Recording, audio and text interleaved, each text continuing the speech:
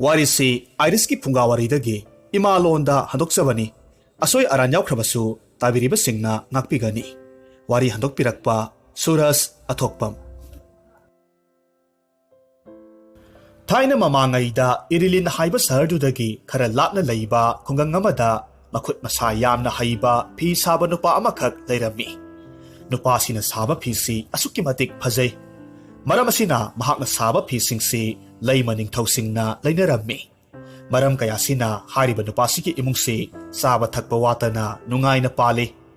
Hariba nupasigi masanupi masak matau phajarabi ahumkhak poklami.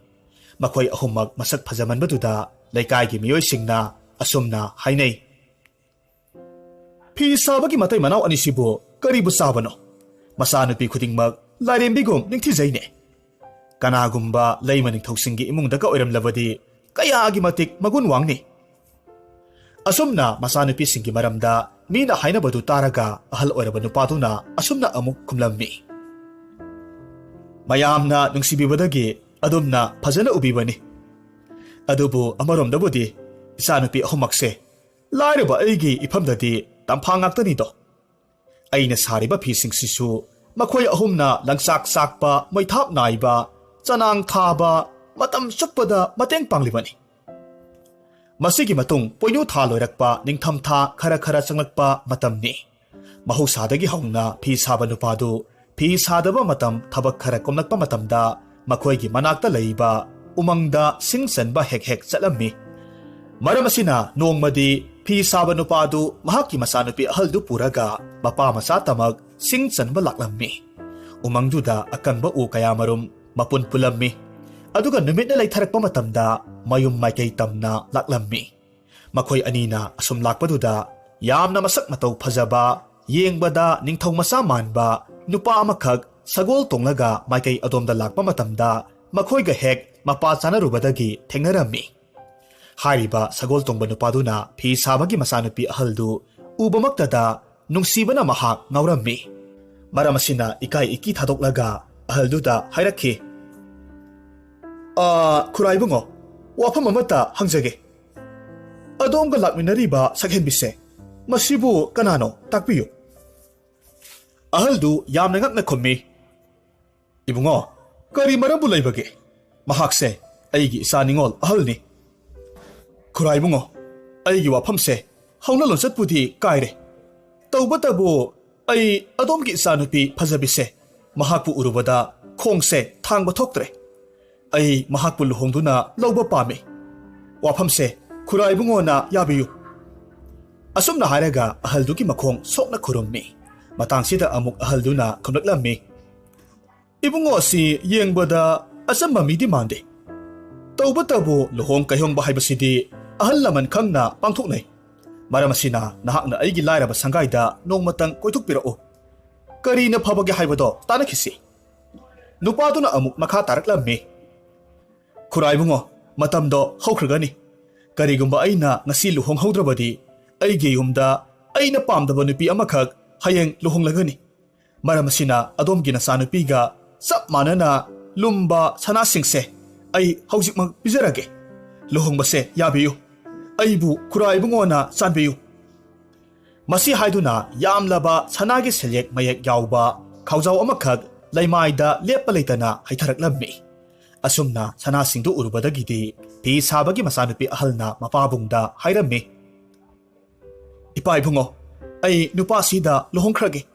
Sanasingsina aigi wajarabi ima amadi inaunupi singa nungaina laibiruro.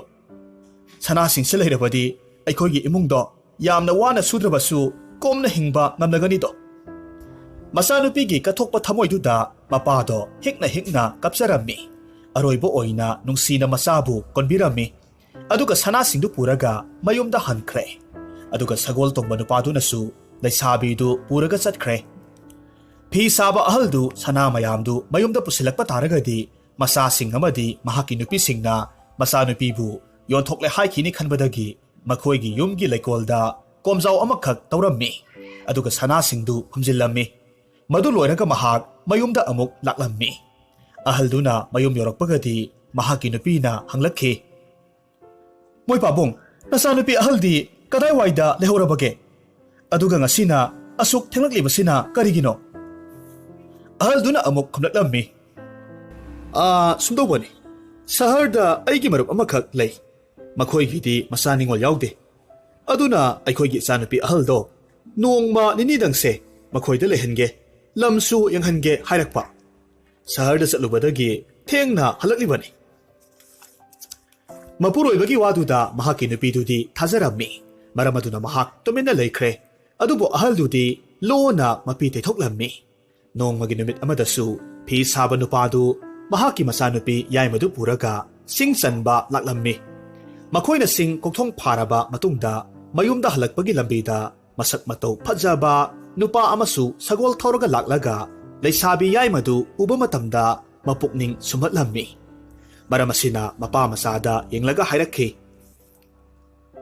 ꯈꯨꯔꯥꯏꯕꯨꯡꯉꯣ ꯁꯤꯡ ꯆꯟꯕ ꯂꯦꯡꯕꯤꯔꯨꯕ꯭ꯔꯥ ꯑꯗꯣꯝꯒꯤ ꯏꯅꯥꯛꯇ ꯂꯦꯞꯂꯤꯕꯤ ꯃꯁꯛ ꯃꯇꯧ ꯅꯤꯡꯊꯤꯔꯕꯤꯁꯤꯕꯨ ꯀꯅꯥꯅꯣ ꯑꯩꯗꯤ ꯏꯃꯥꯅ ꯄꯣꯛꯄꯗꯒꯤ ꯃꯍꯥꯛꯀꯨꯝꯅ ꯐꯖꯕꯤ ꯅꯨꯄꯤꯁꯦ ꯑꯃꯨꯛꯇ ꯎꯈꯤꯗ꯭ꯔꯤ ꯑꯍꯜꯗꯨꯅ ꯈꯨꯝꯃꯤ ꯆꯨꯝꯃꯤ ꯆꯥꯏꯕꯨꯡꯉꯣ ꯃꯁꯦ ꯑꯩꯒꯤ ꯏꯆꯥꯅꯨꯄꯤ ꯌꯥꯏꯃꯅꯤ ꯏꯕꯨꯡꯉꯣꯕꯨ ꯀꯔꯤ ꯂꯝꯗꯒꯤꯅꯣ ꯀꯔꯤ ꯇꯥꯛꯄꯤꯅꯤꯡꯕꯒꯦ ꯑꯗꯣꯝꯗꯤ ꯌꯦꯡꯕꯗ ꯐꯖꯈ꯭ꯔꯦꯗ ꯏꯆꯥꯕꯨ ꯅꯤꯡꯊꯧ ꯃꯆꯥꯕꯨ ꯃꯥꯜꯂꯤꯗ ꯅꯨꯄꯥꯗꯨꯅ ꯑꯃꯨꯛ ꯃꯈꯥ ꯇꯥꯔꯛꯂꯝꯃꯤ ꯈꯨꯔꯥꯏꯕꯨꯡꯉꯣ ꯃꯥꯅꯤ ꯑꯩ ꯊꯪꯅꯕ ꯂꯩꯕꯥꯛꯀꯤ ꯅꯤꯡꯊꯧ ꯃꯆꯥ ꯅꯨꯄꯥꯅꯤ ꯑꯗꯨꯕꯨꯅꯦ ꯈꯨꯔꯥꯏꯕꯨꯡꯉꯣ ꯑꯩꯅ ꯍꯥꯏꯖꯅꯤꯡꯕꯗꯤ ꯑꯩꯈꯣꯏꯒꯤ ꯂꯝꯗꯨꯒꯤ ꯑꯣꯏꯅ ꯂꯨꯍꯣꯡ ꯀꯩꯍꯣꯡꯕꯁꯦ ꯃꯁꯥꯅ ꯄꯥꯝꯖꯕ ꯅꯨꯄꯤ ꯊꯤꯕ ꯆꯠꯅꯩ ꯇꯧꯕꯇꯕꯨ ꯉꯁꯤ ꯐꯥꯎꯕꯗ ꯑꯩꯅ ꯅꯨꯄꯤ ꯑꯃꯠꯇꯕꯨ ꯈꯣꯏꯗꯥꯕ ꯌꯥꯎꯈꯤꯗ꯭ꯔꯤ ꯑꯗꯨꯅ ꯈꯨꯔꯥꯏꯕꯨꯡꯉꯣꯅ ꯅꯆꯥꯒꯤ ꯑꯅꯤꯡꯕꯁꯦ ꯑꯃꯨꯛꯇ ꯊꯨꯡꯍꯟꯕꯤꯌꯨ ꯈꯨꯔꯥꯒꯤ ꯏꯆꯥꯅꯨꯄꯤꯁꯦ ꯑꯩꯉꯣꯟꯗ ꯄꯤꯅꯕꯤꯔꯣ ꯋꯥꯐꯝꯁꯤ ꯍꯥꯏꯅ ꯍꯥꯏꯅ ꯅꯨꯄꯥꯗꯨꯅ ꯂꯨꯄꯥ ꯈꯥꯎ ꯑꯃꯈꯛ ꯄꯨꯊꯣꯔꯛꯂꯝꯃꯤ ꯑꯗꯨꯒ ꯑꯍꯜꯗꯨꯗ ꯄꯤꯔꯝꯃꯤ ꯌꯥꯝꯅ ꯊꯥꯖꯗꯕ ꯃꯇꯧꯗꯨꯗ ꯃꯄꯥꯗꯣ ꯀꯔꯤꯃꯠꯇ ꯍꯥꯏꯗꯕ ꯃꯈꯩ ꯃꯆꯥ ꯌꯥꯏꯃꯗ ꯃꯨꯟꯅ ꯌꯦꯡꯂꯝꯃꯤ ꯃꯄꯥꯒꯤ ꯃꯇꯧꯗꯨꯗ ꯃꯆꯥꯅꯨꯄꯤ ꯌꯥꯏꯃꯅ ꯃꯄꯥꯕꯨꯡꯗ ꯍꯥꯏꯔꯝꯃꯤ ꯏꯄꯥ ꯏꯕꯨꯡꯉꯣ ꯂꯨꯄꯥ ꯈꯥꯎꯖꯥꯎꯁꯦ ꯄꯨꯔꯒ ꯌꯨꯝꯗ ꯏꯅꯥꯎꯅꯨꯄꯤꯒ ꯏꯃꯥꯒ ꯅꯨꯡꯉꯥꯏꯅ ꯂꯩꯕꯤꯔꯨꯔꯣ ꯃꯇꯝ ꯆꯨꯞꯄ ꯑꯩꯈꯣꯏꯒꯤꯗꯃꯛ ꯏꯄꯥꯅ ꯋꯥꯖꯕ ꯑꯩꯈꯣꯏ ꯈꯪꯉꯤ ꯑꯩꯒꯤ ꯂꯥꯏꯕꯛꯅ ꯑꯁꯨꯝꯅ ꯇꯝꯕꯤꯔꯝꯂꯕꯅꯤ ꯑꯁꯨꯝꯅ ꯍꯥꯟꯅꯒꯨꯝꯅ ꯃꯆꯥꯅꯨꯄꯤ ꯌꯥꯏꯃꯁꯨ ꯅꯨꯄꯥꯗꯨꯅ ꯁꯒꯣꯜꯗ ꯍꯥꯞꯂꯒ ꯄꯨꯈ꯭ꯔꯦ ꯑꯍꯜ ꯑꯣꯏꯔꯕ ꯅꯨꯄꯥꯗꯨ ꯍꯥꯟꯅꯒꯨꯝꯅ ꯂꯨꯄꯥ ꯈꯥꯎꯖꯥꯎꯗꯨ ꯃꯍꯥꯛꯀꯤ ꯂꯩꯀꯣꯜꯗ ꯐꯨꯝꯖꯤꯜꯂꯝꯃꯤ ꯑꯗꯨꯒ ꯃꯍꯥꯛ ꯃꯌꯨꯝꯗ ꯆꯪꯂꯛꯂꯝꯃꯤ ꯅꯨꯃꯤꯠ ꯑꯗꯨꯁꯨ ꯃꯍꯥꯛꯀꯤ ꯅꯨꯄꯤꯗ ꯁꯦꯝ ꯁꯥꯗꯨꯅ ꯃꯆꯥꯅꯨꯄꯤ ꯌꯥꯏꯃꯁꯨ ꯃꯆꯦꯒꯤ ꯃꯅꯥꯛꯇ ꯂꯩꯍꯧꯔꯦ ꯍꯥꯏꯅ ꯍꯥꯏꯖꯤꯜꯂꯝꯃꯤ ꯏꯆꯝ ꯆꯝꯖꯕꯤ ꯃꯍꯥꯛꯀꯤ ꯅꯨꯄꯤꯅꯗꯤ ꯃꯇꯣꯝꯇ ꯁꯣꯜꯂꯤ ꯀꯔꯤꯅꯣꯅꯦ ꯑꯩꯒꯤ ꯏꯆꯥꯁꯤꯡꯁꯤꯕꯣ ꯂꯩꯁꯥ ꯃꯄꯨꯡ ꯐꯥꯔꯕ ꯉꯥꯛꯅꯤ ꯃꯤꯒꯤ ꯃꯌꯨꯝꯗ ꯍꯦꯛꯇ ꯂꯩꯍꯧꯕꯁꯤꯕꯨ ꯀꯔꯤꯅꯣ ꯑꯁꯨꯝꯅ ꯃꯍꯥꯛ ꯃꯔꯨꯝ ꯁꯣꯜꯂꯤ ꯑꯗꯨꯕꯨ ꯑꯍꯜ ꯑꯣꯏꯔꯕ ꯐꯤ ꯁꯥꯕ ꯅꯨꯄꯥꯗꯨꯗꯤ ꯃꯇꯣꯝꯇ ꯂꯣꯟꯅ ꯃꯄꯤ ꯇꯩꯊꯣꯛꯂꯝꯃꯤ ꯑꯁꯨꯝ ꯇꯧꯅ ꯅꯣꯡꯃ ꯅꯤꯅꯤ ꯂꯩꯔꯕ ꯃꯇꯨꯡꯗ ꯃꯆꯥꯅꯨꯄꯤ ꯑꯇꯣꯟꯕꯤꯗꯨꯁꯨ ꯁꯤꯡ ꯆꯟꯕ ꯍꯜꯂꯛꯄ ꯃꯇꯝꯗ ꯋꯥꯡ ꯆꯥꯎꯔꯕ ꯅꯨꯄꯥ ꯑꯃꯈꯛ ꯂꯝꯕꯦꯜꯗ ꯊꯦꯡꯅꯔꯝꯃꯤ ꯃꯍꯥꯛꯁꯨ ꯃꯆꯦ ꯑꯅꯤꯒꯨꯝꯅ ꯅꯨꯄꯥꯗꯨꯅ ꯍꯤꯔꯥꯃꯅꯤ ꯃꯨꯛꯇꯥ ꯌꯥꯎꯕ ꯈꯥꯎꯖꯥꯎ ꯑꯃꯈꯛ ꯄꯨꯊꯣꯔꯛꯂꯒ ꯑꯍꯜꯗꯨꯗ ꯄꯤꯔꯝꯃꯤ ꯑꯗꯨꯒ ꯂꯨꯍꯣꯡꯖꯔꯒꯦ ꯍꯥꯏꯅ ꯄꯨꯈ꯭ꯔꯦ ꯃꯆꯥꯅꯨꯄꯤ ꯑꯍꯨꯝꯃꯛ ꯂꯝꯅꯥꯟꯕꯁꯤꯡꯗ ꯄꯤꯊꯣꯛꯂꯝꯂꯕ ꯑꯍꯜ ꯑꯣꯏꯔꯕ ꯃꯄꯥꯗꯣ ꯃꯇꯣꯝꯇ ꯁꯤꯅꯤꯡꯕ ꯐꯥꯎꯔꯛꯂꯦ ꯂꯟ ꯊꯨꯝꯁꯤꯡꯅ ꯀꯔꯤ ꯇꯧꯅꯤ ꯍꯥꯏꯅ ꯈꯜꯂꯛꯂꯦꯗꯣ ꯑꯩꯁꯦ ꯄꯪꯉꯤꯗꯀꯣ ꯍꯥꯏꯅ ꯀꯞꯂꯒ ꯃꯍꯥꯛ ꯃꯌꯨꯝꯗ ꯊꯣꯛꯈꯤꯕ ꯊꯧꯗꯣꯛꯁꯤꯡꯗꯨ ꯃꯍꯥꯛꯀꯤ ꯅꯨꯄꯤꯗ ꯂꯣꯏꯅꯃꯛ ꯇꯝꯊꯣꯛꯂꯝꯃꯤ ꯃꯄꯨꯔꯣꯏꯕꯒꯤ ꯋꯥꯐꯝꯗ ꯃꯍꯥꯛꯀꯤ ꯅꯨꯄꯤꯗꯨ ꯀꯥꯏꯅꯈ꯭ꯔꯕꯤ ꯃꯆꯥ ꯅꯤꯡꯉꯣꯜ ꯑꯍꯨꯝꯕꯨ ꯀꯧꯔꯒ ꯃꯊ꯭ꯋꯥꯏ ꯅꯨꯡꯉꯥꯏꯇꯅ ꯀꯞꯆꯔꯝꯃꯤ ꯑꯗꯨꯒ ꯑꯃꯨꯛ ꯃꯄꯨꯔꯣꯏꯕꯗ ꯍꯥꯏꯔꯝꯃꯤ ꯅꯍꯥꯛꯄꯨ ꯉꯥꯎꯕ꯭ꯔꯣ ꯏꯆꯥꯅꯨꯄꯤ ꯑꯃꯠꯇꯁꯨ ꯅꯠꯇꯅ ꯑꯍꯨꯝꯃꯛꯄꯨ ꯃꯁꯛ ꯃꯁꯥꯁꯨ ꯈꯪꯗꯕ ꯃꯤꯁꯤꯡꯗ ꯄꯤꯊꯣꯛꯂꯤꯕ ꯀꯔꯤꯒꯤꯅꯣ ꯑꯩꯗꯤ ꯃꯥꯡꯖꯔꯦꯗꯀꯣ ꯑꯁꯨꯝꯅ ꯌꯥꯝꯅ ꯀꯞꯂꯝꯃꯤ ꯃꯍꯥꯛꯀꯤ ꯅꯨꯄꯤꯒꯤ ꯃꯇꯧꯗꯨꯗ ꯑꯍꯜꯗꯨꯅ ꯇꯞꯅ ꯈꯨꯝꯃꯤ ꯆꯨꯝꯃꯤ ꯑꯩ ꯀꯔꯤꯒꯨꯝꯕ ꯄꯥꯝꯕꯩ ꯑꯃꯠꯇ ꯂꯩꯈꯤꯗꯦ ꯅꯍꯥꯛꯅ ꯈꯪꯗꯕꯅ ꯁꯥꯎꯕꯅꯤ ꯃꯈꯣꯏ ꯃꯁꯥ ꯃꯁꯥꯅ ꯅꯨꯄꯥꯁꯤꯡꯗꯣ ꯃꯈꯣꯏꯒ ꯂꯨꯍꯣꯡꯕ ꯄꯥꯝꯈꯤꯕꯅꯤ ꯑꯩꯗꯤ ꯏꯆꯥꯁꯤꯡꯅ ꯄꯥꯝꯖꯕꯗꯨꯗ ꯊꯤꯡꯕ ꯉꯝꯈꯤꯗꯦ ꯑꯩꯒꯤ ꯋꯥꯈꯜꯁꯦ ꯀꯌꯥꯗ ꯂꯥꯟꯈ꯭ꯔꯕꯅꯣ ꯑꯁꯨꯝꯅ ꯍꯥꯏꯔꯒ ꯃꯍꯥꯛ ꯊꯃꯣꯏ ꯁꯣꯛꯅ ꯀꯞꯂꯝꯃꯤ ꯃꯁꯤꯒꯤ ꯃꯇꯨꯡꯗ ꯃꯇꯩ ꯃꯅꯥꯎꯗꯨ ꯃꯆꯥ ꯅꯤꯡꯉꯣꯜ ꯑꯍꯨꯝꯃꯛ ꯀꯥꯏꯅꯈ꯭ꯔꯕꯒꯤ ꯃꯇꯨꯡꯗ ꯊꯥꯖꯗꯅ ꯃꯆꯥꯅꯨꯄꯥ ꯑꯃꯈꯛ ꯐꯪꯖꯔꯝꯃꯤ ꯊꯦꯡꯅ ꯐꯪꯖꯕ ꯃꯆꯥꯅꯨꯄꯥꯗꯨ ꯃꯈꯣꯏꯅ ꯑꯗꯥꯝ ꯍꯥꯏꯅ ꯃꯤꯡꯊꯣꯟꯕꯤꯔꯝꯃꯤ ꯑꯗꯥꯝ ꯂꯩꯔꯕ ꯃꯇꯨꯡꯗꯗꯤ ꯃꯇꯩ ꯃꯅꯥꯎ ꯑꯅꯤꯒꯤ ꯃꯆꯥꯅꯨꯄꯤ ꯑꯍꯨꯝ ꯀꯥꯏꯅꯈꯤꯕꯗꯨ asum akaubagi irol nungda lupkhre tawbatabu mamadudi leikaigi leishabi masa kayamarom uba matamda kaina khrabi masa singdu ningsinglammi maramaduna hek kapjarami matamdu adam pakhang masa faraklammi mahak thoidok hendokna haisingbaga loinana mitik mirau khangba mi amakhak oirammi mahakna matam ayambada leikaigi masya sing uraga mamana karigi kaplibano haiba wafam sini matomta hangjribase nongmadi adamna mamada hanglammi imana naitom leiba khuding natomta milu pirang sinthana hek leiba thengnaje kari marambu leibage nasada takpiyudo nasasu haujikti pumnamak thengnaba ngamni natragana haksang nungaitabaga leibibra masana asumna thajadana hanglakpaduda mamado awaba losilli aduga momon noklaga khablaklammi imagi ibungo ima karisu tawdiye sumna mit nungaitabagi tawbani adamna amuk makha taraklammi ima mit nungaitaba anabagi wafamna amani imana leikagi sesing uraga hek kappi haibase pumnamakna khangnaraba wani ima se nasada amukta haibiyu asumna adamna maning mamang kaklaga toina hanjin ningai tawbadagidi mamado khangba ngamdre maramaduna tapna hairakhi imagi adam nahakna wafamse khangninglabadi ai hairage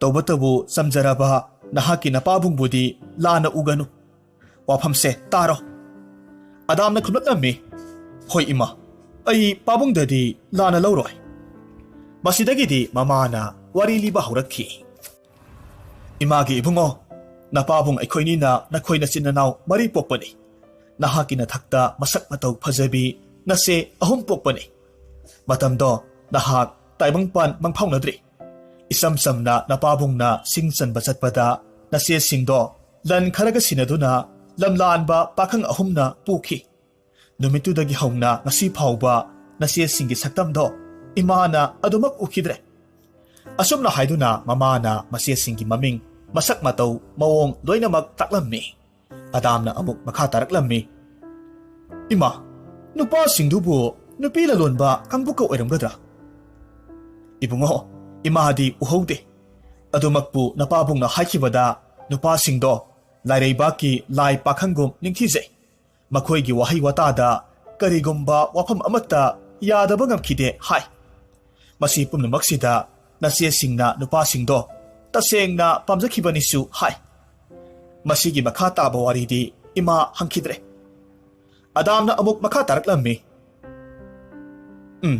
wafam sidadi pabonggi maral laite adumakpu ima ai hayengdagidi isia singi khongul liba chatke imana araiba tal khara thaurang tawbiyu adamgi wakhal hongba yararoi khanglawada mamana mathangi nimitta tal khara yombirammi adamgi khongchat adugidamak pibirammi aduga masabu maipa u haiduna nungsina thaujanbirammi adam mase singbu thibagi khongchattu sagol ama tunglaga chatlammi chatpa yaba chatlaba matungda numidang wairamgi matamda umang amagi thelamada ngaihak pothaba oina uzaw amagi makhongda tumlammi ahingi matam yorokpada ahal oirabi nupi amana mahakpu haudorakhi nupidu uba matamda adamna yamna ngaklammi amasung hanglammi imamanbi adombu kanano mi tadaba mafamsida kamdaungna yoraklibano hanubiduna khummi ibungo aise arapa khungangamadagini saharda ingai amagi manakta chatlubani lambi lamangnabadagi leiribani haujikti ai puk lambana loire isagi sanabaka yaubra khajiktang pibiyuba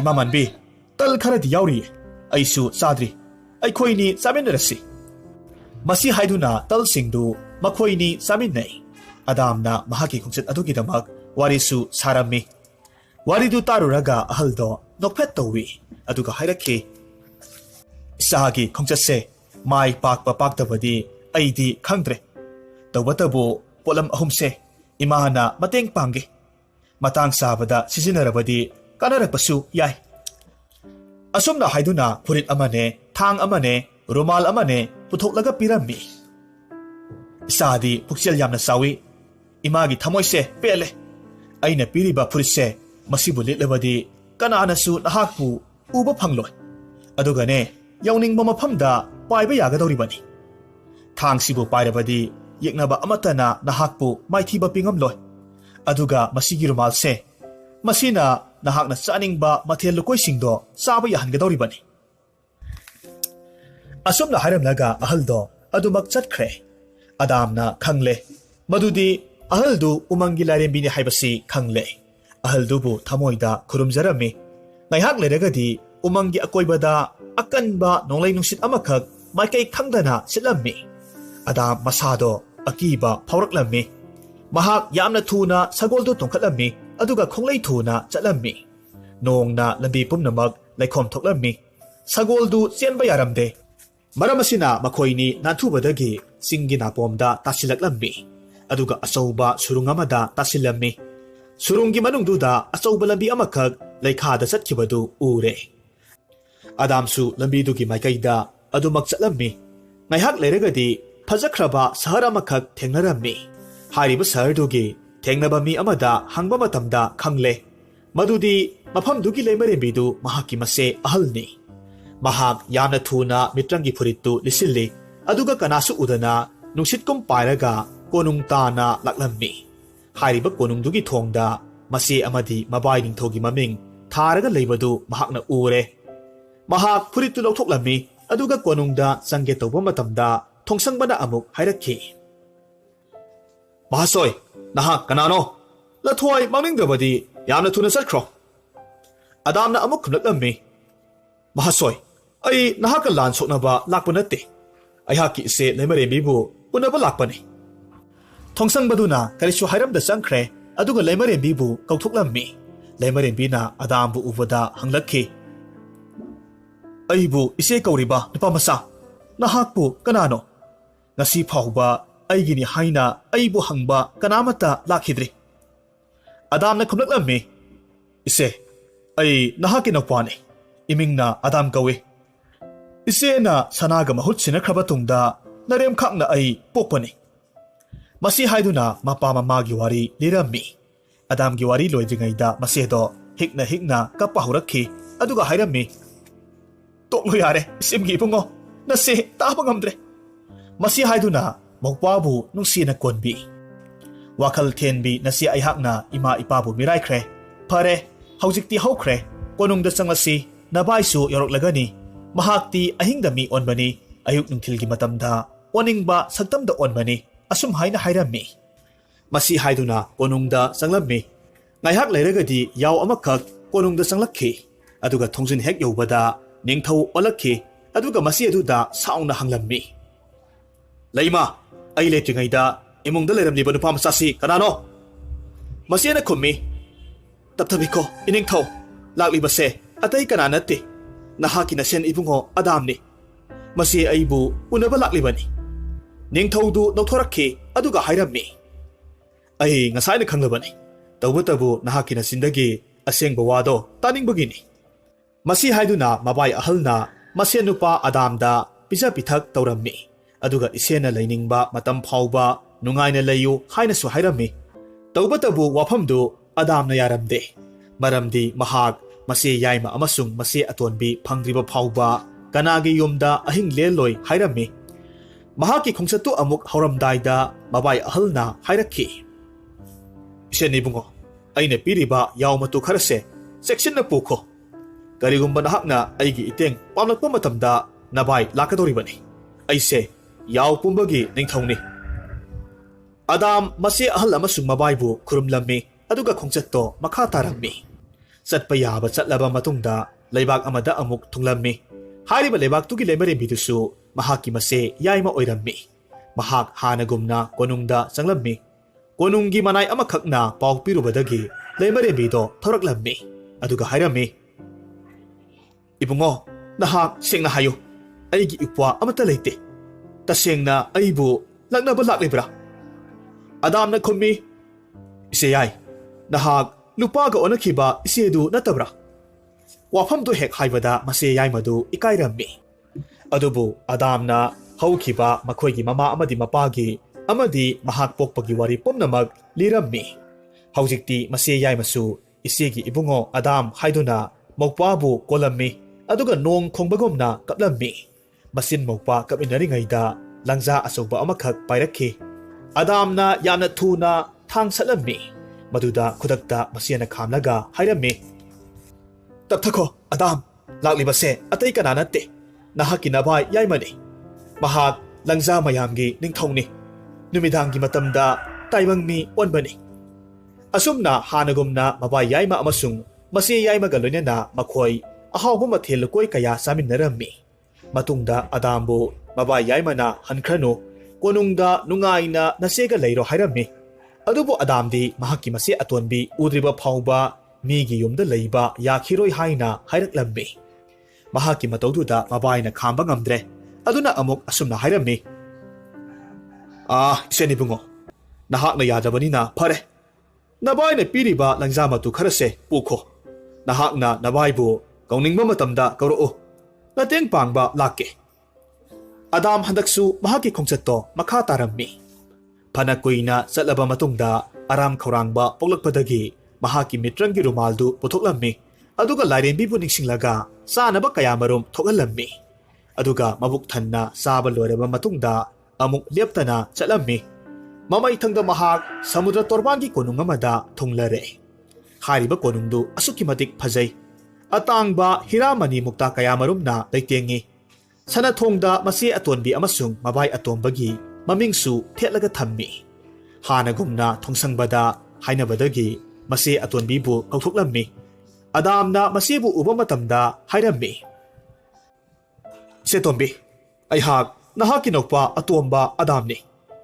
ꯃꯁꯤ ꯍꯥꯏꯗꯨꯅ ꯍꯧꯈꯤꯕ ꯋꯥꯔꯤ ꯄꯨꯝꯅꯃꯛ ꯂꯣꯏꯅꯃꯛ ꯇꯝꯂꯝꯃꯤ ꯑꯃꯨꯛꯇ ꯎꯖꯗ꯭ꯔꯤꯕ ꯃꯧꯄꯥꯕꯨ ꯎꯖꯕꯗꯨꯗ ꯃꯆꯦ ꯑꯇꯣꯟꯕꯤꯗꯨ ꯍꯔꯥꯎꯕꯒꯤ ꯄꯤꯔꯥꯡꯅ ꯂꯦꯞꯄ ꯂꯩꯇꯅ ꯆꯤꯟꯊꯔꯛꯂꯝꯃꯤ ꯑꯗꯨꯒ ꯃꯧꯄꯥꯕꯨ ꯀꯣꯟꯕꯤꯔꯝꯃꯤ ꯉꯥꯏꯍꯥꯛ ꯂꯩꯔꯒꯗꯤ ꯑꯆꯧꯕ ꯉꯥ ꯑꯃꯈꯛ ꯁꯃꯨꯗ꯭ꯔ ꯏꯔꯣꯜꯅꯨꯡꯗꯒꯤ ꯐꯥꯎꯒꯠꯂꯛꯈꯤ ꯑꯗꯨꯒ ꯃꯆꯦ ꯑꯇꯣꯟꯕꯤꯗ ꯂꯥꯛꯂꯤꯕ ꯅꯨꯄꯥ ꯃꯆꯥꯁꯤ ꯀꯅꯥꯅꯣ ꯍꯪꯂꯝꯃꯤ ꯃꯆꯦꯅ ꯃꯍꯥꯛꯀꯤ ꯃꯧꯄꯥ ꯅꯨꯄꯥꯅꯤ ꯍꯥꯏꯔꯕꯗ ꯉꯥꯖꯥꯎꯗꯣ ꯃꯁꯛ ꯃꯇꯧ ꯐꯖꯔꯕ ꯅꯤꯡꯊꯧ ꯑꯃꯈꯛ ꯑꯣꯟꯊꯣꯛꯈ꯭ꯔꯦ ꯑꯁꯨꯝꯅ ꯑꯋꯥ ꯅꯨꯡꯉꯥꯏ ꯋꯥꯔꯤ ꯀꯌꯥꯃꯔꯨꯝ ꯃꯆꯦ ꯃꯕꯥꯏ ꯃꯁꯦꯟ ꯄꯨꯟꯅ ꯁꯥꯃꯤꯟꯅꯔꯝꯃꯤ ꯃꯕꯥꯏꯅ ꯃꯁꯦꯟꯕꯨ ꯀꯣꯅꯨꯡꯗ ꯅꯨꯡꯉꯥꯏꯅ ꯄꯣꯊꯥꯔꯣ ꯍꯌꯦꯡ ꯑꯃꯨꯛ ꯋꯥꯔꯤ ꯋꯥꯇꯥꯏ ꯁꯥꯁꯤ ꯀꯣꯅꯨꯡꯗ ꯅꯆꯦꯇꯣꯟꯒ ꯅꯨꯡꯉꯥꯏꯅ ꯂꯩꯊꯣꯛꯎ ꯍꯥꯏꯅ ꯍꯥꯏꯔꯝꯃꯤ ꯑꯁꯨꯝꯅ ꯅꯨꯃꯤꯠꯇꯨꯒꯤ ꯑꯍꯤꯡꯗꯨ ꯑꯗꯥꯝ ꯇꯨꯝꯕ ꯌꯥꯔꯝꯗꯦ ꯑꯔꯥꯞꯄ ꯈꯨꯡꯒꯪꯗ ꯂꯩꯍꯧꯔꯤꯕ ꯃꯍꯥꯛꯀꯤ ꯃꯄꯥ ꯑꯃꯗꯤ ꯃꯃꯥꯗꯨ ꯀꯔꯝ ꯇꯧꯔꯝꯒꯅꯤ ꯍꯥꯏꯅ ꯃꯈꯜꯂꯤ ꯃꯁꯥꯗꯣ ꯇꯨꯝꯕ ꯌꯥꯗꯕꯗꯒꯤ ꯀꯣꯅꯨꯡꯒꯤ ꯗꯣꯂꯥꯟ ꯃꯊꯛꯇ ꯃꯇꯣꯝꯇ ꯀꯥꯈꯠꯂꯝꯃꯤ ꯀꯣꯏꯔꯩ ꯂꯩꯔꯒ ꯌꯦꯡꯕ ꯃꯇꯝꯗ ꯄꯥꯛ ꯆꯥꯎꯔꯕ ꯁꯃꯨꯗ꯭ꯔꯒꯤ ꯃꯌꯥꯏꯃꯛꯇꯗ ꯂꯨꯄꯥꯒꯤ ꯆꯤꯡꯗꯨꯝ ꯃꯥꯟꯕ ꯑꯃꯈꯛ ꯎꯔꯦ ꯅꯣꯡ ꯉꯥꯟꯕꯒ ꯃꯆꯦ ꯑꯇꯣꯟꯕꯤꯗ ꯆꯤꯡꯗꯨꯝꯗꯨꯒꯤ ꯃꯔꯝꯗ ꯍꯪꯂꯝꯃꯤ ꯃꯆꯦꯅ ꯍꯥꯏꯔꯛꯈꯤ ꯑꯗꯥꯝ ꯅꯍꯥꯛꯅ ꯎꯔꯤꯕ ꯂꯨꯄꯥꯒꯤ ꯆꯤꯡꯗꯨꯝ ꯃꯥꯟꯕꯗꯣ ꯂꯨꯄꯥ ꯅꯠꯇꯦ ꯃꯐꯝꯗꯨꯗ ꯌꯥꯝꯅ ꯅꯤꯡꯊꯤꯕ ꯀꯣꯅꯨꯡ ꯑꯃꯈꯛ ꯂꯩꯕꯅꯤ ꯀꯣꯅꯨꯡꯗꯣ ꯖꯤꯟ ꯀꯧꯕ ꯍꯤꯡꯆꯥꯕ ꯑꯃꯒꯤ ꯃꯌꯨꯝꯅꯤ ꯍꯤꯡꯆꯥꯕꯗꯨꯅ ꯃꯥꯂꯦꯝꯁꯤꯗ ꯂꯩꯔꯤꯕ ꯈ꯭ꯋꯥꯏꯗꯒꯤ ꯅꯤꯡꯊꯤꯕꯤ ꯑꯣꯂꯤꯌꯥꯠ ꯍꯥꯏꯕ ꯅꯨꯄꯤ ꯃꯆꯥꯗꯣ ꯃꯥꯕꯨ ꯐꯥꯔꯒ ꯊꯝꯂꯤꯕꯅꯤ ꯍꯥꯏꯔꯤꯕ ꯅꯨꯄꯤ ꯃꯆꯥꯗꯨꯕꯨ ꯀꯟꯅꯅꯕ ꯃꯤꯑꯣꯏ ꯀꯌꯥꯃꯔꯨꯝ ꯀꯣꯅꯨꯡꯗꯨꯗ ꯌꯧꯔꯨꯔꯕꯁꯨ ꯍꯤꯡꯆꯥꯕꯗꯨꯅ ꯃꯄꯥꯡꯒꯜ ꯀꯟꯕ ꯍꯦꯟꯈꯤꯕꯅ ꯄꯨꯝꯅꯃꯛ ꯍꯥꯠꯂꯒ ꯆꯥꯔꯤꯕꯅꯤ ꯃꯍꯥꯛꯅ ꯆꯥꯈꯤꯕ ꯃꯤ ꯀꯌꯥꯒꯤ ꯁꯔꯨꯅ ꯀꯣꯅꯨꯡꯗꯨꯒꯤ ꯑꯀꯣꯏꯕꯗꯣ ꯆꯦꯛꯄꯜꯒꯨꯝ ꯈꯥꯔꯒ ꯊꯝꯂꯤꯕꯅꯤ ꯃꯔꯝ ꯑꯁꯤꯅ ꯂꯥꯞꯅ ꯌꯦꯡꯕꯗ ꯏꯔꯪ ꯂꯪꯅ ꯂꯨꯄꯥꯒꯤ ꯆꯤꯡꯗꯨꯝꯒꯨꯝ ꯃꯥꯜꯂꯤꯕꯅꯤ ꯋꯥꯔꯤꯗꯨ ꯇꯥꯕꯗ ꯑꯗꯥꯝ ꯊꯤꯟꯊꯕ ꯇꯧꯗ ꯃꯕꯥꯏ ꯑꯃꯗꯤ ꯃꯆꯦꯗꯒꯤ ꯑꯌꯥꯕ ꯂꯧꯔꯒ ꯃꯐꯝꯗꯨꯗ ꯆꯠꯅꯅꯕ ꯊꯧꯔꯥꯡ ꯇꯧꯔꯝꯃꯤ ꯃꯍꯥꯛꯀꯤ ꯈꯣꯡꯆꯠꯇꯨ ꯆꯠꯂꯝꯗꯥꯏꯒꯤ ꯃꯇꯝꯗ ꯃꯕꯥꯏ ꯑꯇꯣꯟꯕꯅ ꯑꯃꯨꯛ ꯃꯍꯥꯛꯀꯤ ꯉꯥ ꯃꯀꯨ ꯈꯔ ꯄꯤꯔꯛꯈꯤ ꯑꯗꯨꯒ ꯍꯥꯏꯔꯝꯃꯤ ꯑꯗꯥꯝ ꯑꯩꯅ ꯄꯤꯔꯤꯕ ꯉꯥ ꯃꯀꯨꯁꯦ ꯂꯧꯁꯤꯜꯂꯨ ꯑꯗꯨꯒ ꯅꯍꯥꯛꯅ ꯅꯕꯥꯏꯒꯤ ꯃꯇꯦꯡ ꯄꯥꯡꯂꯛꯄ ꯃꯇꯝꯗ ꯍꯦꯛꯇꯃꯛ ꯅꯤꯡꯁꯤꯡꯂꯛꯎ ꯁꯦ ꯃꯁꯦ ꯂꯧꯁꯤꯜꯂꯨ ꯑꯩꯁꯦ ꯁꯃꯨꯗ꯭ꯔꯒꯤ ꯉꯥ ꯄꯨꯝꯕꯒꯤ ꯅꯤꯡꯊꯧꯅꯤ ꯑꯗꯥꯝ ꯄꯣꯠꯂꯝ ꯃꯌꯥꯝꯗꯨ ꯆꯦꯛꯁꯤꯟꯅ ꯍꯥꯞꯆꯤꯜꯂꯤ ꯑꯗꯨꯒ ꯃꯍꯥꯛꯀꯤ ꯃꯤꯇ꯭ꯔꯪꯒꯤ ꯐꯨꯔꯤꯠꯇꯨ ꯂꯤꯠꯁꯤꯜꯂꯒ ꯅꯨꯡꯁꯤꯠꯀꯨꯝ ꯌꯥꯡꯅ ꯄꯥꯏꯗꯨꯅ ꯍꯤꯡꯆꯥꯕꯒꯤ ꯏꯊꯠ ꯌꯧꯔꯛꯂꯝꯃꯤ ꯑꯗꯨꯒ ꯍꯥꯟꯅꯒꯨꯝꯅ ꯃꯤꯇ꯭ꯔꯪꯒꯤ ꯐꯨꯔꯤꯠꯇꯣ ꯂꯧꯊꯣꯛꯂꯝꯃꯤ ꯀꯣꯅꯨꯡꯗꯨ ꯌꯧꯕꯒꯗꯤ ꯀꯞꯂꯒ ꯂꯩꯔꯤꯕꯤ ꯑꯣꯂꯤꯌꯥꯠꯀꯤ ꯃꯅꯥꯛꯇ ꯆꯪꯁꯤꯜꯂꯝꯃꯤ ꯑꯗꯨꯒ ꯃꯍꯥꯛ ꯑꯗꯥꯝꯅꯤ ꯃꯍꯥꯛꯄꯨ ꯁꯣꯏꯗꯅ ꯀꯟꯕ ꯉꯝꯅꯤ ꯍꯥꯏꯗꯨꯅ ꯍꯥꯏꯔꯝꯃꯤ ꯑꯗꯨꯕꯨ ꯋꯥꯐꯝꯗꯨꯗ ꯑꯣꯂꯤꯌꯥꯠꯅ ꯑꯃꯨꯛ ꯍꯥꯏꯔꯛꯂꯝꯃꯤ ꯏꯕꯨꯡ ꯑꯩꯕꯨ ꯀꯟꯕ ꯂꯥꯛꯈꯤꯕ ꯃꯤꯑꯣꯏ ꯀꯌꯥꯃꯔꯨꯝ ꯍꯤꯡꯆꯥꯕꯒꯤ ꯃꯆꯤꯟꯖꯥꯛ ꯑꯣꯏꯈ꯭ꯔꯕꯅꯤ ꯌꯥꯔꯕꯗꯤ ꯑꯗꯣꯝ ꯌꯥꯝꯅ ꯊꯨꯅ ꯂꯦꯡꯕꯤꯈ꯭ꯔꯣ ꯍꯤꯡꯆꯥꯕꯗꯣ ꯍꯧꯖꯤꯛ ꯌꯧꯔꯛꯂꯒꯅꯤ ꯃꯁꯤ ꯍꯥꯏꯗꯨꯅ ꯋꯥꯔꯧꯅ ꯀꯞꯄꯤ Hainari Tajasida, Hingsabadu, Narang Nanglaga, Oliat Manakta, Pashilaklami. Kudakta Adam, Mahaki Mitrangi Puritu, Lishili, Maramasina, Kanamatana Mahakpu, Ukidre. Hingsabana Amuk Oliata, Hairaki. Aiginugsibi, Mapamsi, Mihing Manam, Yananami, Atopa, Taiwan Mika, Laklambra. Oliatna Kumi, Mapamsidabu, Kanakanabu, Lakani Haibage. Araku Kuding, Nahakna, Sakpi Badudi. Hingsabana Kumi, Adubudi Sumi, Aduda Kaidoraba, Aibu, Saning Labanatro, Aibu, Sabiro. Taning Deda, Aidi, Nanbu Kaidobugi Sadoiba. Ainang Sai Lakbada, Irilin Hariba Lebaktugi, Minam Namki. Adubu, Kanasu Udine. Asumna Hainaring Tajasida, Masakti Uhandana, Adamna Amuk Nauraklammi. Hey Hingsaba, Nahakinamit Suravani. Masidi Nahag, Natwai Louba. Masi Haiduna, Adam, Purit Lautuklammi, Aduga Hanagum na Masak Ulammi. Aduga Hingsabaduga, Akan Maongda, Lan Soknarammi. Numisimadi Hingsabado, Tangpam Kayamarum Soklammi. Maramasina Hairaki. Hey Nupa, Kanaba, let us see. Hayang Amuk Punarasi. Ay ngasi Punabapamde. Hingsabana Haizabaduda, Adamsu, Yare. Kanaba leple. Numitu Hingsabagi Masado, Sokleba Mayamdo, Oliana Nusiba Saraga, Ningtina, Samtok Pirami. Aduga Hairami. Nahak, Handakti, Hingadaba Mande. Karishuletaba, Muiba Amanabo, Asuk Tina Pubase, Ay Numaite. Karigumba Nahak Sikrabadi, Itatsida, Itomta Aidi, Karamna, Leihongni. Ay Buhana, Hatkega, Hatpiroda. Oliatki Mataududa, Hingsabadu, Mapukning Nungsina, Kapi. Aduga Hairaki. Hey, Ay Karishitoroide. Karasokpagiwani. Haying di Mahak, Aiki Kayata, Tagadoribani. Asumna Matangi Nimita Amuk, Adam Amasung Hingsabado, Akan Balan Soknarami. Ani Suba Numit Adusu, Hingsabadu, Hanadagi Hena, Satina Sokle. Numit Adusu, Lan Lepasi, Haying Soknarasi Haiduna, Hingsabana Hairami. Numit Adugi Ahinda, Oliatna, Hingsabagi Asokpa Pumba, Hidak Hapiraga, Hairami. Aise, Akan ba Hingsaba Amalay Haiduna, Sautuk Charambani. Adubu, Tazadre. Samudra Irol Nungda, Song Taraga, Sira Haina Pauba, Kalle. Asumna Haiduna, Nungsiba Saraga, Kapsinarami. Hariba Tanjasida, Adamdu, Mitrangi Purit Lisilaga, Makoi Anina Sanariba, Wari Pumnamak Tarami. Hingsabana Oliata, Hairami. Wagano, Oliat. Mahosana, Humnisuba Numise. Hingsaba Aikoibu, Nambinaba, Kanasu Leiroi.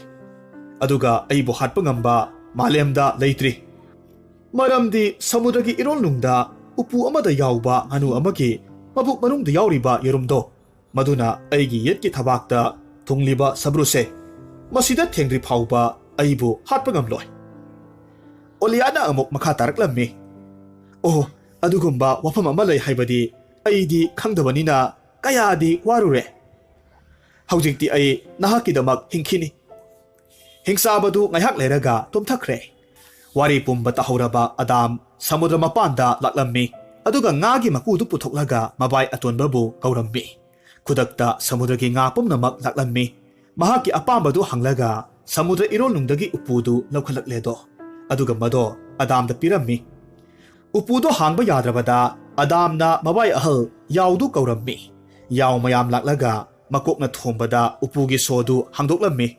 Upudu Hek Hangbagadi, Nanudo, Atiyatam na Pairakatsat Kre. Adam na Yamna Tuna, Mabai Yaima, Langzabu Kaurammi. Langzama Yam Laklaga, Atiyadagi Nanudu, Paraga, Buraklammi. Aduga Nanu Marumdu, Lautoklammi. Nanu Marumdu, Adam na Pairaga, Tumlaga Lairiba, Hingsabagi Yet Tangba Tabakta, Lairiba Sambrududa, Takpamatamda, Hingsabado, Kudakta May Horaklaga, Matomta Tangoy Oina Saklaga, Sikre. Hingsaba Laitrabada, Adam na Hingsabagi Sanalupa Kayamarum, Puraklaga, Oliat Kaloina na, Masieto na Lairiba, Samudra Mapanda, Halaklammi. Adam na Haizabagi Matung Inna, Masi Ahum Amasung, Mabay Ahumbu Puraga, Oliat Kaloina na, Mahaki Kungangda, Mamamapagi Manakta Amuk Halaki. Matam Kuina Ukidraba, Masanupi Ahumbu, Uzabaduda, Pi Saba, Mapamama Anidu, Haraw Bagi Pankai Lairamde. Asumna Masasingit Sab Saba, Tangdu Laitavadu Kanglavada, Matam Supa Kapkiba, mapa amadi mamagi awabado kokhi. Matungda Adamna mabai mase amadi maral kaya leirabanina makhoi mayam chatlaga umang lairembigi mafamda irat thauni tawjarami haikat leikat tamlammi amasung Adamna polam ahumdu amuk hanna umangi lairembida sinarami masigi matungda makhoi nunga yaifana pankhi.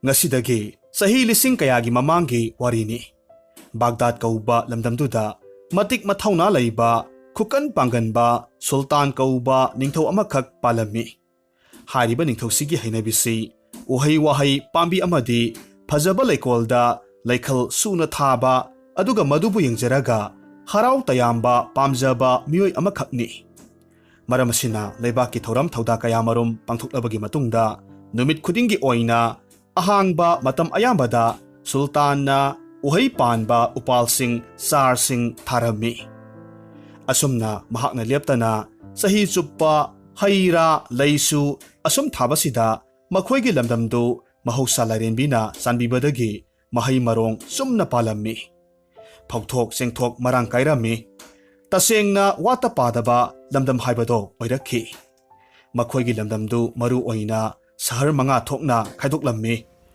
Hairiba sahar singdu sahi khudingi upal ningthina hauba amadi uhai marang kaina puthokpagi sangdamnaba athoi ahen mana mathom pibana singbagi thoramsu sultanna hek hek pangthoklammi asigumlaba maming lereba sultan ningthou asigi masanipa piba taret khak poklammi matamgi matung inna masanupa taret singdu pakhang sare pharakle makhoi taret ki manungda ahaldagi hauraga taruk suba phawbadudi matamgi chap chaba miyoi haibadomakni miki laikidaba ithak irangda tauba sel yamna chading tauba loinena makhoi tarukmak matam ayambada leishabi singa jagoi sai makhal makhalgi fizol setli pumnamak sigi mathakta makhoi taret ki iton tonba masanupadudi mayamdagi khara angangni mayamba singna chatliba lichattugasu mahakamana de mahakti ayamba matamda konungdagi hendokte mabuksu yamna tappi mahaki hainabisi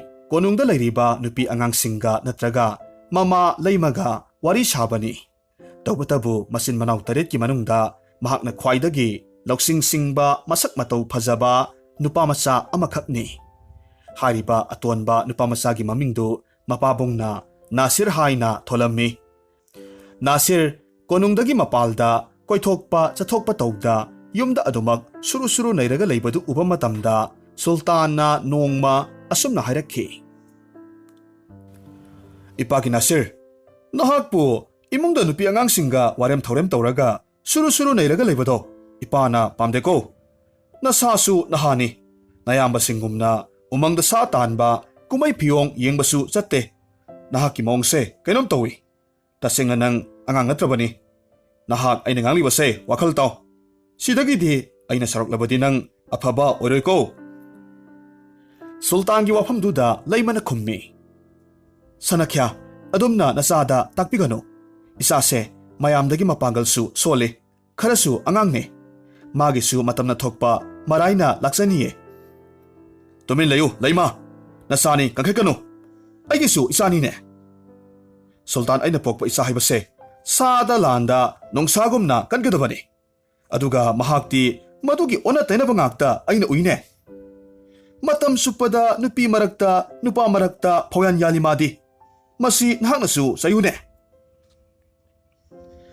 sultandu tasengna saure khanglabada leimadu nemtharaga khummi sanakya pharese tokpiro aina mahakpu ningthina hajarage ya langlabadi mayama singsina mabu soidana phubirani haisu haibani nahakina sanupa asoba tarukse afafata karimata hek khanthaba ngamde phuna sainaba aduki matik pami nongmata kangde makhoigi maramda miyamgi wakat adugi hairuradi nasanupa atonbase masi yaudrabanido asumna sultan amadi leimadu numittu sinda pawdanaraga adumak haukhre mamana phanalona amadi phana phongna masanupa atonbabu imungda naisinganu koithok khotokpa chatlu hairabasu Nasirdi hoi haina adumak khumlabasu konungi saksangda ensang semba yawi manai nupisingda yaya langbadu toklamde. Masigi matung matam khara leiragadi yening thagi phajaba matam oirakle. Malem pumba sangbanaba phizol hongle.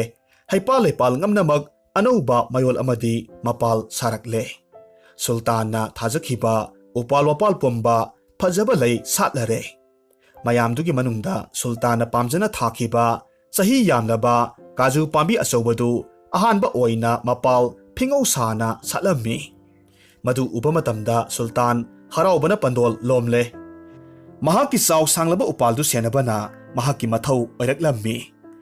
Maram asina nongmadi mahaki phamnaiba amana asumna sultanda hai. Ningthou, adomgi kaju pambisi asuki matik phajana palagani to. Adubu warubibadi yade. Leibaki thoram thodada mai asinbigani to. Kaju si adomgi safaba pakhang taretna senabada kananasu midyang changba ngamloi haina khanjai. Phamnaibagi waduda sultana khummi. Sumina ngamba. Aigi miki laikitaba isasing leiri. Aidi kauthoklu he. Nahakna haribase yamna sumi. Aigi lengaki thoromse masisu maru oiribani. Sumi. Kaju si mapung phariba phawbadi isasingda senahalage he. Asumna ningthoudu kaju pambi senaba toklaga leibaki thoram thodada mai onsilammi. Thabum kharagi matungda uhaisingdu mapung phana haijing pharakledo. Maramasina nongmadi sultana machasingbo punna kawi. Aduga hairami. Sasa nakhoi taret mag munataw. Aina thakiba uhai pambise mapung maray pharakle. Sayol ama leirabadi mahaise hekpa yarani.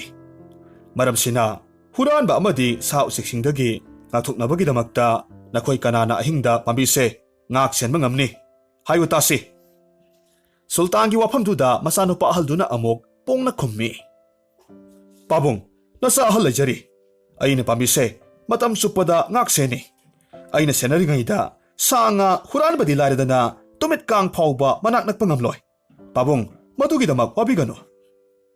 Mathauna leina hairiba masanupa ahalgi wadu tawada sultan harauna khummi. Ipapele he sanupa. Panganba leibagi chauthok haibado napa ai phangjare. Nahak ngasidagi ohi pambise senaba hawro. Hariba numitugi ahingdu pambidu senanabagidamak masanupa ahaldu mahaki manaising amadi mamanaba kayamarum kaurammi. Aduga pambidugi makhongda isaigi jantra khonglaga jagoi kayamarum sarammi. Atangba yu kayamarum thakminai aduga sanayu nairaga langammi. Adubu ahing nongyai pung 12 helakpa aduaida makhoi yu ngauba henmankibadagi loinamak tumthakre. Manaisingsu mapu tumkhrabada loinamak pothakhre. Adubu nongalamda yorklaba matamda yamna akibagi masak oiraba achaubu uchek amakhak pairaklammi. Aduga uzaududa paliba kaju pumnamak loina hektoklaga chathoklaga paikhre. Mathangi ayukta ningthong masanupa ahaldu mitkap thorakpa matamda koraugi mangalna mamaida yairammi. Matamduda mahak phuk launa hogatli koirei lerega yengba matamda achauba uhai pambiduda supnagi uhai ama phawba palamdre. Mahak kokchaupi kai. Kanana kamdongna ahingda uhai singdu hekhibano haiba khanglamde. Matomta makok pairaga phamthai aduga mahak kaplammi. Mahakna mahaki manai singdasu yamna thina sei. Matomta sonjai. Karino, haujikpu kari haina pabung ningthouda pausi tamlugani. Samjin sajilaga tamlurabasu afaba natte. Masigi matungda nongalabada ningthougi kaju makhai ahing amada loinamak huran bikre haibagi paungna leibak sinba thungna sandoklammi. Masida sultan masayawna aduki matik saungna pambi haufam laikwalduda laklammi. Masabu ubamaktada yamna saungna hairei. Hai, mithibong mitamba. Nak haujik phawba hinglibra. Nakhau pongna upalsi senagani napal toramlaga kamdongna huran bana honkibano. Nahak aigi seraksi kidabra. Sultana sauna hariba wafamduda masanupadu aduki matik kirammi. Maramaduna mahak niklammi. Aduna mahak mapabungda kurumlaga hairei. Pabung nasabu ngakpiyo. Aina ahing suppa pambisibo ahing nungyay phawba tumdaba makai senazabani. Adubo akan manong langlusit amakag kutakta lakpadagi uhi pumba loinamak humdokhibani.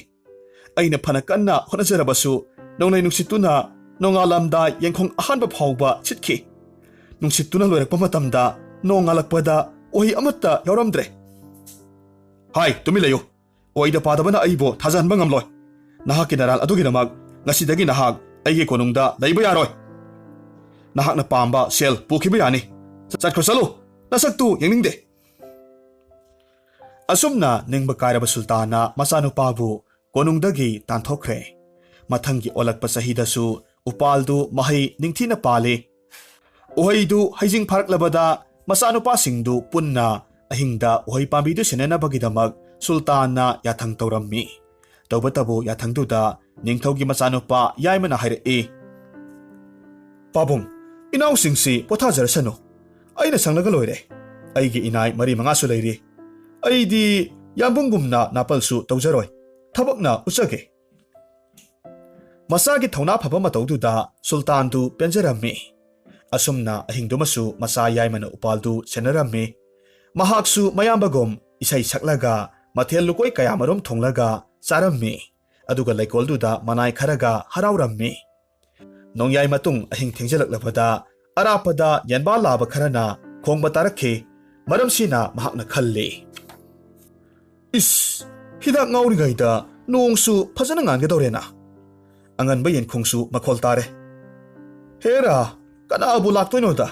ꯉꯥꯏꯍꯥꯛꯇꯕꯨ ꯎꯏꯈꯤꯒꯦ꯫ ꯑꯁꯨꯝꯅ ꯃꯆꯥꯅꯨꯄꯥ ꯌꯥꯏꯃꯗꯨ ꯃꯅꯥꯏꯁꯤꯡꯒ ꯂꯣꯏꯅꯅ ꯇꯨꯝꯊꯈ꯭ꯔꯦ꯫ ꯑꯉꯛꯄꯅꯤ, ꯃꯈꯣꯏꯅ ꯇꯨꯝꯊꯈꯤꯕ ꯉꯥꯏꯔꯒ ꯂꯩꯔꯝꯕ ꯍꯤꯡꯆꯥꯕ ꯃꯥꯟꯕ ꯑꯆꯧꯕ ꯎꯆꯦꯛꯇꯨ ꯄꯥꯏꯔꯛꯂꯝꯃꯤ꯫ ꯑꯗꯨꯒ ꯎꯄꯥꯜꯗꯨꯗꯒꯤ ꯎꯍꯩ ꯄꯨꯝꯅꯃꯛ ꯂꯣꯏꯅꯃꯛ ꯍꯦꯛꯂꯒ ꯄꯨꯈ꯭ꯔꯦ꯫ ꯃꯁꯤꯒꯤ ꯃꯇꯨꯡ ꯅꯣꯡ ꯉꯥꯜꯂꯛꯂꯦ꯫ ꯑꯌꯨꯛꯀꯤ ꯀꯣꯔꯧ ꯃꯉꯥꯜꯅ ꯌꯩꯔꯕꯗ ꯃꯈꯣꯏ ꯄꯨꯝꯅꯃꯛ ꯃꯤꯠꯀꯞ ꯊꯣꯔꯛꯂꯦ꯫ ꯃꯇꯝꯗꯨꯗ ꯎꯍꯩ ꯄꯨꯝꯅꯃꯛ ꯑꯃꯠꯇ ꯄꯥꯜꯂꯝꯗ꯭ꯔꯦ꯫ ꯃꯔꯝꯁꯤꯅ ꯌꯥꯏꯃꯗꯨꯁꯨ ꯃꯀꯣꯛ ꯄꯥꯏꯔꯒ ꯐꯝꯂꯒ ꯀꯞꯂꯝꯃꯤ꯫ ꯃꯍꯥꯛ ꯃꯇꯣꯝꯇ ꯁꯤꯅꯤꯡꯕ ꯍꯥꯏꯕꯗꯨ ꯌꯧꯔꯦ꯫ ꯏꯀꯥꯏꯕꯅꯦ ꯑꯀꯤꯕꯅꯦ ꯄꯨꯜꯂꯦ꯫ ꯑꯗꯨꯅ ꯃꯅꯥꯏ ꯑꯃꯗ ꯃꯄꯥꯕꯨꯡ ꯅꯤꯡꯊꯧꯗ ꯃꯍꯥꯛ ꯃꯥꯏꯊꯤꯔꯦ꯫ ꯀꯣꯅꯨꯡꯗ ꯂꯥꯛꯂꯔꯣꯏ ꯍꯥꯏꯗꯨꯅ ꯄꯥꯎ ꯊꯥꯔꯝꯂꯒ ꯑꯗꯨꯃꯛ ꯃꯌꯥꯝꯕ ꯑꯍꯜꯒꯨꯝ ꯆꯠꯈ꯭ꯔꯦ꯫ ꯄꯥꯎꯗꯨ ꯁꯨꯜꯇꯥꯟꯅ ꯇꯥꯔꯕꯗ ꯌꯥꯝꯅ ꯁꯥꯎꯔꯝꯃꯤ꯫ ꯆꯍꯤ 2 ꯁꯨꯕꯗꯁꯨ ꯎꯄꯥꯜꯗꯨꯒꯤ ꯎꯍꯩꯗꯨ ꯃꯆꯦꯠ ꯑꯃ ꯐꯥꯎꯕ ꯃꯍꯥꯎ ꯇꯪꯕ ꯐꯪꯈꯤꯗꯦ꯫ ꯑꯁꯨꯝꯅ 3 ꯁꯨꯕ ꯆꯍꯤꯗꯁꯨ ꯂꯦꯝꯍꯧꯔꯤꯕ ꯃꯆꯥꯅꯨꯄꯥꯁꯤꯡꯗꯨ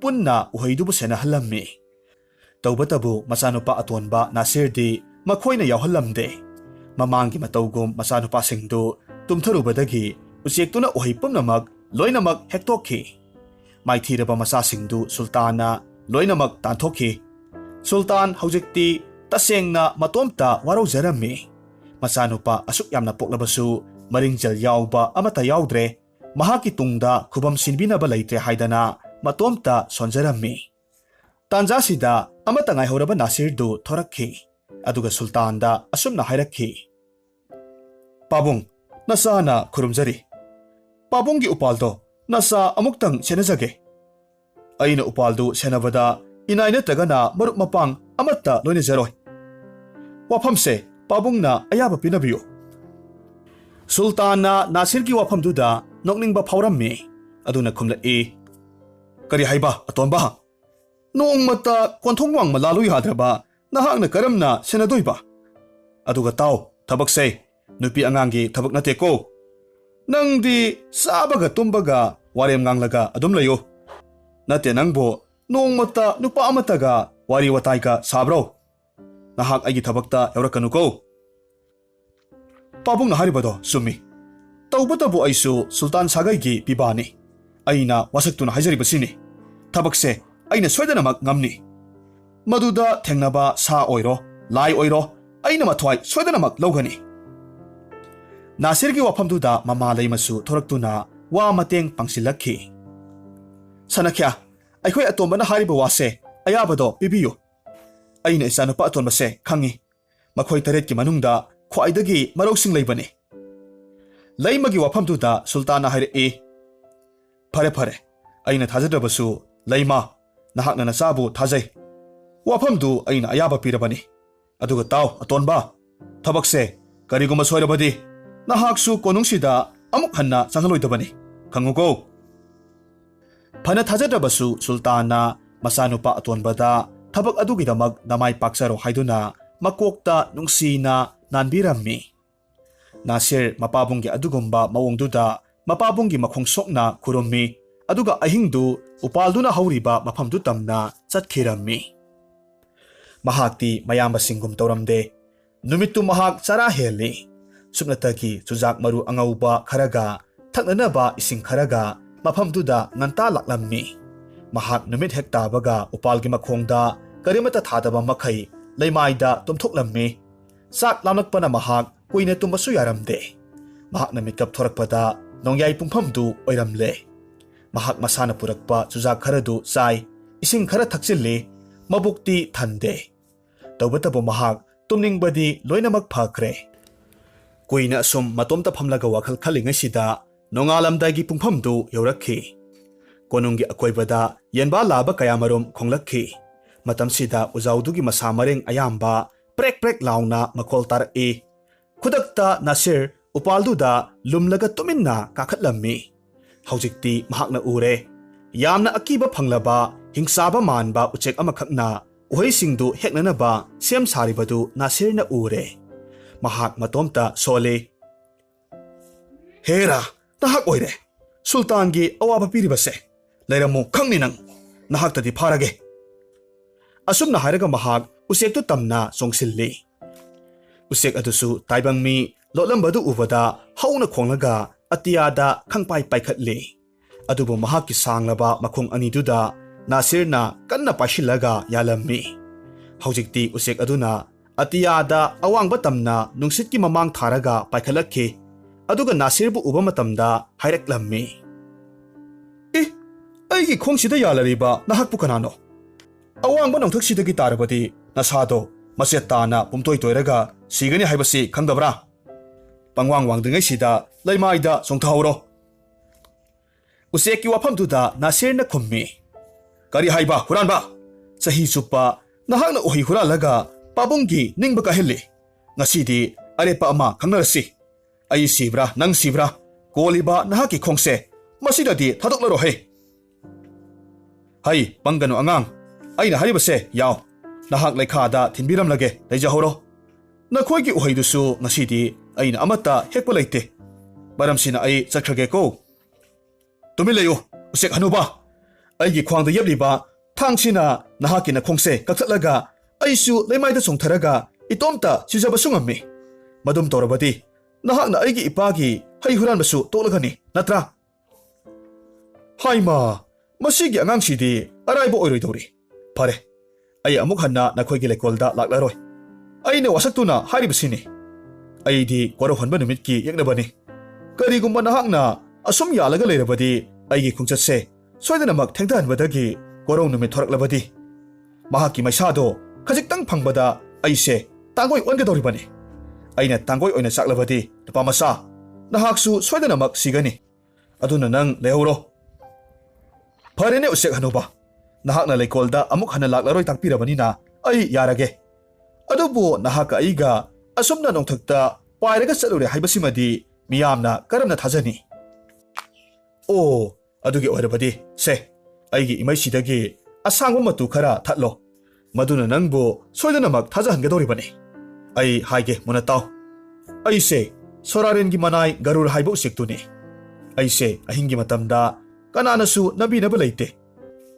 Pare, nahakna karigumba awaba kudong sadaba matamda aigi itudo amakak mai tharaga samudrage torbanda leplaga kaurakadabani. Mitna kupada ai namangda leplaragani. Haujik no ngadringaisida nangbu leikolsida thinbiramlage. Asumna usek aduna yamna thuna paitharaklaga Nasirbu leikonda thanamle. Aduga adumak atiyada paikhatlaga chatkre. Masigi matung nongsu ngantorakle. Sultanna mahaki manai phamnaiba amakhak leikolda Nasirbu yengnabagidamag tharakhi. Uzaududa amunba uhei kayamarum tekthaba makhai palaga leirammi. Uzaudugi makhongda Nasirna leitangai mathakta ningaidana tumli. Maduda mahakna Nasirbu haudoklaga hai. Mazai bungo atonba. Isadi onthokna wana ahingse khangledana. Leimaisida. Isana mai pakle. Pause na pabung ningthouda tamlaga khangalurage. Asumna hairaga mahak chiankirammi. Paududa sultansu haraubana loikre. ꯃꯆꯥꯅꯨꯄꯥꯕꯨ ꯀꯣꯅꯨꯡꯗ ꯄꯨꯔꯛꯂꯝꯃꯤ ꯑꯗꯨꯒ ꯈ꯭ꯋꯥꯏꯗꯒꯤ ꯑꯊꯣꯏꯕ ꯃꯆꯥꯅꯤ ꯍꯥꯏꯗꯨꯅ ꯃꯤꯌꯥꯝ ꯇꯥꯅꯕ ꯂꯥꯎꯊꯣꯛꯈꯤ ꯅꯥꯁꯤꯔꯅꯁꯨ ꯎꯆꯦꯛꯇꯨꯒꯤ ꯃꯔꯝꯗ ꯁꯨꯜꯇꯥꯟꯗ ꯂꯣꯏꯅꯃꯛ ꯇꯝꯃꯤ ꯍꯧꯖꯤꯛꯇꯤ ꯃꯈꯣꯏꯅ ꯎꯍꯩꯗꯨ ꯁꯦꯟꯅꯕꯒꯤ ꯃꯊꯧ ꯇꯥꯗ꯭ꯔꯦ ꯍꯥꯏꯅꯁꯨ ꯍꯥꯏꯔꯝꯃꯤ ꯅꯣꯡꯃ ꯅꯤꯅꯤ ꯂꯩꯔꯒ ꯁꯨꯜꯇꯥꯟꯅ ꯎꯖꯥꯎꯗꯨꯗꯒꯤ ꯎꯍꯩ ꯍꯦꯛꯇꯨꯅ ꯃꯍꯥꯛꯀꯤ ꯈꯨꯡꯒꯪ ꯃꯉꯥꯗ ꯈꯨꯗꯣꯜ ꯑꯣꯏꯅ ꯌꯦꯜꯂꯤ ꯅꯥꯁꯤꯔꯅ ꯅꯤꯡꯊꯧꯗ ꯍꯥꯏꯖꯕꯗꯒꯤ ꯇꯥꯟꯊꯣꯛꯈꯤꯕ ꯃꯌꯥꯝꯕꯁꯤꯡꯗꯨꯁꯨ ꯂꯣꯏꯅꯃꯛ ꯀꯣꯅꯨꯡꯗ ꯀꯧꯁꯤꯟꯕꯤꯔꯝꯃꯤ ꯑꯁꯨꯝꯅ ꯀꯣꯅꯨꯡꯗ ꯃꯆꯥꯁꯤꯡꯒ ꯍꯔꯥꯎ ꯇꯌꯥꯝꯅ ꯁꯨꯜꯇꯥꯟ ꯃꯇꯝ ꯈꯔ ꯂꯩꯔꯕꯒꯤ ꯃꯇꯨꯡꯗ ꯅꯣꯡꯃꯒꯤ ꯅꯨꯡꯊꯤꯜ ꯑꯃꯅꯤ ꯂꯧꯃꯤ ꯑꯃꯈꯛ ꯌꯥꯝꯅ ꯄꯥꯈꯠꯅ ꯆꯪꯁꯤꯜꯂꯛꯏ ꯑꯗꯨꯒ ꯁꯨꯜꯇꯥꯟꯗ ꯀꯞꯂꯒ ꯍꯥꯏꯔꯛꯈꯤ ꯏꯅꯤꯡꯊꯧꯕꯨ ꯅꯅꯥꯏꯅ ꯈꯨꯔꯨꯝꯖꯔꯤ ꯅꯅꯥꯏꯅ ꯅꯨꯡꯁꯤꯅ ꯂꯣꯏꯖꯕ ꯁꯟ ꯃꯆꯥꯗꯣ ꯑꯗꯣꯝꯒꯤ ꯍꯧꯗꯣꯡꯅ ꯆꯦꯜꯂꯒ ꯄꯨꯕꯤꯈ꯭ꯔꯦ ꯍꯥꯏꯔꯤꯕ ꯍꯧꯗꯣꯡꯗꯣ ꯆꯩꯔꯥꯛ ꯄꯤꯕꯤꯌꯨ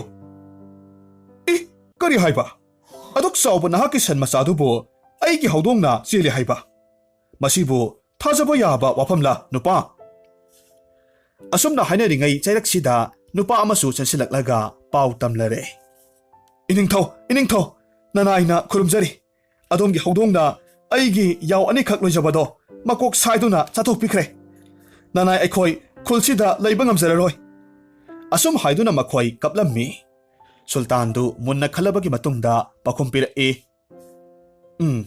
ꯅꯈꯣꯏꯅ ꯇꯝꯅꯔꯤꯕ ꯄꯥꯎꯁꯦ ꯑꯩ ꯊꯥꯖ ꯐꯥꯠꯇꯦ ꯇꯧꯕꯇꯕꯨ ꯁꯨꯜꯇꯥꯟ ꯑꯩꯒꯤ ꯍꯧꯗꯣꯡꯅ ꯍꯥꯠꯂꯦ ꯍꯥꯏꯔꯕꯅꯤꯅ ꯑꯩ ꯁꯥꯁꯤꯡꯗꯨꯒꯤ ꯃꯃꯜꯗꯨ ꯄꯤꯔꯒꯦ ꯇꯧꯕꯇꯕꯨ ꯑꯔꯥꯟꯕ ꯇꯧꯁꯤꯟꯅꯕ ꯑꯣꯏꯔꯝꯂꯕꯗꯤ ꯅꯈꯣꯏ ꯄꯨꯝꯕ ꯅꯤꯡꯊꯧ ꯑꯩꯒꯤ ꯆꯩꯔꯥꯛ ꯐꯪꯒꯅꯤꯀꯣ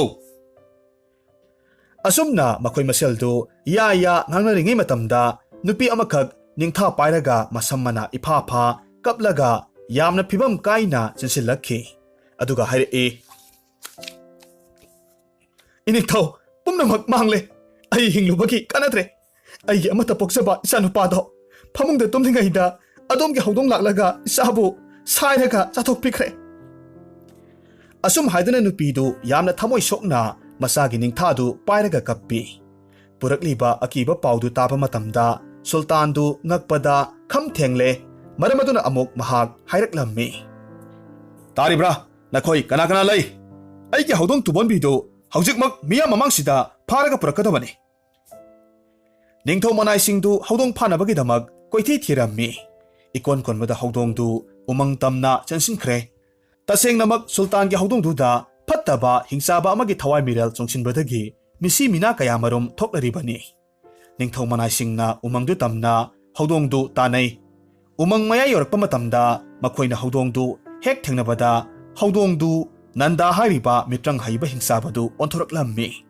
ꯑꯗꯨꯒ ꯅꯤꯡꯊꯧ ꯃꯅꯥꯏ ꯑꯅꯤ ꯈꯨꯗꯛꯇꯨꯗ ꯌꯣꯠꯁꯤꯟꯈ꯭ꯔꯦ ꯊꯧꯑꯣꯡꯗꯨ ꯎꯕꯗ ꯂꯦꯝꯍꯧꯔꯤꯕ ꯃꯅꯥꯏꯁꯤꯡꯗꯨ ꯀꯣꯅꯨꯡ ꯇꯝꯅ ꯆꯦꯜꯂꯛꯂꯝꯃꯤ ꯑꯗꯨꯒ ꯁꯨꯜꯇꯥꯟꯗ ꯄꯥꯎꯗꯨ ꯇꯝꯃꯤ ꯑꯣꯏꯔꯛꯂꯤꯕ ꯐꯤꯕꯝꯗꯨ ꯌꯥꯝꯅ ꯂꯨꯔꯦ ꯅꯟꯗꯥ ꯍꯥꯏꯔꯤꯕ ꯃꯤꯇ꯭ꯔꯪ ꯍꯩꯔꯕ ꯍꯤꯡꯆꯥꯕꯗꯨ ꯑꯣꯟꯅꯤꯡꯕ ꯁꯥ ꯑꯣꯟꯕ ꯉꯝꯃꯤ ꯃꯅꯥꯏꯁꯤꯡꯒꯤ ꯄꯥꯎ ꯇꯥꯕꯗ ꯁꯨꯜꯇꯥꯟꯗꯨ ꯂꯥꯟꯒꯤ ꯄꯨꯡꯁꯦꯜ ꯌꯩꯔꯒ ꯑꯀꯟꯕ ꯂꯥꯟꯃꯤ ꯇꯦꯡꯒꯣꯜ ꯀꯌꯥꯃꯔꯨꯝ ꯁꯦꯝꯂꯝꯃꯤ ꯑꯗꯨꯒ ꯎꯃꯪꯗ ꯂꯥꯟꯗꯥꯔꯝꯃꯤ ꯑꯗꯨꯕꯨ ꯅꯟꯗꯥꯗꯤ ꯂꯣꯠꯈꯤꯕꯗꯒꯤ ꯊꯤꯕ ꯐꯪꯗ꯭ꯔꯦ ꯃꯈꯣꯏ ꯍꯤꯡꯆꯥꯕꯗꯨ ꯐꯪꯗꯕꯗ ꯀꯣꯅꯨꯡꯗ ꯑꯃꯨꯛ ꯍꯜꯂꯛꯂꯝꯃꯤ ꯃꯈꯣꯏꯅ ꯀꯣꯅꯨꯡ ꯌꯧꯔꯛꯄ ꯃꯇꯝꯗ ꯅꯥꯁꯤꯔ ꯅꯠꯇꯅ ꯁꯨꯜꯇꯥꯟꯒꯤ ꯃꯆꯥꯅꯨꯄꯥ ꯇꯔꯨꯛꯃꯛ ꯃꯀꯣꯛ ꯌꯥꯎꯗ ꯁꯅꯊꯣꯡꯗ ꯁꯤꯔꯒ ꯂꯩꯔꯝꯕꯗꯨ ꯊꯦꯡꯅꯔꯝꯃꯤ ꯃꯗꯨ ꯎꯕꯗ ꯁꯨꯜꯇꯥꯟꯗꯨ ꯂꯥꯎ ꯈꯣꯡꯂꯒ ꯀꯞꯆꯩ ꯀꯣꯅꯨꯡꯒꯤ ꯃꯤꯌꯥꯝ ꯄꯨꯝꯕ ꯑꯋꯥ ꯑꯅꯥ ꯃꯤꯀꯠ ꯈꯣꯟꯖꯦꯜꯅ ꯄꯨꯝꯅꯤꯟ ꯍꯦꯛ ꯅꯤꯜꯂꯔꯦ ꯇꯟꯖꯥꯁꯤꯗ ꯅꯥꯁꯤꯔꯗꯨ ꯊꯣꯔꯛꯂꯒ ꯍꯥꯏꯔꯛꯏ ꯄꯥꯕꯨꯡ ꯑꯗꯣꯝ ꯄꯣꯊꯥꯕꯤꯌꯨ ꯑꯩꯅ ꯑꯩꯒꯤ ꯏꯌꯥꯝꯕ ꯇꯔꯨꯛꯀꯤ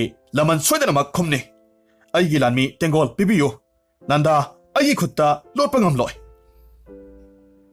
ꯏꯕꯨꯡꯉꯣ ꯏꯄꯥꯒꯤ ꯏꯕꯨꯡꯉꯣ ꯅꯠꯇꯦ ꯅꯍꯥꯛꯇꯤ ꯑꯉꯥꯡꯅꯤ ꯅꯍꯥꯛꯁꯨ ꯆꯠꯈ꯭ꯔꯕꯗꯤ ꯏꯄꯥꯒꯤ ꯀꯅꯥ ꯂꯩꯔꯤ ꯅꯍꯥꯛ ꯅꯠꯇꯅ ꯁꯥꯒꯩꯒꯤ ꯃꯩꯔꯥ ꯂꯩꯇ꯭ꯔꯕꯅꯤ ꯂꯥꯟꯐꯝꯁꯦ ꯏꯄꯥ ꯆꯠꯀꯦ ꯃꯄꯥ ꯃꯆꯥꯅ ꯍꯥꯏꯅꯔꯤꯕ ꯋꯥꯗꯨ ꯂꯩꯃꯔꯦꯝꯕꯤꯁꯨ ꯊꯣꯔꯛꯂꯒ ꯍꯥꯏꯔꯛꯂꯝꯃꯤ ꯁꯅꯈ꯭ꯌꯥ ꯑꯩꯈꯣꯏꯒꯤ ꯏꯆꯥꯅꯨꯄꯥ ꯑꯇꯣꯟꯕ ꯅꯥꯁꯤꯔꯕꯨ ꯊꯥꯖꯕꯤꯌꯨ ꯏꯆꯥꯗꯤ ꯄꯨꯝꯅꯃꯛꯇꯒꯤ ꯂꯧꯁꯤꯡ ꯍꯦꯟꯕ ꯏꯆꯥꯅꯤ ꯃꯍꯥꯛ ꯁꯣꯏꯗꯅꯃꯛ ꯃꯥꯏ ꯄꯥꯛꯀꯅꯤ ꯂꯩꯃꯔꯦꯝꯕꯤ ꯀꯔꯤꯅꯣ ꯅꯍꯥꯛꯄꯨ ꯉꯥꯎꯔꯕ꯭ꯔꯣ ꯅꯆꯥ ꯇꯔꯨꯛꯃꯛ ꯃꯐꯝ ꯈꯪꯗ ꯍꯥꯠꯄꯤꯈ꯭ꯔꯦ ꯂꯦꯝꯍꯧꯔꯤꯕ ꯏꯆꯥꯁꯤꯗ ꯉꯥꯏꯔꯕ ꯃꯇꯝꯁꯤꯗ ꯃꯤꯇ꯭ꯔꯪ ꯍꯩꯕ ꯍꯤꯡꯆꯥꯕꯗꯨꯒ ꯀꯔꯝꯅ ꯂꯥꯟꯊꯦꯡꯅꯒꯅꯤ ꯑꯁꯨꯝꯅ ꯁꯨꯜꯇꯥꯟ ꯑꯃꯗꯤ ꯂꯩꯃꯔꯦꯝꯕꯤꯗꯨ ꯃꯊꯣꯏ ꯋꯥꯅꯔꯤꯉꯩꯁꯤꯗ ꯅꯥꯁꯤꯔꯗꯨ ꯂꯥꯟꯒꯤ ꯊꯧꯔꯥꯡ ꯂꯣꯏꯕꯗꯒꯤ ꯁꯨꯜꯇꯥꯟꯕꯨ ꯈꯨꯔꯨꯝꯂꯝꯃꯤ Pabung, nacha chacharukige. Sultan to handakti kaplaga masabu kole. Isana mai paklo hairaga lukthakhirammi.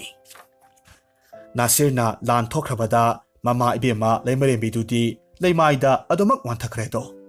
Nasir mahaki lanmi singaloinana khulai matik sana pairaga nanda hingchaba thiba thorakhi. Makhoina awangba sing amagi mathakta karaga koyeng yenglammi. Adubu nandagi leifamdi phanglamde. Masigi matung ahingi matam amuk oirakle. Mathwai waraba Nasirdu uchek garurdu ningsinglaklammi. Mahakna uchek matu amakhak mai tharaga garurbu kaurammi. Matamsida garurgi khonjel oina atiyadagi lautharakhi. Hey nupa masa, nahakna thiriba nanda haibadu singdugi awang pangna chatlaga nungjau amagi marumda tumlaga leiribani. Mahakna hawgatringai matamda umangdagi sa amakhak pharaga hu taisillo aduga mahaki manakta thammu. Aina haribasi natana mahaki mitrangbu nahakna mayoknaba kaidongnungda ngamloi. Garurgi wafamdu tabada Nasir lamok amakhak pharaga hu taisilli aduga nandana leiriba mafamduda tuminna pullaga thammi. Mathangi ayukta makhoina nandadu hu yawba lamok charubadagi siraga leirambadu singmaida taraga leirambadu thengnarammi. Asum tongna lanmi mayamna nanda hingchabagi masadu puraga konung tamna puraklammi. Nasirgi mathongna asigidamak Sultan amadi miyamna harauna mahakpu thagatnakhi. Asum tongna ahal oiraba Sultanna mathona laiba machanupa Nasirda mahaki koki luhub lauthoklaga machanupada upirammi. Aduga anouba Sultan oina hapiraga singhasanda phamhankhi. Warisi European fairy tale The Frog hariba waridudagi imalonda handoksabani. Wari handokpirakpa Suras Athokpam.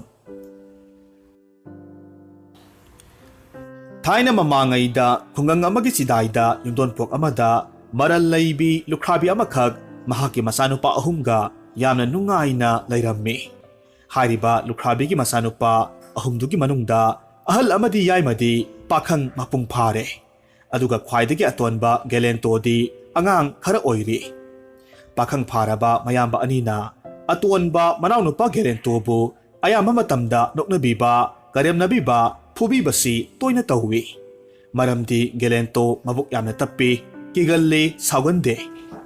Adumak oidunasu lukhabi mamanadi atonba masanupadu yamna henna nungsina tawwi. Matam ayambada gelento na yumgi kupnom pumnamak tawwi.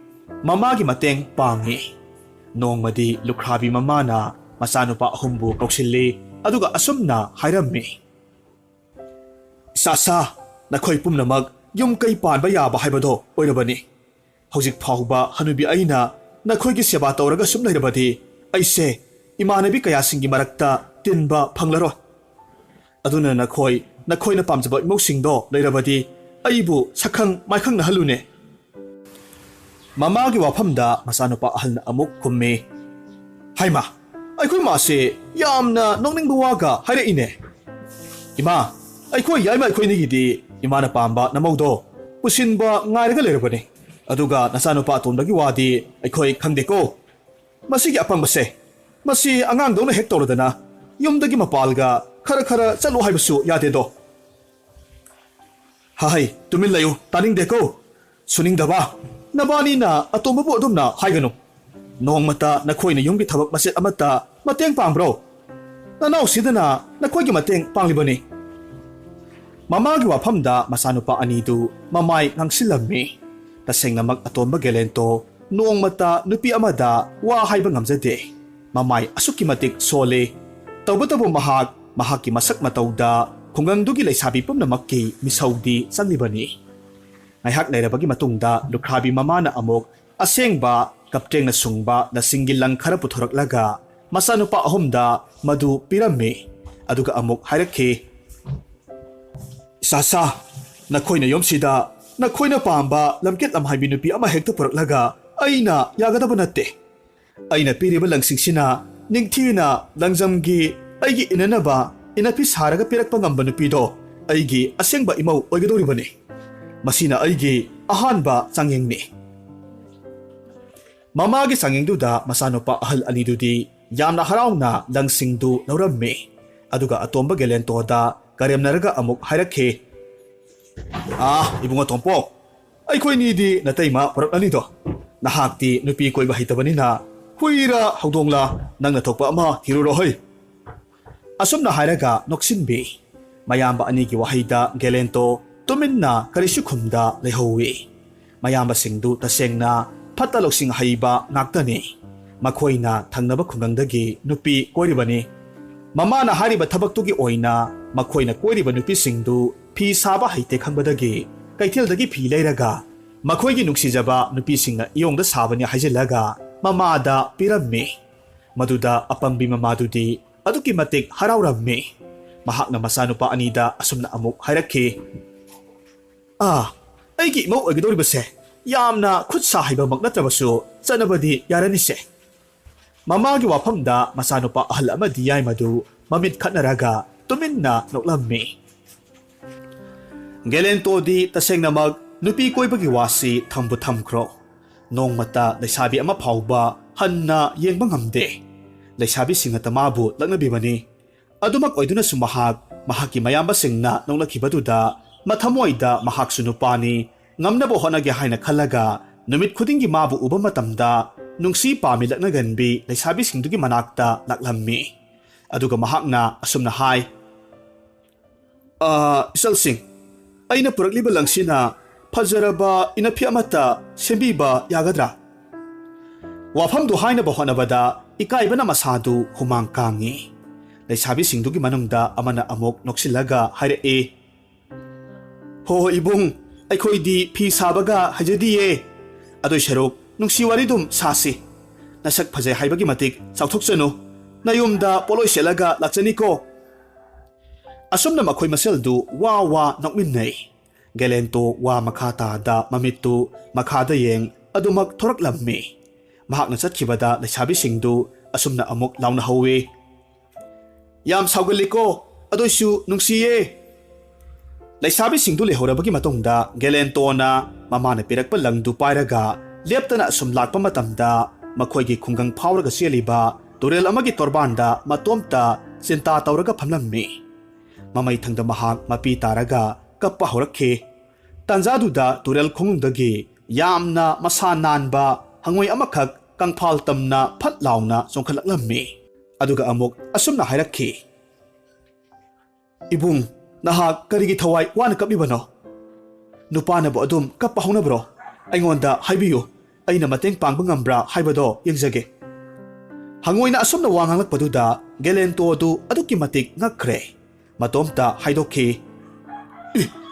ꯀꯔꯝꯅ ꯍꯪꯉꯣꯏꯅꯕꯨ ꯃꯤꯔꯣꯜ ꯉꯥꯡꯂꯤꯕ ꯑꯗꯨꯒ ꯑꯃꯨꯛ ꯒꯦꯂꯦꯟꯇꯣꯗꯨ ꯃꯈꯥ ꯇꯥꯔꯛꯂꯝꯃꯤ ꯍꯦ ꯑꯉꯛꯄ ꯍꯪꯉꯣꯏ ꯅꯍꯥꯛꯇꯤ ꯑꯄꯤꯛꯄ ꯖꯤꯕꯅꯤ ꯑꯩꯒꯤ ꯊꯕꯛꯁꯦ ꯅꯍꯥꯛꯅ ꯀꯔꯝꯅ ꯃꯇꯦꯡ ꯄꯥꯡꯕ ꯉꯝꯒꯗꯧꯔꯤꯕꯅꯣ ꯏꯕꯨꯡꯒꯤ ꯋꯥꯗꯣ ꯀꯣꯏꯊꯣꯛꯂꯅꯨ ꯍꯥꯏꯒꯗꯕꯗꯣ ꯍꯥꯏꯕꯤꯔꯣ ꯑꯩ ꯁꯣꯏꯗꯅꯃꯛ ꯉꯝꯒꯅꯤꯌꯦ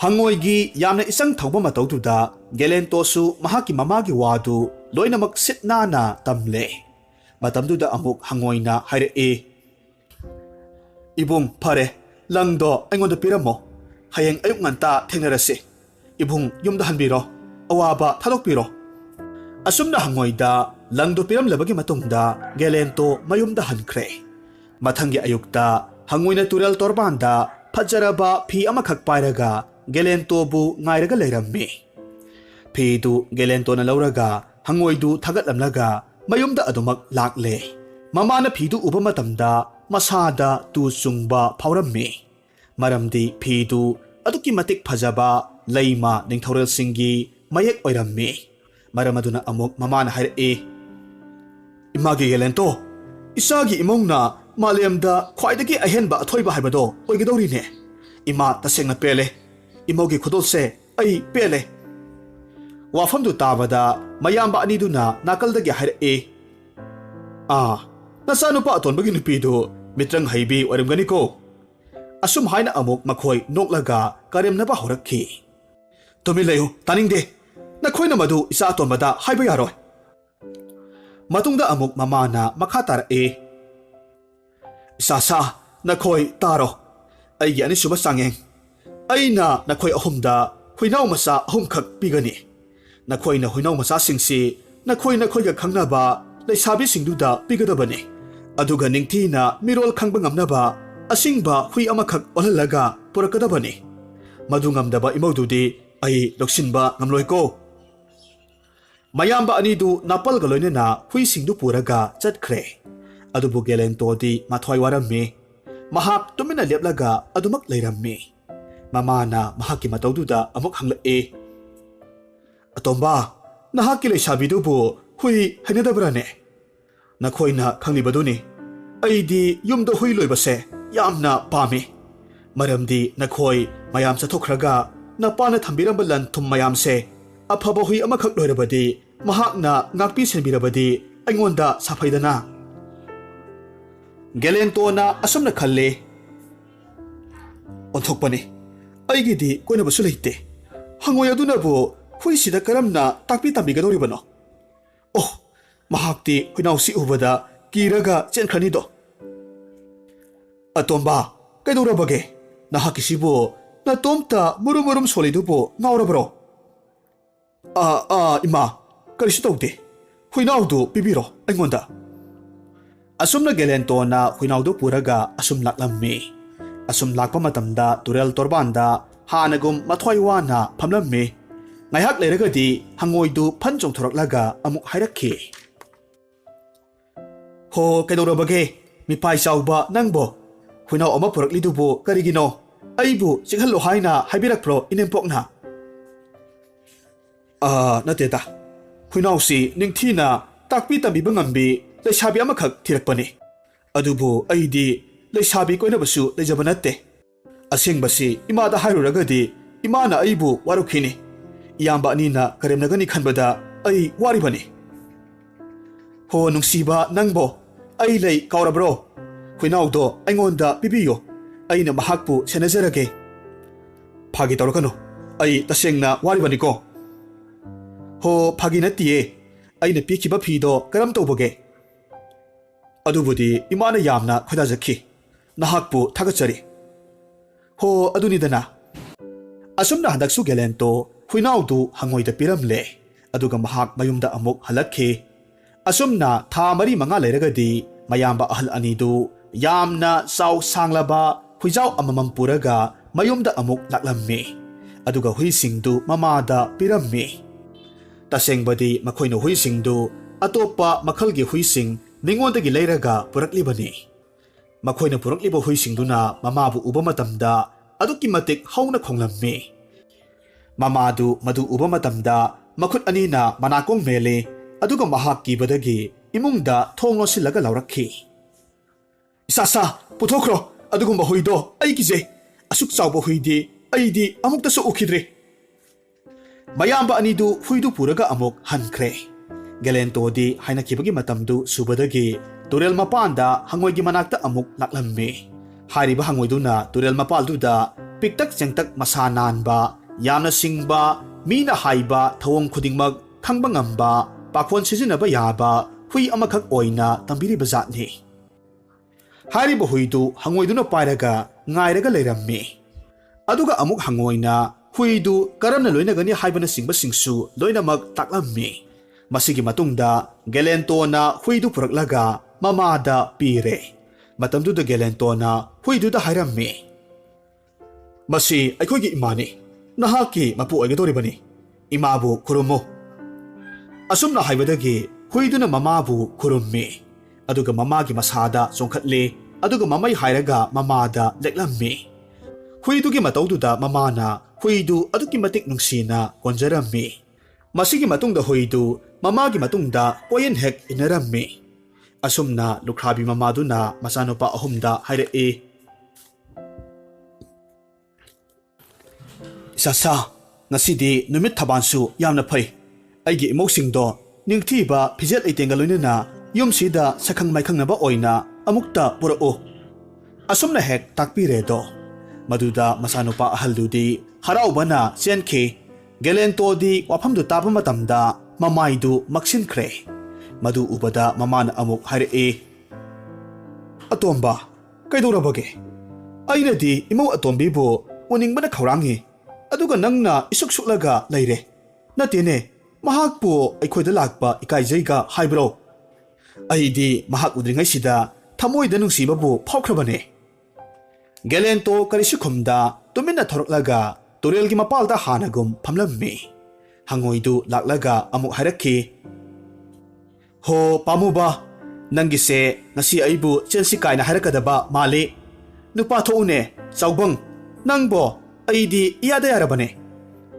matamduda gelento hangoida yamna munna yenglaga ikaina amuk hairakhi nahakna aigi khudongthiba pumnamak loinamak kanbikhre handakti nahakna aigi aroiba oina leishabi amatangdi pibiyu kaidona ba ai leina nupi longi sinine adumna torbadi ai nangidamak sijakhini napunsido waja hauniko asumna haraga hangoidu tumina laiki gelento nungsina harakhi yengoi aina nangbo hangoi orabasu aduki matik nungsi ai nahakidamak yum pandabasu yai tawbatabu imana ngasise mamau singdu yumda poro haina takpire taibang minataba hangoi amabu yumda pusinbasi karamna oithokadoribano nangsu amukta khumune ama oigera ai nayumda pudaba yaro ai nangonda leini haisini maduda thorakpa afafata aina thenagani se chalasi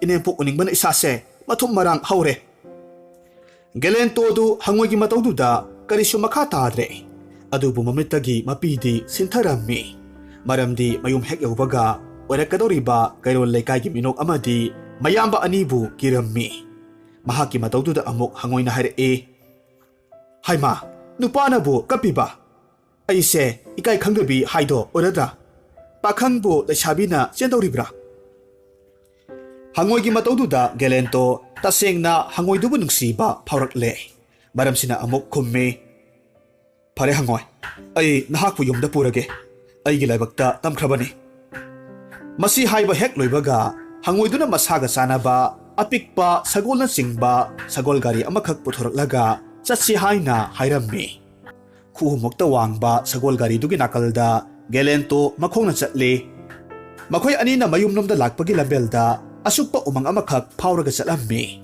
hariba umang sida maraibak thirabi hingchabi machin manau ahum khak makhoina thengnarammi hingchabi ahaldu mamit tangi ani suba hingchabi dudi manamsi leibak yauna koli ahum subi hingchabi dudi mathabakta achauba tingkhang amakhak thindhoklaga lei makhoi ahumdu soinaibi oiba maramna matam supada chara heli makhoi ahumdugi manungda hingchabi atonbiduna gelentobu uba matamda hairakhi ise mitangbi ise nangbonbi masak phajaba nupa amakhak umangda makhongna chatle aikhoi pharaga sarurasi tasengna hingchabi ahumdunadi hangoidubudi uramde matau asumna hingchabi ahumdu changsilaklaga gelentobu koisille hingchabi mitangbidudi mamit udabanina asum koima maba matamda hangoiduda makhutna hek soklure matamduda mahak khangprek khangna laurakhe hoima karino sibo sitnale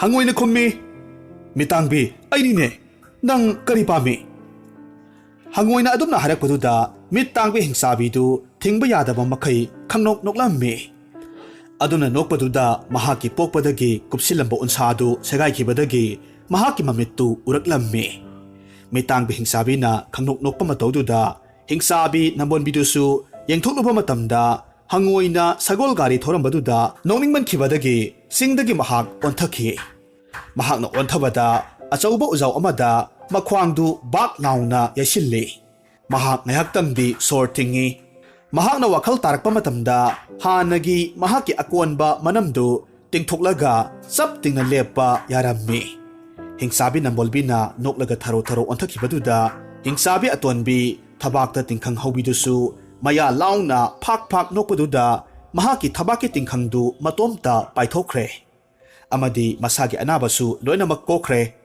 asumna hingchabi machil manau ahumdu makhoida leramba awabasingdu loinamak kokhibaduda gelentobu hatpagi wafamdusu tokre makhoina hangoidubu taibang mapumakni haina khanjabadagi khurumjarammi hingchabi mitangbi ahalna mahaki saktigi matengna gelento amadi hangoina chatibagi khongjattu khanglammi maramaduna mahakna sagol gari masadu achouba sagol gari amakhak mitrangi thorangna onthoklammi anisuba hingsabi nabonbiduna amok hangoidu sap amakhakna hangoi onbani haibasisu khangle maramsina mahaki mitrangi laiwana sap tu thugairammi aduga masak matau ningthirabi Sakhelabi Keina amakhak onthokpirammi asumna ahumsubi tingkhang haubi hingsabiduna amok nupi masadu ningthou macha nupi amagum phijet leiteng tobirammi pumnamak loirabagi matungda hingsabi ahumna amuk haire ibema ima khoina nahaki namingsi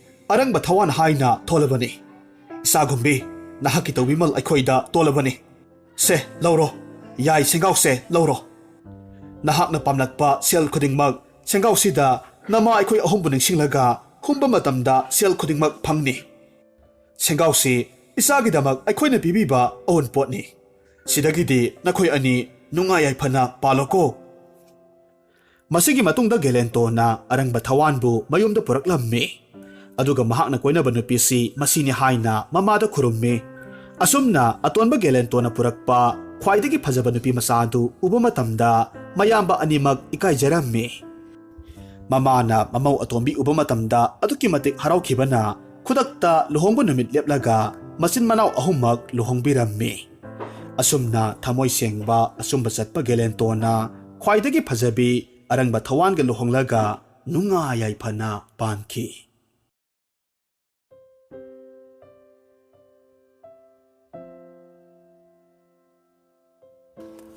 warisi Brazil gi phunga wari the giant's pupil hairiba wari dudagi imalonda handoksabani wari handokpirakpa suras athokpam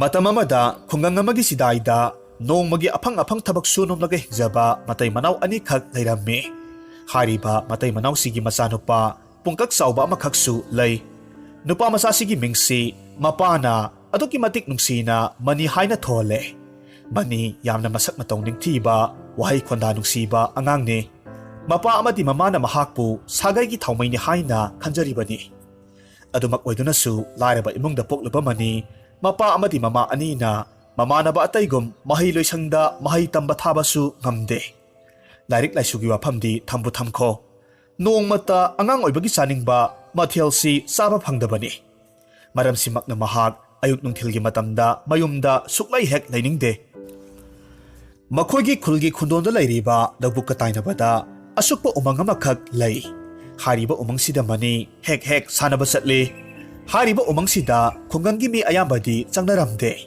maramdi maphamsi hingchabagi ingkholni haina miyamna thajanarammi miyamna asumna kinarabasu manidadi karimata hekna sungbadu phauramde tasengna umangsi manigi maphamdadi thawaini matam ayambada umangsida manina usek phai amunba ohising heklaga sai tasengna mahakti mayumda nongmata mabuk thana chadrabasu umangsina mangonda menkhatlibani nongmadi manina ngahan khayawdaba umangi mayai chabuk yongna changsillammi maramdi mahakna toina changba maphamsingdu ayambana uhai wahai loinamak khamkhre usek wayasingsu phaba ngamdre mahakna asum khara sangna changsilakpa matamda mayumda halaknabagi lambeldu kauthokhirammi maramsina mahak numit tasilaklabada matomta amuk kappa horaklammi mahak maikai khuding koichu chatle adubo hanagi lambelda adumak hekta matai wakhal thoktabadagi mahak ujaw amagi makhada yaraknabagidamak siam saba loire athengba ahingi matamda umangi sa kai mayamna khongbagi khonjel kayamarum tarakhe mahak aduki matik kibana humang kanglammi hariba matamsida yamna akibagi masak oiraba wang sauraba hingchaba amakhak thoraklammi aduga manida yamna saungna hairaklammi hai mi masa aigi umangsida nahak kari toba lakpano nahak aina nakoktu segairaga sabadu pamra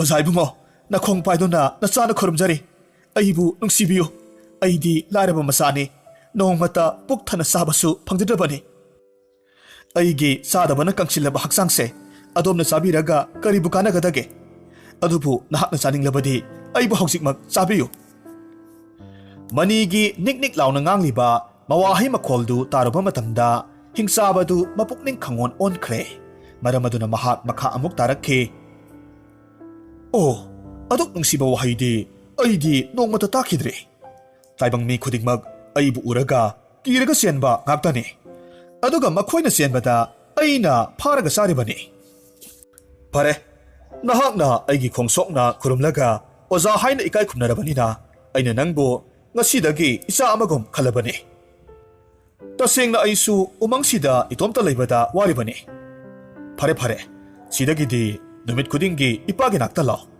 ꯑꯩꯅ ꯅꯉꯣꯟꯗ ꯀꯥꯟꯅꯔꯕ ꯃꯍꯩ ꯈꯔ ꯇꯝꯕꯤꯒꯗꯧꯔꯤꯕꯅꯤ ꯋꯥꯐꯝꯁꯦ ꯀꯅꯥꯗꯁꯨ ꯍꯥꯏꯕ ꯌꯥꯗꯦꯀꯣ ꯅꯍꯥꯛꯄꯨ ꯃꯤꯅ ꯀꯜꯂꯛꯀꯗꯧꯔꯤꯕꯅꯤ ꯑꯁꯨꯝꯅ ꯍꯥꯏꯔꯒ ꯍꯤꯡꯆꯥꯕꯗꯨ ꯃꯅꯤꯕꯨ ꯃꯊꯥꯗ ꯀꯣꯟꯕꯤꯔꯝꯃꯤ ꯑꯗꯨꯒ ꯃꯌꯨꯝ ꯌꯧꯅꯕꯒꯤ ꯂꯝꯕꯤꯁꯨ ꯇꯥꯛꯄꯤꯔꯦ ꯍꯥꯏꯔꯤꯕ ꯅꯨꯃꯤꯠꯇꯨ ꯃꯅꯤꯅ ꯃꯌꯨꯝ ꯌꯧꯔꯛꯄ ꯃꯇꯝꯗ ꯅꯣꯡꯌꯥꯏ ꯆꯕꯨꯛ ꯃꯇꯝ ꯍꯥꯏꯕꯗꯣ ꯍꯦꯜꯂꯝꯃꯤ ꯃꯃꯥ ꯂꯥꯏꯔꯕꯤꯅ ꯊꯣꯡꯒꯥꯟꯗ ꯊꯥꯎꯃꯩ ꯑꯃꯈꯛ ꯄꯥꯏꯔꯒ ꯉꯥꯏꯔꯒ ꯂꯩꯕꯗꯨ ꯃꯍꯥꯛꯅ ꯊꯦꯡꯅꯔꯝꯃꯤ ꯃꯆꯥꯗꯨ ꯎꯕ ꯃꯇꯝꯗ ꯃꯃꯥꯅ ꯌꯥꯝꯅ ꯄꯥꯈꯠꯅ ꯍꯪꯉꯤ ꯏꯃꯥꯒꯤ ꯃꯅꯤ ꯉꯁꯥꯏ ꯃꯈꯩ ꯀꯗꯥꯏꯋꯥꯏꯗ ꯆꯠꯂꯨꯕꯒꯦ ꯏꯃꯥꯗꯤ ꯏꯆꯥꯕꯨ ꯎꯃꯪꯗ ꯁꯥ ꯀꯩꯒꯤ ꯃꯈꯨꯠꯇ ꯇꯥꯈ꯭ꯔꯕ꯭ꯔꯥ ꯍꯥꯏꯅ ꯆꯤꯡꯅꯔꯨꯔꯕꯅꯤ ꯑꯁꯨꯝꯅ ꯍꯥꯏꯔꯒ ꯃꯃꯥꯗꯨ ꯃꯆꯥ ꯀꯣꯜꯂꯒ ꯀꯞꯆꯩ ꯏꯃꯥ ꯑꯩ ꯉꯁꯤꯗꯤ ꯂꯝꯕꯤ ꯂꯝꯃꯥꯡꯅꯔꯨꯔꯦ ꯑꯗꯨꯕꯨ ꯂꯥꯏꯕꯛ ꯐꯕꯗꯒꯤ ꯑꯩꯒꯤ ꯑꯣꯖꯥ ꯑꯃꯈꯛ ꯁꯦꯝꯕꯤꯕ ꯃꯄꯨ ꯃꯍꯥꯛꯅ ꯄꯤꯅꯕꯤꯔꯦ ꯑꯩꯒꯤ ꯑꯋꯥꯕ ꯄꯨꯝꯅꯃꯛ ꯀꯣꯛꯂꯒꯅꯤꯗꯣ ꯃꯆꯥꯒꯤ ꯋꯥꯍꯩꯗꯨꯗ ꯃꯃꯥꯗꯨ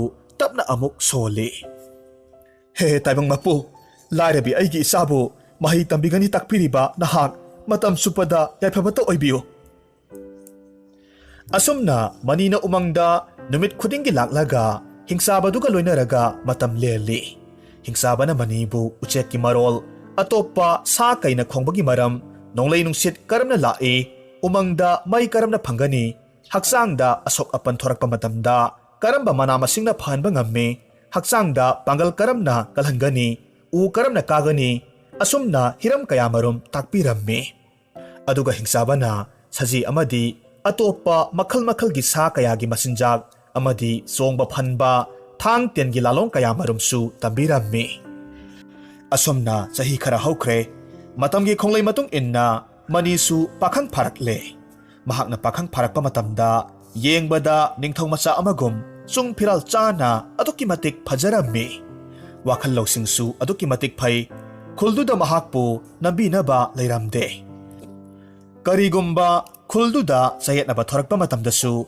ꯃꯍꯥꯛꯅ ꯋꯥꯌꯦꯜ ꯇꯧꯔꯒ ꯑꯆꯨꯝ ꯑꯔꯥꯟ ꯄꯨꯊꯣꯛꯂꯝꯃꯤ ꯃꯅꯤ ꯊꯕꯛ ꯀꯟꯅ ꯁꯨ ꯅꯣꯝꯂꯒ ꯃꯄꯥ ꯑꯃꯗꯤ ꯃꯃꯥꯒꯤ ꯃꯇꯦꯡꯁꯨ ꯄꯥꯡꯉꯤ ꯑꯗꯨꯃꯛ ꯑꯣꯏꯗꯨꯅꯁꯨ ꯐꯅ ꯀꯟꯅ ꯍꯣꯠꯅꯔꯕꯁꯨ ꯂꯥꯏꯔꯕ ꯍꯥꯏꯕ ꯀꯨꯌꯣꯝꯗꯨꯗꯒꯤꯗꯤ ꯅꯥꯟꯊꯣꯛꯄꯗꯤ ꯉꯝꯂꯝꯗꯦ ꯅꯣꯡꯃ ꯃꯍꯥꯛꯅ ꯁꯤꯡ ꯆꯜꯂꯨꯔꯒ ꯍꯜꯂꯛꯄ ꯃꯇꯝꯗ ꯃꯈꯣꯏꯒꯤ ꯂꯩꯕꯥꯛ ꯅꯤꯡꯊꯧꯒꯤ ꯋꯥꯄꯥꯎ ꯍꯟꯖꯕꯗꯨ ꯁꯒꯣꯜ ꯌꯥꯡꯅ ꯊꯧꯔꯒ ꯂꯥꯛꯄꯗꯨ ꯃꯅꯤꯅ ꯎꯏ ꯃꯇꯝꯗꯨꯗ ꯃꯅꯤꯅ ꯍꯪꯉꯤ ꯍꯣ ꯑꯉꯝꯕ ꯀꯔꯤ ꯄꯥꯎꯖꯦꯜ ꯑꯅꯧꯕ ꯄꯨꯕꯤꯔꯛꯄꯒꯦ ꯁꯅꯥ ꯄꯥꯎꯖꯦꯜꯗꯨ ꯈꯪꯖꯅꯤꯡꯉꯤ ꯃꯅꯤꯒꯤ ꯃꯄꯥ ꯍꯦꯟꯗꯣꯛꯅ ꯆꯠꯂꯨꯔꯕ ꯑꯉꯝꯕꯗꯨ ꯃꯅꯤꯒꯤ ꯆꯨꯡ ꯐꯤꯔꯥꯜ ꯆꯥꯅ ꯐꯖꯕ ꯁꯛꯇꯝꯗꯨ ꯃꯨꯟꯅ ꯌꯦꯡꯂꯒ ꯑꯃꯨꯛ ꯍꯥꯏꯔꯛꯈꯤ ꯑꯣ ꯏꯆꯥ ꯏꯕꯨꯡꯉꯣꯒꯤ ꯁꯛꯇꯝꯁꯤꯗꯤ ꯑꯣꯟꯊꯣꯛꯅꯕꯨ ꯐꯖꯈ꯭ꯔꯦꯗ ꯁꯨꯝꯗꯧꯕꯅꯤ ꯏꯅꯤꯡꯊꯧꯒꯤ ꯃꯃꯣꯝ ꯊꯥꯗꯣꯏ ꯁꯅꯥꯒꯤ ꯕꯣꯔ ꯈꯟꯕꯒꯤ ꯆꯥꯡꯌꯦꯡ ꯑꯃꯈꯛ ꯄꯥꯎꯖꯦꯟꯕ ꯆꯠꯆꯕꯅꯤ ꯑꯣ ꯑꯉꯝꯕ ꯀꯔꯝꯕ ꯆꯥꯡꯌꯦꯡ ꯑꯣꯏꯕꯤꯔꯕꯅꯣ ꯑꯃꯨꯛꯇ ꯇꯥꯛꯄꯤꯌꯨꯕ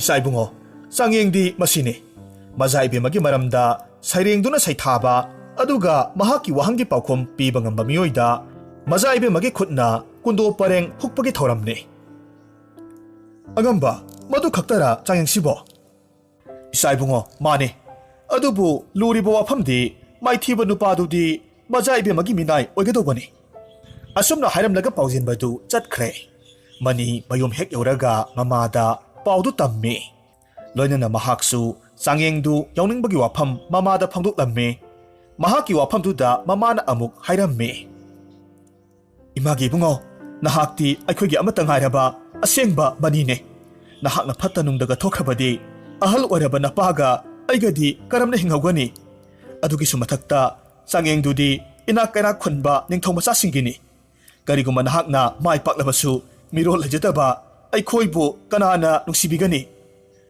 ꯌꯦꯡꯉꯨ ꯏꯆꯥꯅ ꯁꯦꯠꯂꯤꯕ ꯐꯤꯖꯣꯜꯗꯨ ꯐꯥꯎꯕ ꯅꯣꯡꯃꯇ ꯑꯍꯟꯕ ꯊꯣꯟꯕꯤꯕ ꯉꯝꯗꯦ ꯑꯁꯨꯝꯅ ꯍꯥꯏꯔꯒ ꯃꯃꯥꯗꯨ ꯍꯤꯛꯅ ꯍꯤꯛꯅ ꯀꯞꯆꯔꯝꯃꯤ ꯇꯥꯟꯖꯥꯁꯤꯗ ꯃꯅꯤꯒꯤ ꯃꯄꯥꯕꯨꯡꯗꯨ ꯂꯥꯛꯂꯒ ꯍꯥꯏꯔꯩ ꯃꯃꯥ ꯅꯍꯥꯛꯁꯨ ꯍꯦꯟꯖꯤꯟꯅ ꯈꯟꯃꯟꯈ꯭ꯔꯦ Nasanupani, Yaujasanu.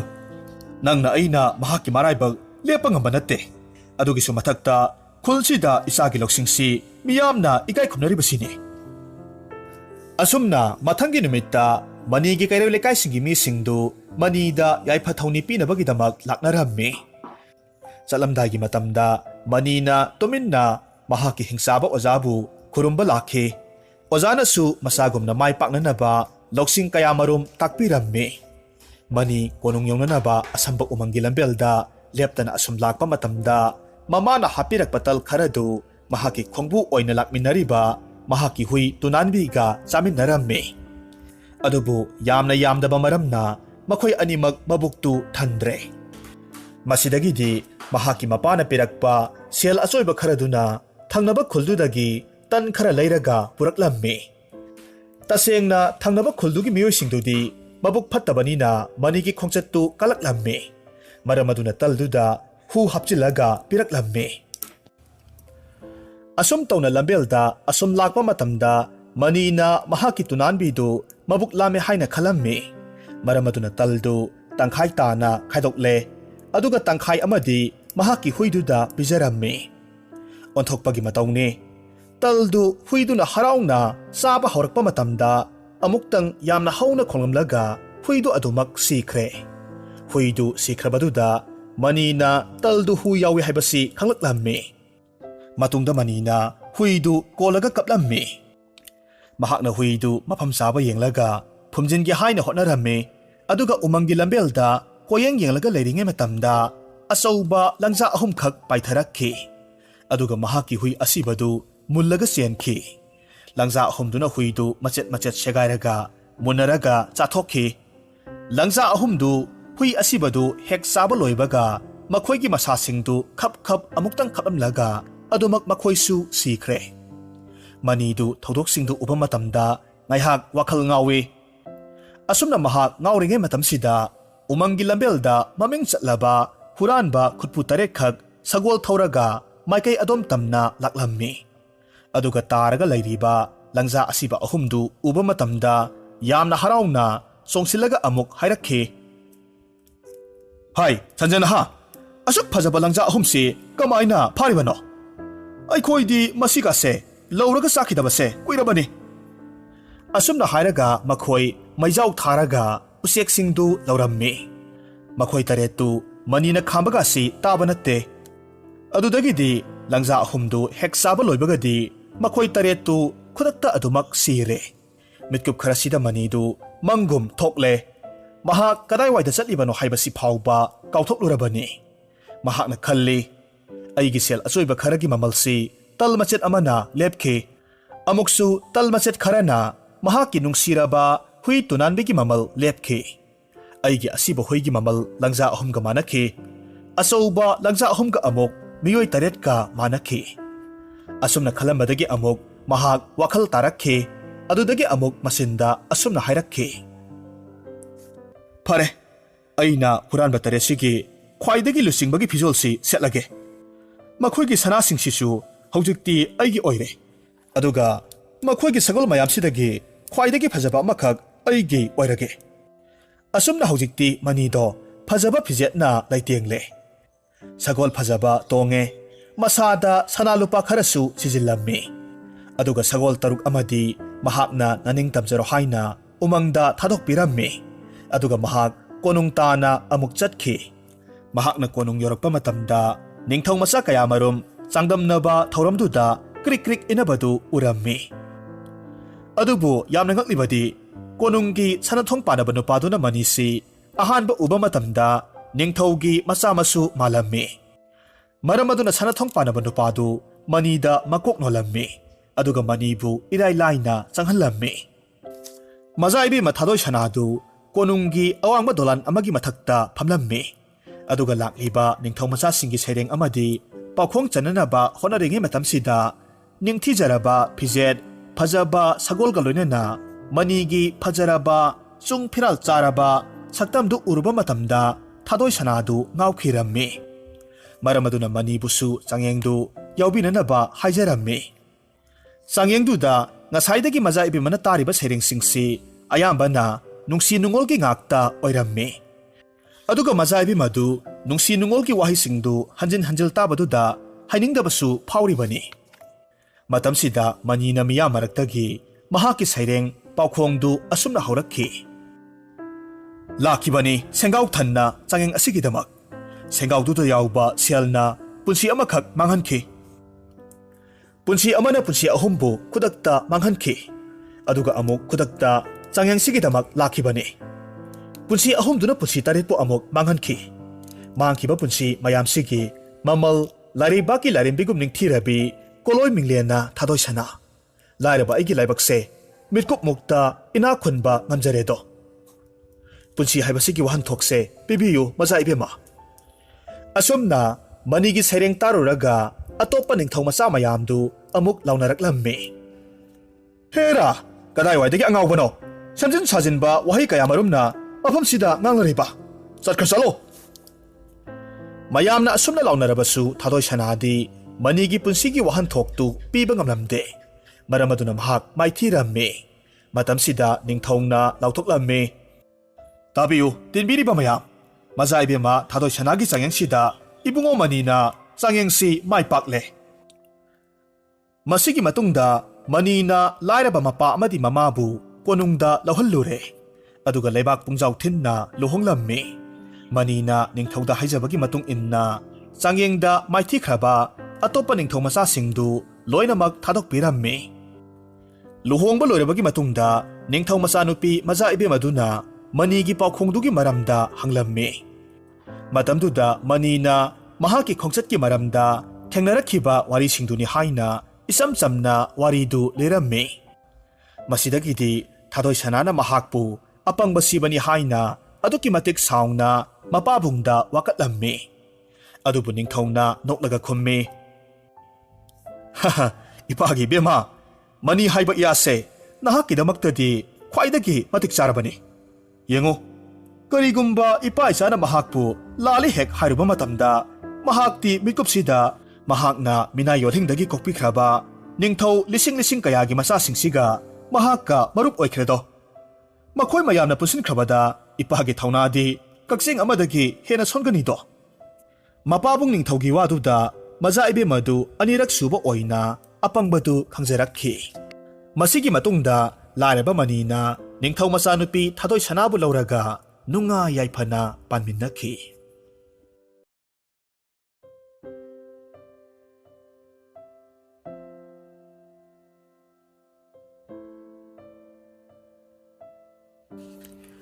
Warisi Bharat ki phunga waridagi imalonda handokjabani. Asoiba aranba yaukhrabassu tabiriba khwaipumnamakna ngakpigani. Wari handokpirakpa Suras Athokpam. Narmada Turel ki torbanda yamna pikpa khungang amakhak lay. Hariba khungangsida Veda Shastra ningthina hairaba Brahman matai manaw anikhak layrammi. Hariba Brahman sigi masapiba humkhak poklammi. Marisubadudi masa ningolni. Mamingna Kamini kawi. Ahal oiraba Brahman matai manaw animag ayamba matamda khungangi achauba Siba mandir laisang amada miyamgi seba taurammi. Hairiba laigi pujasida inakhunba kayamarumna dan taubadagi makhoigi imungdu saba thakpa wataba nungaina panba haibadu oirammi. Brahmangi machanupa ahumsu pakhang mapung marai phare. Makhoina masal nupi Kaminibu thoina hena luna tawi. Ahal anidu macha ningol Kaminibu numit thagum engjaribani. Kamini Leishabi pungkag phare. Masak matausu aduki matik phajai.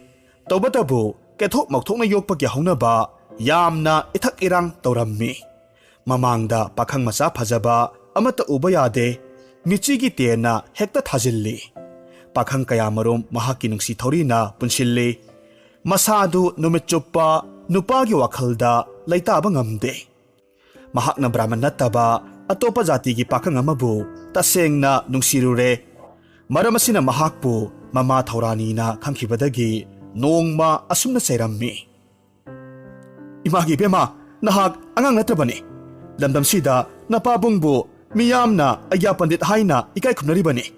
Pumnamakse khangna nahakna izat tanaba toribasi ima karamna tumina legani. Ima, aibu ngakpiyo. Ay mahakpo nungsi. Maga luhongba pame. Hare, tasengna nahak ngaurbanine. Asumna hairaga, Kamini bu mamay mamit khangda kupak na thazilli. Mamay thangda mahak mamada lale, matungda tauraroi haina haijarak lammi.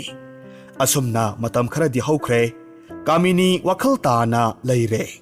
Tawbatabu masage hainabido amuk haurakhi, nupa ubada nungsibana ngawi. Tasengna mahak mayum paningbana, khoro khotpi nupi haibadu oirammi. Mahaki mataudu mapabungna khanglakpadagi, Nongma asumna hairakhi. Ipagi Kamini, nahakpu soidanamak ipana luhongbigani. Tawbatabo nahakti wakhal mapung phadri. Nathakta nabung ahum amasu isaw sawna leiribani. Ay nahaki natawsida kahena wanga khanganuko.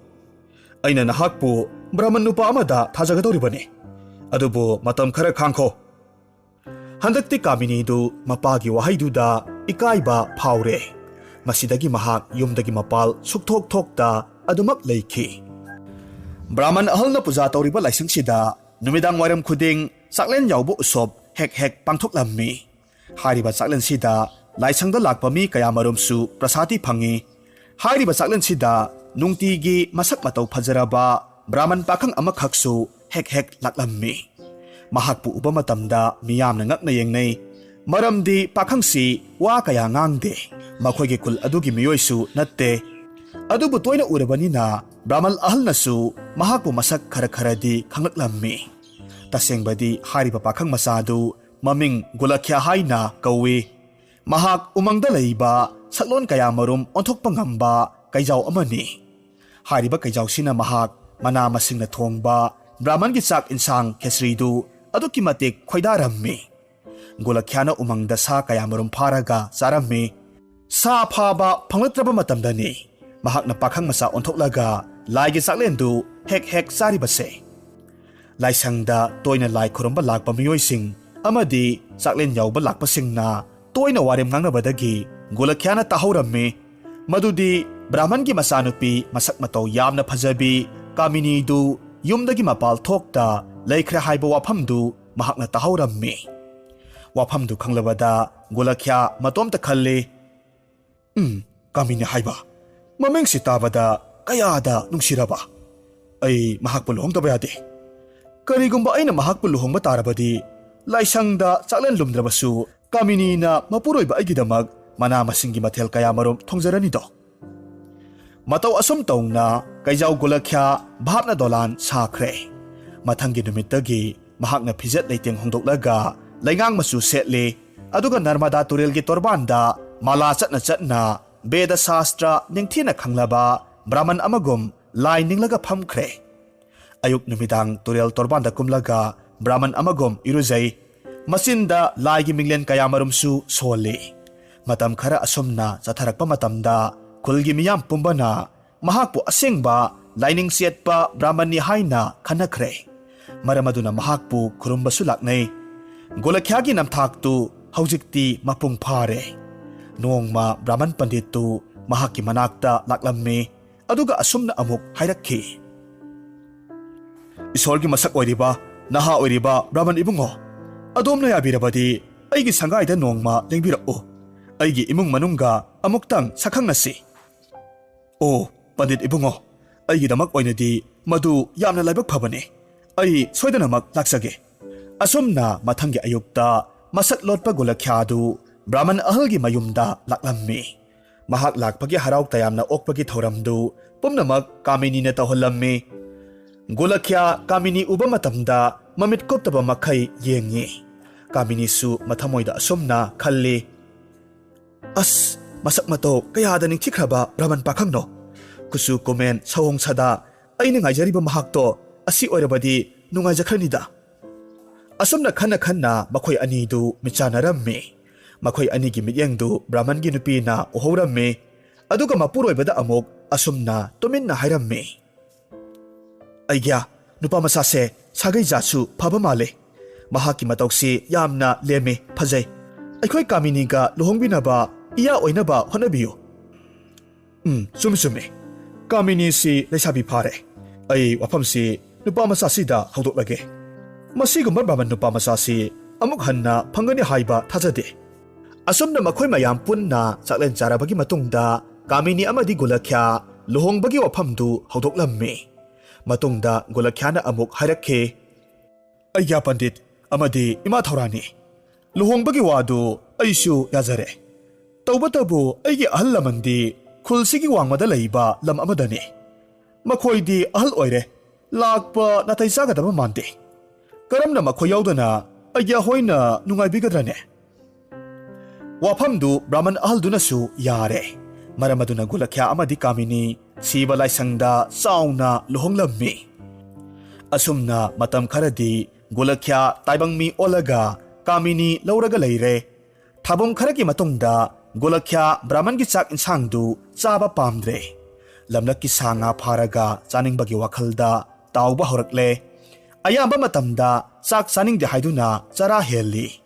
Pumnamaksi uraga ahal oiraba Brahman matai manauna Gulakhya amadi Kamini bu khungang thadoklaga mayum asengbada leirunabagidamag yathangdu pibire. Yathang phanglabada chalamdagi mikupta Kamini gi mabungsing amadi mapa amadi mamana Kamini bu kolaga kapsai. Makhoina Kamini gi damag lambel charunana ba haiduna potlam kaya marumsu hapirammi. Mataw asum tawna makhoi ani asukpa umangdu yoraklammi. Kamini di makhongna chatpa ngamlaktre. Masadu aduki matik wabana loire. Aduna amuk asumna hairakhe. Moy aigya ay yamna ware. Ngayakta pothakisi. Ising khajikta sokpira uba. Sanabadi leire. Isingdi yoramdre. Pare pare. Ay ising tiruge ko nahak leiramo. Asi haiduna mahak umangdugi manungda sangki. Umangduda leiba pukri asauba amada ising soke tauba matamda wainu khara saktarambadu thengnarammi. Madu pharaga segairaga chathokhi. Aduga mahak ising sokpadu kaukhibadagi Kamini gi manakta amuk halaklammi. Ising puraktabaduda Kamini na hangi. Ayya ising phalaktabara. Hai. Adu maina pakhonyamna sininglabadi nahak aigi asyang basaktamsi yangningra. Wafamduda Kamini kari thoina khalamde. Mapuroibasi wabagi sauba oiramgani haina khalle. Masigi matungda makhoini asum khara chatlabagi matungda amuk hairaklammi. Moy aigya ngaihak pothabiramo. Ay ising thirokhige. Asi hairamnaga mahak chatkhi. Kamini hek chatkhibaga Gulakhya umangda chansilli aduga theba amakhak pharaga chathokhirammi. Kamini na ising soklaga halakpa matamda mahak khajiktangdi singnaba phaurammi. Maramdi mapuroibagi masenda I taibadu mahakna ure. Kamini na kadaidagi ino asok apan yaubra haina hangi. Matamduda Gulakhyana yamna sauna asumna khummi. Hai, nang wahang yamna hangba pamlabadi aigi asengba masak yangningbra. Aidi nahakina nainubine. Karisu kaide mapuroibagi aphaphatta khangjenba mafaina. Asumna nokphet tawraga khumjarammi. Mahakki minoktu loidringai matamda Gulakhyagi masadu marang langlakhi makhong mari palakhi. Ikon konba matamda achauba kairel kaijau amakhak onthorakle. Kamini madu uba matamda machin mayadu krak chikna kibana thak niklammi. Matamduda kaiduna amuk mirolda hairakhi. Aihaksi sayon kaya marom tauba ngamba kaine. Aduga jiba kayagi marolsu ngangba ngame. Nahak aibu kibagi kanaba leite. Nahak aigi nupini. Aina haiba pumba yagadabane. Aduga amana aigi aronbasi nahak na karigumba atopada haidoklaba. Nahaki nakoktu aina sigaigadabane. Kanguko. Masidagi di Kamini wa amata ngangkhidre. Mathamoida mayonggi mabung magpasing mama amadi mapana haikiba mayamdu ningsinglaga mamitta mapi lepa leita sintharammi. Matomta masana masabu pangida ko aisya haina khanjakhi. Asum lepa leita lakpana makhoi asukpa umanggi mayayda kaijaudugi mayumda thonglare. Yumdu thainagi amanba ponung amane. Asauba mathak makhagi kasing amadi lainunggi kasu leirammi. Mathangi ayukta kaiduna amuk hairakhi. Kamini, nahak aigi lamok akangbasi thonglamo. Ay umangda sa tanba chatlibani. Horel ay nahalagpa matamda saji purakani. Kamini karisu khumda tuminna lay. Nong mata sa nga saraktrabasu hanggoy sa singdu thonglammi. Saksangdagi mapalda kayarak chanthoklaga otharammi. Mahak mayum ningsing aduki matik kapsarammi. Asumna numit kaya nirom hawkre. Khara leiragadi kayawduna mahakki nupigidamak sieng hawai manamasing puraklaga thambirammi. Aduga mahakti adumak sa sarammi. Hariba matam asimakti kaminidu masawai sangdre. Asumna thabong khara leiragadi angang amakak unare. Angangdu uba matamda kamini pakat alawi. Maramdi angangdu taibangmi natte kay masa amakakni. Nongma kayawdu sa phabasat kringi matamda kunu amakak pairaklaga kamini ki saksang mayada tonglammi. Madu uba matamda kamini na haijay. Hada kunu nungsibi. Nata aigi awabasibu yang mangamlibra. Nahang na aigi awabase kang birabadi. Aigi kutagi sing maruse sabiyo. Kudakta kunudu paitharaklammi. Aduga siyang singdu charammi. Kamini na mahaki awaba mapawdu. Apakpa babu patra unada iraga. Kunugi mangakta sibire. Aduga amok asum na hay. Ita kunu nung sibi. Ay awaba warise. Thangnabat singgi wangmada layriba. Kulgi siba laysangda yahunbiyo ko. Masigi matungda kunudu paikre. Aduga siba laysangda unadu langtharammi. Unada iriba wahay singudagi mabung ahum na masalgi awaba pumnamag kangladuna umang tamna laman kumnabagidamag kongsalaklammi. Mabung ahum duna singpat Turel kaya marum pauna lakpa matamda lamhang amada na itom taba gadha amakak tengnarammi. Matamduda mabung aton baduna hayrakki. Tada, ay kuya tengnariba gadasi pukrasi. Masi kanaba lakpasu yay. Mayamba ahal na amuk kummi. Atomba, matamang na ba ni? Kay kada ba madupuraga kayduga haibano? Mayamba yayman na amuk kumlammi. Tada, puzaraksano. Magi apamamdi lairemgani. Ay kuya aton ba se, loksing yamna laybani. Kara sa labagi matungda at sa uba tingkang panba umakak amamok tengnarammi. Handaksu aton ba na madu pukrasihay na hayrammi. Matamduda mayamba yayman na kummi. Hoy, pura. Ado ba nahak pubada waroydro? Makoy ni giwariduda mayamba ahaldu noklaga hayrakki. Haha, nakoy ni gasat minabasidi potchay yamna pugadori na. Ay nokning babu pawido. Asum na makoy ahumdu lepalayta asum lakpa matamda Turel amagi torbanda pisuba na sinpam oiba kul amakak tengnarammi. Maduda mayamba ahal na amuk hayrakki. Aton ba, handagti Turel si pusi hagitori bra? Mayambagi waduda makoy ahumag punna nokminnay. Aduga amuk aton ba na hayrakki. Tada, Turel si di purakloy. At sauba kuangawgi kuding asauba si oy na puraklage. Asum na haydo na kuding do oy na puraklammi. Panasang na laklabagi matungda masal kami ni na hayrakpa yumdo yaure. Taseng na yumdo yam na akiba pang na sawi. Mabunggi konjal tarbaduda masal nupido kaplaga mabung ahumdo oklammi. Wana lakliba mabung ahumdo masal na karigumba arayba kara pijarammi. Aduga laikhada layba kada makoy singdu lotlaga thamlammi. Numidang oiraklabada kaydo amuk halakle. Hek yorakpaga manam sut nammi. Aduga asum na amuk hayrakki. Ay ginupi, yung sida taibang mi kana laklammi. Mihing yam na nammi. Ho ay gya, ay gi ibong singdo nahakpo unabalaklammi. Adubo yung sida yam na sauba sa amakag sanglaga laihibadagi makoy singdo loy na magsatkre. Kari hayba, ay gi ibay ahumbo laklammi hayba. Makoy ngahaktangsu ngayramba yabani. Nate, nahang na aibo kay oligay na makoy da hayrurabra. Agya, kanay dagi wano. Nang se, kay orabasu ay gayong palaga isa lairibasini. Madu haydok lubagi ka na ba layte. Makoy ahum na tamti basadu laynungi kada paraga tanamlaga tongdu lolaga satkre. Asum na ngayhak wari sanaringay matamda laynungi kadagi mabung atomba na gadhagi manakongda tera kaksing amakag hapsilammi. Kaksing na sikpaduda gadhadu pibam kay na konglakhe. Kaydu matamduda kiba na thak niklammi. Tanjaduda laynungi kadagi amok asum na laurakhe. Ay ngasisi kay siya saningida. Tong si hangdo o. Kaydu amok kina komme.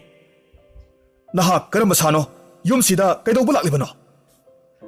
Nakhoina hangdabanina aigi khongpaksi yengo.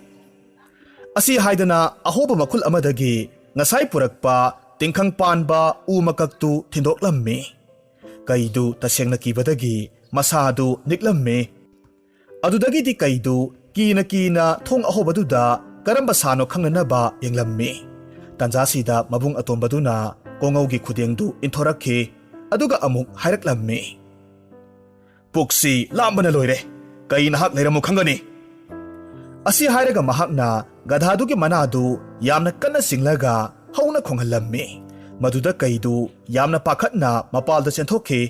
Kaiduna senkhrabaduda khonglei thuna mabung ahumak thoraklaga pokpada ngairiba kai masadu tangkhai tana thangna yanthatli. Aduga mapalda yalaga thammi. Yumdusu mai thadoklammi. Aduga masaldu puraga mayum yonanaba chenkhirammi. Ahing athengbada kaidu mayumda halakpa matamda mahaki masadu sirambaduda aduki matik kapsarammi. Mamay thangda mahakna matomta soli. Namthak haibinupi. Nahaksu aigi isagum tangkhai tana segairaga setkani. Aduga aina nangbu sagani khango. Asi haiduna kaminigi khongul lirakhi. Adubu makhoi maridudi asomda mayumda usinna sinna yaukhre.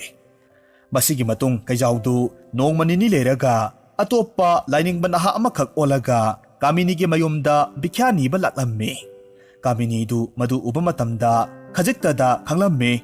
Lakliba naha lainingbasi mahaki nupa kaijawduni haibasi khanglammi. Maramasina mahak lona mabungsingda hairaga makhoi amata oina thoraklammi. Aduga lainingba nupadu okpirammi. Mabung ahalna yatumgumna tumna itlaba waset kayamarum haplaba phampak amada mathakta phak tharaga lainingba nupaduda hairakhi. Isorgi masak oiraba pandit Adomgi khong samnanaba isalna isinglumli. Phaksida ngaihaktang pothabiyo. Kaino onba lainingba nupadu singdaba karisu leita phaktuda tingthoklammi. Mahakna areng khuding machin tumba posaktuna thinbadagi mamai thangda mahak masa pumba phawreng langlabada kaigi saktamda amuk olaklammi. Matamduda tanja chare khanduna kaminidu thorakle aduga kairel kaijawdu utupna thomlaga hatokhirammi. Kai sikhrabaduda kaminidu mapuroiba sikhrabi lukhrabi amagum asamba pijet set isorgi minglen solaga punsi chuppa siba mandirgi laisangduda mapunsi lenkhi.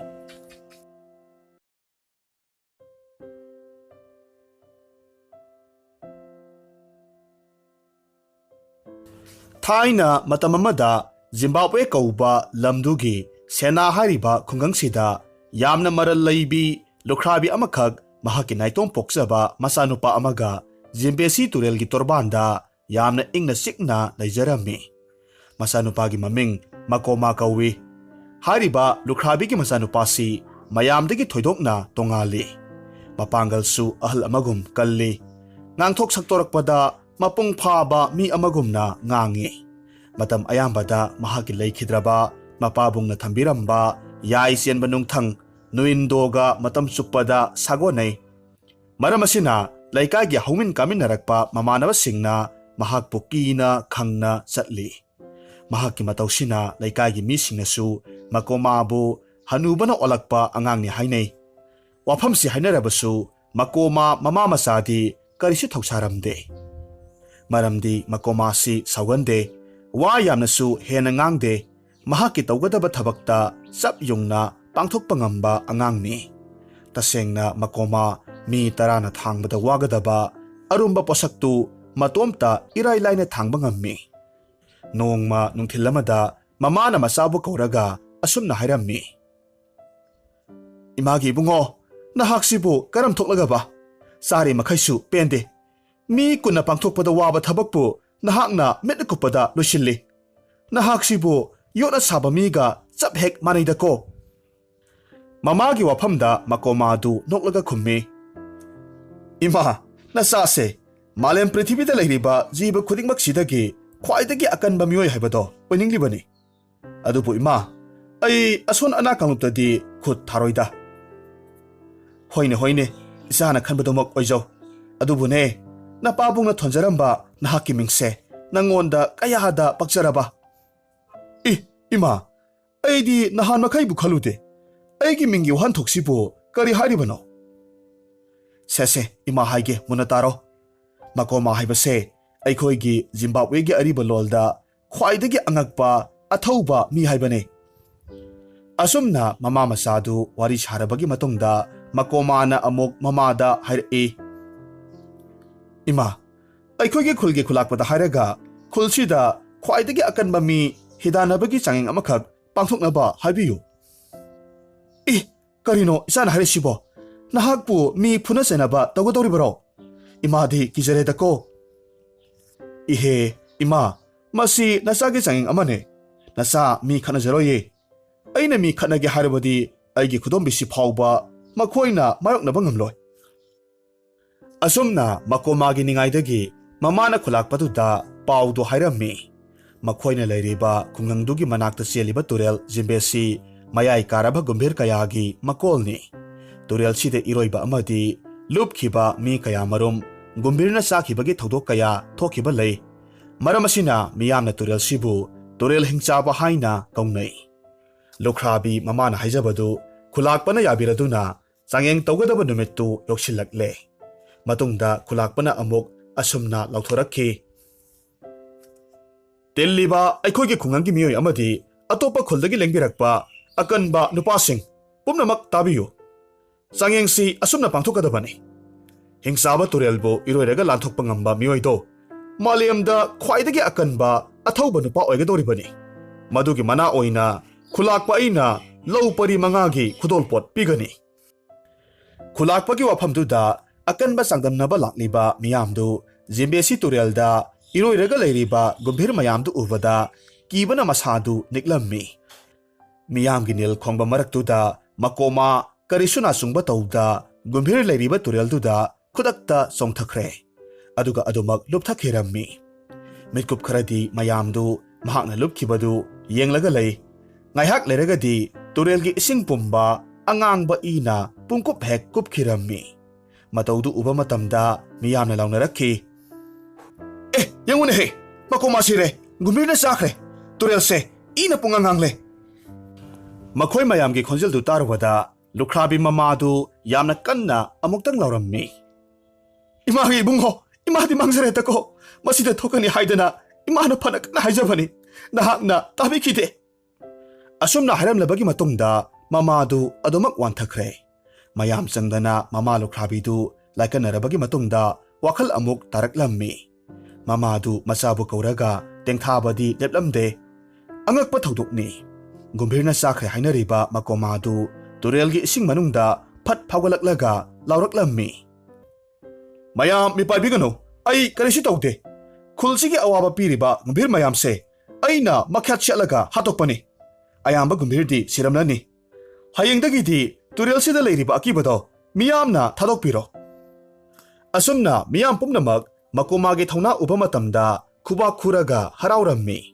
लुख्राबी mama अमदी खुलाकपदु ngakpana kham thengle yamna angakpa nupa masa oina chungthakiba makomadu ngumbhir mayamgi masek mangal pumnamak masada subsin khibadagi mapung phaba pakhang masa oina olaklammi aduga tureldagi kangphal tamna kakhalakhi miyam pumnamakna makomabu harauna oklammi asumna numittu haukrabagi matungda mathangi ayukni makomana mamada hairaklammi ima ai khulsi thadoklaga matam kharadi langphai chaluge aina malemda leiriba akan ba haiba posakto khudum chanba pame ima ge bungo nahakpu ima nungsidabaro nahakna chatkhrabadi ima itomta sauraba yumsida karamna lehugadori bano ima nasa kuina chatkadaba natie aikhoigi pabungna thambiramba lan thum mayam amasu leiribani ima ge thabak inkhang nombinaba mi kharasu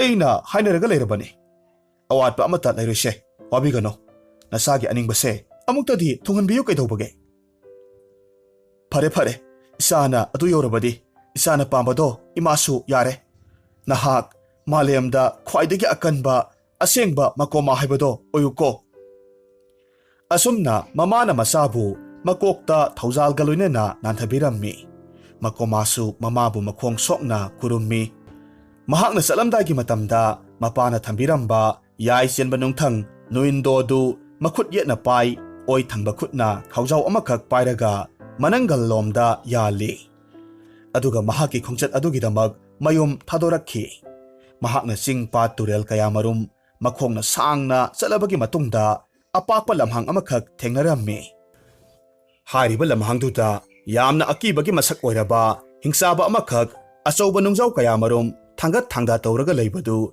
uba matamda makoma noklaga karemnaraga amuk asumna hairakhi hai apangbasiba aduk chauba nungdubo na thauleitana sanariba nahakpu kanano nahaki oza laklibasi udabra hauna lungsat khangdaba makomagi wahaiduda hingchaba sauna khumlai kari haiba taibangmi nahakti aikhoigi sinjakni oza kaina pukna puk lambane mathwai loragade hai asumna hingchaba nganglaga pasilai makoma thoksadana khummi tapthौने साउखिनुने ऐसे मालेमदा ख्वाइदगी अकनबा मकोमा हाइबा मिदुनि अपंगबा नंगबु कनानो हिंसाबदु चपलेपी अदुगा अमुक हाइरक्लम्मी करी अइबु अपंगबा काइना खंगने नंग अदुबु नहाकपु चारमदाइसिदा अइ हाइबिगे ताजौ है अइगी Ming C मपारी कौवी अइना मालेमदा लेरिबा Singh खुदिंगबक्सी सेमलिबनी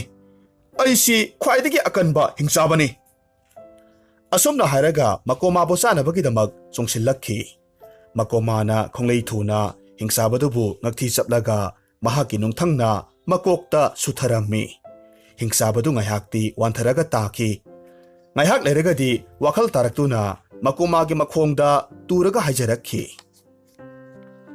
he akanba asingbamak nahak akanbagi mapurelni ngasidagi di ai nahaki nanai haibado ojarage ozana satpa khuding aibu loinabiyo ai sing sembada isase pangal hanthare asumna sing semba hingsabadu pikchin khebadagi usi mukta saurammi mahaki haijabagi matung inna makomana hingsabadu mahaki khaw manungda hapsilli aduga khongchatuda mahak pusu pubirammi makoma hojikti gombir chama mokki mapangal amasung sing semba hingsabagi pangal loinamak chupsin khibadagi masadu hena kan bahaibadu oiraklammi mahakna leptana asum lakpana achouba turel amada atopa hingsaba amana turelgi isingdu amuk chupsin amuk thadok tawraga leibadu thengnarammi madu uba matamda makomana kanna laura e hai taribra angang masagumna ising sanariba apangba adum tawdogi saruk wa haige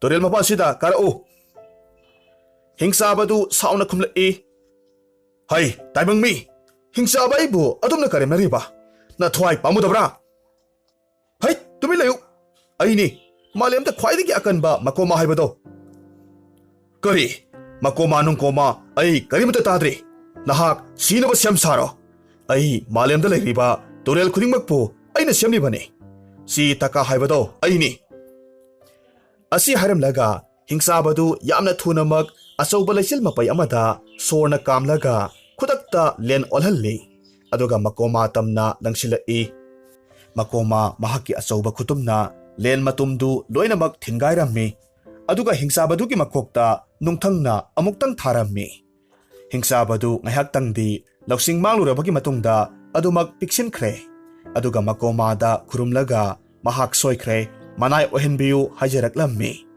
हंदकसु मकोमाना हिंसाबदु महकी खावदा हपसिल्ली अदुगा महकी खोंचत्तु अमुक मखा तारम्मी मकोमा लेप्तना assume लाकपना ngamkhai leitana pakpa turel amakhak thengnarammi mahakna turel si karamna lansi ge haina khalinge matamda turel semba hingsabadu thoraklammi aduga turel gi isingdu maikai amada thaidokkhre asumna turel du hek lanthokpaga yamna chawba umang amakhak thengnarammi hairiba umangdu khongnanggumna chawba tingkhang panba uzau baobabs kauba usingna krik krik inana haurammi lambi chatpham leitabadagi mahakna uzau khara phuktat ke honaringai matamda hingsaba amakhak thorakhi aduga asumna amuk lauraklammi hai aigi umangsing mang takhaliba nahak kanano umang haibasi aina semlibani masida sa use kaya marum sadanglibani nahak khangdabra aduga amana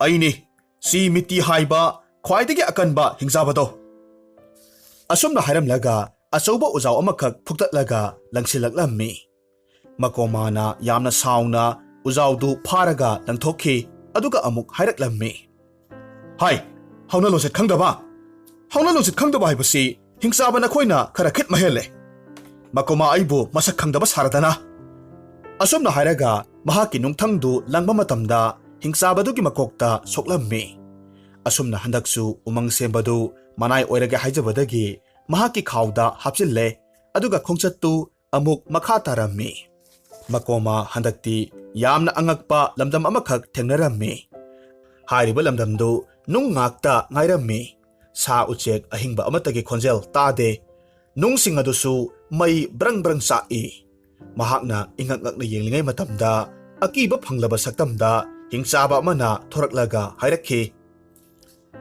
nahak kanano mafam sida kari tawba lakleba lam asi aina mai loinamak thadoklabani maramdi aisi mai saba hingchaba si moto haibaduni aina mai sariba makhai pangal kanba helibani na thwai mangingrabadi chatkhur chalo hoi makomana khummi hera othok anthokpa mai saba kaina hai apangba aisi kanano khangra malemda khwaidagi akanba makoma haibado aini nahak aigi khutchida siba soiro he mai singsi yamna thunamak muthalu atopa thawai panba singisu khara khanba tamune makomagi waduda hingchabadu yamna saure maramaduna maibul oina mayadagi kamthorakki khudakta sing semba hingchabadu chongthoraklammi aduga sing mayamna lamdamdu koishilli turel semba hingchabana amok mai singduda mahaki machindagi sorna leisilda kamba matamda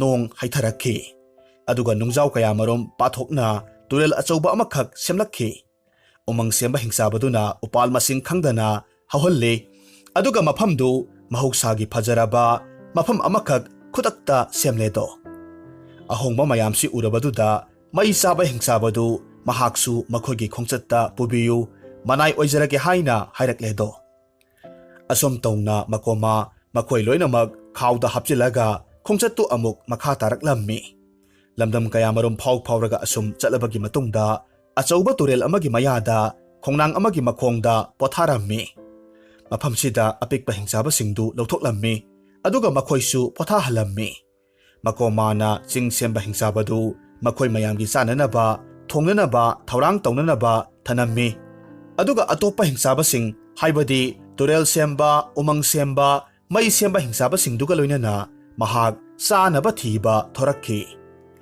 makhoi umangdagi sa khara pharaga halakpa matamdadi sing semba hingchabadu ujaw amagi makhongda achouba thauri amakhakna pullaga leirambadu thengnarammi madu ubada makhoi loinamak ngaknarammi sing semba hingchabaduna amuk hairaklammi aikhogi mapurel makoma ada leiriba turel sidagi masam makoi thauri muk chauba chigiri kauba hingchabado laklammi aduga aibu phu chairaga mahaki samna amana pullaga thanamlibasini aina aikhogi mapurel akanba makoma laklabadi nahak hingpham leiroi hairubadagi mahak yamna sauna turel manungda nahak pu khananaba ngairibani wahidu taruba matamda makoma yamna sauna turel ge manakta chatkhirammi aduga asumna amuk laurammi hai mathong maram khangdaba chigiri nahak thorau hai kiduna lolibra thorau karishu tawiroi ne he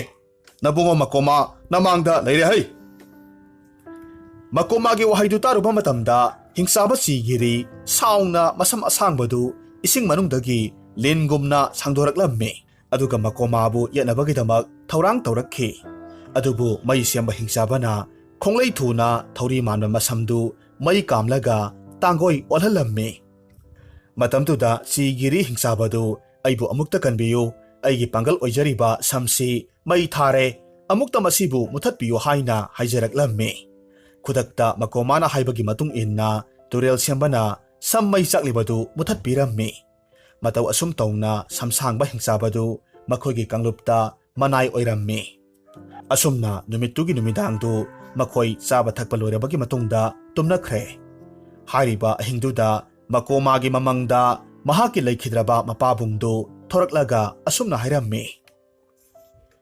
Ipagi ibungo makoma nahakna thiriba akanba haibado isana thengnagadabasi Sakaterina haiba misaktuna aroibani. Mahak lamdamsigi makha pangna asum satlo aduga marubhumi amada leibani. Tawbatabu nahakna lando natomta mayoknagadabani. Migi mateng yaururabadi nahak akanba asengba natte. Haujikti nahaki nanai oiriba hingchaba singdo makhoi loinamag maning tamhankhro. Ipa chatleko. Makoma mikap thoraklammi. Mathangi ayukta mahakna mahaki manai hingchaba singda wari pumnamak tammi aduga kainaya thangsu laurammi. Upai lejidraba manai singdu makhoigi mapubu thadokpa tarammi. Maramsina makhoi nungsina kaplammi. Makoma makha pangna khongchattu amuk makha tare. Asum lakpana mahak mapana haikiba laingoigi lamdam marubhumidu numittugi numidang wairamduda yaure. Amamba maphamduda khangpoksang amagi mai mangal ubadagi sangsilli aduga kana laibage haina hanglammi. Yumdugi manungdagi yamna wang sauba nupi anikhak thorakhi aduga amuk asumna hairakhi. Mahasoi numidang sida kana thirakpano aikhoigi lamdamsigi midi mandebo. Sumi ai sena hariba maphamdudagi lakpani. Yaragadi Sakaterina hariba misakto madugi leifamdu khanglabadi amukta takpiyu. Oh, mahakti aikhoi anigi ipuroibani. Aikhoigi nakta toinadi lakte. Sahi amagi manungda amuktangdi lai. Mahakpu unabigi harabadi mahak hayengse lakpa numitni. Nahakna mahakpu masak uroi. Maramdi mahaki makokto laisil thengba makai wangi. Makhong anina singdumgumna sawi. Asumna makoma numidangdu nupi anidugi mayumda yareknaba haibadagi pothare. Mathangi numitta yamna ahuba khonjel amakhak tarakhi. Makoma thuna yangna mahaki khaw amadi nungthang pairaga lamhangduda chentorakpa matamda yamna sauba sing anikhak khillaga leiramle. Mahak khangle madudi sing anidu Sakaterina gi makhongni haibase khangle. Makoma na singduda mahaki yai nungthangna tharammi. Khudakta atiyadagi amuk lautharaklammi. Kanano aigi khongda asok apan thogalibase nathwai lauragedo. Makoma yamna thunamak singdugi akoibada mai tharammi. Hingchabadu makomabu unabagidamak asum pikchilai aduga makomagi manakta leppi. Hai taibangmi noigumba jiba masana aiga karigi lansingaribano. Matamduda makomana khummi. Ai malemda khwaidigi kanbami makomani. Nahaka ayhaka mitrang yauda phugainasi. Kanana kanbano haibado khangnasi.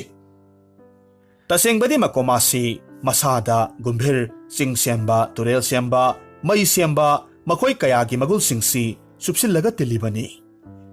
Asumna wafamdu yanarabagi matungda Sakaterina amasung makoma phunaba haure. Makhoi anina namnabaduda malem laikoi pungsi yuhar harammi. Ahingba lengli paliba jiba kayamarumsi makok loinamag ngaunarammi. Yum kayamarum ningkhairammi. Makhoi anina asum phunarakpasi sayol amasukna leptana phunaraklammi.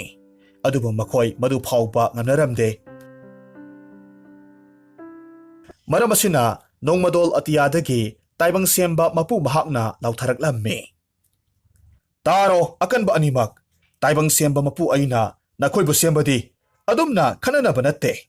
Lengli paliba ahingba kayagi mateng pangnabani. Maramasina nakhoi animak asidagidi lairemlenda leirasi. Mapu aina chanbirabani. Asum tongna akanba makoma amadi Sakaterina taibang semba mapu mahakna lairemlenda adumak puki.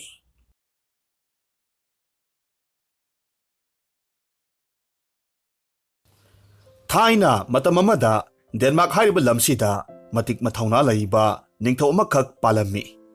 Hariba ningthou sige masanopa amakhak pokjarammi. Mahakbu ningthongna gulmak haina nungsina thonbirammi. Nupa masasi pisak piklingaidagi hongna wakhal lawsing yamna thoidok hendokna changkhonbo oirammi. Matam ayambada mahaksi sa uche kayamarumga marup oiraga loineragata lay. Maram asimakna nupa masasi usek waya sa nga kayagi marolsu ꯅꯤꯡꯊꯤꯅ ꯈꯪꯕ ꯉꯝꯃꯤ꯫ ꯅꯣꯡꯃꯗꯤ ꯃꯈꯣꯏꯒꯤ ꯀꯣꯅꯨꯡꯗꯨ ꯑꯋꯥ ꯏꯄꯥꯛꯇ ꯇꯥꯔꯛꯂꯦꯗꯣ꯫ ꯍꯥꯏꯕꯗꯤ ꯅꯤꯡꯊꯧꯗꯨ ꯏꯈꯪ ꯈꯪꯍꯧꯗꯅ ꯊꯃꯣꯏꯒꯤ ꯂꯩꯅꯥ ꯑꯃꯈꯛ ꯅꯥꯔꯛꯄꯗꯒꯤ ꯐꯃꯨꯡꯗ ꯌꯥꯇꯥꯔꯒ ꯂꯩꯔꯝꯃꯤ꯫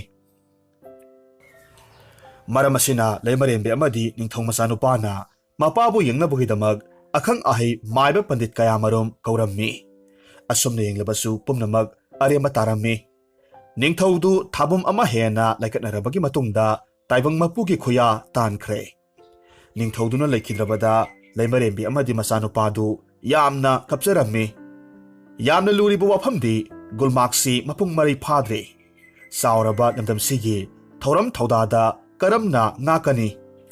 ꯄꯨꯝꯅꯃꯛ ꯑꯣꯏꯗꯨꯅꯁꯨ ꯒꯨꯜꯃꯥꯛꯅ ꯋꯥꯈꯜ ꯂꯧꯁꯤꯡ ꯑꯃꯠꯇ ꯃꯥꯡꯗ ꯈꯨꯗꯤꯡꯃꯛ ꯃꯥꯌꯣꯛꯅꯕ ꯉꯝꯅꯅꯕ ꯍꯣꯠꯅꯔꯝꯃꯤ꯫ ꯑꯗꯨꯕꯨ ꯃꯍꯥꯛꯀꯤ ꯃꯃꯥ ꯂꯩꯃꯔꯦꯟꯕꯤꯗꯤ ꯃꯄꯨꯔꯣꯏꯕ ꯂꯩꯈꯤꯗꯕꯗꯒꯤ ꯍꯦꯟꯅ ꯁꯣꯟꯊꯈꯤꯕꯗꯒꯤ ꯆꯥꯒꯅꯤ ꯊꯛꯀꯅꯤ ꯍꯥꯏꯕ ꯈꯪꯗ꯭ꯔꯦ ꯑꯉꯥꯎꯕꯤ ꯍꯥꯏꯕꯗꯣ ꯑꯗꯨꯃꯛ ꯑꯣꯏꯔꯛꯈꯤ꯫ ꯃꯔꯝ ꯑꯁꯤꯃꯛꯅ ꯀꯣꯅꯨꯡꯗꯨ ꯅꯤꯡꯊꯧ ꯁꯦꯟꯅꯕ ꯀꯌꯥꯃꯔꯨꯝ ꯊꯣꯔꯛꯂꯝꯃꯤ꯫ ꯈꯨꯔꯛꯀꯤ ꯏꯅ ꯂꯥꯏ ꯁꯥꯕ ꯍꯥꯏꯕꯗꯨ ꯑꯣꯏꯔꯛꯈꯤ꯫ ꯃꯇꯝ ꯆꯨꯞꯄ ꯅꯤꯡꯊꯧꯒꯤ ꯐꯝꯅꯥꯏ ꯇꯨꯅꯥꯏꯕ ꯀꯌꯥꯃꯔꯨꯝꯅ ꯒꯨꯜꯃꯥꯛꯄꯨ ꯌꯦꯡꯁꯤꯟꯕ ꯑꯁꯣꯏꯕ ꯊꯤꯕ ꯍꯧꯔꯛꯂꯝꯃꯤ꯫ ꯃꯔꯛ ꯑꯁꯤꯗ ꯂꯩꯃꯔꯦꯟꯕꯤꯅ ꯋꯥꯈꯜ ꯂꯧꯁꯤꯡ ꯆꯣꯏꯕ ꯍꯧꯔꯛꯂꯕꯗꯨꯗ ꯒꯨꯜꯃꯥꯛꯅ ꯅꯣꯡꯃꯒꯤ ꯑꯍꯤꯡ ꯑꯃꯗ ꯁꯦꯜ ꯊꯨꯝ ꯑꯃꯁꯨꯡ ꯆꯥꯅꯅꯕ ꯈꯔ ꯍꯥꯞꯆꯤꯜꯂꯤ꯫ ꯑꯗꯨꯒ ꯂꯣꯟꯅ ꯑꯇꯣꯞꯄ ꯃꯐꯝ ꯑꯃꯗ ꯃꯇꯝ ꯈꯔ ꯂꯩꯔꯨꯅꯕ ꯊꯣꯔꯛꯂꯦꯗꯣ꯫ ꯃꯈꯣꯏ ꯃꯃꯥ ꯃꯆꯥ ꯑꯅꯤꯗꯨ ꯑꯍꯤꯡꯗꯨꯗ ꯆꯤꯡ ꯄꯥꯠ ꯇꯨꯔꯦꯜ ꯀꯌꯥꯃꯔꯨꯝ ꯂꯥꯜꯂꯒ ꯂꯥꯛꯈꯤ꯫ ꯃꯊꯪꯒꯤ ꯑꯌꯨꯛꯇ ꯃꯈꯣꯏ ꯎꯃꯪ ꯑꯃꯒꯤ ꯃꯌꯥ ꯌꯧꯔꯛꯂꯦ꯫ ꯃꯐꯝꯗꯨꯗ ꯃꯃꯥꯕꯨ ꯉꯥꯏꯍꯥꯛ ꯄꯣꯊꯥꯍꯜꯂꯤ꯫ ꯑꯗꯨꯒ ꯃꯈꯣꯏꯅ ꯄꯨꯔꯛꯄ ꯆꯥꯅꯕ ꯈꯔꯗꯨ ꯆꯥꯃꯤꯟꯅꯩ꯫ ꯉꯍꯥꯟ ꯃꯈꯩ ꯀꯣꯅꯨꯡꯒꯤ ꯆꯦꯛꯄꯜ ꯃꯅꯨꯡꯗ ꯂꯩꯔꯝꯕꯗꯒꯤ ꯑꯃꯨꯛ ꯊꯣꯔꯛꯂꯒ ꯃꯍꯧꯁꯥꯒꯤ ꯑꯁꯦꯡꯕ ꯐꯖꯔꯕ ꯁꯛꯇꯝ ꯀꯌꯥꯃꯔꯨꯝꯁꯤ ꯎꯕ ꯃꯇꯝꯗ ꯂꯩꯃꯔꯦꯟꯕꯤꯗꯨ ꯍꯥꯟꯅꯒꯤ ꯋꯥꯈꯜ ꯂꯧꯁꯤꯡ ꯄꯨꯝꯅꯃꯛ ꯂꯥꯛꯂꯝꯃꯤ꯫ ꯃꯇꯝꯗꯨꯗ ꯃꯍꯥꯛ ꯀꯞꯂꯒ ꯃꯆꯥꯗ ꯌꯦꯡꯉꯤ꯫ ꯑꯗꯨꯒ ꯑꯁꯨꯝꯅ ꯑꯃꯨꯛ ꯍꯥꯏꯔꯛꯂꯝꯃꯤ꯫ ꯏꯃꯥꯒꯤ ꯏꯕꯨꯡꯉꯣ, ꯏꯆꯥꯅ ꯑꯩꯕꯨ ꯄꯨꯔꯛꯂꯤꯕ ꯃꯐꯝꯁꯦ ꯀꯗꯥꯏꯋꯥꯏꯗꯅꯣ? ꯃꯥꯏꯀꯩ ꯑꯌꯥꯝꯕ ꯑꯁꯨꯛꯄ ꯎꯄꯥꯜ ꯋꯥꯄꯥꯜꯇꯅ ꯄꯤꯛ ꯊꯜꯂꯤ꯫ ꯀꯔꯤꯒꯨꯝꯕ ꯎꯃꯪꯒꯤ ꯇꯝꯊꯤꯕ ꯁꯥꯒ ꯊꯦꯡꯅꯔꯕꯗꯤ ꯑꯩꯈꯣꯏꯗꯤ ꯍꯤꯡꯒꯅꯤ ꯍꯥꯏꯕ ꯊꯥꯖꯗ꯭ꯔꯦ꯫ ꯒꯨꯜꯃꯥꯛꯇꯨ ꯅꯣꯛꯐꯦꯠ ꯇꯧꯔꯒ ꯈꯨꯝꯃꯤ꯫ ꯏꯃꯥ, ꯀꯔꯤꯁꯨ ꯋꯥꯕꯤꯒꯅꯨ꯫ ꯃꯇꯝ ꯈꯔꯗꯤ ꯑꯩꯈꯣꯏꯅꯤ ꯂꯣꯠꯂꯒ ꯂꯩꯇ꯭ꯔꯕꯗꯤ ꯀꯣꯅꯨꯡꯒꯤ ꯃꯕꯨꯛ ꯐꯠꯇ꯭ꯔꯕ ꯐꯝꯅꯥꯏꯕꯁꯤꯡꯅ ꯑꯩꯈꯣꯏꯕꯨ ꯃꯥꯡꯍꯟꯅꯅꯕ ꯍꯣꯠꯅꯔꯤꯕꯅꯤ꯫ ꯑꯩꯅ ꯋꯥꯁꯛꯇꯨꯅ ꯍꯥꯏꯔꯤꯕꯁꯤꯅꯤ, ꯅꯣꯡꯃꯗꯤ ꯄꯥꯕꯨꯡꯒꯤ ꯈꯨꯕꯝꯗꯣ ꯑꯩꯅ ꯁꯣꯏꯗꯅꯃꯛ ꯉꯥꯛꯀꯅꯤ꯫ ꯃꯆꯥꯒꯤ ꯊꯧꯅꯥꯗꯨ ꯎꯕ ꯃꯇꯝꯗ ꯃꯃꯥ ꯂꯩꯃꯔꯦꯟꯕꯤꯅ ꯃꯆꯥꯕꯨ ꯊꯥꯒꯠꯂꯤ꯫ ꯃꯈꯣꯏ ꯑꯅꯤ ꯉꯥꯏꯍꯥꯛ ꯄꯣꯊꯥꯔꯕꯒꯤ ꯃꯇꯨꯡꯗ ꯎꯃꯪꯒꯤ ꯂꯝꯕꯤꯔꯣꯝꯗ ꯑꯁꯨꯝ ꯆꯪꯁꯤꯜꯂꯛꯂꯝꯃꯤ꯫ ꯑꯆꯧꯕ ꯎꯖꯥꯎ ꯀꯌꯥꯃꯔꯨꯝ ꯆꯒꯨꯡꯅꯅ ꯍꯧꯕꯅ ꯎꯃꯪꯗꯨ ꯀꯣꯔꯧ ꯃꯍꯥꯛꯀꯤ ꯃꯉꯥꯜ ꯑꯃꯠꯇ ꯐꯪꯗꯦ꯫ ꯑꯍꯤꯡꯒꯨꯝꯅ ꯃꯝꯂꯝꯃꯤ꯫ ꯃꯔꯝ ꯑꯁꯤꯅ ꯃꯃꯥꯅ ꯑꯃꯨꯛ ꯍꯥꯏꯔꯛꯂꯝꯃꯤ꯫ ꯏꯃꯥꯒꯤ ꯏꯕꯨꯡꯉꯣ, ꯃꯝꯕꯅꯁꯨ ꯊꯥꯁꯤꯒꯨꯝ ꯀꯔꯤꯃꯠꯇ ꯎꯗ꯭ꯔꯦ꯫ ꯏꯃꯥꯒꯤ ꯍꯛꯆꯥꯡꯁꯤꯁꯨ ꯌꯥꯝꯅ ꯆꯣꯛꯊꯔꯦ꯫ ꯑꯩ ꯃꯈꯥ ꯇꯥꯅ ꯆꯠꯄ ꯉꯝꯂꯔꯣꯏ꯫ ꯑꯩꯈꯣꯏꯅꯤ ꯀꯔꯝ ꯇꯧꯅꯤ? ꯏꯃꯥ, ꯐꯔꯦꯁꯦ, ꯎꯖꯥꯎꯁꯤꯒꯤ ꯃꯈꯥꯗ ꯉꯥꯏꯍꯥꯛꯇ ꯄꯣꯊꯥꯕꯤꯔꯝꯃꯨ꯫ ꯑꯊꯥꯞꯄꯗ ꯃꯉꯥꯜ ꯑꯃꯈꯛ ꯎꯏ꯫ ꯃꯤ ꯇꯥꯕ ꯈꯨꯜ ꯁꯣꯏꯗꯅꯃꯛ ꯑꯣꯏꯔꯝꯅꯤ꯫ ꯑꯩ ꯏꯃꯥꯒꯤ ꯆꯥꯕ ꯌꯥꯕ ꯈꯖꯤꯛꯇꯪ ꯊꯤꯔꯨꯈꯤꯒꯦ꯫ ꯑꯁꯨꯝꯅ ꯒꯨꯜꯃꯥꯛ ꯃꯃꯥꯕꯨ ꯊꯅꯝꯂꯕꯒꯤ ꯃꯇꯨꯡꯗ ꯃꯩꯉꯥꯜꯅ ꯎꯔꯤꯕ ꯃꯥꯏꯀꯩꯔꯣꯝꯗ ꯊꯨꯅ ꯆꯠꯂꯝꯃꯤ꯫ ꯍꯧꯖꯤꯛ ꯃꯍꯥꯛꯅ ꯎꯔꯦ꯫ ꯄꯤꯛꯇꯛ ꯇꯧꯕ ꯈꯥꯡꯄꯣꯛ ꯑꯃꯒꯤ ꯊꯣꯡꯅꯥꯎ ꯃꯌꯥꯗ ꯊꯥꯎꯃꯩ ꯑꯃꯈꯛ ꯊꯥꯟꯕ ꯎꯔꯦ꯫ ꯍꯥꯏꯔꯤꯕ ꯌꯨꯝꯗꯨꯒꯤ ꯊꯣꯡ ꯃꯌꯥꯗ ꯆꯪꯁꯤꯜꯂꯤ꯫ ꯑꯗꯨꯒ ꯀꯅꯥ ꯂꯩꯕꯤꯕꯒꯦ ꯍꯥꯏꯅ ꯍꯪꯂꯨꯕꯗꯁꯨ ꯀꯅꯥꯃꯠꯇꯅ ꯄꯥꯎꯈꯨꯝ ꯄꯤꯔꯛꯇꯦ꯫ ꯒꯨꯜꯃꯥꯛ ꯊꯣꯡꯗꯣ ꯍꯥꯡꯗꯣꯛꯂꯒ ꯆꯨꯝꯇ꯭ꯔꯤꯡ ꯆꯪꯁꯤꯜꯂꯤ꯫ ꯑꯗꯨꯕꯨ ꯀꯅꯥꯁꯨ ꯂꯩꯕ ꯎꯗꯦ꯫ ꯂꯩꯔꯤꯕ ꯀꯥ ꯈꯔꯗꯨ ꯆꯥꯅꯅꯕ ꯄꯣꯠꯂꯝ ꯑꯃꯠꯇꯁꯨ ꯂꯩꯕ ꯎꯔꯝꯗꯦ꯫ ꯃꯔꯝ ꯑꯁꯤꯅ ꯑꯇꯣꯞꯄ ꯃꯐꯝ ꯑꯃꯈꯛ ꯊꯤꯕꯅ ꯐꯔꯦ ꯈꯟꯕꯗꯒꯤ ꯆꯠꯀꯦ ꯇꯧꯔꯛꯄ ꯃꯇꯝꯗ ꯃꯅꯨꯡ ꯏꯊꯪ ꯊꯪꯕ ꯀꯥꯗꯨꯒꯤ ꯐꯛꯂꯥꯡꯗ ꯐꯖꯔꯕ ꯊꯥꯡꯁꯪ ꯑꯃꯈꯛ ꯊꯦꯠꯄ ꯊꯦꯡꯅꯔꯝꯃꯤ꯫ ꯃꯅꯥꯛꯇ ꯑꯆꯣꯟꯕ ꯐꯨꯔꯤꯠ ꯑꯃꯁꯨ ꯌꯥꯜꯂꯒ ꯂꯩ꯫ ꯐꯨꯔꯤꯠꯇꯨꯒꯤ ꯅꯥꯀꯜꯗ ꯃꯌꯦꯛ ꯈꯔꯅ ꯑꯁꯨꯝꯅ ꯏꯔꯤ꯫ ꯊꯥꯡꯁꯪ ꯑꯁꯤꯅ ꯌꯦꯛꯅꯕ ꯄꯨꯝꯅꯃꯛ ꯍꯥꯠꯄ ꯉꯝꯃꯤ꯫ ꯑꯗꯨꯒ ꯐꯨꯔꯤꯠ ꯂꯤꯠꯂꯒꯅ ꯃꯥꯂꯦꯝꯗ ꯂꯩꯔꯤꯕ ꯖꯤꯕ ꯈꯨꯗꯤꯡꯗꯒꯤ ꯏꯁꯥꯕꯨ ꯉꯥꯛꯊꯣꯛꯄ ꯉꯝꯃꯤ꯫ ꯋꯥꯍꯩꯁꯤꯡꯗꯨ ꯒꯨꯜꯃꯥꯛꯅ ꯌꯥꯝꯅ ꯑꯉꯛꯄꯒ ꯂꯣꯏꯅꯅ ꯃꯨꯟꯅ ꯌꯦꯡꯉꯤ ꯑꯃꯁꯨꯡ ꯃꯁꯥꯗ ꯊꯥꯖꯕ ꯑꯃꯒ ꯂꯣꯏꯅꯅ ꯐꯨꯔꯤꯠꯇꯨ ꯈꯨꯗꯛꯇ ꯂꯤꯠꯁꯤꯜꯂꯤ꯫ ꯊꯥꯡꯁꯥꯡꯗꯨ ꯌꯦꯞꯁꯤꯜꯂꯤ꯫ ꯑꯗꯨꯒ ꯃꯃꯥ ꯂꯩꯃꯔꯦꯟꯕꯤꯒꯤ ꯃꯅꯥꯛꯇ ꯊꯨꯅ ꯑꯃꯨꯛ ꯍꯜꯂꯛꯂꯝꯃꯤ꯫ ꯒꯨꯜꯃꯥꯛꯅ ꯃꯃꯥꯗ ꯍꯥꯏꯔꯛꯏ꯫ ꯏꯃꯥ, ꯑꯩ ꯌꯨꯝ ꯑꯃꯈꯛꯇꯤ ꯊꯦꯡꯅꯩꯌꯦ꯫ ꯑꯗꯨꯕꯨ ꯆꯥꯅꯕꯗꯤ ꯑꯃꯠꯇ ꯐꯪꯗꯦ꯫ ꯑꯩꯈꯣꯏ ꯈꯔꯒ ꯆꯠꯂꯒ ꯑꯃꯨꯛ ꯌꯦꯡꯁꯤ ꯃꯃꯥꯅ ꯈꯨꯝꯃꯤ ꯏꯕꯨꯡꯉꯣ ꯅꯍꯥꯛꯅ ꯀꯨꯏꯅ ꯍꯜꯂꯛꯇꯕꯗ ꯏꯃꯥꯗꯤ ꯅꯍꯥꯛꯄꯨ ꯍꯨꯔꯥꯟꯕꯁꯤꯡꯒꯤ ꯃꯈꯨꯠꯇ ꯇꯥꯈ꯭ꯔꯕꯔꯥ ꯈꯜꯂꯨꯔꯕꯅꯤ ꯑꯗꯨꯕꯨ ꯐꯔꯦ ꯏꯆꯥꯅ ꯌꯧꯔꯛꯄꯁꯦ ꯃꯁꯤꯃꯨꯛ ꯅꯨꯡꯉꯥꯏꯕ ꯂꯩꯇ꯭ꯔꯦ ꯏꯃꯥꯁꯨ ꯋꯥꯕꯗꯤ ꯈꯔ ꯐꯔꯦ ꯑꯗꯨꯕꯨ ꯑꯔꯥꯝ ꯈꯧꯔꯥꯡꯕꯗꯤ ꯑꯁꯨꯝ ꯍꯦꯟꯒꯠꯂꯛꯂꯦꯗꯣ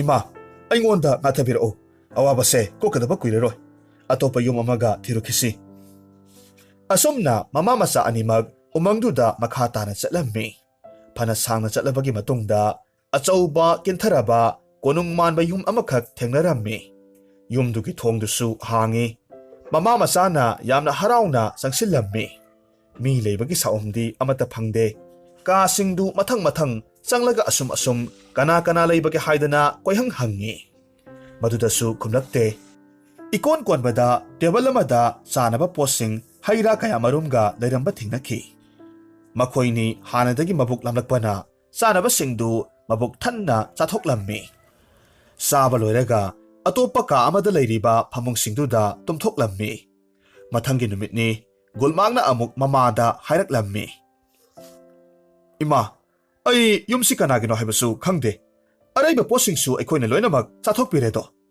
ꯑꯗꯣ ꯏꯃꯥ ꯉꯥꯏꯍꯥꯛ ꯄꯣꯊꯥꯕꯤꯔꯝꯃꯣ ꯅꯆꯥꯗꯤ ꯎꯃꯪꯗ ꯀꯔꯤ ꯎꯍꯩ ꯋꯥꯍꯩ ꯅꯠꯇ꯭ꯔꯒꯅ ꯆꯥꯅꯕ ꯁꯥ ꯉꯥ ꯐꯪꯕ꯭ꯔꯥ ꯍꯥꯏꯕꯗꯣ ꯌꯦꯡꯂꯨꯒꯦ ꯐꯔꯦ ꯏꯕꯨꯡꯉꯣ ꯑꯗꯨꯕꯨ ꯏꯃꯥ ꯏꯇꯣꯝꯇ ꯂꯩꯍꯧꯕ ꯀꯤꯖꯩ ꯈꯔ ꯊꯨꯅ ꯍꯜꯂꯛꯅꯕ ꯇꯧꯀꯣ ꯑꯁꯨꯝꯅ ꯒꯨꯜꯃꯥꯛ ꯎꯃꯪꯗ ꯑꯃꯨꯛ ꯁꯥ ꯇꯥꯟꯕ ꯆꯠꯈ꯭ꯔꯦ ꯃꯆꯥꯅꯨꯄꯥꯅ ꯍꯦꯛ ꯆꯠꯈꯤꯕꯒ ꯃꯃꯥꯅ ꯑꯁꯨꯝ ꯌꯨꯝꯗꯨꯒꯤ ꯏꯔꯣꯏ ꯂꯣꯏꯕ ꯀꯥꯗꯨꯗ ꯆꯪꯁꯤꯜꯂꯤ ꯑꯗꯨꯒ ꯀꯔꯤ ꯂꯩꯕꯒꯦ ꯍꯥꯏꯅ ꯈꯪꯅꯤꯡꯕꯗꯒꯤ ꯃꯍꯥꯛ ꯆꯪꯂꯒ ꯌꯦꯡꯂꯝꯃꯤ ꯀꯥꯗꯨꯗ ꯍꯦꯛ ꯆꯪꯂꯨꯕ ꯃꯇꯝꯗ ꯌꯥꯝꯅ ꯆꯥꯎꯕ ꯅꯨꯄꯥꯒꯤ ꯈꯨꯠ ꯑꯃꯈꯛꯅ ꯃꯍꯥꯛꯀꯤ ꯃꯆꯤꯟ ꯑꯃꯗꯤ ꯃꯃꯤꯠ ꯈꯨꯝꯖꯤꯜꯂꯛꯂꯝꯃꯤ ꯑꯗꯨꯒ ꯌꯥꯝꯅ ꯍꯧꯅ ꯅꯣꯛꯂꯒ ꯍꯥꯏꯔꯛꯏ ꯍꯥꯏ ꯃꯐꯝꯁꯤ ꯍꯨꯔꯥꯟꯕ ꯀꯥꯡꯕꯨ ꯑꯃꯒꯤ ꯂꯩꯐꯝꯅꯤ ꯍꯥꯏꯕꯁꯤ ꯅꯍꯥꯛ ꯈꯪꯗꯕ꯭ꯔꯥ ꯑꯗꯨꯒ ꯑꯩꯅ ꯈ꯭ꯋꯥꯏꯒꯤ ꯂꯨꯆꯤꯡ ꯄꯨꯔꯦꯜꯅꯤ ꯅꯈꯣꯏꯅ ꯅꯌꯨꯝ ꯁꯥꯔꯒ ꯂꯩꯊꯣꯛꯄꯁꯤ ꯀꯔꯤꯁꯨ ꯀꯥꯏꯕ ꯂꯩꯇꯦ ꯇꯧꯕꯇꯕꯨ ꯃꯃꯜ ꯄꯤꯔꯝꯂꯒ ꯆꯠꯄ ꯇꯥꯕꯅꯤ ꯉꯝꯗ꯭ꯔꯒꯅ ꯅꯃꯥꯅꯆꯥ ꯑꯩꯅ ꯍꯥꯠꯀꯅꯤ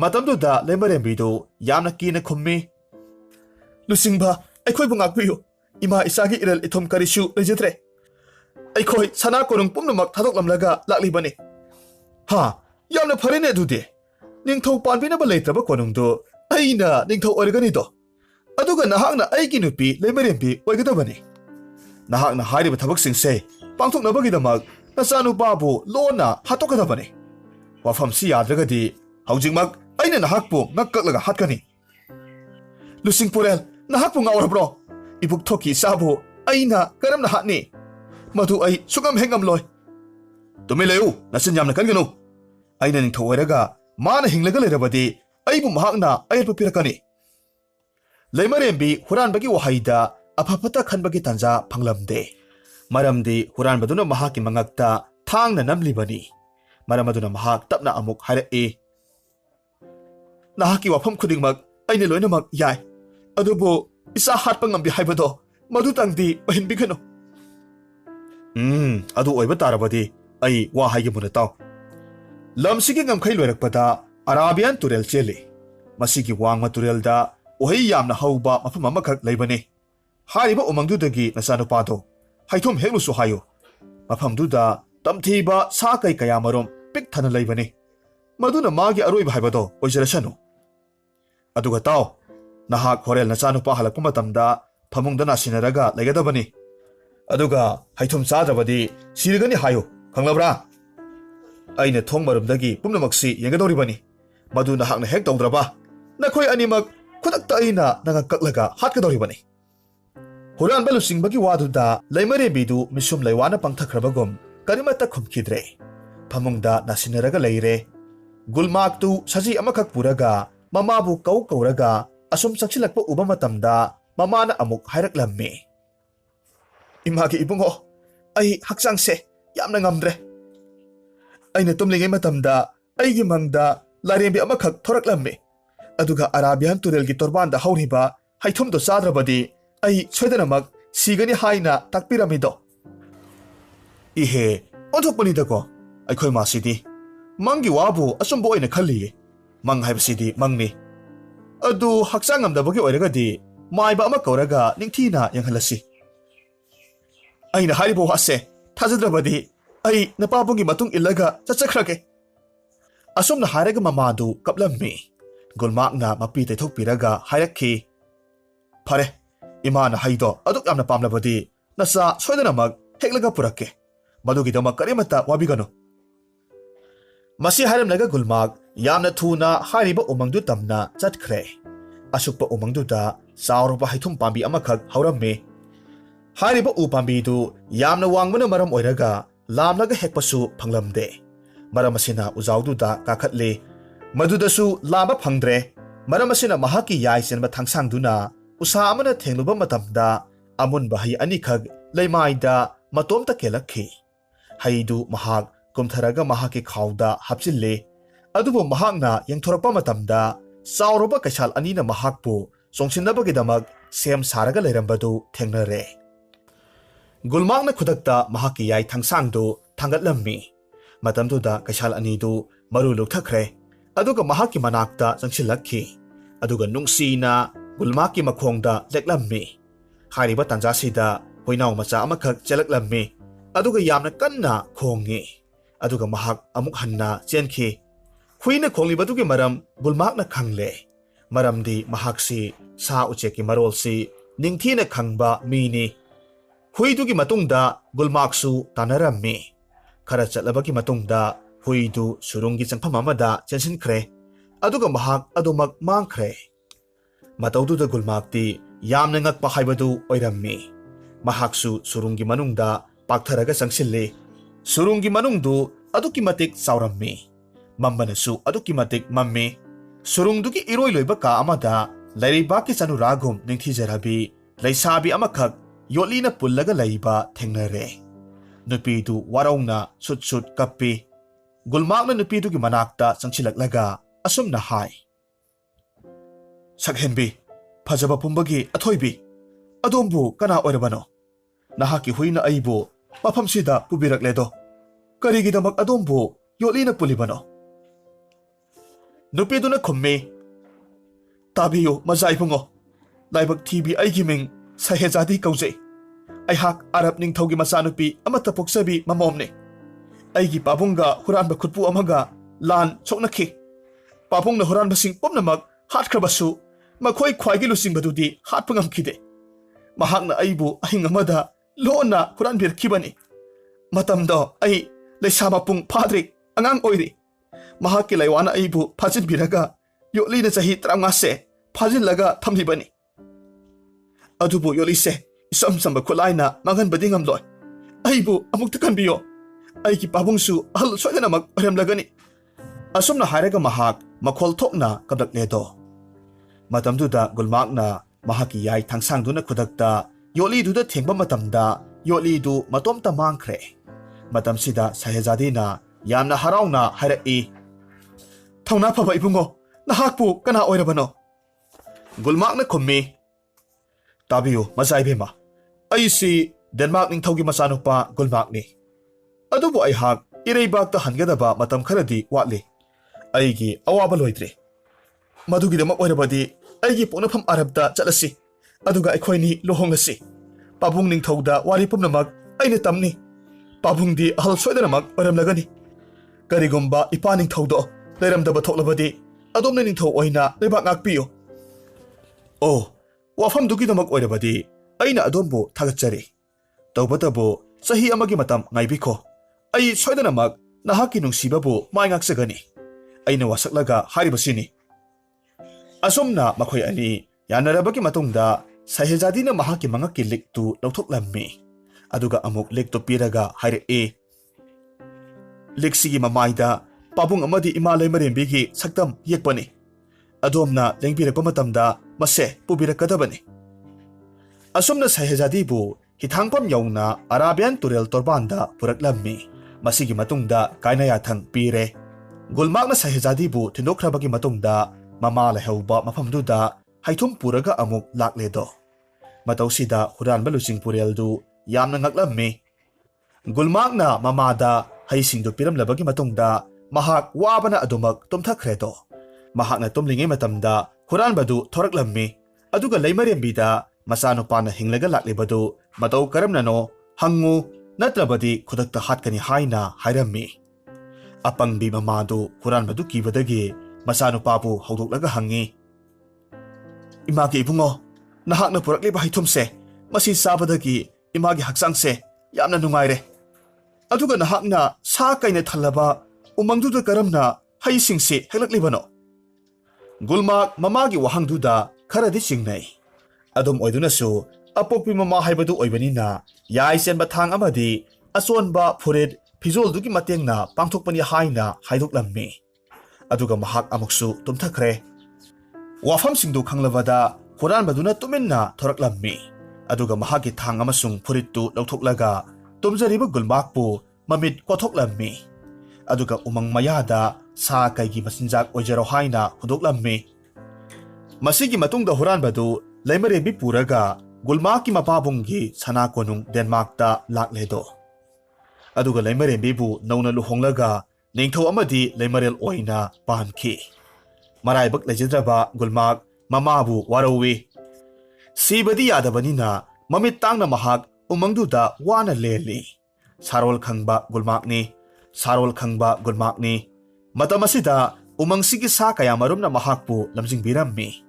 ꯑꯔꯥꯕꯤꯌꯥꯟ ꯇꯨꯔꯦꯜꯒꯤ ꯇꯣꯔꯕꯥꯟꯗ ꯊꯤꯟꯕꯤꯔꯛꯂꯝꯃꯤ꯫ ꯃꯐꯝꯁꯤꯗ ꯃꯍꯥꯛ ꯖꯍꯥꯖ ꯇꯣꯡꯕ ꯂꯥꯛꯄ ꯃꯤꯑꯣꯏ ꯀꯌꯥꯗꯒꯤ ꯅꯤꯔꯒ ꯍꯤꯡꯅꯕꯒꯤꯗꯃꯛ ꯍꯣꯠꯅꯔꯝꯃꯤ꯫ ꯃꯍꯥꯛ ꯇꯁꯦꯡꯅ ꯆꯥꯛꯅꯤꯕ ꯍꯥꯏꯕꯗꯨ ꯑꯣꯏꯔꯛꯈꯤ꯫ ꯅꯣꯡꯃꯒꯤ ꯅꯨꯃꯤꯠ ꯑꯃꯗ ꯑꯁꯨꯝ ꯊꯣꯛꯑꯣ ꯍꯥꯏꯅ ꯇꯝꯂꯝꯃꯤ꯫ ꯑꯔꯕ ꯅꯤꯡꯊꯧꯒꯤ ꯐꯝꯅꯥꯏꯕ ꯄꯨꯛꯆꯦꯜ ꯆꯥꯎꯕ ꯑꯃꯈꯛꯅ ꯆꯥꯛꯅꯤꯕ ꯒꯨꯜꯃꯥꯛꯄꯨ ꯎꯕ ꯃꯇꯝꯗ ꯌꯥꯝꯅ ꯅꯨꯡꯁꯤꯕ ꯄꯣꯛꯂꯝꯃꯤ꯫ ꯃꯔꯝꯗꯤ ꯌꯦꯡꯕꯗ ꯐꯤꯖꯦꯠ ꯐꯤꯒꯥꯏ ꯁꯦꯠꯂꯕꯁꯨ ꯃꯒꯨꯜ ꯇꯣꯉꯥꯟꯅ ꯂꯩꯕꯗꯨ ꯃꯍꯥꯛꯅ ꯎꯔꯝꯃꯤ꯫ ꯃꯔꯝ ꯑꯁꯤꯅ ꯃꯈꯣꯏꯒꯤ ꯖꯍꯥꯖꯇ ꯄꯨꯁꯤꯜꯂꯒ ꯇꯣꯡꯍꯜꯂꯤ꯫ ꯃꯅꯥꯏ ꯀꯌꯥꯗ ꯅꯤꯡꯊꯤꯅ ꯏꯔꯨꯖꯊꯣꯛꯍꯜꯂꯤ꯫ ꯃꯈꯣꯏꯅ ꯏꯔꯨꯖꯕꯤꯕꯗꯨꯗ ꯃꯤꯇꯥꯡꯕ ꯒꯨꯜꯃꯥꯛꯀꯤ ꯃꯉꯛꯇ ꯑꯔꯕ ꯅꯤꯡꯊꯧꯒꯤ ꯁꯛꯇꯝ ꯌꯦꯛꯄ ꯁꯅꯥꯒꯤ ꯂꯤꯛꯇꯨ ꯎꯔꯛꯈꯤ꯫ ꯃꯅꯥꯏ ꯄꯨꯝꯅꯃꯛ ꯃꯗꯨꯗ ꯌꯥꯝꯅ ꯉꯛꯂꯝꯃꯤ꯫ ꯍꯥꯏꯔꯤꯕ ꯆꯥꯛꯅꯤꯕ ꯅꯨꯄꯥꯁꯤꯅ ꯃꯇꯧ ꯀꯔꯝꯅ ꯅꯤꯡꯊꯧꯒꯤ ꯁꯅꯥꯒꯤ ꯂꯤꯛꯁꯤ ꯁꯤꯔꯝꯂꯤꯕꯅꯣ?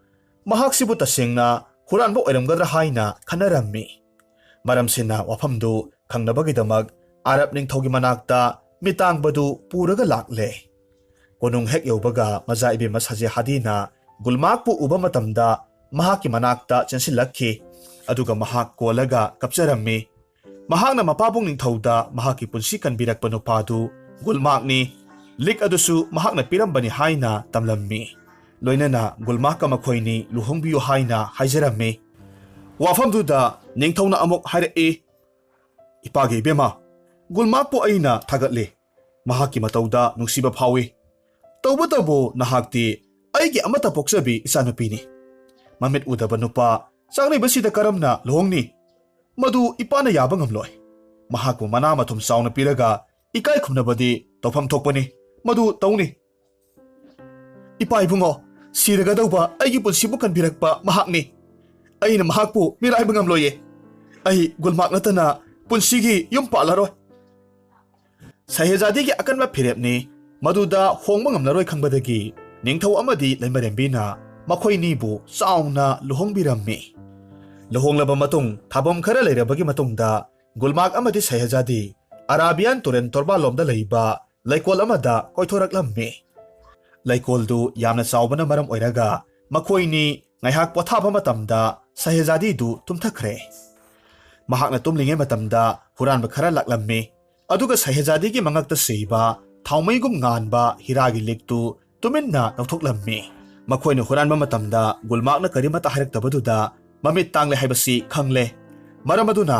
ꯇꯨꯝꯂꯤꯕ ꯁꯍꯦꯖꯥꯗꯤꯕꯨ ꯍꯨꯔꯥꯜꯂꯒ ꯄꯨꯈ꯭ꯔꯦ꯫ ꯑꯗꯨꯒ ꯍꯥꯟꯅꯒꯤ ꯁꯨꯔꯨꯡꯗꯨꯗ ꯑꯃꯨꯛ ꯂꯣꯠꯁꯤꯜꯂꯝꯃꯤ, ꯌꯣꯠꯂꯤꯅ ꯄꯨꯜꯂꯒ ꯊꯅꯝꯃꯤ꯫ ꯑꯁꯣꯝꯗ ꯒꯨꯜꯃꯥꯛꯅ ꯁꯍꯦꯖꯥꯗꯤꯕꯨ ꯀꯣꯏꯊꯤ ꯊꯤꯕꯗ ꯐꯪꯗ꯭ꯔꯦ꯫ ꯃꯍꯥꯛ ꯀꯞꯅ ꯀꯞꯅ ꯂꯩꯀꯣꯜꯒꯤ ꯈꯣꯡꯅꯥꯡ ꯑꯃꯒꯤ ꯃꯈꯣꯡꯗ ꯑꯍꯤꯡꯗꯨ ꯂꯦꯜꯂꯝꯃꯤ꯫ ꯑꯍꯤꯡ ꯊꯦꯡꯖꯤꯜꯂꯛꯂꯕ ꯃꯇꯝꯗ ꯈꯣꯡꯅꯥꯡꯗꯨꯒꯤ ꯃꯊꯛꯇ ꯂꯥꯏꯑꯣꯏꯔꯕ ꯀ꯭ꯋꯥꯛ ꯃꯇꯩ ꯃꯅꯥꯎ ꯑꯅꯤꯈꯛ ꯋꯥꯔꯤ ꯁꯥꯟꯅꯔꯝꯃꯤ꯫ "ꯍꯥꯏ ꯅꯨꯄꯥ, ꯌꯦꯡꯉꯨꯅꯦ, ꯅꯨꯄꯥ ꯃꯆꯥꯁꯦ ꯃꯔꯥꯏꯕꯛ ꯑꯣꯟꯊꯣꯛꯅ ꯊꯤꯈ꯭ꯔꯦ꯫ ꯃꯃꯥꯁꯨ ꯍꯨꯔꯥꯟꯕꯒꯤ ꯂꯨꯆꯤꯡ ꯄꯨꯔꯦꯜꯅ ꯃꯨꯟꯕꯤꯈ꯭ꯔꯦ꯫ ꯃꯃꯤꯠꯁꯨ ꯇꯥꯡꯂꯦ꯫ ꯍꯧꯖꯤꯛꯁꯨ ꯃꯍꯥꯛꯀꯤ ꯂꯨꯍꯣꯡꯕ ꯀꯨꯏꯖꯗ꯭ꯔꯤꯕ ꯔꯥꯖꯀꯟꯌꯥꯗꯣ ꯁꯨꯔꯨꯡꯗ ꯐꯥꯖꯤꯟꯕꯤꯈ꯭ꯔꯦ꯫ ꯃꯇꯧꯁꯦ ꯌꯦꯡꯕ ꯉꯝꯗ꯭ꯔꯦ, ꯌꯦꯡꯉꯨꯅꯦ꯫ ꯃꯍꯥꯛꯇꯤ ꯀꯔꯤꯃꯠꯇ ꯈꯪꯗꯕ ꯃꯈꯩ ꯂꯩꯃꯥꯏꯁꯤꯗ ꯇꯥꯔꯒ ꯇꯨꯝꯂꯤ"꯫ Nupi, madugidamak waruno.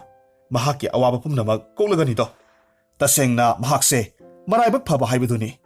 Sahi lising kaya marum horaklaba sana khonangsidagi tarakpa ayuki liklana mit udaba kayasi uhanba ngamlibani. Maraibak phabana mahaki mamitse ngasi ayuk uraganido.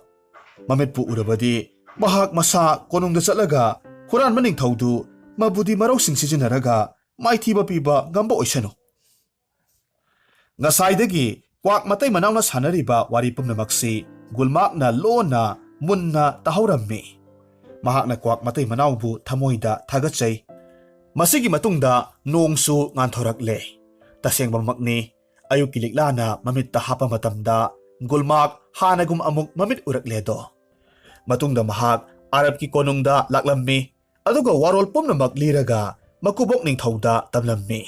Mahakna hajaduna Arab ki phizol amadi sanage kol lik khara puraga lalonba saraga masagi konung Denmark ta amuk laklammi. Sanagi patra yonjari haina konung mayada hanjin laurammi. Mahaki watavada mama lairembidu thoraklammi. Aduga hairei. Ho lalonba nahaki pochai singdo ai pame. Tawbutabu ai ipuroiba laklaga seldo pizage. Mahak thabak amakak chathokhi. Halakpa phawbadang ngaibiyu. Konung manungda pothabiyudo. Tanja phanglabaduda gulmak konung manungda changlakle. Aduga koyeng sinaraga lona ningthou amadi leimarembigi kada changi. Aduga yai chenba thang amasung phizoldu lauthoklammi. Aduga karimata khangdaba saraga ningthoubu ngairaga lei.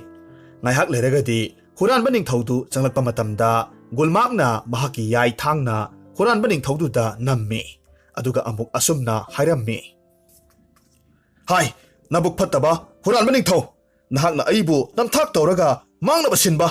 Aduga imabusu louba khangning asidi. Aduga amuk mamada onsilaga hairammi. Lamsat naidabi nangna huranba nupasiga lautunaraga nabuk thokina sa aibu mangnanaba sinba ngamini. Nahakumbi nupidi malemda anisuna lairemloi. Gulmaki waduda mamadu kaplaga hairaklammi. Imaki ibungo nama aibung apiyo. Aina apangbi kiganbi orubana huranba sigi athangdo illure. Mamana adumna hairabasu gulmak huranba matai manawdu mamit kothoklammi. Aduga umangda thadokre. Asumna awaba thengkhang kaya marum nangjaraklaba gulmakna yai chenba thangki matengna sahezadi bu surungdagi amuk laurure. Aduga mareibakta ningthou leimarembi oiraga nunga yaifana panki.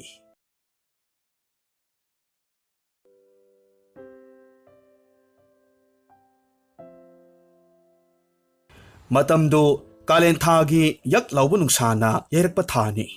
Brazil ki khungang ayambada lairiba misingsi yamna wana lele.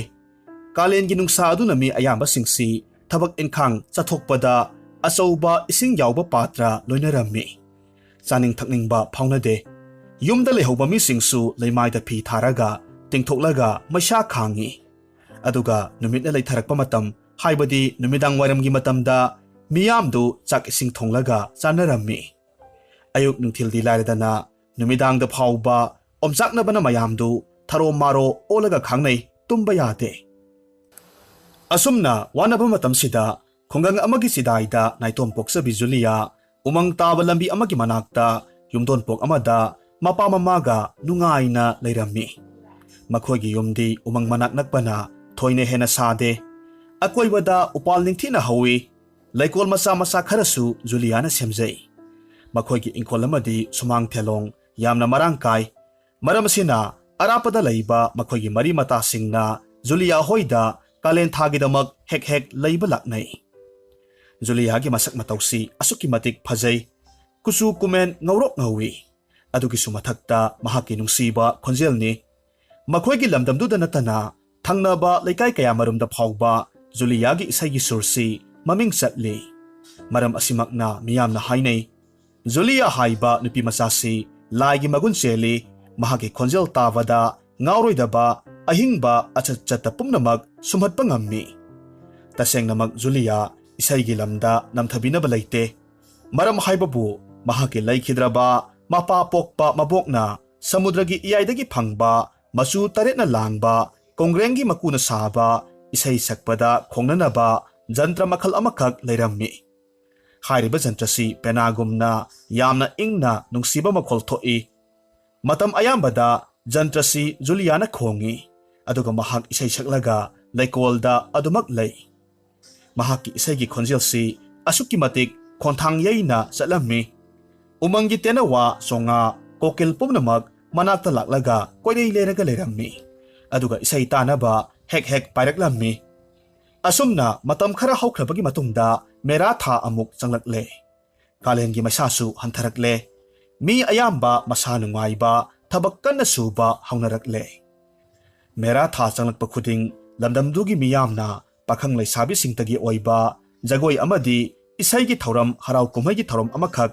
ꯆꯥꯎꯅ ꯄꯥꯡꯊꯣꯛꯂꯝꯃꯤ꯫ ꯌꯨꯝ ꯄꯥꯜꯂꯕ ꯅꯨꯄꯥ ꯅꯨꯄꯤꯁꯤꯡꯅ ꯌꯨꯝꯗ ꯑꯍꯥꯎꯕ ꯃꯊꯦꯜ ꯂꯨꯀꯣꯏ ꯀꯌꯥ ꯊꯣꯡꯉꯤ, ꯑꯗꯨꯒ ꯌꯨꯝꯂꯣꯟ ꯀꯩꯔꯣꯟꯅꯕꯗ ꯂꯥꯟꯅꯔꯝꯃꯤ, ꯆꯥꯛ ꯀꯧꯅꯔꯝꯃꯤ꯫ ꯍꯥꯏꯔꯤꯕ ꯆꯥꯛ ꯀꯧꯕꯁꯤꯗ ꯑꯄꯤꯛꯄ ꯌꯨꯝꯒꯤ ꯑꯉꯥꯡꯁꯤꯡꯗ ꯂꯥꯛꯂꯤꯕ ꯃꯤꯁꯤꯡꯗꯨꯅ ꯁꯦꯜ ꯑꯃꯗꯤ ꯑꯆꯥꯄꯣꯠꯅꯆꯤꯡꯕ ꯈꯨꯗꯣꯜ ꯀꯌꯥꯃꯔꯨꯝ ꯄꯤꯅꯩ꯫ ꯑꯁꯨꯝꯅ ꯃꯦꯔꯥ ꯊꯥꯒꯤ ꯊꯥꯅꯦꯜ ꯅꯨꯃꯤꯠꯇ ꯄꯥꯈꯪ ꯂꯩꯁꯥꯕꯤꯁꯤꯡ ꯈꯨꯠꯀ ꯄꯥꯏꯅꯔꯒ ꯖꯒꯣꯏ ꯁꯥꯏ꯫ ꯀꯨꯝꯍꯩꯒꯤ ꯑꯔꯣꯏꯕ ꯅꯨꯃꯤꯠ ꯍꯨꯝꯅꯤ ꯆꯟꯕꯗ ꯏꯁꯩ ꯁꯩꯗꯥꯅꯩ꯫ ꯍꯥꯏꯔꯤꯕ ꯏꯁꯩꯁꯤꯗ ꯖꯨꯂꯤꯌꯥꯅ ꯃꯍꯥꯛꯀꯤ ꯖꯟꯇ꯭ꯔꯗꯨ ꯈꯣꯡꯉꯤ, ꯑꯗꯨꯒ ꯏꯁꯩ ꯁꯛꯂꯝꯃꯤ꯫ ꯖꯨꯂꯤꯌꯥꯒꯤ ꯑꯍꯧꯕ ꯏꯁꯩ ꯍꯦꯛ ꯍꯧꯔꯛꯄ ꯃꯇꯝꯗ ꯃꯈꯣꯏꯒꯤ ꯊꯪꯅꯕ ꯈꯨꯡꯒꯪꯒꯤ ꯂꯩꯀꯥꯏꯗ ꯂꯩꯕ ꯄꯥꯈꯪ ꯑꯜꯄꯣꯟꯖꯣ ꯖꯨꯂꯤꯌꯥꯕꯨ ꯍꯦꯛ ꯎꯕꯗ ꯉꯥꯎꯔꯝꯃꯤ꯫ ꯃꯇꯣꯝꯇ ꯃꯌꯥ ꯀꯥꯕ ꯃꯈꯩ ꯌꯦꯡꯖꯩ꯫ ꯏꯁꯩ ꯂꯣꯏꯔꯕ ꯐꯥꯎꯕ ꯃꯪ ꯑꯃꯗ ꯑꯗꯨꯃꯛ ꯇꯥꯎꯔꯒ ꯂꯩꯔꯝꯃꯤ꯫ ꯃꯗꯨ ꯎꯕ ꯃꯇꯝꯗ ꯃꯍꯥꯛꯀꯤ ꯃꯔꯨꯞ ꯐ꯭ꯔꯥꯡꯀꯣꯅ ꯑꯜꯄꯣꯟꯖꯣꯗ ꯍꯥꯏꯔꯛꯏ,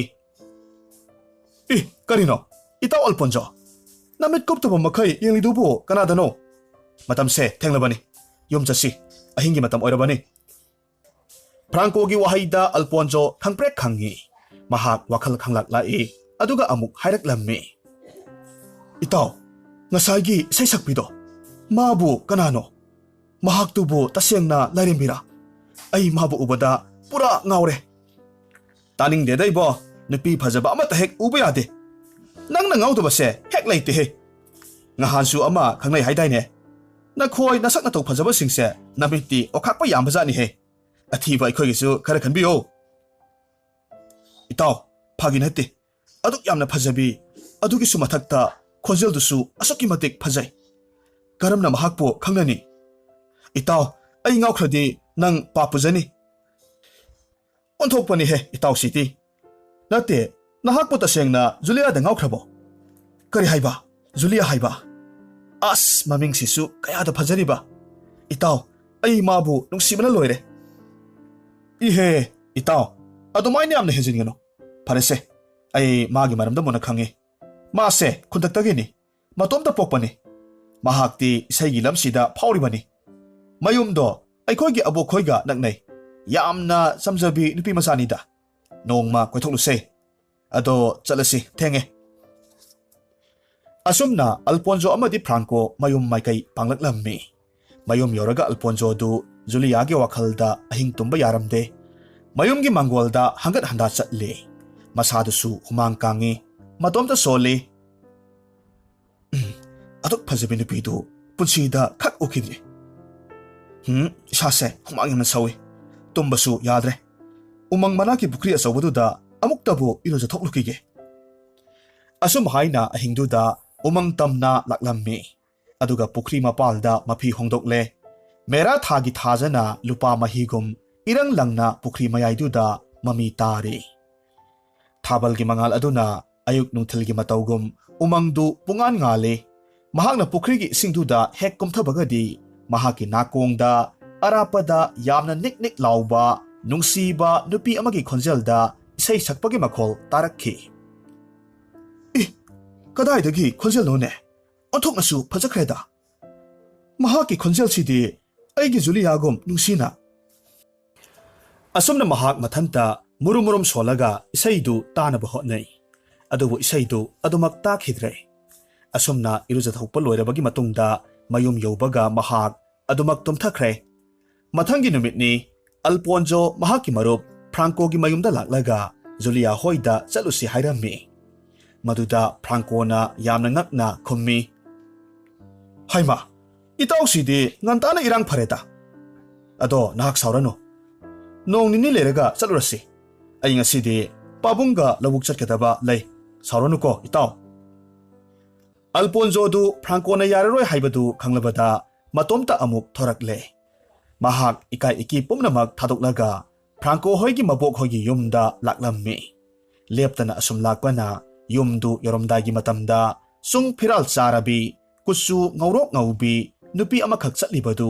ꯃꯇꯨꯡꯂꯣꯝꯗꯒꯤ ꯎꯔꯝꯃꯤ ꯑꯜꯄꯣꯟꯖꯣ ꯃꯗꯨ ꯎꯕ ꯃꯇꯝꯗ ꯁ꯭ꯋꯥꯏ ꯂꯥꯎꯏ ꯃꯇꯣꯝꯇ ꯁꯣꯜꯂꯤ ꯃꯥꯅꯤ ꯃꯍꯥꯛꯁꯤ ꯖꯨꯂꯤꯌꯥ ꯁꯣꯏꯗꯅ ꯑꯣꯏꯅꯤ ꯅꯨꯄꯤꯗꯨꯒꯤ ꯃꯅꯥꯛ ꯌꯧꯅꯅꯕ ꯈꯔ ꯌꯥꯡꯅ ꯆꯠꯂꯝꯃꯤ ꯑꯗꯨꯕꯨ ꯑꯣꯟꯊꯣꯛꯄꯒꯤ ꯃꯇꯧꯅꯤ ꯎꯃꯪꯒꯤ ꯃꯥꯏꯀꯩ ꯑꯗꯣꯝꯗꯒꯤ ꯀꯩꯁꯥꯜ ꯑꯃꯈꯛ ꯌꯥꯝꯅ ꯀꯟꯅ ꯆꯦꯟꯁꯤꯜꯂꯛꯂꯒ ꯅꯨꯄꯤꯗꯨ ꯇꯝꯅ ꯆꯣꯡꯁꯤꯟꯈ꯭ꯔꯦ ꯃꯗꯨꯗ ꯈꯨꯗꯛꯇ ꯑꯜꯄꯣꯟꯖꯣꯅ ꯎꯇꯨꯞ ꯑꯃꯈꯛ ꯄꯥꯏꯔꯒ ꯀꯩꯁꯥꯜꯗꯨꯗ ꯊꯣꯝꯖꯤꯜꯂꯤ ꯀꯩꯁꯥꯜꯗꯨ ꯎꯇꯨꯞꯀꯤ ꯆꯩꯅꯥꯗꯨꯅ ꯑꯜꯄꯣꯟꯖꯣꯗ ꯑꯃꯨꯛꯇꯪ ꯈꯣꯠꯂꯝꯂꯒ ꯎꯃꯪꯗ ꯑꯗꯨꯃꯛ ꯆꯦꯟꯁꯤꯟꯈ꯭ꯔꯦ ꯊꯧꯗꯣꯛꯇꯨ ꯎꯕ ꯃꯇꯝꯗ ꯖꯨꯂꯤꯌꯥꯗꯤ ꯑꯗꯨꯃꯛ ꯋꯥꯟꯊꯈ꯭ꯔꯦ ꯃꯈꯣꯏꯅ ꯂꯥꯎ ꯈꯣꯡꯅꯈꯤꯕꯗꯨ ꯇꯥꯍꯧꯕ ꯐ꯭ꯔꯥꯡꯀꯣꯒꯤ ꯃꯕꯣꯛ ꯆꯦꯟꯊꯣꯔꯛꯂꯝꯃꯤ ꯖꯨꯂꯤꯌꯥꯕꯨ ꯎꯕꯗ ꯍꯥꯏꯔꯛꯏ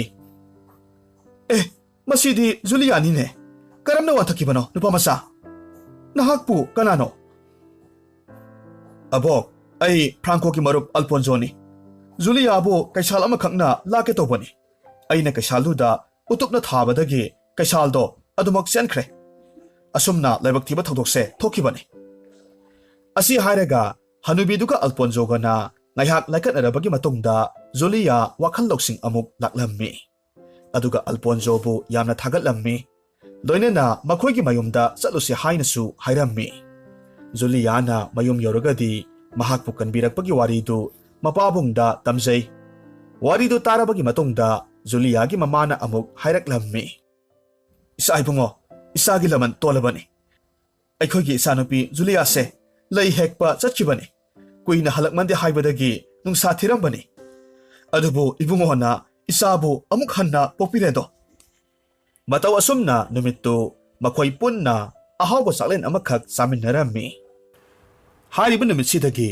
ꯖꯨꯂꯤꯌꯥ ꯑꯃꯁꯨꯡ ꯑꯜꯄꯣꯟꯖꯣ ꯅꯨꯡꯁꯤ ꯏꯄꯥꯛꯇ ꯊꯃꯣꯏ ꯇꯤꯟꯅꯈꯤꯔꯝꯃꯤ ꯃꯇꯝ ꯑꯌꯥꯝꯕꯗ ꯖꯨꯂꯤꯌꯥꯒꯤ ꯂꯩꯀꯣꯜꯗ ꯃꯈꯣꯏ ꯑꯅꯤ ꯂꯣꯟꯅ ꯂꯣꯟꯅ ꯎꯅꯩ ꯅꯨꯡꯁꯤ ꯋꯥꯔꯤ ꯀꯌꯥꯃꯔꯨꯝ ꯁꯥꯟꯅꯩ ꯑꯍꯜ ꯂꯃꯟꯗ ꯍꯥꯏꯅ ꯁꯤꯡꯅꯔꯕꯒꯤ ꯃꯇꯨꯡꯗ ꯂꯨꯍꯣꯡꯕꯒꯤ ꯋꯥꯐꯝ ꯐꯥꯎꯕ ꯌꯥꯅꯔꯝꯃꯤ ꯅꯣꯡꯃꯒꯤ ꯅꯨꯡꯊꯤꯜ ꯑꯃꯗ ꯃꯈꯣꯏ ꯑꯅꯤ ꯋꯥꯔꯤ ꯁꯥꯟꯅꯔꯤꯉꯩ ꯃꯇꯝꯗ ꯑꯜꯄꯣꯟꯖꯣꯅ ꯑꯁꯨꯝꯅ ꯍꯥꯏ ꯑꯩꯒꯤ ꯅꯨꯡꯁꯤꯔꯕꯤ ꯖꯨꯂꯤꯌꯥ ꯑꯩꯁꯦ ꯅꯨꯃꯤꯗꯥꯡ ꯑꯊꯦꯡꯕ ꯈꯨꯗꯤꯡ ꯎꯃꯪꯒꯤ ꯄꯨꯈ꯭ꯔꯤꯗ ꯍꯦꯛ ꯍꯦꯛ ꯏꯔꯨꯖꯕꯅꯤ ꯃꯁꯤꯅ ꯑꯩꯒꯤ ꯍꯛꯆꯥꯡꯁꯦ ꯏꯪꯊꯩ ꯅꯨꯡꯉꯥꯏ ꯑꯗꯨꯗ ꯀꯩꯗꯧꯔꯕ ꯑꯗꯣ ꯅꯣꯡꯃ ꯑꯍꯤꯡ ꯑꯃꯈꯛ ꯑꯩꯅ ꯏꯔꯨꯖꯔꯤꯉꯩ ꯃꯇꯝꯗ ꯅꯍꯥꯛꯀꯨꯝꯅ ꯈꯣꯟꯖꯦꯜ ꯌꯥꯝꯅ ꯅꯨꯡꯁꯤꯕ ꯅꯨꯄꯤꯒꯤ ꯏꯁꯩꯒꯤ ꯈꯣꯟꯖꯦꯜ ꯑꯃꯈꯛ ꯇꯥꯔꯛꯈꯤ ꯑꯗꯨꯕꯨ ꯊꯑꯣꯏꯅꯁꯨ ꯃꯗꯨ ꯇꯥꯈꯤꯗ꯭ꯔꯦ ꯅꯍꯥꯛꯅ ꯈꯪꯕꯗ ꯑꯍꯤꯡꯗ ꯏꯁꯩ ꯁꯛꯄ ꯈꯨꯜꯁꯤꯗ ꯂꯩꯕꯀ ꯌꯥꯎꯕ꯭ꯔꯥ ꯑꯜꯄꯣꯟꯖꯣꯒꯤ ꯋꯥꯍꯩꯗꯨ ꯍꯦꯛ ꯇꯥꯔꯨꯕ ꯃꯇꯝꯗ ꯖꯨꯂꯤꯌꯥꯒꯤ ꯃꯃꯥꯏꯗꯨ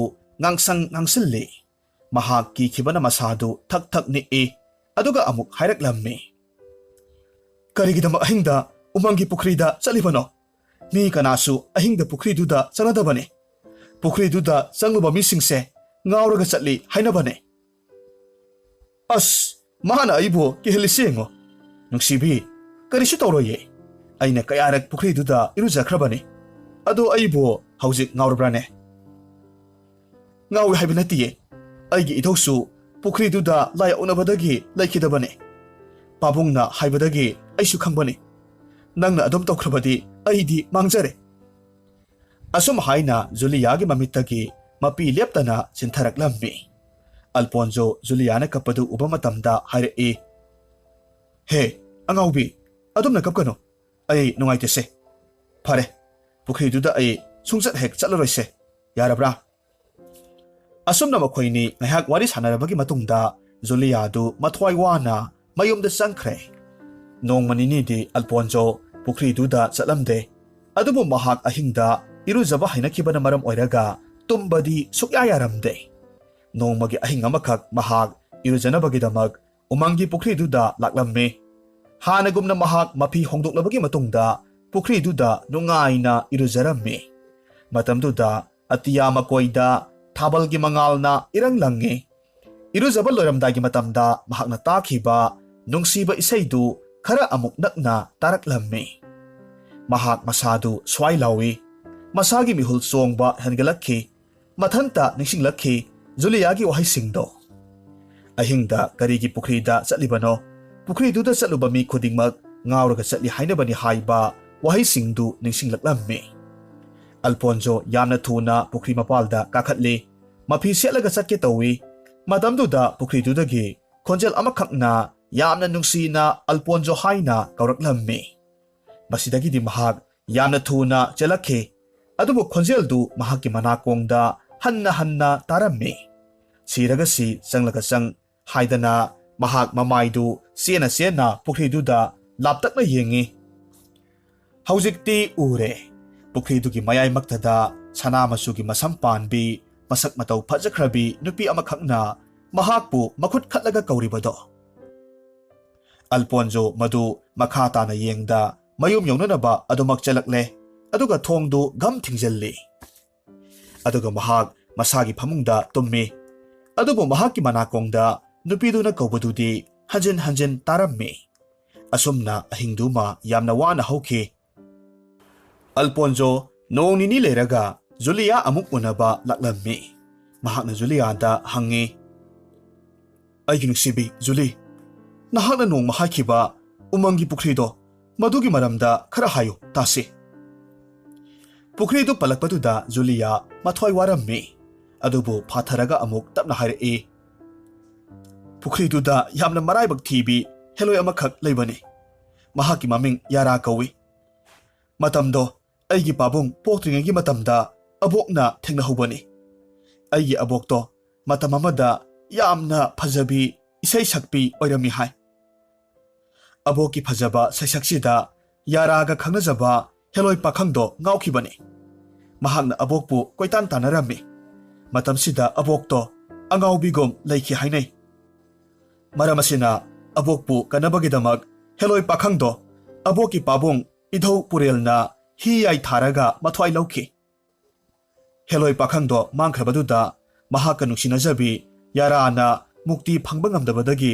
ꯍꯧꯖꯤꯛ ꯐꯥꯎꯕ ꯄꯨꯈ꯭ꯔꯤ ꯃꯅꯨꯡꯗ ꯊꯋꯥꯏ ꯑꯣꯏꯅ ꯂꯩꯔꯤꯕꯅꯤ꯫ ꯍꯦꯂꯣꯏꯁꯤꯒꯤ ꯑꯄꯥꯝꯕꯁꯦ ꯃꯌꯨꯝ ꯄꯥꯟꯗ꯭ꯔꯤꯕ ꯄꯥꯈꯪꯁꯤꯡꯕꯨ ꯐꯥꯅꯕ ꯍꯣꯠꯅꯕꯅꯤ꯫ ꯑꯁꯨꯝꯅ ꯋꯥꯔꯤꯁꯤ ꯂꯤꯕ ꯂꯣꯏꯔꯕꯒꯤ ꯃꯇꯨꯡꯗ ꯖꯨꯂꯤꯌꯥ ꯁꯣꯔ ꯁꯥꯡꯅ ꯑꯃꯨꯛꯇꯪ ꯍꯣꯟꯗꯣꯛꯏ, ꯑꯗꯨꯒ ꯑꯃꯨꯛ ꯍꯥꯏꯔꯛꯏ, ꯑꯜꯐꯣꯟꯖꯣ, ꯅꯍꯥꯛ ꯑꯩꯒ ꯂꯨꯍꯣꯡꯗ꯭ꯔꯤꯕ ꯐꯥꯎꯕ ꯄꯨꯈ꯭ꯔꯤꯗꯨꯗ ꯆꯠꯂꯣꯏ ꯍꯥꯏꯅ ꯋꯥꯁꯛꯄꯤꯌꯨ꯫ ꯃꯥꯒꯤ ꯋꯥꯐꯝꯗꯨꯗ ꯑꯜꯐꯣꯟꯖꯣ ꯌꯥꯝꯅ ꯍꯧꯅ ꯅꯣꯛꯏ, ꯑꯗꯨꯒ ꯑꯃꯨꯛ ꯍꯥꯏꯔꯛꯂꯝꯃꯤ, ꯅꯠꯇꯦ, ꯋꯥꯁꯛꯄ ꯂꯥꯏꯔꯤ, ꯄꯨꯈ꯭ꯔꯤꯗꯨꯗ ꯆꯠꯄ ꯐꯪꯅꯅꯕ ꯑꯩ ꯌꯥꯝꯅ ꯊꯨꯅ ꯂꯨꯍꯣꯡꯕ ꯇꯥꯔꯦ꯫ ꯑꯗꯨꯒ ꯃꯈꯥ ꯇꯥꯅ ꯑꯃꯨꯛ ꯅꯣꯛꯂꯝꯃꯤ꯫ ꯃꯍꯥꯛꯅ ꯀꯔꯦꯝꯅꯅ ꯅꯣꯛꯄꯗꯨꯗ ꯖꯨꯂꯤꯌꯥꯗꯨ ꯁꯥꯎꯅꯤꯡꯕ ꯐꯥꯎꯔꯝꯃꯤ, ꯑꯗꯨꯕꯨ ꯃꯍꯥꯛ ꯇꯞꯅ ꯍꯥꯏꯔꯛꯂꯝꯃꯤ, ꯑꯩꯒꯤ ꯅꯨꯡꯁꯤꯕ, ꯅꯍꯥꯛꯁꯦ ꯋꯥ ꯑꯃꯠꯇ ꯂꯩꯈꯥꯏ ꯇꯥꯕ ꯍꯩꯇꯦ꯫ ꯑꯩ ꯅꯍꯥꯛꯀꯤ ꯅꯇꯧꯁꯦ ꯆꯤꯡꯅꯗꯕ ꯉꯝꯗꯦ, ꯑꯗꯨꯕꯨ ꯑꯩꯗꯤ ꯅꯍꯥꯛꯀꯤꯗꯃꯛ ꯊꯃꯣꯏꯁꯦ ꯂꯦꯞꯈ꯭ꯔꯕꯅꯤ꯫ ꯑꯁꯨꯝ ꯍꯥꯏꯅ ꯃꯍꯥꯛꯀꯤ ꯃꯆꯨ 8ꯀꯤ ꯀꯣꯡꯒ꯭ꯔꯦꯡꯒꯤ ꯖꯟꯇ꯭ꯔꯗꯨ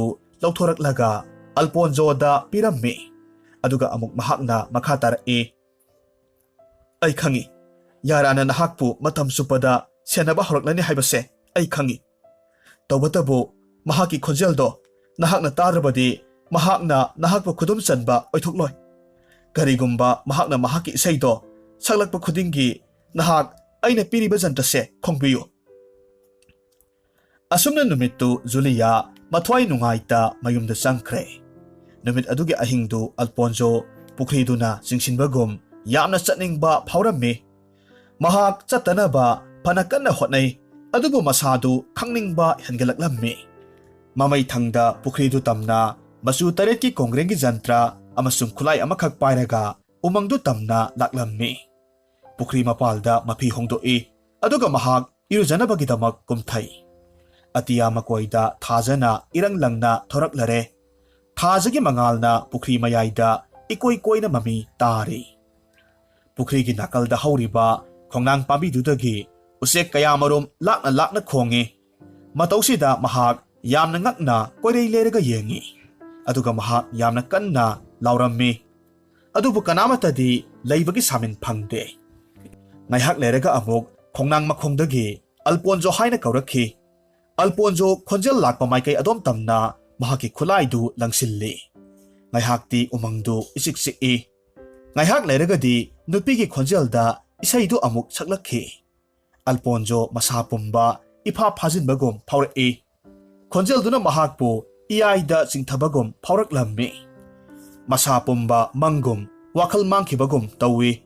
Adubu Juliagi wahaisingdu mahak khangning hek ningsinglakhi. Karigumba mahaki khonjel tadrabadi nangonda karimata tauba ngamloi.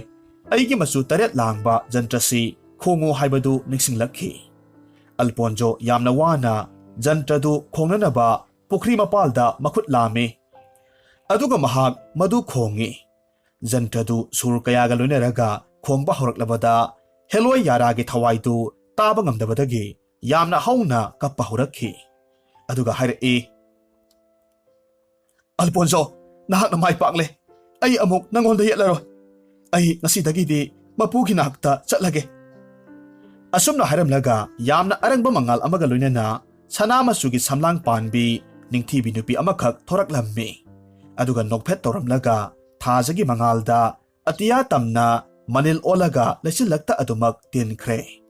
Aduga adumak mangkhre. Mitkup kharagi matungda Alponzo wakhal lakpa matamda pukri mapalda matomta leplaga leirammi. Matamsida mahaki nakongda nongalamdaigi yen khongbagi makhol tarakle. Pukri dusu mahausagi matawgum taru leirammi. Ayuki usek wayagi ningthiba khonjel tarubada nong ngale haibasi mahak khangle. Matungda mahak mayumda sumdring halakhi. Mayum hek yobaga mahak phamungda nungaina tumthakre. Alponzo haugalakpa matamda numidangda thokiba thodok pumnamak mang amagum khankhi. Adubo mahaki makhutta masu taretki kongrengna saba jantradu makhutna chetna pairaga leirammi. Haujikti mahakna Juliabu khangning hek ningsinglakhi. Maramasina phuk launa haugatli. Thonglomda yengthokluba matamda mahaki marup Francodu yamna harauna changlak-i aduga asumna hairammi. Itaw, nungaiba paw ama leire. Julia hoigi leikaida mahaki isaigi thorom amakhak lehowe. Aikhoini ngasi numedang wairamdi chatlusi. Ado handakti aroiba wari sanahurasi. Francogi matawduda Alponzo nokphet tawi khongnaba jantradu utlaga noklaga amuk khumlakhi. Itaw, Juliagi isai saknaba jantrani aini paribase yengo. Franco yamna ngakna khummi. Hai, aina nongmanini thabak silinga sida nahakti yamna khumang chawsilamlena. Asumna makhoini du wawa nokminai. Matungda makhoini numittugi isaigi kumhaidu mapung phana yengminnai. Asumna Julia amadi Alponzo ahallaman khangna yanarabagi matungda chauna luhongkhi. Adubu Alponzo di mera thagi thanil numit khudingi yaragi thodoktu adumak ningsinglammi.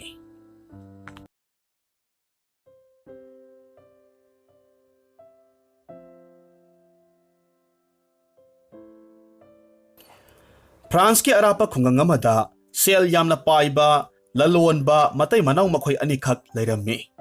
Makhoi anigi lanthum achauba haikol leikol konungumna phajaba yum leirabasu mamitta masa udabadagi nongmata mamon nokpa phangjaramde. Maramdi makhoina tansiluriba maral mayamdu kanada pithoklamgani haiba wafamsini. Adubu tumlamdaigi matamda pan lobagum itha thajadana lalonba matai manawdu masanupa amakhak phangjarammi. Makhoigi masanupadu phangjabaduda ahal anidu asagi thaumai amakhak ujarami. Makhoigi masanupadu nungsina Rozer haina thole. Rozer pungkak chawraklammi. Adum oidunasu matai manaw anidudi ikhang khanghaudana kumlainana naraklammi. Asum sojalakpadagi phamsenabagi matam haibado oirakhi. Matamsida lalonba ahalduna mahaki yamna thajaraba marup Bobpu kaurammi. Aduga mahaki marup Bobta asumna hairammi. Marup, aina laikhidraba matungda maraibak thiyahuragadaba aigi isanapa Rozerse. Awhat apa yengsinbiduna khara yukpirauko. Asum haina mahak mamitagi mapi leptana sinthai. Bobna khummi. Itaw, wakhal pikthagano. Isa Rozergidamak ay lairibasidi wagano. Adugi sarukpudi nungaina pothabiyo. Afaba maiba kauraga nahakku phananaba layengsi. Asumna marup anidu konaraga kapnai. Makhoigi mataududa Rozersu kappi. Matau asumna sayol amagi matungda lalonba matay manaw animag taibang mapugi khuya tankhirammi. Lalonbagi marup Bob mabuk mapaw pharabasu masa mayam poe. Mahaki nupidusu isaw yamna langi. Maramdi Bob hariba miyoysi ahing suppa zwar adumak sanay.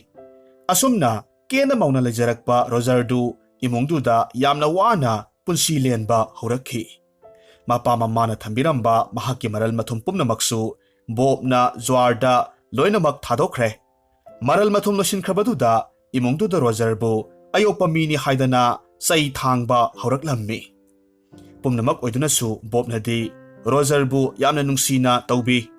Bob na yumdagi chathokhrabada mahaki nupi amadi masasingna Rozerbu minay amagum ot naibirammi. Masidagidi nongmadi ahing amada Rozerdu mayumdagi thoraklammi. Aduga panthungpham khangdraba khongchat amada makhongna pubo maikaida asum chatlammi. Mahak ahingdu leppa leita asum chatlammi. Maikai salai mathong khangamde. Apokpa leikhidraba mama mapabu tattana ningsingi. Asumna leptana asum lakpa matamda sing amakhak yaurakhi. Mahak wakhalamada kapna sing matolomda kakhalaklammi. Matamduda asukpa umangamagi mayaida may mangal amakhak ure. Khudakta mangaldu tamna sangsilli. Panasangna chatlabagi matungda mangaldu sing mayam amakhak pasilaga mayjaw thaba oiramle. Mayjawdugi manakta yamna masamau phaba yengbada magul yamna leiba ahal amakhak tumlaga leibasu thengnarammi. Mahak nupaduda munna yengi. Aduga mahakna khalli. Is masigi miyoshidi yengbada ahal oijarabasu phasakhreda. Ningthou natragana ningthorel oibada matik chagani. Adubu mahakse aigumba lairembi oiramni. Phijet chakcheti amanba phizol ngaktanine. Asumna khallaga Rozerdu mainakta phamtharammi. Aduga mahak mayairami. Ngaihak leiragadi mahak muntharakpadagi tumliba ahalduda ngatharaga mahaksu adumak tumthokre. Mathangi numit nongalakpa matamda wang sauba ahaldu mitkap thorakpa matamda mahaki makhongda nupa macha amakhak isi-sina tumlaga leirambadu thengnarammi. Mahakna yamna ngakna haudoklaga hairakhi. Nupa macha, nahakpu kanano? Karigidamak aiginakta tumlibano? Rozerdu mitkap khangthok thorai aduga makok nolaga amuk hairaklammi. Aibu ngakpiyo, ipagumlaba. Ai waman khibadagi ngarang ahing tumtharure. Ahaldu ngahak tuminna leirabagi matungda amuk hairai. Phare, isabu kanano? Mafamsida karamna yorokhibano? Rozer na khummi. Pabung, aigi iming Rozer kauze. Aigini haibada kanasu leitre. Ipa ima animaksu laikhidre. Yarabadi pabung, aibu nungsibiduna hingnanaba thabak amatang binabiyuba. Ahaldu wa machet amata khumda phuk hawgatli aduga chatkhi. Rozersu matungda inarammi. Panglap laptana leiba taru tananba khangpoksang amada changkhre aduga chananaba polam khara puthoraklammi. Aduga hairai. Mase saro. Nahak yamnasu chokthana ure. Madu saba loiraga makharomda lau. Asumna hairamlaga mahak thuna chatkhi. Rozerdu chanabasingdu sarammi. Mahakna piramba chanabasing ayambasing Sangomgi pothok ngakta oirammi. Sangomna saba chanabasingdu uba matamda Rozer mamabu ningsinglai. Mabuk thannaba charabagi matungda ahalduna hairamba maikai adom tamna thuna chatlammi. Aduga lampak amagi mayada masing thingamdraba sanbi sanaw kaya marum ahalduna senaraga leirambadu ure. Masinda bangsi amasu nungsina khongba thengnai. Mahak lakpa ubaduda ahalduna amuk hairakhi. Yangu Rozer, san mayamse aigi ngaktani. Masidagi thorakpa sangomsingsina ai hinglibani. Ngasidagidi nahakna ipagi mateng oina sansingse senaro. Asumna basi khongbasu tambirammi. Matam kharadi Rozerga ahalduga asengba mapa masagumna yamna nungsi sanana leiminai. Yumgi potsai sem saba sangom sumba sajik phanba singkhaiba hariba thabak pumnamaksi ahalduna loinamak tambirammi. Loinana ahaldudagi Rozerna basi khongbasu ꯑꯗꯨꯛꯀꯤ ꯃꯇꯤꯛ ꯌꯥꯝꯅ ꯍꯩꯕ ꯍꯦꯜꯂꯝꯃꯤ꯫ ꯈꯨꯗꯝ ꯑꯣꯏꯅ ꯃꯥꯡꯈꯤꯕ ꯁꯟꯁꯤꯡ ꯔꯣꯖꯔꯒꯤ ꯕꯥꯁꯤꯒꯤ ꯃꯈꯣꯜ ꯇꯥꯕꯗ ꯃꯌꯨꯝ ꯌꯧꯅꯅꯕ ꯃꯇꯣꯝꯇ ꯆꯦꯜꯂꯛꯂꯝꯃꯤ꯫ ꯅꯣꯡꯃꯗꯤ ꯔꯣꯖꯔꯅ ꯑꯍꯜꯗꯨꯗ ꯌꯥꯝꯅ ꯀꯤꯅ ꯋꯥꯍꯪ ꯑꯃꯈꯛ ꯍꯪꯂꯝꯃꯤ꯫ ꯃꯔꯝꯗꯤ ꯑꯍꯜꯁꯤ ꯋꯥ ꯀꯌꯥ ꯉꯥꯡꯗꯦ, ꯃꯇꯣꯝꯇ ꯆꯤꯟꯇꯥ ꯇꯧꯔꯒ ꯍꯦꯛ ꯍꯦꯛ ꯎꯪꯂꯒ ꯐꯝꯕꯁꯨ ꯎꯏ꯫ ꯃꯔꯝ ꯑꯗꯨꯅ ꯔꯣꯖꯔꯅ ꯑꯁꯨꯝꯅ ꯍꯪꯉꯤ, ꯄꯥꯕꯨꯡꯒꯤ ꯑꯁꯦꯡꯕ ꯃꯤꯡꯕꯨ ꯀꯔꯤ ꯀꯧꯕꯤꯕꯒꯦ? ꯑꯗꯨꯒ ꯄꯥꯕꯨꯡꯅ ꯂꯝꯗꯝꯁꯤꯒꯤ ꯄꯟꯈꯩ ꯋꯥꯡꯃꯂꯥꯅ ꯁꯟꯁꯤ ꯄꯨꯊꯣꯛꯀꯅꯨ ꯍꯥꯏꯅ ꯍꯦꯛ ꯍꯦꯛ ꯍꯥꯏꯔꯤꯕꯒꯤ ꯃꯔꯝꯗꯨꯕꯨꯅ ꯀꯔꯤꯒꯤꯅꯣ? ꯑꯍꯜꯗꯨꯅ ꯈꯨꯝꯃꯤ, ꯏꯆꯥꯅꯨꯄꯥ, ꯑꯩꯒꯤ ꯃꯤꯡ ꯃꯣꯒꯥꯔꯁꯤ ꯀꯧꯏ꯫ ꯑꯩꯁꯦ ꯃꯇꯝ ꯑꯃꯒꯤ ꯅꯤꯡꯊꯧ ꯃꯆꯥꯅꯤ꯫ ꯑꯩꯁꯨ ꯅꯍꯥꯛꯀꯤ ꯆꯍꯤ ꯃꯇꯥꯡꯁꯤꯗꯒꯤ ꯎꯃꯪꯁꯤꯗ ꯁꯟꯖꯦꯟ ꯅꯍꯥ ꯑꯣꯏꯔꯒ ꯂꯩꯔꯤꯕꯅꯤ꯫ ꯑꯗꯨꯒ ꯃꯈꯥꯗꯤ ꯍꯪꯂꯛꯂꯅꯨꯀꯣ꯫ ꯁꯟꯁꯤꯡꯗꯣ ꯏꯁꯤꯡ ꯈꯧꯔꯥꯡꯂꯝꯂꯅꯤ꯫ ꯆꯠꯂꯣ, ꯌꯦꯡꯂꯨꯆꯣ꯫ ꯑꯩ ꯃꯈꯣꯏꯒꯤ ꯍꯣꯔꯦꯜꯒꯤ ꯗꯅꯥ ꯊꯣꯡꯕꯤꯔꯝꯒꯦ꯫ ꯔꯣꯖꯔꯗꯨ ꯃꯈꯥ ꯇꯥꯗ꯭ꯔꯦ ꯁꯟ ꯏꯁꯤꯡ ꯄꯤꯊꯛꯄ ꯆꯠꯂꯝꯃꯤ꯫ ꯃꯇꯣꯝꯇ ꯈꯜꯂꯤ, ꯑꯣ, ꯄꯥꯕꯨꯡꯁꯤ ꯑꯩꯅ ꯈꯟꯕꯗꯨ ꯆꯨꯝꯃꯤꯅꯦ꯫ ꯃꯍꯥꯛ ꯅꯤꯡꯊꯧ ꯃꯆꯥꯅꯤ꯫ ꯑꯗꯨꯕꯨ ꯃꯍꯥꯛ ꯃꯇꯝ ꯆꯨꯞꯄꯗ ꯃꯊ꯭ꯋꯥꯏ ꯅꯨꯡꯉꯥꯏꯇꯅ ꯂꯩꯔꯤꯕꯁꯤꯒꯤ ꯃꯔꯝꯁꯤꯕꯨ ꯈꯪꯅꯤꯡꯈ꯭ꯔꯦꯗ꯫ ꯑꯁꯨꯝꯅ ꯅꯣꯡꯃ ꯅꯤꯅꯤ ꯂꯩꯔꯕꯒꯤ ꯃꯇꯨꯡꯗ ꯔꯣꯖꯔꯅ ꯑꯃꯨꯛ ꯑꯍꯜꯗꯨꯗ ꯍꯪꯉꯤ, ꯄꯥꯕꯨꯡ, ꯁꯥꯎꯕꯗꯤ ꯁꯥꯎꯕꯤꯔꯛꯀꯅꯨ, ꯅꯆꯥ ꯋꯥ ꯑꯃꯠꯇ ꯍꯪꯖꯒꯦ꯫ ꯄꯥꯕꯨꯡꯅ ꯂꯝꯗꯝꯁꯤꯒꯤ ꯄꯟꯈꯩ ꯋꯥꯡꯃꯗ ꯀꯩꯗꯧꯅꯨꯡꯗ ꯆꯪꯂꯨꯅꯣ ꯍꯥꯏꯅ ꯇꯥꯛꯄꯤ꯫ ꯑꯗꯨꯕꯨ ꯑꯩꯅ ꯃꯗꯨ ꯁꯨꯝ ꯌꯦꯡꯂꯨꯕ ꯃꯇꯝꯗ ꯑꯁꯣꯝ ꯋꯥꯡꯃꯗ ꯍꯥꯅꯧ ꯃꯔꯥꯡ ꯀꯥꯏꯅ ꯏꯁꯪ ꯁꯪꯅ ꯍꯧꯕ ꯎꯖꯩꯗꯣ꯫ ꯍꯥꯏꯔꯤꯕ ꯃꯐꯝꯁꯤꯗ ꯑꯩꯈꯣꯏꯒꯤ ꯃꯌꯥꯡ ꯀꯪꯂꯕ ꯁꯟꯁꯤꯡꯁꯦ ꯑꯃꯨꯛꯇꯪ ꯄꯦꯟꯅ ꯄꯤꯖꯔꯕꯗꯤ ꯁꯪꯒꯣꯝ ꯊꯣꯛꯄꯤ ꯁꯟꯁꯤꯡꯁꯦ ꯃꯁꯥ ꯈꯪꯐ ꯐꯒꯗꯕ ꯃꯥꯜꯂꯤ꯫ ꯃꯗꯨꯗ ꯑꯍꯜꯗꯨ ꯔꯣꯖꯔꯗ ꯃꯨꯟꯅ ꯌꯦꯡꯉꯤ꯫ ꯔꯣꯖꯔ ꯑꯍꯜꯗꯨꯒꯤ ꯃꯤꯠꯌꯦꯡꯗꯨ ꯀꯤꯕꯗꯒꯤ ꯃꯃꯥꯏ ꯂꯨꯞꯊꯩ꯫ ꯃꯤꯠꯀꯨꯞ ꯈꯔꯒꯤ ꯃꯇꯨꯡꯗ ꯑꯍꯜꯗꯨꯅ ꯑꯃꯨꯛ ꯍꯥꯏꯔꯛꯏ, ꯏꯄꯥꯒꯤ ꯔꯣꯖꯔ, ꯑꯩ ꯉꯁꯤꯗꯤ ꯅꯉꯣꯟꯗ ꯋꯥꯔꯤ ꯑꯃ ꯂꯤꯒꯦ, ꯃꯨꯟꯅ ꯇꯥꯎ꯫ ꯑꯗꯨꯕꯨ ꯅꯍꯥꯛꯅ ꯃꯐꯝꯗꯨꯗ ꯆꯠꯂꯣꯏ ꯍꯥꯏꯕꯒꯤ ꯊꯥꯖꯕꯗꯣ ꯑꯩꯉꯣꯟꯗ ꯄꯤꯌꯨ꯫ ꯔꯣꯖꯔꯅ ꯈꯨꯝꯃꯤ, ꯄꯥꯕꯨꯡꯅ ꯌꯥꯗꯕ ꯊꯕꯛ ꯑꯃꯠꯇ ꯑꯩ ꯇꯧꯖꯔꯣꯏ꯫ ꯋꯥꯔꯤꯗꯣ ꯂꯤꯕꯤꯔꯣ꯫ ꯑꯁꯨꯝꯅ ꯑꯍꯜꯗꯨꯅ ꯋꯥꯔꯤ ꯂꯤꯕ ꯍꯧꯔꯛꯂꯝꯃꯤ꯫ ꯃꯇꯝꯗꯣ ꯑꯩ ꯅꯍꯥꯛꯀꯨꯝꯅ ꯄꯥꯈꯪ ꯃꯆꯥꯅꯤ꯫ ꯑꯀꯤ ꯑꯈꯪ ꯑꯃꯠꯇ ꯂꯩꯇꯦ꯫ ꯃꯐꯝꯁꯤꯗꯒꯤ ꯄꯪꯂꯥꯞ ꯂꯥꯞꯇꯅ ꯈꯨꯜ ꯑꯃꯈꯛ ꯂꯩ꯫ ꯍꯥꯏꯔꯤꯕ ꯈꯨꯜꯗꯨꯗ ꯃꯤ ꯀꯅꯥꯁꯨ ꯆꯪꯅꯗꯕ ꯄꯨꯈ꯭ꯔꯤ ꯑꯃꯈꯛ ꯂꯩ꯫ ꯄꯨꯈ꯭ꯔꯤꯗꯣ ꯑꯆꯝꯕ ꯄꯨꯈ꯭ꯔꯤ ꯅꯠꯇꯦ꯫ ꯑꯍꯤꯡ ꯈꯨꯗꯤꯡꯒꯤ ꯁꯣꯔꯥꯔꯦꯟꯒꯤ ꯃꯆꯥꯅꯨꯄꯤ ꯑꯍꯨꯝꯒꯤ ꯏꯔꯨꯖꯐꯝꯅꯤ꯫ ꯍꯥꯏꯔꯤꯕ ꯄꯨꯈ꯭ꯔꯤꯗꯨꯗ ꯆꯠꯂꯨꯕ ꯃꯤ ꯑꯃꯠꯇ ꯍꯤꯡꯅ ꯍꯜꯂꯛꯇꯦ ꯍꯥꯏꯅ ꯍꯥꯏꯅꯩ꯫ ꯇꯧꯕꯇꯕꯨ ꯑꯩꯅ ꯌꯥꯝꯅ ꯈꯪꯅꯤꯡꯈꯤ꯫ ꯃꯔꯝꯁꯤꯅ ꯑꯩꯒꯤ ꯄꯥꯕꯨꯡ ꯅꯤꯡꯊꯧꯅ ꯑꯩꯕꯨ ꯀꯌꯥꯔꯛ ꯍꯟꯅ ꯊꯤꯡꯈꯤ꯫ ꯅꯣꯡꯃꯒꯤ ꯑꯍꯤꯡ ꯑꯃꯗ ꯑꯩ ꯂꯣꯟꯅ ꯄꯨꯈ꯭ꯔꯤꯗꯨꯗ ꯆꯠꯈꯤ꯫ ꯑꯗꯨꯒ ꯁꯣꯔꯥꯔꯦꯟꯒꯤ ꯃꯆꯥꯅꯨꯄꯤ ꯑꯍꯨꯝꯗꯨꯅ ꯏꯔꯨꯖꯕꯗꯣ ꯌꯦꯡꯂꯨꯏ꯫ ꯑꯩꯅ ꯃꯈꯣꯏꯒꯤ ꯐꯖꯕꯗꯣ ꯃꯗꯨ ꯎꯕ ꯃꯇꯝꯗ ꯉꯥꯎꯕꯗꯒꯤ ꯅꯣꯡꯉꯥꯜꯂꯕ ꯐꯥꯎꯕ ꯑꯗꯨꯃꯛ ꯏꯇꯣꯝꯇ ꯌꯦꯡꯂꯒ ꯂꯩ꯫ ꯑꯩꯅ ꯋꯥꯈꯜ ꯇꯥꯔꯛꯄꯗꯗꯤ ꯑꯩꯁꯦ ꯏꯇꯣꯝꯇ ꯄꯨꯈ꯭ꯔꯤꯗꯨꯒꯤ ꯃꯄꯥꯜꯗ ꯂꯦꯞꯂꯒ ꯂꯩꯔꯝꯃꯤ꯫ ꯑꯩ ꯀꯣꯅꯨꯡꯗ ꯍꯟꯅꯕꯒꯤ ꯌꯥꯝꯅ ꯊꯨꯅ ꯑꯁꯝꯕ ꯂꯝꯕꯦꯜ ꯌꯦꯡꯂꯒ ꯆꯠꯂꯛꯈꯤꯕꯅꯤ꯫ ꯑꯗꯨꯕꯨ ꯂꯥꯏꯕꯛ ꯊꯤꯕꯗꯤ ꯑꯩꯅ ꯍꯧꯖꯤꯛ ꯂꯩꯔꯝꯕ ꯃꯐꯝꯁꯦ ꯌꯧꯔꯝꯗꯥꯏꯗ ꯃꯕꯨꯛ ꯐꯠꯇꯕꯤ ꯍꯤꯡꯆꯥꯕꯤ ꯂꯩꯁꯥꯕꯤ ꯑꯍꯨꯝꯈꯛꯅ ꯑꯩꯕꯨ ꯐꯥꯕꯤꯈꯤꯕꯅꯤ꯫ ꯃꯈꯣꯏꯅ ꯑꯩꯕꯨ ꯃꯈꯣꯏꯒꯤ ꯅꯨꯄꯥ ꯑꯣꯏꯅꯤꯡꯈꯤ꯫ ꯃꯗꯨꯗ ꯑꯩꯅ ꯌꯥꯈꯤꯗꯦ꯫ ꯃꯔꯝ ꯑꯁꯤꯅ ꯍꯤꯡꯆꯥꯕꯤ ꯑꯍꯨꯝꯗꯨꯅ ꯑꯩꯒꯤ ꯊꯋꯥꯏ ꯃꯤꯔꯦꯜꯗꯨ ꯂꯧꯊꯣꯛꯂꯒ ꯃꯈꯣꯏꯒꯤ ꯁꯦꯡꯒꯥꯎꯗ ꯍꯥꯞꯆꯤꯟꯈꯤꯕꯅꯤ꯫ ꯑꯗꯨꯒ ꯃꯈꯣꯏꯅ ꯌꯥꯎ ꯑꯃꯒꯤ ꯊꯋꯥꯏꯕꯨ ꯑꯩꯒꯤ ꯍꯛꯆꯥꯡꯁꯤꯗ ꯍꯥꯞꯆꯤꯜꯂꯝꯕꯅꯤ꯫ ꯍꯥꯏꯔꯤꯕ ꯅꯨꯃꯤꯠꯇꯣ ꯃꯗꯨꯗꯒꯤꯗꯤ ꯑꯩ ꯏꯁꯥꯒꯤ ꯀꯣꯅꯨꯡ ꯌꯧꯅꯕꯒꯤ ꯂꯝꯕꯤꯗꯣ ꯑꯩ ꯄꯨꯡꯀꯥꯎ ꯀꯥꯎꯈ꯭ꯔꯦ꯫ ꯃꯐꯝꯁꯤꯗꯒꯤ ꯍꯦꯟꯗꯣꯛꯄꯁꯨ ꯑꯗꯨꯃꯛ ꯉꯝꯗ꯭ꯔꯦ꯫ ꯑꯗꯨꯅ ꯏꯆꯥ ꯏꯕꯨꯡꯉꯣ, ꯀꯩꯗꯧꯅꯨꯡꯗ ꯏꯄꯥ ꯏꯃꯥꯅ ꯍꯥꯏꯕ ꯋꯥꯐꯝꯁꯦ ꯈꯛ ꯍꯤꯛꯇꯣꯛꯂꯣꯏꯗꯕꯅꯤ꯫ ꯅꯠꯇ꯭ꯔꯕꯗꯤ ꯅꯍꯥꯛꯁꯨ ꯑꯩꯒꯨꯝꯅ ꯄꯨꯟꯁꯤꯗꯣ ꯑꯔꯦꯝꯕꯗ ꯃꯥꯡꯒꯅꯤꯗꯣ꯫ ꯔꯣꯖꯔ ꯑꯍꯜꯗꯨꯒꯤ ꯋꯥꯔꯤꯗꯨ ꯇꯥꯔꯨꯕꯗ ꯃꯄꯤ ꯇꯥꯔꯛꯈꯤ꯫ ꯑꯍꯜꯗꯨꯕꯨ ꯌꯥꯝꯅ ꯍꯦꯟꯅ ꯅꯨꯡꯁꯤꯕ ꯐꯥꯎꯔꯝꯃꯤ꯫ ꯃꯊꯃꯣꯏꯗ ꯍꯤꯡꯆꯥꯕꯤꯁꯤꯡꯗꯨ ꯂꯃꯟ ꯈꯨꯝꯂꯒ ꯑꯍꯜꯗꯨꯒꯤ ꯊꯋꯥꯏ ꯃꯤꯔꯦꯜꯗꯨ ꯂꯧꯒꯦ ꯍꯥꯏꯕꯒꯤ ꯋꯥꯈꯜ ꯊꯧꯅꯥ ꯂꯥꯛꯂꯝꯃꯤ꯫ ꯃꯁꯤꯒꯤ ꯃꯇꯨꯡ ꯅꯣꯡꯃ ꯅꯤꯅꯤ ꯂꯩꯔꯒ ꯑꯍꯜꯗꯨꯅ ꯆꯪꯕ ꯌꯥꯗꯦ ꯍꯥꯏꯔꯤꯕ ꯃꯐꯝꯗꯨꯗ ꯁꯜꯁꯤꯡꯗꯨ ꯍꯣꯏꯔꯒ ꯃꯍꯥꯛ ꯆꯠꯂꯝꯃꯤ꯫ ꯃꯐꯝꯗꯨꯗ ꯁꯟꯁꯤꯡꯅ ꯑꯅꯧꯕ ꯍꯥꯅꯧ ꯀꯌꯥꯗꯨꯕꯨ ꯌꯥꯝꯅ ꯍꯔꯥꯎꯅ ꯃꯕꯨꯛ ꯄꯦꯟꯅ ꯆꯥꯖꯔꯝꯃꯤ꯫ ꯑꯗꯨꯒ ꯃꯍꯥꯛꯅ ꯃꯍꯥꯛꯀꯤ ꯕꯥꯁꯤꯗꯨ ꯐꯖꯕ ꯃꯍꯧꯁꯥꯒ ꯆꯥꯅꯕ ꯇꯥꯜꯗ ꯈꯣꯡꯉꯤ꯫ ꯇꯥꯟꯖꯥꯗꯨꯗ ꯍꯤꯡꯆꯥꯕꯤꯒꯤ ꯃꯆꯤꯟ ꯃꯅꯥꯎ ꯑꯍꯨꯝꯗꯨ ꯕꯥꯡꯁꯤꯒꯤ ꯈꯣꯟꯖꯦꯜ ꯇꯥꯔꯨꯕ ꯃꯇꯝꯗ ꯈꯥꯡꯕ ꯉꯝꯂꯝꯗꯦ꯫ ꯃꯔꯝ ꯑꯁꯤꯅ ꯑꯆꯝꯕ ꯅꯨꯄꯤ ꯑꯣꯟꯊꯣꯛꯂꯒ Rozergi manakta laklammi aduga makhoi ahumdu jagoi sathek tamlammi numidang wairam osilakpa matamda Rozer na hingchabi singduda hairaklammi jagoi heibi saken bisa ai thengle pabungna sabu tare san singdo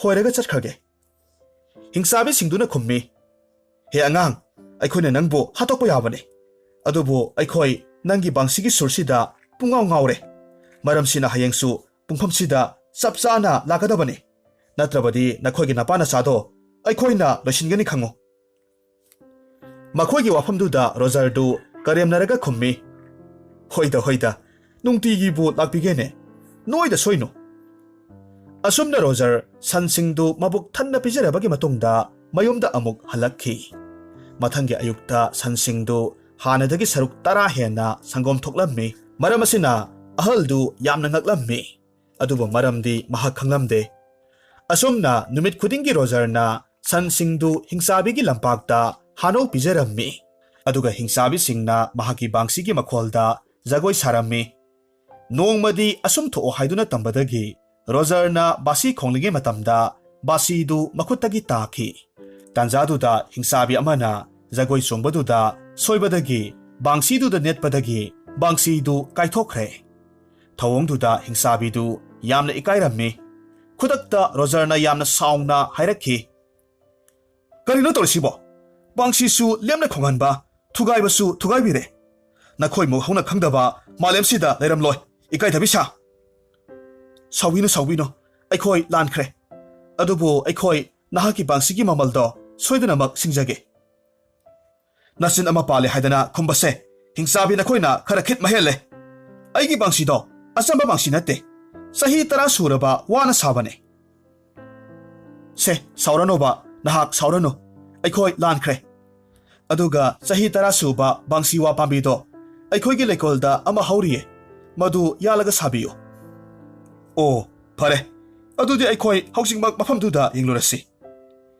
asomna hingchabi ahumgi lekolduda wadu thengnarammi tanja phangle khanbadagi Rozer na ariba wadu mahagi thangna mayaida yungna yale aduga lekrak amagomna sangna singlammi aduga haire e jagoi haibisa wase tangkhai khaige tobani itomta ngamdre nakhoi ahum karakta khucha singdo amukta tingsillo aduga amukta mateng pangbiyo apangba hingchabi machin manaudu wa karakta makhuttu thingzilli adudagidi Rozer na thangdu satokpa matamda makhoi ahumak wana chaplaga leirammi amasung makhoi hauna kablai masidagidi Rozer na hariba wadu thaurina chetna phajilli aduga haire e nakhoi gi khutto ai lokthokpige aigi babung mogar sigi thawai mireldo kadai waida thami hayo natrabadi nakhoi ahumak aina mai thadokadoribani aikhoi haijage khutse amukta lokthokpiyo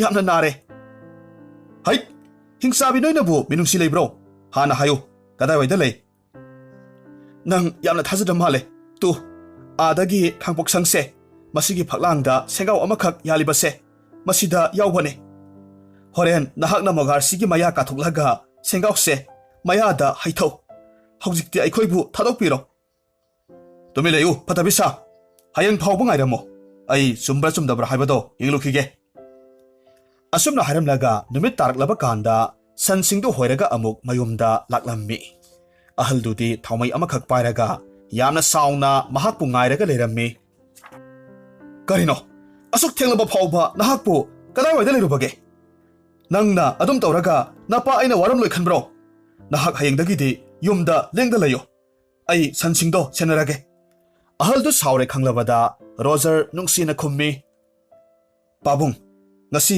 thengbagidi ai lankhre adubu pabunggi mamal yamlaba khudol amakhak puraga lakliye asi hairaga mahak ahaldugi makhongda khurummi ahaldu yamna ngakna kari haibano Rozer aibu loksinba ngamdre haina haire e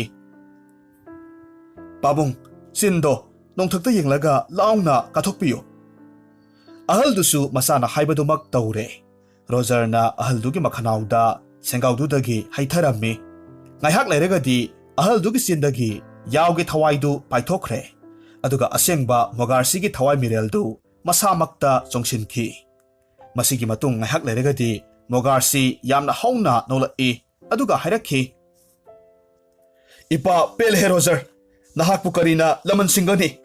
ꯃꯥꯂꯦꯝꯗ ꯃꯆꯥ ꯂꯩꯖꯕꯒꯤ ꯆꯥꯎꯊꯣꯛꯆꯕ ꯍꯥꯏꯕꯗꯣ ꯑꯩ ꯉꯁꯤꯗꯤ ꯐꯪꯂꯦ꯫ ꯏꯁꯥꯅ ꯏꯄꯥꯕꯨ ꯑꯃꯨꯛ ꯍꯟꯅ ꯍꯤꯡꯍꯟꯕꯤꯔꯦ꯫ ꯍꯧꯖꯤꯛꯃꯛ ꯆꯠꯂꯁꯤ, ꯏꯄꯥꯒꯤ ꯀꯣꯅꯨꯡꯗ ꯆꯠꯂꯁꯤ꯫ ꯏꯆꯥꯕꯨ ꯑꯩꯒꯤ ꯏ ꯑꯁꯦꯡꯕꯅ ꯄꯣꯛꯆꯕꯅꯤ ꯍꯥꯏꯗꯨꯅ ꯃꯤꯌꯥꯝ ꯃꯃꯥꯡꯗ ꯁꯛꯇꯥꯛꯀꯗꯧꯔꯤꯕꯅꯤ꯫ ꯑꯁꯨꯝꯅ ꯃꯄꯥ ꯃꯆꯥ ꯀꯣꯟꯅꯔꯒ ꯀꯞꯃꯤꯟꯅꯩ꯫ ꯃꯊꯪꯒꯤ ꯑꯌꯨꯛꯇ ꯅꯤꯡꯊꯧ ꯑꯃꯁꯨꯡ ꯔꯣꯖꯔ ꯍꯤꯡꯆꯥꯕꯤꯗꯨꯒꯤ ꯃꯅꯥꯛꯇ ꯂꯥꯛꯈꯤ꯫ ꯍꯤꯡꯆꯥꯕꯤꯁꯤꯡꯅ ꯅꯤꯡꯊꯧꯗ ꯉꯥꯛꯄꯤꯌꯨ, ꯁꯣꯏꯈ꯭ꯔꯦ ꯂꯥꯟꯈ꯭ꯔꯦ ꯍꯥꯏꯅ ꯍꯥꯏꯖꯔꯝꯃꯤ꯫ ꯇꯧꯕꯇꯕꯨ ꯅꯤꯡꯊꯧꯅ ꯃꯈꯣꯏ ꯑꯍꯨꯝꯃꯛ ꯐꯥꯔꯒ ꯑꯃꯨꯛ ꯄꯨꯔꯛꯈꯤ, ꯑꯗꯨꯒ ꯃꯈꯣꯏ ꯑꯍꯨꯝꯃꯛ ꯀꯣꯅꯨꯡꯗ ꯃꯤꯌꯥꯝ ꯃꯃꯥꯡꯗ ꯃꯉꯛ ꯀꯛꯂꯒ ꯍꯥꯠꯈꯤꯔꯝꯃꯤ꯫ ꯑꯁꯨꯝꯅ ꯔꯣꯖꯔꯗꯨ ꯃꯇꯝ ꯈꯔꯗꯤ ꯀꯣꯅꯨꯡꯗ ꯅꯨꯡꯉꯥꯏꯅ ꯂꯩꯔꯦ꯫ ꯃꯁꯤꯒꯤ ꯃꯇꯨꯡꯗ ꯅꯣꯡꯃ ꯅꯤꯡꯊꯧꯗ ꯍꯥꯏꯔꯛꯈꯤ, ꯏꯄꯥ ꯏꯕꯨꯡꯉꯣꯅ ꯑꯩꯕꯨ ꯌꯥꯝꯅ ꯅꯨꯡꯉꯥꯏꯅꯗꯤ ꯊꯝꯕꯤꯔꯤ, ꯑꯗꯨꯕꯨ ꯏꯄꯥ ꯏꯕꯨꯡꯉꯣ, ꯑꯩꯒꯤ ꯈꯣꯡꯆꯠꯇꯤ ꯃꯈꯥ ꯑꯃꯨꯛ ꯇꯥꯖꯈꯤꯒꯦ꯫ ꯀꯔꯤ ꯍꯥꯏꯕ?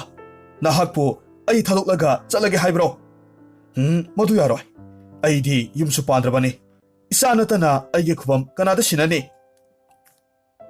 ꯄꯥꯕꯨꯡ, ꯑꯩ ꯁꯣꯏꯗꯅ ꯑꯃꯨꯛ ꯍꯟꯖꯔꯛꯀꯦ꯫ ꯃꯇꯝ ꯈꯔꯗꯪ ꯑꯌꯥꯕꯗꯣ ꯄꯤꯅꯕꯤꯌꯨ ꯍꯥꯏꯖꯔꯤ꯫ ꯐꯔꯦ ꯐꯔꯦ, ꯏꯆꯥꯅ ꯑꯗꯨ ꯌꯧꯔꯕꯗꯤ ꯑꯌꯥꯕꯗꯣ ꯄꯤꯔꯕꯅꯤ, ꯑꯗꯨꯕꯨ ꯌꯥꯝꯅ ꯀꯨꯏꯅꯗꯤ ꯆꯠꯄ ꯌꯥꯔꯣꯏꯀꯣ꯫ ꯑꯁꯨꯝꯅ ꯅꯤꯡꯊꯧꯅ ꯃꯆꯥꯒꯤꯗꯃꯛ ꯁꯦꯜ ꯊꯨꯝ ꯑꯃꯗꯤ ꯑꯌꯥꯡꯕ ꯁꯒꯣꯜ, ꯈꯨꯠꯁꯨ ꯈꯨꯠꯂꯥꯏ ꯃꯇꯤꯛ ꯆꯥꯅ ꯄꯤꯕꯤꯔꯦ꯫ ꯔꯣꯖꯔ ꯁꯒꯣꯜ ꯊꯧꯔꯒ ꯂꯦꯞꯇꯅ ꯑꯁꯨꯝ ꯂꯥꯛꯄ ꯃꯇꯝꯗ ꯁꯣꯔꯥꯔꯦꯟꯒꯤ ꯃꯆꯥꯅꯨꯄꯤꯁꯤꯡꯅ ꯏꯔꯨꯖꯐꯝ ꯄꯨꯈ꯭ꯔꯤꯗꯨ ꯌꯧꯔꯛꯂꯝꯃꯤ꯫ ꯃꯍꯥꯛ ꯃꯐꯝꯗꯨꯗ ꯅꯨꯃꯤꯗꯥꯡ ꯋꯥꯏꯔꯝꯒꯤ ꯃꯇꯝꯗ ꯊꯨꯡꯂꯝꯃꯤ꯫ ꯃꯐꯝ ꯆꯥꯕ ꯌꯦꯡꯂꯒ ꯃꯍꯥꯛ ꯂꯨꯝꯂꯒ ꯂꯩꯔꯦ꯫ ꯑꯍꯤꯡꯒꯤ ꯃꯇꯝ ꯑꯣꯏꯁꯤꯜꯂꯛꯂꯕꯗ ꯄꯨꯈ꯭ꯔꯤꯗꯨꯗ ꯉꯥꯅꯨ ꯀꯥꯡꯉꯥ ꯑꯍꯨꯝꯈꯛ ꯄꯥꯏꯔꯛꯂꯒ ꯃꯄꯤ ꯍꯣꯡꯗꯣꯛꯂꯝꯃꯤ, ꯑꯗꯨꯒ ꯐꯖꯕꯤ ꯂꯩꯁꯥꯕꯤ ꯑꯣꯟꯊꯣꯛꯈ꯭ꯔꯦ꯫ ꯑꯗꯨꯒ ꯃꯈꯣꯏ ꯄꯨꯈ꯭ꯔꯤꯗꯨꯗ ꯏꯔꯨꯖꯔꯝꯃꯤ꯫ ꯏꯔꯨꯖꯕ ꯍꯦꯛ ꯂꯣꯏꯕꯒꯗꯤ ꯀꯪꯐꯥꯜꯗ ꯀꯥꯈꯠꯂꯛꯄ ꯃꯇꯝꯗ ꯅꯨꯄꯤꯁꯤꯡꯗꯨꯒꯤ ꯃꯔꯛꯇ ꯔꯣꯖꯔꯅ ꯆꯦꯟꯁꯤꯜꯂꯒ ꯅꯨꯄꯤ ꯑꯃꯈꯛ ꯐꯥꯔꯝꯃꯤ꯫ ꯑꯇꯣꯞꯄ ꯅꯨꯄꯤ ꯑꯅꯤꯗꯨꯗꯤ ꯀꯥꯡꯉꯥ ꯑꯃꯨꯛ ꯑꯣꯜꯂꯒ ꯅꯣꯡꯊꯛꯇ ꯄꯥꯏꯈ꯭ꯔꯦ꯫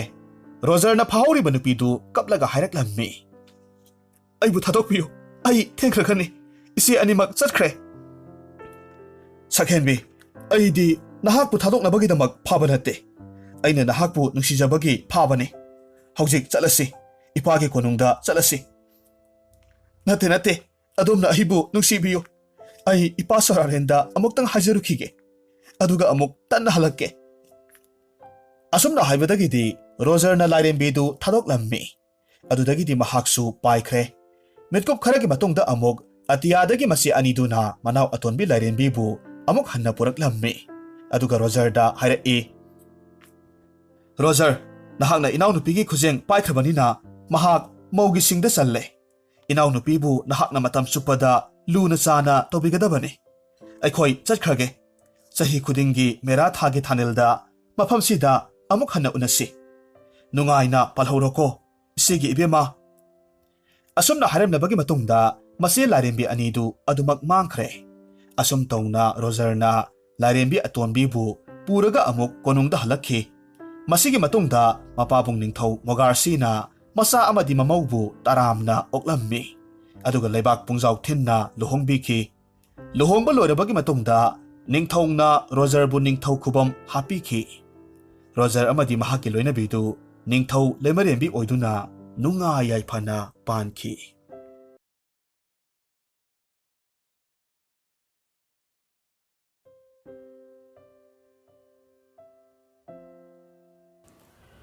ꯊꯥꯏꯅ ꯃꯃꯥꯡꯉꯩꯗ ꯌꯥꯝꯅ ꯈꯨꯠꯀꯟ ꯄꯥꯡꯒꯟꯕ, ꯁꯦꯜ ꯌꯥꯝꯅ ꯄꯥꯏꯕ ꯅꯤꯡꯊꯧ ꯑꯃꯈꯛ ꯄꯥꯜꯂꯝꯃꯤ꯫ ꯍꯥꯏꯔꯤꯕ ꯅꯤꯡꯊꯧꯁꯤꯒꯤ ꯃꯆꯥꯅꯤꯄꯥ ꯄꯤꯕ ꯑꯍꯨꯝꯈꯛ ꯄꯣꯛꯂꯝꯃꯤ꯫ ꯃꯆꯥꯅꯤꯄꯥ ꯑꯍꯨꯝꯗꯨꯒꯤ ꯃꯅꯨꯡꯗ ꯑꯍꯜ ꯑꯃꯗꯤ ꯌꯥꯏꯃ ꯌꯥꯝꯅ ꯃꯕꯨꯛ ꯁꯦꯡꯗꯕ, ꯐꯠꯇ ꯂꯧꯁꯤꯡ ꯆꯥꯎꯕ ꯃꯤꯑꯣꯏ ꯑꯣꯏꯔꯛꯂꯝꯃꯤ꯫ ꯃꯈꯣꯏ ꯑꯍꯨꯝꯒꯤ ꯃꯅꯨꯡꯗ ꯑꯍꯜ ꯑꯃꯗꯤ ꯌꯥꯏꯃꯁꯤ ꯄꯥꯈꯪ ꯃꯆꯥ ꯐꯥꯔꯦ, ꯑꯗꯨꯒ ꯈ꯭ꯋꯥꯏꯗꯒꯤ ꯑꯇꯣꯟꯕ ꯂꯨꯁꯤꯂꯣꯗꯤ ꯃꯕꯨꯛ ꯏꯪꯕ, ꯑꯍꯜ ꯂꯃꯟ ꯃꯁꯛ ꯈꯪꯕ ꯃꯤꯑꯣꯏ ꯑꯃꯈꯛ ꯑꯣꯏꯔꯝꯃꯤ꯫ ꯃꯇꯝ ꯆꯨꯞꯄ ꯑꯍꯜ ꯑꯃꯗꯤ ꯌꯥꯏꯃꯅ ꯑꯇꯣꯟꯕ ꯂꯨꯁꯤꯂꯣꯕꯨ ꯊꯥꯅꯔꯝꯗꯦ, ꯅꯣꯛꯅꯕꯤꯔꯝꯃꯤ, ꯆꯩꯕꯤꯔꯝꯃꯤ꯫ ꯃꯈꯣꯏꯅ ꯇꯣꯏꯅ ꯇꯣꯏꯅ ꯐꯨꯕꯤꯔꯝꯃꯤ꯫ ꯃꯇꯧꯁꯤꯗ ꯅꯤꯡꯊꯧꯒꯤ ꯂꯩꯃꯔꯦꯝꯕꯤꯅ ꯅꯣꯡꯃꯗꯤ ꯑꯁꯨꯝꯅ ꯃꯆꯥꯅꯨꯄꯥ ꯑꯍꯜ ꯑꯃꯗꯤ ꯌꯥꯏꯃꯗ ꯍꯥꯏꯔꯝꯃꯤ, ꯏꯃꯥꯒꯤ ꯑꯍꯜ ꯌꯥꯏꯃ, ꯅꯈꯣꯏꯕꯨ ꯀꯩꯗꯧꯕꯒꯦ? ꯅꯅꯥꯎ ꯅꯨꯄꯥ ꯑꯇꯣꯝꯕꯁꯦ ꯁꯨꯛꯅꯨꯡꯃꯛ ꯅꯨꯡꯁꯤꯗꯕꯔꯣ? ꯃꯇꯝ ꯆꯨꯞꯄ ꯐꯨꯕꯤꯕ ꯆꯩꯕꯤꯕ ꯅꯅꯥꯎꯁꯤꯅ ꯀꯔꯤ ꯁꯣꯏꯔꯕꯒꯦ? Masanupa ahalna khummi. Ima, wafamsida imana khanglaroi. Masi angangse yamna pharoidori.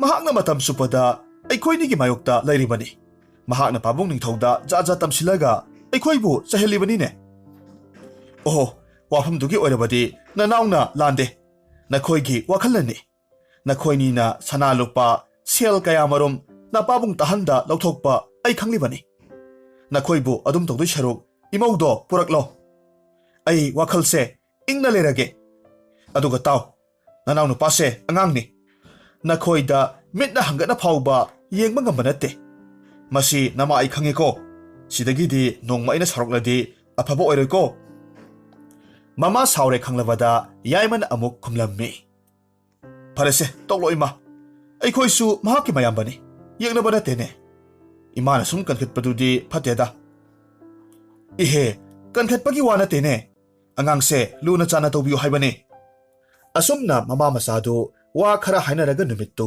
ꯍꯧꯈ꯭ꯔꯦ ꯑꯁꯨꯝꯅ ꯆꯍꯤ ꯑꯃꯒꯤ ꯃꯇꯨꯡꯗ ꯅꯤꯡꯊꯧꯗꯨ ꯑꯀꯟꯕ ꯂꯥꯏꯑꯣꯡ ꯑꯃꯈꯛ ꯅꯥꯔꯛꯂꯝꯃꯤ ꯃꯔꯝ ꯑꯁꯤꯅ ꯂꯩꯕꯥꯛꯀꯤ ꯃꯁꯛ ꯅꯥꯏꯕ ꯃꯥꯏꯕ ꯀꯌꯥꯃꯔꯨꯝ ꯀꯧꯔꯝꯃꯤ ꯑꯗꯨꯒ ꯍꯦꯛ ꯂꯩꯖꯕꯤ ꯊꯥꯛꯇ ꯂꯥꯌꯦꯡꯂꯝꯃꯤ ꯆꯌꯣꯜ ꯈꯔ ꯂꯩꯔꯒꯗꯤ ꯅꯤꯡꯊꯧꯗꯨ ꯑꯅꯥꯕ ꯐꯈ꯭ꯔꯦ ꯇꯧꯕꯇꯕꯨ ꯃꯍꯥꯛꯀꯤ ꯃꯃꯤꯠ ꯑꯅꯤꯗꯨꯗꯤ ꯃꯇꯝ ꯆꯨꯞꯄꯒꯤ ꯑꯣꯏꯅ ꯇꯥꯡꯍꯧꯔꯝꯃꯤ ꯑꯁꯨꯝꯅ ꯃꯤꯇꯥꯡꯕ ꯅꯤꯡꯊꯧ ꯑꯣꯏꯔꯒ ꯂꯩꯕꯥꯛ ꯋꯥꯌꯦꯜ ꯆꯠꯊꯔꯛꯄ ꯃꯇꯝꯗ ꯑꯋꯥꯕꯒꯤ ꯃꯁꯛ ꯍꯥꯏꯕꯗꯣ ꯑꯣꯏꯔꯝꯃꯤ ꯃꯇꯝ ꯆꯨꯞꯄꯗ ꯅꯤꯡꯊꯧꯒꯤ ꯃꯇꯦꯡ ꯑꯣꯏꯅ ꯂꯩꯃꯔꯦꯝꯕꯤꯅ ꯐꯝꯅꯥꯏꯕ ꯑꯍꯜꯁꯤꯡꯗꯨꯒ ꯋꯥ ꯈꯟꯅꯔꯒ ꯂꯩꯕꯥꯛ ꯋꯥꯌꯦꯜ ꯆꯠꯊꯕ ꯍꯥꯏꯕꯗꯨ ꯑꯣꯏꯔꯛꯈꯤ ꯑꯁꯨꯝꯅ ꯂꯝꯗꯝ ꯀꯌꯥꯗꯒꯤ ꯐꯥꯎꯔꯕ ꯃꯥꯏꯕ ꯀꯌꯥꯃꯔꯨꯝ ꯅꯤꯡꯊꯧꯒꯤ ꯃꯃꯤꯠ ꯌꯦꯡꯅꯕꯒꯤꯗꯃꯛ ꯀꯧꯔꯝꯃꯤ ꯑꯍꯩꯕ ꯃꯥꯏꯕ ꯀꯌꯥꯃꯔꯨꯝ ꯀꯧꯔꯒ ꯅꯤꯡꯊꯧꯕꯨ ꯂꯥꯌꯦꯡꯂꯕꯁꯨ ꯐꯕ ꯀꯧꯕꯗꯤ ꯂꯩꯇ꯭ꯔꯦ ꯅꯣꯡꯃꯒꯤ ꯅꯨꯡꯊꯤꯜ ꯑꯃꯗ ꯅꯤꯡꯊꯧꯒꯤ ꯃꯤ ꯇꯤꯟꯐꯝ ꯁꯪꯒꯥꯏꯗ ꯃꯄꯣꯛꯅ ꯄꯨꯡꯉꯧ ꯉꯧꯔꯕꯤ hanubi amakak laklammi aduga hanubiduna ningthoubu khurummi aduga haraklammi iningthou nanai aina khurumjari aihak yamna lapa khungang amadagini aise mitki layengba haibi amaibini karigumba iningthongna aina haijabase tabirabadi soidanamak hanagum mit uba ngamni hanubigi wafamduda mayam pumnamaktu ngaknarammi asumna makhoina hanubiduda munna yenglinge matamda ningthongna khummi othokna nungaiba pawdamni imamanbi tasengna ai ningthau ojarabasu hingbagi mamal yaudraba misak amani takpiyu ai kari tawgadage phare phare iningthau tabiyu mafam sidagi yamna lapna himagiri haiba lamdam amakhak leibani lamdam si hingchabi amakhakna panba lamni hariba lamdam sida nilgiri kauba sing amakhaksu leibani sing sigi matolda sidayai pukri amakhak lei hariba pukri gi sing sina kanagumba mamit udaba miyoi amagi mamit pu samthokpa tarabadi hanagum amuk soidana uhanba ngammi ningthongna khummi imamanbi himagiri haiba mafamdudi maming tarabasu amuktadi yorudri aine khangjabada madu yamna thapalamni kadai waida kadomda chatlaga kanana isingdu loruni wafam sini luribase hanubina amuk khumlammi iningthau madugidamak oirabadi ai haijage leibak sigi aroiba pankhaigi lamdamda hingchabigi turel chelibani hariba turel sida ayangba hi amada tongu aduga nimit kunma thoini leptana chatlabadi mafamdo irai laina yobani tawbatabu wafam amana lamdamdo yodringai matamda leibak ahumdi langadoribani masi araibadi natte thawna leiba pukning ani longdaba mathau tai mafamdo chatpa matamda sanagi selek kharasu pugadabani nilgiri singi singkhongdu mayai kaba singlai amakhakna ngaklaga leibani mahakna tumlingai matamda singdo kahaugadabani singdugi matonda hingchabi ningthongna sidayai pukrido ngak selaga leibani hingchabi duga yanarabagi matungda isingdo soklaga purakadabani hojik yamna luribadi adomgi thawna phaba kanana mafamduda chatpa ngamgadage masini ningthongna khummi hoi adu oirabadi aigi phamnaiba khara mafamdu yonanaba thajarage hanubina amuk hairaklammi iningthau luriba wafamdi hingchabidu masak matau phajaba yamna pami yarabadi konungsigi matik mathawna leiraba Rajkumar singbu thabiyu soidanamak mai pakni Hanubigi wafamduda ningthou masanupa ahalna hairaklammi. Pabung, yathangdo nasana soidanamak pangthoksage. Aina wasaklaga hajaribasini. Sidayai pukrigi isingdo hayengmak louba chatsage. Thauna pharaba masanupa ahalgi wafamduda ningthoudu chauthokcharammi. Adubu hanubidudi mathamoida khajiktang noksai. Mathangi numitni Rajkumar ahaldu manaunupa yaimadu laikolda kokshilli. Aduga hairami. Yaima, aina tharamliba komla pambise. Masina kangsilaklabadi nayamba awaphamda tare haibase khango. Yamna thuna aibu thiba lakadabani. Wafamse kanadasu haidukanugo. Nayamba chalukhige.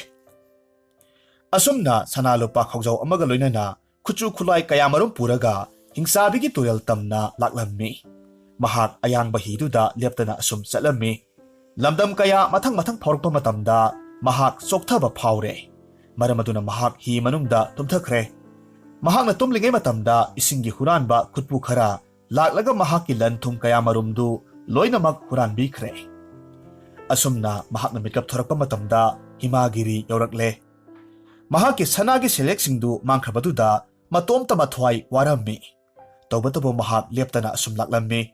Nilgiri singi singkhongdu usin nasinna yaure.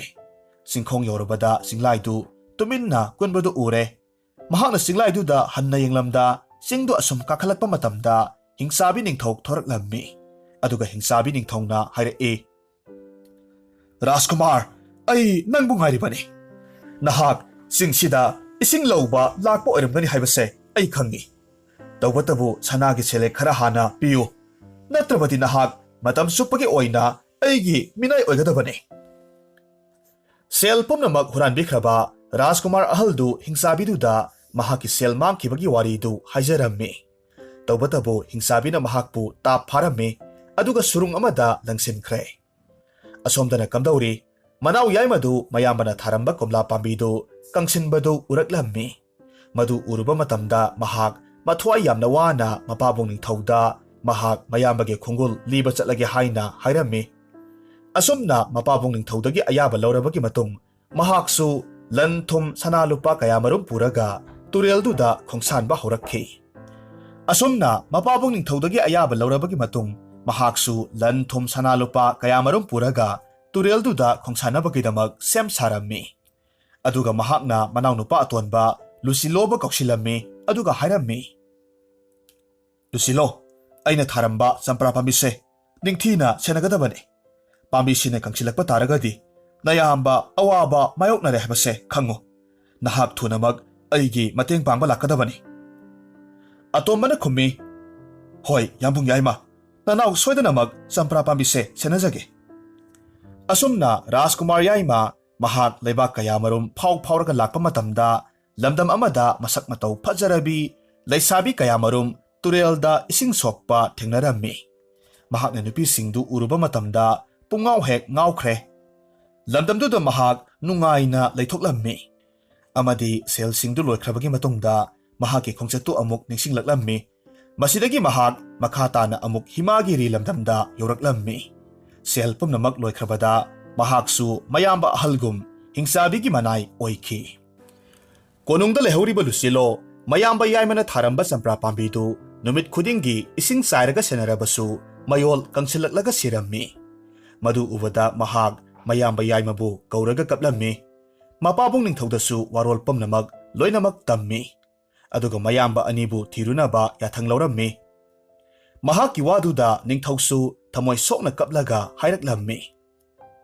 Oh, onthokpanida. Mapa aina matik sadabana sang lauba isanu papakang animag mapam khangda mangleto. Mapabunggi wahiduda Lusilo wakal pathanaba kumlaklammi. Pabung, karisu thoidonu wabigano. Hai pambising sikrabasu yambung animak soidanamak hinglamkhini. Aina chatlaga isin inaw makhoibu soidanamak purakani. Aduga pabunggi damaksu sidaya isingdo lorugani. Atomba nate nahakti angangni. Karigumba nahaksu amuk halaktrabadi aikhoidi kanagi asada amuk hingluni. Ipagi mise udrabasu nongdambagi nongdam kholni khandoklage. Isahana lamdam sigi ningthorel oigadabani. Nahak aikhoibu thadoklaga chatkibu yaroiko. Asumna mapa masadu wari kaya sanarabagi matungda Lucilogi ningaida mapabungna masabu makokta nanthabirammi. Aduga yaipa thaujanbire. Lucilo sanagi senek yauba sengau amakhak makhwangda yapsilli. Lambida thengnagadaba pumba mayoknanabagidamak khulai amadi polam kaya marum suna hapsilli. Aduga hingchabigi turelgi iselda hijaudu tonglaga khongsalaklammi. Mahak leptana asum lakpana isingi huranbasingdu thengnarammi. Huranbasingdu mahakna mahaki thangsangi matengna akanba maongda lan thengnarammi. Mamai thangda landu mahakna ngambadagi khongchattu makha tarammi. Masigi matungda mahak leptana asum lakpadagi ithat amada amuk thunglammi. Mafamduda mahak ngaihak potharammi. Mafamduda nga phaba nupa amakhak thengnarammi. Nga phaba nupadu yamna mabuk mapau pharammi. Tawbatabu mahaki nupidu mamitti tanglammi. Maramasina matam suppa nga phaba nupadu mathwai wajarammi. Numidangdu nga phaba nupadugi mayumda mahak potharammi. Amadi mahaki khongchat adugidamak warisu sarammi. Mathangi ayukta Lucilona khongchattu makha taramdai matamda nga phaba nupaduda sanagi selek khara pirammi. Amadi nongmadi soidanamak makhoigi awaba kohanganisu hairammi. Aduga mahak kainaya thang laure. Aduga mahaki khongchattu makha tana chatlammi. Mamai thangda mahak himagiri haiba lamdu yorakhi. Loinana makhongna sum sangna chatlabagi matungda Nilgirigi singkhong yaure. Singkhong manakta singlaidu tumlaga leibadu thengnarammi. Mahakna singlaidu tumli khanglabada singdolgi matol tamna kakhalaklammi.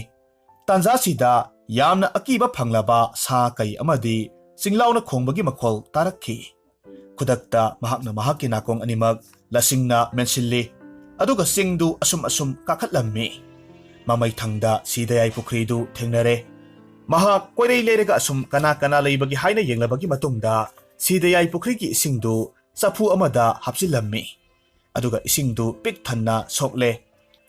Ising soklaga leithorakpa matamda mahaki mamangda hingsabi ningthoudu lepdaga leirammi.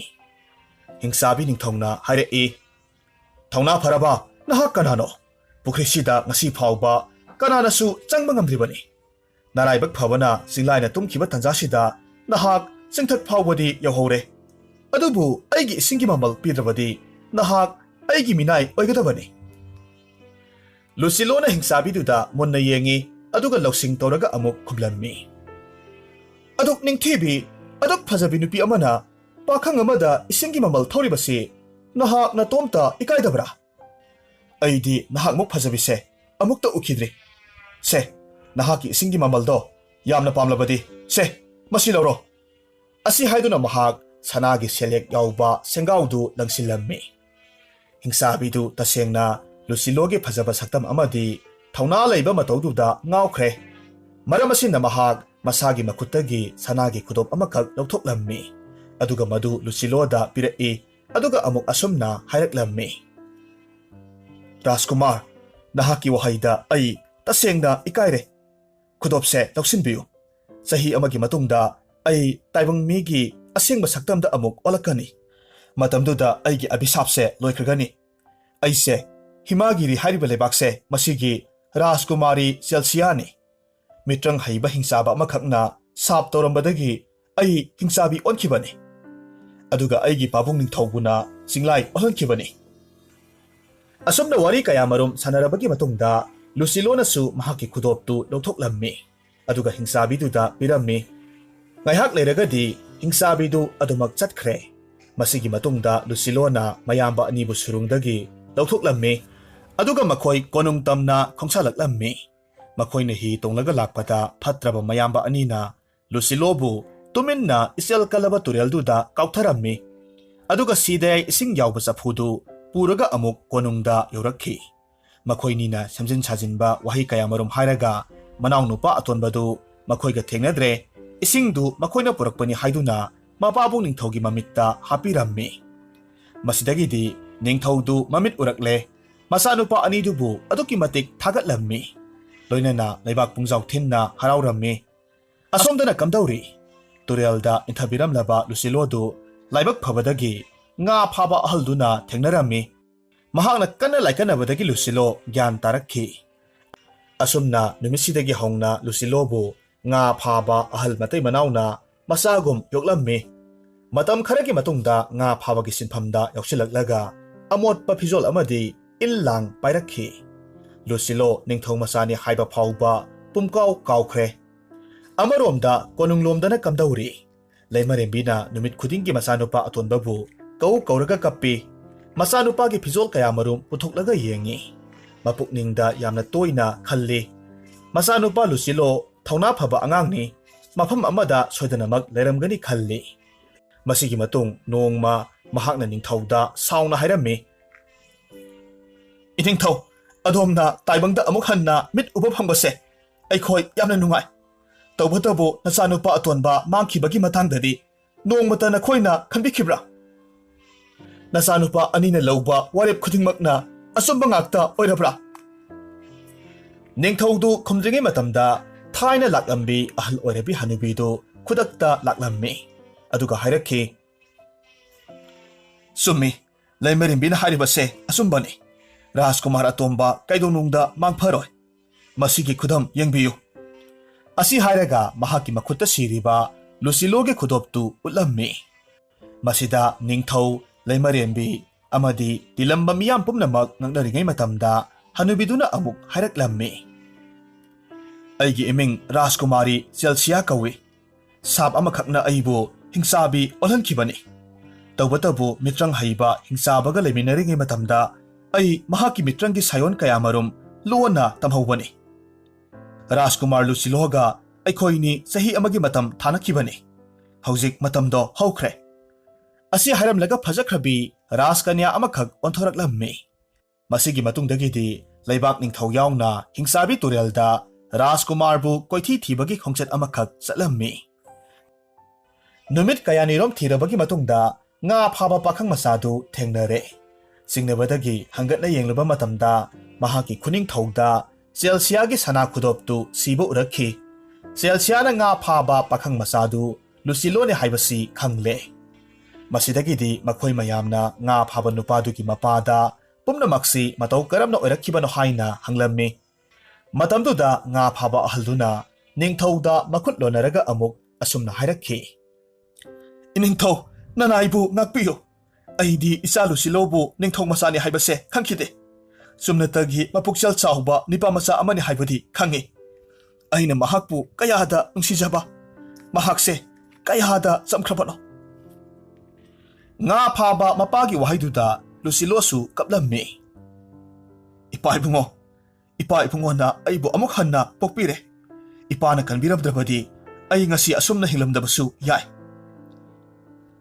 ꯑꯁꯤ ꯍꯥꯏꯔꯒ ꯍꯧꯈꯤꯕ ꯊꯧꯗꯣꯛ ꯄꯨꯝꯅꯃꯛ ꯃꯄꯥꯕꯨꯡ ꯅꯤꯡꯊꯧꯗ ꯇꯝꯂꯝꯃꯤ꯫ ꯋꯥꯔꯤꯁꯤꯡꯗꯨ ꯇꯥꯔꯕꯒꯤ ꯃꯇꯨꯡꯗ ꯅꯤꯡꯊꯧꯅ ꯃꯕꯨꯛ ꯐꯠꯇ꯭ꯔꯕ ꯃꯆꯥꯅꯨꯄꯥ ꯑꯍꯜ ꯑꯃꯁꯨꯡ ꯌꯥꯏꯃꯗꯨ ꯀꯩꯁꯨꯝꯁꯪꯗ ꯄꯨꯟꯁꯤ ꯆꯨꯞꯄꯒꯤ ꯑꯣꯏꯅ ꯊꯝꯈꯤꯔꯝꯃꯤ꯫ ꯉꯥ ꯐꯥꯕ ꯃꯇꯩ ꯃꯅꯥꯎꯕꯨꯁꯨ ꯀꯣꯅꯨꯡꯗ ꯀꯧꯈꯠꯂꯝꯃꯤ, ꯑꯗꯨꯒ ꯐꯝ ꯑꯃꯈꯛ ꯍꯥꯞꯄꯤꯔꯝꯃꯤ꯫ ꯃꯁꯤꯒꯤ ꯃꯇꯨꯡꯗ ꯉꯥ ꯐꯥꯕꯒꯤ ꯅꯨꯄꯤꯗꯨꯁꯨ ꯁꯤꯗꯌꯥꯏ ꯏꯁꯤꯡꯗꯨ ꯃꯍꯥꯛꯀꯤ ꯃꯃꯤꯠꯇ ꯍꯥꯞꯂꯝꯃꯤ꯫ ꯃꯁꯤꯗꯒꯤ ꯃꯍꯥꯛ ꯑꯃꯨꯛ ꯍꯟꯅ ꯃꯃꯤꯠ ꯎꯔꯛꯈꯤ꯫ ꯃꯇꯧ ꯑꯁꯨꯝꯅ ꯂꯨꯁꯤꯂꯣ ꯑꯃꯗꯤ ꯆꯦꯜꯁꯤꯌꯥ ꯆꯥꯎꯅ ꯂꯨꯍꯣꯡꯈꯤ꯫ ꯂꯨꯍꯣꯡꯕ ꯅꯨꯃꯤꯠꯇꯨꯗ ꯆꯦꯜꯁꯤꯌꯥꯒꯤ ꯃꯄꯥꯕꯨꯡ ꯆꯤꯡꯂꯥꯏ ꯑꯣꯟꯈꯤꯕꯗꯨꯁꯨ ꯑꯃꯨꯛ ꯍꯟꯅ ꯇꯥꯏꯕꯪ ꯃꯤ ꯑꯣꯜꯂꯛꯈꯤ, ꯑꯗꯨꯒ ꯃꯆꯥ ꯑꯅꯤꯕꯨ ꯌꯥꯏꯐ ꯊꯧꯖꯥꯜ ꯄꯤꯕꯤꯔꯝꯃꯤ꯫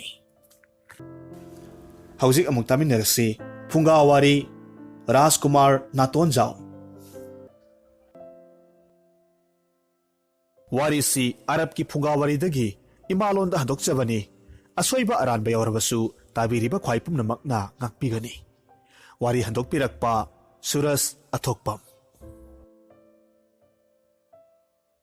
ꯑꯔꯕꯀꯤ ꯑꯊꯥꯞꯄ ꯈꯨꯡꯒꯪ ꯑꯃꯗ ꯑꯂꯤꯐꯠ ꯀꯧꯕ ꯔꯥꯖꯀꯨꯃꯥꯔ ꯑꯃ ꯂꯩꯔꯝꯃꯤ꯫ ꯃꯍꯥꯛꯁꯤ ꯃꯔꯤꯡꯖꯦꯜ ꯌꯥꯝꯅ ꯂꯩꯕ ꯁꯥꯗ ꯂꯥꯟꯗ ꯃꯤꯀꯤ ꯂꯥꯏꯀꯤꯗꯕ ꯑꯣꯏꯗꯕ ꯅꯝꯊꯥꯛ ꯁꯨꯛꯌꯥꯃꯛ ꯌꯥꯗꯕ ꯅꯤꯡꯊꯧ ꯃꯆꯥ ꯑꯃ ꯑꯣꯏꯔꯝꯃꯤ꯫ ꯃꯍꯥꯛꯅ ꯃꯤꯇ꯭ꯔꯪ ꯂꯩꯋꯥ ꯁꯥꯟꯅꯕ ꯃꯤꯕꯨ ꯌꯥꯝꯅ ꯇꯥꯊꯤꯔꯝꯃꯤ꯫ ꯃꯔꯝ ꯑꯁꯤꯅ ꯃꯇꯝꯗꯨꯒꯤ ꯃꯤꯇ꯭ꯔꯪ ꯖꯥꯗꯨ ꯇꯧꯕ ꯃꯤ ꯄꯨꯝꯅꯃꯛ ꯃꯍꯥꯛꯀꯤ ꯌꯦꯛꯅꯕ ꯑꯣꯏꯔꯛꯂꯝꯃꯤ꯫ ꯃꯈꯣꯏꯅ ꯃꯍꯥꯛꯄꯨ ꯂꯥꯏꯋꯥ ꯃꯟꯇ꯭ꯔ ꯀꯌꯥ ꯊꯥꯖꯤꯜꯂꯒ ꯍꯥꯠꯅꯅꯕ ꯁꯔꯧ ꯂꯥꯡ ꯀꯌꯥꯃꯔꯨꯝ ꯊꯥꯛꯂꯕꯁꯨ ꯃꯉꯣꯟꯗ ꯀꯔꯤꯃꯠꯇ ꯆꯪꯕ ꯉꯝꯂꯝꯗꯦ꯫ ꯃꯔꯝꯗꯤ ꯑꯂꯤꯐꯠꯀꯤ ꯃꯈꯨꯠꯇ ꯃꯍꯥꯛꯀꯤ ꯃꯄꯥ ꯄꯣꯛꯄ ꯃꯙꯧꯅ ꯄꯥꯏꯔꯝꯕ ꯂꯥꯏꯒꯤ ꯃꯇꯤꯛ ꯃꯌꯥꯏ ꯆꯦꯟꯕ ꯊꯥꯡꯁꯥꯡ ꯑꯃꯈꯛ ꯄꯥꯏꯔꯝꯃꯤ꯫ ꯍꯥꯏꯔꯤꯕ ꯊꯥꯡꯁꯥꯡ ꯑꯁꯤꯕꯨ ꯃꯍꯥꯛꯅ ꯄꯥꯏꯈ꯭ꯔꯕꯗꯤ jadu mantra hikap tenkap amatta changlamde maram asimakna aliphatna thauna leina mi phattaba pumnamak loinamak manghalame aliphatna mahaki punsida khwaidagi pamuba ama hairagadi makhoi ga yomthangnaba leibaki ningthou machanupi nizami ni nizami hairiba rajkumari si matamduda khwaidagi phajabi changkhonbi oirame maram sina atopa leibak kaya marumna nizami gi damak toina landaraklamme hairiba lana sida aliphatna mahaki nungsibi gi damak mayok narame adubu lai gi nongdamdi angakpani lan kaya marumda aliphatna mateng panglaga mai pakhrabasu matamduda hingchaba leibak ngakpa lamdam amakhak leirame hairiba hingchaba gi ningthou asina nongma nizami hoigi konungda ahingi matam amada mitrangi sakti kaya sisinaraga lan tasilaklamme ahingi lan oivana aliphatsu pau tahodre maram asina hingchaba ningthongna nizami gi mama mapa leiriba phamnai tunaiba pumnamak mangak kaklaga hatkrabagi matungda nizami bu pharaga pukhiramme mathangi numitta hingchaba ningthongna nizami ga luhongnabagidamak siam sarenge matam sida aliphatna pau phangbadagi akanba sakphuga loinana landa silaklamme adubu hingchabagi ningthou aduna yamna tamthiba lairen amakhak olaga aliphatpu yotnabagidamak pasilakpa matamda aliphatki laioiraba thangsang aduna lairendubu matup kayamarum thokna kakthatlamme mamai thangda sigadoroba lairendu hingchaba onthoraklaga aliphatpu abisap tawramme nahakna aina lawgadoroba nizami bu mullaga lawbagidamak nakhoi nacha haktakta ikai phiruk khumba oyu harimlaga hingchabadu sikhiramme hingchabana sikhrabada wathok chawrabi sakna yeknaba oirabi nizami bu aliphatna luhonglaga ningthou maharani oina nungaina palamme matam khara leiragadi nizami du masa wai sanglamde mahakna hingchabadugi saptu adumak ningsing yamna kapseramme mahaki awabadu ubiraduna laireipaki lairembina yengba ngamdaduna ahal oirabi amagi saktamda laklaga asumna haraklamme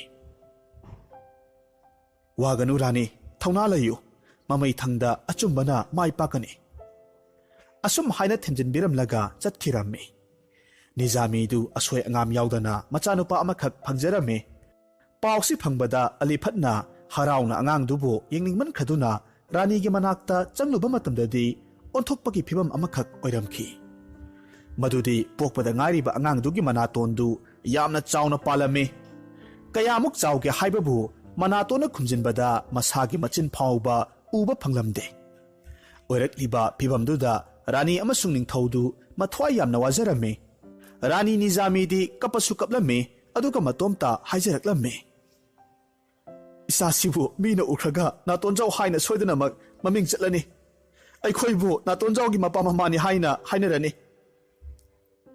adubu aliphatti wakhal yamna leiba ningthoune mahakna machabu ikai phirup khumba mina karemnabadu toknaba karigumba achauba thong amakhak haudoklamme madudi makhoigi lam aduda khwaidagi manaton chawba midu manama thompigani naton pikna panba miyoising makhoigi lebaksi thadoklaga chatkigadabani haina akanba yathang tawramme maramasina lamdamduda leiriba miyoi khudikmakna khusemgi naton chauna hapnanaba hodaraklamme kaithelda mifamda konunggi loisangda leiriba mipum khudikmakna asemba naton hapana aremba thak wangbani haina naunaraklamme nupi singna keraga kumhai yengba chatpa matamda naton chawba tanarame manaton khwaidagi chawba nupibu ningthouna khwaidagi phajabani haina manama thumpiramme ningthougi machanupa Rajkumar Natonjao hojikti pakhang macha phare mamanaba kayaga koiba chatpa matamda magi manatondu uraga makhoina hainaramme yengo Rajkumar gi natonsi phajadra magi nobab muk chawba manatonse aikhoidi yamna kalak cheida asumna chibon ngangnabadu taraga Rajkumar Natonjao du matomta chawthokcharamme nongmadi ningthoudu darbar phamba matamda makhoigi mantri achawbadu manaton ahapadu nanthokiramme manaton nanthoklaga leimaida tarakpadu uba matamda ningthouna yamna saungna mantri achawbadu darbarda mahaki phamdu lawthoklamme atoppa lemhoriba mantri ataisu pakhatuna masagi manatonbu senajaramme Rajkumar Natonjao du pakhang mapung marai pharaduna luhongnabagidamak राजकन्या लेबाक सिनबा थुंगना थिरम्मे lump लमगी ख्वाइदगी मनातोन चाउबी नुपीसिंग राजकुमार नातोंजाओगिदमक यंगनरम्मे अदुबु यामना लुरिबदी नातोन चाउबी मयामदुगी मरक्ता अमत्ता अपांबा याउखिद्रे तसेंगना नातोंजाओदी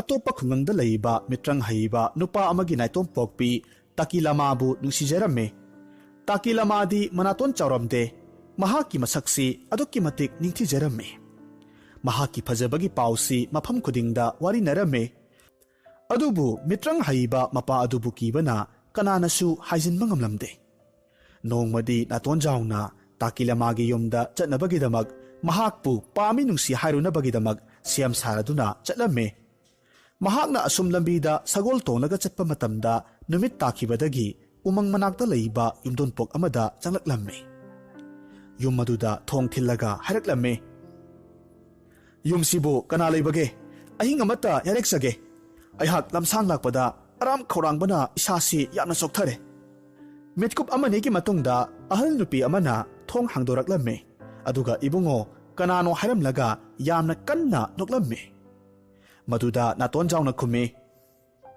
अयहाक निंगथौ अलिफत अमसुंग निजामीगी मचानुपाने अहल हनुबीदुना नोकपा खांगलगा अमुक हाइरक्लम्मे ओ नहाक अइगी इता निजामीगी मचानुपा ओइरे फरे इबुंगो हाउबा हाउतबा खरा चामिनरसी असी हाइरगा अमुक नोकपा अमुक हौरक्लम्मे अहल दुना अदुमना नोकपदुदा नातोंजाउसु नोकथोरक्लगा हाइरक्लम्मे इमा मानबीसी मिनुंसी थौजालदी यामना लयेबु अपिकपा नातोंदुना कयादा नसक थिहल्लबनो हनुबीदुना मदुदा नोकलगा खुमे तुमिल लेहुको तानिंगदे अंगांग नहाकी नातोन नोबामुक चाउबदु थांगबा वाद्रो असी हाइरक्लगा अमुक नोकपा हौरक्खी तसेंगना नातोंजाउदी मपुनसीदा मनातोन पिकपा मी उबसी ताकिलामा अमसुंग अहल ओइरबी हनुबीदुने अदुना महाकना मखा तारक्लम्मे ताबियो इमा मानबे मालेमदा लैरिबा मियोय खुदिंगमक अइगी नातोनगुम चाउनरिबने मयामदुगी मनुंगदा अयहाकना ख्वाइदगी चाउबगीदमक अइबु मियामने इकाय खुमनरिबने हनुबीदु अमुक नोकपा हौरक्लम्मे करी नातोन चाउबना फजबा ओइरबको हंदक्ती नातोंजाउदु तसेंगना साउनिंगबमा फाउरम्मे हेक लाकपदगी नातोनगी वारी सुम साबदुदा अदुबु महाक फाथरगा महाकना लाकपगी मरमदु हनुबीदुदा सुगाइदा ताकलम्मे हनुबीदुना नुंसा सोर होंदोक्लगा मदुगिदमक ओइरबदी अइगी लिचैसी पुखो नहाकना खुदोंग थीबा तारकपा मतमदा लिचैसीदा खुरुमलगा अइबु कौरउ असी हाइरगा पिबिरम्मे अदुगा लंबीदुसु ताकपिरम्मे मथंगी नुमित्ता नोंग हेक nganbaga नातोंजाउना ताकिलामागी मयुम ताना लाकलम्मे हौजिक्ति उरे युमदु अवांगबा तवार अमखक ओइरम्मे ख्वाइगी मतोंदा का कयामरुम लैबसु उरम्मे काफम सिरीदी अमत्ता याउदे नातोंजाउना काखनबा होनबा मतमदा तिंखंग पानबा उरी वारी कयाना पलम्मे ख्वाइदगी लुरिबदी महाकना काखनबा होनबा मतमदा महाकी अचौबा मनातोंदुदा तिंखंग कयामरुमना थिंगाइबदगी इहिंग नाहिंग सारम्मे मनातोन चाउबा हाइबसी फजबा नत्ते अथीबनी असोइबनी हाइबसी खंजरक्लम्मे हनुबीदुना करेमनखिबसिंगदु हौजिक्ता निंसिंगलक्लम्मे असुमना यामना वाना तवारदुगी मथक्ति यौजरम्मे महाकना तवारगी मतोनगी थोंगदु हेक हांदोकपगा ताकिलामाबु मपाबुंगना कनामता उहंदा यामना वाना थमनंबदु उरम्मे अदुदगिदी महाकना हाइरक्लम्मे ताकिलामा अयहाकसी मसक ख्वाइदगी थीबा मपोक्ता पोकपा राजकुमार नातोंजाउने नहाकना अइगी नुंसीबाबु मिराइगदौरिब्रा ताकिलामादु अहानबदा राजकुमारदु उबा मतमदा नोकनिंगलंबने अदुबु थमोय सेंगबा इचम चंबा महाकी मतौ ममाय ममित इहिंग नाहिंग सादुना वाना यरक्लिबा मतौदुदा यामना नुंसीबा फौरक्लम्मे अदुदगिदी ताकिलामाना अमुक खुमलक्लम्मे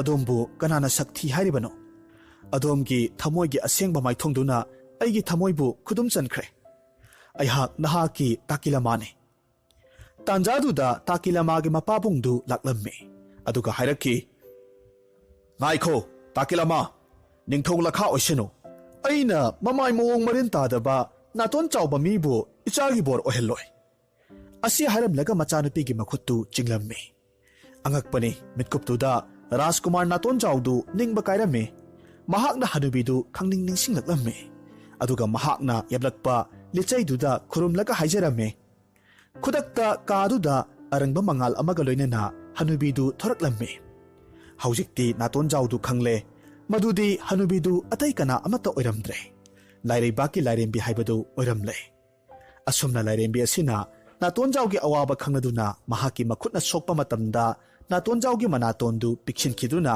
ꯃꯤꯑꯣꯏꯕ ꯑꯃꯒꯤ ꯄꯥꯟꯐꯝ ꯊꯣꯛꯄ ꯆꯥꯡꯗ ꯄꯥꯟꯈꯤꯔꯝꯃꯤ꯫ ꯅꯥꯇꯣꯟꯖꯥꯎꯅ ꯂꯥꯏꯔꯦꯝꯕꯤꯗꯨ ꯌꯥꯝꯅ ꯊꯥꯒꯠꯂꯒ ꯈꯨꯔꯨꯝꯖꯔꯝꯃꯤ꯫ ꯍꯧꯖꯤꯛꯇꯤ ꯇꯥꯀꯤꯂꯥꯃꯥꯒꯤ ꯃꯄꯥꯗꯨ ꯃꯥꯏꯊꯤꯔꯦ ꯍꯥꯏꯕ ꯈꯪꯖꯔꯝꯃꯤ꯫ ꯑꯁꯨꯝ ꯇꯧꯅ ꯅꯥꯇꯣꯟꯖꯥꯎꯅ ꯇꯥꯀꯤꯂꯥꯃꯥꯕꯨ ꯀꯣꯅꯨꯡꯗ ꯄꯨꯔꯛꯂꯒ ꯌꯥꯝꯅ ꯆꯥꯎꯅ ꯂꯨꯍꯣꯡꯈꯤꯔꯝꯃꯤ꯫ ꯃꯁꯤꯒꯤ ꯃꯇꯨꯡꯗꯒꯤꯗꯤ ꯅꯥꯇꯣꯟ ꯆꯥꯎꯕ ꯇꯥꯟꯅꯕꯒꯤ ꯆꯠꯅꯕꯤ ꯑꯁꯤ ꯅꯨꯃꯤꯠ ꯑꯁꯤꯗꯒꯤ ꯆꯠꯅꯔꯔꯣꯏ ꯍꯥꯏꯅ ꯈꯨꯗꯛꯇ ꯂꯥꯎꯊꯣꯛꯈꯤꯔꯝꯃꯤ꯫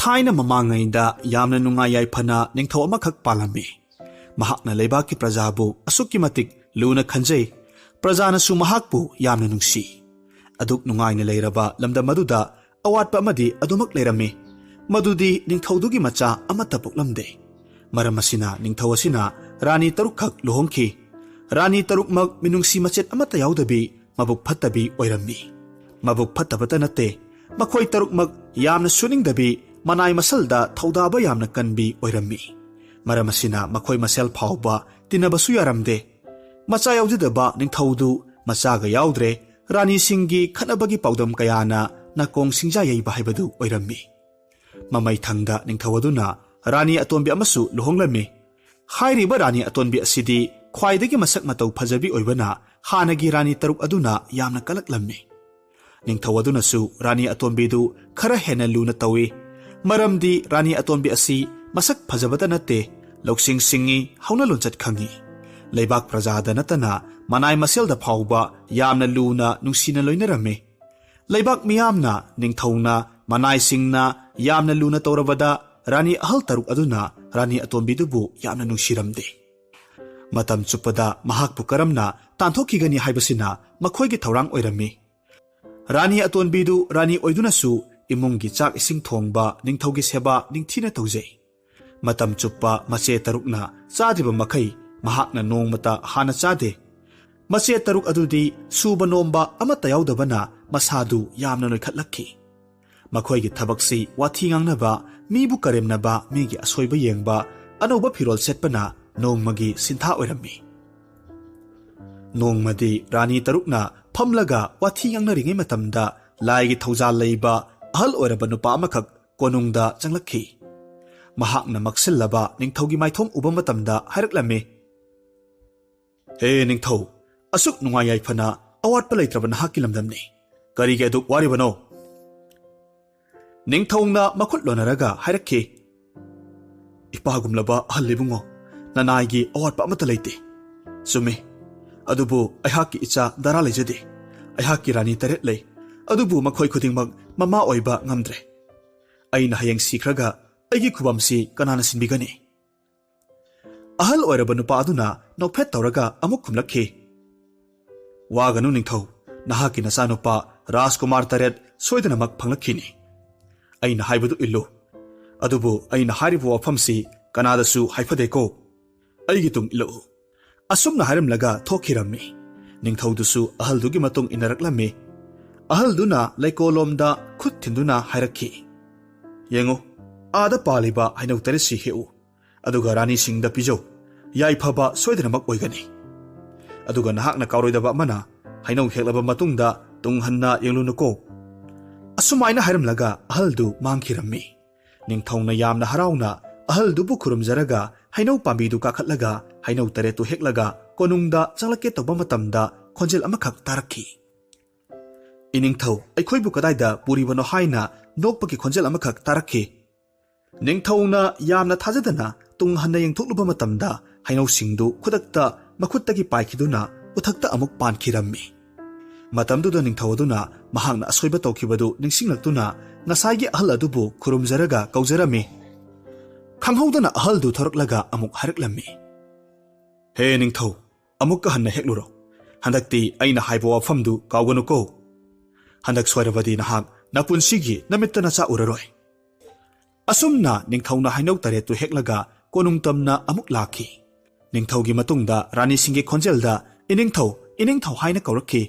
Handakti ningthoudu tasinadre. Konung manungda adumak changkhre. Mahak konung manungda rani singbu kaurammi. Aduga hairakhi. Rani, hainau singsi nakoi taret chamino. Rani tarukna hainau singdu amamam launaraga rani ahalgi kaada sanglaga charammi. Matamduda rani atonbidi saksangda leibana tauriba singdu khanglamde. Makhoi tarukna hainaudu amamam charabagi matungda rani atonbigi saruksu yenaduna chathoklammi. Aduga yamna usitana thongnauda maru singdu langthokhirammi. Makhoina tauriba matawadu makhoigi manai amana loinamak uhorammi. Manai adunadi rani atonbibu yamna nungsijarammi. Mahaki saruk pijadre haibasu manai aduna khanglammi. Maramasina mahakna tuminna maru singdu khullaga sugairaga hai mahigumna semlammi. Aduga mahidu rani atombigi manakta laklaga pirammi. Matamduda rani atonbina nahakna puraklibasi karino ai khakta thakpa yaroi iche tarukka thakminage hairammi. Wafamdu tabada manai aduna iningthou rani ebemada pithaknaba pirakpani. Makhoi tarukti thaaure haijilammi. Rani atonbina hairiba hainau marugi mahidu thaklammi. Asumna matam kharadi haukhre. Rani taruktu thabom tara suraduna machanupa taruk poklammi. Ningthoudu yamna haraujrammi. Ningthouduna harauna leringe matam maduda manai amakhak laklaga pau pirare. Iningthou anoba pau amasu leire. Asi hairaga mamaidu lukthakirammi. Matam maduda ningthouna khangning na khomme. Karino hairo ai taning mana loire. Karino hairo ne.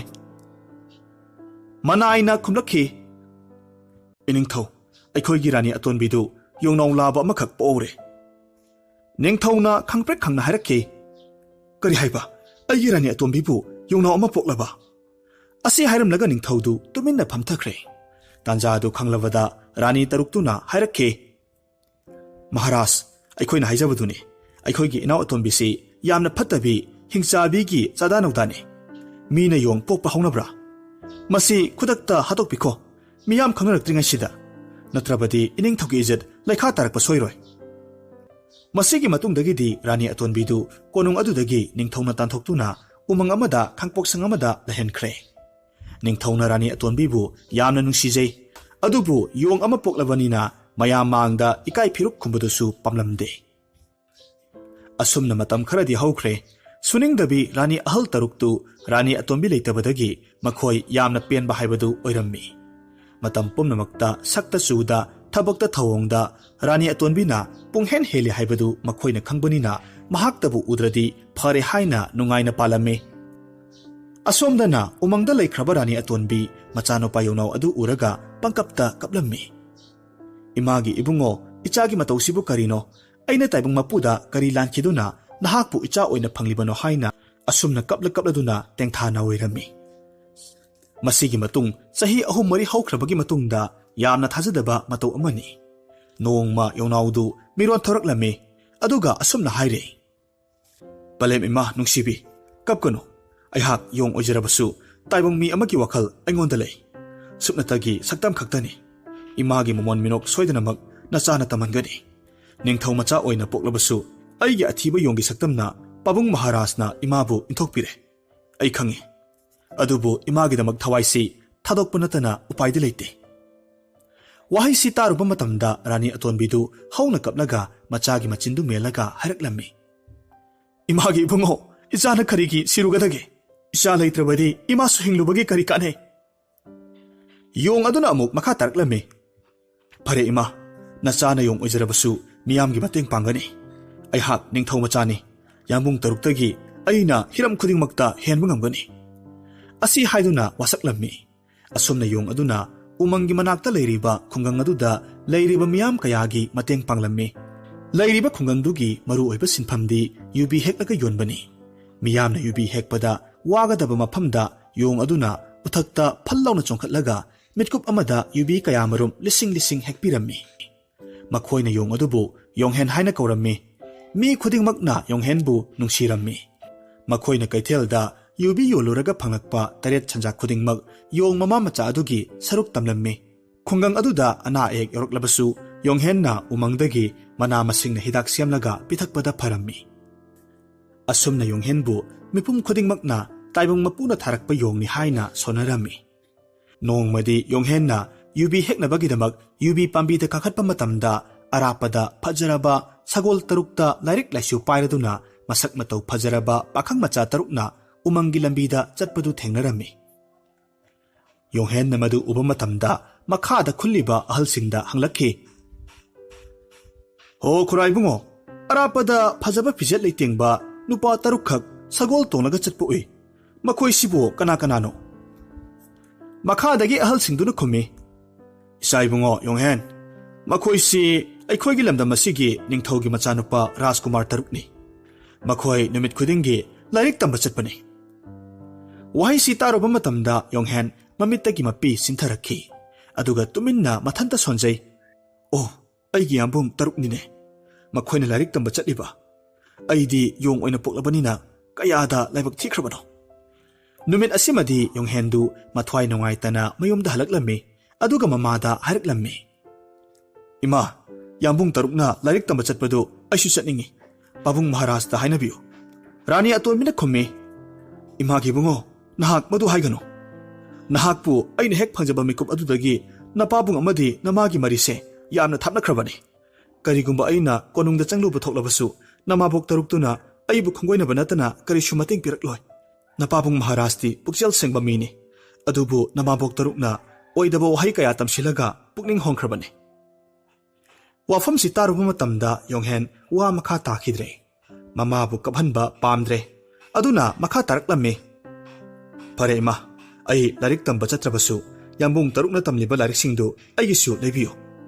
Asumna Yonghengi mamana lairik singdu leibire. Angakpagi masakni, lairik singdu Yonghenna hek uba matamda loinamak jara paba horaklammi. Tasengna Yonghen taibung mapugi mga leiba misakni haibasi mamana madu uba matamda khanglatlammi. Khunggang aduda leiriba miyamna karigumba khangdaba leirabasu Yonghenna hekta mateng panglammi. Yonghenna pirakpa paukhumda miyamna peladuna Yonghenbu miyamna ikai khumnarammi. Mayamba Rajkumari taruk aduna lairik tamba chatlabasu kethok mauthokna yokpana lairik ki losing amata changlamde. Masigi matungda miyamna Yonghengi pausi ninphung angarakpadagi ningthougi nakong yokhirammi. Matamadumakti ningthou aduna Rani atonbidu yong pokpadagi tanthokibani haiba wafamdu phauba kauthokrabani. Aduna manai singda yathang tawtharaklammi. Inaisha umangda yonau aphauba amakak leire hairibadu pharaga purau. Tasengna lai phatabagumana yong olaga mitrang toribra haibadu ai yengba pame. Manai singaduna sagol khurup tharaduna yong phaba chatkirammi. Manai singaduna yongdugi manak yorakpa matamdadi yamna angakpa thodok haibadu oirare. Lanmi singna yong phaba lakpada Yonghenna taramna oladuna hairaklammi. Pabung Maharashki athoiba lanmi sing lamsang lakpagi waram lagani. Ngaihaktang pothabiyo. Palem imabu kauthukluge. Ima ichagi lejaba uhai wahai kharasi chabiyo. Asi hairaduna uhai singdu pirammi. Lanmi singdu tasengna angakpa haibadu oirammi. Aduga makhoi masel asumna hainarami. Masigi yongsidi achamba yong natte. Taibung mirol phajana ngangi. Thogolonchu phajana khangi. Taibung mapu soidana oiramba tare. Asumna makhoi masel murum sole. Mapalda migi makhol tavadagi Rani atonbi thoraktuna imagi ibungo Yonghen mapalda kanaga wari saribano hairaga thoraklammi. Asumna thorakpa matamda ningthougi lanmi sing oirambaduda swai laurammi. Kuina ukhidraba Rani atonbi ujabada ningthou manai singna khangprek khangi aduga khu leibak tana kullaga khurumlammi. Maharani ebema aikhoi khangjahaudre. Ibungo Yonghenbu Louba lakjabani. Ningthougi yathangni. Rani atonbidu khudakta sakpam onkre. Kari haiba icha Yonghenbu karigi kauriba. Yonghenna khumi. Ima warugano. Ai karishu toroi. Pabung Maharashta kaurakpa yamna matang charabani. Aikhoigi awaba pumba koklagadabani. Mamana wa makha tarakpa nangdringaida lanmi sing aikhoi konung pangasi haina hairaklammi. Asumna makhoi konung lomda laklammi. Konung yorobada Yonghenna ningthoubu makutlonaraga Maharashta haina khurumlammi. Yongna asumna khurumba uba matamda ningthougi phamnaiba kangbudu wa launa noklammi. Matamduda ningthoudu sakpham hanjillaga hanglaklammi. Taibong mirol ngangba yong, nahakki asengma nasak ta'o. Nahakpu karamba mitrang puba yongno. Yong hena khummi, Maharaj, ai asengbadu taksage. Adubu wafamsi taknabagi matungda aigi imabu awaba pibiroi haina hana wasakpiyo. Ningthoudu madumak wasaklammi. Matamduda yong hena makha tarakki. Tabiyo Maharaj, aihak nahakki rani atombina pokpa nasanupa atomba yong aduni. Aihak miyamna aihakpu yong hen haina ningthonbi. Aihakki imadi asukki matik pukchel sengbini. Imana matam chupada Pabung Maharaj pu thamoida lachei. Maraibak thirabi imadu karigidamak umangda hundoklibano. Yong oina poklaba aigi iratsina karino. Nakhoina mapi mapa oiraga ikaiba kharagidamak ima ichabu karigi sa kaina thalaba umangda hundoklibano. Phare, madusu aigi mapoknani. Aidi sirabasu yare. Lanjadabi imabu dokshinbiyu. Asi haiduna yong hendu hikna kapthoraklammi. Yong dogi achumbo wafamdu tarubadagi ningthoudu singasanda phamba ngamdabadagi haugatlaga yong henbu mathada chena kolaga mapi sinthana kaplammi. Aduga hairaklammi. Ipagi ibungo, pabungna wakal thenkre. Ai hausik wakal tare. Hausik namana chabu loruragadabani. Kanalai, anauba konong amakak hausik thaurang to. Hausik semgadabani. Icha atomba yubaras amadi rani atombi leinanaba. Asumna ningthou aduna rani atonbi amasung machanupa yong adubu laukhatpiduna nauna saba konung aduda lahellammi. Asumna matamgi khonglei matung inna Rajkumar singdu pakhang pharakle. Yong adusu wakhal lausing yamna leiba yong oiraklammi. Mahakna khangdaba hiram atangba oirammi. Aduga madugi ona tainabada mayamba Rajkumar taruk adudi chakyam chaba wakhal lausing watpa haibadu oirammi. Maram asina rani ahal taruk aduna rani atonbibu adukki matik yengthiba hauraklammi. Nongmadi rani tarukna ningthouda asumna hairammi. Maharaj, nachanupa taruksi mahai masing tambaloire. Mapung marai phare. Makhoibu luhongbiduna mayum makai palalasi. Aduna iningthauna Rajkumar tarukki imausingdu thibiro.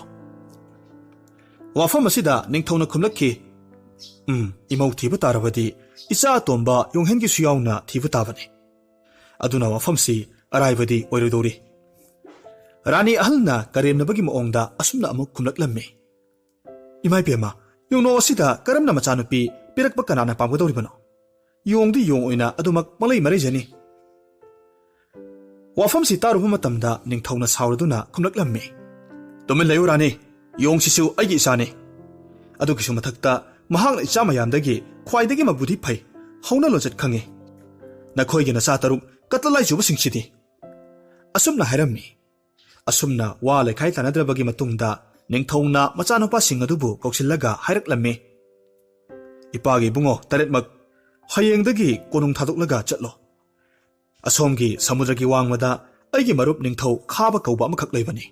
Mahakki machanupi taret khak pokpani. Aiga mahakka ichapi nasi hainakiba wa amakak lei. Aduna nakhoi taretmak naraibak yengluro. Ningthougi wafamsi tarabagi matungda yubaras ahalna noklaga khumlakki. Pabung Maharaj, aikhoi taruk pudi soidanamak purakani. Aduda yunauksidi pharakti tadau malibu. Aduna sida sum lejaharosanuda. Tanja sida yonghen changsilaklaga amuk makha taraklammi. Pabung Maharaj, yambung tarukna lam chatpada aibusu yauhanbiyu. Asi hairaga mapagi makhongda khurumlammi. Matamduda ningthauna hairakki. Tau Rajkumar tarukmak nakhoina chatpada nanau nupa yonghenbusu pukho. Masina apangma nakhoigi khongchatpu saphaangani. Masi aigi athangni. Mapagi athangkibana mathangi numitta Rajkumar taruktu ningthou khabagi konung chatnanaba sagol tonglaga khongsalaklammi. Khwaigi aroibada yong adusu sagol amada tonglaga inarame. Lambida yonghenna yamna harauna yambung haiduna mayamba singi wari wataida adum yauksillammi. Makhoi numit taramdaida umang amagi mayaida potharame. Yong aduna wari wataida asum yaurukpaduda mahakki mataududa hanadagi sauningba pokhraba Rajkumar tarukna yong adu migi leibakta puraga chatlaga atopa misingna noknaraknabani haiduna makhoi tarukna yong adubu yamna thina phubirame. Aduga umangi lambi mayaida hauba ujau amagi makhongda uri warina pullaga thambirame. Aduga amuksu asumna hairame. He yongnau nahak ngasi ge hingsida sa kai laklaga sijahoro ekoi di chale yong puraga chalaga khuro chele asumna yong adu bu hundok pirammi yong henna yambung sing ai bu thadok piu mafam sida ai bu hundok piram ganu aisu laksagi haina makhol thokna kaptuna hairammi adubu mayamba tarukna noksin biram laga sagwal yangna thauba haruklammi yong hendi ujaw aduda puladuna wana mapi taraga adumak lehore adubu laigi nongdam angakpani Rajkumar tarukna sagol thauraga umangi lambida asum lakpa matamda umang aduda laiba huranba phimu setpa kangbu amana makhoi tarukpu lang thaktuna phakre huranba singaduna makhoigi masada yorakpa sana lupa phijet liteng sagol pumnamak munbikhre matamaduda makhoi taruktuna huranba singaduda mathwai tadi kanbiyu hatpi ganu haina makhong kolaga kapcharammi huranba singilu singbaduna khakna noklammi Nakoi Rajkumar ngaktani haiba ekoi khangi nakoi bo pharaga pang tinglaga thamgani aduga napa ningthouda sana lupa kaya puraknaba yathang tawgani puraktragana nakoi ge nanga kaklaga hatkani asumna haiduna huranba khutpu adu yamna harauna laurammi Rajkumar Singh adu thaurina pullaga sa san jingbagumna jinglaga makhoi gi surungi lambi yongnanaba puraklammi makhoi na purakpagi lambida yong amakhak makhut lonaraga urina punbadu urammi Matamduda huranba makok aduna haraklammi ngaikho yamna nungsiba yong amakak nolupna khuraminise masi thadokpiramo asumna yongdu thadokpirammi aduga makhoi surungdu tamna laklammi makhoina surungdu yorakpa matamda yong adusu tominna makhoigi matungda inaraklammi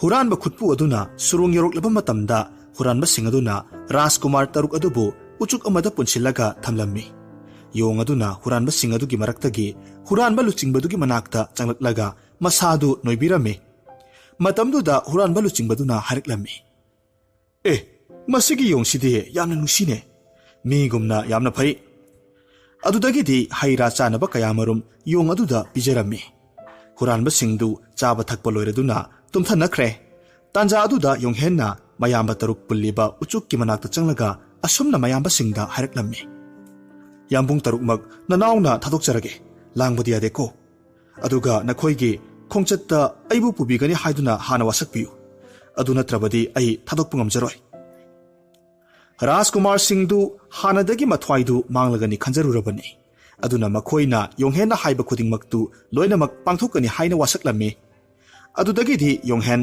thauri singdu mayana chiklaga lauthoklammi Makhoi taret maktu tuminna surungdagi thoraklaga lona sagol tonglaga chen thoraklammi numit humni gi matungda ningthou khabagi konung sanathong yaruklammi sanathong yoromdaida Rajkumar yaimana harakki yonghen nahakti yongina kadaida noma umangdara karino nairuro aikhoi tarukti natai ma hainaba changlage ko yonghen khumi yambum ningthou khabagi mamom taret ni hai pabungnadi aisu Rajkumari amaga luhongani Asumna hairabada mahaki mayamba ahum subaduna yong adubu tap takai phubiraga nangna ekhoina haiba yadrabadi hatuklaga umangda langthokura hainasu hairammi wafam sida yong hendu kiraduna karisu haiba ngamdre tumenna matomta sanathong mapalda kaplaga lehaurammi Rajkumar taruktu konung changnaba ayaba laure ningthou khabana taramna okpirammi machanupi taruk hainaba lakpani tabada yamna haraurammi hayengmak luhongnaba sillagi hainasu hairammi Wafam sida Rajkumar tarukki ahalduna hairakki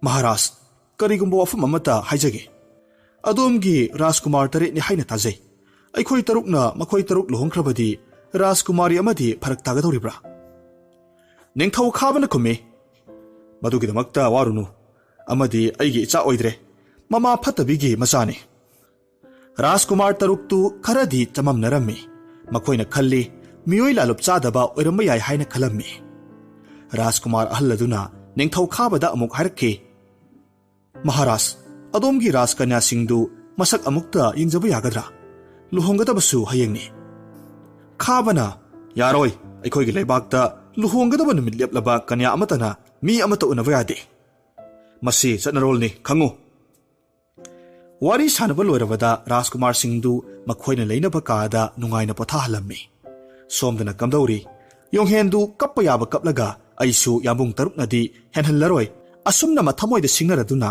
sanathonggi chekpalda phallawna chongkhalaklammi ningthougi haikol leikolomda phawraga koirei leiraga changsinkhre mahakna phajakhraba pukri amakhak urammi madudagi mahak kumtharaga ising khara thaklammi ising thakpa loiba matam adumaktada Leishabi khara nokhebagi makhol tarakhi mahak makholdu hektavada ujau amagi marumda leisinlaga kana lakpagi haina yenglammi yonghenasu kanasu lakte khanglabada ujau adugi mathakta karaga yengba matamda yamna taru tananna lairaba amagi khangpoksang urammi khangpoksang adugi thongnauda ure masak matau yamna phajabi laigi macha manbi samlangna kaplak yaubi kuchuna gulab kumning thibi Leishabi amakhak ahal oirebi mamaga kapminari yonghenna matomta khalli karigi kabliba jatnune asumna makhoina kari hainari amuktabu tagi haiduna yana khada lumlaga lerammi matamduda Leishabiduna kapna harakhi ima paw matarabra mamana kari pawnune ima da hayune aikhoi imahalna pokpa iche tarukto hayeng Rajkumar tarukta luhonglagani haina pabung Maharajna lebak pawjinkhre adubu ima iche mayam luhongkhraga aidi asumna wana pabungna phawba nongmata yengbiduna lehuranido aise kayada lebak thikhrabano asi haina mapukning nungsina kapthoraklammi matamduda mamana khumi ichaibema warunu taibung mapuna soidana makkubigani ima ichana lajadaba asengba makto oirabadi ichagisu Rajkumar soidana maklakani napabungna machapiba yaudabagi aibu luhongduna lobani namabok maharani di ningol ngakta taruk po'i madugi matungda aina nahakpo phangjaba numit aduda namabokna aibu hingchabi changi haiduna pauthokpiraga napabungda oida pada haijilaga khangpoksang asida minai amagum thamlibasini nongmadi napabungse wakhal soidana mak tarakhigani namabokna aibu tathibagi maramsu nahaki phajabagidamukni maramdi nahakna khanglibaduni nache tarukmak yamna masak thibi ngaktani habse makhoina ichagi khajaina ma yobunate maram kayasina nahaki nasaksu napabungda makhoina uhaningde asumna wari sanabadu yongaduna loinamak tarammi Leishabi Rajkumari du wari shaba loiraga pukri aduda ising soknaba sanabul puraga thoraklamme masaknaga phajabane samlangna leibakta thengli senglaba khwangda sanabul yeplaga chatpadu yonghenna mamit kuppa kawpa makhai luna yengli matomta sole is asuk phajabi nupi sidi malem sida leramloi masibu imagi mamauka oiba phangjarabadi ko asi haina mapukningda taibung mapubu thagonjai nupi macha aduna ising soklingai matamda mache sakthibi singdu irujaba thoraklamme aduga mache sing aduna hairaklammi ho Rajkumari laira chudatnabi ising sokliro nase tarukti hayeng Rajkumar tarukta luhonggadore inaudi nupa phangdabi oiduna lehurani do asumna hairaga karemnaraga wa launa noksillammi mache yaimana amuk makha tarakhi ibema mina tasu yongjawdo irasu nayum panba yani yongjaw manbi asumna amuk wa noksilli Rajkumari atonbidu kaplaga karimata haidana phatluktharaga ising puraga selakpada yonghena lumlaga leiriba mafam adomda khudi thiduna tusillammi mahaki isingduna yonghengi makokta joy haitharami yonghena Rajkumari dubu tapna chingkhatlaga sokpra maja ibe mahaiduna khurumjarami matawasida mache tarukna yenglaga lauraklammi haima aikhoigi atombigi yongjaw haibadu asinidana asumna haraga amuk noksilli Rajkumari atombi ikaibana khangpoksangda chensinkhre mahakna khangpoksangda yoraga thodoktu mamada loinamak tamlammi maduda mamana hairakhi kari yongna mirolgang bhaibasi achamba yongdi natre ibema nangi wafamsi imadi yongdu uningine kadai wada lehuwi matamduda yonghendu ikai iki pumba thadoklaga khangpoksangaduda changlaklaga rani atonbida khurumlaga hairakhi Palemanbi ima nasana khurumjari adudagidi Maharanida wari pumnamak loinamak lithoklammi mahaki wari duda rani atonbina mahak punungsiba phawramme aduna asumna amuk khumnaklammi imagi bema wakhal tadaba miyoibada nayum pandogi sarukpudi yongasida yum panbana imadi tasengna bu pamjareda Rajkumari atonbidusu mamagi wafamdu yaningladuna makhoi ani yamna chamna sinlanglaga luhongbiramme asumna nonganbaga Rajkumar mayamba taruktu luhongkhre ningthou khabana makhoina tongnaba achauba jahas amada thindokpa thoraklami. Rajkumari taruktu mamai singdu phi singna loinamak kuplammi, masak kanadasu uhlamde. Asumna makhoi Rajkumari jura taruktu jahas thauraga samudra iyai yaukhre. Yonghenga Rajkumari atombigasu lairembi rani atonbina sinjeduna achamba hinaw amada leijaba khara awung awun tambiraga hapiraga hi adu thauba haukirammi.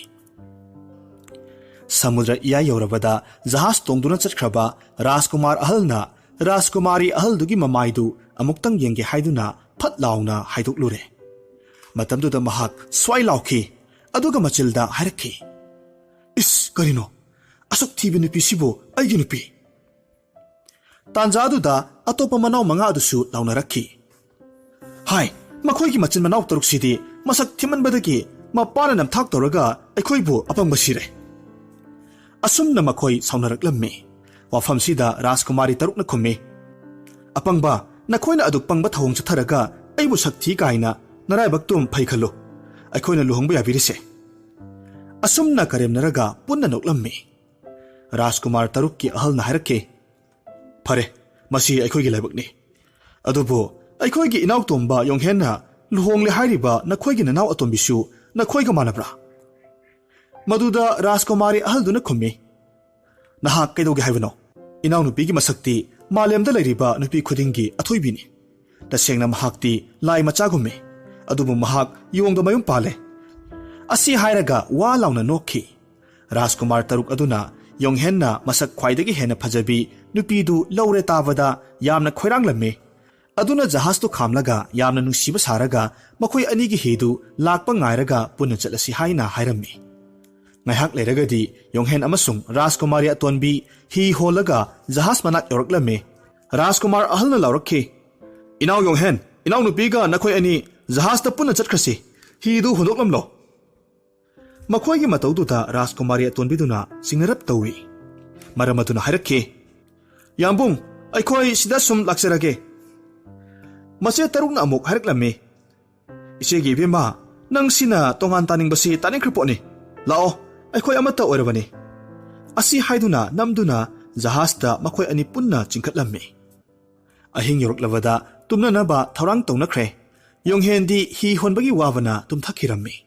Rajkumari atonbidi singnaba khara leibana tumdana adumak thongnong mayada phamlaga leiri. Athengba ahingda mache taruk amadi matai tarukna yonghena tumliba mapaktu konchillaga samudrada thadakrasi haina hainarami. Rajkumari atonbina wafamdu taruba matamda yonghengi tumfamdu hongdoklaga mana tumliba mapakta mitam amakak saraga tumhalami. Ahingi matamnina mambana kanasuk ramde. Mayama tarukna yonghengi mitam yauba mapaktu konchillaga samudragi irol nungda langthakirami. Aduga masinda sole. Tas yongnaw nang siradana. Asumna yonghen amasung Rajkumari atombi yamna wana lotlaga konung yoba phauba uchinna yoraklammi.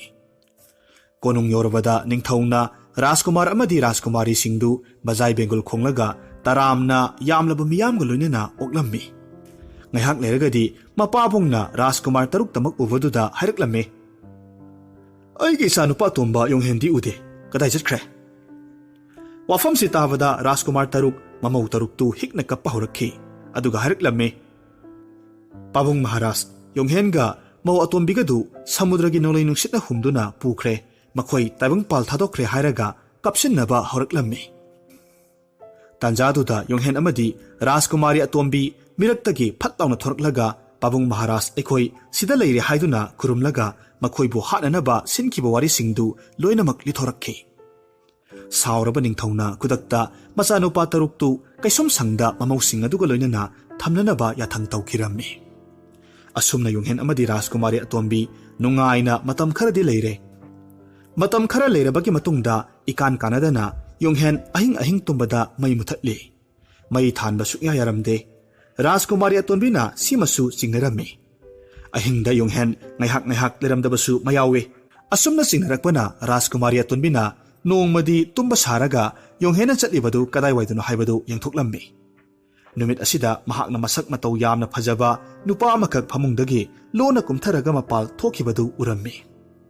Rajkumari atonbina ꯌꯥꯝꯅ ꯉꯛꯅ ꯌꯣꯡꯍꯦꯟꯒꯤ ꯐꯃꯨꯡꯗ ꯃꯥꯗꯨꯅ ꯌꯦꯡꯕ ꯃꯇꯝꯗ ꯌꯣꯡꯒꯤ ꯃꯋꯨꯟ ꯑꯃꯈꯛ ꯂꯩꯔꯝꯃꯤ꯫ ꯃꯍꯥꯛꯅ ꯌꯥꯝꯅ ꯊꯨꯅ ꯍꯧꯒꯠꯂꯒ ꯌꯣꯡꯒꯤ ꯃꯋꯨꯟꯗꯨ ꯃꯩ ꯊꯥꯗꯣꯛꯂꯝꯃꯤ꯫ ꯌꯣꯡꯍꯦꯟꯅ ꯉꯥꯏꯍꯥꯛ ꯂꯩꯔꯒ ꯌꯣꯡ ꯃꯋꯨꯟꯗꯨ ꯃꯥꯔꯒ ꯊꯤꯔꯛꯂꯝꯃꯤ꯫ ꯔꯥꯖꯀꯨꯃꯥꯔꯤ ꯑꯇꯣꯟꯕꯤꯅ ꯈꯣꯡꯂꯩ ꯊꯨꯅ ꯊꯥꯎꯃꯩ ꯊꯥꯡꯒꯠꯂꯝꯃꯤ ꯑꯗꯨꯒ ꯍꯥꯏꯔꯛꯂꯝꯃꯤ, "ꯅꯍꯥꯛ ꯀꯅꯥꯅꯣ? ꯁꯦꯡꯅ ꯈꯨꯝꯃꯨ."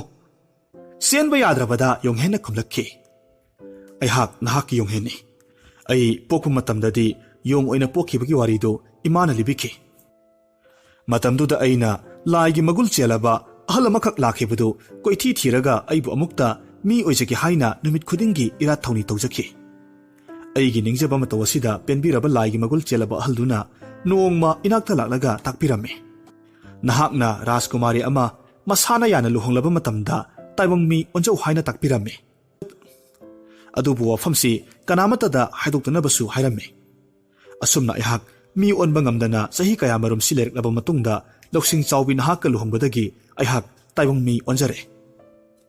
ꯑꯁꯨꯝꯅ ꯋꯥꯔꯤ ꯂꯤꯕ ꯍꯦꯛ ꯂꯣꯏꯕꯒ ꯃꯅꯥꯏ ꯀꯌꯥꯅ ꯄꯥꯎꯁꯤ ꯅꯤꯡꯊꯧꯗ ꯇꯝꯂꯨꯔꯦ꯫ ꯅꯤꯡꯊꯧꯅ ꯃꯆꯥꯅꯨꯄꯥ ꯑꯇꯣꯝꯕꯕꯨ ꯅꯨꯡꯁꯤꯅ ꯀꯣꯜꯂꯒ ꯃꯃꯧꯕꯨ ꯌꯥꯝꯅ ꯊꯥꯒꯠꯂꯝꯃꯤ ꯑꯗꯨꯒ ꯍꯥꯏꯔꯝꯃꯤ, "ꯌꯦꯡꯉꯣꯏ, ꯏꯄꯥꯗꯤ ꯑꯍꯜ ꯑꯣꯏꯔꯦ꯫ ꯏꯆꯥꯅ ꯑꯁꯨꯝꯅ ꯃꯤ ꯑꯣꯏꯔꯛꯄꯁꯤ ꯁꯤꯃꯨꯛ ꯅꯨꯡꯉꯥꯏꯕ ꯂꯩꯇ꯭ꯔꯦ꯫ ꯉꯁꯤ ꯍꯥꯏꯕ ꯅꯨꯃꯤꯠ ꯑꯁꯤꯗꯒꯤ ꯏꯆꯥꯕꯨ ꯅꯤꯡꯊꯧ ꯈꯨꯕꯝ ꯊꯤꯟꯗꯣꯛꯂꯕꯅꯤ꯫ ꯏꯃꯧ ꯑꯇꯣꯝꯕꯤꯅ ꯃꯍꯥꯔꯥꯅꯤ ꯃꯤꯡꯊꯣꯜ ꯄꯤꯔꯕꯅꯤ꯫ ꯅꯈꯣꯏ ꯅꯨꯡꯉꯥꯏ ꯌꯥꯏꯐꯅ ꯅꯔꯩꯕꯥꯛ ꯉꯥꯛꯆꯔꯣ." ꯑꯁꯨꯝꯅ ꯌꯣꯡꯍꯦꯟ ꯑꯃꯗꯤ ꯔꯥꯖꯀꯨꯃꯥꯔꯤ ꯑꯇꯣꯟꯕꯤ ꯅꯨꯡꯉꯥꯏ ꯌꯥꯏꯐꯅ ꯄꯥꯟꯈꯤꯔꯝꯃꯤ꯫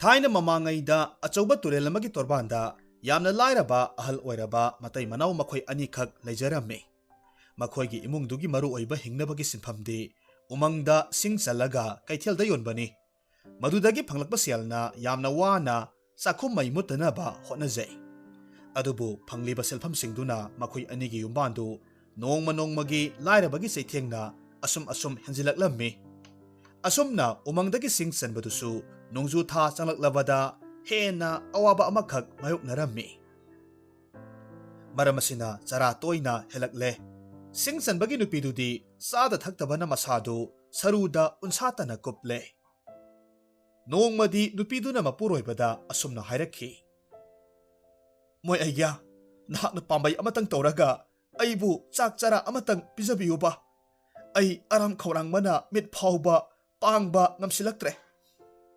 "ꯅꯨꯄꯤ, ꯋꯥꯒꯅꯨ, ꯈꯥꯡꯕ ꯀꯟꯕ ꯇꯝꯃꯨ꯫ ꯉꯁꯤꯗꯤ ꯅꯣꯡꯁꯨ ꯈꯔ ꯍꯥꯡꯂꯦ꯫ ꯑꯩ ꯎꯃꯪꯗ ꯅꯍꯥꯛꯀꯤ ꯆꯥꯕ ꯌꯥꯕ ꯄꯣꯠꯂꯝ ꯈꯔ ꯊꯤꯔꯨꯒꯦ꯫ ꯅꯍꯥꯛ ꯌꯨꯝꯗ ꯅꯤꯡꯊꯤꯅ ꯄꯣꯊꯥꯔꯝꯃꯨꯀꯣ." ꯁꯤꯡ ꯆꯟꯕ ꯅꯨꯄꯥꯗꯨ ꯃꯆꯤꯟꯗ ꯑꯁꯨꯝꯅ ꯍꯥꯏꯖꯔꯕꯁꯨ ꯃꯍꯥꯛꯁꯨ ꯆꯥꯛ ꯂꯥꯝꯕꯅ ꯇꯠꯀꯗꯧꯔꯕꯅꯤ꯫ ꯃꯍꯥꯛ ꯃꯌꯨꯝꯗꯒꯤ ꯎꯃꯪ ꯇꯥꯅ ꯂꯥꯛꯂꯝꯃꯤ꯫ ꯂꯝꯕꯤꯗ ꯃꯇꯣꯝꯇ ꯈꯜꯂꯤ, "ꯍꯦ ꯅꯣꯡꯗꯝꯕ, ꯂꯥꯏꯔꯕ ꯑꯩꯅ ꯍꯧꯖꯤꯛꯄꯨ ꯀꯗꯥꯏꯋꯥꯏꯗꯒꯤ ꯆꯥꯅꯕꯅꯣ ꯊꯤꯔꯨꯒꯗꯧꯔꯤꯕꯁꯤꯕꯣ? ꯑꯁꯨꯛ ꯋꯥꯅ ꯂꯩꯒꯗꯕꯒꯤ ꯁꯔꯨꯛ ꯑꯩꯈꯣꯏ ꯑꯅꯤꯃꯛ ꯍꯨ ꯆꯥꯔꯒ ꯄꯨꯟꯅ ꯁꯤꯈꯤꯕꯅꯕꯨ ꯃꯇꯤꯛ ꯆꯥꯔꯕꯅꯤ꯫ ꯑꯗꯨꯕꯨ ꯍꯨ ꯍꯥꯏꯕꯗꯣ ꯀꯗꯥꯏꯋꯥꯏꯗꯕꯨ ꯐꯪꯂꯨꯅꯤ?" ꯁꯤꯡ ꯆꯟꯕ ꯅꯨꯄꯥꯗꯨ ꯎꯃꯪ ꯇꯝꯅ ꯃꯃꯤꯠꯇꯒꯤ ꯃꯄꯤ ꯇꯥꯔꯒ ꯑꯁꯨꯝ ꯂꯥꯛꯂꯝꯃꯤ꯫ ꯇꯧꯐꯝ ꯈꯪꯗꯗꯨꯅ ꯃꯍꯥꯛꯅ ꯎꯃꯪꯒꯤ ꯃꯣꯡꯁꯣꯡ ꯑꯃꯗ ꯂꯩꯕꯥꯛ ꯈꯣꯠꯂꯝꯃꯤ꯫ ꯃꯍꯥꯛꯅ ꯈꯣꯠꯄꯗ ꯎ ꯃꯪꯒ꯭ꯔꯥꯒꯨꯝꯕ ꯃꯇꯣꯡ ꯌꯥꯎꯕ ꯎ ꯈꯔ ꯊꯦꯡꯅꯔꯝꯃꯤ꯫ ꯄꯣꯠꯁꯛꯇꯨ ꯀꯔꯤꯅꯣ ꯈꯪꯂꯝꯗꯦ꯫ ꯃꯁꯤꯃꯛꯇꯕꯨ ꯆꯥꯕ ꯌꯥꯔꯦ ꯐꯔꯦ, ꯌꯥꯗ꯭ꯔꯦ ꯐꯔꯦ, ꯍꯨ ꯑꯣꯏꯔꯝꯂꯒꯅ ꯂꯥꯏꯕꯛ ꯐꯔꯕꯅꯤ꯫ ꯑꯁꯨꯝ ꯍꯥꯏꯅ ꯈꯜꯂꯒ ꯃꯍꯥꯛ ꯊꯨꯃꯣꯛ ꯑꯃ ꯄꯤꯛ ꯊꯟꯅ ꯄꯨꯔꯛꯂꯝꯃꯤ꯫ ꯃꯌꯨꯝ ꯌꯧꯕꯒꯗꯤ ꯃꯍꯥꯛꯀꯤ ꯅꯨꯄꯤꯗ ꯍꯟꯅ ꯇꯨꯅ ꯌꯦꯡꯗ ꯁꯤꯡ ꯃꯩ ꯊꯥꯒꯠꯂꯝꯃꯤ ꯑꯗꯨꯒ ꯃꯗꯨ ꯐꯨꯠꯄ ꯍꯧꯔꯝꯃꯤ꯫ ꯃꯍꯥꯛꯅ ꯃꯩ ꯍꯧꯒꯠꯄꯒꯤ ꯃꯈꯣꯜꯗꯨꯗ ꯃꯍꯥꯛꯀꯤ ꯅꯨꯄꯤ ꯑꯁꯣꯟꯕꯤꯗꯨ ꯆꯥꯛꯁꯪꯗ ꯐꯝꯂꯔꯦ꯫ ꯐꯨꯠꯄ ꯃꯨꯜꯂꯕꯗ ꯃꯈꯣꯏ ꯑꯅꯤ ꯆꯥꯃꯤꯟꯅꯔꯝꯃꯤ꯫ ꯇꯁꯦꯡꯅ ꯎꯒꯤ ꯃꯔꯥꯗꯨ ꯑꯍꯥꯎꯕ ꯑꯣꯏꯅꯝꯕ ꯄꯣꯠꯂꯝ ꯑꯃꯈꯛ ꯑꯣꯏꯔꯝꯂꯦ꯫ ꯃꯁꯤꯗꯒꯤꯗꯤ ꯃꯈꯣꯏ ꯑꯅꯤ ꯃꯕꯨꯛ ꯊꯟꯅ ꯆꯥꯃꯤꯟꯅꯔꯝꯃꯤ꯫ ꯍꯥꯏꯔꯤꯕ ꯅꯨꯃꯤꯠꯁꯤꯗꯒꯤꯗꯤ ꯍꯥꯏꯔꯤꯕ ꯎ ꯃꯔꯥꯁꯤꯡꯗꯨ ꯁꯤꯡ ꯆꯟꯕꯗꯨꯅ ꯀꯣꯏꯊꯤ ꯊꯤꯔꯝꯃꯤ ꯑꯗꯨꯒ ꯃꯕꯥꯅꯤꯒꯤ ꯍꯤꯡꯅꯕꯒꯤ ꯂꯝꯕꯤ ꯑꯣꯏꯔꯝꯃꯤ꯫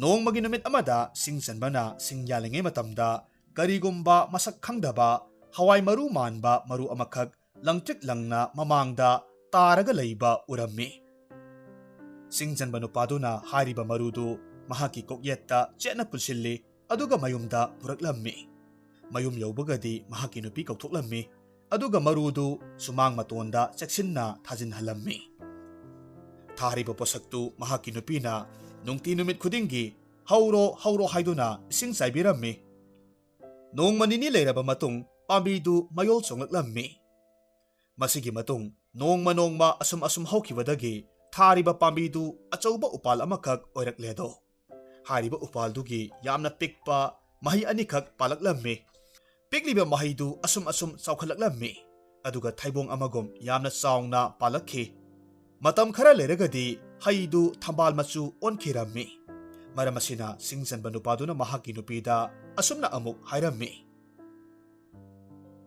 ꯅꯨꯄꯤ, ꯎꯍꯩꯁꯦ ꯍꯦꯛꯂꯒ ꯉꯁꯤꯗꯤ ꯊꯣꯡꯂꯒ ꯆꯥꯔꯁꯤ꯫ ꯑꯩ ꯉꯁꯤ ꯉꯔꯥꯡꯁꯦ ꯍꯛꯆꯥꯡꯁꯤ ꯀꯌꯥ ꯅꯨꯡꯉꯥꯏꯇꯦ꯫ ꯉꯁꯤꯗꯤ ꯊꯕꯛ ꯂꯦꯞꯂꯒꯦ꯫ ꯍꯣꯏ, ꯍꯛꯆꯥꯡ ꯅꯨꯡꯉꯥꯏꯇ꯭ꯔꯗꯤ ꯆꯠꯄꯤꯔꯅꯨ, ꯎꯍꯩꯁꯦ ꯊꯣꯡꯂꯒ ꯆꯥꯕ ꯍꯥꯏꯕꯗꯨꯅꯤ꯫ ꯃꯁꯤ ꯍꯥꯏꯗꯨꯅ ꯁꯤꯡꯆꯟꯕ ꯅꯨꯄꯥꯗꯨ ꯎꯊꯛꯇ ꯀꯥꯈꯠꯈ꯭ꯔꯦ, ꯑꯗꯨꯒ ꯎꯍꯩꯗꯨ ꯍꯦꯛꯂꯝꯃꯤ꯫ ꯃꯍꯥꯛꯀꯤ ꯅꯨꯄꯤꯅ ꯄꯨꯈꯝ ꯑꯃꯁꯨꯡ ꯍꯩꯖ꯭ꯔꯥꯡ ꯄꯨꯊꯣꯔꯛꯂꯒ ꯎꯍꯩꯗꯨ ꯃꯀꯨ ꯈꯣꯛꯀꯦ ꯍꯥꯏꯅ ꯇꯧꯔꯝꯃꯤ, ꯑꯗꯨꯒ ꯑꯃꯨꯛꯁꯨ ꯃꯇꯣꯝꯇ ꯁꯣꯟꯖꯔꯝꯃꯤ꯫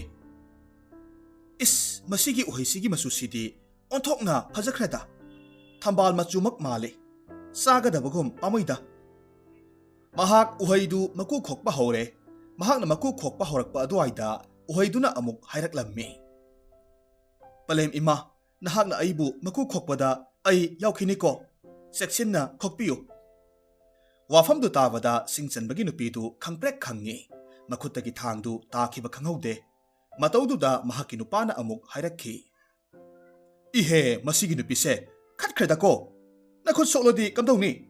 ꯅꯤꯡꯊꯤꯅ ꯈꯣꯛꯄ ꯌꯥꯗ꯭ꯔꯣ? ꯃꯣꯏ ꯑꯩꯒ꯭ꯌꯥ, ꯎꯍꯩꯁꯦ ꯑꯆꯝꯕ ꯎꯍꯩ ꯃꯥꯟꯗꯦ, ꯍꯧꯖꯤꯛ ꯍꯥꯏꯈꯤꯕꯗꯣ ꯇꯥꯕꯤꯍꯧꯗꯕ꯭ꯔꯥ?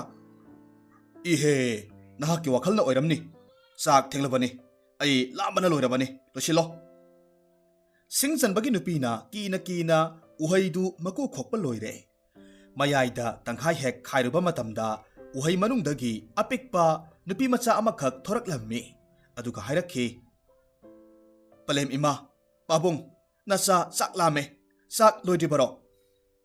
ꯁꯤꯡꯆꯟꯕ ꯃꯇꯩ ꯃꯅꯥꯎꯗꯨ ꯑꯉꯛꯄ ꯊꯧꯗꯣꯛꯇꯨꯗ ꯃꯌꯥ ꯀꯥꯕ ꯃꯈꯩ ꯌꯦꯡꯅꯔꯝꯃꯤ꯫ ꯅꯨꯄꯤ ꯃꯆꯥꯁꯤ ꯑꯁꯨꯛꯀꯤ ꯃꯇꯤꯛ ꯐꯖꯔꯝꯃꯤ꯫ ꯀꯨꯆꯨꯅ ꯊꯝꯕꯥꯜ ꯃꯥꯜꯂꯤ, ꯃꯃꯤꯠ ꯃꯤꯁꯅꯥ ꯑꯅꯤꯅ ꯌꯥꯔꯧ ꯁꯖꯤꯒꯨꯝ ꯅꯤꯡꯊꯤꯖꯩ, ꯃꯁꯝ ꯃꯨꯔꯩꯅꯩ, ꯌꯦꯡꯕꯗ ꯂꯥꯏꯔꯦꯝꯕꯤꯅ ꯏꯀꯥꯏꯒꯗꯕ ꯃꯇꯧꯅꯤ꯫ ꯇꯁꯦꯡꯅꯃꯛ ꯁꯤꯡꯆꯟꯕꯒꯤ ꯃꯇꯩ ꯃꯅꯥꯎꯗꯨ ꯃꯆꯥ ꯙꯔꯥ ꯂꯩꯖꯗꯦ꯫ ꯅꯨꯡꯁꯤꯈ꯭ꯔꯕ ꯅꯨꯄꯤ ꯃꯆꯥꯗꯨꯒꯤ ꯃꯇꯧꯗꯨꯗ ꯃꯇꯩ ꯃꯅꯥꯎꯗꯨ ꯍꯔꯥꯎꯕꯅ ꯃꯄꯤ ꯁꯤꯟꯊꯔꯝꯃꯤ, ꯑꯗꯨꯒ ꯑꯃꯨꯛꯁꯨ ꯃꯃꯣꯟ ꯅꯣꯛꯆꯩ꯫ ꯁꯤꯡꯆꯟꯕꯒꯤ ꯅꯨꯄꯤꯗꯨ ꯃꯆꯥꯅꯨꯄꯤꯕꯨ ꯅꯨꯡꯁꯤꯅ ꯀꯣꯟꯖꯔꯝꯃꯤ, ꯑꯗꯨꯒ ꯍꯥꯏꯔꯛꯈꯤ, ꯏꯃꯥꯒꯤ ꯏꯕꯦꯝꯃ, ꯏꯆꯥꯒꯤꯗꯃꯛ ꯏꯃꯥꯅ ꯆꯥꯛ ꯊꯣꯡꯂꯕꯅꯦ, ꯆꯪꯂꯁꯤ, ꯅꯄꯥꯕꯨꯡꯒ ꯑꯩꯈꯣꯏ ꯆꯥꯔꯨꯔꯁꯤ꯫ ꯑꯁꯨꯝꯅ ꯃꯈꯣꯏ ꯑꯍꯨꯝ ꯑꯔꯩꯕ ꯈꯔ ꯆꯥꯃꯤꯟꯅꯔꯦ꯫ ꯅꯧꯅ ꯐꯪꯖꯕ ꯃꯆꯥꯅꯨꯄꯤꯕꯨ ꯃꯄꯥꯕꯨꯡꯅ ꯊꯝꯕꯥꯜ ꯂꯩꯀꯥ ꯍꯥꯏꯅ ꯅꯨꯡꯁꯤꯅ ꯊꯣꯟꯕꯤꯔꯝꯃꯤ꯫ ꯑꯁꯨꯝꯅ ꯅꯨꯃꯤꯠ ꯑꯗꯨꯗꯒꯤ ꯍꯧꯅ ꯂꯥꯏꯔꯕ ꯏꯃꯨꯡꯗꯨ ꯍꯔꯥꯎ ꯇꯌꯥꯝꯅ ꯂꯩꯕ ꯍꯧꯔꯛꯈꯤ꯫ ꯃꯆꯥ ꯅꯤꯡꯉꯣꯜ ꯂꯩꯖꯕꯗꯒꯤ ꯁꯤꯡꯆꯟꯕ ꯃꯇꯩ ꯃꯅꯥꯎꯗꯨ ꯁꯨꯕ ꯅꯣꯝꯕ ꯍꯦꯟꯒꯠꯂꯛꯂꯝꯃꯤ꯫ ꯄꯨꯝꯅꯃꯛ ꯃꯆꯥꯒꯤꯗꯃꯛꯅꯤ ꯈꯟꯗꯨꯅ ꯌꯥꯝꯅ ꯀꯟꯅ ꯍꯣꯠꯅꯕ ꯍꯧꯔꯛꯈꯤ꯫ ꯃꯇꯝꯅ ꯑꯁꯨꯝ ꯍꯧꯈꯤꯕꯅ ꯊꯝꯕꯥꯜ ꯂꯩꯀꯥ ꯂꯩꯁꯥꯕꯤ ꯄꯨꯡꯀꯛ ꯐꯥꯔꯛꯂꯦꯗꯣ꯫ ꯃꯍꯥꯛ ꯏꯆꯝ ꯆꯝꯕꯤ ꯅꯨꯄꯤ ꯑꯣꯏꯔꯝꯗꯦ꯫ ꯌꯦꯡꯕꯗ ꯂꯥꯏ ꯅꯨꯔꯥꯕꯤꯒ ꯄꯥꯡꯈꯛꯅꯤ꯫ ꯃꯍꯥꯛꯀꯤ ꯐꯖꯕꯒꯤ ꯄꯥꯎꯅ ꯈꯨꯡꯒꯪ ꯁꯤꯟꯕ ꯊꯨꯡꯅ ꯁꯟꯗꯣꯛꯈꯤꯔꯝꯃꯤ꯫ ꯃꯤꯅ ꯁꯣꯟꯅꯩ, ꯁꯤꯡꯆꯟꯕꯒꯤ ꯃꯃꯣꯝ ꯊꯝꯕꯥꯜ ꯂꯩꯀꯥꯁꯤ ꯅꯤꯡꯊꯧ ꯅꯤꯡꯊꯧꯔꯦꯜꯁꯤꯡꯒꯤ ꯏꯃꯨꯡꯗ ꯄꯣꯛꯂꯝꯕ ꯑꯣꯏꯔꯕꯗꯤ ꯃꯍꯥꯛ ꯊꯛꯀꯤ ꯂꯥꯟ ꯀꯌꯥꯃꯔꯨꯝꯁꯨ ꯊꯣꯛꯂꯝꯕ ꯌꯥꯏ꯫ ꯑꯁꯨꯝꯅ ꯃꯁꯤꯒꯤ ꯃꯇꯨꯡ ꯅꯣꯡꯃꯒꯤ ꯅꯨꯡꯊꯤꯜ ꯑꯃꯗ ꯊꯝꯕꯥꯜ ꯂꯩꯀꯥꯅ ꯃꯇꯥꯔꯣꯏꯁꯤꯡꯒ ꯂꯣꯏꯅꯅ ꯇꯨꯔꯦꯜꯗ ꯏꯁꯤꯡ ꯁꯣꯛꯄ ꯆꯠꯂꯝꯃꯤ꯫ ꯍꯥꯏꯔꯤꯕ ꯇꯥꯟꯖꯥꯁꯤꯗ ꯂꯩꯕꯥꯛ ꯅꯤꯡꯊꯧꯒꯤ ꯃꯅꯥꯏꯅꯨꯕꯤ ꯑꯃꯁꯨ ꯇꯨꯔꯦꯜꯗ ꯐꯤ ꯁꯨꯕ ꯂꯥꯛꯂꯝꯃꯤ꯫ ꯃꯍꯥꯛꯅ ꯐꯤ ꯁꯨꯕ ꯂꯣꯏꯔꯒ ꯇꯣꯔꯕꯥꯟꯗ ꯀꯥꯈꯠꯂꯛꯄ ꯃꯇꯝꯗ ꯊꯝꯕꯥꯜ ꯂꯩꯀꯥꯒ ꯀꯣꯛ ꯍꯦꯛ ꯊꯦꯡꯅꯔꯨꯔꯦ꯫ ꯃꯇꯝꯁꯤꯗ ꯅꯨꯄꯤꯗꯨꯅ ꯑꯃꯨꯛ ꯍꯥꯏꯔꯝꯃꯤ,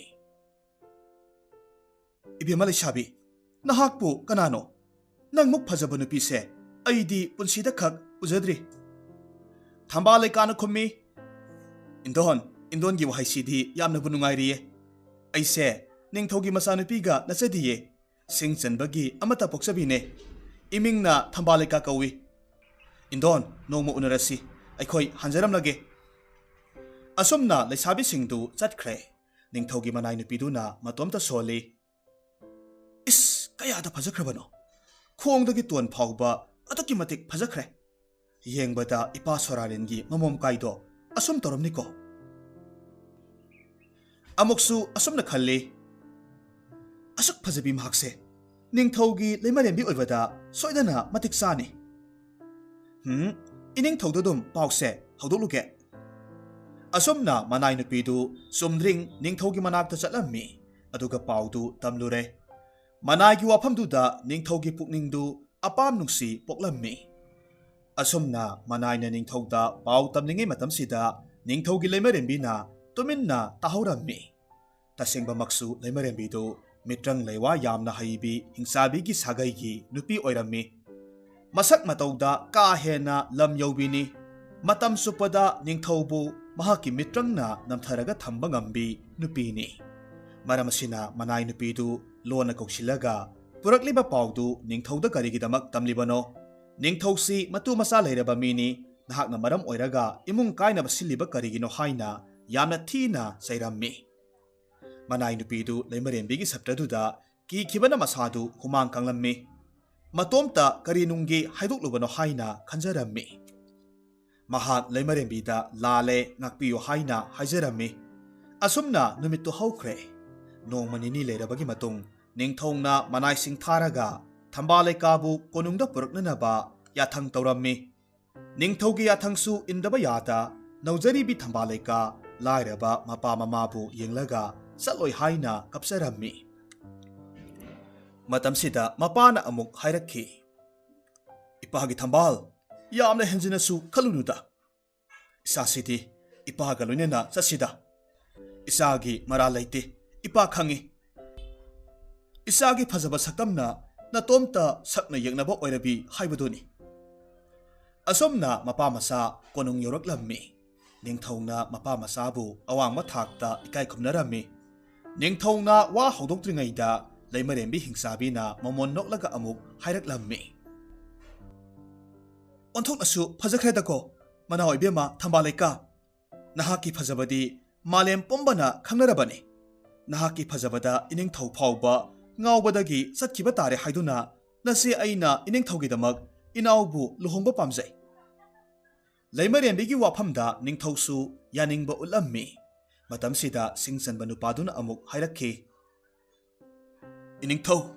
ꯏꯅꯤꯡꯊꯧꯅ ꯂꯥꯏꯔꯈ꯭ꯔꯕ ꯑꯩꯒꯤ ꯏꯃꯣꯝꯕꯨ ꯂꯨꯍꯣꯡꯕꯤꯒꯦ ꯇꯥꯛꯄꯤꯕ ꯑꯩꯈꯣꯏꯒꯤ ꯂꯥꯏꯕꯛ ꯐꯕꯅꯤ ꯑꯗꯨꯝ ꯑꯣꯏꯗꯨꯅꯁꯨ ꯅꯤꯡꯊꯧꯒꯤ ꯍꯥꯟꯅꯒꯤ ꯄꯥꯔꯤ ꯃꯔꯤꯗꯤ ꯂꯩ ꯇꯥꯖꯩꯗꯣ ꯍꯌꯦꯡꯋꯥꯏ ꯏꯆꯥꯅ ꯃꯔꯝ ꯑꯣꯏꯔꯒ ꯂꯩꯕꯥꯛ ꯋꯥꯊꯣꯛ ꯑꯣꯏꯕꯗꯤ ꯄꯥꯝꯖꯗꯦꯗꯣ ꯃꯇꯥꯡꯁꯤꯗ ꯅꯤꯡꯊꯧꯅ ꯍꯥꯏꯔꯛꯏ ꯑꯩꯅ ꯊꯝꯕꯥꯜ ꯂꯩꯀꯥꯕꯨ ꯑꯁꯨꯛꯀꯤ ꯃꯇꯤꯛ ꯄꯥꯝꯖꯩ ꯃꯁꯤꯗ ꯊꯣꯔꯛꯄ ꯄꯨꯝꯅꯃꯛ ꯅꯤꯡꯊꯧ ꯑꯩꯅ ꯂꯣꯏꯅꯃꯛ ꯃꯥꯌꯣꯛꯅꯒꯅꯤ ꯑꯁꯨꯝꯅ ꯅꯤꯡꯊꯧꯒꯤ ꯑꯀꯟꯕ ꯐꯤꯔꯦꯞꯅ ꯃꯈꯣꯏ ꯄꯨꯝꯅꯃꯛ ꯇꯨꯃꯤꯟ ꯂꯩꯅꯈ꯭ꯔꯦ ꯂꯨꯍꯣꯡꯕꯒꯤ ꯃꯇꯝ ꯂꯦꯞꯅꯕ ꯂꯣꯏꯔꯦ ꯃꯄꯥ ꯃꯆꯥꯁꯨ ꯃꯌꯨꯝ ꯌꯧꯈ꯭ꯔꯦ ꯍꯥꯏꯔꯤꯕ ꯑꯍꯤꯡꯗꯨꯗ ꯂꯩꯃꯔꯦꯝꯕꯤ ꯍꯤꯡꯆꯥꯕꯤꯅ ꯃꯍꯥꯛꯀꯤ ꯃꯤꯇ꯭ꯔꯪꯒꯤ ꯂꯩꯋꯥꯅ ꯊꯝꯕꯥꯜ ꯂꯩꯀꯥꯒꯤ ꯊꯋꯥꯏꯕꯨ ꯃꯥꯡꯍꯟꯅꯅꯕ ꯍꯣꯠꯅꯔꯝꯃꯤ ꯑꯗꯨꯕꯨ ꯄꯨꯝꯅꯃꯛ ꯑꯔꯦꯝꯕ ꯇꯥꯔꯝꯃꯤ ꯃꯔꯝꯗꯤ ꯊꯝꯕꯥꯜ ꯂꯩꯀꯥ ꯑꯆꯝꯕ ꯅꯨꯄꯤ ꯃꯆꯥ ꯅꯠꯇꯦ ꯎꯃꯪꯒꯤ ꯂꯥꯏꯔꯦꯝꯕꯤꯒꯤ ꯃꯆꯥ ꯅꯤꯡꯉꯣꯜ ꯍꯦꯂꯣꯏꯅꯤ ꯍꯥꯏꯕꯁꯤ ꯈꯪꯂꯛꯈꯤ ꯃꯊꯪꯒꯤ ꯑꯌꯨꯛꯇ ꯅꯤꯡꯊꯧꯒꯤ ꯂꯩꯃꯔꯦꯝꯕꯤꯗꯨ ꯁꯤꯡ ꯆꯟꯕꯒꯤ ꯌꯨꯝꯗ ꯂꯥꯛꯂꯝꯃꯤ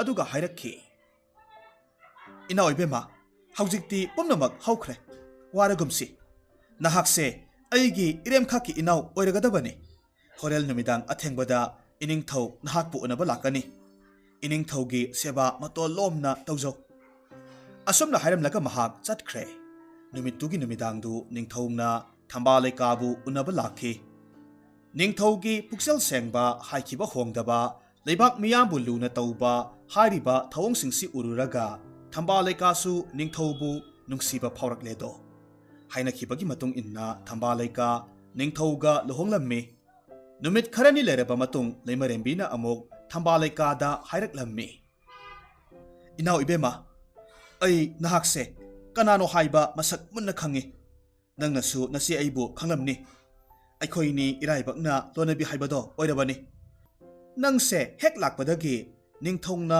ꯑꯩꯕꯨ ꯍꯪꯒꯣꯏꯈ꯭ꯔꯦ ꯏꯅꯥꯛꯇ ꯅꯣꯡꯃ ꯐꯥꯎꯕ ꯂꯦꯞꯈꯤꯗ꯭ꯔꯦ ꯑꯗꯨꯅ ꯅꯆꯦ ꯑꯩꯕꯨ ꯅꯨꯡꯁꯤꯔꯕꯗꯤ ꯅꯪꯅ ꯄꯥꯏꯔꯤꯕ ꯃꯤꯁꯨꯝ ꯂꯩꯋꯥꯗꯣ ꯅꯆꯦꯗꯁꯨ ꯈꯔ ꯇꯥꯛꯄꯤꯌꯨ ꯁꯣꯏꯗꯅꯃꯛ ꯃꯍꯩ ꯑꯣꯏꯅꯤ ꯊꯝꯕꯥꯜ ꯂꯩꯀꯥꯗꯤ ꯋꯥꯐꯝꯗꯨꯗ ꯁꯥꯎꯅꯤꯡꯕ ꯄꯣꯛꯂꯦ ꯃꯇꯣꯝꯇ ꯈꯜꯂꯤ ꯃꯈꯣꯏꯒꯤ ꯍꯤꯡꯆꯥꯕꯤꯒꯤ ꯁꯥꯒꯩꯁꯤ ꯍꯥꯟꯅ ꯂꯣꯏꯁꯤꯟꯗ꯭ꯔꯕꯗꯤ ꯂꯩꯕꯥꯛꯁꯤ ꯏꯪꯕ ꯉꯝꯂꯔꯣꯏ ꯍꯥꯏꯅ ꯈꯜꯂꯝꯃꯤ꯫ ꯃꯔꯝ ꯑꯁꯤꯅ ꯃꯍꯥꯛ ꯈꯣꯟꯖꯦꯜ ꯅꯧꯊꯔꯒ ꯅꯨꯡꯁꯤꯅ ꯑꯃꯨꯛ ꯈꯨꯝꯂꯠꯂꯝꯃꯤ꯫ ꯏꯆꯦ, ꯃꯔꯝꯗꯨꯕꯨꯗꯤ ꯍꯥꯏꯖꯒꯦ, ꯑꯗꯣ ꯏꯆꯦꯅꯗꯤ ꯃꯗꯨ ꯄꯥꯡꯊꯣꯛꯄ ꯉꯝꯂꯣꯏ꯫ ꯏꯅꯥꯎ ꯏꯕꯦꯝꯃ, ꯍꯥꯏꯇ ꯍꯥꯏꯌꯨ, ꯀꯔꯤ ꯋꯥꯅꯣ?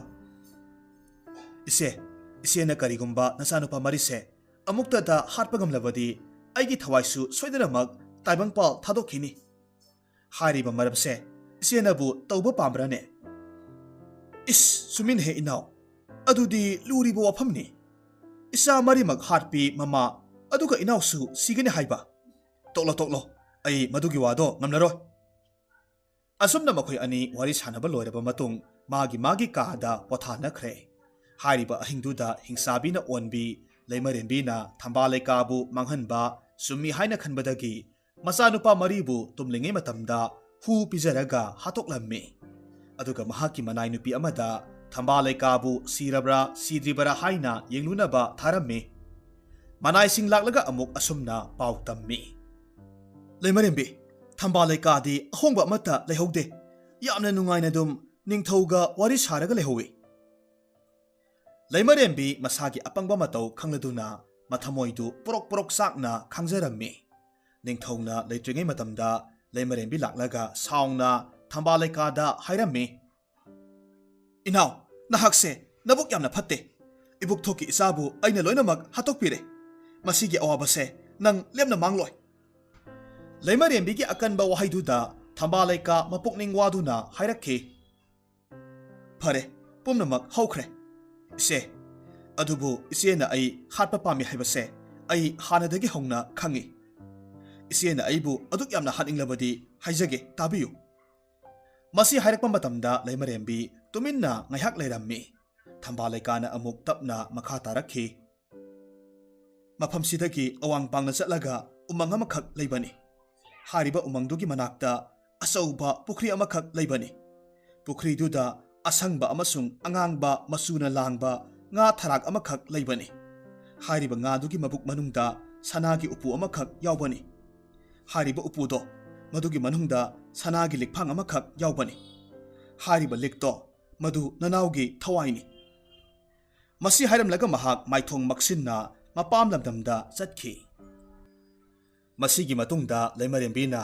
ꯀꯣꯅꯨꯡꯗ ꯃꯆꯥꯅꯨꯄꯥ ꯃꯔꯤ ꯂꯩꯈꯤꯗꯕꯗꯨ ꯊꯃꯣꯏꯒꯤ ꯂꯩꯅꯥ ꯑꯃꯅ ꯂꯩꯈꯤꯗꯕꯅꯤ, ꯑꯁꯨꯝ ꯍꯥꯏꯅ ꯃꯍꯥꯛ ꯌꯥꯝꯅ ꯍꯧꯅ ꯀꯞꯂꯝꯃꯤ꯫ ꯅꯤꯡꯊꯧꯅ ꯋꯥꯐꯝꯗꯨꯗ ꯊꯥꯖꯔꯝꯃꯤ꯫ ꯂꯩꯃꯔꯦꯝꯕꯤꯗ ꯅꯤꯡꯊꯧꯅ ꯊꯦꯝꯖꯤꯜꯂꯒ ꯑꯁꯨꯝꯅ ꯍꯥꯏꯔꯝꯃꯤ꯫ ꯂꯩꯃꯔꯦꯝꯕꯤ, ꯇꯣꯛꯂꯣ, ꯑꯩꯈꯣꯏꯒꯤ ꯂꯥꯏꯕꯛꯇ ꯇꯝꯈ꯭ꯔꯕꯅꯤ꯫ ꯑꯋꯥꯕꯁꯤꯡꯗꯣ ꯀꯥꯎꯊꯣꯛꯄ ꯇꯝꯕ ꯇꯥꯕꯅꯤ꯫ ꯅꯤꯡꯊꯧꯒꯤ ꯋꯥꯗꯨꯗ ꯂꯩꯃꯔꯦꯝꯕꯤꯅ ꯑꯃꯨꯛ ꯍꯥꯏꯔꯛꯏ꯫ ꯏꯅꯤꯡꯊꯧ, ꯄꯨꯝꯅꯃꯛꯁꯦ ꯑꯗꯣꯝꯒꯤ ꯇꯥꯂꯣꯏ ꯑꯇꯣꯟꯕꯤ ꯁꯛꯍꯦꯟꯕꯤꯗꯨꯅ ꯊꯣꯛꯍꯟꯕ ꯉꯥꯛꯅꯤ꯫ ꯍꯧꯖꯤꯛꯁꯨ ꯏꯆꯥ ꯁꯤꯔꯕ ꯐꯥꯎꯕ ꯍꯟꯅ ꯌꯦꯡꯂꯝꯗ ꯃꯄꯥꯝꯗ ꯆꯠꯈ꯭ꯔꯤꯕꯁꯤꯅꯤ꯫ ꯃꯁꯤ ꯍꯥꯏꯔꯒ ꯃꯍꯥꯛ ꯀꯞꯁꯤꯟꯅꯔꯝꯃꯤ꯫ ꯅꯤꯡꯊꯧꯗꯨ ꯈꯨꯗꯛꯇ ꯂꯩꯃ ꯑꯇꯣꯟꯕꯤꯕꯨ ꯁꯥꯎꯅ ꯉꯥꯡꯕ ꯍꯧꯔꯛꯄ ꯃꯇꯝꯗ ꯂꯩꯃꯔꯦꯝꯕꯤꯅ ꯂꯧꯁꯤꯡ ꯇꯧꯔꯒ ꯍꯥꯏꯔꯛꯈꯤ꯫ ꯏꯅꯤꯡꯊꯧ, ꯅꯍꯥꯛꯀꯤ ꯂꯩꯃ ꯑꯇꯣꯟꯕꯤꯁꯦ ꯍꯦꯜꯂꯣꯏ ꯅꯤꯡꯉꯣꯜꯅꯤ꯫ ꯃꯍꯥꯛꯄꯨ ꯃꯥꯡꯅꯕ ꯑꯁꯝꯕ ꯎꯄꯥꯏꯗꯤ ꯀꯣꯅꯨꯡꯗꯒꯤ ꯑꯋꯥꯡ ꯄꯥꯡꯅ ꯆꯠꯂꯒ ꯂꯩꯕ ꯎꯃꯪꯒꯤ ꯄꯨꯈ꯭ꯔꯤꯗ ꯂꯩꯔꯤꯕ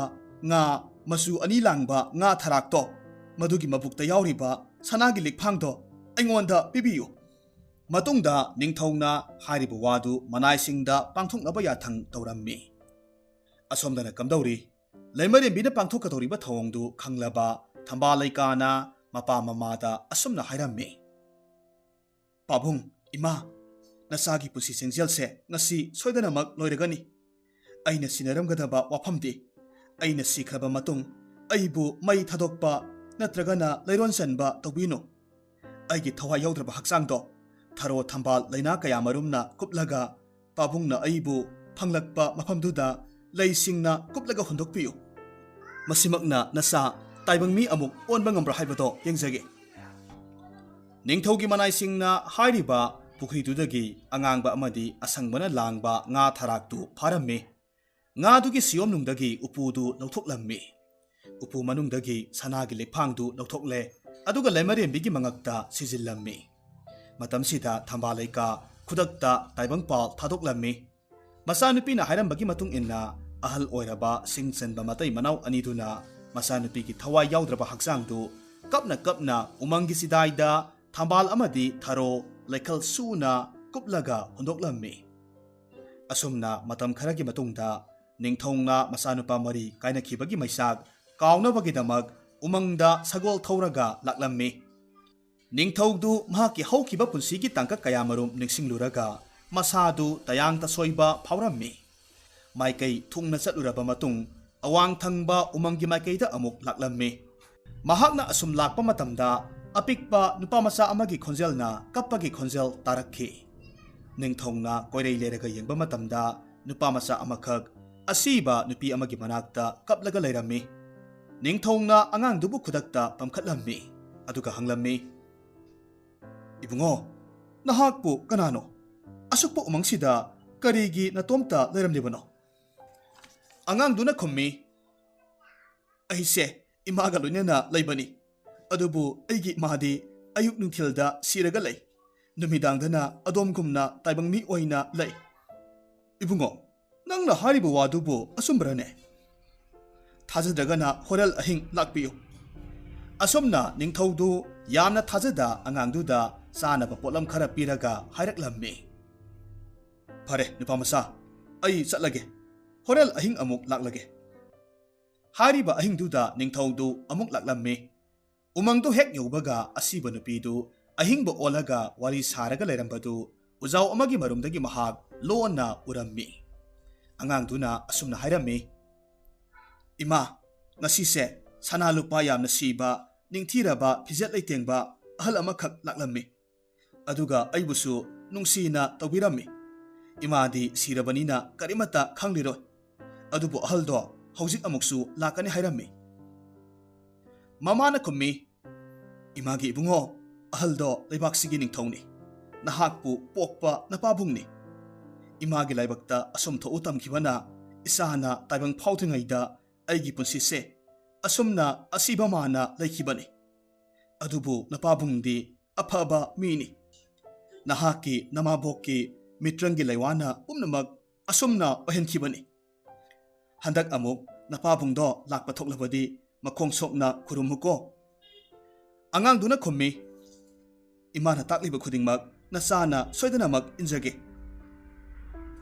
ngasai makai ugi marumda lona yengliba ningthoudu loinamak tahaurammi maramasina maha khudakta thoraklaga amuk hairakhi aigi thawhai oirebi thambalaika nahakna adukwana hingna asibagum leiramgani haibase aidi khangludabani hojikti ningthou ai loinamak khangle ure isaga loinena chalasi konungda halasi thambalaikana khummi iningthou nanaina soikiba khudingmak ngakpiu aidi ise leimarembi leiriba makai taibangmi onba ngamlaro aduna nasanupase masi puraga konungda lengbikhro thambaleka karino nangna haribadubo apikpana sahana madu yarakpa tauroi aikhoi punna chalase thambaleka ngaihak tumina lei aduga amuk khumlaklammi iningthou nanai nubigi thawai mireldi ise ahalna siriba sanagi likphangduni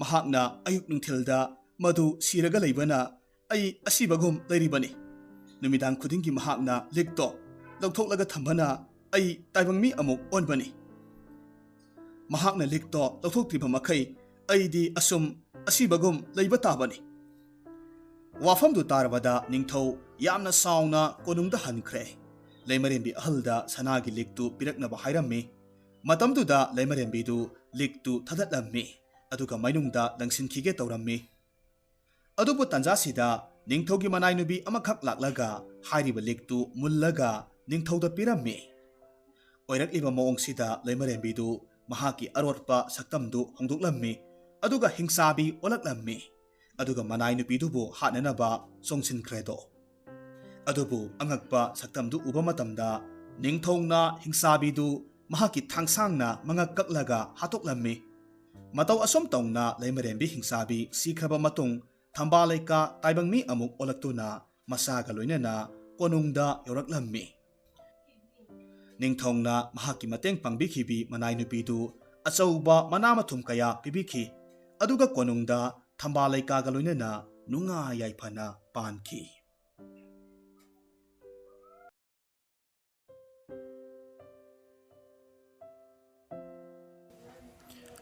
ꯋꯥꯔꯤꯁꯤ ꯚꯥꯔꯠꯀꯤ ꯐꯨꯡꯒꯥꯋꯥꯔꯤꯗꯒꯤ ꯏꯃꯥꯂꯣꯟꯗ ꯍꯟꯗꯣꯛꯆꯕꯅꯤ꯫ ꯑꯁꯣꯏꯕ ꯑꯔꯥꯟꯕ ꯌꯥꯎꯈ꯭ꯔꯕꯁꯨ ꯇꯥꯕꯤꯔꯤꯕꯁꯤꯡꯅ ꯉꯥꯛꯄꯤꯒꯅꯤ꯫ ꯋꯥꯔꯤ ꯍꯟꯗꯣꯛꯄꯤꯔꯛꯄ ꯁꯨꯔꯖ ꯑꯊꯣꯛꯄꯝ꯫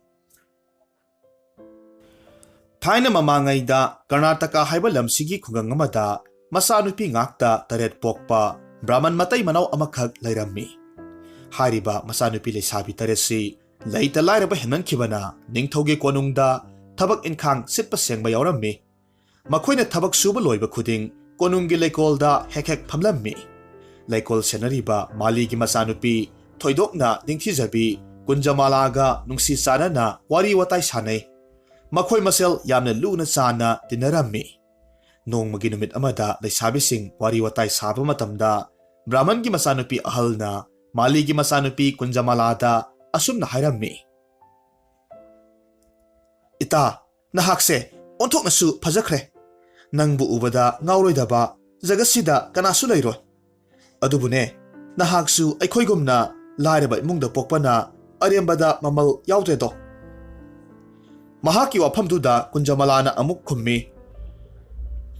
"ꯏꯇꯥꯒꯤ ꯋꯥꯇꯥꯁꯤ ꯌꯥꯝꯅꯕꯨ ꯅꯨꯡꯉꯥꯏꯔꯤꯌꯦ꯫ ꯑꯩꯕꯨ ꯊꯥꯒꯠꯄꯤꯔꯤꯕ꯭ꯔꯥ ꯊꯥꯗꯕꯤꯔꯤꯕ꯭ꯔꯥ ꯅꯇꯥ ꯑꯄꯪꯕꯤꯅꯗꯤ ꯈꯪꯖꯗ꯭ꯔꯦ." ꯑꯁꯤ ꯍꯥꯏꯔꯒ ꯃꯈꯣꯏ ꯃꯌꯥꯝ ꯋꯥ ꯅꯣꯛꯂꯝꯃꯤ꯫ ꯕ꯭ꯔꯥꯍꯃꯟꯒꯤ ꯃꯆꯥꯅꯨꯄꯤ ꯌꯥꯏꯃꯅ ꯑꯃꯨꯛ ꯃꯈꯥ ꯇꯥꯔꯛꯈꯤ, "ꯏꯇꯥ, ꯑꯩꯈꯣꯏ ꯃꯁꯦꯜ ꯑꯁꯨꯝꯅ ꯌꯨꯝ ꯄꯥꯟꯗꯅ ꯑꯗꯨꯝ ꯅꯨꯡꯉꯥꯏꯅ ꯑꯗꯨꯝ ꯂꯩꯊꯣꯛꯁꯤꯀꯣ?" kunjamalana ꯈꯨꯝꯃꯤ, "ꯏꯇꯥ, ꯑꯩꯗꯤ ꯌꯨꯝ ꯄꯥꯟꯗꯕ ꯌꯥꯔꯣꯏꯌꯦ꯫ ꯃꯤꯔꯣꯜꯁꯨ ꯂꯩꯖꯗꯦ, ꯏꯃꯥꯁꯨ ꯏꯄꯥꯁꯨ ꯑꯍꯜ ꯑꯣꯏꯔꯦ꯫ ꯑꯗꯨꯒ ꯑꯩꯅ ꯍꯌꯦꯡꯋꯥꯏ ꯌꯨꯝ ꯄꯥꯜꯂꯕ ꯃꯇꯨꯡꯗ ꯑꯩꯒꯤ ꯏꯆꯥꯅꯨꯄꯥ ꯑꯃꯈꯛ ꯄꯣꯛꯅꯤ꯫ ꯍꯥꯏꯔꯤꯕ ꯏꯆꯥꯅꯨꯄꯥꯗꯣ ꯃꯔꯥꯏꯕꯛꯇ ꯊꯥꯖ ꯑꯃꯈꯛ ꯊꯣꯛꯀꯅꯤ꯫ ꯃꯍꯥꯛ ꯃꯥꯂꯦꯝ ꯁꯤꯟꯕ ꯊꯨꯡꯅ ꯐꯥꯎꯒꯗꯧꯔꯤꯕꯅꯤ." ꯕ꯭ꯔꯥꯍꯃꯟꯒꯤ ꯃꯆꯥꯅꯨꯄꯤꯁꯤꯡꯅ ꯑꯃꯨꯛ ꯈꯨꯝꯂꯛꯂꯝꯃꯤ, "ꯍꯩꯃꯥ, ꯅꯨꯡꯁꯤꯕꯤ ꯀꯨꯟꯖꯥ, ꯅꯪꯕꯨ ꯇꯨꯝꯂꯤꯕ꯭ꯔꯣ? ꯆꯣꯏꯔꯣꯜ ꯉꯥꯛꯇ ꯉꯥꯡꯂꯤꯗꯨꯕꯨ ꯀꯔꯤꯅꯣ? ꯑꯩꯈꯣꯏꯗꯤ ꯅꯍꯥꯛꯀꯤ ꯋꯥꯐꯝꯁꯦ ꯑꯉꯛꯄꯗꯨꯝ ꯐꯥꯎꯏꯍꯦ." kunjamalana ꯈꯨꯝꯃꯤ, "ꯏꯇꯥ ꯅꯨꯡꯁꯤꯕꯤ ꯁꯥ, ꯃꯁꯦ ꯑꯩꯒꯤ ꯋꯥꯔꯦꯞꯅꯤ꯫ ꯅꯣꯡꯃ ꯅꯈꯣꯏ ꯈꯪꯂꯛꯀꯅꯤ." ꯑꯁꯨꯝꯅ ꯂꯩꯁꯥꯕꯤ ꯃꯌꯥꯝꯗꯨꯅ ꯋꯥ ꯅꯣꯛꯂꯒ ꯂꯩꯀꯣꯜꯗꯨꯗ ꯋꯥꯔꯤ ꯁꯥꯕꯗꯨ ꯅꯤꯡꯊꯧꯅ ꯃꯄꯥ ꯍꯦꯛ ꯆꯥꯔꯨꯕꯗꯒꯤ ꯂꯣꯏꯅꯃꯛ ꯇꯥꯍꯧꯔꯝꯃꯤ꯫ ꯃꯥꯂꯤꯒꯤ ꯃꯆꯥꯅꯨꯄꯤꯅ ꯍꯥꯏꯈꯤꯕ ꯋꯥꯐꯝꯗꯨ ꯅꯤꯡꯁꯤꯡꯂꯨꯕ ꯃꯇꯝꯗ ꯅꯤꯡꯊꯧꯗꯨ ꯑꯍꯤꯡ ꯇꯨꯝꯕ ꯌꯥꯗꯦ꯫ "ꯑꯩꯅ ꯌꯨꯝ ꯄꯥꯜꯂꯕ ꯃꯇꯨꯡ ꯏꯆꯥꯅꯨꯄꯥ ꯑꯃꯈꯛ ꯄꯣꯛꯀꯅꯤ꯫ ꯍꯥꯏꯔꯤꯕ ꯏꯆꯥꯅꯨꯄꯥꯗꯨ ꯂꯥꯏꯕꯛꯇ ꯊꯥ ꯊꯣꯛꯀꯅꯤ꯫ ꯃꯥꯂꯦꯝ ꯄꯨꯝꯕꯒꯤ ꯃꯄꯨ ꯑꯣꯏꯍꯟꯒꯅꯤ." ꯋꯥꯐꯝꯁꯤ ꯑꯗꯨꯃꯛ ꯅꯤꯡꯁꯤꯡꯂꯝꯃꯤ꯫ ꯇꯁꯦꯡꯕꯗꯤ ꯅꯤꯡꯊꯧꯗꯨꯒꯤ ꯃꯍꯥꯔꯥꯅꯤ 4 ꯂꯩ꯫ ꯇꯧꯕꯇꯕꯨ ꯃꯈꯣꯏ 4ꯃꯛ ꯃꯆꯥ ꯑꯃꯠꯇ ꯄꯣꯛꯂꯝꯗꯦ꯫ ꯃꯔꯝ ꯑꯁꯤꯅ ꯃꯊꯪꯒꯤ ꯑꯌꯨꯛꯇ ꯅꯤꯡꯊꯧꯅ ꯂꯩꯀꯣꯜ ꯁꯦꯟꯅꯕ ꯃꯥꯂꯤꯒꯤ ꯃꯌꯨꯝꯗ ꯆꯠꯂꯝꯃꯤ꯫ ꯑꯗꯨꯒ ꯅꯤꯡꯊꯧꯅ ꯃꯥꯂꯤꯗ kunjamalabu ꯂꯨꯍꯣꯡꯕ ꯄꯥꯝꯃꯤ, ꯃꯍꯥꯛꯄꯨ ꯃꯍꯥꯔꯥꯅꯤ ꯃꯤꯡꯊꯣꯜ ꯄꯤꯔꯒꯦ ꯍꯥꯏꯅ ꯍꯥꯏꯔꯝꯃꯤ꯫ ꯋꯥꯐꯝꯗꯨꯗ ꯑꯍꯜ ꯑꯣꯏꯔꯕ ꯃꯥꯂꯤ ꯃꯇꯩ ꯃꯅꯥꯎꯗꯨ ꯍꯔꯥꯎꯕꯅꯦ ꯄꯥꯈꯠꯄꯅꯦ ꯅꯤꯡꯊꯧꯕꯨ ꯈꯨꯔꯨꯝꯂꯝꯃꯤ꯫ ꯑꯗꯨꯒ ꯑꯃꯨꯛ ꯃꯈꯥ ꯇꯥꯅ ꯍꯥꯏꯔꯝꯃꯤ, "ꯃꯍꯥꯔꯥꯖ, ꯂꯥꯏꯔꯈ꯭ꯔꯕ ꯑꯗꯣꯝꯒꯤ ꯅꯅꯥꯏ ꯃꯥꯂꯤꯅ ꯈꯨꯔꯨꯝꯖꯔꯤ꯫ ꯏꯅꯤꯡꯊꯧꯅ ꯏꯆꯥꯅꯨꯄꯤ kunjamalabu ꯃꯍꯥꯔꯥꯅꯤ ꯑꯣꯏꯍꯟꯒꯦ ꯇꯥꯛꯄꯤꯕ ꯁꯤꯃꯨꯛ ꯂꯥꯏꯕꯛ ꯐꯕ ꯃꯃꯥ ꯃꯄꯥ ꯃꯥꯂꯦꯝꯁꯤꯗ ꯑꯅꯤ ꯁꯨꯔꯝꯂꯔꯣꯏ꯫ ꯑꯩꯈꯣꯏꯅ ꯉꯍꯥꯟꯃꯨꯛꯀꯤ ꯃꯄꯣꯛꯇ ꯀꯔꯤ ꯄꯨꯏꯅ ꯇꯧꯖꯔꯨꯕꯅ ꯏꯅꯤꯡꯊꯧꯕꯨ ꯏꯌꯥ ꯑꯣꯏꯅ ꯐꯪꯂꯒꯅꯤꯗꯣ." ꯑꯁꯨꯝꯅ ꯍꯔꯥꯎꯕꯒ ꯂꯣꯏꯅꯅ ꯂꯨꯍꯣꯡꯕꯒꯤ ꯋꯥꯐꯝꯗꯨ ꯌꯥꯅꯔꯝꯃꯤ꯫ ꯅꯨꯃꯤꯠ ꯈꯔꯅꯤ ꯂꯩꯔꯒꯗꯤ kunjamala ꯑꯃꯗꯤ ꯅꯤꯡꯊꯧ ꯀꯣꯅꯨꯡꯗ ꯆꯥꯎꯅ ꯂꯨꯍꯣꯡꯂꯦ꯫ ꯑꯁꯨꯝꯅ ꯃꯁꯛ ꯃꯇꯧ ꯐꯖꯕꯤ ꯅꯍꯥ ꯑꯣꯏꯔꯤꯕꯤ kunjamalana ꯅꯤꯡꯊꯧꯒꯤ ꯑꯣꯏꯗ ꯐꯝꯂꯝꯃꯤ꯫ ꯑꯗꯨꯒ ꯃꯍꯥꯔꯥꯅꯤ ꯑꯣꯏꯔꯛꯂꯕꯗ ꯍꯥꯟꯅꯒꯤ ꯃꯍꯥꯔꯥꯅꯤ ꯑꯍꯜ 4ꯃꯛ kunjamalabu ꯀꯂꯛꯄꯅ ꯅꯤꯡꯗꯣꯟ ꯄꯣꯝꯕ ꯍꯧꯔꯛꯂꯝꯃꯤ꯫ ꯃꯈꯣꯏ ꯃꯁꯦꯜ ꯂꯧꯇꯨꯅꯔꯒ ꯍꯥꯏꯅꯩ꯫ ꯃꯍꯥꯔꯥꯅꯤ ꯑꯍꯜꯅ ꯃꯅꯥꯎꯅꯨꯄꯤ 3ꯗ ꯑꯁꯨꯝꯅ ꯍꯥꯏꯔꯝꯃꯤ, "ꯌꯦꯡꯉꯨꯅꯦ ꯏꯅꯥꯎꯁꯥ, ꯅꯈꯣꯏꯕꯨ ꯌꯦꯡꯅꯤꯡꯕ꯭ꯔꯣ? ꯀꯔꯤꯁꯨ ꯂꯩꯇꯕꯤ ꯑꯉꯥꯡ ꯄꯤꯛꯇ꯭ꯔꯨ ꯑꯃꯅ ꯃꯍꯥꯔꯥꯖꯀꯤ ꯊꯧꯒꯜ ꯑꯣꯏꯗꯒ ꯉꯥꯟꯊꯣꯏꯗꯅ ꯇꯧꯔꯤꯕꯁꯦ?" ꯑꯅꯤꯁꯨꯕꯤ ꯔꯥꯅꯤꯅ ꯈꯨꯝꯃꯤ, "ꯏꯆꯦ, ꯑꯩꯗꯤ ꯁꯤꯕꯨ ꯁꯤꯖꯅꯤꯡꯂꯦꯗ꯫ ꯅꯤꯡꯊꯧꯁꯦ ꯃꯍꯥꯛꯅ ꯂꯣꯏꯅꯃꯛ ꯁꯨꯝꯈ꯭ꯔꯦ꯫ ꯑꯩꯈꯣꯏꯗꯤ ꯍꯅꯨꯕꯤ ꯉꯥꯛꯅꯤꯅ ꯅꯤꯡꯊꯧꯅ ꯍꯟꯅ ꯐꯥꯎꯕ ꯌꯦꯡꯂꯛꯈꯤꯗ꯭ꯔꯦ." ꯔꯥꯅꯤ 3 ꯑꯃꯁꯨꯡ ꯃꯔꯤꯁꯨꯕꯤꯅ ꯑꯃꯨꯛ ꯃꯇꯦꯡ ꯄꯥꯡꯂꯝꯃꯤ꯫ "ꯋꯥꯒꯅꯨ ꯏꯆꯦ ꯑꯅꯤ, ꯃꯍꯥꯛꯅ ꯄꯪꯇꯧ ꯇꯧꯕ ꯌꯥꯕ꯭ꯔꯥ? ꯑꯩꯈꯣꯏꯁꯨ ꯃꯕꯦꯝꯃ ꯃꯍꯥꯔꯥꯅꯤ ꯉꯥꯛꯇꯅꯤ꯫ ꯁꯨꯝ ꯍꯦꯟꯖꯜꯂꯛꯂꯕꯗꯤ ꯃꯊ꯭ꯋꯥꯏ ꯃꯥꯡꯖꯕ ꯇꯥꯕꯅꯤ." ꯔꯥꯅꯤ 4ꯗꯨ ꯋꯥꯔꯤ ꯁꯥꯅ ꯌꯥꯝꯅ ꯎꯁꯤꯠꯇꯅ ꯃꯈꯣꯏ ꯃꯁꯦꯜ ꯋꯥ ꯅꯣꯛꯂꯝꯃꯤ꯫ तसेंगनमक मसा धरा लेजद्रबा निंगथौदुना कुंजमालाबु हेन लूना चाना तौजै मरमदी कुंजमाला मसक मतौ फजबता नत्ते हाइदोरकपा nganthorакpदा लेसी लेथोन यामना लेबी मियामना याबी मंगा सुबी महारानी मतमगी खोंगलै मतुंग इन्ना रानी अतोनबी कुंजमाला कुमथा लेपखिरमनी ओइरकलिबा मतौसिदा हानगी रानी अहल मरीदुदी मतम सुप्पा असेंगबा तंजा येंगलगा लैबा हौरक्खि हारिबा मतमसिदा निंगथौदु हानगुम मनाय सिंगलोइना उमंगदा सा तानबा चलमनी निंगथौना सा तानबा चटपसि करिगुंबा कांदा नुमित खरनी अदुम मसंगबसु यावरम्मी मरम असिमकना निंगथौना चटख्रिङै मतमदा रानी अतोनबी कुंजमालाबु मचे मरीना यामना नुंगसिबा सारगा असुमना हायरम्मी इनाव ebema नहाक्ति महाराजनसु थोइना चानबी लाइबक फबिनी नसे अखोय मरीदी इमित्ता इसा उजबसु फंद्रबीनी मरमसिना महाराजना लेंथोख्रिङै मतमदा अंगांग उनबा थोक्लबदी फत्ता नुंगतगा थोक्लबदी अखोयदा ताइनारकपसु याय अदुना नपुरोइबबु ननाक्ता लेंगदा थमुदना कुंजमालाना खुम्मी चुम्मी इसे होइना ताकपीबदो चुम्मी अदुबु महाराजना पामजबा सिनफमसिदा अइना करम थिंगलुनी तंगाई फद्रगना इपामदगी अपोकपी इमादो कौरगा हेक कोनुंगदा थमजगे करी हाइबा नपामगी हनुबी नमादु कोनुंगसिदा थमगदोरिबा है मधु खक यारो नहा कौथोकला मालेने नखोइसे मालीनी अखोइदी राजकुमारी ओइना लोंगलकपनी अदुगने सिमसु ताव अखोइना हाइबो वाफम इंद्रबदी नहा अफबा ओइरोइको असुमना रानी अहल सिंगना कुंजमालाबु किहल्लम्मी वाफमसिदा नौजरीबी कुंजमालाना निंगथौदा महाक अंगांग उनद्रिबा फाउबा कोनुंगदगी चथोकपिदनाबा वाफम हौदोकलम्मी महाकी वाहैदुदा निंगथौदु नोकफेट तौना खुम्मी अइगी थवाई ओइरिबी कुंजा करिमत्ता नुंसा थिगनुने नसे रानी मरिसु लैरिबनी ननाय नसल अमत्ता वालोइने करिगुम्बा अइना चथोकिबा तारगसु से अइना पिरिबा कांसिसे मसी खिंगलओ मसे असंबा कांसी नत्ते मसीबु हेक खिंगलक्लबदी अइ मिना कुपदा ननाक्ता यौरकदौरिबनी असुमना कांसीदु पिरमलगा निंगथौदु महाकी सा तानबा लोइपोट खोमबा चटखिरम्मी हारिबा तंजासिदा रानी मरीदु चंगलक्लम्मी अदुगा निंगथौना करी हायरम्बगे हाइना हंगलम्मी कुंजमालानदी निंगथौना हायरम्बा वाफम अदुमक मसे मरीदा लोइनमक तम्मी तौबतबु फत्रबा मसे मरीना अमुक हायरम्मी हे अपंगबी मधु ओइबा याबा वाफम नत्ते नहा खंद्र माले नुपी सिंगना अंगांग उनबा खुदोंग थिनिंगाइनी कांसीदुना करिसु ओइबा याबा नत्ते नंगना थाजद्रगना हौजिकमक खिंगो सुम्ब्रेंगसी सेमसिंग महाराज की थाजबा मांगहनगुमसी मतंग सारबा कांदा ननाव सोइदना खिंजगे मसे अमना अमुक मखा तारखे हे अखोइना खिंगो हायरदी खिंगो चांगेंगनी वा मखा तानो अखोय नहाकी येंगनबा नतेने मसी खंगुने असुमना मसे फत्तबी मरी अदुना गिरी गिरी तकपदगी कुंजमालाना कांसीदु खिंगलम्मी खुदक्ता निंगथौदु यामना थुना सगोल थौरगा कोनुंगदा यौरक्लम्मी अदुगा हायरखी करी तौरबगे कुंजा अइदी चटकदबा थबक मफम फावबा यौद्रे नतेने नहाकबु नसा नुंगाइतबरो इनिंगथौ अइहाक करिसु नुंगाइतबा तौदे सुमनतगी कांसीसे चांगयेंग तौजबनी इहे फरे फरे निंगथीना लेरमुको मथंगददी मरम सादना Kansi खिंगनु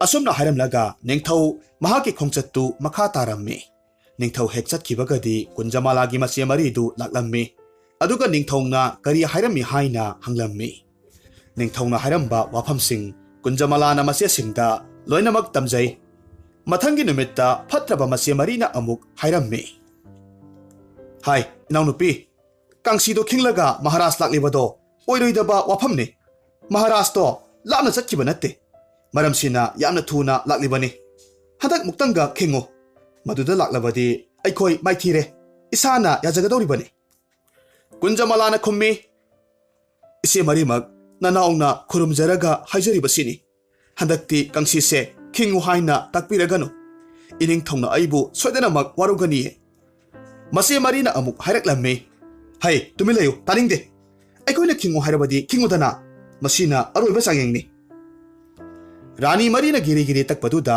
khangba ngamdabadagi kunjamala kangsi khinglammi khudakta ningthoudu laklammi asigumba kunjamalagi matoksida ningthoudu sauna hairaklammi kunja nahaksi aina luna tawi haibagi matagum aigi thabakta khorau yamna thangi maram sadana aibu toina hekta kawi nahakna aigi khongsasse anirak suna thindahalabani maram sina nahakna kayarak kawrabasu ai thabak mafamdagi laklaroi masi hairamlaga ningthou yamna sauna chatkhre asumna nong nini leiragadi kunjamala angang unabagi awaba mitkup yorakhi matamsida mahakna kangsidu khinglammi tawbatabu ningthoududi laklamde rani atonbidu angang nupa masa masak matau phajaraba amakhak poklammi masigumba asengba tanjasi yenglaga leiribi phatraba mase marina rani atonbina wakhal tadringaida pokpada ngariba angangdu phamsenaribi amaibiduda sana lupa kayamarum piraga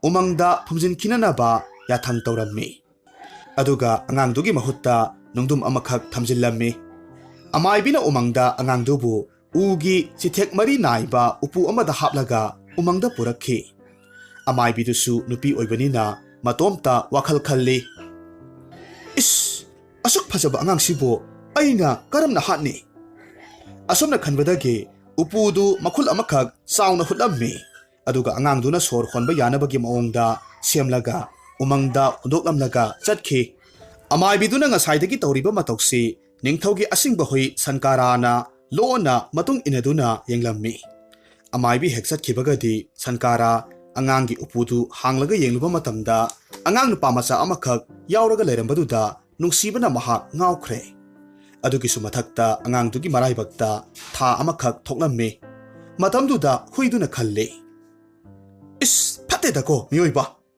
asuk nungsiba magut leikraba angangsibu lemna hek mangalamganida masidi achamba angang natte leibak ningthougi asengba ini ai mabu kandaba yade asumna sankarana angangdu lona yoknabagidamak mahakki makolda kana khanganda puraklammi matam khara leiragadi ningthoudu mareibakta halakpa matamda phamungda kaplaga leiribi rani atonbina nungdum pokle haibagi paw taruba matamda afafata thida rani atonbidu minai loisangda thamlammi aduga amotpa yum amada lehanki somdana kamdauri sankarana angangdu yoknabagidamak konungdagi lona sananaba sangom talna singba kayamarum lauthoklammi aduga angangdu yoklammi asumna angangdu tha taruk surakpa matam aduaida konunggi sananaba polamsing huiduna hek lona sialaga pukhibagi pausi ninphung mangarakpadagi nongmagi numit amada rani ahalna sankaragi matung illaga yenglammi matamduda angang amakhak sankarana yokli haibasi mahakna hujikti khangle khudakta mahak konungda laklaga mahakki mafi marol kayamarum matomta segairammi aduga ningthouda chatlaga asumna hairammi iningthou yengbiu aigi phibamse adongi hui sankarana kadaidagino khangdaba angang amakhak sialaga puraklaga makolda thammi masigi huise mi soidana saba male yengbiu aina angangdo lawge tawbada aibusu songsilaga phizol pomba segairaga senkhre asumna hairaga mahak kapsinarammi rani ahalgi paudamduda ningthoudu thajare sankarabu mathangi numitta hanabagidamak yathang tawrammi hariba ahingdu sankara yamna kaplammi angangdubu yenglaga mahak asumna hairammi masai bungo nahakna angang oibanina thokliba thodoksingse karimatta khanglamlaro aise napabung ningthongna hayeng soidanamak hatkhagani do adubu Rajkumar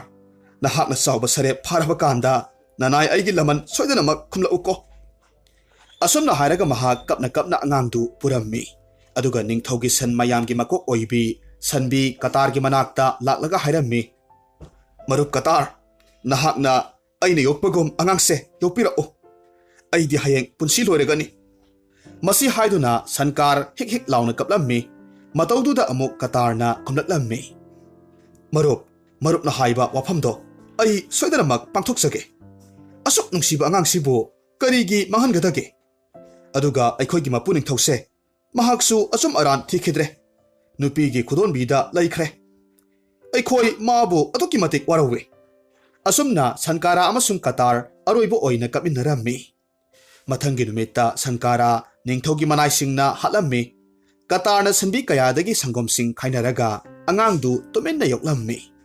Asumna angang du sahi ani chupna kana khanghanda yoraklabada Qatarna angang amakhak lona yoklibadu phatrabi rani yaimana nongmadi khanglammi. Mahaksu rani ahalgi matawgum ningthouda chatlaga hairammi. Maharaj ibungo pumnamakse o mangolgi masak ngakta oire. Rani atonbina nungdum amakhak poki. Sankarana angang chakhibagi paw laikhre. Haujikna adomgi sanbi Qatarna mi saba ai samakna ure. Rani yaimagi mamit o manao tapsin wahaiduda ningthoudu thajarammi. Mathangi numitta Qatarbu mangakaklaga hanaba yathang pirammi. Numit adugi numidangda thamoi soklaba Qatarna ningthougi yai sagol pulugi manakta laklammi. Aduga hairammi. Marup pulu nahakti loksing leiba yai senba sagolni. Nahakna pambay ama tawraga angang sibu amukta kanbiyo. Nahakna yokpana aikhoidagidi khwaidagi hena mapung phani. Nahakti matam supada ningthouga loinabanina mahaki sajat lamchat khanglibani. Aidi nongdambana kuina hingu haina tambiramdre. Wafamsi hainaraga makhoini kaminarammi. Mathangi numita Qatarsu konungda lanmisingna hatkre. Masigi matungda puluna angangdu koipupuraga umangda lona yokpagi wafam khara tanaraklabada ningthouge nakong yoraklammi. Tawbatabu angangdudi masani haibadi khanglamde. Hariba matamdu Rajkumardu pakhang masa pharakle. Puluna mahaki mama amasung mapa saklabani. Puluna haiba wafam khudingmak Rajkumarna injaribani. Nongmagi nungthil amada pulugi mananggalda Rajkumar tonglammi. Aduga umangda koichat chatlammi. Tanjasida singyanba kharana uhubadagi ningthouge nakong yorakhi. Madudi masak matau laimuk phajaba laibakta tha thokpa nupa macha amana ningthougi yai sagol thauraga sanai haibagi wafamduni. Phibamdu khanglabada puluna khudakta khonglai thuna konungda lona laklammi. Aduga ningthou masa amana setpa yaba phizol Rajbes tuminna huralaga pukhi. Lanmi mayamna pulubu phanaba tanarabasu ariamba tarammi. Tasengna puludi asamba sagol natte yai sagolni. Pulu amasung Rajkumar maram thadoklaga atopa lamdam amagi umangda yorakhi. Matam khara umangduda makhoini lainanaba warep laurammi. Puluna sajik hanau sarammi. Rajkumarna umangi aphangba uhai wahi saraga lele. Hariba matamsida Rajkumar wakhalo sing mapung phare haibasi puluna khangbadagi thokhiba thodok pumnamag mahaki phatraba mamabok rani mari upai lejadraba mama kunjamala minai oikhiba sankara amasung Qatarna mahakpo yolakpa amadi mapabung ningthongna hatpikhiba wari wakhong pumnamag puluna liraga tahlammi. Rajkumar wari singdu taruba matamda mamittagi mapi leppa leitana sintharammi. Mahaki matautuda puluna hairammi. Rajkumar adumna kappa haunade. Thauna laina asum aran puthoklaga nongmadi nahak malem pumbasigi mapu oigadabani. Pulugi waduda Rajkumardu tuminna wakhal khalle aduga hairammi. Aigidamak nakhoi mayam thawai phawba kathokli. Nongmadi ai nakhoi pumbagi laman singjage. Rajkumar lamangi wafamdu natte. Nahakti mangphadraba aikhoigi mapuni. Ai wa amakhak haike. Nahak lamdamsida matam khara su nomlaga misam amagum leiro. Aduga umangsida aisu pambay ama yenglaga leirage. Aduga kariguma nahak khudong thiba tarabasu umangsida laklaga aibu karao. Ai soidanamak lakane. Aduga ne yamna cheksingadaba wafam amana nahaki laibakta thokliba thajado madu kanadasu uhanba yade. Masina nahakpu mina singnakhiba yai. Phi amana matam pumnamakta kokset setlaga laigadabani. Haujikti nahaki Rajbesto hongdoklo. Aina piriba asamba phijolse sesillo. Haujik nahakna tawgadabase aigi yethangba inasida leibiyo. Rajkumarna khudakta yai sagol pulugi manadu leirammi. Sagoldu khudaktuda piksinkhiduna gadha amakhak onthokre. Gadhaduna amuk makhatana hairaklammi. Rajkumar nahaki oi thangba nakongdo aingonda osilao. Madu loiraga nahaki Rajkumargi phijol Rajbes amadi thangsangdo kiyam lei pambi achobasita kakhatlaga tosilaga thammo. Asumna haina gadhaduna Rajkumargi nakong oi thangbadu leirammi. Khudakta Rajkumardu kuchu muba mi amakhak onthokre. Makhoini thabaksingdu ꯄꯥꯡꯊꯣꯛꯄ ꯂꯣꯏꯔꯕꯒꯤ ꯃꯇꯨꯡ ꯒꯙꯥ ꯑꯗꯨ ꯎꯃꯪꯗ ꯆꯪꯈ꯭ꯔꯦ꯫ ꯔꯥꯖꯀꯨꯃꯥꯔꯗꯨꯅ ꯑꯅꯧꯕ ꯂꯝꯗꯝꯗꯨꯗ ꯊꯕꯛ ꯊꯤꯕ ꯀꯣꯏꯆꯠ ꯆꯠꯂꯝꯃꯤ꯫ ꯃꯃꯩꯊꯪꯗ ꯏꯅꯥꯛ ꯀꯩꯔꯥꯛ ꯈꯨꯟꯕ ꯂꯂꯣꯟꯕ ꯑꯃꯒꯤ ꯃꯌꯨꯝꯗ ꯁꯟ ꯁꯦꯟꯕꯒꯤ ꯊꯕꯛ ꯑꯃꯈꯛ ꯐꯪꯂꯝꯃꯤ꯫ ꯑꯁꯨꯝꯅ ꯔꯥꯖꯀꯨꯃꯥꯔꯗꯨ ꯃꯇꯝ ꯈꯔꯗꯤ ꯂꯂꯣꯟꯕꯒꯤ ꯌꯨꯝꯗ ꯀꯅꯥ ꯈꯪꯗ ꯂꯩꯔꯦ꯫ ꯅꯣꯡꯃꯒꯤ ꯅꯨꯃꯤꯗꯥꯡ ꯋꯥꯏꯔꯝ ꯑꯃꯗ ꯔꯥꯖꯀꯨꯃꯥꯔꯗꯨꯅ ꯁꯟꯁꯤꯡꯗꯨ ꯂꯣꯏꯁꯤꯟꯕ ꯂꯣꯏꯔꯒ ꯑꯋꯥꯕ ꯄꯣꯊꯥꯕ ꯑꯣꯏꯅ ꯐꯖꯈ꯭ꯔꯕ ꯂꯩꯀꯣꯜ ꯑꯃꯗ ꯆꯪꯗꯨꯅ ꯄꯣꯊꯥꯔꯝꯃꯤ꯫ ꯃꯍꯥꯛ ꯂꯩꯀꯣꯜꯗꯨ ꯀꯅꯥꯒꯤꯅꯣ ꯍꯥꯏꯕꯗꯤ ꯈꯪꯂꯝꯗꯦ꯫ ꯇꯁꯦꯡꯕꯃꯛ ꯂꯩꯀꯣꯜꯗꯨ ꯂꯝꯗꯝꯗꯨꯒꯤ ꯅꯤꯡꯊꯧꯒꯤ ꯍꯩꯀꯣꯜ ꯂꯩꯀꯣꯜ ꯑꯣꯏꯔꯝꯃꯤ꯫ ꯍꯥꯏꯔꯤꯕ ꯂꯝꯗꯝꯗꯨꯒꯤ ꯅꯤꯡꯊꯧꯒꯤ ꯃꯆꯥ ꯅꯤꯡꯉꯣꯜ 8 ꯈꯛ ꯄꯣꯛꯂꯝꯃꯤ꯫ ꯃꯈꯣꯏ ꯄꯨꯝꯕ ꯃꯁꯛ ꯊꯣꯏꯅ ꯅꯤꯡꯊꯤꯕꯤꯅꯤ꯫ ꯍꯥꯏꯔꯤꯕ ꯅꯤꯡꯊꯧꯒꯤ ꯃꯃꯣꯝ 8 ꯃꯅꯨꯡꯗ ꯈ꯭ꯋꯥꯏꯗꯒꯤ ꯑꯇꯣꯟꯕꯤ ꯔꯥꯖꯀꯨꯃꯥꯔꯤ ꯃꯦꯘꯃꯥꯂꯥ ꯃꯌꯥꯝꯗꯒꯤ ꯊꯣꯏꯅ ꯍꯦꯟꯅ ꯆꯦꯡꯂꯧ ꯍꯦꯟꯕꯤ ꯑꯃꯁꯨꯡ ꯋꯥꯈꯜ ꯂꯧꯁꯤꯡ ꯆꯥꯎꯕꯤꯅꯤ꯫ ꯂꯩꯕꯥꯛꯀꯤ ꯑꯔꯨꯕ ꯋꯥꯔꯝ ꯀꯌꯥꯗ ꯃꯄꯥꯕꯨꯡ ꯅꯤꯡꯊꯧꯅ ꯃꯦꯘꯃꯥꯂꯥꯒꯤ ꯋꯥꯐꯝ ꯂꯧꯔꯤꯕꯅꯤ꯫ ꯔꯥꯖꯀꯨꯃꯥꯔꯗꯨꯅ ꯂꯩꯀꯣꯜꯒꯤ ꯐꯖꯕ ꯁꯛꯇꯝ ꯀꯌꯥꯗꯨ ꯎꯔꯨꯕ ꯃꯇꯝꯗ ꯈꯨꯗꯛꯇ ꯅꯨꯡꯁꯤꯕ ꯏꯁꯩ ꯑꯃꯈꯛ ꯁꯛꯂꯝꯃꯤ꯫ ꯇꯟꯖꯥꯁꯤꯗ ꯃꯦꯘꯃꯥꯂꯥꯅ ꯔꯥꯖꯀꯨꯃꯥꯔꯒꯤ ꯈꯣꯟꯖꯦꯜ ꯇꯥꯔꯨꯕ ꯃꯇꯝꯗ ꯂꯩꯀꯣꯜ ꯇꯝꯅ ꯂꯥꯛꯂꯒ ꯍꯥꯏꯔꯝꯃꯤ, "ꯑꯗꯣꯝ ꯀꯅꯥꯅꯣ? ꯃꯐꯝꯁꯤꯒꯤ ꯃꯤꯗꯤ ꯃꯥꯟꯗꯦ꯫ ꯇꯧꯕꯇꯕꯨ ꯅꯍꯥꯛ ꯈꯣꯟꯖꯦꯜꯗꯤ ꯌꯥꯝꯅ ꯐꯖꯩ"꯫ ꯔꯥꯖꯀꯨꯃꯥꯔꯗꯨ ꯏꯁꯩ ꯈꯪꯂꯦꯞ ꯂꯦꯞꯄꯤ꯫ ꯔꯥꯖꯀꯨꯃꯥꯔꯤ ꯃꯦꯘꯃꯥꯂꯥꯗ ꯍꯥꯏꯐꯦꯠ ꯌꯦꯡꯂꯝꯂꯒ ꯀꯔꯤꯃꯠꯇ ꯍꯥꯏꯔꯝꯗ ꯂꯩꯀꯣꯜꯗꯨ ꯊꯥꯗꯣꯛꯂꯒ ꯆꯠꯈ꯭ꯔꯦ꯫ ꯍꯥꯏꯔꯤꯕ ꯑꯍꯤꯡꯗꯨ ꯃꯦꯘꯃꯥꯂꯥ ꯇꯨꯝꯕ ꯌꯥꯔꯝꯗꯦ꯫ ꯃꯔꯝꯗꯤ ꯃꯍꯥꯛꯀꯤ ꯃꯊꯃꯣꯏꯗ ꯈꯣꯟꯖꯦꯜ ꯐꯖꯕ ꯀꯨꯆꯨ ꯃꯨꯕ ꯅꯨꯄꯥꯁꯤ ꯀꯅꯥꯅꯣ ꯍꯥꯏꯔꯤꯕ ꯋꯥꯍꯪꯁꯤꯅ ꯑꯣꯠꯂꯝꯃꯤ꯫ ꯑꯁꯣꯝꯗꯅ ꯀꯝꯗꯧꯔꯤ? ꯔꯥꯖꯀꯨꯃꯥꯔꯗꯨ ꯎꯃꯪ ꯇꯝꯅ ꯆꯠꯂꯒ ꯄꯨꯂꯨꯗ ꯋꯥꯐꯝ ꯄꯨꯝꯅꯃꯛ ꯇꯝꯂꯝꯃꯤ꯫ ꯃꯍꯥꯛꯀꯤ ꯋꯥꯐꯝꯗꯨꯗ ꯄꯨꯂꯨꯅ ꯍꯥꯏꯔꯛꯂꯝꯃꯤ, "ꯔꯥꯖꯀꯨꯃꯥꯔ, ꯍꯟꯗꯛꯃꯨꯛꯁꯨ ꯂꯩꯀꯣꯜꯗ ꯑꯃꯨꯛꯇꯪꯒ ꯀꯣꯏꯊꯣꯛꯂꯨꯁꯣ꯫ ꯅꯨꯄꯤ ꯃꯆꯥꯗꯣ ꯂꯝꯗꯝꯁꯤꯒꯤ ꯅꯤꯡꯊꯧꯒꯤ ꯃꯆꯥ ꯅꯤꯡꯉꯣꯜ ꯑꯇꯣꯟꯕꯤ ꯃꯦꯘꯃꯥꯂꯥꯅꯤ꯫ ꯅꯍꯥꯛꯅ ꯈꯨꯝꯒꯗꯕꯗꯤ ꯑꯇꯣꯞꯄ ꯂꯝꯗꯝꯗꯒꯤ ꯊꯕꯛ ꯊꯤꯕ ꯂꯥꯛꯄꯅꯤ, ꯂꯂꯣꯟꯕꯒꯤ ꯏꯃꯨꯡꯗ ꯊꯕꯛ ꯁꯨꯔꯒ ꯂꯩꯖꯔꯤꯕꯅꯤ, ꯁꯤꯇꯪ ꯈꯨꯝꯃꯨ"꯫ ꯑꯁꯨꯝꯅ ꯃꯊꯪꯒꯤ ꯅꯨꯃꯤꯠꯀꯤ ꯅꯨꯃꯤꯗꯥꯡ ꯋꯥꯏꯔꯝꯒꯤ ꯃꯇꯝꯗ ꯔꯥꯖꯀꯨꯃꯥꯔ ꯂꯩꯀꯣꯜꯗ ꯏꯁꯩ ꯁꯛꯂꯝꯃꯤ꯫ ꯃꯍꯥꯛꯀꯤ ꯈꯣꯟꯖꯦꯜ ꯇꯥꯔꯨꯕ ꯃꯇꯝꯗ ꯃꯦꯘꯃꯥꯂꯥ ꯂꯩꯕ ꯌꯥꯗ꯭ꯔꯦ꯫ ꯂꯩꯀꯣꯜ ꯇꯝꯅ ꯂꯥꯛꯂꯒ ꯍꯪꯂꯛꯂꯝꯃꯤ, "ꯑꯗꯣꯝꯕꯨ ꯀꯅꯥꯅꯣ? ꯃꯐꯝꯁꯤꯗ ꯀꯔꯤ ꯇꯧꯕ ꯂꯥꯛꯄꯅꯣ? ꯃꯇꯝ ꯆꯨꯞꯄ ꯀꯔꯤꯒꯤ ꯂꯥꯏꯕꯛꯇ ꯐꯤ ꯌꯦꯠꯂꯤꯕꯅꯣ"꯫ ꯔꯥꯖꯀꯨꯃꯥꯔꯗꯨ ꯉꯥꯏꯍꯥꯛꯇꯤ ꯇꯨꯃꯤꯟꯅ ꯂꯩ, ꯑꯗꯨꯒ ꯇꯞꯅ ꯑꯃꯨꯛ ꯈꯨꯝꯂꯛꯂꯝꯃꯤ, "ꯔꯥꯖꯀꯨꯃꯥꯔꯤ, ꯑꯩꯁꯦ ꯊꯪꯅꯕ ꯂꯝꯗꯝꯗꯒꯤ ꯃꯐꯝꯁꯤꯗ ꯍꯤꯡꯅꯕꯒꯤꯗꯃꯛ ꯊꯕꯛ ꯁꯨꯕ ꯂꯥꯛꯄꯅꯤ꯫ ꯂꯩꯀꯣꯜꯁꯤꯗꯒꯤ ꯏꯔꯥꯞ ꯂꯥꯞꯇ ꯂꯩꯕ ꯂꯂꯣꯟꯕ ꯑꯃꯒꯤ ꯃꯌꯨꯝꯗ ꯊꯕꯛ ꯁꯨꯖꯔꯤꯕꯅꯤ꯫ ꯑꯩꯅ ꯈꯟꯖꯕꯗ ꯑꯗꯣꯝ ꯑꯆꯝꯕ ꯃꯤꯗꯤ ꯃꯥꯟꯗꯦ꯫ ꯉꯁꯤ ꯐꯥꯎꯕꯗ ꯔꯥꯖꯀꯨꯃꯥꯔꯤ ꯃꯦꯘꯃꯥꯂꯥꯅ ꯀꯅꯥꯒꯨꯝꯕ ꯅꯨꯄꯥ ꯑꯃꯠꯇꯒ ꯋꯥꯔꯤ ꯁꯥꯕ ꯂꯩꯈꯤꯗ꯭ꯔꯤ꯫ ꯁꯦꯡꯅ ꯍꯥꯏꯕꯤꯌꯨ, ꯑꯗꯣꯝ ꯀꯅꯥꯅꯣ"꯫ ꯔꯥꯖꯀꯨꯃꯥꯔ ꯇꯨꯃꯤꯟꯅ ꯋꯥꯐꯝ ꯑꯃꯠꯇ ꯍꯥꯏꯔꯝꯗ ꯔꯥꯖꯀꯨꯃꯥꯔꯤꯗ ꯅꯣꯛꯐꯦꯠ ꯇꯧꯔꯝꯃꯤ, ꯑꯗꯨꯒ ꯂꯩꯀꯣꯜꯗꯨ ꯊꯥꯗꯣꯛꯂꯒ ꯆꯠꯈ꯭ꯔꯦ꯫ ꯃꯇꯧꯁꯤꯗ ꯃꯦꯘꯃꯥꯂꯥ ꯃꯁꯥꯗꯨ ꯑꯣꯝꯆꯥꯛꯅꯔꯦ꯫ "ꯀꯔꯝꯕ ꯅꯨꯄꯥꯅꯣ?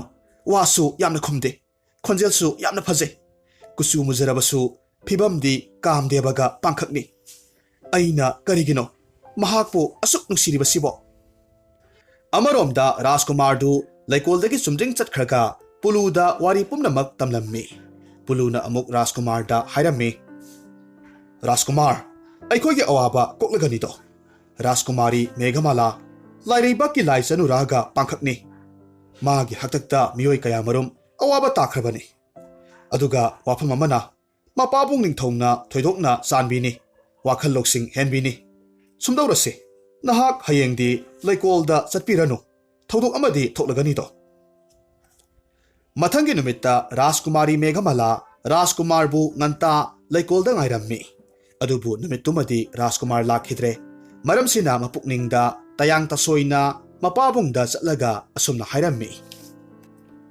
"ꯄꯥꯕꯨꯡ ꯃꯍꯥꯔꯥꯖ, ꯅꯆꯥ ꯌꯨꯝ ꯄꯥꯟꯖꯔꯒꯦ꯫ ꯑꯩꯒꯤ ꯊꯋꯥꯏꯅ ꯈꯣꯏꯗꯥꯖꯕ ꯀꯅꯥꯒꯨꯝꯕ ꯑꯃꯈꯛ ꯂꯩꯖꯔꯦ"꯫ ꯅꯤꯡꯊꯧꯅ ꯅꯣꯛꯂꯒ ꯈꯨꯝꯃꯤ, "ꯑꯣ ꯅꯨꯡꯁꯤꯗ ꯏꯆꯥꯒꯤ ꯋꯥꯁꯦ꯫ ꯆꯥꯎꯔ ꯁꯔꯦꯞ ꯐꯥꯔꯕꯅꯤꯅ ꯅꯌꯨꯝ ꯅꯀꯩ ꯄꯥꯟꯕ ꯃꯇꯝ ꯑꯣꯏꯔꯦ꯫ ꯏꯄꯥꯇꯅ ꯅꯈꯣꯏꯕꯨ ꯑꯉꯥꯡ ꯑꯣꯏꯅ ꯎꯔꯨꯕꯅꯤ꯫ ꯑꯗꯨꯕꯨ ꯏꯆꯥꯇꯣꯝꯕꯤꯗꯤ ꯋꯥꯈꯜ ꯂꯧꯁꯤꯡ ꯍꯦꯟꯕꯤꯅꯤ꯫ ꯍꯌꯦꯡꯃꯛ ꯑꯩꯒꯤ ꯃꯔꯨꯞ ꯃꯄꯥꯡ ꯅꯤꯡꯊꯧ ꯀꯌꯥꯗ ꯄꯥꯎ ꯊꯥꯔꯒ ꯏꯆꯥ ꯅꯤꯡꯉꯣꯜ ꯅꯈꯣꯏ 8ꯀꯤ ꯁꯣꯌꯝꯕꯔ ꯄꯥꯡꯊꯣꯛꯂꯒꯅꯤ"꯫ "ꯄꯥꯕꯨꯡ ꯃꯍꯥꯔꯥꯖ, ꯅꯠꯇꯦ, ꯏꯆꯦ 8ꯀꯤꯗꯤ ꯁꯣꯌꯝꯕꯔꯗꯣ ꯄꯥꯡꯊꯣꯛꯂꯕꯁꯨ ꯑꯩꯒꯤꯗꯤ ꯊꯃꯣꯏꯒꯤ ꯑꯔꯦꯞꯄ ꯋꯥꯐꯝ ꯂꯩꯖꯔꯦ"꯫ "ꯏꯄꯥꯒꯤ ꯑꯇꯣꯟꯕꯤ, ꯅꯍꯥꯛꯀꯤ ꯋꯥꯐꯝꯗ ꯏꯄꯥꯅ ꯌꯥꯗꯕ ꯂꯩꯇꯦꯅꯦ ꯑꯩꯅ ꯈꯪꯉꯤ ꯏꯆꯥꯒꯤ ꯕꯣꯔꯗꯤ ꯁ꯭ꯋꯔꯒ ꯄꯇꯥꯜ ꯑꯅꯤꯃꯛ ꯖꯣꯏ ꯇꯧꯕ ꯉꯝꯕ ꯔꯥꯖꯀꯨꯃꯥꯔ ꯁꯣꯏꯗꯅꯃꯛ ꯑꯣꯏꯔꯝꯅꯤ ꯃꯄꯥ ꯃꯆꯥ ꯑꯁꯨꯝꯅ ꯋꯥꯔꯤ ꯁꯥꯟꯅꯔꯕ ꯃꯇꯨꯡ ꯅꯨꯃꯤꯠꯇꯨ ꯍꯧꯈ꯭ꯔꯦ ꯃꯊꯪꯒꯤ ꯅꯨꯃꯤꯠꯇ ꯀꯣꯅꯨꯡꯒꯤ ꯂꯩꯀꯣꯜꯗ ꯑꯐꯥꯎꯕ ꯔꯥꯖꯀꯨꯃꯥꯔ ꯀꯌꯥꯃꯔꯨꯝ ꯔꯥꯖꯀꯨꯃꯥꯔ ꯇꯔꯦꯠꯀꯤꯗꯃꯛ ꯁꯣꯌꯝꯕꯔ ꯌꯥꯎꯕ ꯂꯥꯛꯅꯈꯤ ꯔꯥꯖꯀꯨꯃꯥꯔꯤ ꯇꯔꯨꯛꯀꯤ ꯄꯥꯝꯖꯕ ꯔꯥꯖꯀꯨꯃꯥꯔ ꯈꯟꯕ ꯂꯣꯏꯔꯕ ꯃꯇꯨꯡ ꯈ꯭ꯋꯥꯏꯗꯒꯤ ꯆꯦꯡꯂꯧ ꯍꯦꯟꯕꯤ ꯔꯥꯖꯀꯨꯃꯥꯔꯤ ꯃꯦꯘꯃꯥꯂꯥꯒꯤ ꯕꯣꯔꯃꯥꯂꯥ ꯀꯅꯥꯗ ꯍꯨꯛꯀꯅꯤ ꯍꯥꯏꯕ ꯋꯥꯐꯝꯁꯤꯅꯤ ꯃꯦꯘꯃꯥꯂꯥ ꯃꯤꯌꯥꯝꯅ ꯂꯥꯡꯅꯔꯤꯉꯩ ꯐꯠ ꯊꯣꯔꯛꯂꯒ ꯀꯨꯆꯨ ꯃꯨꯕ ꯁꯟꯖꯦꯅꯍꯥꯗ ꯕꯣꯔꯃꯥꯂꯥ ꯍꯨꯛꯂꯝꯃꯤ ꯃꯍꯥꯛꯀꯤ ꯃꯇꯧꯗꯨꯗ ꯃꯤꯌꯥꯝꯅ ꯍꯥꯏꯅꯔꯝꯃꯤ ꯊꯧꯅꯥ ꯐꯕ ꯃꯁꯛ ꯐꯖꯕ ꯔꯥꯖꯀꯨꯃꯥꯔ ꯀꯌꯥꯃꯔꯨꯝ ꯃꯃꯥꯡꯗ ꯂꯩꯔꯕ ꯐꯥꯎꯕ ꯁꯟꯖꯦꯅꯍꯥꯗ ꯕꯣꯔꯃꯥꯂꯥ ꯍꯨꯛꯈ꯭ꯔꯦꯅꯦ ꯔꯥꯖꯀꯨꯃꯥꯔꯤ ꯃꯦꯘꯃꯥꯂꯥꯁꯤ ꯋꯥꯈꯜ ꯆꯣꯏꯔꯕ ꯃꯥꯜꯂꯦ ꯃꯇꯧꯁꯤꯗ ꯅꯤꯡꯊꯧꯅ ꯂꯥꯎꯊꯣꯔꯛꯈꯤ ꯃꯖꯥ ꯏꯕꯦꯝꯃ ꯃꯦꯘꯃꯥꯂꯥ ꯁꯣꯏꯕꯗꯒꯤ ꯁꯟꯖꯦꯅꯍꯥꯗ ꯂꯩ ꯄꯔꯦꯡ ꯍꯨꯛꯈꯤꯕꯅꯤ ꯃꯌꯥꯝ ꯂꯥꯡꯕꯤꯒꯅꯨ ꯑꯃꯨꯛ ꯍꯟꯅ ꯁꯣꯌꯝꯕꯔ ꯇꯧꯖꯒꯅꯤ ꯃꯁꯤꯒꯤ ꯃꯇꯨꯡ ꯅꯤꯡꯊꯧꯅ ꯀꯨꯆꯨ ꯃꯨꯕ ꯁꯟꯖꯦꯅꯍꯥꯗꯨ ꯁꯣꯌꯝꯕꯔ ꯖꯒꯥꯗꯒꯤ ꯅꯤꯡꯊꯧ ꯃꯅꯥꯏꯁꯤꯡꯗ ꯇꯥꯟꯊꯣꯛꯍꯜꯂꯝꯃꯤ ꯑꯗꯨꯕꯨ ꯄꯨꯝꯅꯃꯛ ꯑꯔꯦꯝꯕ ꯇꯥꯈ꯭ꯔꯦ ꯃꯦꯘꯃꯥꯂꯥ ꯑꯃꯨꯛ ꯆꯦꯟꯈꯤꯗꯨꯅ ꯀꯨꯆꯨ ꯃꯨꯕ ꯁꯟꯖꯦꯅꯍꯥꯗꯨꯗ ꯕꯣꯔꯃꯥꯂꯥ ꯍꯨꯛꯈ꯭ꯔꯦ ꯃꯇꯝꯁꯤꯗ ꯅꯤꯡꯊꯧꯗꯨ ꯅꯤꯡꯕ ꯀꯥꯏꯅ ꯍꯥꯏꯔꯛꯈꯤ ꯑꯣꯟꯊꯣꯛꯄꯅꯤꯗꯀꯣ ꯆꯥꯇꯣꯝꯕꯤ ꯅꯍꯥꯛꯁꯤ ꯏꯄꯥꯅ ꯋꯥꯈꯜ ꯂꯩ ꯍꯥꯏꯗꯅ ꯆꯥꯎꯊꯣꯛꯆꯔꯝꯕꯗꯣ ꯁꯟꯖꯦꯅꯍꯥꯁꯤꯅ ꯋꯥꯔꯦꯞ ꯑꯣꯏꯔꯕꯅꯤꯅꯦ ꯑꯁꯨꯝꯅ ꯃꯆꯦ ꯇꯔꯨꯛꯇꯤ ꯑꯇꯣꯞꯄ ꯂꯩꯕꯥꯛꯀꯤ ꯔꯥꯖꯀꯨꯃꯥꯔꯁꯤꯡꯒ ꯂꯨꯍꯣꯡꯗꯨꯅ ꯆꯠꯈ꯭ꯔꯦ ꯃꯦꯘꯃꯥꯂꯥꯗꯤ ꯁꯟꯖꯦꯅꯍꯥꯒ ꯄꯨꯟꯅ ꯂꯨꯍꯣꯡꯂꯕ ꯃꯇꯨꯡ ꯀꯣꯅꯨꯡꯗ ꯊꯝꯈꯤ ꯂꯨꯍꯣꯡꯂꯕ ꯃꯇꯨꯡ ꯃꯇꯝ ꯑꯌꯥꯝꯕ ꯃꯆꯦ ꯔꯥꯖꯀꯨꯃꯥꯔꯤ ꯇꯔꯨꯛꯀꯤ ꯅꯨꯄꯥꯁꯤꯡ ꯄꯨꯟꯁꯤꯟꯅꯔꯒ ꯎꯃꯪꯗ ꯄꯨꯟꯅ ꯂꯝ ꯀꯣꯏꯕ ꯆꯠꯂꯝꯃꯤ ꯎꯃꯪꯗ ꯊꯣꯡ ꯊꯥꯛꯂꯒ ꯆꯥꯃꯤꯟꯅꯩ ꯅꯨꯄꯥ ꯃꯁꯦꯜ ꯖ꯭ꯋꯥꯔ ꯁꯥꯟꯅꯩ ꯇꯧꯕꯇꯕꯨ ꯀꯨꯆꯨ ꯃꯨꯕ ꯁꯟꯖꯦꯅꯍꯥꯗꯤ ꯀꯣꯅꯨꯡꯗꯒꯤ ꯍꯦꯟꯗꯣꯛꯇꯦ ꯃꯈꯣꯏꯒꯤ ꯀꯨꯝꯍꯩ ꯌꯥꯎꯔꯝꯗꯦ ꯃꯇꯧꯁꯤꯗ ꯅꯤꯡꯉꯣꯜ ꯃꯋꯥ ꯇꯔꯨꯛꯅ ꯃꯦꯘꯃꯥꯂꯥꯒꯤ ꯅꯨꯄꯥꯁꯤ ꯊꯥꯛ ꯍꯟꯊꯕ ꯁꯟꯖꯦꯅꯍꯥꯒꯤ ꯀꯥꯡꯂꯨꯞ ꯑꯣꯏꯕꯅꯤꯅ ꯌꯥꯎꯕ ꯍꯩꯄꯣꯟꯇꯦ ꯍꯥꯏꯔꯝꯃꯤ ꯋꯥꯐꯝꯗꯨꯗ ꯃꯦꯘꯃꯥꯂꯥꯅ ꯃꯄꯨꯔꯣꯏꯕꯗ ꯍꯥꯏꯖꯔꯝꯃꯤ ꯐꯅꯃꯛ ꯍꯩꯅꯗ꯭ꯔꯕꯁꯨ ꯏꯇꯩꯈꯣꯏꯒ ꯁꯥꯟꯅꯕ ꯀꯣꯏꯕ ꯆꯠꯄꯗꯣ ꯈꯔ ꯈꯔꯁꯨ ꯌꯥꯎꯕꯤꯌꯨ ꯑꯗꯣꯝ ꯅꯨꯄꯥꯅꯦ ꯏꯃꯨꯡꯗ ꯁꯨꯝ ꯂꯩꯁꯤꯟꯕꯁꯦ ꯑꯩꯒꯤ ꯐꯖꯐꯝ ꯂꯩꯇꯦ ꯀꯨꯆꯨ ꯃꯨꯕ ꯁꯟꯖꯦꯅꯍꯥꯗꯨ ꯀꯔꯤꯃꯇ ꯈꯨꯝꯗ ꯎꯃꯪ ꯇꯝꯅ ꯆꯠꯈꯤꯔꯝꯃꯤ ꯑꯗꯨꯒ ꯋꯥꯔꯝ ꯄꯨꯝꯕ ꯒꯙꯥ ꯑꯣꯟꯈ꯭ꯔꯕ ꯌꯥꯏ ꯁꯒꯣꯜꯗꯨꯗ ꯂꯤꯔꯝꯃꯤ ꯃꯇꯝꯗꯨꯗ ꯒꯙꯥꯗꯨꯅ ꯑꯃꯨꯛ ꯍꯥꯏꯔꯛꯂꯝꯃꯤ ꯔꯥꯖꯀꯨꯃꯥꯔ ꯋꯥꯒꯅꯨ ꯑꯩꯈꯣꯏꯒꯤ ꯃꯇꯝꯗꯣ ꯂꯥꯛꯂꯕꯅꯤ ꯑꯩꯈꯣꯏꯅꯤꯃꯛ ꯁꯥꯐꯣꯡꯂꯁꯤ ꯑꯩꯒꯤ ꯌꯦꯠ ꯊꯪꯕ ꯅꯥꯀꯣꯡꯁꯦ ꯂꯩꯌꯨ ꯑꯗꯨꯒ ꯅꯍꯥꯛꯀꯤ ꯑꯣꯏ ꯊꯪꯕ ꯅꯥꯀꯣꯡꯗꯣ ꯑꯩꯉꯣꯟꯗ ꯅꯛꯁꯤꯜꯂꯛꯎ ꯑꯁꯨꯝꯅ ꯊꯕꯛ ꯄꯨꯝꯅꯃꯛ ꯄꯥꯡꯊꯣꯛꯂꯕꯗ ꯒꯙꯥꯗꯨ ꯐꯖꯔꯕ ꯁꯒꯣꯜ ꯍꯥꯟꯅꯒꯤꯗꯨ ꯑꯃꯨꯛ ꯑꯣꯟꯊꯣꯔꯛꯂꯦ ꯑꯗꯨꯒ ꯀꯨꯆꯨ ꯃꯨꯕ ꯁꯟꯖꯦꯅꯍꯥꯗꯨ ꯃꯁꯛ ꯃꯇꯧ ꯐꯖꯔꯕ ꯂꯥꯏꯕꯛꯇ ꯊꯥꯖꯅ ꯂꯩꯇꯦꯡꯕ ꯔꯥꯖꯀꯨꯃꯥꯔ ꯑꯣꯟꯊꯣꯔꯛꯂꯝꯃꯤ ꯁꯒꯣꯜ ꯄꯨꯂꯨꯅ ꯔꯥꯖꯀꯨꯃꯥꯔꯒꯤ ꯔꯥꯖꯕꯦꯁ ꯑꯃꯨꯛ ꯍꯟꯅ ꯄꯤꯕꯤꯔꯦ ꯑꯗꯨꯒ ꯃꯍꯥꯛꯀꯤ ꯃꯅꯪꯒꯜꯗ ꯇꯣꯡꯈꯠꯂꯛꯅꯕ ꯍꯥꯏꯔꯝꯃꯤ ꯔꯥꯖꯀꯨꯃꯥꯔꯅ ꯌꯥꯏ ꯁꯒꯣꯜꯗꯨꯒ ꯂꯣꯏꯅꯅ ꯎꯃꯪꯗ ꯁꯖꯤ ꯀꯌꯥꯃꯔꯨꯝ ꯃꯍꯥꯛꯀꯤ ꯇꯦꯟ ꯀꯥꯞꯂꯒ ꯐꯥꯔꯒ ꯎꯃꯪꯗ ꯑꯍꯥꯎꯕ ꯃꯊꯦꯜ ꯊꯣꯡꯂꯝꯃꯤ ꯅꯨꯃꯤꯠ ꯇꯥꯁꯤꯜꯂꯛꯂꯕ ꯃꯇꯝꯗ ꯔꯥꯖꯀꯨꯃꯥꯔꯗꯨ ꯃꯇꯣꯝꯇ ꯆꯥꯅꯕ ꯊꯧꯔꯥꯡ ꯇꯧꯔꯤꯉꯩ ꯃꯇꯝꯗ ꯅꯤꯡꯉꯣꯜ ꯃꯋꯥ ꯇꯔꯨꯛꯇꯨ ꯊꯦꯡꯅꯔꯝꯃꯤ ꯃꯇꯝꯗꯨꯗ ꯃꯈꯣꯏꯅ ꯍꯥꯏꯔꯛꯈꯤ ꯀꯔꯤꯒꯨꯝꯕ ꯑꯃꯠꯇ ꯍꯥꯏꯖꯒꯦꯕ ꯑꯗꯣꯝ ꯀꯔꯝꯕ ꯂꯩꯕꯥꯛꯀꯤ ꯔꯥꯖꯀꯨꯃꯥꯔꯅꯣ ꯑꯩꯈꯣꯏꯒ ꯃꯔꯨꯞ ꯁꯥꯟꯅꯁꯤ ꯉꯁꯤ ꯑꯩꯈꯣꯏ ꯇꯔꯨꯛꯃꯛ ꯖ꯭ꯋꯥꯔ ꯁꯥꯟꯅꯕꯗ ꯃꯇꯝꯁꯦ ꯈꯪꯍꯧꯗ꯭ꯔꯦ ꯁꯥ ꯇꯥꯟꯕꯁꯨ ꯅꯪꯍꯧꯗ꯭ꯔꯦ ꯆꯥꯛ ꯂꯥꯝꯕꯅꯁꯨ ꯀꯣꯅꯨꯡ ꯌꯧꯕ ꯉꯝꯒꯗꯕ ꯃꯥꯟꯗ꯭ꯔꯦ ꯌꯥꯔꯒꯗꯤ ꯑꯩꯈꯣꯏꯗ ꯈꯔ ꯈꯖꯤꯛꯇꯪ ꯃꯇꯦꯡ ꯄꯥꯡꯕꯤꯌꯨꯕ ꯔꯥꯖꯀꯨꯃꯥꯔ ꯃꯁꯦꯜꯅꯤ ꯇꯁꯦꯡꯕꯗꯤ ꯃꯈꯣꯏ ꯇꯔꯨꯛꯅ ꯃꯅꯥꯎꯅꯨꯄꯥ ꯁꯟꯖꯦꯅꯍꯥ ꯔꯥꯖꯀꯨꯃꯥꯔꯗꯨ ꯃꯁꯛ ꯈꯪꯂꯝꯗꯦ ꯁꯟꯖꯦꯅꯍꯥ ꯔꯥꯖꯀꯨꯃꯥꯔꯅ ꯀꯔꯦꯝꯅꯔꯒ ꯑꯃꯨꯛ ꯈꯨꯝꯂꯛꯂꯝꯃꯤ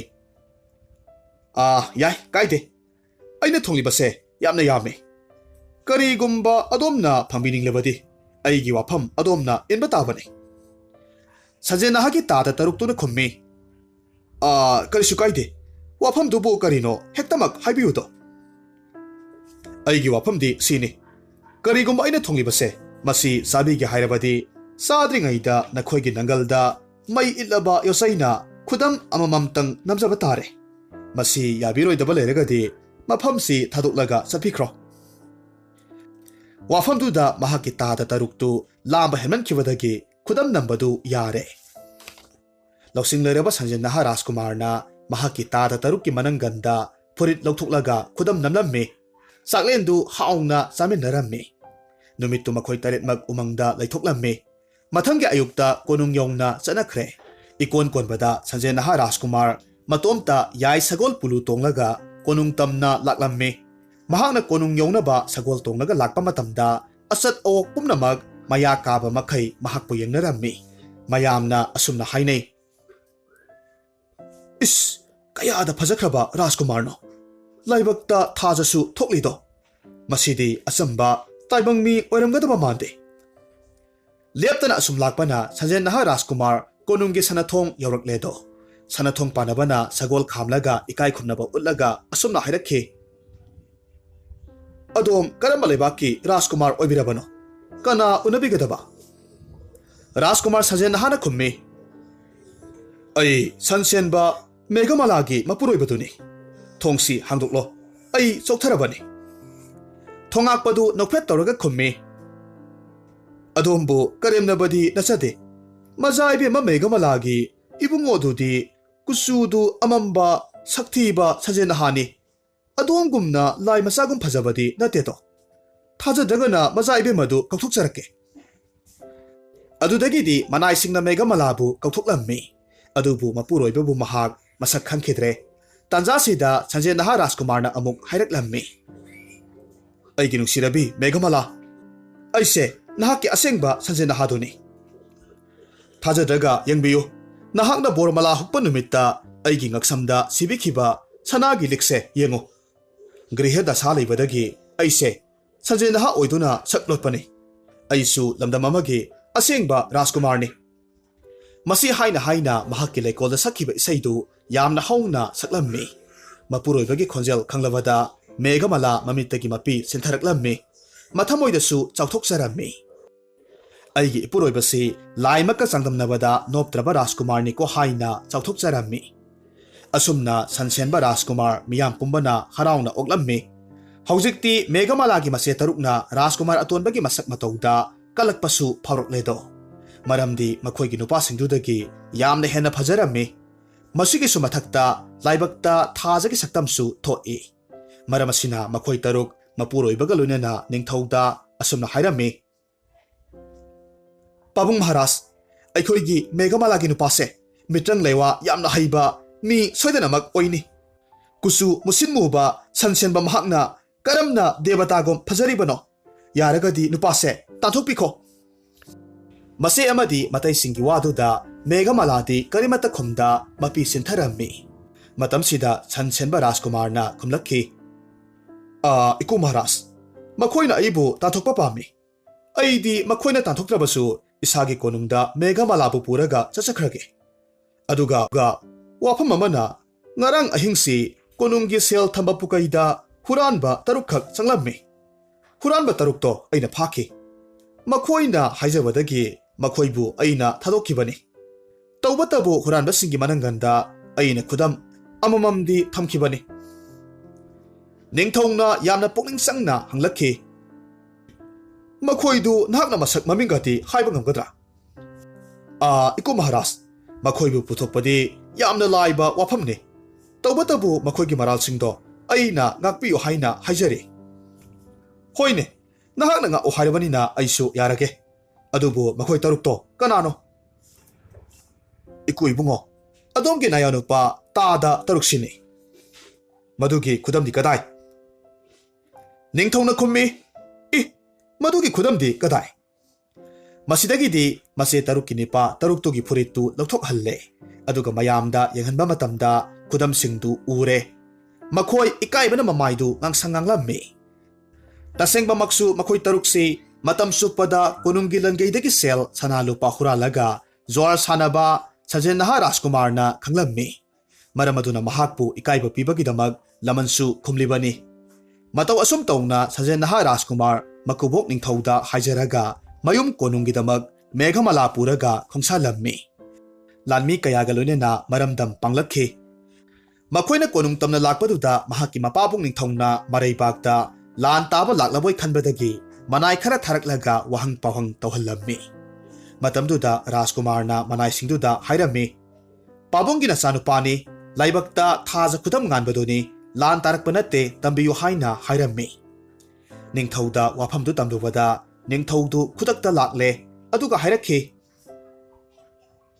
naha oiriba Rajkumar adombu kanano Maharaj ai adomgi asengba nasanupani oh hoi nahak aigi isagumbani tawbatabu aidi punsida icha amata pokhide Phare Maharaj adu oirabadi nahaki rani kayano isa ibungo aigi rani di maridi matamduda Rajkumar sauna hairakhi kari haiba marini haiba adu oirabadi aibu pokpi ima kunjamaladi lamsat naidabira nahakna imabu masing thadibadi karigino tasengbadi ningthoudu kunjamalabu kauthoklurabani khudakta khumlakhi sumi isa ibungo na haibado ai soikhre aigi rani mangane khwaidagi aina nungsijakhibi kunjamala aina miraikhre maramdi mahak nungdum amabu macha oina pokhi hanakti Rajkumar tumina leiba ngamlaktre aduna hairakhi Pabung Maharaj nahak ningthou oidunasu chirol wahaida thajai masidi ikai ningai ni asi hairaduna mahakna pokhibagi wari pomnamak lirammi mapabung ningthouda wari pomnamak tahalammi wari pomnamak khanglabada ningthoudu lanjadrabi kunjamalabu kauraga tengthajarammi khudakta rani atonbibu minai rosingdagi laurunaba yathang taurammi adubu Rajkumar na amuk makha tarakhi Pabung Maharaj madu khaktana ai pendre pumnamak sigi hawrakpham oiriba aigi phatrabi imabuk marimak adom na hana losindigadabani madu ngamdrabadi laibak thirabi imabu puraga ai mafam sidagi chatlagani masanupa Rajkumar gi wareptu ningthouna khangle maramaduna mahak konungda hallaga mabuk phatrabi rani marimakta asengba warol pumnamak loinamak hanglammi pumnamak sumlabada rani marimak sibagi serak pirammi masigi matungda ningthouna masanupa amadi mamau nupibu anauba ningthou amadi leimarelbi hapire Rajkumar duna ningthou oiraklabada mahaki yai sagol purubudi matam chuppa khak mirairamde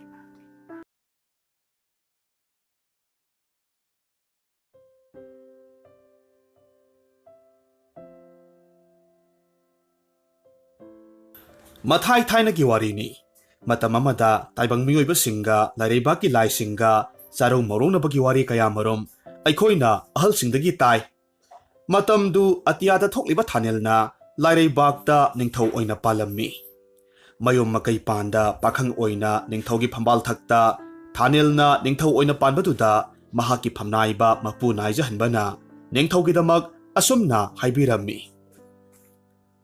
iningthou nanaina pu naija hanbana ngakta phiyet khurumjabaga loinana wafam simatang hangachakedo tabiyudo mapure thanelna khummi idairal sidaba ipu naija hanba ngasi korong numisi nasuda karamba yawa takpiningba nasu ningthouda singoi biudo naija hanbana harai iningthou isuna sana leibak lairibakta mapurel oina panbase nanai napuna khanjabada leibakse chahongba ngahongba leibak marata pahaibado oi adubune asumna hairaga naija hanba makha taramde matamduda thanelna hanglakhi ipu aduda kari tawraba makha tabiyudo karamba nungaitaba yawa lairabage singadana singoi biyudo naija hanbana amuk makha tarakhi ngaha nongma kege sabal lanthorakpada isuna dolai phaina tonglingai matamda leibak miyamna sona huido awat apa leitraba aikhoigi la ningthou thanelse taloi lemerembi thamda ningthou phambalbu langba sari masibo aikhoine thingaudrabadi tunggi mirolna tamnarakpa thoklabadi laigi lamdam lairibakse phajafam lairoi iningthou asumna miyamna haina huido naija hanbagi wafamduda ningthou thaneldu nokthorakle aduga amuk asumna hairei ipugi awase tabada nungaida dasugi damak khanjaduna maning mamang kaklaga sinda laibu tonglaga pukning pena singoi phiri aduga wasemlon wari tawraga nasubu ikaiba piraredo wafamse hek haiba loibagadi naija hanba mapu ningthouga hauna nokminnei mapu manai asumna phagi thonabasi atopa konungi mi ayambana wahanthok khangda adumak nokpasu mayawi तसेंगनमक मपु नाइजहनबना निंगथौबु लेमरेंबी थिहनिंगबगी सेमजिनबा वारीनी नोंमगी नुंथिल अमदा थानिलना मालेम थक्ता खोंदारकलम्मी इसिंगना निक लाउना चेंथरिबा निंगतम तुरेलगी तोरबानदा महाकी यांगोई सगोलबु लाइजा इसिंग पिथकलिंगै निंगथिरबी नुजा कयाना नोकपगी खोंजेल तारक्खी महाकना कोइरै लेरगा यंगथुकलुबा मतमदा पोइरै अतांबदा लेसाबी कयामरुम पुनपुरगा निंगतम तुरेल तमना खोंसालकपा उरम्मी खुदक्ता थानिल मोंसोंग अमदा लेसिलगा लोटली नुपी मयामदु वा नोकलगा लाइजा इसिंग कलेंगी मतमदा अमना हाइरई खोइनौ इता चानबिसा ngasi korong numise pukningda karigumba ama phawi aikhoi kharanganna konung noksiko mataroi amana khummi ho mazai bima nungsibi nata thangolei ma leijariye natu nama sokhalloye adoi serok ngarangi isaido madu onadum sakpiro o aidi mazai bima gi isaido kayadi nungsikhre mataroi gi waduda mazai bima laijarembi khumlaklammi ho ita isai sakpige ado aidi umang lakpado yamna hainade mahakna ngammi haibagi matagum aibu pabung ningthouda mahaka nungsibada sari wasak nakhre haijili banine aidi magi senglok saktamdo hangoibana amuk toiba mataroi amana amuk khummi is mahakti mathong yam chadena phai handak adum torubadi aikhoi mabu lemna tharusi makhoi mayamdu asumna wa noklaga laija ising soklabagi matung konung tamna amuk chatke tawrammi makhoina khongdorakpa matamda thanil phat launa thoraklammi aduga leisabi singduda hairaklammi sakhelebi leisabi sa laija ikhau langbana charamse kangle ising khujok amata thakcha hogeba mataroi singna khummi ho laija ising di nanakta chelibadudi hekta khujokna thakpiyo asumna makhoi maseldu wa noklingai laijarembina mamit satlei thorakpa matamda thanilga michanai makhoi ani ahanba ubamaktada kuina khangnaraklabagi matawgum mamit kopnaramde makhoi ani gi matawda mataroi singna laijarembi bu thengkhragani haiduna singlaga pukhi thanilna matomta leplaga makhoina chatkiba matawdu yenglaga lehowi asumna numit khudingi thanil amadi laijarembi thengnabadagidi tasengna nungsinarakkhi ahal laman sing haina singna tawraga laijarembi amadi thanil ayat apan yawda luhongle laijarembi na haijabagi matung inna makhoina luhonglaba matungda lairembi ta leijaroi haibadagi ningtam turelgi torbanda sana lopa amadi atangba mani muktana thallaba konung anauba amamuk sare aduga makhoi maduda mayum lengba hauki laijarembi ningthou thanilda mayum pankhrabada laijarembi bu mitajaba umang lakpa ningthou thamoida khutum singna khangja howi korong nomata oirabasu laijarembi bu taloi singda chalhangi haina khalammi asengba tanja ngairaga leikhre asumna matamgi khonglei tunginna thabum khara haukrabagi matung thanil amasung laijarembi gi mamom ningthijabi amakhak phangjarammi hairiba makhoigi mamomsi asukki matik ningthijei kusuna singella singumna ngorok ngawi samlangna musin muna phajabagi magun hapi mamit misna anisu tamphagumna ningthijarammi nupi masasigi maming thanil ningthongna yening thahaina nungsina thonbirami maramdi nupi masasina taibang panda hek khongdarakpa matamda umangda saktaramba saji sangai usek waya pumnamak harau mathoi kana khongjai mayol kangluraba upawlopal kayasu nauna amuk mayol chonglaklammi tasengna yening thahariba nupi masasi mahusagum tayingbi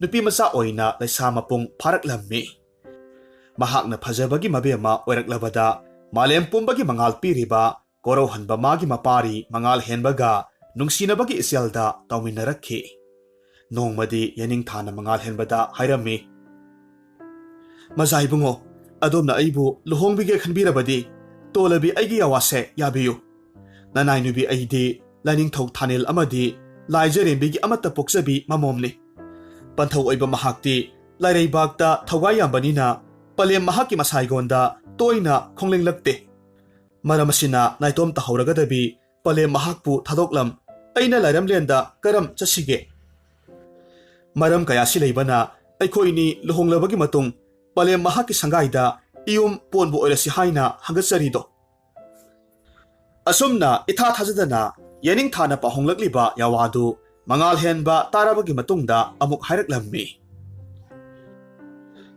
malemgi asatchatta pumnamaktagi phajaba helibi aigi thawai oibi nahakna haribado aisu yaningi tawbatabu luribadi aisu ibemagum naitom poksaba maparini aina palem pathobo karamna hundoklam yaung inba yumbal oini nate babuba wakhaldo khara khajik khandabikho nanaigi awabase amukta ubiyu mangal henba karimata khumkhidre makhoi animok wafamdu tashinaba ngamdre maramasina yening thagi mama lairembina makhoi anigi awaba khangbadagi asumna amuk hairakhi imagi imom koro henbagi mapari aina nakhoinigi awaba koknanaba poram amakhak hairage taro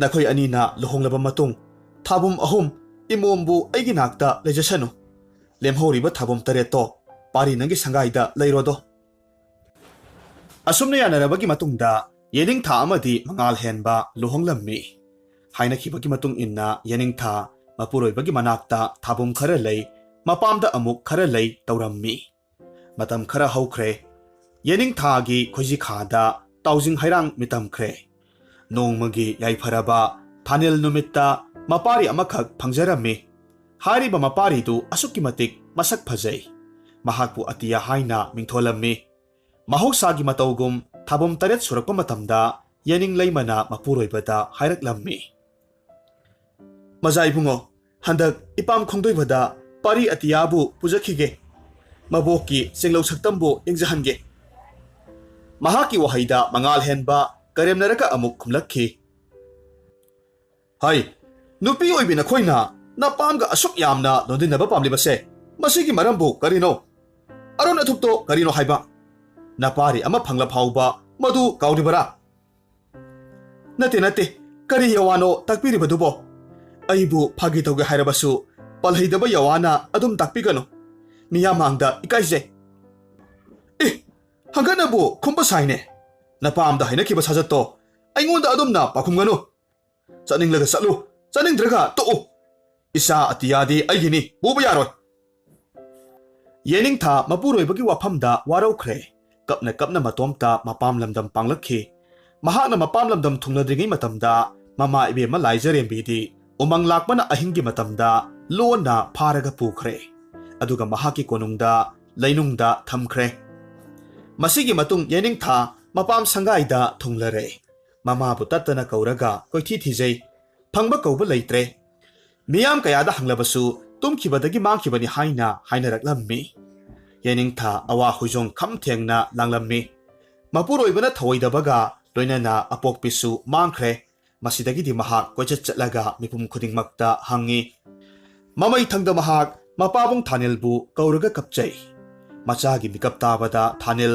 malem leimaida kumlakle adubu lairembina khanghodana mangkhibasigi maramdi kananasu khangba ngamdre aroibada mapabungi marup nungsit ningthouda chatlaga mamabu thibiyu haina haijarammi nungsit ningthongna yening thabu uba matamda hairaklammi samanbi waganu nama ibemagi lefamdo ai khangle namado hojik umang lakpagi masaigonda lairon chalaga thamlene masibu lothoknabagi pambaidi umang lakpabu khudum chandrabadi yararoido nungsit ningthogi wadu tabada yening leima saukibana masadu thak niklammi khudakta umang lakpa ningthogi masaigonda chatlammi aduga mahaki mitrangi safuna khudakta mahousagi khongchatki maraktagi yening tha haiba thabomdu lothoklammi masidagidi umang wamang pomba asibagi matawgum loinama kangsinba haurakhi umangna kanglabada sa uchek waya kaya marom sabana leiba ngamlamde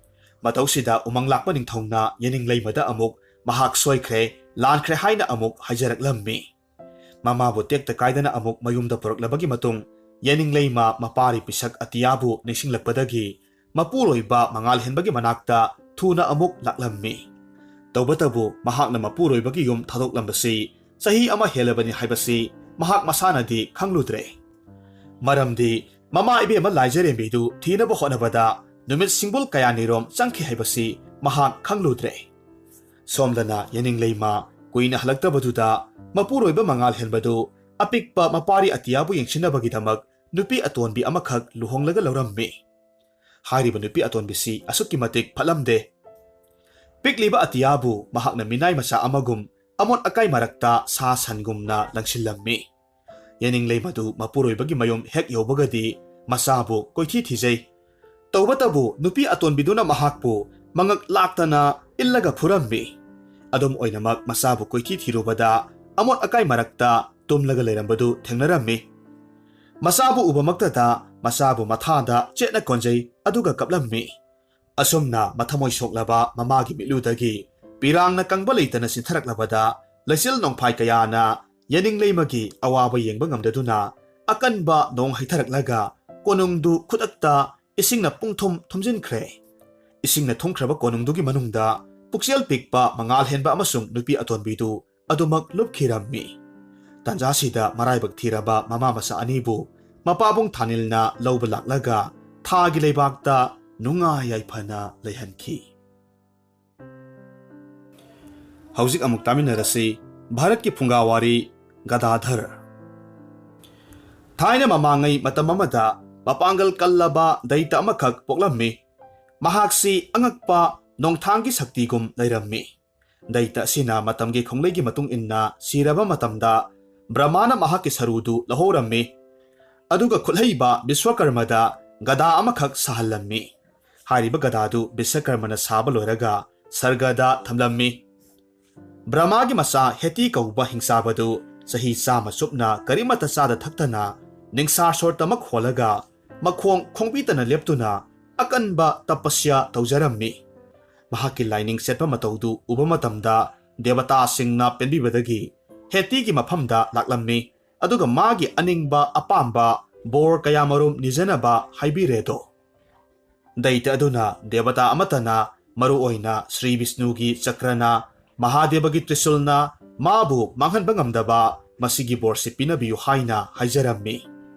Daita sigi wahisi taba matamda devata singna nangna ningliba adumak thungjaro hairaga wahisimak hairamlaga magi leifam tana hannakre. Hauzik layamgi bor phanglabada heti hingchaba lakna phana ngamdraba mi lai pumnamaki yeknaba ama haibado oirakle. Yamna thunamak heti hingchabana Indradevabu joy taurammi aduga sorgagi Indragi khubambu munkirammi. Matamduda Indradeva amadi lai mayamga loinena Sri Narayan Bhagavan gi manakta laklammi aduga layamgi awaba pumnamak hangatcharammi. Maduda Indraga loinena layamgi maphamda Sri Narayan Bhagavanna takpirammi. Phare devata pumnamak ai mahakalal loinamak soknarage. Matamduda nakhoi mayamna khulai amatangdi pibiyo. Maramdi aigi chakrana mahakpu hatpadi yaroidori. Mahakna mamangaida aigi chakradagi sidanaba borni khrabani. Sri Narayan gi wafamdu hek tabamaktada layam pumnamakna mamangai Brahmana Biswakarmada sahankhiba gada sorgada thamkhibadu thindana laururammi. Aduga Sri Narayan gi makutta sinarammi. Matik magun leiraba gadadu laukhiba numit adudagi hauraduna Sri Narayan Bhagavanbu Gadadhar kaukhi. Masigi matungda Bhagavana heti kauba hingchabadu hatlammi. Aduga Gaya dhamda gadadu chamthokhi. Masidagidi mahaki mamingsi gada lol tirtha haina phauki. Sri Bhagavan Narayanna gadadu makutta pairaga nungpak amagi mathakta lepnaga leikhi. Numit adudagi hauraduna Bhagavangi maming Adi Gadadhar haina kaunarammi. Sri Bhagavanna makutta gada pairaga hairiba nungdugi mathakta leptuna leikhibadu uba matamda Brahmana mahakpu makhal makha kayada mahaki matik magun kayamarum singtharaga khurumjakhi. Brahmagi ningjaribadu taraga Bhagavanna Brahmagi maphamda bor amakhak nijanabagi yathang pirammi. Matamduda Brahmana Bhagavangi maphamda haijarammi. Hey Bhagavan, Thaujan biduna adobna matam pumnamakta nungsigi mathakta lengda adumak leibiyu. Wafam sitaraga Sri Bhagavanna takpirammi. Phare he Brahma, nangna pamliba mahaidumak phangjaro. Mathangda amuksu takpirammi.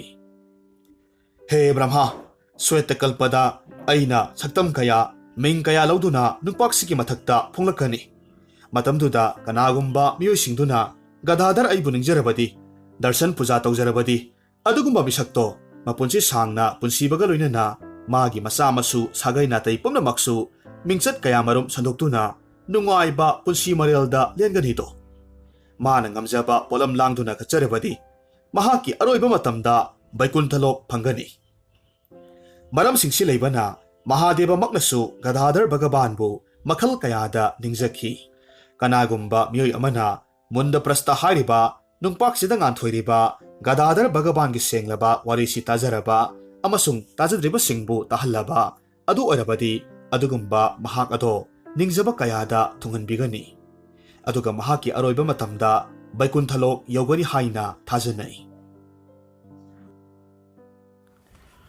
ꯐꯨꯡꯒꯥꯋꯥꯔꯤꯁꯤ ꯕ꯭ꯔꯥꯖꯤꯜꯒꯤ ꯐꯣꯛꯇꯦꯜꯗꯒꯤ ꯏꯃꯥꯂꯣꯟꯗ ꯍꯟꯗꯣꯛꯆꯕꯅꯤ ꯐꯨꯡꯒꯥꯋꯥꯔꯤ ꯍꯥꯏꯕꯁꯤꯃꯛꯇꯕꯨ ꯂꯝ ꯂꯝꯒꯤ ꯊꯥꯖꯅꯕ ꯃꯍꯩꯔꯣꯜꯗꯒꯤ ꯂꯤꯅꯔꯛꯄꯅꯤ ꯋꯥꯔꯤ ꯑꯃꯒ ꯑꯃꯒ ꯍꯥꯏꯔꯞ ꯃꯥꯟꯅꯕꯁꯨ ꯊꯦꯡꯅꯖꯩ ꯍꯧꯖꯤꯛ ꯇꯥꯃꯤꯟꯅꯔꯁꯤ ꯂꯥꯏꯕꯛ ꯆꯥꯎꯕꯤ ꯑꯦꯟꯖꯦꯂꯤꯇꯥ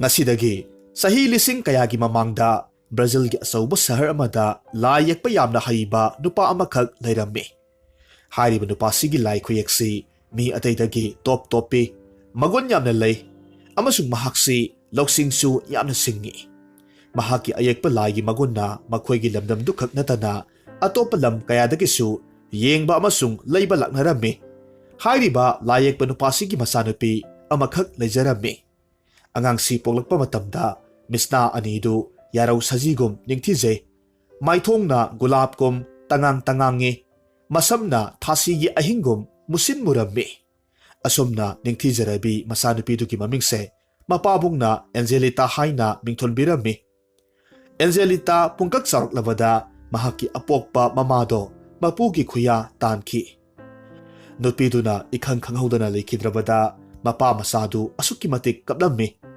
ꯃꯇꯝꯅ ꯑꯁꯨꯝ ꯍꯧꯈꯤꯕꯅ ꯑꯦꯟꯖꯦꯂꯤꯇꯥ ꯂꯩꯁꯥꯕꯤ ꯄꯨꯡꯀꯛ ꯐꯥꯔꯛꯂꯦꯗꯣ ꯃꯍꯥꯛꯅ ꯂꯩꯁꯥꯕꯤ ꯄꯨꯡꯀꯛ ꯐꯥꯔꯛꯂꯕꯗ ꯂꯥꯏ ꯌꯦꯛꯄ ꯃꯄꯥꯗꯨ ꯊꯪꯅꯕ ꯈꯨꯡꯒꯪꯗꯒꯤ ꯃꯁꯛ ꯃꯇꯧ ꯌꯥꯝꯅ ꯅꯤꯡꯊꯤꯖꯔꯕꯤ ꯑꯅꯤꯁꯨꯕꯤ ꯅꯨꯄꯤ ꯑꯃꯈꯛ ꯄꯨꯔꯛꯂꯝꯃꯤ ꯍꯥꯏꯔꯤꯕ ꯑꯅꯤꯁꯨꯕꯤ ꯅꯨꯄꯤꯁꯤ ꯃꯁꯛ ꯐꯖꯔꯦꯒꯤ ꯃꯇꯤꯛ ꯅꯥꯄꯜ ꯇꯧꯕꯤ ꯂꯥꯏꯋꯥ ꯃꯟꯇ꯭ꯔ ꯍꯩꯕꯤ ꯅꯨꯄꯤ ꯑꯃꯈꯛ ꯑꯣꯏꯔꯝꯃꯤ ꯃꯤꯄꯨꯝ ꯈꯨꯗꯤꯡꯃꯛꯅ ꯃꯍꯥꯛꯀꯤ ꯐꯖꯕꯗ ꯁꯣꯟꯅꯔꯝꯃꯤ ꯑꯗꯨꯕꯨ ꯌꯥꯝꯅ ꯂꯨꯔꯤꯕꯗꯤ ꯑꯦꯟꯖꯦꯂꯤꯇꯥꯅ ꯂꯩꯁꯥꯕꯤ ꯃꯄꯨꯡ ꯃꯔꯩ ꯐꯥꯔꯛꯂꯕ ꯃꯇꯝꯗꯗꯤ ꯅꯨꯄꯤ ꯑꯇꯣꯟꯕꯤꯗꯣ ꯐꯖꯩ ꯍꯥꯏꯅꯕꯒꯤ ꯃꯍꯨꯠꯇ ꯑꯦꯟꯖꯦꯂꯤꯇꯥꯒꯤ ꯐꯖꯕꯅ ꯃꯥꯂꯦꯝ ꯁꯤꯟꯕ ꯊꯨꯡꯅ ꯁꯟꯗꯣꯛꯈ꯭ꯔꯦ ꯑꯣꯏꯔꯛꯂꯤꯕ ꯃꯇꯧꯁꯤꯗ ꯅꯨꯄꯤ ꯑꯇꯣꯟꯕꯤꯗꯣ ꯃꯄꯨꯛꯅꯤꯡꯗ ꯑꯣꯝꯆꯥꯛ ꯆꯥꯛꯄ ꯍꯥꯏꯕꯗꯣ ꯍꯧꯔꯛꯂꯦ ꯅꯣꯡꯃꯗꯤ ꯃꯍꯥꯛꯅ ꯃꯄꯨꯔꯣꯏꯕꯗ ꯍꯪꯂꯝꯃꯤ ꯇꯥꯕꯤꯔꯤꯕ꯭ꯔꯣ ꯑꯩ ꯋꯥꯍꯪ ꯑꯃ ꯍꯪꯒꯦ ꯑꯩꯒ ꯅꯍꯥꯛꯀꯤ ꯑꯦꯟꯖꯦꯂꯤꯇꯥꯁꯤꯒ ꯁꯛ ꯀꯅꯥꯅ ꯍꯦꯟꯅ ꯐꯖꯕꯒꯦ ꯍꯥꯏꯕꯤꯌꯨ ꯅꯨꯄꯤꯗꯨꯒꯤ ꯄꯨꯛꯅꯤꯡꯗ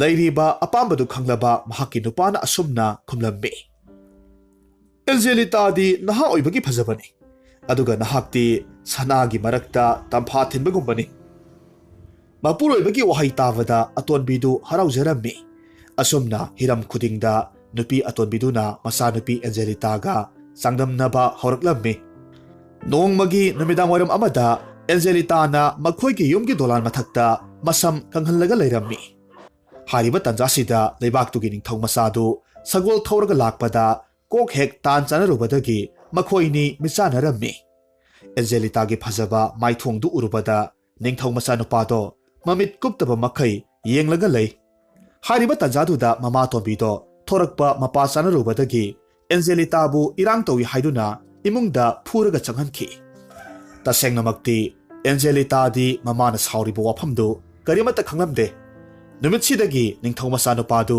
ꯑꯦꯟꯖꯦꯂꯤꯇꯥꯒꯤ ꯐꯖꯕꯗꯨꯗ ꯉꯥꯎꯕꯗꯒꯤ ꯅꯨꯃꯤꯠ ꯈꯨꯗꯤꯡꯒꯤ ꯃꯈꯣꯏꯒꯤ ꯌꯨꯝꯗꯨꯒꯤ ꯊꯣꯡꯒꯥꯜꯗ ꯀꯣꯏꯕ ꯂꯥꯛꯂꯝꯃꯤ ꯅꯤꯡꯊꯧ ꯃꯆꯥꯅ ꯅꯨꯃꯤꯠ ꯈꯨꯗꯤꯡꯒꯤ ꯀꯣꯏꯕ ꯂꯥꯛꯄꯗꯨꯗ ꯃꯃꯥꯇꯣꯟꯕꯤꯅ ꯈꯪꯂꯗꯨꯅ ꯃꯍꯥꯛ ꯃꯁꯥꯃꯛ ꯌꯥꯝꯅ ꯍꯦꯟꯅ ꯀꯦꯗꯨꯅ ꯗꯣꯂꯥꯟ ꯃꯊꯛꯇ ꯉꯥꯏꯔꯒ ꯂꯩꯕ ꯍꯧꯔꯛꯂꯕꯗ ꯅꯤꯡꯊꯧ ꯃꯆꯥꯗꯣ ꯑꯗꯨꯃꯛ ꯂꯥꯛꯈꯤꯗ꯭ꯔꯦ ꯑꯁꯨꯝꯅ ꯃꯇꯝ ꯈꯔ ꯂꯩꯔꯕ ꯃꯇꯨꯡꯗ ꯂꯥꯏ ꯌꯦꯛꯄ ꯑꯍꯜꯗꯨꯁꯨ ꯈꯪꯍꯧꯗꯅ ꯁꯤꯈꯤꯔꯝꯃꯤ ꯃꯇꯝ ꯆꯨꯞꯄ ꯃꯄꯥꯕꯨꯡꯅ ꯂꯩꯔꯤꯉꯩꯗ ꯑꯦꯟꯖꯦꯂꯤꯇꯥꯕꯨ ꯂꯨꯅ ꯇꯧꯔꯝꯕꯗꯨ ꯄꯨꯝꯅꯃꯛ ꯑꯑꯣꯟꯕ ꯑꯣꯏꯔꯛꯈꯤ ꯃꯍꯥꯛ ꯃꯃꯥꯇꯣꯟꯕꯤꯅ ꯌꯥꯝꯅ ꯇꯥꯊꯤ ꯇꯥꯑꯣꯏꯅ ꯇꯧꯕ ꯍꯧꯔꯛꯂꯝꯃꯤ ꯅꯣꯡꯃꯒꯤ ꯅꯨꯡꯊꯤꯜ ꯑꯃꯗ ꯀꯩꯊꯦꯜꯗ ꯃꯃꯥ ꯃꯆꯥꯗꯨ ꯄꯣꯠ ꯆꯩ ꯂꯩꯕ ꯂꯥꯛꯃꯤꯟꯅꯔꯝꯃꯤ꯫ ꯀꯩꯊꯦꯜꯗ ꯇꯤꯜꯂꯤꯕ ꯃꯤꯄꯨꯝ ꯈꯨꯗꯤꯡꯃꯛꯅ ꯑꯦꯟꯖꯦꯂꯤꯇꯥꯒꯤ ꯐꯖꯕ ꯁꯛꯇꯝ ꯎꯕꯗ ꯃꯌꯥ ꯀꯥꯅ ꯌꯦꯡꯅꯔꯝꯃꯤ꯫ ꯇꯥꯟꯖꯥꯁꯤꯗ ꯃꯃꯥꯇꯣꯟꯕꯤꯒꯤ ꯃꯄꯨꯛꯅꯤꯡꯗ ꯃꯉꯣꯟꯗ ꯌꯦꯡꯂꯤꯕꯣꯏ ꯈꯟꯗꯨꯅ ꯍꯔꯥꯎꯖꯔꯝꯃꯤ꯫ ꯅꯨꯃꯤꯠ ꯑꯗꯨꯒꯤ ꯃꯤꯌꯥꯝꯂꯛꯇꯨꯗ ꯅꯤꯡꯊꯧ ꯃꯆꯥꯅꯨꯄꯥ ꯑꯃꯁꯨꯡ ꯅꯤꯡꯊꯧꯒꯤ ꯂꯥꯟꯃꯤꯁꯤꯡꯁꯨ ꯌꯥꯎꯔꯝꯃꯤ꯫ ꯏꯀꯥꯏ ꯈꯪꯗ꯭ꯔꯕꯤ ꯅꯨꯄꯤꯗꯨꯅ ꯅꯤꯡꯊꯧ ꯃꯆꯥꯅꯨꯄꯥꯗꯨꯗ ꯍꯪꯂꯝꯃꯤ, "ꯔꯥꯖꯀꯨꯃꯥꯔ, ꯑꯩꯒꯤ ꯁꯛꯇꯝꯁꯤꯒ ꯏꯆꯥꯅꯨꯄꯤ ꯑꯦꯟꯖꯦꯂꯤꯇꯥꯒꯤ ꯁꯛꯇꯝꯒ ꯐꯖꯕꯁꯦ ꯀꯅꯥꯅ ꯍꯦꯜꯂꯤ?" ꯅꯤꯡꯊꯧ ꯃꯆꯥꯅꯨꯄꯥꯅ ꯈꯨꯝꯂꯛꯈꯤ, "ꯍꯥꯏ, ꯀꯗꯥꯏꯗꯒꯤ ꯑꯉꯥꯎꯕꯤꯅꯣ ꯅꯪꯕꯣ? ꯍꯥꯏ ꯅꯨꯄꯤ, ꯇꯥꯎ, ꯅꯍꯥꯛ ꯅꯁꯛ ꯊꯤ ꯍꯥꯏꯕꯗꯤ ꯅꯠꯇꯦ, ꯑꯗꯨꯕꯨ ꯑꯦꯟꯖꯦꯂꯤꯇꯥꯒꯤ ꯁꯛꯇꯝꯗꯤ ꯂꯥꯏꯔꯩꯕꯥꯛꯀꯤ ꯂꯥꯏ ꯆꯅꯨꯔꯥꯒꯨꯝ ꯅꯤꯡꯊꯤꯖꯩ꯫ ꯂꯥꯏꯒ ꯃꯤꯒ ꯆꯥꯡꯗꯝꯅꯕ ꯌꯥꯕ ꯅꯠꯇꯦꯅꯦ, ꯃꯁꯤ ꯈꯪꯉꯨ ꯁꯛꯍꯦꯟꯕꯤ." ꯃꯃꯥ ꯑꯇꯣꯟꯕꯤꯗꯨ ꯏꯀꯥꯏꯕꯅ ꯃꯃꯥꯏꯗꯨ ꯉꯥꯡꯂꯝꯃꯤ ꯑꯃꯁꯨꯡ ꯃꯈꯣꯏ ꯑꯅꯤ ꯌꯥꯝꯅ ꯊꯨꯅ ꯃꯌꯨꯝꯗ ꯍꯜꯂꯛꯈꯤ꯫ ꯅꯨꯃꯤꯠ ꯑꯁꯤꯗꯒꯤꯗꯤ ꯑꯦꯟꯖꯦꯂꯤꯇꯥꯕꯨ ꯃꯃꯥꯇꯣꯟꯕꯤꯅ ꯁꯦꯒꯥꯏꯕ ꯐꯤꯖꯣꯜ ꯀꯌꯥꯃꯔꯨꯝ ꯁꯦꯠꯍꯜꯂꯝꯃꯤ꯫ ꯅꯣꯡꯃ ꯅꯤꯅꯤ ꯂꯩꯔꯒ ꯑꯦꯟꯖꯦꯂꯤꯇꯥ ꯃꯌꯨꯝꯒꯤ ꯗꯣꯂꯥꯟ ꯃꯊꯛꯇ ꯐꯤ ꯐꯧꯗꯣꯛꯂꯤꯉꯩ ꯃꯇꯝꯗ ꯅꯤꯡꯊꯧ ꯃꯆꯥꯗꯣ ꯑꯃꯨꯛ ꯂꯥꯛꯂꯝꯃꯤ ꯑꯃꯁꯨꯡ ꯃꯈꯣꯏꯅꯤ ꯃꯤꯠꯆꯥꯟꯅꯔꯝꯃꯤ꯫ ꯑꯦꯟꯖꯦꯂꯤꯇꯥꯕꯨ ꯎꯕꯃꯛꯇꯗ ꯅꯤꯡꯊꯧ ꯃꯆꯥꯅ ꯂꯥꯎꯔꯛꯂꯝꯃꯤ, "ꯍꯣ ꯑꯩꯒꯤ ꯊꯃꯣꯏꯕꯨ ꯋꯥꯍꯟꯕꯤ, ꯅꯨꯡꯁꯤꯕꯤ, ꯅꯍꯥꯛꯄꯨ ꯑꯗꯨꯝꯅ ꯂꯣꯜ ꯊꯣꯛꯇꯅ ꯀꯌꯥꯝ ꯀꯨꯏꯅ ꯂꯩꯈꯤꯗꯣꯏꯅꯣ?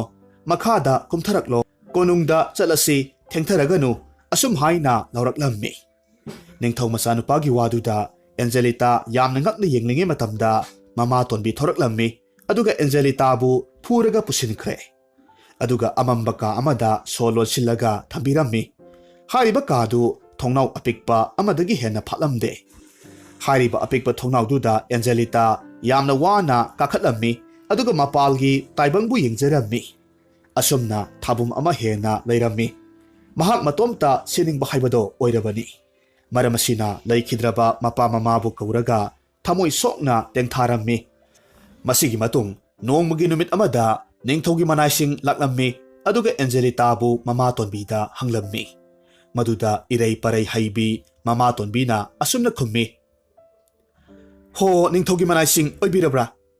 ꯑꯩꯒꯤ ꯏꯆꯥꯅꯨꯄꯤ ꯑꯦꯟꯖꯦꯂꯤꯇꯥꯗꯣ ꯌꯨꯝ ꯊꯥꯗꯣꯛꯂꯒ ꯆꯠꯈꯤꯕ ꯀꯨꯏꯔꯦ꯫ ꯑꯩꯅ ꯃꯍꯥꯛꯄꯨ ꯐꯁꯅꯨ ꯁꯤꯡꯁꯅꯨ ꯍꯥꯏꯗꯅ ꯈꯔ ꯆꯩ ꯊꯥꯡꯂꯨꯕꯕꯨ ꯑꯩꯕꯨ ꯃꯤꯌꯥꯝ ꯃꯥꯡꯗ ꯌꯣꯜꯂꯝꯂꯒ ꯆꯠꯈ꯭ꯔꯦ꯫ ꯌꯥꯔꯕꯗꯤ ꯃꯍꯥꯛꯄꯨ ꯊꯤꯕꯗ ꯃꯇꯦꯡ ꯄꯥꯡꯕꯤꯌꯨ."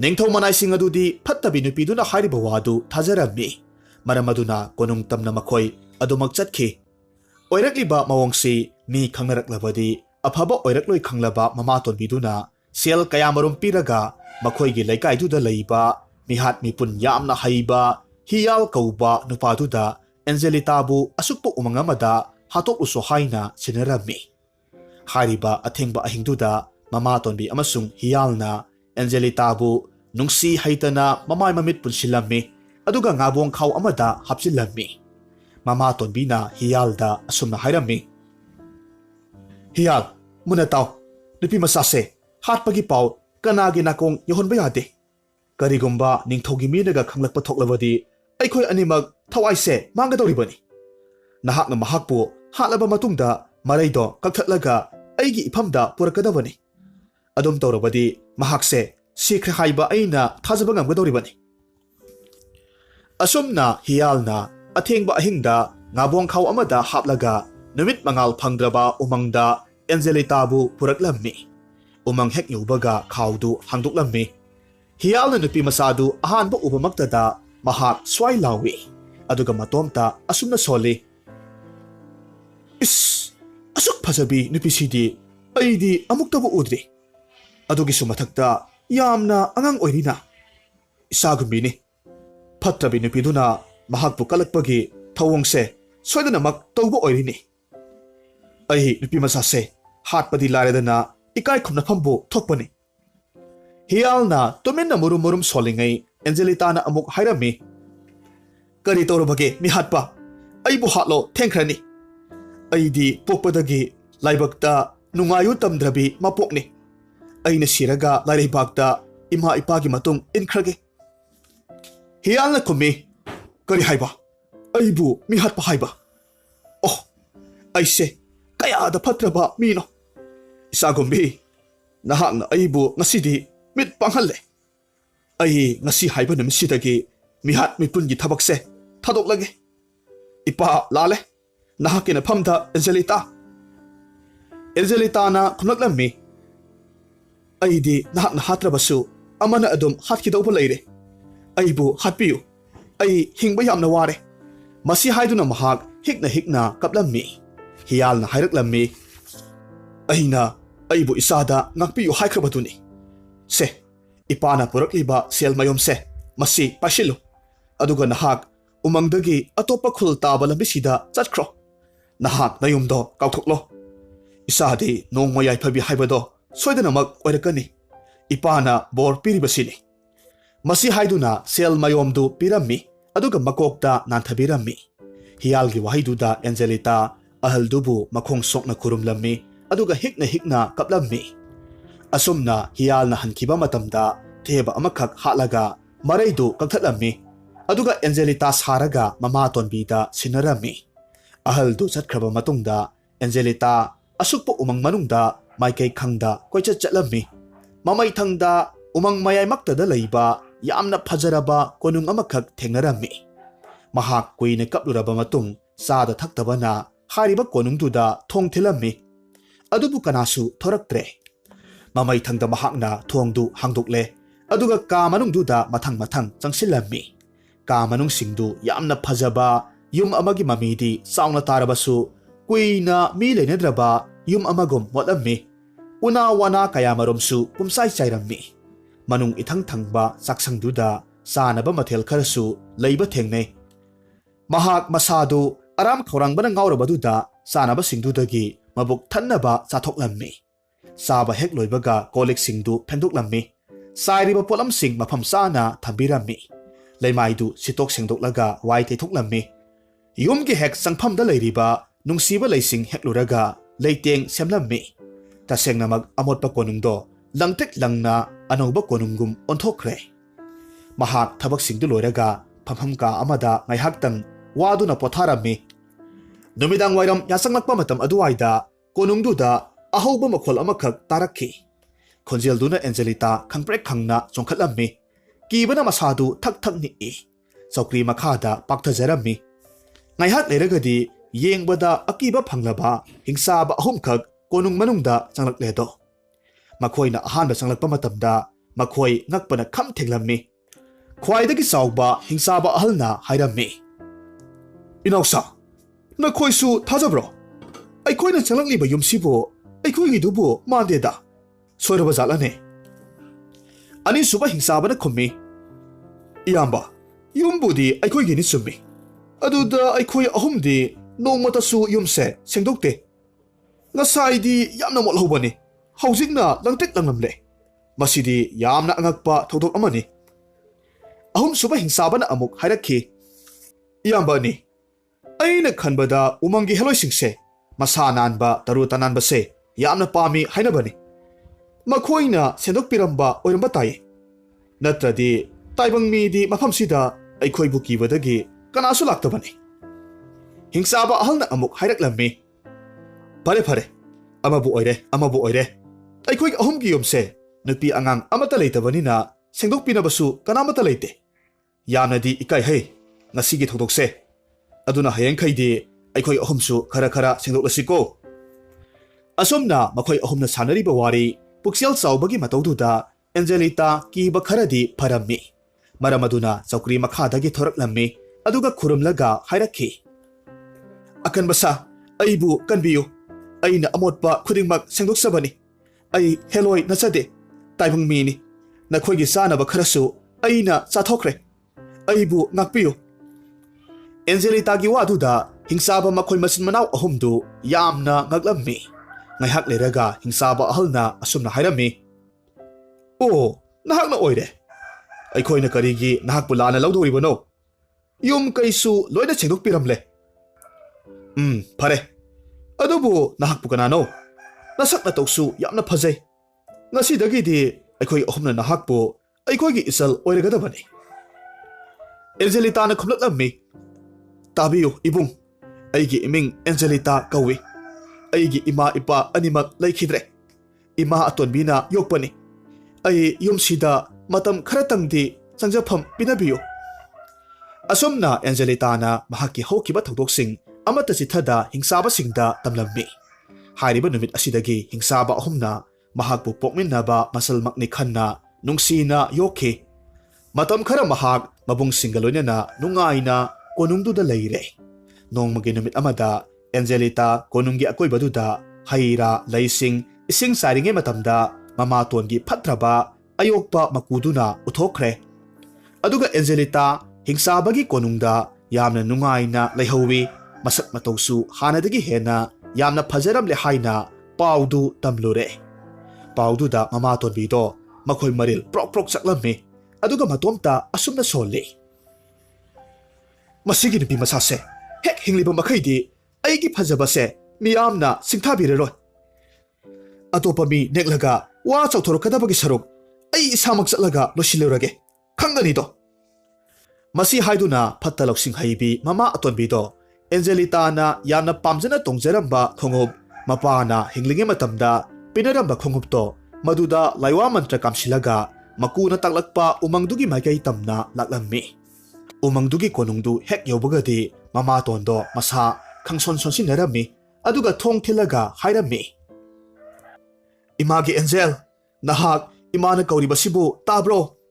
ꯏꯃꯥ ꯂꯥꯛꯂꯤꯌꯦ꯫ ꯑꯦꯟꯖꯦꯂꯤꯇꯥ ꯃꯃꯥꯒꯤ ꯈꯣꯟꯖꯦꯜ ꯇꯥꯔꯨꯕꯗ ꯈꯨꯗꯛꯇ ꯊꯣꯡ ꯍꯥꯡꯂꯝꯃꯤ꯫ ꯍꯥꯏꯔꯤꯕ ꯇꯥꯟꯖꯥꯗꯨ ꯃꯍꯥꯛꯀꯤ ꯂꯥꯏꯕꯛ ꯐꯕꯅ ꯃꯕꯨꯡ ꯑꯍꯨꯝꯃꯛ ꯀꯣꯅꯨꯡꯗꯨꯗ ꯂꯩꯔꯝꯗꯦ꯫ ꯑꯦꯟꯖꯦꯂꯤꯇꯥ ꯃꯃꯥꯕꯨ ꯎꯕ ꯃꯇꯝꯗ ꯃꯨꯟꯅ ꯌꯦꯡꯖꯔꯝꯃꯤ꯫ ꯃꯇꯝꯗꯨꯗ ꯐꯠꯇꯕꯤ ꯃꯃꯥꯅ ꯍꯥꯏꯔꯝꯃꯤ, ꯏꯃꯥꯒꯤ ꯏꯕꯦꯝꯃ, ꯅꯃꯥ ꯑꯩꯁꯦ ꯄꯥꯞ ꯆꯦꯟꯕꯤ ꯐꯠꯇꯕꯤ ꯅꯃꯥꯅꯤꯅꯦ꯫ ꯏꯆꯥꯕꯨ ꯏꯃꯥꯅ ꯂꯥꯟꯅ ꯎꯔꯨꯔꯦ, ꯃꯥꯡꯅꯕ ꯁꯤꯜꯂꯨꯔꯦꯗꯣ꯫ ꯑꯗꯨꯕꯨ ꯏꯆꯥꯗꯤ ꯂꯥꯟꯖꯗꯕꯅ ꯀꯌꯥꯗ ꯅꯨꯡꯉꯥꯏꯅ ꯄꯥꯜꯂꯤꯕ꯫ ꯑꯩꯅ ꯂꯥꯛꯂꯤꯕꯁꯦ ꯅꯄꯥꯕꯨꯡꯅ ꯊꯝꯕꯤꯔꯝꯕ ꯅꯍꯥꯛꯅ ꯄꯥꯝꯖꯕ ꯈꯣꯡꯎꯞꯁꯦ ꯊꯤꯟꯕ ꯂꯥꯛꯂꯤꯕꯅꯤ꯫ ꯍꯧꯖꯤꯛꯇꯤ ꯏꯃꯥꯁꯨ ꯁꯣꯟꯖꯤꯜꯂꯛꯂꯦ꯫ ꯅꯣꯡꯃ ꯅꯕꯨꯡꯁꯤꯡꯗ ꯍꯥꯏꯅꯗꯨꯅ ꯏꯆꯥꯕꯨ ꯂꯧꯕ ꯂꯥꯛꯀꯗꯧꯔꯤꯕꯅꯤꯀꯣ꯫ ꯃꯁꯤ ꯍꯥꯏꯗꯨꯅ ꯀꯞꯁꯤꯟꯅꯔꯝꯃꯤ꯫ ꯃꯃꯥꯒꯤ ꯃꯇꯧꯗꯨꯗ ꯑꯦꯟꯖꯦꯂꯤꯇꯥ ꯃꯃꯥꯕꯨ ꯀꯣꯜꯂꯒ ꯀꯞꯆꯔꯝꯃꯤ꯫ ꯑꯁꯨꯝꯅ ꯃꯈꯣꯏ ꯑꯅꯤ ꯑꯋꯥ ꯅꯨꯡꯉꯥꯏ ꯋꯥꯔꯤ ꯀꯌꯥꯃꯔꯨꯝ ꯁꯥꯟꯅꯔꯝꯃꯤ꯫ ꯑꯄꯪꯕꯤ ꯑꯦꯟꯖꯦꯂꯤꯇꯥꯗꯤ ꯇꯧꯔꯤꯕ ꯃꯃꯥꯇꯣꯟꯒꯤ ꯅꯝꯊꯥꯛꯇꯣ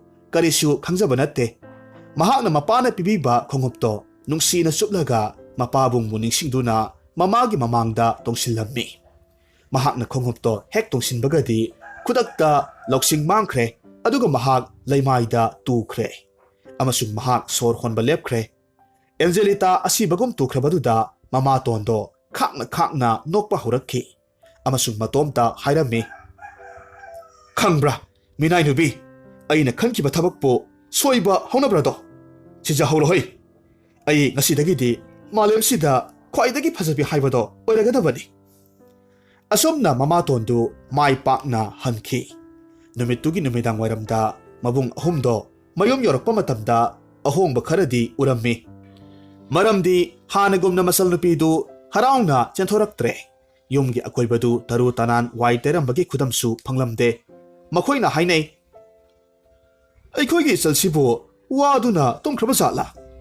ꯏꯃꯨꯡ ꯃꯥꯡꯒꯣꯜꯁꯨ ꯆꯥꯏꯔꯒ ꯂꯩꯔꯝꯃꯤ꯫ ꯍꯣꯏꯗꯍꯦ, ꯃꯍꯥꯛꯇꯤ ꯑꯉꯥꯡꯅꯤ, ꯄꯣꯊꯥꯖꯁꯅꯨ꯫ ꯃꯁꯤ ꯍꯥꯏꯅꯗꯨꯅ ꯍꯤꯡꯆꯥꯕ ꯑꯍꯨꯝꯗꯨ ꯆꯪꯂꯛꯄ ꯃꯇꯝꯗꯗꯤ ꯑꯦꯟꯖꯦꯂꯤꯇꯥꯗꯣ ꯂꯩꯃꯥꯏꯗ ꯁꯤꯔꯒ ꯇꯥꯕꯗꯨ ꯊꯦꯡꯅꯔꯝꯃꯤ꯫ ꯃꯈꯣꯏ ꯑꯍꯨꯝ ꯈꯨꯗꯛꯇ ꯆꯦꯟꯁꯤꯜꯂꯝꯃꯤ ꯑꯗꯨꯒ ꯃꯆꯜꯕꯨ ꯍꯧꯗꯣꯛꯂꯝꯃꯤ꯫ ꯃꯈꯣꯏ ꯀꯞꯂꯝꯃꯤ꯫ ꯑꯗꯨꯕꯨ ꯑꯦꯟꯖꯦꯂꯤꯇꯥꯗꯤ ꯈꯨꯝꯂꯛꯈꯤꯗ꯭ꯔꯦ꯫ ꯃꯈꯣꯏꯅ ꯑꯦꯟꯖꯦꯂꯤꯇꯥ ꯁꯤꯔꯦ ꯈꯪꯂꯕꯗ ꯌꯥꯝꯅ ꯍꯧꯅ ꯂꯥꯎ ꯈꯣꯡꯂꯝꯃꯤ꯫ ꯃꯈꯣꯏꯅ ꯂꯥꯎꯕꯒꯤ ꯈꯣꯟꯖꯦꯜꯅ ꯑꯀꯣꯏꯕꯗ ꯂꯩꯔꯝꯕ ꯁꯥ ꯎꯆꯦꯛ ꯄꯨꯝꯅꯃꯛ ꯀꯥꯏꯗꯨꯅ ꯆꯦꯟꯅꯔꯝꯃꯤ꯫ ꯃꯕꯨꯡ ꯑꯍꯜꯅ ꯑꯦꯟꯖꯦꯂꯤꯇꯥꯕꯨ ꯂꯩꯔꯣꯟ ꯆꯟꯕ ꯑꯃꯗꯤ ꯃꯩ ꯊꯥꯗꯣꯛꯄ ꯇꯧꯔꯝꯗꯦ꯫ ꯃꯔꯝꯗꯤ ꯃꯈꯣꯏꯅ ꯃꯌꯨꯝꯗ ꯍꯜꯂꯛꯄ ꯈꯨꯗꯤꯡ ꯃꯆꯜꯒꯤ ꯃꯁꯛ ꯌꯦꯡꯕ ꯄꯥꯝꯂꯝꯃꯤ꯫ ꯑꯁꯨꯝꯅ ꯍꯤꯡꯆꯥꯕ ꯑꯍꯨꯝꯗꯨꯅ ꯃꯆꯜ ꯅꯨꯄꯤꯗꯨ ꯂꯤꯛꯂꯤꯒꯤ ꯎꯄꯨ ꯑꯃꯈꯛ ꯁꯦꯝꯂꯒ ꯂꯤꯛꯂꯤꯒꯤ ꯎꯄꯨꯗꯨꯒꯤ ꯃꯅꯨꯡꯗ ꯑꯍꯤꯡꯕ ꯃꯤ ꯑꯃꯒꯨꯝ ꯃꯄꯣꯞ ꯀꯥꯏꯍꯟꯗ ꯃꯈꯣꯏꯒꯤ ꯀꯣꯅꯨꯡ ꯆꯪꯐꯝꯗ ꯌꯨꯡꯂꯒ ꯊꯝꯂꯝꯃꯤ꯫ ꯑꯁꯨꯝꯅ ꯑꯦꯟꯖꯦꯂꯤꯇꯥꯒꯤ ꯑꯁꯤꯕ ꯍꯛꯆꯥꯡ ꯄꯣꯂꯥꯡꯗꯨ ꯊꯥꯕꯨꯝ ꯀꯌꯥꯃꯔꯨꯝ ꯂꯤꯛꯂꯤꯗꯨꯒꯤ ꯃꯅꯨꯡꯗ ꯂꯩꯔꯛꯈꯤ꯫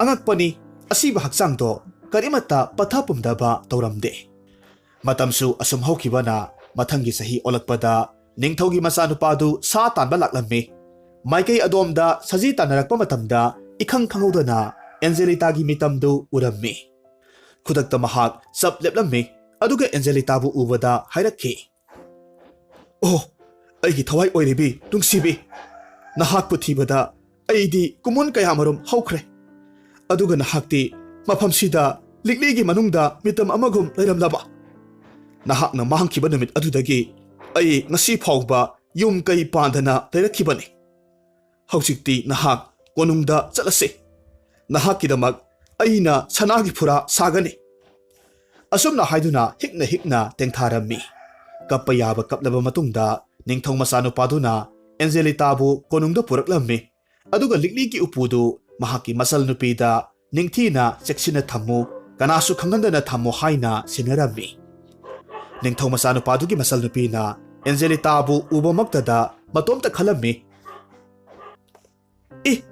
ꯑꯩꯒꯤ ꯏꯕꯨꯡꯅ ꯃꯌꯨꯝ ꯄꯥꯜꯂꯨ ꯌꯥꯗꯅ ꯍꯧꯖꯤꯛ ꯐꯥꯎꯕ ꯂꯩꯔꯤꯕꯁꯤꯒꯤ ꯃꯔꯝꯗꯤ ꯃꯁꯤꯅꯅꯤꯗꯅ ꯑꯁꯨꯛ ꯐꯖꯕꯤ ꯅꯨꯄꯤ ꯑꯃ ꯂꯩꯔꯝꯒꯅꯤ ꯍꯥꯏꯕꯁꯦ ꯑꯩꯗꯤ ꯅꯣꯡꯃꯇ ꯐꯥꯎꯕ ꯊꯥꯖꯔꯨꯗꯦ ꯃꯁꯤ ꯍꯥꯏꯗꯨꯅ ꯃꯍꯥꯛ ꯑꯃꯨꯛꯁꯨ ꯃꯈꯥ ꯇꯥꯔꯝꯃꯤ ꯃꯤꯇꯝꯁꯦ ꯑꯁꯨꯛꯀꯤ ꯃꯇꯤꯛ ꯐꯖꯩ ꯑꯗꯨꯕꯨ ꯃꯍꯥꯛꯀꯤ ꯇꯣꯡꯂꯤꯕ ꯈꯣꯡꯎꯞꯁꯤꯗꯤ ꯊꯥꯏꯅꯒꯤ ꯈꯣꯡꯎꯞꯅꯤ ꯃꯇꯝꯁꯤꯒ ꯆꯥꯟꯅꯗ꯭ꯔꯦ ꯑꯩꯒꯤ ꯑꯍꯟꯕ ꯑꯃꯈꯛ ꯁꯤꯟꯗꯣꯛꯄꯤꯒꯦ ꯑꯗꯨꯒ ꯃꯍꯥꯛꯀꯤ ꯐꯤꯖꯣꯜꯁꯦ ꯃꯁꯤꯁꯨ ꯔꯥꯖꯀꯟꯌꯥ ꯑꯃꯒꯤ ꯐꯤꯖꯣꯜ ꯍꯣꯡꯗꯣꯛꯄꯤꯒꯦ ꯌꯦꯡꯕ ꯅꯨꯡꯉꯥꯏꯇꯦ ꯑꯁꯤꯕꯨ ꯑꯣꯏꯔꯕꯁꯨ ꯃꯍꯥꯛꯁꯦ ꯑꯩꯒꯤꯗꯤ ꯏꯅꯝꯃꯅꯤ ꯑꯁꯨꯝꯅ ꯈꯟꯗꯨꯅ ꯂꯤꯛꯂꯤꯒꯤ ꯎꯄꯨꯗꯨ ꯍꯥꯡꯗꯣꯛꯂꯝꯃꯤ ꯑꯗꯨꯒ ꯈꯣꯡꯎꯞ ꯑꯃꯣꯠꯄꯗꯨ ꯂꯧꯊꯣꯛꯂꯝꯃꯤ ꯈꯣꯡꯎꯞꯇꯨ ꯍꯦꯛ ꯂꯧꯊꯣꯛꯂꯨꯕ ꯃꯇꯝꯗ ꯑꯦꯟꯖꯦꯂꯤꯇꯥꯗꯣ ꯇꯨꯝꯂꯨꯕꯒꯨꯝ ꯐꯨꯛ ꯍꯧꯒꯠꯂꯛꯂꯝꯃꯤ ꯑꯗꯨꯒ ꯍꯥꯏꯔꯛꯈꯤ ꯃꯐꯝꯁꯤꯕꯨ ꯀꯗꯥꯏꯋꯥꯏꯗꯅꯣ ꯑꯩꯒꯤ ꯏꯕꯨꯡꯁꯤꯡꯅ ꯀꯗꯥꯏꯗ ꯆꯠꯈ꯭ꯔꯕꯒꯦ ꯑꯣꯏꯔꯛꯂꯤꯕ ꯃꯇꯧꯗꯨꯗ ꯃꯆꯜ ꯅꯨꯄꯤꯗꯨ ꯌꯥꯝꯅ ꯉꯛꯄꯅ ꯈꯝ ꯊꯦꯡꯂꯝꯃꯤ ꯃꯍꯥꯛ ꯀꯔꯤꯃꯠꯇ ꯍꯥꯏꯔꯝꯗ ꯅꯣꯛꯂꯒ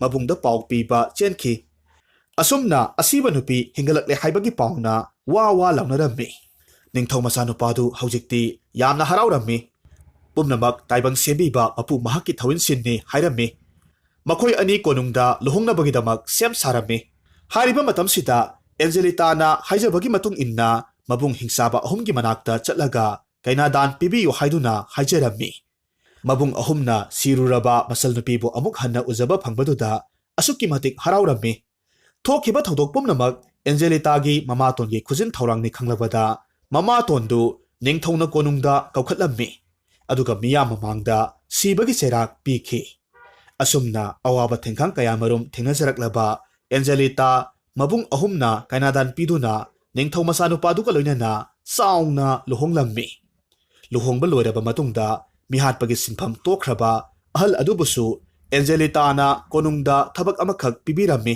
ꯑꯗꯨꯒ ꯀꯣꯅꯨꯡꯗ ꯊꯝꯕꯤꯔꯝꯃꯤ ꯑꯁꯨꯝꯅ ꯑꯦꯟꯖꯦꯂꯤꯇꯥ ꯅꯨꯡꯉꯥꯏ ꯌꯥꯏꯐꯅ ꯋꯥꯠꯇ ꯄꯥꯗꯕ ꯄꯨꯟꯁꯤ ꯍꯥꯏꯕꯗꯣ ꯑꯣꯏꯈꯤꯔꯝꯃꯤ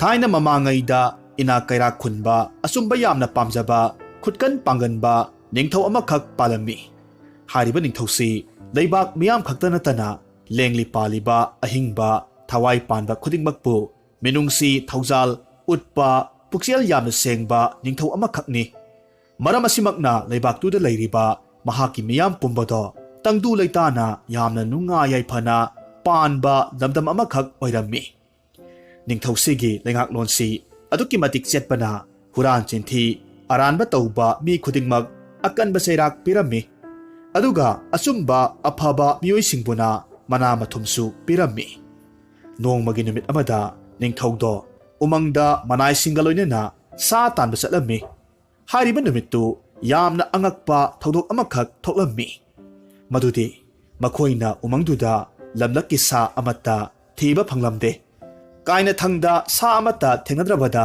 ꯀꯣꯅꯨꯡꯗ ꯑꯃꯨꯛ ꯍꯜꯂꯁꯤ ꯍꯥꯏꯅ ꯂꯦꯞꯅꯕ ꯃꯤꯠꯀꯨꯞꯇꯨꯗ ꯅꯤꯡꯊꯧꯒꯤ ꯃꯅꯥꯛ ꯇꯝꯅ ꯁꯖꯤ ꯃꯆꯥ ꯑꯃꯈꯛ ꯌꯥꯝꯅ ꯇꯌꯥꯡ ꯇꯁꯣꯏꯅꯅ ꯆꯦꯟꯁꯤꯜꯂꯛꯂꯝꯃꯤ ꯑꯗꯨꯒ ꯅꯤꯡꯊꯧꯒꯤ ꯃꯈꯣꯡꯃꯛꯇꯗ ꯉꯥꯁꯤꯜꯂꯒ ꯃꯊ꯭ꯋꯥꯏ ꯀꯟꯕꯤꯌꯨ ꯍꯥꯏꯕꯒꯨꯝ ꯃꯄꯤ ꯇꯥꯅ ꯃꯨꯟꯅ ꯌꯦꯡꯂꯝꯃꯤ ꯑꯣꯏꯔꯛꯂꯤꯕ ꯑꯉꯛꯄ ꯊꯧꯑꯣꯡꯗꯨꯗ ꯅꯤꯡꯊꯧꯅ ꯅꯨꯡꯁꯤꯅ ꯍꯥꯏꯔꯝꯃꯤ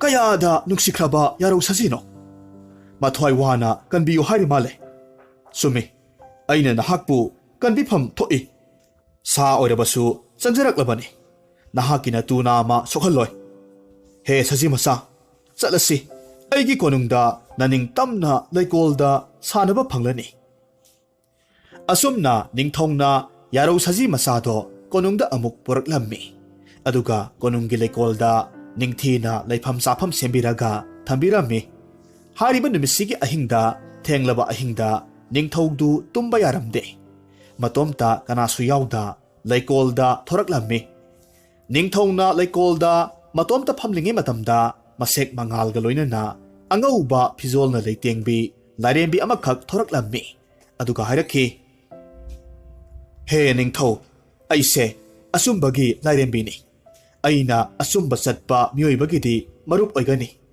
ꯑꯗꯨꯒ ꯑꯔꯥꯟꯕ ꯆꯠꯄ ꯃꯤꯁꯤꯡꯒꯤꯅ ꯌꯦꯛꯅꯕ ꯑꯣꯏꯒꯗꯧꯔꯤꯕꯅꯤ꯫ ꯅꯍꯥꯛꯄꯨ ꯃꯤꯌꯥꯝꯅ ꯁꯣꯟꯅꯩ, ꯑꯆꯨꯝꯕ ꯄꯥꯝꯃꯤ, ꯃꯤꯑꯣꯏꯕꯇ ꯅꯠꯇꯅ ꯁꯥ ꯉꯥ ꯐꯥꯎꯕꯗ ꯃꯤꯅꯨꯡꯁꯤ ꯊꯧꯖꯥꯜ ꯂꯩ ꯍꯥꯏꯅꯕ ꯇꯥꯕꯗꯒꯤ ꯑꯩꯅ ꯉꯁꯤꯁꯦ ꯅꯍꯥꯛꯀꯤ ꯆꯥꯡꯌꯦꯡ ꯑꯃꯈꯛ ꯇꯧꯕꯅꯤ꯫ ꯍꯧꯖꯤꯛꯇꯤ ꯆꯥꯡꯌꯦꯡꯁꯦ ꯅꯍꯥꯛꯅ ꯃꯥꯏ ꯄꯥꯛꯂꯦ꯫ ꯃꯇꯝ ꯆꯨꯞꯄꯗ ꯑꯩꯅ ꯅꯍꯥꯛꯀꯤ ꯃꯔꯨꯞ ꯑꯣꯏꯔꯒꯅꯤ." ꯂꯥꯏꯔꯦꯝꯕꯤꯒꯤ ꯋꯥꯗꯨꯗ ꯅꯤꯡꯊꯧꯗꯣ ꯌꯥꯝꯅ ꯉꯛꯂꯝꯃꯤ ꯑꯃꯁꯨꯡ ꯈꯨꯔꯨꯝꯂꯒ ꯑꯃꯨꯛ ꯍꯥꯏꯔꯛꯈꯤ, "ꯏꯃꯥ ꯂꯥꯏꯔꯦꯝꯕꯤ, ꯅꯁꯥꯅ ꯈꯨꯔꯨꯝꯖꯔꯤ꯫ ꯃꯇꯝ ꯆꯨꯞꯄꯗ ꯑꯩꯕꯨ ꯊꯧꯖꯥꯟꯕꯤꯌꯨ꯫ ꯑꯩꯗꯤ ꯀꯔꯤꯁꯨ ꯈꯪꯖꯗꯕ ꯅꯤꯡꯊꯧꯅꯤ꯫ ꯃꯇꯝ ꯆꯨꯞꯄꯗ ꯑꯩꯒꯤ ꯏꯐꯝꯗꯒꯤ ꯃꯤꯍꯧꯕ ꯑꯃꯁꯨꯡ ꯅꯥꯄꯜ ꯂꯧꯊꯣꯛꯄꯤꯌꯨ꯫ ꯑꯩ ꯑꯆꯨꯝꯕꯕꯨ ꯄꯥꯝꯖꯩ."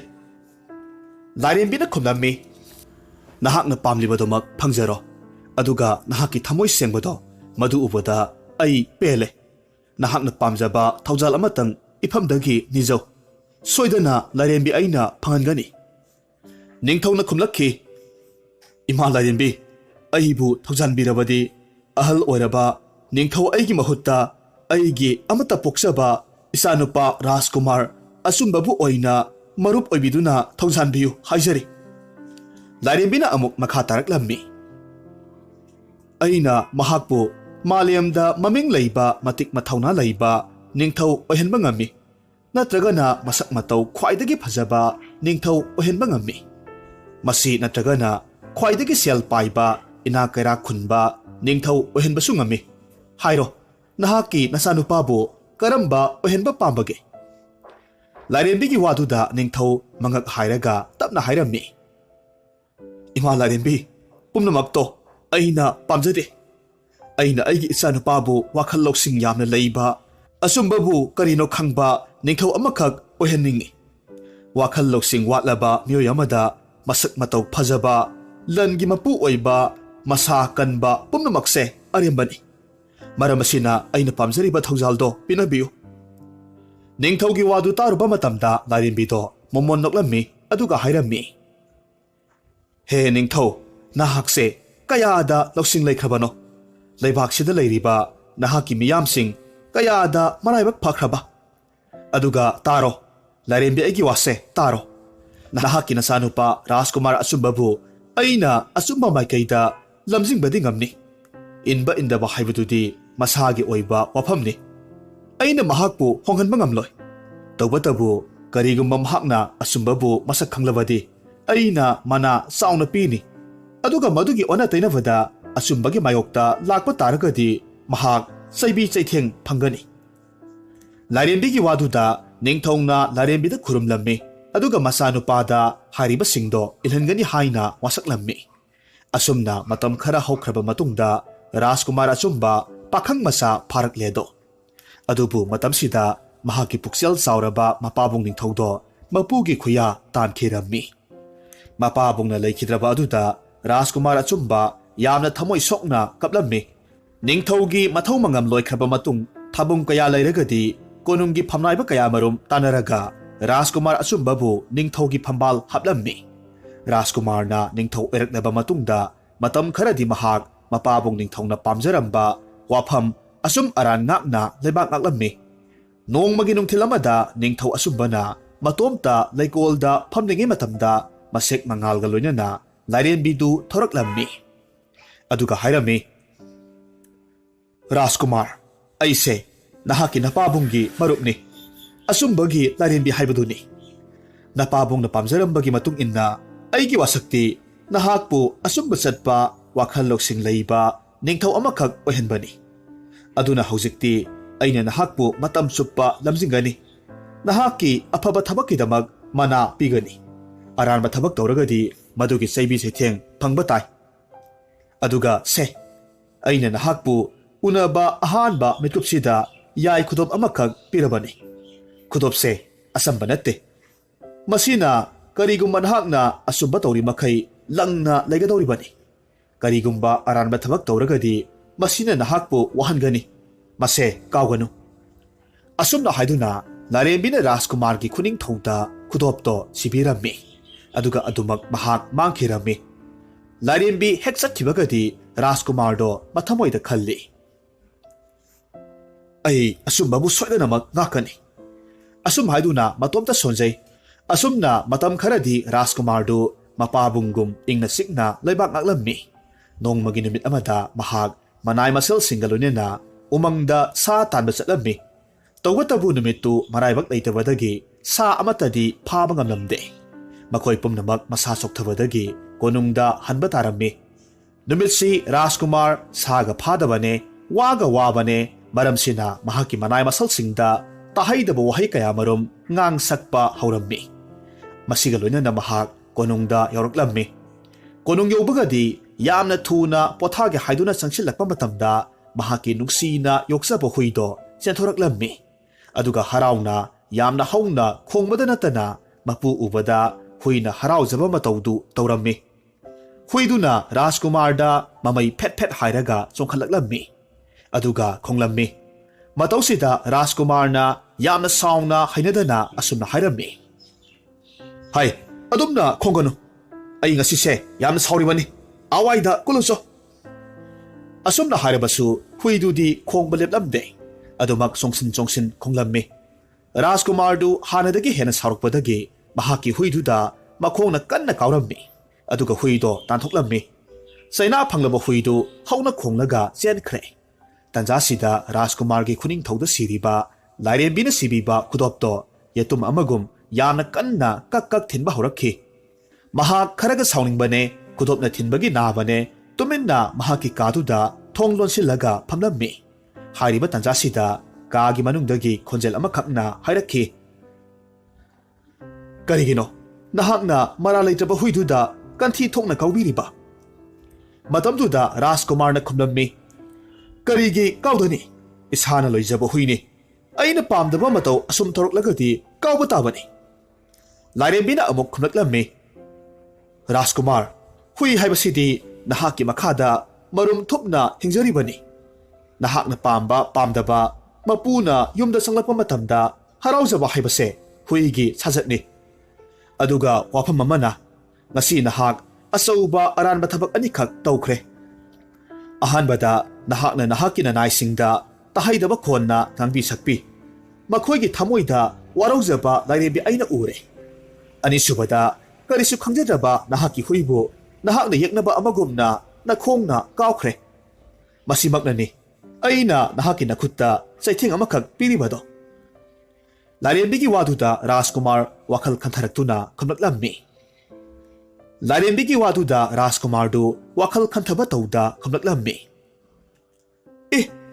ꯑꯩꯒꯤ ꯏꯅꯥꯏꯗ ꯐꯥꯎꯕ ꯆꯩꯕ ꯋꯥꯔꯛꯄꯒꯤ ꯍꯛ ꯂꯩꯇ꯭ꯔꯕ ꯍꯨꯏꯅꯥꯎ ꯑꯃꯗ ꯐꯨꯕ ꯌꯥꯗ꯭ꯔꯕ ꯑꯗꯨ ꯑꯣꯏꯕ ꯇꯥꯔꯒꯗꯤ ꯑꯩꯅ ꯅꯤꯡꯊꯧ ꯑꯣꯏꯕꯒꯤ ꯋꯥꯍꯟꯊꯣꯛꯄꯨ ꯀꯔꯤꯅꯣ ꯂꯥꯏꯔꯦꯝꯕꯤꯅ ꯑꯃꯨꯛ ꯈꯨꯝꯂꯛꯂꯝꯃꯤ ꯔꯥꯖꯀꯨꯃꯥꯔ ꯅꯍꯥꯛꯀꯤ ꯅꯔꯨꯝ ꯊꯨꯞꯅ ꯅꯠꯇ꯭ꯔꯒꯅ ꯅꯈꯥ ꯊꯥꯕꯗ ꯉꯝꯃꯤ ꯍꯥꯏꯕꯒꯤ ꯃꯇꯥꯒꯨꯝ ꯇꯨꯍꯠꯂꯕꯗꯤ ꯃꯗꯣ ꯄꯥꯞꯀꯤ ꯃꯁꯛꯅꯤ ꯑꯗꯨꯒ ꯁꯤꯃꯁꯨ ꯍꯥꯏꯒꯦ ꯂꯥꯏꯔꯦꯝꯕꯤ ꯍꯥꯏꯕꯁꯤꯁꯨ ꯃꯤꯑꯣꯏꯕ ꯑꯃꯗꯒꯤ ꯃꯇꯤꯛ ꯃꯌꯥꯏ ꯍꯦꯜꯂꯤ ꯃꯔꯝꯁꯤꯅ ꯑꯩꯅ ꯅꯪꯕꯨꯁꯨ ꯈꯨꯗꯛꯇ ꯃꯥꯡꯍꯟꯕ ꯉꯝꯃꯤ ꯃꯔꯝ ꯑꯁꯤꯅ ꯑꯩꯅ ꯍꯥꯏꯔꯤꯕꯁꯤꯅꯤ ꯑꯁꯥꯎꯕ ꯐꯨꯗꯣꯛꯄ ꯍꯩꯕ ꯑꯗꯨ ꯈꯛꯇꯅ ꯑꯆꯧꯕ ꯅꯤꯡꯊꯧ ꯑꯃꯒꯤ ꯃꯒꯨꯟ ꯅꯠꯇꯦ ꯉꯥꯛꯄꯤ ꯍꯩꯕ ꯃꯒꯨꯟ ꯍꯥꯏꯕꯁꯦ ꯃꯁꯤ ꯈ꯭ꯋꯥꯏꯗꯒꯤ ꯑꯋꯥꯡꯕ ꯊꯥꯛꯅꯤ ꯂꯥꯏꯔꯦꯝꯕꯤꯒꯤ ꯋꯥꯗꯨꯗ ꯔꯥꯖꯀꯨꯃꯥꯔ ꯑꯆꯨꯝꯕꯗꯨ ꯏꯀꯥꯏꯕꯅ ꯃꯃꯥꯏ ꯉꯥꯡꯁꯤꯜꯂꯝꯃꯤ ꯑꯔꯣꯏꯕꯗ ꯃꯍꯥꯛ ꯃꯁꯥꯒꯤ ꯑꯁꯣꯏꯕꯗꯨ ꯆꯨꯝꯊꯣꯛꯂꯒꯦ ꯍꯥꯏꯅ ꯍꯥꯏꯖꯔꯝꯃꯤ ꯃꯇꯝ ꯈꯔꯗꯤ ꯔꯥꯖꯀꯨꯃꯥꯔꯗꯨ ꯑꯁꯥꯎꯕꯕꯨ ꯐꯥꯊꯔꯒ ꯑꯐꯕ ꯅꯤꯡꯊꯧ ꯑꯃ ꯑꯣꯏꯔꯝꯃꯤ ꯑꯗꯨꯕꯨ ꯅꯣꯡꯃꯒꯤ ꯅꯨꯃꯤꯠ ꯑꯃꯗ ꯃꯍꯥꯛꯀꯤ ꯈꯨꯡꯒꯪ ꯑꯃꯒꯤ ꯆꯤꯗꯥꯏꯗ ꯁꯒꯣꯜ ꯇꯣꯡꯂꯒ ꯃꯇꯣꯝꯇ ꯇꯨꯔꯦꯜ ꯇꯣꯔꯕꯥꯟ ꯑꯃꯗ ꯀꯣꯏꯊꯣꯔꯛꯄ ꯂꯥꯛꯂꯝꯃꯤ ꯇꯟꯖꯥꯁꯤꯗ ꯈꯨꯡꯒꯪꯗꯨꯗ ꯂꯩꯕꯤ ꯃꯁꯛ ꯃꯇꯧꯗ ꯂꯥꯏꯒꯨꯝꯅ ꯐꯖꯕꯤ ꯁꯟ ꯁꯦꯟꯕꯒꯤ ꯃꯆꯥꯅꯨꯄꯤ ꯁꯅꯥꯃꯥꯟꯕꯤꯒ ꯀꯣꯛ ꯍꯦꯛ ꯊꯦꯡꯅꯔꯨꯔꯦ ꯃꯍꯥꯛ ꯅꯨꯄꯤꯗꯨꯒꯤ ꯐꯖꯕꯗ ꯄꯨꯝꯁꯨꯝ ꯍꯦꯛ ꯁꯨꯝꯃꯠꯈ꯭ꯔꯦ ꯅꯨꯃꯤꯠ ꯑꯗꯨꯁꯨ ꯃꯍꯧꯁꯥꯒꯨꯝ ꯁꯅꯥꯃꯥꯟꯕꯤ ꯇꯨꯔꯦꯜꯗ ꯏꯁꯤꯡ ꯁꯣꯛꯄ ꯂꯥꯛꯄꯅꯤ ꯔꯥꯖꯀꯨꯃꯥꯔꯅ ꯁꯅꯥꯃꯥꯟꯕꯤ ꯎꯕꯃꯛꯇꯗ ꯍꯥꯏꯔꯝꯃꯤ ꯐꯖꯕ ꯄꯨꯝꯕꯗꯒꯤ ꯐꯖꯔꯕꯤ ꯅꯍꯥꯛꯄꯨ ꯀꯅꯥꯅꯣ ꯅꯍꯥꯛꯀꯤ ꯅꯨꯡꯁꯤ ꯁꯛꯇꯝꯗ ꯑꯩꯒꯤ ꯊꯃꯣꯏꯁꯦ ꯁꯨꯝꯍꯠꯈ꯭ꯔꯦ ꯀꯣꯂꯣꯏ ꯃꯤꯡꯂꯦꯟ ꯀꯔꯤ ꯀꯧꯕꯒꯦ ꯁꯅꯥꯃꯥꯟꯕꯤ ꯌꯥꯝꯅ ꯏꯀꯥꯏꯅ ꯇꯞꯅ ꯃꯃꯥꯏ ꯂꯨꯛꯊꯔꯝꯃꯤ ꯑꯗꯨꯒ ꯍꯥꯏꯔꯛꯂꯝꯃꯤ ꯑꯩꯍꯥꯛ ꯈꯨꯡꯒꯪꯁꯤꯗ ꯄꯣꯛꯆꯕꯤ ꯁꯟꯖꯦꯟ ꯅꯍꯥꯒꯤ ꯑꯃꯠꯇ ꯄꯣꯛꯄꯤ ꯃꯃꯣꯝꯅꯤ ꯏꯃꯤꯡꯅ ꯁꯅꯥꯃꯥꯟꯕꯤ ꯀꯧꯖꯩ ꯑꯩꯅ ꯑꯗꯣꯝꯕꯨ ꯂꯝꯗꯝꯁꯤꯒꯤ ꯅꯤꯡꯊꯧꯅꯤ ꯍꯥꯏꯕ ꯈꯪꯖꯩ ꯑꯩꯅ ꯊꯧꯒꯜꯂꯣꯟ ꯀꯥꯏꯈꯤꯕ ꯌꯥꯎꯔꯕꯁꯨ ꯉꯥꯛꯄꯤꯌꯨ ꯑꯩ ꯌꯨꯝꯗ ꯄꯥꯕꯅ ꯏꯁꯤꯡ ꯉꯥꯏꯍꯧꯔꯤꯌꯦ ꯆꯠꯆꯈ꯭ꯔꯒꯦ ꯃꯖꯥ ꯏꯕꯨꯡꯉꯣ ꯃꯍꯥꯛꯀꯤ ꯋꯥꯗꯨꯗ ꯔꯥꯖꯀꯨꯃꯥꯔ ꯑꯆꯨꯝꯕꯅ ꯑꯃꯨꯛ ꯃꯈꯥ ꯇꯥꯔꯛꯂꯝꯃꯤ ꯋꯥꯈꯜꯗꯣ ꯑꯣꯟꯅꯔꯦ ꯁꯅꯥꯃꯥꯟꯕꯤ ꯑꯩꯗꯤ ꯅꯍꯥꯛꯄꯨ ꯅꯨꯡꯁꯤ ꯅꯤꯡꯊꯧ ꯑꯩꯒꯤ ꯂꯩꯃꯔꯦꯝꯕꯤ ꯑꯣꯏꯔꯁꯤ ꯃꯗꯨꯅ ꯅꯍꯥꯛꯀꯤ ꯄꯨꯟꯁꯤꯗ ꯈ꯭ꯋꯥꯏꯗꯒꯤ ꯂꯥꯏꯕꯛ ꯐꯕ ꯄꯤꯒꯗꯧꯔꯤꯕꯅꯤ ꯁꯅꯥꯃꯥꯟꯕꯤꯅ ꯑꯃꯨꯛ ꯈꯨꯝꯂꯛꯂꯝꯃꯤ ꯃꯖꯥ ꯏꯕꯨꯡꯉꯣꯅ ꯇꯥꯛꯄꯤꯔꯤꯕꯗꯣ ꯑꯩꯒꯤꯗꯃꯛꯇꯗꯤ ꯂꯥꯏꯕꯛ ꯐꯕꯅꯤ ꯑꯗꯨꯕꯨ ꯋꯥꯐꯝꯗꯣ ꯑꯩ ꯌꯥꯕ ꯉꯝꯖꯔꯣꯏ ꯄꯨ ꯄꯥꯡ ꯁꯨꯗꯕꯤ ꯁꯟ ꯁꯦꯟꯕꯤ ꯑꯃꯅ ꯂꯩꯃꯔꯦꯝꯕꯤ ꯑꯣꯏꯔꯕꯗꯤ ꯃꯤꯅ ꯃꯖꯥ ꯏꯕꯨꯡꯉꯣꯕꯨ ꯀꯔꯤꯅꯤ ꯍꯥꯏꯅꯈꯤꯅꯤ ꯃꯖꯥ ꯏꯕꯨꯡꯉꯣꯗꯤ ꯂꯩꯕꯥꯛꯁꯤꯒꯤ ꯅꯤꯡꯊꯧꯅꯤ ꯃꯇꯤꯛ ꯆꯥꯕꯤ ꯁꯃꯥꯟ ꯂꯦꯡꯃꯥꯟꯅꯕꯤ ꯀꯅꯥꯒ ꯂꯨꯍꯣꯡꯕꯤꯌꯨ ꯂꯨꯍꯣꯡꯕꯒꯤ ꯋꯥꯐꯝꯗꯣ ꯑꯩ ꯌꯥꯕ ꯉꯝꯖꯔꯣꯏ ꯔꯥꯖꯀꯨꯃꯥꯔ ꯑꯆꯨꯝꯕꯗꯨ ꯅꯨꯄꯤꯗꯨꯒꯤ ꯋꯥꯍꯩꯗꯨꯗ ꯏꯀꯥꯏꯔꯝꯃꯤ ꯃꯔꯝ ꯑꯗꯨꯅ ꯌꯥꯝꯅ ꯁꯥꯎꯅ ꯍꯥꯏꯔꯛꯂꯝꯃꯤ ꯅꯍꯥꯛ ꯉꯛꯆꯥꯎ ꯊꯦꯛꯀꯅꯨ ꯁꯅꯥꯃꯥꯟꯕꯤ ꯑꯩꯅ ꯅꯪꯕꯨ ꯁꯣꯏꯗꯅ ꯂꯧꯅꯤ ꯃꯁꯦ ꯅꯤꯡꯊꯧ ꯑꯩꯒꯤ ꯋꯥꯔꯦꯞꯅꯤ ꯃꯁꯤ ꯈꯪꯖꯤꯜꯂꯨꯍꯣꯏ ꯁꯅꯥꯃꯥꯟꯕꯤꯅ ꯌꯥꯝꯅ ꯄꯣꯡꯅ ꯈꯨꯝꯂꯝꯃꯤ ꯃꯖꯥ ꯏꯕꯨꯡꯉꯣ ꯂꯥꯏꯔꯕ ꯑꯩꯈꯣꯏꯁꯤꯕꯨ ꯃꯤ ꯅꯠꯇꯕꯔꯣ ꯄꯨꯟꯁꯤꯒꯤ ꯈꯣꯡꯂꯣꯏ ꯑꯣꯏꯒꯗꯧꯔꯤꯕ ꯃꯍꯥꯛꯇꯣ ꯑꯩꯅꯁꯨ ꯑꯄꯥꯝꯕ ꯃꯤ ꯑꯣꯏꯐꯝ ꯊꯣꯛꯇꯕ꯭ꯔꯥ ꯑꯗꯣꯝ ꯔꯥꯖꯀꯨꯃꯥꯔꯅꯤ ꯁꯛꯇꯝꯗ ꯀꯥꯝꯗꯦꯕꯃꯛꯅꯤ ꯂꯟ ꯊꯨꯝꯗ ꯑꯋꯥꯠꯄ ꯂꯩꯔꯣꯏ ꯇꯧꯕꯇꯕꯨ ꯑꯩꯅ ꯈꯣꯏꯗꯥꯖꯗꯦ ꯅꯨꯡꯁꯤꯕꯤꯗꯨꯅ ꯍꯥꯏꯖꯔꯤꯕꯁꯦ ꯌꯥꯕꯤꯌꯨ ꯑꯩꯒꯤ ꯋꯥꯈꯜ ꯊꯥꯗꯣꯛꯄꯤꯌꯨ ꯃꯁꯤ ꯍꯥꯏꯔꯒ ꯁꯅꯥꯃꯥꯟꯕꯤ ꯄ꯭ꯔꯞ ꯄ꯭ꯔꯞ ꯆꯠꯈ꯭ꯔꯦ ꯔꯥꯖꯀꯨꯃꯥꯔꯗꯨ ꯍꯟꯖꯤꯟ ꯍꯟꯖꯤꯟ ꯏꯀꯥꯏꯕ ꯅꯪꯂꯕꯗꯨꯗ ꯀꯣꯅꯨꯡꯗ ꯑꯃꯨꯛ ꯍꯜꯂꯛꯂꯝꯃꯤ ꯀꯣꯅꯨꯡ ꯌꯧꯕꯒꯗꯤ ꯃꯟꯇ꯭ꯔꯤ ꯐꯝꯅꯥꯏꯕꯒꯤ ꯃꯆꯥꯅꯨꯄꯥ ꯂꯝꯖꯤꯡꯕ ꯀꯧꯕ ꯃꯕꯨꯛ ꯐꯠꯇꯕꯗ ꯃꯄꯥ ꯂꯩꯇ꯭ꯔꯕ ꯃꯍꯥꯛꯀꯤ ꯃꯔꯨꯞꯇꯨꯗ ꯋꯥꯐꯝ ꯄꯨꯝꯅꯃꯛ ꯇꯝꯂꯝꯃꯤ ꯔꯥꯖꯀꯨꯃꯥꯔꯒꯤ ꯋꯥꯐꯝꯗ ꯂꯝꯖꯤꯡꯕꯅ ꯑꯃꯨꯛ ꯀꯔꯦꯝꯅꯔꯒ ꯈꯨꯝꯂꯛꯈꯤ ꯃꯖꯥ ꯏꯕꯨꯡꯉꯣ ꯀꯔꯤꯁꯨ ꯂꯩꯇ꯭ꯔꯕ ꯄꯦꯠ ꯂꯥꯎꯕꯤ ꯃꯤꯅꯥꯏ ꯅꯨꯕꯤ ꯑꯃꯅ ꯑꯗꯨꯛ ꯋꯥꯉꯥꯡ ꯀꯝꯖꯥꯎ ꯍꯨꯜꯂꯒ ꯍꯥꯏꯔ ꯐꯥꯎꯕ ꯀꯔꯤꯒꯤ ꯇꯨꯃꯤꯟꯅ ꯂꯥꯛꯄꯤꯔꯤꯕꯅꯣ ꯈꯨꯗꯛꯇ ꯃꯉꯛ ꯅꯦꯠꯈꯥꯏꯔꯒ ꯂꯣꯏꯁꯤꯟꯕꯤꯔꯝꯂꯕꯗꯤ ꯀꯌꯥ ꯅꯨꯡꯉꯥꯏꯅꯤ ꯐꯔꯕꯁꯨ ꯐꯠꯇ꯭ꯔꯕꯁꯨ ꯃꯖꯥ ꯏꯕꯨꯡꯉꯣꯗꯤ ꯂꯩꯕꯥꯛꯁꯤꯒꯤ ꯅꯤꯡꯊꯧꯅꯤ ꯅꯍꯥꯛꯅ ꯇꯧꯅꯤꯡꯕꯇ ꯇꯧꯒꯗꯕꯅꯤ ꯅꯨꯄꯤ ꯆꯥꯝꯃ ꯂꯨꯍꯣꯡꯗꯨꯅ ꯂꯧꯕꯁꯨ ꯌꯥꯏ ꯋꯥꯈꯜ ꯍꯟꯊꯕ ꯌꯥꯗꯦ ꯅꯅꯥꯏ ꯂꯝꯖꯤꯡꯕꯗ ꯁꯤꯟꯅꯕꯤꯌꯨ ꯃꯁꯝꯗꯣ ꯈꯨꯗꯥꯡꯁꯤꯗ ꯌꯦꯠꯂꯒ ꯂꯝꯖꯥꯎꯗ ꯆꯤꯡꯂꯒ ꯄꯨꯖꯔꯛꯀꯦ ꯃꯍꯥꯛꯀꯤ ꯋꯥꯗꯨꯗ ꯔꯥꯖꯀꯨꯃꯥꯔ ꯐꯠꯇꯕ ꯋꯥꯈꯜ ꯈꯟꯕ ꯍꯧꯔꯛꯂꯝꯃꯤ ꯑꯗꯨꯅ ꯍꯥꯏꯔꯛꯈꯤ ꯇꯧꯕꯒꯤꯗꯤ ꯅꯍꯥꯛꯅ ꯍꯥꯏꯔꯤꯕꯗꯨꯃꯛ ꯂꯝꯀꯦꯠꯄꯤ ꯃꯍꯥꯛꯀꯤꯗꯃꯛꯇꯗꯤ ꯃꯇꯤꯛ ꯆꯥꯕꯅꯤ ꯑꯗꯨꯕꯨ ꯑꯩꯗꯤ ꯃꯍꯥꯛꯄꯨ ꯅꯨꯡꯁꯤ ꯂꯧꯒꯦ ꯈꯜꯂꯤ ꯑꯗꯨꯝꯅ ꯃꯤꯃꯥꯡꯗ ꯄꯨꯔꯛꯄꯗꯤ ꯐꯖꯔꯣꯏꯗ ꯇꯥꯟꯖꯥꯁꯤꯗ ꯑꯇꯣꯞꯄ ꯔꯥꯖꯀꯨꯃꯥꯔꯒꯤ ꯐꯠꯇꯕ ꯃꯃꯥꯟꯅꯕ ꯑꯅꯤ ꯑꯃꯁꯨ ꯌꯧꯔꯛꯂꯝꯃꯤ ꯃꯇꯦꯡ ꯄꯥꯡꯁꯤꯜꯂꯒ ꯃꯈꯣꯏꯅ ꯍꯥꯏꯔꯝꯃꯤ ꯃꯖꯥ ꯏꯕꯨꯡꯉꯣ ꯑꯩꯈꯣꯏꯁꯨ ꯂꯩꯖꯔꯤꯕꯅꯤ ꯋꯥꯕꯤꯒꯅꯨ ꯅꯨꯄꯤꯗꯨ ꯐꯥꯔꯒ ꯄꯨꯔꯛꯂꯒꯦ ꯐꯖꯅ ꯍꯥꯏꯕꯗ ꯌꯥꯔꯒꯗꯤ ꯐꯔꯦ ꯌꯥꯗ꯭ꯔꯕꯗꯤ ꯑꯩꯈꯣꯏꯅ ꯃꯍꯥꯛꯄꯨ ꯍꯦꯛꯇ ꯐꯥꯔꯛꯀꯦ ꯃꯁꯤ ꯍꯥꯏꯗꯨꯅ ꯃꯈꯣꯏ ꯃꯌꯥꯝ ꯍꯧꯅ ꯅꯣꯛꯃꯤꯟꯅꯔꯝꯃꯤ ꯔꯥꯖꯀꯨꯃꯥꯔ ꯑꯆꯨꯝꯕ ꯃꯍꯥꯛꯀꯤ ꯃꯔꯨꯞꯁꯤꯡꯒꯤ ꯐꯠꯇ꯭ꯔꯕ ꯊꯧꯑꯣꯏꯟꯁꯤꯟꯗꯨ ꯇꯁꯦꯡꯅ ꯄꯥꯡꯊꯣꯛꯂꯒꯦ ꯈꯜꯂꯝꯃꯤ ꯃꯔꯝꯗꯤ ꯃꯍꯥꯛ ꯑꯉꯥꯡ ꯑꯣꯏꯔꯤꯉꯩ ꯃꯇꯝꯗ ꯌꯥꯝꯅ ꯆꯝꯖꯕꯤ ꯃꯤꯅꯥꯏ ꯅꯨꯕꯤ ꯑꯍꯜ ꯑꯃꯈꯛꯅ ꯅꯥꯎꯀꯣꯜꯂꯛꯈꯤ ꯍꯥꯏꯔꯤꯕ ꯃꯤꯅꯥꯏ ꯅꯨꯕꯤ ꯑꯗꯨꯅ ꯃꯇꯝ ꯆꯨꯞꯄꯗ ꯔꯥꯖꯀꯨꯃꯥꯔꯅ ꯄꯥꯝꯕ ꯈꯨꯗꯤꯡꯃꯛ ꯇꯧꯍꯜꯂꯤ ꯑꯗꯨꯒ ꯋꯥꯐꯝ ꯑꯃꯁꯨ ꯍꯥꯏꯔꯝꯃꯤ ꯋꯥꯐꯝꯗꯤ ꯑꯁꯤꯅꯤ ꯃꯖꯥ ꯏꯕꯨꯡꯉꯣꯗꯤ ꯍꯌꯦꯡꯋꯥꯏ ꯅꯤꯡꯊꯧ ꯑꯣꯏꯔꯒ ꯈ꯭ꯋꯥꯏꯗꯒꯤ ꯃꯥꯂꯦꯝꯒꯤ ꯃꯀꯣꯛ ꯑꯣꯏꯒꯅꯤ ꯅꯍꯥꯛꯅ ꯇꯧꯅꯤꯡꯕ ꯊꯕꯛ ꯄꯥꯡꯊꯣꯛꯄ ꯉꯝꯒꯅꯤ ꯅꯤꯡꯊꯧ ꯑꯣꯏꯕ ꯍꯥꯏꯕꯁꯤ ꯂꯩꯕꯥꯛꯁꯤꯒꯤ ꯃꯤꯄꯨꯝ ꯈꯨꯗꯤꯡꯃꯛ ꯅꯍꯥꯛꯀꯤ ꯅꯈꯥꯗ ꯊꯝꯒꯗꯕꯅꯤ ꯃꯗꯨ ꯇꯧꯗ꯭ꯔꯕꯗꯤ ꯅꯍꯥꯛꯄꯨ ꯃꯤꯅ ꯎꯁꯤꯠꯄꯤꯔꯣꯏ ꯍꯥꯏꯔꯤꯕ ꯋꯥꯐꯝꯁꯦ ꯅꯤꯡꯁꯤꯡꯂꯝꯃꯤ ꯈꯨꯗꯛꯇ ꯃꯁꯤ ꯍꯦꯛ ꯅꯤꯡꯁꯤꯡꯕꯒ ꯃꯃꯥꯟꯅꯕꯁꯤꯡꯗ ꯌꯥꯊꯪ ꯇꯧꯔꯛꯂꯝꯃꯤ ꯅꯈꯣꯏ ꯀꯅꯥ ꯂꯩ ꯁꯟ ꯁꯦꯟꯕꯒꯤ ꯃꯆꯥꯅꯨꯄꯤ ꯁꯅꯥꯃꯥꯟꯕꯤꯗꯣ ꯍꯧꯖꯤꯛꯃꯛ ꯐꯥꯔꯒ ꯄꯨꯔꯛꯀꯗꯕꯅꯤ ꯋꯥꯐꯝꯗꯨ ꯇꯥꯔꯕꯗ ꯐꯠꯇ꯭ꯔꯕ ꯃꯍꯥꯛꯀꯤ ꯃꯃꯥꯟꯅꯕꯁꯤꯡꯗꯣ ꯅꯨꯄꯤꯗꯨ ꯐꯥꯕ ꯆꯠꯈ꯭ꯔꯦ ꯌꯥꯝꯅ ꯂꯨꯔꯤꯕꯗꯤ ꯔꯥꯖꯀꯨꯃꯥꯔꯅ ꯌꯥꯊꯪꯗꯨ ꯍꯦꯛ ꯍꯥꯏꯈꯤꯕꯒ ꯃꯍꯥꯛꯀꯤ ꯈꯨꯅꯤꯡꯊꯧꯗ ꯁꯤꯕ ꯂꯥꯏꯔꯦꯝꯕꯤꯒꯤ ꯈꯨꯗꯣꯞꯇꯣ ꯆꯞꯁꯤꯟꯕ ꯍꯧꯔꯛꯂꯝꯃꯤ ꯃꯍꯥꯛ ꯅꯥꯕꯅ ꯈꯥꯡꯕꯗ ꯋꯥꯔꯝꯃꯤ ꯃꯍꯥꯛꯅ ꯏꯁꯨꯛ ꯁꯨꯛꯅ ꯑꯅꯥꯕ ꯈꯥꯡꯂꯤꯉꯩ ꯃꯇꯝꯗ ꯀꯣꯅꯨꯡꯒꯤ ꯋꯥꯈꯜ ꯂꯧꯁꯤꯡ ꯆꯥꯎꯕ ꯐꯝꯅꯥꯏꯕ ꯑꯍꯜꯅ ꯍꯥꯏꯔꯝꯃꯤ ꯃꯖꯥ ꯏꯕꯨꯡꯉꯣ ꯀꯔꯤ ꯇꯧꯕ ꯌꯥꯎꯔꯕꯒꯦ ꯍꯛꯆꯥꯡ ꯉꯝꯕꯤꯗ꯭ꯔꯕꯔꯥ ꯅꯅꯥꯏ ꯑꯃꯥꯏꯕ ꯑꯃꯇꯪ ꯀꯧꯔꯨꯁꯤꯔꯥ ꯔꯥꯖꯀꯨꯃꯥꯔꯅ ꯁꯥꯎꯅ ꯑꯍꯜꯗꯨꯗ ꯈꯨꯝꯂꯛꯂꯝꯃꯤ ꯏꯄꯨ ꯐꯝꯅꯥꯏꯕ ꯅꯍꯥꯛꯀꯤ ꯅꯊꯧ ꯂꯩꯇꯦ ꯑꯩꯒꯤ ꯅꯥꯛꯇꯒꯤ ꯂꯥꯞꯅ ꯆꯠꯈ꯭ꯔꯣ ꯑꯍꯜꯗꯨ ꯀꯔꯤꯁꯨ ꯃꯈꯥ ꯇꯥꯈꯤꯗ꯭ꯔꯦ ꯉꯥꯏꯍꯥꯛ ꯂꯩꯔꯒꯗꯤ ꯁꯅꯥꯃꯥꯟꯕꯤꯕꯨ ꯃꯈꯣꯏ ꯃꯌꯥꯝꯅ ꯐꯥꯔꯒ ꯄꯨꯔꯛꯂꯝꯃꯤ ꯄꯥꯝꯕꯩ ꯂꯩꯇ꯭ꯔꯕꯤ ꯁꯅꯥꯃꯥꯟꯕꯤꯅ ꯀꯞꯂꯒ ꯂꯥꯎꯖꯔꯝꯃꯤ ꯑꯩꯕꯨ ꯊꯥꯗꯣꯛꯄꯤꯌꯨ ꯀꯣꯅꯨꯡꯒꯤ ꯑꯉꯝꯕ ꯁꯥ ꯑꯩꯒꯤ ꯏꯔꯥꯜꯁꯤꯕꯨ ꯀꯔꯤꯅꯣ ꯂꯥꯏꯔꯕꯤ ꯑꯩꯕꯨ ꯅꯨꯡꯁꯤꯕꯤꯌꯨ ꯅꯨꯄꯤꯗꯨꯅ ꯀꯞꯄꯗꯨꯗ ꯔꯥꯖꯀꯨꯃꯥꯔꯗꯨ ꯍꯧꯅ ꯍꯧꯅ ꯅꯣꯛꯄ ꯍꯧꯔꯛꯂꯝꯃꯤ ꯑꯗꯨꯒ ꯍꯥꯏꯔꯝꯃꯤ ꯍꯩ ꯂꯝꯀꯦꯠ ꯂꯝꯍꯥꯏꯕꯤ ꯃꯤꯅꯥꯏ ꯑꯣꯏꯒꯦ ꯍꯥꯏꯕ꯭ꯔꯥ ꯅꯠꯇ꯭ꯔꯒꯅ ꯑꯩꯒꯤ ꯂꯩꯃꯔꯦꯝꯕꯤ ꯑꯣꯏꯒꯦ ꯍꯥꯏꯕ꯭ꯔꯥ ꯑꯄꯥꯝꯕ ꯍꯥꯏꯌꯨ ꯃꯇꯝꯗꯨꯗ ꯁꯅꯥꯃꯥꯟꯕꯤꯗꯣ ꯀꯞꯄ ꯇꯣꯛꯂꯒ ꯈꯨꯝꯂꯛꯂꯝꯃꯤ ꯇꯧꯕ ꯉꯝꯃꯤ ꯍꯥꯏꯗꯨꯅ ꯃꯤꯒꯤ ꯄꯨꯛꯅꯤꯡ ꯈꯪꯗꯅ ꯑꯩꯕꯨ ꯈꯨꯗꯨꯝ ꯆꯟꯒꯅꯤ ꯈꯜꯂꯤꯕ ꯅꯀꯣꯛ ꯌꯥꯎꯗꯕ ꯔꯥꯖꯀꯨꯃꯥꯔ ꯑꯩꯕꯨ ꯍꯥꯠꯂꯣ ꯅꯍꯥꯛꯀꯤ ꯅꯤꯡꯕ ꯊꯨꯡꯅꯅꯕ ꯑꯩ ꯍꯧꯖꯤꯛꯃꯛ ꯁꯤꯕ ꯄꯥꯝꯃꯤ ꯔꯥꯖꯀꯨꯃꯥꯔꯗꯨ ꯅꯨꯄꯤꯗꯨꯒꯤ ꯋꯥꯍꯩꯗꯨꯗ ꯀꯥ ꯍꯦꯟꯅ ꯁꯥꯎꯔꯛꯂꯝꯃꯤ ꯈꯨꯗꯛꯇ ꯌꯥꯊꯪ ꯇꯧꯔꯝꯃꯤ ꯅꯈꯣꯏ ꯀꯅꯥ ꯂꯩ ꯍꯧꯅ ꯂꯣꯟꯆꯠ ꯈꯪꯗꯕꯤ ꯅꯨꯄꯤꯁꯦ ꯀꯩꯁꯨꯝ ꯁꯪꯗ ꯊꯝꯃꯨ ꯃꯅꯝ ꯇꯠꯇ꯭ꯔꯤꯕ ꯐꯥꯎꯕ ꯐꯨꯊꯔꯣꯍꯩ ꯅꯨꯄꯤꯗꯨ ꯀꯩꯁꯨꯝ ꯁꯪ ꯌꯧꯈ꯭ꯔꯦ ꯇꯟꯖꯥꯁꯤꯗ ꯔꯥꯖꯀꯨꯃꯥꯔꯗ ꯁꯤꯔꯤꯕ ꯈꯨꯗꯣꯞꯇꯨꯅ ꯌꯦꯇꯨꯝꯒꯨꯝꯅ ꯊꯤꯟꯗꯨꯅ ꯏ ꯊꯣꯛꯂꯝꯃꯤ ꯃꯗꯨꯒꯤ ꯆꯩꯅꯥ ꯈꯥꯡꯕꯗ ꯋꯥꯔꯕ ꯔꯥꯖꯀꯨꯃꯥꯔꯅ ꯃꯇꯝ ꯆꯨꯞꯄꯒꯤ ꯑꯣꯏꯅ ꯈꯨꯗꯣꯞꯇꯨ ꯂꯧꯊꯣꯛꯂꯝꯃꯤ ꯑꯗꯨꯒ ꯈꯣꯡꯕꯥꯜꯗ ꯂꯪꯊꯣꯛꯈ꯭ꯔꯦ ꯃꯊꯪꯒꯤ ꯅꯨꯃꯤꯠꯇ ꯔꯥꯖꯀꯨꯃꯥꯔ ꯑꯃꯁꯨꯡ ꯃꯍꯥꯛꯀꯤ ꯃꯔꯨꯞꯁꯤꯡꯗꯨ ꯁꯥꯟꯅꯩ ꯌꯨꯅꯩꯔꯝꯃꯤ ꯄꯨꯛꯅꯤꯡ ꯍꯣꯡꯉꯨ ꯌꯥꯗ꯭ꯔꯕꯤ ꯁꯅꯥꯃꯥꯟꯕꯤꯒꯤ ꯃꯇꯥꯡꯗ ꯋꯥꯔꯤ ꯀꯌꯥꯃꯔꯨꯝ ꯁꯥꯟꯅꯔꯝꯃꯤ ꯃꯃꯥꯟꯅꯕꯁꯤꯡꯅ ꯔꯥꯖꯀꯨꯃꯥꯔꯗ ꯑꯁꯨꯝꯅ ꯏꯟꯁꯤꯜꯂꯝꯃꯤ ꯃꯖꯥ ꯏꯕꯨꯡꯉꯣ ꯃꯁꯤꯒꯤ ꯅꯨꯄꯤꯁꯦ ꯀꯩꯗꯧꯅꯨꯡꯗ ꯃꯍꯥꯛꯀꯤ ꯋꯥꯈꯜꯁꯦ ꯍꯣꯡꯉꯨ ꯌꯥꯔꯔꯣꯏ ꯃꯔꯝ ꯑꯁꯤꯅ ꯃꯍꯥꯛꯄꯨ ꯃꯔꯨ ꯀꯣꯛꯂꯒ ꯁꯨꯅꯨ ꯌꯥꯏꯉꯪ ꯇꯩꯔꯒ ꯂꯝꯖꯥꯎꯗ ꯈꯣꯡꯒꯣꯏꯅꯔꯁꯤ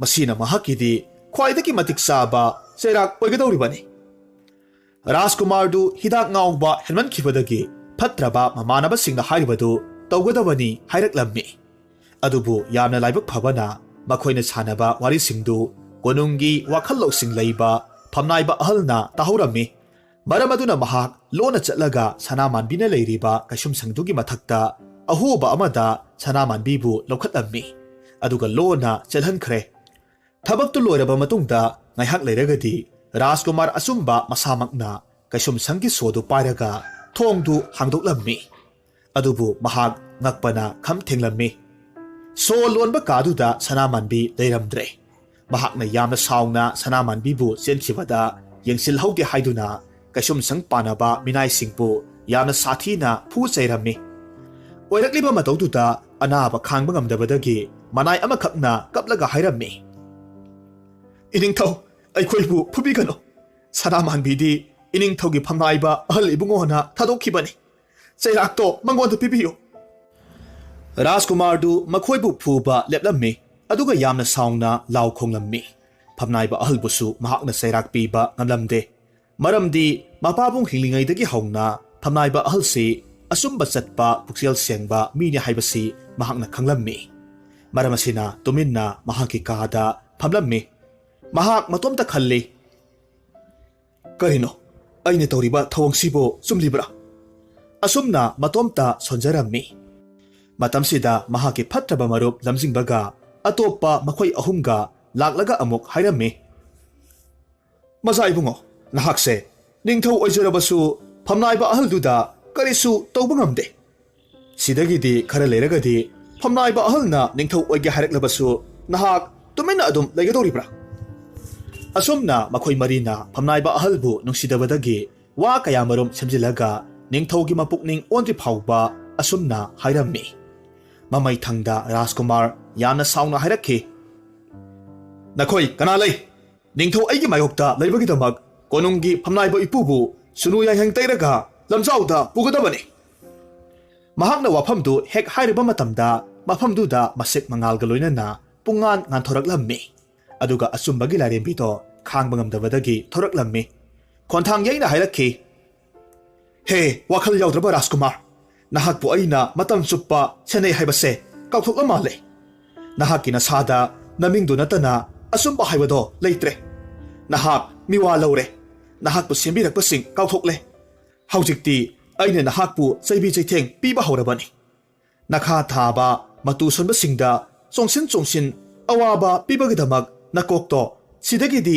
ꯅꯣꯡꯁꯥ ꯑꯣꯜꯂꯣ ꯃꯤꯅ ꯍꯥꯏꯔꯒ ꯆꯠꯄꯒꯤꯗꯃꯛ ꯁꯟ ꯂꯥꯕ ꯑꯃꯒꯨꯝꯅ ꯃꯁꯤ ꯄꯥꯜꯂꯣ ꯑꯆꯨꯝꯕ ꯑꯔꯥꯟꯕ ꯈꯪꯕ ꯉꯝꯗꯕ ꯅꯀꯣꯛꯇꯣ ꯃꯗꯨꯒꯤꯗꯃꯛ ꯀꯩꯁꯥꯜ ꯑꯃꯒꯨꯝ ꯅꯈꯣꯡ ꯃꯔꯤ ꯄꯥꯜꯂꯣ ꯅꯍꯥꯛꯀꯤ ꯃꯤꯁꯤꯡꯗ ꯂꯤꯟꯒꯨꯝꯅ ꯈꯨ ꯈꯨ ꯀꯥꯝꯕꯒꯤꯗꯃꯛ ꯂꯤꯟꯒꯨꯝꯅ ꯅꯃꯩ ꯄꯥꯜꯂꯣ ꯃꯁꯤ ꯍꯥꯏꯔꯝꯂꯒ ꯂꯥꯏꯔꯦꯝꯕꯤꯗꯨ ꯃꯥꯡꯈꯤꯔꯝꯃꯤ ꯂꯥꯏꯔꯦꯝꯕꯤ ꯍꯦꯛ ꯆꯠꯈꯤꯕꯒꯗꯤ ꯃꯍꯥꯛ ꯍꯥꯏꯔꯤꯕ ꯁꯥ ꯃꯌꯥꯝꯗꯨꯅ ꯄꯨꯟꯕ ꯑꯀꯤꯕ ꯁꯛꯇꯝꯗꯨ ꯑꯣꯟꯊꯣꯔꯛꯂꯝꯃꯤ ꯃꯁꯤꯗꯒꯤꯗꯤ ꯃꯍꯥꯛ ꯎꯃꯪ ꯇꯝꯅ ꯈꯣꯡꯂꯒ ꯆꯦꯟꯈꯤ ꯃꯍꯥꯛꯅ ꯑꯁꯨꯝꯅ ꯂꯥꯎ ꯈꯣꯡꯂꯒ ꯆꯦꯜꯂꯛꯄꯗꯨꯗ ꯎꯃꯪꯗꯨꯗ ꯇꯥꯕ ꯍꯥꯎꯃꯤ ꯀꯥꯡꯂꯨꯞ ꯑꯃꯈꯛꯅ ꯂꯥꯡ ꯊꯥꯛꯂꯒ ꯃꯥꯕꯨ ꯐꯥꯔꯝꯃꯤ ꯃꯍꯥꯛꯄꯨ ꯃꯤꯑꯣꯏꯁꯤꯡ ꯑꯗꯨꯅ ꯌꯥꯝꯅ ꯊꯤꯅꯁꯨ ꯐꯨꯔꯝꯃꯤ ꯑꯗꯨꯒ ꯀꯣꯅꯨꯡ ꯐꯥꯎꯅ ꯆꯠꯅꯅꯕ ꯑꯆꯧꯕ ꯆꯤꯡ ꯂꯝꯕꯤꯗꯨꯗ ꯄꯨꯔꯛꯂꯝꯃꯤ ꯀꯅꯥ ꯑꯃꯠꯇꯅ ꯃꯍꯥꯛꯄꯨ ꯔꯥꯖꯀꯨꯃꯥꯔꯅ ꯑꯣꯟꯕ ꯁꯥꯅꯤ ꯍꯥꯏꯕꯁꯨ ꯈꯪꯂꯝꯗꯦ ꯂꯝꯕꯦꯜꯗ ꯂꯦꯞꯂꯒ ꯂꯩꯔꯝꯕ ꯃꯤꯁꯤꯡꯅ ꯋꯥꯔꯤ ꯑꯁꯨꯝꯅꯁꯨ ꯁꯥꯟꯅꯔꯝꯃꯤ ꯅꯨꯄꯥ ꯑꯃꯅ ꯍꯥꯏ ꯂꯩꯕꯥꯛꯁꯤꯒꯤ ꯐꯠꯇꯕ ꯅꯤꯡꯊꯧꯗꯣ ꯉꯁꯤ ꯁꯥ ꯑꯃꯅ ꯍꯥꯠꯂꯝꯅ ꯃꯥꯜꯂꯦ ꯑꯇꯣꯞꯄ ꯅꯨꯄꯥ ꯑꯃꯅ ꯑꯃꯨꯛ ꯈꯨꯝꯂꯝꯃꯤ ꯌꯥꯝꯅ ꯐꯔꯦ ꯃꯥꯇ ꯁꯤꯈ꯭ꯔꯁꯅꯨ ꯑꯩꯈꯣꯏꯅ ꯇꯥꯕꯗꯗꯤ ꯃꯍꯥꯛ ꯅꯨꯄꯤꯗ ꯌꯥꯝꯅ ꯆꯣꯞ ꯃꯥꯜꯂꯦ ꯅꯨꯄꯥ ꯑꯃꯅ ꯑꯃꯨꯛ ꯍꯥꯏꯔꯝꯃꯤ ꯍꯧꯖꯤꯛꯇꯤ ꯂꯩꯕꯥꯛ ꯅꯤꯡꯊꯧ ꯂꯩꯇꯕꯅꯤꯅ ꯀꯣꯅꯨꯡꯒꯤ ꯍꯥꯟꯅꯒꯤ ꯂꯧꯁꯤꯡ ꯂꯩꯕ ꯃꯕꯨꯛ ꯐꯕ ꯏꯄꯨ ꯐꯝꯅꯥꯏꯕꯗꯣ ꯃꯍꯥꯛꯅ ꯉꯁꯤꯗꯒꯤ ꯅꯤꯡꯊꯧ ꯑꯣꯏꯒꯅꯤ ꯍꯥꯏꯅꯩꯅꯦ ꯑꯇꯣꯞꯄ ꯅꯨꯄꯥ ꯑꯃꯅ ꯑꯃꯨꯛ ꯍꯥꯏꯔꯝꯃꯤ ꯄꯨꯝꯅꯃꯛꯁꯤꯒꯤ ꯍꯧꯔꯛꯐꯝꯁꯦ ꯃꯍꯥꯛꯀꯤ ꯐꯠꯇꯕ ꯃꯃꯥꯟꯅꯕ ꯂꯝꯖꯤꯡꯕꯅ ꯏꯁꯤꯟꯕ ꯑꯣꯏꯔ ꯃꯥꯜꯂꯦ ꯑꯇꯣꯞꯄ ꯑꯃꯅ ꯑꯃꯨꯛ ꯍꯥꯏꯔꯝꯃꯤ ꯃꯥꯅꯤ ꯃꯈꯣꯏ ꯃꯔꯤꯅꯤ ꯌꯥꯝꯅ ꯐꯠꯇ꯭ꯔꯤꯕꯁꯦ ꯑꯗꯨꯕꯨ ꯋꯥꯅꯤꯡꯉꯥꯏꯗꯤ ꯑꯣꯏꯗ꯭ꯔꯦ ꯉꯁꯤ ꯃꯤꯌꯥꯝ ꯍꯧꯔꯛꯄꯗꯒꯤ ꯃꯈꯣꯏ ꯃꯔꯤꯃꯛ ꯅꯨꯡꯅ ꯊꯥꯔꯒ ꯍꯥꯠꯈ꯭ꯔꯕꯅꯤ ꯄ꯭ꯔꯖꯥ ꯃꯤꯌꯥꯝꯅ ꯁꯥꯟꯅꯔꯤꯕ ꯋꯥꯔꯤꯁꯤꯡꯗꯨ ꯁꯥ ꯑꯣꯜꯂꯕ ꯔꯥꯖꯀꯨꯃꯥꯔꯅ ꯇꯥꯔꯝꯃꯤ ꯃꯍꯥꯛ ꯐꯣꯡꯗꯣꯛꯄ ꯉꯝꯗꯅ ꯃꯃꯤꯠꯇ ꯃꯄꯤ ꯂꯦꯞꯇꯅ ꯆꯦꯟꯊꯔꯝꯃꯤ ꯀꯣꯅꯨꯡꯒꯤ ꯁꯅꯊꯣꯡ ꯃꯄꯥ ꯍꯦꯛ ꯌꯧꯔꯛꯄ ꯃꯇꯝꯗ ꯐꯝꯅꯥꯏꯕ ꯑꯍꯜꯅ ꯅꯤꯡꯊꯧꯒꯤ ꯐꯤꯖꯣꯜ ꯁꯦꯠꯂꯒ ꯊꯣꯔꯛꯂꯝꯃꯤ ꯑꯗꯨꯒ ꯃꯤꯌꯥꯝꯗ ꯋꯥ ꯍꯥꯏꯔꯝꯃꯤ ꯑꯩꯒꯤ ꯅꯨꯡꯁꯤꯔꯕ ꯂꯩꯕꯥꯛ ꯃꯤꯌꯥꯝ ꯐꯝꯅꯥꯏꯕ ꯑꯩꯅ ꯏꯀꯥꯏ ꯈꯨꯝꯅꯖꯔꯤ ꯅꯈꯣꯏ ꯄꯨꯝꯕꯅ ꯑꯩꯒꯤ ꯏꯁꯨ ꯔꯥꯖꯀꯨꯃꯥꯔ ꯁꯤꯈ꯭ꯔꯦ ꯍꯥꯏꯔꯤꯕꯗꯣ ꯑꯔꯥꯟꯕꯅꯤ ꯃꯍꯥꯛ ꯅꯣꯡꯃ ꯁꯣꯏꯗꯅ ꯑꯆꯨꯝꯕ ꯀꯧꯕ ꯃꯥꯏꯊꯣꯡ ꯑꯣꯏꯅ ꯂꯥꯛꯈꯤꯅꯤ ꯃꯍꯥꯛ ꯂꯥꯛꯇ꯭ꯔꯤꯕ ꯐꯥꯎꯕꯗꯤ ꯐꯝꯅꯥꯏꯕ ꯑꯩꯅ ꯏꯁꯨꯒꯤ ꯈꯨꯕꯝ ꯇꯥꯡꯕꯜꯁꯦ ꯁꯦꯟꯅꯔꯒ ꯊꯝꯖꯒꯦ ꯂꯩꯕꯥꯛ ꯃꯤꯌꯥꯝꯒꯤꯗꯃꯛ ꯊꯃꯣꯏ ꯁꯦꯡꯅ ꯊꯧꯗꯥꯡ ꯄꯥꯡꯕ ꯉꯝꯕ ꯑꯣꯏꯖꯒꯦ ꯃꯤꯌꯥꯝꯅ ꯂꯥꯎꯅꯩ ꯏꯄꯨ ꯐꯝꯅꯥꯏꯕꯅ ꯌꯥꯏꯐꯔꯦ ꯏꯄꯨ ꯐꯝꯅꯥꯏꯕꯅ ꯌꯥꯏꯐꯔꯦ ꯍꯥꯏꯅ ꯂꯥꯎꯅꯔꯝꯃꯤ ꯄꯨꯛꯆꯦꯜ ꯆꯥꯎꯔꯕ ꯐꯝꯅꯥꯏꯕꯒꯤ ꯋꯥꯍꯩ ꯇꯥꯔꯨꯕꯗ ꯁꯥ ꯑꯣꯜꯂꯕ ꯔꯥꯖꯀꯨꯃꯥꯔ ꯍꯤꯛꯅ ꯀꯞꯂꯝꯃꯤ ꯃꯇꯣꯝꯇ ꯃꯍꯥꯛꯅ ꯇꯥꯊꯤ ꯇꯥꯑꯣꯏꯅ ꯇꯧꯕꯤꯈꯤꯕ ꯐꯝꯅꯥꯏꯕꯕꯨ ꯌꯦꯡꯂꯒ ꯂꯣꯟꯅ ꯍꯥꯏꯖꯩ ꯏꯄꯨ ꯐꯝꯅꯥꯏꯕ ꯅꯁꯨꯅ ꯆꯤꯔꯣꯜ ꯋꯥꯍꯩ ꯊꯥꯖꯔꯨꯕꯅ ꯑꯩꯒꯤ ꯐꯪꯐꯝ ꯊꯣꯛꯄ ꯆꯩꯊꯦꯡ ꯐꯪꯖꯔꯦꯗꯣ ꯃꯇꯝ ꯆꯨꯞꯄ ꯏꯄꯨꯅ ꯃꯄꯤ ꯃꯄꯥ ꯂꯩꯇ꯭ꯔꯕ ꯂꯝꯗꯝꯁꯦ ꯁꯦꯟꯅꯕꯤꯌꯨꯀꯣ ꯑꯁꯨꯝꯅ ꯃꯍꯥꯛꯅ ꯀꯞꯂꯤꯉꯩ ꯃꯇꯝꯗ ꯁꯥ ꯐꯥꯕ ꯅꯨꯄꯥꯗꯨꯅ ꯔꯥꯖꯀꯨꯃꯥꯔꯕꯨ ꯐꯨꯔꯒ ꯁꯥꯌꯣꯛꯁꯪꯗ ꯊꯝꯈ꯭ꯔꯦ ꯁꯥꯌꯣꯛꯁꯪꯗ ꯂꯩꯕꯥꯛ ꯃꯤꯌꯥꯝ ꯀꯌꯥꯃꯔꯨꯝ ꯂꯥꯛꯂꯝꯃꯤ ꯑꯗꯨꯒ ꯁꯥ ꯑꯅꯧꯕꯗꯨ ꯌꯦꯡꯅꯔꯝꯃꯤ ꯅꯣꯡꯃꯒꯤ ꯅꯨꯃꯤꯠ ꯑꯃꯗ ꯁꯥ ꯁꯦꯟꯅꯔꯤꯕ ꯅꯨꯄꯥꯗꯣ ꯇꯨꯝꯂꯤꯉꯩ ꯃꯇꯝꯗ ꯀꯩꯖꯥꯎ ꯑꯃꯈꯛ ꯌꯣꯜꯍꯤꯡ ꯅꯥꯟꯊꯣꯛꯂꯒ ꯆꯣꯡꯁꯤꯜꯂꯛꯂꯝꯃꯤ ꯅꯨꯄꯥꯗꯨꯗꯤ ꯏꯁꯤꯁꯤꯅ ꯇꯨꯝꯕ ꯃꯔꯝꯅ ꯀꯔꯤꯃꯠꯇꯁꯨ ꯈꯪꯂꯝꯗꯦ ꯇꯧꯕꯇꯕꯨ ꯔꯥꯖꯀꯨꯃꯥꯔꯅ ꯑꯣꯟꯕ ꯁꯥ ꯑꯗꯨꯅꯗꯤ ꯌꯥꯝꯅ ꯅꯨꯄꯥꯗꯣ ꯀꯅꯤꯡꯂꯝꯃꯤ ꯑꯩꯍꯥꯛꯄꯨ ꯀꯤꯔꯤꯕ ꯑꯩꯒꯤ ꯌꯣꯠꯂꯤꯡꯁꯦ ꯅꯥꯟꯊꯣꯛꯄ ꯉꯝꯂꯕꯗꯤ ꯅꯨꯄꯥꯁꯦ ꯀꯩꯗꯒꯤ ꯀꯟꯕꯤꯕ ꯌꯥꯕꯅꯤ ꯑꯩꯁꯦ ꯀꯔꯤꯃꯠꯇ ꯍꯦꯛ ꯇꯧꯕꯤꯕ ꯉꯝꯗ꯭ꯔꯦ ꯃꯍꯥꯛꯅ ꯋꯥꯐꯝꯗꯨ ꯍꯦꯛ ꯁꯣꯜꯂꯨꯕ ꯃꯇꯝꯗ ꯈꯨꯗꯛꯇ ꯃꯍꯥꯛꯀꯤ ꯌꯣꯠꯂꯤꯡꯗꯣ ꯇꯠꯂꯝꯃꯤ ꯃꯁꯤꯗꯒꯤꯗꯤ ꯃꯍꯥꯛ ꯀꯩꯗꯨꯗ ꯆꯣꯡꯁꯤꯜꯂꯝꯃꯤ ꯑꯗꯨꯒ ꯃꯍꯥꯛ ꯀꯩꯒ ꯈꯠꯅꯔꯝꯃꯤ ꯃꯃꯩꯊꯪꯗ ꯀꯩꯗꯣ ꯃꯍꯥꯛꯅ ꯉꯝꯕꯗꯒꯤ ꯀꯩꯗꯣ ꯍꯥꯠꯂꯝꯃꯤ ꯁꯥ ꯄꯥꯟꯅꯔꯤꯕ ꯅꯨꯄꯥꯗꯨꯕꯨ ꯀꯟꯕꯤꯈꯤ ꯍꯥꯏꯔꯤꯕ ꯃꯇꯝꯁꯤꯗ ꯈꯣꯟꯖꯦꯜ ꯑꯃꯅ ꯔꯥꯖꯀꯨꯃꯥꯔ ꯈꯛꯇꯗ ꯇꯥꯍꯜꯂꯒ ꯂꯥꯎꯔꯛꯈꯤ ꯔꯥꯖꯀꯨꯃꯥꯔ ꯅꯍꯥꯛ ꯍꯧꯖꯤꯛ ꯑꯐꯕ ꯋꯥꯈꯜ ꯈꯟꯕ ꯉꯝꯂꯦ ꯃꯤꯑꯣꯏꯕꯕꯨ ꯅꯨꯡꯁꯤꯕ ꯄꯣꯛꯂꯦ ꯃꯔꯝ ꯑꯁꯤꯅ ꯅꯍꯥꯛꯀꯤ ꯑꯊꯤꯕ ꯁꯛꯇꯝꯗꯣ ꯑꯣꯟꯊꯣꯛꯂꯒ ꯅꯨꯡꯁꯤꯕ ꯍꯨꯏꯅꯥꯎ ꯑꯃꯈꯛ ꯑꯣꯟꯖꯔꯣ ꯈꯨꯗꯛꯇ ꯁꯥꯗꯨ ꯍꯨꯏꯅꯥꯎ ꯑꯃꯈꯛ ꯑꯣꯟꯊꯣꯛꯈ꯭ꯔꯦ ꯊꯣꯛꯂꯤꯕ ꯊꯧꯗꯣꯛꯇꯨ ꯁꯥ ꯄꯥꯟꯅꯔꯤꯕ ꯅꯨꯄꯥꯗꯨꯅ ꯌꯥꯝꯅ ꯄꯦꯟꯖꯔꯝꯃꯤ ꯃꯔꯝ ꯑꯁꯤꯅ ꯍꯨꯏꯅꯥꯎꯗꯨꯕꯨ ꯂꯝꯗꯝꯗꯨꯒꯤ ꯁꯦꯜ ꯄꯥꯏꯕ ꯂꯂꯣꯟꯕ ꯑꯃꯒꯤ ꯅꯨꯄꯤꯗ ꯌꯣꯛꯆꯔꯣ ꯍꯥꯏꯅ ꯄꯤꯊꯣꯛꯂꯝꯃꯤ ꯂꯂꯣꯟꯕꯒꯤ ꯅꯨꯄꯤꯗꯨꯅ ꯍꯨꯏꯗꯨꯕꯨ ꯌꯥꯝꯅ ꯄꯥꯝꯖꯔꯝꯃꯤ ꯑꯃꯁꯨꯡ ꯌꯥꯝꯅ ꯂꯨꯅ ꯇꯧꯔꯝꯃꯤ ꯅꯨꯡꯁꯤꯅ ꯅꯥꯜꯂꯒ ꯊꯝꯕꯤꯔꯝꯃꯤ ꯑꯗꯨꯕꯨ ꯌꯥꯝꯅ ꯂꯥꯏꯕꯛ ꯊꯤꯕꯗꯤ ꯅꯨꯄꯤꯗꯨꯅ ꯍꯨꯏꯅꯥꯎꯗꯨ ꯌꯥꯝꯅ ꯄꯤꯖꯔꯕꯗꯤ ꯊꯨꯅ ꯆꯥꯎꯈꯤꯅꯤ ꯈꯟꯕꯗꯒꯤ ꯅꯣꯡꯃꯗ ꯇꯜ ꯑꯃꯗꯒꯤ ꯍꯦꯟꯅ ꯄꯤꯖꯔꯝꯗꯦ ꯃꯔꯝ ꯑꯁꯤꯅ ꯔꯥꯖꯀꯨꯃꯥꯔꯗꯨ ꯅꯣꯡꯃꯇ ꯃꯕꯨꯛ ꯊꯟꯅ ꯆꯥꯕ ꯐꯪꯂꯝꯗꯦ ꯌꯥꯝꯅ ꯋꯥꯅ ꯈꯪꯂꯝꯃꯤ ꯅꯣꯡꯃꯒꯤ ꯅꯨꯡꯊꯤꯜ ꯑꯃꯗ ꯍꯨꯏꯅꯥꯎꯗꯨꯅ ꯇꯜꯗꯨ ꯃꯌꯥꯗ ꯆꯤꯛꯂꯒ ꯂꯩꯀꯣꯜꯗ ꯏꯪꯅ ꯄꯣꯊꯥꯔꯒ ꯆꯥꯔꯒꯦ ꯈꯜꯂꯗꯨꯅ ꯑꯁꯨꯝ ꯂꯥꯛꯂꯝꯃꯤ ꯃꯍꯥꯛ ꯏꯁꯤꯡ ꯈꯧꯔꯥꯡꯂꯛꯂꯝꯃꯤ ꯃꯔꯝ ꯑꯁꯤꯅ ꯃꯍꯥꯛ ꯏꯁꯤꯡ ꯊꯤꯕ ꯑꯣꯏꯅ ꯀꯣꯏꯊꯤ ꯊꯤꯕꯗ ꯂꯝꯍꯥꯡ ꯑꯃꯗ ꯆꯦꯟꯊꯣꯔꯛꯂꯝꯃꯤ ꯍꯥꯏꯔꯤꯕ ꯂꯝꯍꯥꯡꯗꯨꯗ ꯁꯅꯥꯒꯤ ꯀꯣꯅꯨꯡ ꯑꯃꯈꯛ ꯂꯩꯕ ꯊꯦꯡꯅꯔꯝꯃꯤ ꯃꯍꯥꯛ ꯀꯣꯅꯨꯡꯗꯨ ꯌꯦꯡꯅꯤꯡꯃꯟꯈ꯭ꯔꯗꯨꯅ ꯑꯁꯨꯝ ꯆꯪꯁꯤꯜꯂꯨꯕ ꯃꯇꯝꯗ ꯅꯨꯄꯤ ꯃꯆꯥ ꯑꯃꯈꯛꯅ ꯅꯥꯄꯤ ꯐꯣꯏꯔꯒ ꯅꯥꯄꯤꯗꯣ ꯆꯥꯒꯦ ꯇꯧꯕ ꯎꯔꯝꯃꯤ ꯈꯨꯗꯛꯇ ꯍꯨꯏꯗꯨꯅ ꯈꯜꯂꯤ ꯑꯣ ꯀꯌꯥꯗ ꯃꯕꯨꯛ ꯂꯥꯝꯂꯕ ꯑꯉꯥꯡꯅꯣ ꯅꯥꯄꯤ ꯆꯥꯅꯕ ꯍꯣꯠꯅꯔꯦ ꯐꯔꯦ ꯑꯩꯒꯤ ꯇꯜꯁꯦ ꯃꯥꯕꯨ ꯄꯤꯖꯔꯒꯦ ꯃꯁꯥꯁꯦ ꯌꯥꯝꯅ ꯆꯣꯛꯊꯔꯦ ꯑꯩꯗꯤ ꯉꯁꯤ ꯆꯔꯥ ꯍꯦꯜꯂꯕꯁꯨ ꯀꯔꯤꯁꯨ ꯁꯤꯔꯣꯏ ꯃꯍꯥꯛꯅ ꯇꯜꯗꯨ ꯅꯨꯄꯤ ꯃꯆꯥꯗꯨꯗ ꯄꯤꯔꯝꯃꯤ ꯅꯨꯄꯤ ꯃꯆꯥꯗꯣ ꯌꯥꯝꯅ ꯍꯔꯥꯎꯅ ꯅꯥꯄꯤꯗꯨ ꯂꯪꯊꯣꯛꯈ꯭ꯔꯒ ꯇꯜꯗꯨ ꯆꯥꯔꯝꯃꯤ ꯉꯥꯏꯍꯥꯛ ꯂꯩꯔꯒꯗꯤ ꯁꯅꯥꯒꯤ ꯀꯣꯅꯨꯡ ꯃꯅꯨꯡꯗ ꯐꯖꯕ ꯐꯤꯖꯣꯜ ꯁꯦꯠꯄ ꯅꯨꯄꯥ ꯅꯨꯄꯤ ꯀꯌꯥꯃꯔꯨꯝ ꯆꯪꯈꯤ ꯑꯗꯨꯒ ꯊꯣꯔꯛꯄ ꯃꯇꯝꯗꯅ ꯑꯊꯤꯕ ꯁꯛꯇꯝ ꯑꯃꯗꯤ ꯁꯦꯒꯥꯏ ꯇꯨꯒꯥꯏꯕ ꯐꯤꯖꯣꯜ ꯁꯦꯠꯂꯒ ꯊꯣꯔꯛꯄ ꯎꯔꯝꯃꯤ ꯍꯨꯏꯗꯨ ꯌꯥꯝꯅ ꯉꯛꯅ ꯃꯗꯨꯕꯨ ꯀꯔꯝꯅ ꯑꯣꯏꯔꯤꯕꯅꯣ ꯈꯜꯂꯤꯉꯩ ꯃꯇꯝ ꯑꯃꯒꯤ ꯃꯍꯥꯛꯅ ꯅꯨꯡꯁꯤꯈꯤꯕꯤ ꯁꯅꯥꯃꯥꯟꯕꯤꯗꯣ ꯍꯤꯡꯆꯥꯕ ꯃꯥꯟꯕ ꯁꯥꯐꯕ ꯅꯨꯄꯥ 4-5ꯅ ꯁꯅꯥꯒꯤ ꯀꯣꯅꯨꯡ ꯃꯅꯨꯡꯗ ꯄꯨꯁꯤꯟꯅꯕ ꯍꯣꯠꯅꯔꯝꯃꯤ ꯑꯗꯨꯕꯨ ꯁꯅꯥꯃꯥꯟꯕꯤꯅ ꯃꯍꯥꯛ ꯆꯪꯂꯣꯏ ꯃꯍꯥꯛ ꯂꯝꯆꯠ ꯐꯠꯇꯕꯤ ꯅꯨꯄꯤ ꯅꯠꯇꯦ ꯍꯥꯏꯅ ꯀꯟꯕꯤꯅꯕ ꯍꯧꯅ ꯀꯞꯂꯝꯃꯤ ꯁꯅꯥꯃꯥꯟꯕꯤꯅ ꯀꯞꯄ ꯎꯕꯗꯨꯗ ꯔꯥꯖꯀꯨꯃꯥꯔꯅ ꯑꯣꯟꯕ ꯍꯨꯏꯗꯨꯅ ꯆꯣꯡꯁꯤꯟ ꯅꯨꯄꯥꯁꯤꯡꯗꯨꯗ ꯈꯣꯡꯂꯝꯃꯤ ꯑꯃꯁꯨꯡ ꯃꯈꯣꯏꯕꯨ ꯆꯤꯛꯂꯝꯃꯤ ꯇꯧꯕꯇꯕꯨ ꯁꯅꯥꯃꯥꯟꯕꯤꯗꯤ ꯌꯨꯝꯗꯨꯗ ꯅꯝꯗꯨꯅ ꯄꯨꯁꯤꯟꯈ꯭ꯔꯦ ꯑꯗꯨꯒ ꯊꯣꯡꯗꯨ ꯂꯣꯟꯁꯤꯟꯈꯤꯔꯝꯃꯤ ꯊꯣꯡ ꯂꯣꯟꯁꯤꯟꯈ꯭ꯔꯕꯗ ꯀꯣꯅꯨꯡꯗꯨꯗ ꯍꯨꯏ ꯑꯗꯨꯅ ꯀꯣꯏꯆꯦꯟ ꯆꯦꯟꯗꯨꯅ ꯈꯣꯡꯂꯝꯃꯤ ꯉꯥꯏꯍꯥꯛ ꯂꯩꯔꯒ ꯊꯣꯡꯅꯥꯎ ꯑꯃꯈꯛ ꯍꯥꯡꯗꯣꯔꯛꯈꯤ ꯑꯗꯨꯒ ꯁꯅꯥꯃꯥꯟꯕꯤ ꯃꯁꯥꯃꯛꯅ ꯍꯦꯛ ꯌꯦꯡꯕꯗ ꯍꯥꯎꯔꯒꯗꯕ ꯇꯜ ꯈꯔ ꯍꯨꯏꯗꯨꯗ ꯂꯪꯁꯤꯜꯂꯛꯂꯝꯃꯤ ꯍꯨꯏꯗꯨꯅ ꯇꯜꯗꯣ ꯆꯥꯅꯤꯡꯕꯅ ꯃꯇꯤꯜ ꯇꯥꯅ ꯆꯦꯟꯁꯤꯜꯂꯝꯃꯤ ꯑꯗꯨꯕꯨ ꯅꯥꯄꯤ ꯐꯣꯏꯕꯤ ꯅꯨꯄꯤ ꯃꯆꯥꯗꯨꯅ ꯑꯁꯨꯝꯅ ꯑꯃꯨꯛ ꯌꯥꯝꯅ ꯍꯧꯅ ꯂꯥꯎꯔꯛꯂꯝꯃꯤ ꯔꯥꯖꯀꯨꯃꯥꯔ ꯌꯨꯝꯁꯦ ꯅꯨꯡꯉꯥꯏꯕꯒꯤ ꯀꯣꯅꯨꯡꯅꯤ ꯃꯁꯤꯗꯒꯤ ꯊꯣꯔꯛꯄ ꯄꯣꯠꯂꯝ ꯈꯨꯗꯤꯡꯃꯛ ꯃꯌꯥꯏ ꯀꯜꯂꯕ ꯍꯨ ꯉꯥꯛꯇꯅꯤ ꯃꯔꯝ ꯑꯁꯤꯅ ꯑꯩꯅ ꯅꯥꯄꯤ ꯆꯥꯔꯤꯕꯅꯤ ꯅꯍꯥꯛꯀꯤ ꯄꯨꯟꯁꯤꯕꯨ ꯄꯥꯝꯃꯨꯗ꯭ꯔꯥ ꯃꯁꯤꯗꯒꯤꯗꯤ ꯍꯨꯏꯗꯨꯅ ꯑꯃꯨꯛ ꯍꯥꯏꯔꯛꯂꯝꯃꯤ ꯁꯅꯥꯒꯤ ꯀꯣꯅꯨꯡꯁꯤꯗ ꯑꯩꯒꯤ ꯂꯝꯆꯠ ꯃꯛꯇ꯭ꯔꯕꯤ ꯅꯨꯡꯁꯤꯕꯤ ꯁꯅꯥꯃꯥꯟꯕꯤꯕꯨ ꯄꯨꯁꯤꯟꯈ꯭ꯔꯤꯕꯁꯤ ꯃꯍꯥꯛꯁꯨ ꯄꯥꯞ ꯇꯧꯈꯤꯕ ꯂꯩꯕ꯭ꯔꯥ ꯃꯍꯥꯛꯇꯤ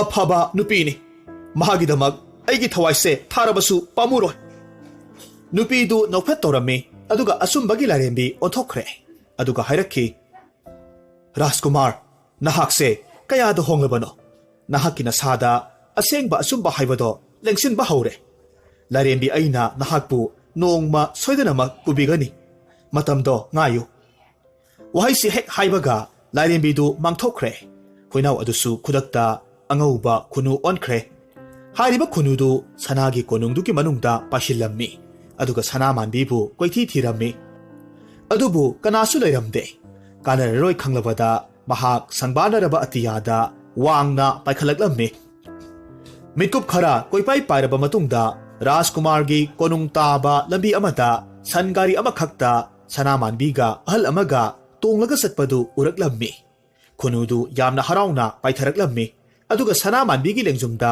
ꯇꯣꯡꯂꯝꯃꯤ ꯈꯨꯅꯨꯗꯨ ꯎꯕ ꯃꯇꯝꯗ ꯁꯅꯥꯃꯥꯟꯕꯤꯅ ꯌꯥꯝꯅ ꯅꯨꯡꯁꯤꯅ ꯑꯁꯨꯝꯅ ꯍꯥꯏꯔꯝꯃꯤ ꯍꯦ ꯈꯨꯅꯨ ꯅꯨꯡꯁꯤꯔꯕ ꯅꯪꯁꯦ ꯑꯩꯒꯤ ꯅꯥꯛꯇ ꯄꯨꯟꯁꯤ ꯆꯨꯞꯄ ꯂꯦꯡꯗꯅ ꯊꯝꯂꯒꯗꯕꯅꯤ ꯉꯁꯤꯗꯒꯤꯗꯤ ꯑꯩꯕꯨ ꯊꯥꯗꯣꯛꯂꯝꯂꯒ ꯄꯥꯏꯈ꯭ꯔꯅꯨ ꯃꯍꯥꯛꯀꯤ ꯋꯥꯗꯨꯗ ꯁꯟ ꯒꯥꯔꯤ ꯊꯧꯔꯤꯕ ꯑꯍꯜꯗꯨꯅ ꯑꯃꯨꯛ ꯍꯥꯏꯔꯝꯃꯤ ꯅꯊꯃꯣꯏ ꯁꯦꯡꯂꯕ꯭ꯔꯣ ꯏꯆꯥ ꯏꯕꯦꯝꯃ ꯈꯨꯅꯨꯗꯨꯕꯨ ꯃꯇꯝ ꯆꯨꯞꯄ ꯅꯨꯡꯁꯤꯕ ꯉꯝꯂꯗ꯭ꯔꯣ ꯑꯁꯤ ꯍꯥꯏꯗꯨꯅ ꯅꯣꯛꯂꯝꯃꯤ ꯁꯅꯥꯃꯥꯟꯕꯤꯅ ꯑꯃꯨꯛ ꯈꯨꯝꯂꯛꯂꯝꯃꯤ ꯍꯣꯏ ꯏꯄꯥ ꯏꯕꯨꯡꯉꯣ ꯅꯆꯥꯅ ꯋꯥꯁꯛꯂꯤꯕꯁꯤꯅꯤ ꯃꯁꯤꯒꯤ ꯈꯨꯅꯨꯁꯦ ꯑꯆꯝꯕ ꯈꯨꯅꯨ ꯃꯥꯟꯗꯦ ꯑꯩꯅ ꯄꯨꯟꯁꯤ ꯆꯨꯞꯄ ꯊꯥꯗꯣꯛꯂꯣꯏ ꯋꯥꯐꯝꯁꯤ ꯍꯦꯛ ꯍꯥꯏꯕ ꯂꯣꯏꯕꯒꯗꯤ ꯈꯨꯅꯨꯗꯣ ꯔꯥꯖꯀꯨꯃꯥꯔ ꯑꯆꯨꯝꯕ ꯑꯣꯟꯊꯣꯔꯛꯂꯦ ꯁꯟ ꯒꯥꯔꯤ ꯊꯧꯕ ꯑꯍꯜꯗꯨꯁꯨ ꯑꯆꯨꯝꯕꯒꯤ ꯂꯥꯏꯔꯦꯝꯕꯤ ꯑꯣꯟꯊꯣꯔꯛꯂꯝꯃꯤ ꯁꯅꯥꯃꯥꯟꯕꯤ ꯌꯥꯝꯅ ꯉꯛꯅ ꯔꯥꯖꯀꯨꯃꯥꯔꯗ ꯌꯦꯡꯂꯤꯉꯩ ꯃꯇꯝꯗ ꯂꯥꯏꯔꯦꯝꯕꯤꯅ ꯑꯃꯨꯛ ꯍꯥꯏꯔꯝꯃꯤ ꯁꯅꯥꯃꯥꯟꯕꯤ ꯍꯧꯖꯤꯛꯇꯤ ꯔꯥꯖꯀꯨꯃꯥꯔ ꯑꯆꯨꯝꯕꯁꯦ ꯃꯩ ꯏꯠꯄ ꯂꯣꯏꯔꯕ ꯁꯅꯥꯒꯨꯝꯕꯅꯤ ꯃꯍꯥꯛꯃꯨꯛ ꯁꯦꯡꯕ ꯅꯤꯡꯊꯧ ꯃꯥꯂꯦꯝ ꯀꯩꯗꯁꯨ ꯂꯩꯔꯣꯏ ꯆꯠꯂꯣ ꯅꯈꯣꯏꯅꯤꯃꯛ ꯀꯣꯅꯨꯡꯗ ꯅꯄꯨ ꯐꯝꯅꯥꯏꯕꯅ ꯂꯨꯍꯣꯡꯅꯕ ꯁꯦꯝ ꯁꯥꯍꯧꯔꯕꯅꯤ ꯃꯇꯧ ꯑꯁꯨꯝ ꯇꯧꯅ ꯑꯋꯥꯕ ꯊꯦꯡꯈꯥꯡ ꯀꯌꯥꯃꯔꯨꯝ ꯅꯪꯖꯔꯛꯂꯕ ꯔꯥꯖꯀꯨꯃꯥꯔ ꯑꯆꯨꯝꯕꯒꯤ ꯉꯛꯇ ꯁꯅꯥꯃꯥꯟꯕꯤꯒꯤ ꯀꯨꯟꯗꯣ ꯄꯔꯦꯡꯅ ꯍꯨꯛꯂꯝꯃꯤ leibak pungjau thinna luhonglammi masu ningthou amasung anauba leimarimbi phangjabadudha mapu phamlaiba ahaldo asukki matik haraurammi asumna leibak to wata padana nunga yaifana pankhirammi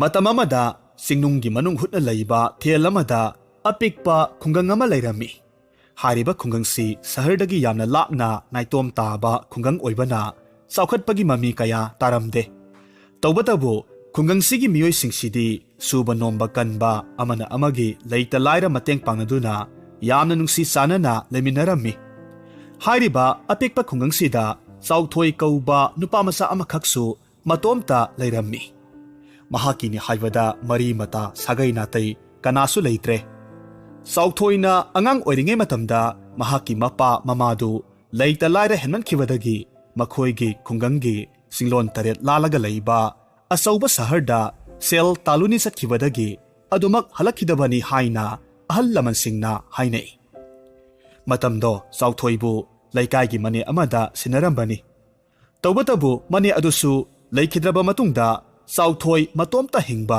haurakhi asumna matomta hinglakpana sauthoi maringjel pali awa ana kayagi mateng pangi khungangduda leiriba makha taba angang singbu mahai masing tambibana singba kaya marom tawrammi maramasina sauthoi khungangdugi mi khudingmakna nungsi mahaki punsi si asuki matik sammi ahal laman singna haiba illi mahakna suja nomjariba kaya asina maram oiraga miyamna mahakidamak pali naina sak pijarami ngasina awangda hayengna makharomda asumna yumthong khuding mahaki sak hapi khulgi lau uba singmaida pamlau uba asigumba thabak kayadasu sauthoi yaudrabadi mapung phadaba haibado oirammi mahaki numit chuppa mapum thitna sujanomjarabasu khungangi mi singna sakchara amanatana magidamak sel puthoktuna pibasu tawramde maramdi makhoi khudingmak lairaba imung ngakta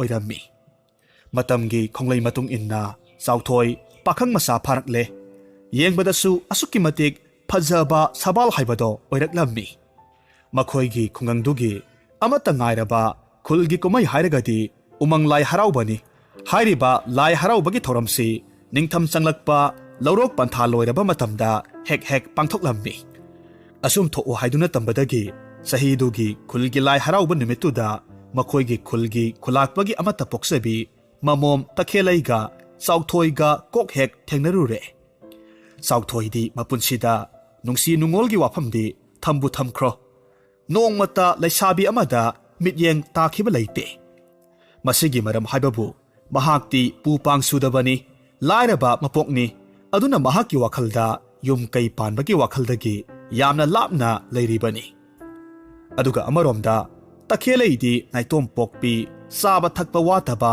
imungi miyoini loinena mahaki apaba pumnamak thungba haingam tawngambi nupini makhoi anina lai harauba yauba lakiba numittu takheleina sauthoibu ubamaktada apam nungsibana masado laitaba ngamlamde numit adugi lai haraubagi kumhaido loiba phauba sauthoibu yengduna ta laiki tawbatabu sauthoidi karigumba wafam amata khalluba leitana mayomda halakhi numit adugi ahingdo takhelai pakhangdugi wakhalda masado tayang ta soirammi tumba yadana nunganba ngairammi mathangi ayukta takhelaina mahakki luna tinajabi mataroi penu hoida sauthoigi maramda hangba satlammi mahakki thajadaba matawduda penuna asumna hairakhi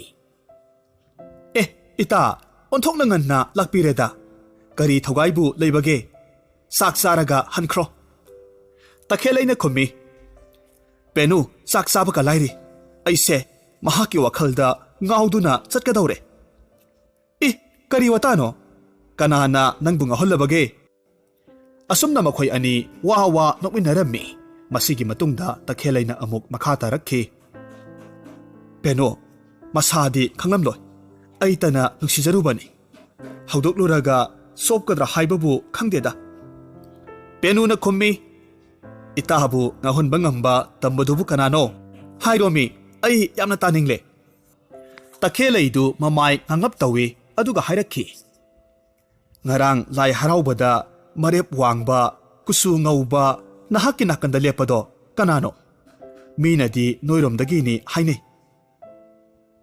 ꯇꯈꯦꯜꯂꯩꯒꯤ ꯋꯥꯗꯨꯗ ꯄꯦꯅꯨꯗꯣ ꯍꯧꯅ ꯅꯣꯛꯈꯤ ꯑꯗꯨꯕꯨ ꯇꯈꯦꯜꯂꯩꯗꯤ ꯃꯃꯥꯏ ꯃꯛꯁꯤꯟꯅ ꯍꯥꯏꯔꯝꯃꯤ ꯀꯔꯤ ꯇꯧꯔꯒꯦ ꯄꯦꯅꯨ ꯑꯩꯒꯤ ꯋꯥꯐꯝꯁꯤꯕꯨ ꯁꯣꯏꯔꯕ꯭ꯔꯣ ꯄꯦꯅꯨꯅ ꯈꯨꯝꯃꯤ ꯑꯗꯨꯒꯤ ꯅꯠꯇꯤꯌꯦ ꯏꯇꯥ ꯅꯨꯡꯁꯤꯕꯤ ꯅꯍꯥꯛꯅ ꯉꯥꯎꯔꯤꯕ ꯅꯨꯄꯥꯗꯣ ꯂꯩꯀꯥꯏꯒꯤ ꯏꯕꯨꯡꯅꯦ ꯆꯥꯎꯊꯣꯏ ꯀꯧꯕꯅꯤ ꯑꯗꯨꯗ ꯀꯩꯗꯧꯔꯕ ꯃꯌꯨꯝ ꯃꯀꯩꯀ ꯄꯥꯜꯂꯕ꯭ꯔꯣ ꯃꯍꯥꯛꯄꯣ ꯄꯦꯅꯨꯅ ꯈꯨꯝꯃꯤ ꯄꯥꯟꯗ꯭ꯔꯤꯗ ꯄꯥꯈꯪꯅꯤ ꯑꯗꯨꯗ ꯌꯥꯝꯅ ꯂꯨꯔꯤꯕꯗꯤ ꯏꯕꯨꯡ ꯆꯥꯎꯊꯣꯏꯒꯤꯅꯤ ꯍꯥꯏꯕꯗ ꯇꯥꯏꯕꯪꯁꯤꯗ ꯀꯅꯥꯁꯨ ꯂꯩꯇ꯭ꯔꯦ ꯈꯨꯜꯁꯤꯒꯤ ꯈ꯭ꯋꯥꯏꯗꯒꯤ ꯑꯐꯕ ꯃꯤ ꯈꯜꯂꯣ ꯍꯥꯏꯔꯕꯗꯤ ꯃꯍꯥꯛꯁꯨ ꯑꯃꯅꯤ ꯃꯍꯥꯛꯀꯤ ꯃꯇꯧꯁꯦ ꯀꯔꯤ ꯍꯥꯏꯒꯗꯕꯅꯣ ꯈꯪꯗ꯭ꯔꯦ ꯄꯨꯛꯆꯦꯜ ꯁꯦꯡꯉꯤ ꯃꯤꯒꯤ ꯑꯋꯥꯕ ꯃꯇꯦꯡ ꯄꯥꯡꯗꯨꯅꯇ ꯂꯩ ꯂꯥꯏꯔꯕ ꯍꯥꯏꯕꯁꯦ ꯃꯍꯥꯛꯀꯤ ꯄꯨꯟꯁꯤꯅꯤ ꯑꯃꯔꯣꯝꯗ ꯏꯇꯥꯗꯤ ꯏꯅꯥ ꯀꯩꯔꯥꯛ ꯈꯨꯟꯕ ꯏꯃꯨꯡꯅꯤꯗꯣ ꯃꯍꯥꯛꯇꯤ ꯑꯉꯥꯡ ꯀꯌꯥꯕꯨ ꯃꯍꯩ ꯃꯁꯤꯡ ꯇꯝꯕꯤ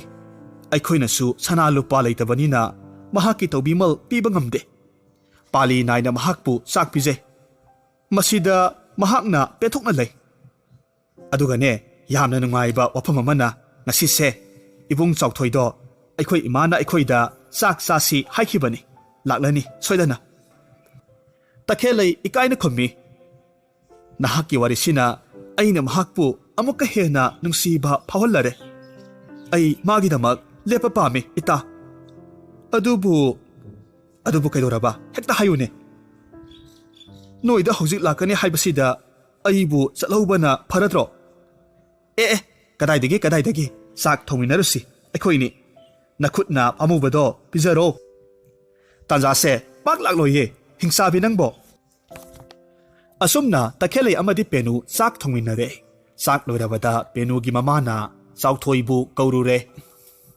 ꯆꯥꯎꯊꯣꯏ ꯂꯥꯛꯂꯕꯗ ꯆꯥꯎꯊꯣꯏꯅ ꯇꯈꯦꯜꯂꯩꯕꯨ ꯎꯔꯦꯗꯣ ꯑꯃꯁꯨꯡ ꯃꯍꯥꯛ ꯏꯀꯥꯏꯕ ꯐꯥꯎꯔꯗꯨꯅ ꯄꯦꯅꯨꯗ ꯀꯅꯥꯅꯣ ꯍꯥꯏꯅ ꯇꯨꯃꯤꯟꯅ ꯍꯪꯂꯝꯃꯤ ꯑꯁꯨꯝꯅ ꯃꯈꯣꯏ ꯆꯥꯛ ꯆꯥꯃꯤꯟꯅꯔꯤꯉꯩꯗ ꯄꯦꯅꯨꯅ ꯍꯥꯏꯔꯛꯈꯤ ꯏꯕꯨꯡ ꯇꯈꯦꯜꯂꯩꯁꯦ ꯈꯨꯟꯒꯤ ꯄꯥꯕꯨꯡ ꯈꯨꯂꯥꯛꯄꯒꯤ ꯑꯃꯠꯇ ꯄꯣꯛꯆꯕꯤ ꯃꯃꯣꯝꯅꯤ ꯑꯩꯗꯤ ꯏꯕꯨꯡꯒꯤꯗꯃꯛ ꯏꯅꯝꯃ ꯑꯣꯏꯔꯒꯦ ꯍꯥꯏꯅꯔꯕꯅꯤꯀꯣ ꯋꯥꯐꯝꯗꯨ ꯇꯥꯕꯗ ꯆꯥꯎꯊꯣꯏ ꯁ꯭ꯋꯥꯏ ꯂꯥꯎꯏ ꯇꯈꯦꯜꯂꯩꯗꯤ ꯏꯀꯥꯏꯈꯤꯕꯅ ꯃꯍꯥꯛ ꯂꯩꯃꯥꯏꯗ ꯌꯦꯡꯊꯔꯝꯃꯤ ꯃꯔꯛꯁꯤꯗ ꯄꯦꯅꯨꯒꯤ ꯃꯃꯥꯅ ꯍꯥꯏꯔꯛꯈꯤ ꯆꯥꯎꯊꯣꯏ ꯏꯟꯁꯥꯡ ꯍꯥꯎꯇꯕꯔꯣ ꯅꯆꯜ ꯑꯅꯤꯅ ꯊꯣꯡꯕꯅꯤ ꯆꯥꯛ ꯍꯥꯄꯛꯈꯤꯒꯦ ꯏꯌꯥꯅ ꯇꯧꯕꯤꯕꯅ ꯌꯥꯝꯅ ꯍꯦꯜꯂꯤꯗ ꯏꯃꯥꯕꯣꯛ ꯌꯥꯝꯅ ꯍꯥꯎꯏꯗ ꯄꯦꯅꯨꯒꯤ ꯃꯃꯥꯟꯅꯕꯤꯁꯦ ꯀꯌꯥ ꯆꯥꯗ꯭ꯔꯦ ꯑꯩ ꯂꯩꯕꯒꯤ ꯑꯣꯏꯔꯝꯅꯤꯌꯦ ꯆꯥꯕ ꯂꯣꯏꯁꯤꯜꯂꯒꯦ ꯑꯩ ꯄꯨꯛ ꯊꯜꯂꯦ ꯑꯁꯨꯝꯅ ꯄꯦꯅꯨ ꯍꯣꯏꯗ ꯇꯣꯏꯅ ꯇꯣꯏꯅ ꯂꯥꯛꯄꯗꯒꯤ ꯇꯈꯦꯜꯂꯩ ꯑꯃꯁꯨꯡ ꯆꯥꯎꯊꯣꯏ ꯈꯪꯍꯧꯗꯕ ꯅꯨꯡꯁꯤꯕꯒꯤ ꯏꯆꯦꯜꯗ ꯇꯞꯅ ꯇꯞꯅ ꯆꯦꯟꯊꯔꯛꯈꯤ ꯆꯥꯎꯊꯣꯏ ꯅꯣꯡꯃꯒꯤ ꯑꯍꯤꯡ ꯑꯃꯗ ꯃꯇꯣꯝꯇ ꯑꯁꯨꯝꯅ ꯈꯜꯂꯝꯃꯤ ꯑꯩꯅ ꯑꯁꯨꯝꯅ ꯈꯨꯡꯒꯪꯁꯤꯗ ꯆꯥꯀꯣꯏ ꯆꯥꯔꯒ ꯂꯩꯕꯁꯤꯅꯗꯤ ꯇꯈꯦꯜꯂꯩꯒ ꯑꯩꯒꯒꯤ ꯄꯨꯟꯁꯤꯁꯤ ꯅꯣꯡꯃꯗꯤ ꯂꯥꯞꯊꯣꯛꯅꯈꯤꯅꯤ ꯑꯃꯔꯣꯝꯗ ꯈꯨꯡꯒꯪꯁꯤꯒꯤ ꯌꯨꯝꯊꯣꯡ ꯈꯨꯗꯤꯡꯃꯛ ꯅꯣꯡꯃꯒꯤ ꯁꯨ ꯅꯣꯝꯂꯒ ꯆꯥꯕ ꯉꯥꯛꯇꯅꯤ ꯂꯥꯏꯔꯕ ꯏꯃꯨꯡ ꯉꯥꯛꯇ ꯑꯣꯏꯅ ꯇꯧꯏ ꯀꯔꯤꯒꯨꯝꯕ ꯑꯩꯅ ꯁꯦꯜ ꯄꯥꯏꯕ ꯃꯤꯑꯣꯏ ꯑꯃ ꯑꯣꯏꯔꯝꯂꯕꯗꯤ ꯃꯈꯣꯏꯒꯤ ꯃꯇꯦꯡꯁꯦ ꯑꯩ ꯁꯣꯏꯗꯅꯃꯛ ꯄꯥꯡꯒꯗꯕꯅꯤ ꯑꯁꯨꯝꯅ ꯉꯥꯏꯍꯥꯛ ꯋꯥꯈꯜ ꯇꯧꯔꯒ ꯆꯥꯎꯊꯣꯏ ꯃꯇꯣꯝꯇ ꯋꯥꯔꯦꯞ ꯂꯧꯖꯔꯝꯃꯤ ꯐꯔꯦ ꯁꯤꯗ ꯁꯨꯝ ꯂꯩꯕꯁꯤꯅꯗꯤ ꯑꯩ ꯆꯥꯎꯈꯠꯂꯔꯣꯏ ꯑꯔꯥꯞꯄ ꯁꯍꯔꯗ ꯆꯠꯂꯒꯦ ꯑꯗꯨꯒ ꯂꯂꯣꯟ ꯏꯇꯤꯛ ꯇꯧꯔꯒ ꯁꯦꯜ ꯇꯥꯜꯂꯨꯔꯒꯦ ꯑꯗꯨꯒ ꯑꯩꯒꯤ ꯅꯨꯡꯁꯤꯔꯕ ꯈꯨꯡꯒꯪꯁꯤꯒꯤ ꯃꯇꯦꯡ ꯈꯔꯗꯪ ꯑꯣꯏꯔꯕꯁꯨ ꯄꯥꯡꯂꯒꯦ ꯑꯁꯨꯝꯅ ꯃꯊꯪꯒꯤ ꯅꯨꯃꯤꯠꯇ ꯆꯥꯎꯊꯣꯏꯅ ꯈꯨꯡꯒꯪꯒꯤ ꯑꯍꯜ ꯂꯃꯟꯁꯤꯡꯗ ꯃꯍꯥꯛꯀꯤ ꯑꯄꯥꯝꯕꯗꯣ ꯐꯣꯡꯗꯣꯛꯂꯝꯃꯤ ꯃꯍꯥꯛꯀꯤ ꯋꯥꯗꯨꯗ ꯑꯍꯜ ꯑꯃꯅ ꯍꯥꯏꯔꯝꯃꯤ ꯏꯆꯥ ꯆꯥꯎꯊꯣꯏ ꯅꯍꯥꯛꯅ ꯈꯜꯂꯤꯕ ꯋꯥꯁꯦ ꯌꯥꯝꯅ ꯆꯨꯝꯃꯤ ꯇꯧꯕꯇꯕꯨ ꯆꯠꯀꯗꯧꯔꯤꯕ ꯁꯍꯔꯗꯣ ꯃꯐꯝꯁꯤꯗꯒꯤ ꯈꯣꯡꯅ ꯆꯠꯄꯗ ꯅꯨꯃꯤꯠ 10 ꯆꯪꯏ ꯆꯤꯡꯒꯤ ꯂꯝꯕꯤ ꯎꯃꯪ ꯐꯥꯎꯗꯨꯅ ꯆꯠꯂꯒꯅ ꯁꯨꯞꯅꯒꯤ ꯅꯨꯃꯤꯠ 10 ꯅꯠꯇ꯭ꯔꯒꯅ ꯌꯥꯝꯗ꯭ꯔꯕꯗ ꯆꯌꯣꯜ ꯑꯃꯗꯤ ꯃꯆꯪꯏꯗꯣ ꯑꯁꯤꯒꯨꯝꯕ ꯈꯨꯗꯣꯡ ꯊꯤꯅꯤꯡꯉꯥꯏ ꯑꯣꯏꯕ ꯈꯣꯡꯆꯠꯁꯦ ꯃꯁꯤꯗ ꯏꯆꯥꯕꯨ ꯀꯅꯥ ꯂꯩꯖꯗꯕꯒꯨꯝꯅ ꯅꯇꯣꯝꯇ ꯆꯠꯄꯁꯦ ꯈꯨꯔꯥ ꯍꯣꯏꯅ ꯅꯨꯡꯁꯥ ꯌꯥꯝꯅ ꯊꯤ ꯑꯗꯨꯒ ꯑꯃꯔꯣꯝꯗ ꯅꯍꯥꯛꯀꯨꯝꯅ ꯊꯧꯅꯥ ꯂꯩꯕ ꯅꯍꯥ ꯈꯨꯡꯒꯪꯁꯤꯗ ꯂꯩꯇꯦ ꯅꯍꯥꯛꯄꯨ ꯀꯥꯏꯅꯕꯗ ꯑꯩꯈꯣꯏꯒꯤ ꯑꯋꯥꯠꯄ ꯀꯌꯥꯃꯔꯨꯝ ꯂꯩꯒꯅꯤꯗꯣ Masi haiduna ahaldu mapi taithoklammi. Sauthoina amuk makha tarakhi. Ipan, nasana chatkadoribase, nakhoiga kainaba nati. Sel taluraga miyamgi khungangsigi mateng kharada oirabasu pangnabagi chatkadoribani. Sauthoigi wakhal khamba yararoi khanglavada ahal singduna sauthoigi damak yaifa mangol pibirammi. Khongset adugi damak mathangi ayukta penuna sauthoigi damak sempak mayom ani pirammi. Sauthoina chatkadoriba khongset tugi paw tavada takhelai thamoi sokna kapsarammi. Sauthoina satlamdaida penu amadi takhelaibu pamenaba loiraga umangi lambida khongsan ba horakhi. Mahakna asamba lambel therakpada umangi lambel phawraga laklammi. Masada karisu ahenba potlam pude. Lengzumda khaw ama yali aduga penuna pirakpa sempak kharatamag puraga laklammi. Mahak asumna leptana asum lakpa matamda singmai amakhak lanthoklaga ahangba lamhang amakhak thengnarammi. Hariba lamhangdu sanjabung oibana san mayam amakhak sajik saba thengnarammi. Adubu matamduda yamna ngakpa khonjel ayakpa amakhak khudakta tarakhi. Khonjel dugi maikei adomda yamna thuna chansillammi. Matamduda mahakna ure. San hatam amakhak thaurina uzaw amagi marada yasillaga mangaksam laksillaga leibado mahakna urammi. Khudakta mahakna chansillammi. Aduga sandugi yasilliba thaurido lawthoklammi. Aduga matomta soli. Sansi ay laklamdragadi makhauri laktuna siramnida. Sandu thauri lawthokpadagi san mayamdugi marakta chansinkre. Madu ubada sauthoina matomta hairammi. Panabu phare kawon thauri asangba amadum phangle. Masina aigi khongchatsigi marup oirage. Sauthoina kon thauridu mahagi khawda hapsilli. Masigi matungda mahak khongchattu makha tarammi. Phana sangna chatlaba matungda singmai amagi loksapta ising saibi amakhak thengnarammi. Mahak nungjaw kayadu kan kalaga ising manak yoksilaklammi. Masadusu chokthabanasu loirabani. Paktharaga mahak mamai mamit tathokpa loiraba matungda singjumdu mabuk pena thaklammi. Mahakna ising thakpa loiraga chatki haina onthorakpa matamda thengu amakhak nung mathakta chatpa thengnarammi. Thengudu uba matamda sauthoina tap pharammi. Aduga mahaki khawda hapsilli matomta asumna hairammi. Nungaireda aigi khongchasigi anisuba marup amasu phangle. Haujikti aikhoi ahum sure. Thauri amane thengu amane aine. Asumna mahaki khongchatto makha tarammi. Mahak phana sangna chatlammi. Singmai amasu kaba loiduna kumtharakpa matamda asauba ukak manba ama lapna urammi. Kari posakno haina yamna thuna changsillammi.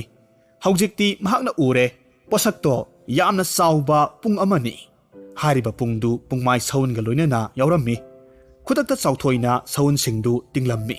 Aduga pung mari yauramdabaduda mahaki kokset phido lawthoklammi. Aduga pung mari oina semlammi. Thinduna yengba matamda asuki matik makhol haurammi. Masidi phanabu nungai haiduna sauthoi umangduda matomta pung solom tauraga jagoi sadoklammi. Mahaki pungi makholna umangdo pungnin hek nilli. Upal wapal kayada tunglamba usek waya kaya maromsu khangbadagi loinamak paithoknakhi. Ngaihak solom tauraba matungda mahak masado sak lamba phaurakle. Mafam saba yenglaga mahak asauba uzaw amagi makhada una wana singdu loinamak sitoklammi. Aduga ahing yarek lagi haina khaledo. Mahak uzawdugi makhada penuna pirakpa sempakto khara sarammi. Aduga nungaina tumthoklammi. Kayam kuina tumkhrabano haiba mahak khangamde. Mahakna mitkap thorakpa matamda ahing nungyay oiramle. Manakta umangi sa kay lamhui kayana yakna khongba tarammi. Masadu kikibana mahak tumthaba ngamre. Mapuk ningda taibang mapubu mikon thagonjaduna akiba kayadagi ngakthokpiyo haina khurumjay. Mahakna ahingdugi amamba marakta umangduda koirei leiraga yengluba matamda arapada maingal amakhak pisak pikna urammi. Mahakna matomta khalli. Aina laklibasidi phana sangla male. Anakpada mi taba khulleiba male. Maingalse kadaidagino haiba khangdadi khangdoklage. Maingaldu tamna sauthoi asum changsillammi. Adubu asum lapthokpagum yaubadi sungyau yauramde.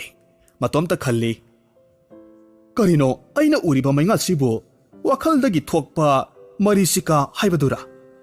ꯆꯠꯂꯤꯕ ꯃꯈꯩ ꯌꯧꯕ ꯉꯝꯗ꯭ꯔꯦꯅ ꯑꯁꯨꯝꯅ ꯆꯥꯎꯊꯣꯏ ꯂꯦꯞꯇꯅ ꯃꯩꯉꯥꯜꯒꯤ ꯃꯥꯏꯀꯩꯗ ꯆꯪꯁꯤꯟꯈꯤꯕꯗ ꯅꯨꯡꯖꯥꯎ ꯉꯥꯛꯇ ꯉꯥꯏꯕ ꯆꯤꯡꯃꯥꯏ ꯑꯃꯈꯛ ꯊꯦꯡꯅꯔꯝꯃꯤ ꯍꯥꯏꯔꯤꯕ ꯅꯨꯡꯒꯤ ꯆꯤꯡꯃꯥꯏꯗꯨꯒꯤ ꯑꯄꯤꯛꯄ ꯃꯈꯨꯜ ꯑꯃꯗꯒꯤ ꯃꯩꯉꯥꯜꯗꯣ ꯊꯣꯔꯛꯄ ꯑꯣꯏꯔꯝꯃꯤ ꯃꯅꯥꯛ ꯅꯛꯁꯤꯜꯂꯒ ꯌꯦꯡꯂꯨꯕꯗ ꯅꯨꯡ ꯃꯄꯩꯗꯨꯗ ꯌꯥꯝꯅ ꯑꯀꯤꯕ ꯐꯪꯅ ꯆꯥꯎꯕ ꯊꯣꯡꯖꯥꯎ ꯑꯃꯈꯛ ꯊꯦꯡꯅꯔꯝꯃꯤ ꯃꯍꯥꯛꯅ ꯈꯜꯂꯤ ꯌꯥꯝꯅꯕꯨ ꯅꯨꯡꯉꯥꯏꯔꯤꯅꯦ ꯑꯁꯨꯛꯄ ꯎꯃꯪꯁꯤꯗ ꯃꯤ ꯈꯔꯁꯨ ꯑꯗꯨꯝ ꯃꯔꯩꯕꯖꯥꯠꯅꯤ ꯃꯍꯥꯛ ꯊꯣꯡꯗꯨ ꯊꯤꯟꯗꯨꯅ ꯀꯅꯥ ꯀꯅꯥ ꯂꯩꯕꯒꯦ ꯍꯥꯏꯅ ꯍꯪꯂꯝꯃꯤ ꯑꯗꯨꯕꯨ ꯀꯅꯥꯁꯨ ꯈꯨꯝꯂꯛꯇꯦ ꯊꯣꯡꯗꯨ ꯅꯝꯊꯦꯛꯂꯒ ꯆꯪꯒꯦ ꯇꯧꯕꯗꯁꯨ ꯃꯅꯨꯡꯗ ꯑꯀꯟꯕ ꯄꯧꯔꯣꯜ ꯑꯃꯈꯛ ꯊꯥꯏ ꯍꯥꯏꯕꯁꯤ ꯃꯍꯥꯛꯅ ꯈꯪꯂꯝꯃꯤ ꯃꯍꯥꯛꯅ ꯀꯣꯏꯔꯩ ꯂꯩꯗꯨꯅ ꯆꯪꯐꯝ ꯌꯦꯡꯂꯛꯄꯗ ꯊꯣꯡꯖꯥꯎꯗꯨꯒꯤ ꯃꯊꯛꯇ ꯃꯩꯉꯥꯜ ꯊꯣꯛꯄ ꯑꯍꯣꯕ ꯃꯈꯨꯜ ꯑꯃꯈꯛ ꯎꯔꯝꯃꯤ ꯍꯥꯏꯔꯤꯕ ꯃꯈꯨꯜꯗꯨꯗ ꯆꯪꯂꯒꯦ ꯍꯥꯏꯗꯨꯅ ꯃꯍꯥꯛꯀꯤ ꯑꯆꯧꯕ ꯄꯨꯡꯗꯨꯗ ꯀꯥꯈꯠꯂꯒ ꯃꯅꯨꯡꯗ ꯌꯦꯡꯂꯨꯕꯗꯗꯤ ꯃꯅꯨꯡꯗꯣ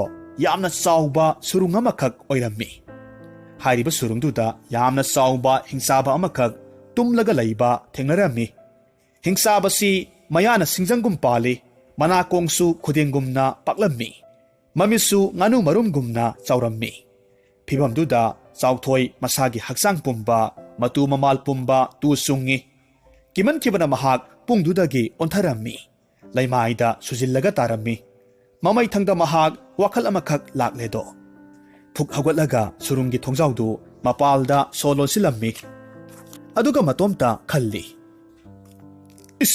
ꯁꯤꯕꯨ ꯁꯤꯔꯝꯅꯤꯗ ꯍꯤꯡꯆꯥꯕꯁꯦ ꯇꯨꯝꯂꯝꯕꯒꯤ ꯐꯕꯅꯤ ꯍꯧꯖꯤꯛꯇꯤ ꯑꯩ ꯀꯣꯏꯆꯠ ꯆꯠꯄꯁꯨ ꯉꯝꯂꯔꯣꯏ ꯈꯣꯡꯁꯤꯁꯨ ꯎꯃꯪꯒꯤ ꯂꯝꯕꯦꯜꯗ ꯇꯤꯡꯈꯪꯅ ꯌꯨꯈꯤꯕꯗꯒꯤ ꯆꯩꯅꯥ ꯐꯥꯎꯕ ꯀꯣꯛꯇ꯭ꯔꯤ ꯃꯐꯝꯁꯤꯗꯤ ꯍꯤꯡꯆꯥꯕ ꯂꯩꯕꯅꯤ나 ꯁꯥ ꯀꯩ ꯑꯃꯇꯁꯨ ꯂꯥꯛꯂꯔꯣꯏꯗꯣ ꯇꯨꯝꯕꯨ ꯇꯨꯝꯊꯣꯛꯀꯦꯗ ꯍꯩ ꯊꯣꯡꯁꯨ ꯁꯪꯕ ꯑꯣꯏꯅ ꯇꯨꯝꯂꯒꯦ ꯑꯁꯨꯝꯅ ꯆꯥꯎꯊꯣꯏ ꯅꯣꯡꯉꯥꯟꯕ ꯉꯥꯏꯗꯨꯅ ꯇꯨꯝꯊꯣꯛꯂꯝꯃꯤ ꯃꯊꯪꯒꯤ ꯑꯌꯨꯛꯅꯤ ꯍꯤꯡꯆꯥꯕꯗꯨ ꯃꯤꯀꯞ ꯊꯣꯔꯛꯂꯒ ꯁꯨꯔꯨꯡ ꯃꯅꯨꯡꯗꯒꯤ ꯍꯧꯅ ꯂꯥꯎꯔꯛꯈꯤ ꯍꯩ ꯅꯊꯧ ꯂꯩꯇꯕ ꯀꯅꯥꯅꯣ ꯑꯩꯒꯤ ꯊꯣꯡ ꯃꯄꯥꯜꯗ ꯂꯣꯜꯂꯤꯕꯁꯦ ꯌꯥꯝꯅ ꯊꯨꯅ ꯍꯥꯡꯗꯣꯛꯎ ꯑꯩ ꯍꯛꯆꯥꯡꯁꯦ ꯁꯦꯡꯗꯣꯛꯅꯤꯡꯂꯕꯅꯤ ꯍꯤꯡꯆꯥꯕꯒꯤ ꯑꯍꯧꯕ ꯈꯣꯟꯖꯦꯜꯗꯨꯗ ꯆꯥꯎꯊꯣꯏ ꯈꯪꯄ꯭ꯔꯦꯛ ꯈꯪꯅ ꯆꯣꯡꯈꯠꯂꯤ ꯑꯗꯨꯕꯨ ꯀꯤꯗꯕ ꯁꯥꯔꯒ ꯃꯍꯥꯛ ꯊꯣꯡ ꯃꯄꯥꯜꯗꯒꯤ ꯃꯍꯥꯛꯀꯤ ꯄꯨꯡꯗꯨ ꯀꯟꯅ ꯌꯩꯔꯒ ꯈꯨꯝꯂꯝꯃꯤ ꯀꯅꯥꯅꯣ ꯌꯥꯝꯅ ꯆꯔꯥꯡꯅꯔꯤꯕꯁꯦ ꯉꯥꯏꯍꯥꯛꯇ ꯄꯣꯊꯥꯕꯁꯤꯗ ꯅꯀꯣꯛꯇꯨ ꯊꯥꯗꯠꯂꯒ ꯂꯕꯨꯛꯇ ꯅꯝꯃꯨꯔꯥ ꯍꯤꯡꯆꯥꯕꯅ ꯆꯥꯎꯊꯣꯏꯒꯤ ꯋꯥꯗꯨꯗ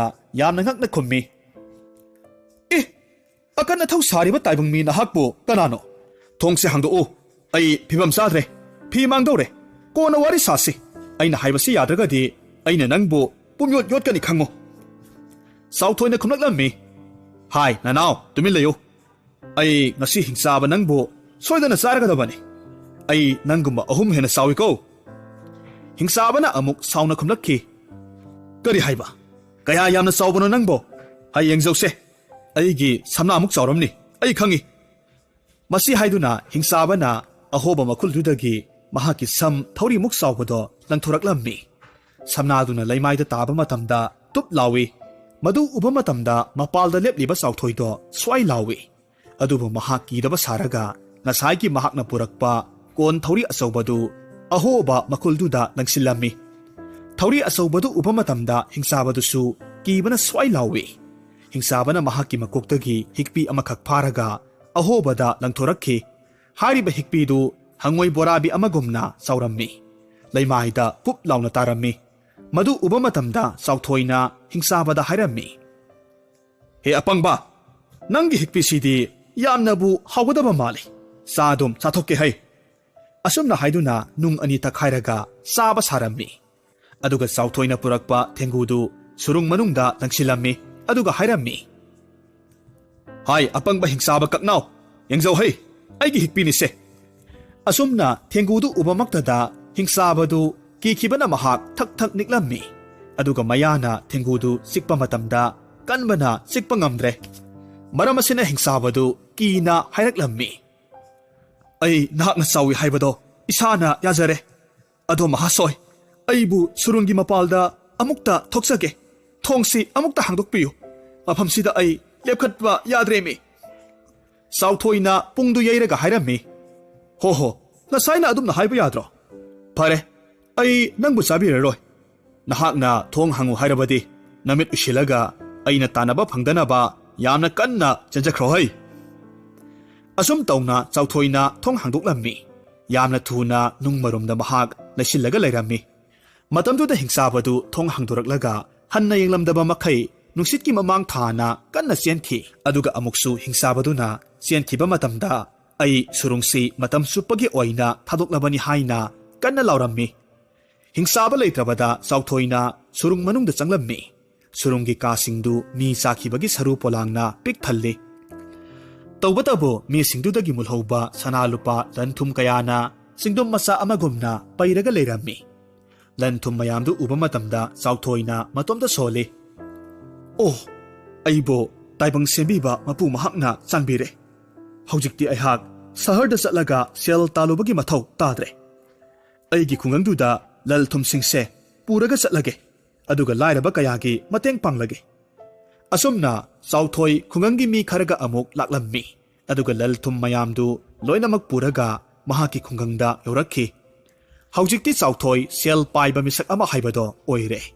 Khungangi leiriba lairaba imung kayada leptana mateng pangba ngamle. Mahaki asigumba puksel sauba mataududa khungi khulakpana penbirammi. Maramasina chauthoi-bu khungi khulakpa hapirammi. Aduga mahaki amata puksabi mamom takhelaiga luhongbiduna nunga yaifana pankhirammi.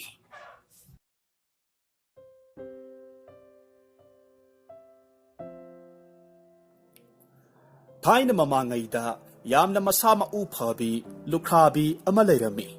Hairiba lukhrabi nupisigi masanupa kondom koiba ama leirammi. Mama masagi ni haivada leikidraba mahaki mapuroibana lauri ingkhol ningthina thamlammi. Asumna nongma hokhibana kondom do haujikti pakhang sarep pharedo. Masana mapung marai pharakpa wang sauba mioi mitau surakpaduda lukhrabi du asukki matik penjarammi. Kondom du masa yamna kalli. Thauna phai mahaksi kayamuk yamna kanbage haivada umangi sahingchaba sasing haivadi nongsa kai kallaba samu yaisa phauba irai laina pharaga sanapotkum sanarammi. Masida sunate karida amuk hairuni umangda hauba sauraba uzau pambi kayamarum makutna inbada kaubada prop hek laimaida turammi. Tasyenga hairwada kondumbu lamba paba ngamba mioi amata khungangduda lairamde. Adumak oidunasu lukhrabi adunadi masanupa kondumgidamak matam suppa wakhal laitaba ngamjaramde. Naitong poksaba masanupado mina phubikidra mina saibigadra asum haina khanbadagi taibang mapugi maphamda matam suppa ngakpi senbinaba thaunijarammi. Maram kaya simakna kondumnasu mamana yadaba thabak amata taujaramde. Asumna matam khara haukhre nongmagi numit amada kondumna mireibakta chatlaga lam koirugi haina khalammi. Masidagidi kondumna mama lukhrabi manakta changsilaklammi. Aduga mamagi maphamda nungsina hairammi. Ima, ngasidi imagi maphamda nasa wa amatang hangachage. Tawbatabu waphamse imana ayaba pinabiyo. Nahan makhaiga manadaba masagi mataududa lukhrabidu yamna pakhatna khumlammi. Imagi bungo isagi kari hainingba lay imada hayo. Imana isagi damag leijaba pumba kathoklaga honaribasida nangi karina ningthungdaba leirabage. Mamagi matauda kondom mamabu nungsina konjay aduga hairammi. Ima, ngasidi nasa pangal chawredo. Aduna matam kharadangdi nasase mireibakta lam koiba chatluge. Imagi thaujaldo pinabiyo. Masagi wadu tarwada lukhrabi mamado khudakta maithong langsinki. Awaba potlumga loinana masada hairakhi. Imagi bungo isadi imagi phizigi manini.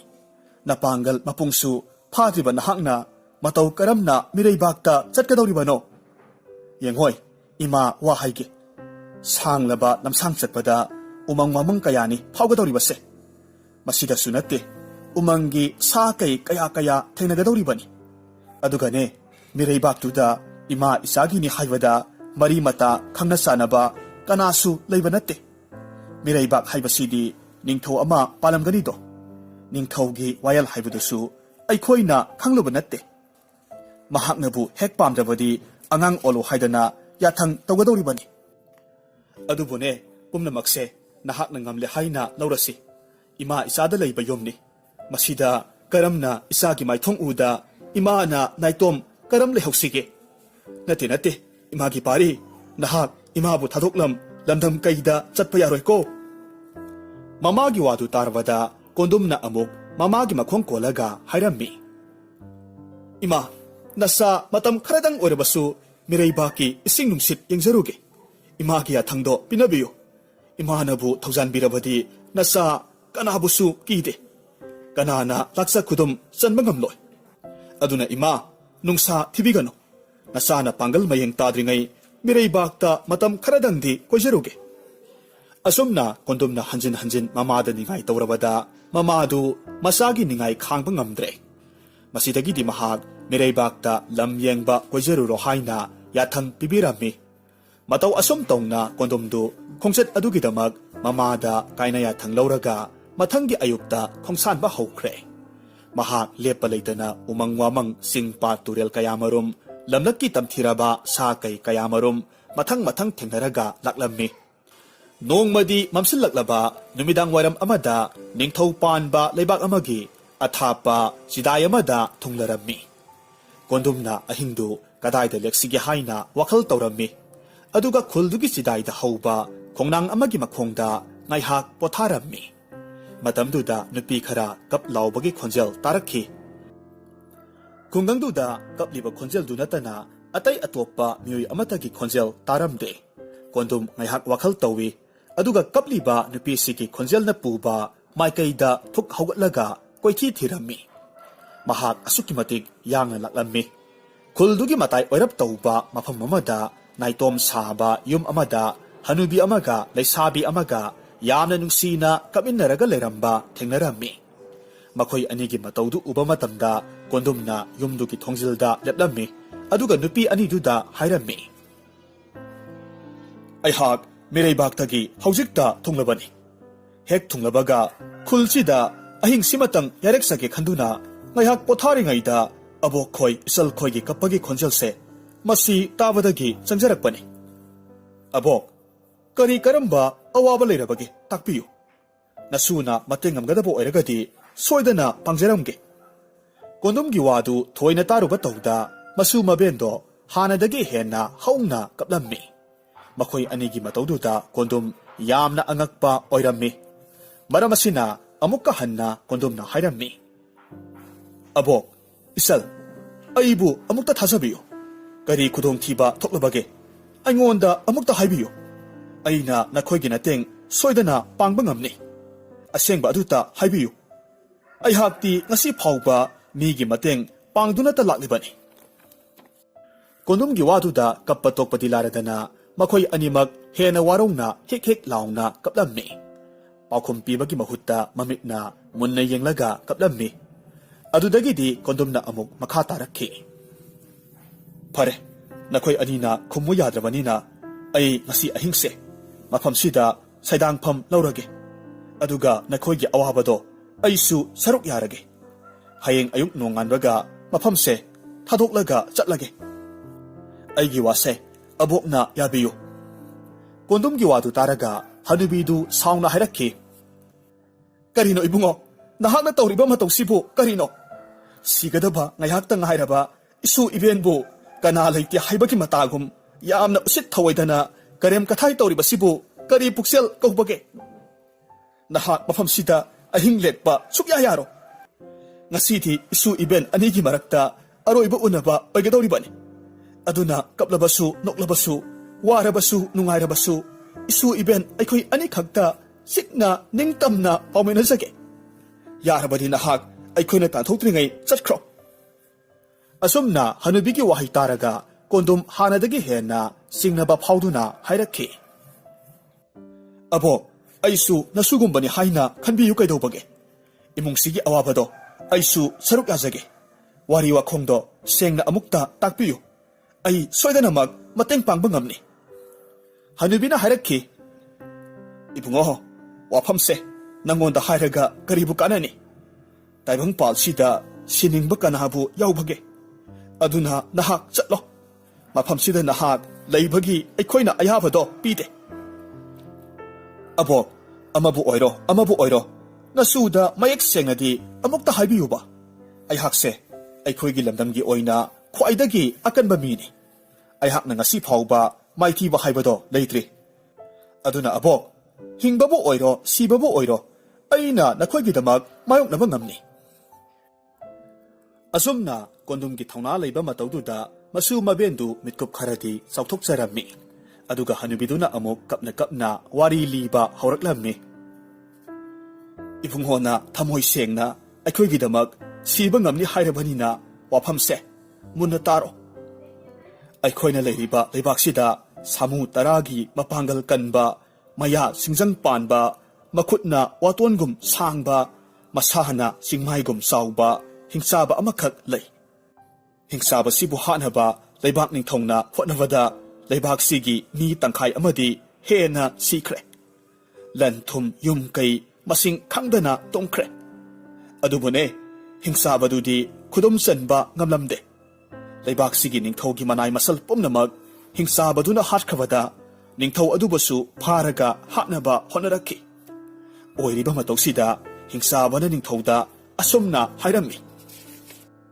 ꯍꯦ ꯅꯤꯡꯊꯧ, ꯉꯁꯤꯗꯤ ꯅꯍꯥꯛ ꯑꯩꯒꯤ ꯈꯨꯠꯇ ꯇꯥꯔꯕꯅꯤ꯫ ꯑꯗꯨꯅ ꯑꯩꯅ ꯍꯥꯏꯕ ꯋꯥꯐꯝ ꯈꯨꯗꯤꯡꯃꯛ ꯅꯍꯥꯛꯅ ꯌꯥꯕ ꯇꯥꯕꯅꯤ꯫ ꯀꯔꯤꯒꯨꯝꯕ ꯋꯥꯁꯤ ꯅꯍꯥꯛꯅ ꯊꯧꯑꯣꯏꯗꯕ ꯇꯥꯔꯒꯗꯤ ꯅꯍꯥꯛꯁꯨ ꯑꯩꯅ ꯅꯉꯛ ꯊꯦꯛꯂꯒ ꯏ ꯆꯨꯞꯀꯅꯤ꯫ ꯃꯔꯝ ꯑꯁꯤꯅ ꯅꯤꯡꯊꯧ ꯅꯍꯥꯛꯅ ꯀꯣꯅꯨꯡꯁꯤꯒꯤ ꯃꯅꯤꯡ ꯊꯪꯕ ꯁꯔꯨꯛꯇ ꯑꯩꯍꯥꯛꯅ ꯂꯩꯕ ꯌꯥꯅꯕ ꯌꯨꯝ ꯑꯃꯈꯛ ꯁꯥꯒꯗꯕꯅꯤ꯫ ꯅꯨꯃꯤꯠ ꯈꯨꯗꯤꯡꯒꯤ ꯑꯌꯨꯛꯀꯤ ꯆꯥꯛꯂꯦꯟ ꯑꯣꯏꯅ ꯁꯥ ꯉꯥ ꯌꯥꯎꯅ ꯊꯣꯡꯕ ꯀꯣꯔꯐꯨ ꯃꯊꯦꯜ 10 ꯅꯅꯥꯏꯁꯤꯡꯅ ꯊꯤꯜꯂꯛꯀꯗꯕꯅꯤ꯫ ꯅꯨꯃꯤꯗꯥꯡꯒꯤ ꯆꯥꯛꯂꯦꯟ ꯑꯣꯏꯅ ꯃꯤ ꯑꯃꯁꯨ ꯑꯩꯒꯤ ꯌꯨꯝꯗ ꯊꯥꯔꯛꯀꯗꯕꯅꯤ꯫ ꯑꯁꯨꯝ ꯍꯥꯏꯅ ꯍꯥꯏꯔꯝꯃꯤ꯫ ꯅꯤꯡꯊꯧꯁꯨ ꯁꯤꯅꯤꯡꯗꯕ ꯀꯧꯕꯅꯤꯅ ꯍꯤꯡꯆꯥꯕꯒꯤ ꯋꯥꯗꯣ ꯌꯥꯕ ꯇꯥꯈꯤ꯫ ꯍꯥꯏꯔꯤꯕ ꯄꯥꯎꯗꯣ ꯂꯩꯕꯥꯛ ꯁꯤꯟꯕ ꯊꯨꯡꯅ ꯁꯟꯗꯣꯛꯈꯤ꯫ ꯅꯤꯡꯊꯧꯒꯤ ꯌꯥꯊꯪ ꯃꯇꯨꯡ ꯏꯟꯅ ꯅꯨꯃꯤꯠ ꯈꯨꯗꯤꯡꯒꯤ ꯑꯌꯨꯛꯀꯤ ꯃꯊꯦꯜ, ꯅꯨꯃꯤꯗꯥꯡꯒꯤ ꯃꯊꯦꯜ ꯍꯥꯏꯗꯅ ꯌꯨꯝ ꯈꯨꯗꯤꯡꯃꯛ ꯄꯥꯂꯤ ꯄꯨꯅꯍꯜꯂꯤ꯫ ꯑꯗꯨꯅ ꯉꯁꯤꯁꯦ ꯂꯥꯏꯕꯛ ꯊꯤꯔꯕ ꯅꯨꯃꯤꯠꯇꯣ, ꯉꯁꯤꯗꯤ ꯏꯁꯨ ꯏꯕꯦꯟꯒꯤ ꯌꯨꯝꯗ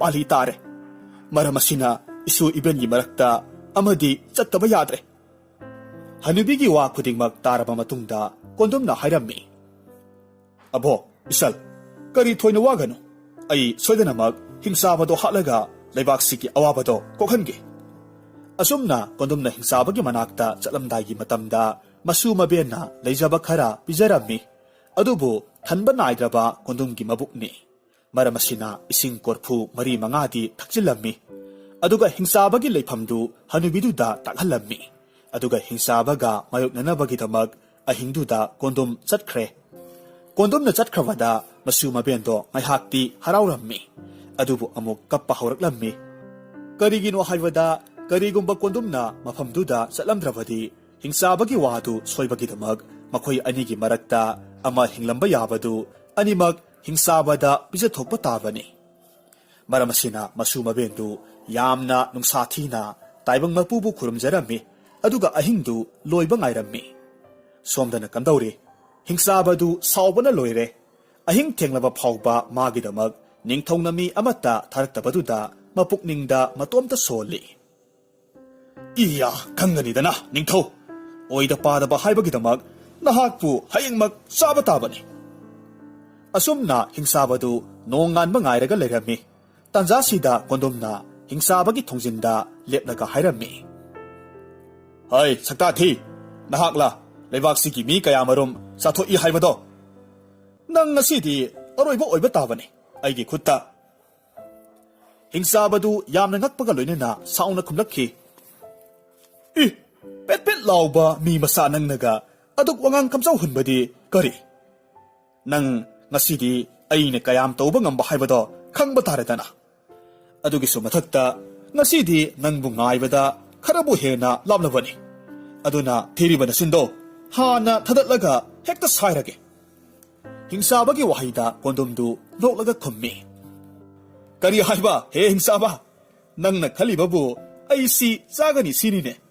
ꯐꯔꯦ ꯐꯔꯦ, ꯑꯗꯨꯗꯤ ꯋꯥ ꯍꯥꯏꯒꯦ ꯃꯨꯟꯅ ꯇꯥꯎ꯫ ꯅꯨꯄꯥ ꯃꯆꯥ ꯍꯥꯏꯕꯁꯤꯗꯤ ꯄꯥꯡꯒꯜ ꯆꯥꯡꯌꯦꯡ ꯇꯧꯒꯗꯕꯅꯤ꯫ ꯇꯧꯕꯇꯕꯨ ꯅꯍꯥꯛꯅ ꯃꯤꯇ꯭ꯔꯪ ꯇꯧꯔꯒ ꯅꯁꯥꯗꯨ ꯕꯥꯔꯨꯅꯤ ꯆꯤꯡꯗꯧꯅ ꯆꯥꯎꯔꯕꯗꯤ ꯑꯩꯈꯣꯏꯅꯤ ꯂꯝꯕꯥ ꯆꯥꯗꯦ ꯅꯁꯥꯒꯤ ꯍꯥꯟꯅꯒꯤ ꯐꯤꯕꯝꯗ ꯍꯟꯖꯤꯜꯂꯨ ꯑꯗꯨꯒ ꯐꯨꯅꯁꯤ ꯀꯣꯟꯗꯣꯝꯒꯤ ꯎꯁꯤꯠꯇꯕ ꯃꯇꯧꯗꯨꯗ ꯍꯤꯡꯆꯥꯕꯗꯨ ꯃꯁꯥꯅ ꯌꯥꯅ ꯄꯤꯛꯁꯤꯜꯂꯒ ꯂꯦꯞꯂꯝꯃꯤ ꯍꯧꯖꯤꯛꯇꯤ ꯃꯈꯣꯏ ꯑꯅꯤ ꯈ꯭ꯋꯥꯡꯒ ꯀꯣꯟꯅꯔꯝꯃꯤ ꯃꯨꯛꯅꯥ ꯁꯥꯟꯅꯕ ꯍꯧꯔꯝꯃꯤ ꯃꯈꯣꯏ ꯑꯅꯤꯒꯤ ꯂꯥꯟꯗ ꯃꯥꯂꯦꯝ ꯂꯩꯃꯥꯏꯁꯤ ꯊꯣꯛ ꯊꯣꯛ ꯅꯣꯝꯃꯤ ꯂꯩꯕꯥꯛꯇꯨꯗ ꯂꯩꯕ ꯃꯤꯄꯨꯝ ꯈꯨꯗꯤꯡꯃꯛ ꯌꯨꯍꯥꯔ ꯍꯥꯔꯦ ꯈꯟꯗꯨꯅ ꯂꯩꯃꯥꯏꯗ ꯄꯥꯛꯊꯅꯔꯝꯃꯤ ꯀꯣꯟꯗꯨꯝꯅ ꯀꯤꯟꯅ ꯊꯤꯟꯕꯒꯤ ꯁꯥꯐꯨꯅ ꯍꯤꯡꯆꯥꯕꯗꯨ ꯂꯩꯃꯥꯏꯗ ꯄꯣꯞ ꯇꯥꯏ ꯍꯤꯡꯆꯥꯕꯅ ꯂꯩꯃꯥꯏꯗ ꯇꯥꯕꯒꯤ ꯁꯥꯐꯨꯅ ꯂꯩꯃꯥꯏꯗꯨ ꯀ꯭ꯔꯦꯛ ꯀ꯭ꯔꯦꯛ ꯍꯥꯏꯗꯨꯅ ꯂꯩꯀ꯭ꯔꯛ ꯆꯠꯂꯤ ꯑꯁꯨꯝꯅ ꯃꯈꯣꯏ ꯑꯅꯤ ꯑꯃꯅ ꯑꯃꯨꯛ ꯐꯨ ꯑꯃꯅ ꯑꯃꯨꯛ ꯀꯥꯎ ꯏꯟꯊꯣꯛ ꯏꯟꯁꯤꯟ ꯇꯧꯕꯗ ꯌꯥꯝꯅ ꯀꯟꯅ ꯅꯤꯡꯈꯥꯏꯔꯝꯃꯤ ꯆꯦꯛꯄꯜ ꯀꯌꯥꯃꯔꯨꯝ ꯇꯨꯔꯝꯃꯤ ꯀꯣꯟꯗꯨꯝꯅ ꯍꯤꯡꯆꯥꯕꯗꯨ ꯍꯥꯠꯄ ꯁꯨꯛꯉꯝ ꯉꯝꯗ꯭ꯔꯦ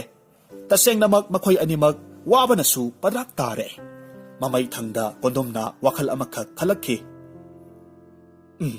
ꯑꯁꯨꯝꯅ ꯁꯨꯝ ꯀꯨꯏꯅ ꯐꯨꯅꯔꯒꯗꯤ ꯑꯩ ꯑꯁꯣꯏꯕ ꯂꯥꯛꯄꯁꯨ ꯌꯥꯏ ꯑꯗꯨꯅꯗꯤ ꯑꯩ ꯄꯥꯝꯕꯩ ꯑꯃ ꯇꯧꯔꯒꯦ ꯑꯁꯨꯝꯅ ꯈꯜꯂꯒ ꯀꯣꯟꯗꯨꯝꯅ ꯈꯣꯡꯅꯥꯡ ꯄꯥꯝꯕꯤ ꯑꯃꯈꯛ ꯐꯨꯛꯂꯝꯃꯤ ꯑꯗꯨꯒ ꯍꯤꯡꯆꯥꯕꯒꯤ ꯃꯈꯨꯗ ꯈꯣꯡꯅꯥꯡ ꯄꯥꯝꯕꯤꯗꯨꯅ ꯀꯟꯊꯔꯝꯃꯤ ꯍꯤꯡꯆꯥꯕꯗꯨ ꯈꯨ ꯀꯥꯡ ꯀꯥꯏꯗꯨꯅ ꯂꯩꯃꯥꯏꯗ ꯇꯨꯔꯝꯃꯤ ꯃꯗꯨꯗ ꯅꯠꯇꯦ ꯑꯃꯨꯛꯀ ꯍꯟꯅ ꯍꯤꯡꯆꯥꯕꯒꯤ ꯃꯀꯣꯛꯇ ꯈꯣꯡꯅꯥꯡ ꯄꯥꯝꯕꯤꯅ ꯁꯥꯐꯨ ꯀꯟꯅ ꯊꯣꯝꯗꯠꯂꯝꯃꯤ ꯍꯟꯗꯛꯇꯤ ꯍꯤꯡꯆꯥꯕꯒꯤ ꯃꯀꯣꯛꯇꯣ ꯄꯨꯝꯆꯥꯏ ꯆꯥꯏꯔꯦ ꯃꯗꯨꯗꯒꯤ ꯀꯥꯞꯊꯣꯔꯛꯄ ꯏ ꯃꯌꯥꯝꯅ ꯀꯣꯟꯗꯨꯝꯁꯨ ꯏꯅ ꯄꯨꯡꯉꯥꯡ ꯉꯥꯡꯂꯦ ꯍꯥꯏꯔꯤꯕ ꯍꯤꯡꯆꯥꯕꯒꯤ ꯏꯁꯤꯅ ꯂꯧꯈꯣꯡ ꯑꯣꯏꯅ ꯆꯦꯜꯂꯝꯃꯤ ꯍꯧꯖꯤꯛꯇꯤ ꯍꯤꯡꯆꯥꯕꯗꯨ ꯃꯊ꯭ꯋꯥꯏ ꯊꯥꯔꯦ ꯀꯣꯟꯗꯨꯝ ꯇꯨꯔꯦꯜꯗ ꯀꯨꯝꯊꯔꯒ ꯃꯁꯥ ꯄꯨꯝꯕ ꯏꯔꯨꯖꯊꯣꯛꯄ ꯂꯣꯏꯔꯗꯨꯅ ꯃꯁꯨ ꯃꯕꯦꯅ ꯂꯩꯔꯤꯕ ꯌꯨꯝꯗꯨꯗ ꯄꯥꯎ ꯇꯝꯕ ꯂꯥꯛꯂꯝꯃꯤ ꯃꯁꯤꯒꯤ ꯃꯇꯨꯡꯗꯒꯤꯗꯤ ꯍꯤꯡꯆꯥꯕ ꯁꯤꯈ꯭ꯔꯦ ꯍꯥꯏꯕꯒꯤ ꯄꯥꯎꯅ ꯂꯩꯕꯥꯛ ꯁꯤꯟꯕ ꯊꯨꯡꯈ꯭ꯔꯦ ꯃꯁꯨ ꯃꯕꯦꯟꯅ ꯀꯣꯟꯗꯨꯝꯕꯨ ꯇꯥꯏꯕꯪ ꯃꯄꯨꯃꯛꯅ ꯃꯇꯦꯡ ꯄꯥꯡꯕ ꯂꯥꯛꯄꯅꯤ ꯍꯥꯏꯗꯨꯅ ꯃꯈꯣꯡ ꯁꯣꯛꯅ ꯈꯨꯔꯨꯝꯂꯝꯃꯤ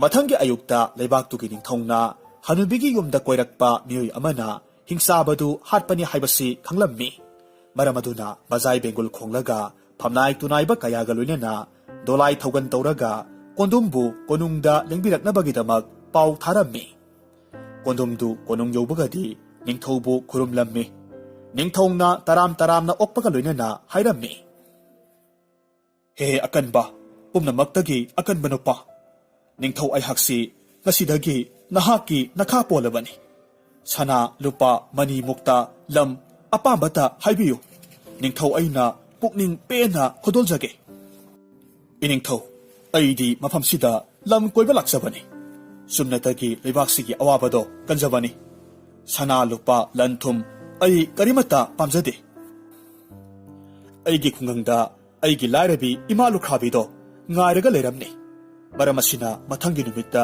ꯏꯔꯩꯕꯥꯛꯇ ꯑꯃꯨꯛ ꯍꯟꯖꯈ꯭ꯔꯒꯦ ꯃꯍꯥꯛꯀꯤ ꯄꯨꯛꯆꯦꯜ ꯁꯦꯡꯕ ꯃꯇꯧꯗꯨꯗ ꯅꯤꯡꯊꯧꯗꯨ ꯄꯨꯡꯄꯦꯟ ꯄꯦꯟꯈ꯭ꯔꯦ ꯃꯔꯝ ꯑꯁꯤꯅ ꯅꯨꯡꯁꯤꯅ ꯍꯥꯏꯔꯛꯈꯤ ꯅꯋꯥꯍꯩ ꯇꯥꯕꯗ ꯄꯦꯜꯂꯦꯍꯦ ꯑꯀꯟꯕ ꯅꯍꯥꯛꯀꯨꯝꯅ ꯊꯧꯅꯥ ꯂꯩꯕ ꯅꯄꯥꯡꯒꯜ ꯀꯟꯕ ꯑꯩꯒꯤꯁꯨ ꯏꯆꯥ ꯏꯁꯨ ꯄꯥꯝꯖꯩ ꯃꯔꯝ ꯑꯁꯤꯃꯛꯅ ꯑꯩꯒꯤ ꯑꯃꯠꯇ ꯄꯣꯛꯆꯕꯤ ꯏꯃꯣꯝ ꯂꯥꯡꯂꯦꯟ ꯊꯥꯗꯣꯏ ꯁꯅꯥꯕꯨ ꯅꯤꯡꯊꯧ ꯑꯩꯅ ꯀꯩꯅꯥꯗꯥꯟ ꯀꯠꯆꯔꯕꯅꯤ ꯏꯌꯥꯅꯨꯄꯥ ꯑꯀꯟꯕ ꯂꯩꯔꯕꯗ ꯑꯩ ꯍꯧꯖꯤꯛ ꯀꯅꯥꯕꯨꯁꯨ ꯀꯤꯕ ꯂꯩꯇ꯭ꯔꯦ ꯑꯁꯨꯝꯅ ꯀꯣꯟꯗꯨꯝ ꯑꯃꯁꯨꯡ ꯊꯥꯗꯣꯏ ꯁꯅꯥ ꯆꯥꯎꯅ ꯂꯨꯍꯣꯡꯂꯝꯃꯤ ꯑꯁꯨꯝꯅ ꯅꯨꯃꯤꯠ ꯈꯔꯅꯤ ꯍꯧꯈ꯭ꯔꯦ ꯃꯇꯨꯡꯗ ꯀꯣꯟꯗꯨꯝꯅ ꯅꯤꯡꯊꯧꯗ ꯑꯃꯨꯛ ꯃꯍꯥꯛ ꯃꯌꯨꯝꯗ ꯆꯠꯅꯤꯡꯕꯒꯤ ꯑꯄꯥꯝꯕ ꯍꯧꯗꯣꯛꯂꯝꯃꯤ ꯅꯤꯡꯊꯧꯅ ꯊꯥꯗꯣꯏ ꯁꯅꯥꯒꯤ ꯑꯋꯣꯡ ꯑꯋꯨꯟ ꯆꯥꯎꯅ ꯇꯝꯕꯤꯔꯝꯃꯤ ꯃꯁꯤꯒꯤ ꯃꯇꯨꯡꯗ ꯀꯣꯟꯗꯨꯝ ꯑꯃꯁꯨꯡ ꯊꯥꯗꯣꯏ ꯁꯅꯥ ꯃꯌꯨꯝꯗ ꯑꯃꯨꯛ ꯍꯜꯍꯟꯈꯤ ꯃꯈꯣꯏꯅ ꯃꯌꯨꯝ ꯃꯥꯏꯀꯩ ꯄꯥꯡꯂꯛꯄ ꯃꯇꯝꯗ ꯎꯃꯪ ꯋꯥꯃꯪ ꯀꯌꯥꯃꯔꯨꯝ ꯐꯥꯎꯔꯛꯂꯝꯃꯤ ꯀꯣꯟꯗꯨꯝꯅ ꯎꯃꯪ ꯂꯝꯕꯤꯗ ꯂꯥꯛꯄ ꯃꯇꯝꯗ ꯁꯥꯃꯨ ꯌꯩꯁꯥ ꯑꯃꯈꯛ ꯐꯥꯔꯒ ꯄꯨꯔꯛꯂꯝꯃꯤ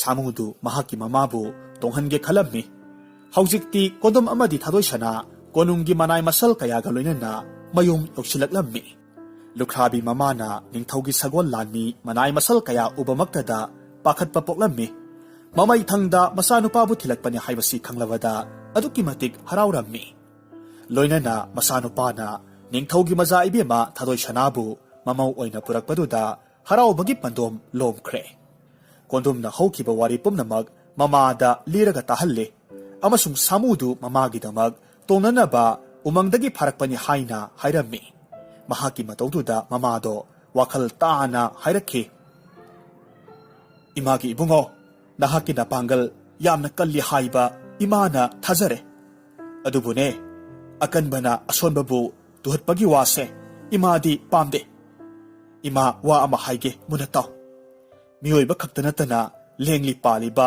ꯖꯤꯕ ꯄꯨꯝꯅꯃꯛꯁꯨ ꯃꯈꯣꯏꯒꯤ ꯍꯤꯡꯕꯒꯤ ꯄꯨꯟꯁꯤ ꯃꯍꯤꯡꯕꯨꯁꯨ ꯏꯀꯥꯏ ꯈꯨꯝꯅꯒꯗꯕꯅꯤ꯫ ꯅꯍꯥꯛꯅ ꯎꯃꯪꯗ ꯃꯅꯤꯡ ꯇꯝꯅ ꯂꯩꯖꯕ ꯁꯥꯃꯨꯁꯤꯕꯨ ꯀꯔꯤꯒꯤꯗꯃꯛ ꯐꯥꯔꯒ ꯄꯨꯔꯛꯂꯤꯕꯅꯣ? ꯁꯥꯃꯨ ꯌꯩꯁꯥ ꯑꯁꯤꯒꯤꯁꯨ ꯃꯍꯥꯛꯀꯤ ꯏꯃꯨꯡ ꯃꯅꯨꯡ ꯁꯣꯏꯗꯅꯃꯛ ꯂꯩꯔꯝꯅꯤ꯫ ꯏꯃꯨꯡ ꯃꯅꯨꯡꯗꯣ ꯀꯥꯏꯅꯔꯝꯗꯧꯔꯤꯕꯅꯤ꯫ ꯃꯔꯝ ꯑꯁꯤꯅ ꯁꯥꯃꯨ ꯌꯩꯁꯥꯁꯦ ꯎꯃꯪꯗ ꯑꯃꯨꯛ ꯊꯥꯗꯣꯛꯄꯤꯈꯣ꯫ ꯃꯃꯥꯒꯤ ꯋꯥꯍꯩꯗ ꯀꯣꯟꯗꯣꯝ ꯃꯍꯥꯛ ꯁꯣꯏꯈ꯭ꯔꯦ ꯍꯥꯏꯅ ꯍꯥꯏꯖꯔꯝꯃꯤ꯫ ꯑꯗꯨꯒ ꯁꯥꯃꯨ ꯌꯩꯁꯥꯗꯨ ꯎꯃꯪꯗ ꯑꯃꯨꯛ ꯊꯥꯗꯣꯛꯄꯤꯔꯝꯃꯤ꯫ ꯁꯥꯃꯨ ꯌꯩꯁꯥ ꯊꯥꯗꯣꯛꯈ꯭ꯔꯕ ꯃꯇꯨꯡꯗ ꯃꯃꯥ ꯂꯨꯈ꯭ꯔꯥꯕꯤꯗꯨꯅ ꯃꯆꯥꯗ ꯑꯃꯨꯛ ꯍꯥꯏꯔꯝꯃꯤ, ꯏꯃꯥꯒꯤ ꯏꯕꯨꯡꯉꯣ, ꯑꯩ ꯉꯁꯤꯗꯤ ꯑꯁꯦꯡꯕ ꯋꯥ ꯑꯃ ꯍꯥꯏꯒꯦ꯫ ꯅꯍꯥꯛꯅ ꯅꯄꯥꯡꯒꯜ ꯌꯥꯝꯅ ꯀꯜꯂꯤ ꯍꯥꯏꯅ ꯆꯥꯎꯊꯣꯛꯆꯔꯤꯕꯗꯣ ꯃꯗꯨꯒꯤ ꯑꯆꯧꯕ ꯃꯔꯝ ꯑꯃꯈꯛ ꯂꯩ꯫ ꯑꯁꯨꯝꯅ ꯍꯥꯏꯗꯨꯅ ꯂꯨꯈ꯭ꯔꯥꯕꯤ ꯃꯃꯥ ꯑꯗꯨꯅ ꯑꯆꯧꯕ ꯆꯤꯡ 2-3 ꯐꯨꯛꯂꯒ ꯊꯥꯡꯒꯠꯂꯝꯃꯤ꯫ ꯑꯗꯨꯒ ꯂꯪꯗꯨꯅ ꯈꯨꯂꯣꯛꯄꯤ ꯁꯥꯟꯅꯔꯝꯃꯤ꯫ ꯃꯗꯨ ꯎꯕ ꯃꯇꯝꯗ ꯀꯣꯟꯗꯨꯝꯗꯨ ꯈꯪꯄ꯭ꯔꯦꯛ ꯈꯪꯉꯤ꯫ ꯃꯃꯧ ꯅꯨꯄꯤ ꯊꯥꯗꯣꯏ ꯁꯅꯥꯗꯤ ꯀꯤꯕꯅ ꯃꯁꯥꯗꯨ ꯅꯤꯛꯂꯝꯃꯤ꯫ ꯂꯨꯈ꯭ꯔꯥꯕꯤꯅ ꯈꯨꯂꯣꯛꯄꯤ ꯁꯥꯟꯅꯕ ꯂꯣꯏꯔꯒ ꯆꯤꯡꯗꯨ ꯍꯥꯟꯅꯒꯤ ꯃꯐꯝꯗ ꯑꯃꯨꯛ ꯊꯝꯂꯝꯃꯤ꯫ ꯑꯗꯨꯒ ꯃꯈꯥ ꯇꯥꯅ ꯍꯥꯏꯔꯛꯈꯤ, ꯏꯃꯥꯒꯤ ꯏꯕꯨꯡꯉꯣ, ꯅꯍꯥꯛ ꯍꯧꯖꯤꯛꯇꯤ ꯊꯥꯖꯔꯝꯂꯅꯤ꯫ ꯑꯀꯟꯕꯤ ꯑꯩꯅ ꯄꯣꯛꯄꯗꯒꯤ ꯅꯍꯥꯛ ꯅꯄꯥꯡꯒꯜ ꯀꯜꯂꯤꯕꯅꯤ꯫ ꯃꯔꯝ ꯑꯁꯤꯅ ꯍꯌꯦꯡꯈꯩꯗꯤ ꯑꯁꯣꯟꯕ ꯖꯤꯕ ꯅꯠꯇ꯭ꯔꯒꯅ ꯃꯤꯑꯣꯏꯕꯕꯨ ꯇꯥꯊꯤ ꯇꯥꯑꯣꯏ ꯇꯧꯕ ꯌꯥꯗꯦꯀꯣ꯫ ꯑꯆꯨꯝꯕ ꯍꯥꯏꯕꯁꯤꯗꯒꯤ ꯑꯍꯦꯟꯕ ꯃꯥꯂꯦꯝ ꯀꯩꯗ ꯂꯩꯇ꯭ꯔꯕꯅꯤ꯫ ꯃꯇꯧ ꯑꯁꯨꯝ ꯇꯧꯅ ꯑꯀꯟꯕ ꯀꯣꯟꯗꯨꯝ ꯑꯃꯁꯨꯡ ꯊꯥꯗꯣꯏꯁꯅꯥ ꯃꯃꯥꯒ ꯂꯣꯏꯅꯅ ꯅꯨꯡꯉꯥꯏ ꯌꯥꯏꯐꯅ ꯄꯥꯟꯈꯤ꯫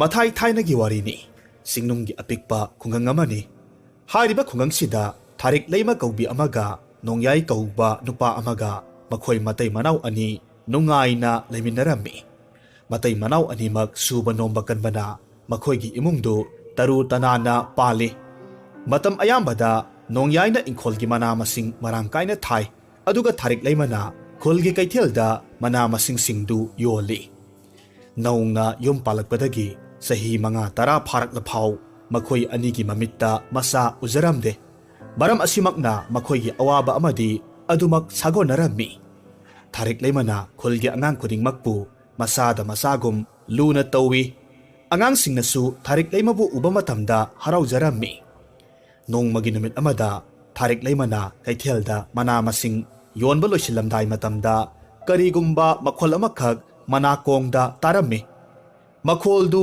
ꯀꯔꯤꯅꯣ ꯊꯣꯏꯗꯣꯛꯅ ꯈꯜꯂꯨꯗꯦ꯫ ꯃꯈꯥ ꯇꯥꯅ ꯀꯩꯊꯦꯜꯗ ꯑꯗꯨꯃꯛ ꯐꯝꯂꯝꯃꯤ꯫ ꯅꯨꯃꯤꯠꯅ ꯂꯩꯊꯔꯛꯄ ꯃꯇꯝ ꯅꯨꯃꯤꯗꯥꯡ ꯋꯥꯏꯔꯝꯒꯤ ꯃꯇꯝꯗ ꯃꯅꯥ ꯃꯁꯤꯡ ꯄꯨꯝꯅꯃꯛ ꯌꯣꯟꯕ ꯂꯣꯏꯔꯦ꯫ ꯄꯣꯠ ꯆꯩ ꯌꯣꯟꯈꯤꯕꯒꯤ ꯁꯦꯜꯁꯤꯡꯗꯨ ꯅꯤꯡꯊꯤꯅ ꯃꯍꯥꯛꯀꯤ ꯁꯦꯡꯒꯥꯎꯗ ꯍꯥꯞꯆꯤꯜꯂꯤ꯫ ꯇꯥꯟꯖꯥ ꯑꯁꯤꯗꯁꯨ ꯈꯣꯟꯖꯦꯜꯗꯣ ꯑꯃꯨꯛꯀꯁꯨ ꯇꯥꯔꯛꯂꯝꯃꯤ꯫ ꯃꯍꯥꯛ ꯃꯁꯥ ꯄꯨꯝꯅꯃꯛ ꯇꯨ ꯆꯨꯡꯉꯤ꯫ ꯀꯔꯤ ꯃꯈꯣꯜꯅꯣ ꯍꯥꯏꯕꯁꯨ ꯈꯪꯗꯦ꯫ ꯑꯀꯤꯕꯁꯨ ꯐꯥꯎꯔꯝꯃꯤ꯫ ꯄꯣꯠ ꯆꯩ ꯌꯣꯝꯁꯤꯟꯕ ꯂꯣꯏꯔꯗꯨꯅ ꯃꯃꯥꯏ ꯂꯩꯊꯣꯔꯛꯄ ꯃꯇꯝꯗꯗꯤ ꯂꯥꯏ ꯐꯗꯤꯕꯤ ꯌꯣꯟꯐꯝ ꯑꯗꯣꯝꯗ ꯃꯣꯔꯥꯝꯕꯤ ꯑꯃꯈꯛ ꯂꯩꯃꯥꯏꯗ ꯇꯥꯔꯒ ꯂꯩꯕ ꯎꯔꯝꯃꯤ꯫ ꯇꯧꯕꯇꯕꯨ ꯂꯥꯏ ꯐꯗꯤꯕꯤ ꯌꯣꯟꯐꯝ ꯑꯗꯨꯗ ꯀꯅꯥꯁꯨ ꯂꯩꯇ꯭ꯔꯦ꯫ ꯉꯝꯅꯃꯛ ꯌꯣꯟꯕ ꯂꯣꯏꯔꯗꯨꯅ ꯃꯌꯨꯝꯗ ꯂꯣꯏꯅꯃꯛ ꯍꯟꯅꯈ꯭ꯔꯕꯅꯤ꯫ ꯃꯣꯔꯥꯝꯕꯤꯗꯨꯒꯤ ꯃꯄꯨ ꯀꯅꯥ ꯂꯩꯔꯤꯕꯒꯦ ꯍꯥꯏꯅ ꯀꯣꯌꯦꯡ ꯌꯦꯡꯉꯤ꯫ ꯀꯅꯥꯁꯨ ꯎꯔꯝꯗꯦ꯫ ꯃꯔꯝ ꯑꯁꯤꯅ ꯊꯥꯔꯤꯛ ꯂꯩꯃ ꯃꯣꯔꯥꯝꯕꯤꯗꯣ ꯂꯧꯈꯠꯂꯒ ꯄꯝꯈꯠꯂꯝꯃꯤ꯫ ꯑꯗꯨꯒ ꯃꯇꯣꯝꯇ ꯑꯁꯨꯝꯅ ꯁꯣꯜꯂꯤ, ꯏꯃꯥꯒꯤ ꯃꯣꯔꯥꯝꯕꯤ,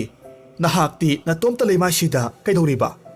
ꯆꯠꯂꯁꯤ, ꯅꯃꯥ ꯂꯥꯏꯔꯦꯝꯕꯤꯒꯤ ꯁꯪꯒꯥꯏꯗ ꯆꯠꯂꯁꯤ꯫ ꯑꯁꯨꯝꯅ ꯃꯣꯔꯥꯝꯕꯤꯗꯨ ꯊꯥꯔꯤꯛ ꯂꯩꯃꯅ ꯃꯍꯥꯛꯀꯤ ꯌꯦꯟꯗꯥꯏꯗ ꯍꯥꯞꯆꯤꯜꯂꯝꯃꯤ꯫ ꯑꯗꯨꯒ ꯌꯥꯝꯅ ꯊꯨꯅ ꯃꯌꯨꯝ ꯃꯥꯏꯀꯩ ꯄꯥꯡꯂꯛꯈꯤ꯫ ꯃꯇꯝꯗꯨꯗ ꯊꯥꯎꯃꯩ ꯑꯃꯈꯛ ꯄꯥꯏꯔꯒ ꯅꯣꯡꯌꯥꯏꯅ ꯊꯥꯔꯤꯛ ꯂꯩꯃꯕꯨ ꯉꯥꯏꯔꯒ ꯊꯣꯡꯒꯥꯜꯗ ꯂꯩꯖꯔꯝꯃꯤ꯫ ꯃꯍꯥꯛꯀꯤ ꯅꯨꯄꯤ ꯎꯕ ꯃꯇꯝꯗ ꯅꯣꯡꯌꯥꯏꯅ ꯍꯥꯏꯔꯛꯂꯝꯃꯤ, ꯊꯥꯔꯤꯛ, ꯀꯩꯗꯧꯕ ꯌꯥꯎꯔꯦ?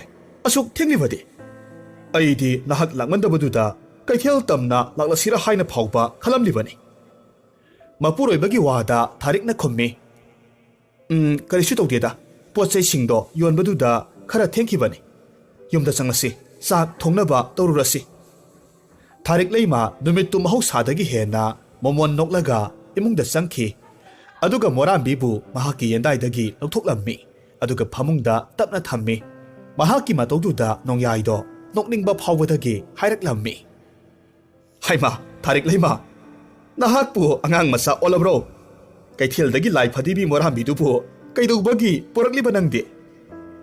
Tharik leimadu nokphet tawraga khumlammi. Ho isa nupane Morambi-se. Ngasidagidi nahaksu mahaki mapane. Nongyai mahaki nupigi matawduda penna noklammi aduga hairammi. Ihe onthokpani he nahaksisu. Phare phare. Imitta isa ujadaba aikhoi anigidi Morambi-sina isa oiba tarena. Asumna matai manau anidu Morambi-du amana amukpam yamna harauna noklammi. Tasengnamak Tharik leimadi Morambi-bu masada sak thongbada matambakta pamlammi. Thong thakpa loisilaga Morambi-bu phamungda angang sumbagum sumlammi. Asumna matai manaudo sak ising saba loiduna Morambi-bu kolaga tumlammi. Asumna ahingdu haukhre. Tharik leima tasengna Morambi-bu angang amani khankhre. Matai manau sak ising sabada tampakta tumhalli. Thabal phaba ahingi matamdana manangalda poraga pop tharaga nausum isai asumna sa'i. Tha thabungton nasa Morambi pobige pobi sanam nambige haibong sarong amatang thadabirau. Asumna isai sakpa loreduna Morambi-bu phamungda sumlammi. Nongyai-di mahaki nupigi honglagliba matausi karisu khalude. Sumnatagi wakhal nungainaba sanajabani haina khadoklammi. Tawbatabu Tharik leimadi Morambi-bu udaba ngamlaktre. Apikpa masani khanba haurakhi. Oirakliba matausida leikaigi misingnadi Tharik leimagi matai manausi ngaure hainaba phauba yauraklammi. Khara amana asumna nungsinasu masonai. Oh, yengbabu ngamdreda. Makhoi anigi matause onthoknasu nungaikidre. Angang amatang yauzarabadi phadonise. Numit chupa Morambi kolaga adum leirene. Leikaigi minok misa yauraklavada Nongyai karisu khumde madom tuminna khanglammi. Maramdi mahakna Tharik leimabu asukki matik nungsijai. Mahaki nupigi wakhal nungaitanaba wafam amatta haiba pamlamde. Adumak oidunasu lona mahaki nupigi matawduda maiba panjising yenglammi. Aduga masa pokhigadra haina hangjarammi. Mayamdugi marakta maming leiraba panji amakhakna nongmadi asumna haibirakhi. Ibunga Nongyai. Nahaki laibakta nasanupa amadi phangzau haina tamle. Adubune pumnamakse taibang sembiba mapu mahaki thawinsinda leire. Maramasina nakhoi animak taibang sembiba mapuda nasanasu nizau. Asumna panjigi wa tarubadagidi matai manau animak hanadagi khara hena Morambi-bu hena luna sana tawbirammi. Nongmadi Tharik leimana kaithel chathringai matamda Nongyai-na Morambi-bu porammi. Aduga ningthina sumlaga phamungda angang amagum tumhallammi. Aduga mahakna makhoigi sumang masi amada paya hiduna leirammi. Hairiba matamsida imungda nahan makhai tadaba khonjel amakhak taraklammi. Hariba khonjeldu phana kuina tarammi. Nongyai masadu tu chunglammi. Kari makholno khanglamde. Adubu mahak masada hainadaba amadi phaurammi. Phuk haugatlaga imungda sangi. Imungda kanasu leiramde. Tawbatabu makhoigi Morambi-dudi phamungda nungaina tumlammi. Morambi-bu uba matamda Nongyai-na nungsina chuppi aduga hairammi. Tumo isa Morambi nama kaithel-dagi kumlaklani. Pabungdi paya hiruge ko. Asumna Nongyai mapalda thoraklammi. Mahaki payasingdu khomjillammi. Tanja asidasu makhoigi imungdagi angakpa khonjeldo amuk taraklammi. Mahak masado akiba phauraklammi. Adubu nupa masani kifam thokte isagi imungdabu karige kiruni haina phuk hawatlammi. Aduga imungda thuna changsilli. Hairiba mitkup aduda phamungda tumliba Morambi-do hauna nokpa hauraklammi. Nongyai angakpane akibane masado humang kangle. Adubu mahaki wakhalna oiramgani khallaga mapukning phatharaga tapna changsilli. Aduga Morambi-bu lawkhatlaga pamkhatli. Adubu yamna angakpadi Morambi-do ahingba mi amagi matawgumna masadu sabung tawbagi inil amakhak phanglammi. Amasung Nongyai-gi nakongda apikpa angang amagi khonjelda pabung haina karoklammi. Khonjeldu tarwada Nongyai khangprek khangi. Morambi-bu laktuna nanthoklamlaga mahak imungdagi sumang yonanaba chenthoraklammi. Adubu Morambi-di leimaidagi phuk haugatlaga kapladuna Nongyai-gi matungda tanaraklammi. Phibamduda Nongyai Morambi-bu yengba ngamdabadagi kiman khibana mahak ꯃꯈꯣꯏꯒꯤ ꯊꯣꯡꯒꯥꯜꯂꯣꯝ ꯇꯝꯅ ꯂꯩꯖꯕꯤ ꯊꯥꯔꯒ ꯃꯍꯥꯛ ꯆꯦꯟꯊꯣꯛꯈ꯭ꯔꯦ꯫ ꯑꯗꯨꯕꯨ ꯂꯥꯏꯕꯛ ꯐꯕꯗꯤ ꯃꯇꯝꯁꯤꯗ ꯊꯥꯔꯤꯛ ꯂꯩꯃꯗꯨ ꯀꯩꯊꯦꯜꯗꯒꯤ ꯀꯨꯝꯂꯛꯄ ꯃꯄꯥ ꯆꯥꯅꯔꯨꯕꯗꯒꯤ ꯗꯪ ꯍꯦꯛ ꯊꯦꯡꯖꯤꯜꯂꯝꯃꯤ꯫ ꯃꯄꯨꯔꯣꯏꯕꯒꯤ ꯃꯇꯧꯗꯨꯗ ꯊꯥꯔꯤꯛ ꯂꯩꯃꯗꯨ ꯌꯥꯝꯅ ꯄꯥꯈꯠꯅ ꯍꯪꯂꯝꯃꯤ꯫ ꯃꯣꯏ ꯄꯥꯕꯨꯡ, ꯀꯔꯤ ꯇꯧꯔꯕꯒꯦ? ꯏꯃꯨꯡꯗ ꯁꯥ ꯀꯩꯒ ꯂꯩꯍꯧꯔꯕ꯭ꯔꯣ? ꯑꯁꯨꯛ ꯀꯟꯅ ꯆꯦꯟꯊꯣꯔꯛꯂꯤꯁꯤꯕꯣ? ꯅꯣꯡꯌꯥꯏꯅ ꯈꯨꯝꯃꯤ, ꯅꯨꯄꯤ, ꯑꯩ ꯉꯁꯤꯁꯦ ꯃꯪꯂ ꯇꯥꯏꯕꯪꯂ ꯈꯪꯗ꯭ꯔꯦ꯫ ꯅꯍꯥꯛ ꯂꯥꯛꯂꯝꯗ꯭ꯔꯕꯗꯤ ꯑꯩ ꯉꯥꯎꯗꯨꯅ ꯆꯠꯂꯝꯕꯁꯨ ꯌꯥꯔꯤꯕꯅꯤ꯫ ꯊꯥꯔꯤꯛ ꯂꯩꯃꯅ ꯑꯃꯨꯛ ꯃꯈꯥ ꯇꯥꯔꯛꯂꯝꯃꯤ꯫ ꯍꯣ, ꯑꯗꯨꯕꯨ ꯀꯔꯤ ꯇꯧꯔꯕꯒꯦ? ꯅꯍꯥꯛꯅ ꯌꯨꯝꯗꯒꯤ ꯊꯣꯔꯛꯂꯕꯗꯤ ꯏꯆꯥ ꯃꯣꯔꯥꯝꯕꯤꯗꯤ ꯍꯨꯏ ꯍꯧꯗꯣꯡꯅꯀ ꯆꯦꯜꯂꯝꯂꯗꯤ ꯀꯝꯗꯧꯕ? ꯅꯣꯡꯌꯥꯏꯅ ꯈꯨꯝꯃꯤ, ꯅꯍꯥꯛꯀꯤ ꯃꯣꯔꯥꯝꯕꯤꯗꯣ ꯄꯜꯂꯛꯂꯅꯨ꯫ ꯃꯍꯥꯛ ꯑꯆꯝꯕ ꯂꯥꯏ ꯐꯗꯤꯕꯤ ꯅꯠꯇꯦ꯫ ꯃꯉꯣꯟꯗ ꯀꯔꯤꯒꯨꯝꯕ ꯊꯋꯥꯏ ꯑꯃꯈꯛ ꯌꯥꯎꯔꯤꯌꯦ꯫ ꯑꯁꯤ ꯍꯥꯏꯗꯨꯅ ꯍꯧꯈꯤꯕ ꯋꯥꯔꯤ ꯄꯨꯝꯅꯃꯛ ꯂꯤꯔꯒ ꯃꯍꯥꯛꯀꯤ ꯅꯨꯄꯤꯗ ꯇꯥꯍꯜꯂꯝꯃꯤ꯫ ꯑꯗꯨꯕꯨ ꯊꯥꯔꯤꯛ ꯂꯩꯃꯗꯤ ꯀꯤꯕꯒꯤ ꯃꯍꯨꯠꯇ ꯃꯃꯤꯠꯇ ꯃꯄꯤ ꯇꯥꯅ ꯀꯞꯂꯝꯃꯤ ꯑꯗꯨꯒ ꯍꯥꯏꯔꯛꯈꯤ, ꯃꯣꯏ ꯄꯥꯕꯨꯡ, ꯌꯨꯝꯗ ꯆꯪꯉꯁꯤ꯫ ꯃꯃꯥ ꯑꯩ ꯂꯩꯇꯕꯗ ꯏꯆꯥ ꯃꯣꯔꯥꯝꯕꯤꯗꯣ ꯃꯇꯣꯝꯇ ꯋꯥꯔꯝꯂꯅꯤ꯫ ꯑꯁꯨꯝꯅ ꯊꯥꯔꯤꯛ ꯂꯩꯃ ꯑꯃꯁꯨꯡ ꯃꯄꯨꯔꯣꯏꯕ ꯄ꯭ꯔꯞ ꯄ꯭ꯔꯞ ꯃꯌꯨꯝꯗ ꯆꯪꯂꯝꯃꯤ ꯑꯗꯨꯒ ꯃꯣꯔꯥꯝꯕꯤꯕꯨ ꯀꯣꯏꯊꯤ ꯊꯤꯔꯝꯃꯤ, ꯑꯗꯨꯕꯨ ꯊꯤꯕꯗꯤ ꯐꯪꯂꯝꯗꯦ꯫ ꯃꯄꯨꯔꯣꯏꯕꯅ ꯃꯣꯔꯥꯝꯕꯤꯕꯨ ꯂꯪꯊꯣꯛꯈꯤꯕ ꯃꯐꯝ ꯑꯗꯨꯗꯁꯨ ꯃꯣꯔꯥꯝꯕꯤ ꯂꯩꯔꯝꯗ꯭ꯔꯦ꯫ ꯃꯣꯔꯥꯝꯕꯤ ꯃꯥꯡꯈ꯭ꯔꯕꯗ ꯊꯥꯔꯤꯛ ꯂꯩꯃꯗꯨ ꯍꯧꯅ ꯇꯦꯡꯊꯥꯔꯒ ꯀꯞꯄ ꯍꯧꯔꯛꯈꯤ꯫ ꯏꯃꯥꯒꯤ ꯃꯣꯔꯥꯝꯕꯤ, ꯅꯍꯥꯛꯄꯨ ꯃꯐꯝ ꯀꯩꯗ ꯆꯠꯈ꯭ꯔꯕꯒꯦ? ꯑꯁꯨꯝꯅ ꯊꯥꯔꯤꯛ ꯂꯩꯃꯅ ꯃꯄꯨꯔꯣꯏꯕꯕꯨ ꯌꯥꯝꯅ ꯁꯥꯎꯔꯝꯃꯤ꯫ ꯃꯣꯔꯥꯝꯕꯤꯗꯨ ꯍꯨꯏ ꯍꯧꯗꯣꯡꯅꯀ ꯁꯣꯏꯗꯅꯃꯛ ꯆꯦꯟꯈꯤꯕ ꯑꯣꯏꯔꯝꯕ ꯇꯥꯔꯦ ꯈꯟꯗꯨꯅ ꯌꯨꯝꯒꯤ ꯃꯅꯤꯡ ꯃꯌꯥ ꯊꯨꯡꯅꯃꯛ ꯀꯧꯗꯨꯅ ꯀꯞꯂꯝꯃꯤ ꯑꯗꯨꯒ ꯊꯤꯖꯔꯝꯃꯤ꯫ ꯐꯪꯃꯜꯂꯛꯇ꯭ꯔꯕꯗ ꯃꯇꯩ ꯃꯅꯥꯎꯗꯣ ꯏꯃꯨꯡꯗ ꯆꯪꯂꯛꯄ ꯃꯇꯝꯗꯗꯤ ꯃꯣꯔꯥꯝꯕꯤꯗꯣ ꯍꯥꯟꯅꯒꯨꯝꯅ ꯐꯃꯨꯡꯗ ꯇꯨꯝꯂꯒ ꯂꯩꯔꯝꯂꯦꯗꯣ꯫ ꯊꯥꯔꯤꯛ ꯂꯩꯃ ꯃꯣꯔꯥꯝꯕꯤꯕꯨ ꯎꯕꯗ ꯍꯔꯥꯎꯅ ꯋꯥꯟꯈꯠꯂꯝꯃꯤ ꯑꯗꯨꯒ ꯆꯨꯞꯄꯤꯔꯝꯃꯤ ꯑꯗꯨꯒ ꯃꯄꯨꯔꯣꯏꯕꯗ ꯍꯥꯏꯔꯛꯈꯤ, ꯄꯨꯝꯅꯃꯛꯁꯦ ꯅꯍꯥꯛꯅ ꯀꯤꯃꯟꯕꯗꯒꯤ ꯊꯣꯛꯈꯤꯕ ꯉꯥꯛꯇꯅꯤ꯫ ꯏꯆꯥꯁꯦ ꯉꯁꯥꯏꯗꯒꯤ ꯇꯨꯝꯗꯨꯅ ꯂꯩꯔꯝꯂꯤꯁꯤꯗꯤ꯫ ꯅꯣꯡꯌꯥꯏꯅ ꯈꯨꯝꯃꯤ, ꯅꯨꯄꯤ, ꯑꯩꯅ ꯍꯥꯏꯔꯤꯕꯁꯦ ꯊꯥꯖꯗꯕ ꯇꯧꯒꯅꯨ꯫ ꯃꯣꯔꯥꯝꯕꯤꯁꯦ ꯑꯩꯅ ꯉꯁꯥꯏ ꯂꯪꯊꯣꯛꯄꯗꯒꯤ ꯃꯥꯡꯒꯣꯜ ꯀꯥꯆꯤꯟꯋꯥꯏꯗ ꯀꯞꯂꯒ ꯂꯩꯍꯧꯕꯅꯤ꯫ ꯑꯩꯁꯦ ꯉꯁꯤꯒꯤ ꯇꯨꯝꯕꯁꯨ ꯅꯠꯇꯦ, ꯇꯥꯏꯕꯪꯅꯤ, ꯃꯪꯂꯥ ꯅꯠꯇꯦ꯫ ꯀꯔꯤꯒꯨꯝꯕ ꯊꯋꯥꯏ ꯑꯃꯗꯤ ꯌꯨꯝꯁꯤꯗ ꯂꯩꯔꯦ꯫ ꯃꯔꯝ ꯑꯁꯤꯅ ꯌꯨꯝꯁꯦ ꯑꯩꯈꯣꯏꯅꯤ ꯊꯥꯗꯣꯛꯂꯒ ꯑꯇꯣꯞꯄ ꯃꯐꯝ ꯑꯃꯗ ꯍꯣꯡꯈ꯭ꯔꯁꯤ꯫ ꯊꯥꯔꯤꯛꯅ ꯇꯞꯅ ꯈꯨꯝꯂꯛꯈꯤ, ꯐꯔꯦ, ꯅꯍꯥꯛꯅ ꯅꯨꯡꯉꯥꯏꯇ꯭ꯔꯕꯗꯤ ꯌꯨꯝ ꯍꯣꯡꯂꯕꯁꯨ ꯀꯥꯏꯗꯦ꯫ ꯇꯧꯕꯇꯕꯨ ꯏꯆꯥꯗꯤ ꯍꯨꯟꯗꯣꯛꯇꯨꯅ ꯑꯩ ꯆꯠꯄ ꯉꯝꯂꯣꯏ꯫ ꯑꯁꯨꯝꯅ ꯃꯇꯩ ꯃꯅꯥꯎ ꯑꯅꯤꯗꯨ ꯅꯨꯃꯤꯠꯇꯨ ꯋꯥ ꯍꯥꯏꯅꯔꯝꯃꯤ꯫ ꯅꯣꯡ ꯉꯥꯜꯂꯒ ꯈꯟꯅꯔꯁꯤ ꯍꯥꯏꯗꯨꯅ ꯊꯥꯔꯤꯛ ꯂꯩꯃ ꯆꯥꯛꯁꯪꯗ ꯆꯪꯂꯒ ꯆꯥꯛ ꯊꯣꯡꯒꯠꯂꯝꯃꯤ꯫ ꯑꯗꯨꯕꯨ ꯃꯅꯪꯒꯟꯗ ꯃꯣꯔꯥꯝꯕꯤꯗꯤ ꯑꯉꯥꯡ ꯑꯃꯒꯨꯝ ꯑꯗꯨꯃꯛ ꯄꯣꯔꯝꯃꯤ꯫ ꯃꯇꯣꯝꯇ ꯃꯋꯣꯟ ꯃꯈꯜꯂꯤ꯫ ꯑꯩꯒꯤ ꯏꯄꯨꯔꯣꯏꯕꯅ ꯍꯥꯏꯔꯤꯕ ꯋꯥꯁꯦ ꯑꯔꯥꯟꯕꯗꯤ ꯑꯣꯏꯔꯝꯂꯣꯏ꯫ ꯃꯍꯥꯛꯇꯤ ꯅꯣꯡꯃꯇ ꯑꯔꯥꯟꯕ ꯋꯥ ꯉꯥꯡꯗꯕꯅꯤ꯫ ꯃꯍꯥꯛꯅ ꯍꯥꯏꯈꯤꯕꯒꯨꯝ ꯑꯩꯅ ꯃꯣꯔꯥꯝꯕꯤꯕꯨ ꯐꯪꯕ ꯅꯨꯃꯤꯠ ꯑꯗꯨꯗꯁꯨ ꯃꯍꯥꯛꯅ ꯍꯥꯏꯕ ꯈꯣꯟꯖꯦꯜꯗꯣ ꯇꯥꯈꯤꯕꯅꯤ꯫ ꯇꯁꯦꯡꯅꯃꯛ ꯑꯩꯈꯣꯏ ꯑꯅꯤꯒꯤ ꯑꯋꯥꯕꯁꯦ ꯎꯕꯤꯕꯗꯒꯤ ꯇꯥꯏꯕꯪ ꯁꯦꯝꯕ ꯃꯄꯨꯅ ꯃꯣꯔꯥꯝꯕꯤꯕꯨ ꯏꯁꯥꯒꯤ ꯁꯛꯇꯝꯗ ꯑꯣꯜꯂꯛꯄꯕꯨ ꯑꯣꯏꯔꯤꯒꯗ꯭ꯔꯥ?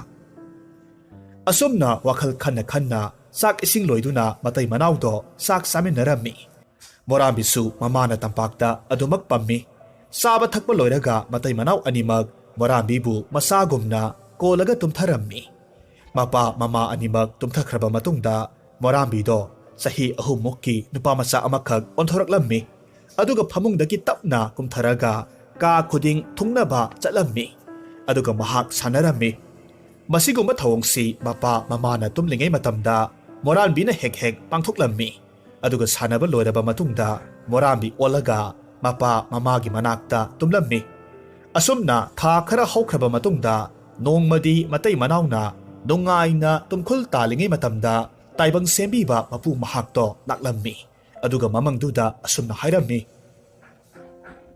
ꯍꯧꯒꯠꯂꯣ ꯃꯣꯔꯥꯝꯕꯤꯒꯤ ꯃꯄꯥ ꯃꯃꯥ, ꯅꯈꯣꯏ ꯑꯅꯤꯃꯛ꯫ ꯅꯈꯣꯏ ꯑꯅꯤꯕꯨ ꯂꯥꯏꯅꯤꯡꯊꯧ ꯑꯩꯅ ꯆꯥꯟꯕꯤꯔꯕꯅꯤ꯫ ꯃꯔꯝ ꯑꯁꯤꯅ ꯑꯍꯤꯡꯁꯤꯗ ꯅꯈꯣꯏ ꯑꯅꯤꯃꯛ ꯏꯔꯨ ꯃꯥꯏꯊꯖꯔꯒ ꯑꯁꯦꯡꯕ ꯆꯐꯨꯗ ꯑꯁꯦꯡꯕ ꯏꯁꯤꯡ ꯈꯔ ꯁꯣꯛꯂꯨꯆꯣ꯫ ꯑꯗꯨꯒ ꯍꯥꯏꯔꯤꯕ ꯏꯁꯤꯡꯗꯣ ꯃꯗꯨꯅ ꯃꯣꯔꯥꯝꯕꯤꯅ ꯇꯥꯏꯕꯪ ꯃꯤ ꯑꯣꯜꯂꯤꯉꯩ ꯃꯇꯝꯗ ꯃꯊꯛꯇ ꯇꯞꯅ ꯍꯥꯏꯒꯗꯕꯅꯤ꯫ ꯑꯗꯨꯒ ꯇꯥꯏꯕꯪ ꯃꯤ ꯑꯣꯜꯂꯕ ꯃꯣꯔꯥꯝꯕꯤꯕꯨ ꯅꯣꯡꯁꯤꯅ ꯉꯥꯟꯗ꯭ꯔꯤ ꯐꯥꯎꯕ ꯀꯣꯟꯁꯤꯜꯂꯒ ꯊꯝꯒꯗꯕꯅꯤ꯫ ꯑꯗꯨꯝ ꯇꯧꯔꯒꯗꯤ ꯃꯍꯥꯛ ꯀꯩꯗꯧꯅꯨꯡꯗ ꯃꯣꯔꯥꯝꯕꯤ ꯑꯣꯟꯕ ꯉꯝꯂꯔꯣꯏ꯫ ꯑꯗꯨꯃꯛ ꯇꯥꯏꯕꯪ ꯃꯤ ꯍꯥꯏꯕꯗꯣ ꯑꯣꯏꯔꯒꯗꯕꯅꯤ꯫ ꯉꯁꯤ ꯑꯍꯤꯡꯁꯦ ꯍꯧꯈ꯭ꯔꯕꯗꯤ ꯃꯍꯥꯛꯀꯤ ꯃꯇꯝ ꯂꯣꯏꯔꯕꯅꯤ꯫ ꯃꯍꯥꯛꯄꯨ ꯑꯃꯨꯛ ꯍꯟꯅ ꯎꯒꯦ ꯐꯪꯂꯔꯣꯏ꯫ ꯃꯁꯤ ꯍꯥꯏꯗꯨꯅ ꯇꯥꯏꯕꯪ ꯁꯦꯝꯕꯤꯕ ꯃꯄꯨꯗꯣ ꯃꯥꯡꯊꯣꯛꯈ꯭ꯔꯦ꯫ ꯈꯨꯗꯛꯇ ꯃꯇꯩ ꯃꯅꯥꯎ ꯑꯅꯤꯃꯛ ꯃꯤꯠꯀꯞ ꯊꯣꯔꯛꯂꯝꯃꯤ꯫ ꯃꯔꯝ ꯑꯁꯤꯅ ꯐꯨꯛ ꯍꯧꯒꯠꯂꯒ ꯋꯥ ꯇꯥꯅꯔꯝꯃꯤ꯫ ꯑꯊꯦꯡꯕ ꯑꯍꯤꯡꯗꯨꯗ ꯅꯣꯡꯌꯥꯏꯅ ꯏꯁꯤꯡ ꯑꯁꯦꯡꯕ ꯁꯣꯛꯂꯨꯔꯦ꯫ ꯑꯗꯨꯒ ꯑꯉꯥꯡ ꯑꯣꯟꯗꯨꯅ ꯁꯥꯟꯅꯔꯤꯕ ꯂꯩꯔꯤꯕ ꯃꯣꯔꯥꯝꯕꯤꯗꯨꯗ ꯇꯞꯅ ꯏꯁꯤꯡꯗꯣ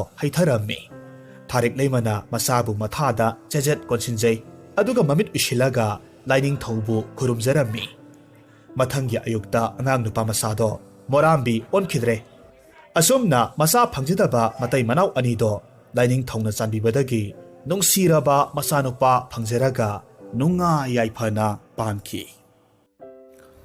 ꯍꯧꯖꯤꯛ ꯑꯃꯨꯛ ꯇꯥꯃꯤꯟꯅꯔꯁꯤ ꯐꯨꯡꯒꯥꯋꯥꯔꯤ ꯃꯀꯣꯛ꯫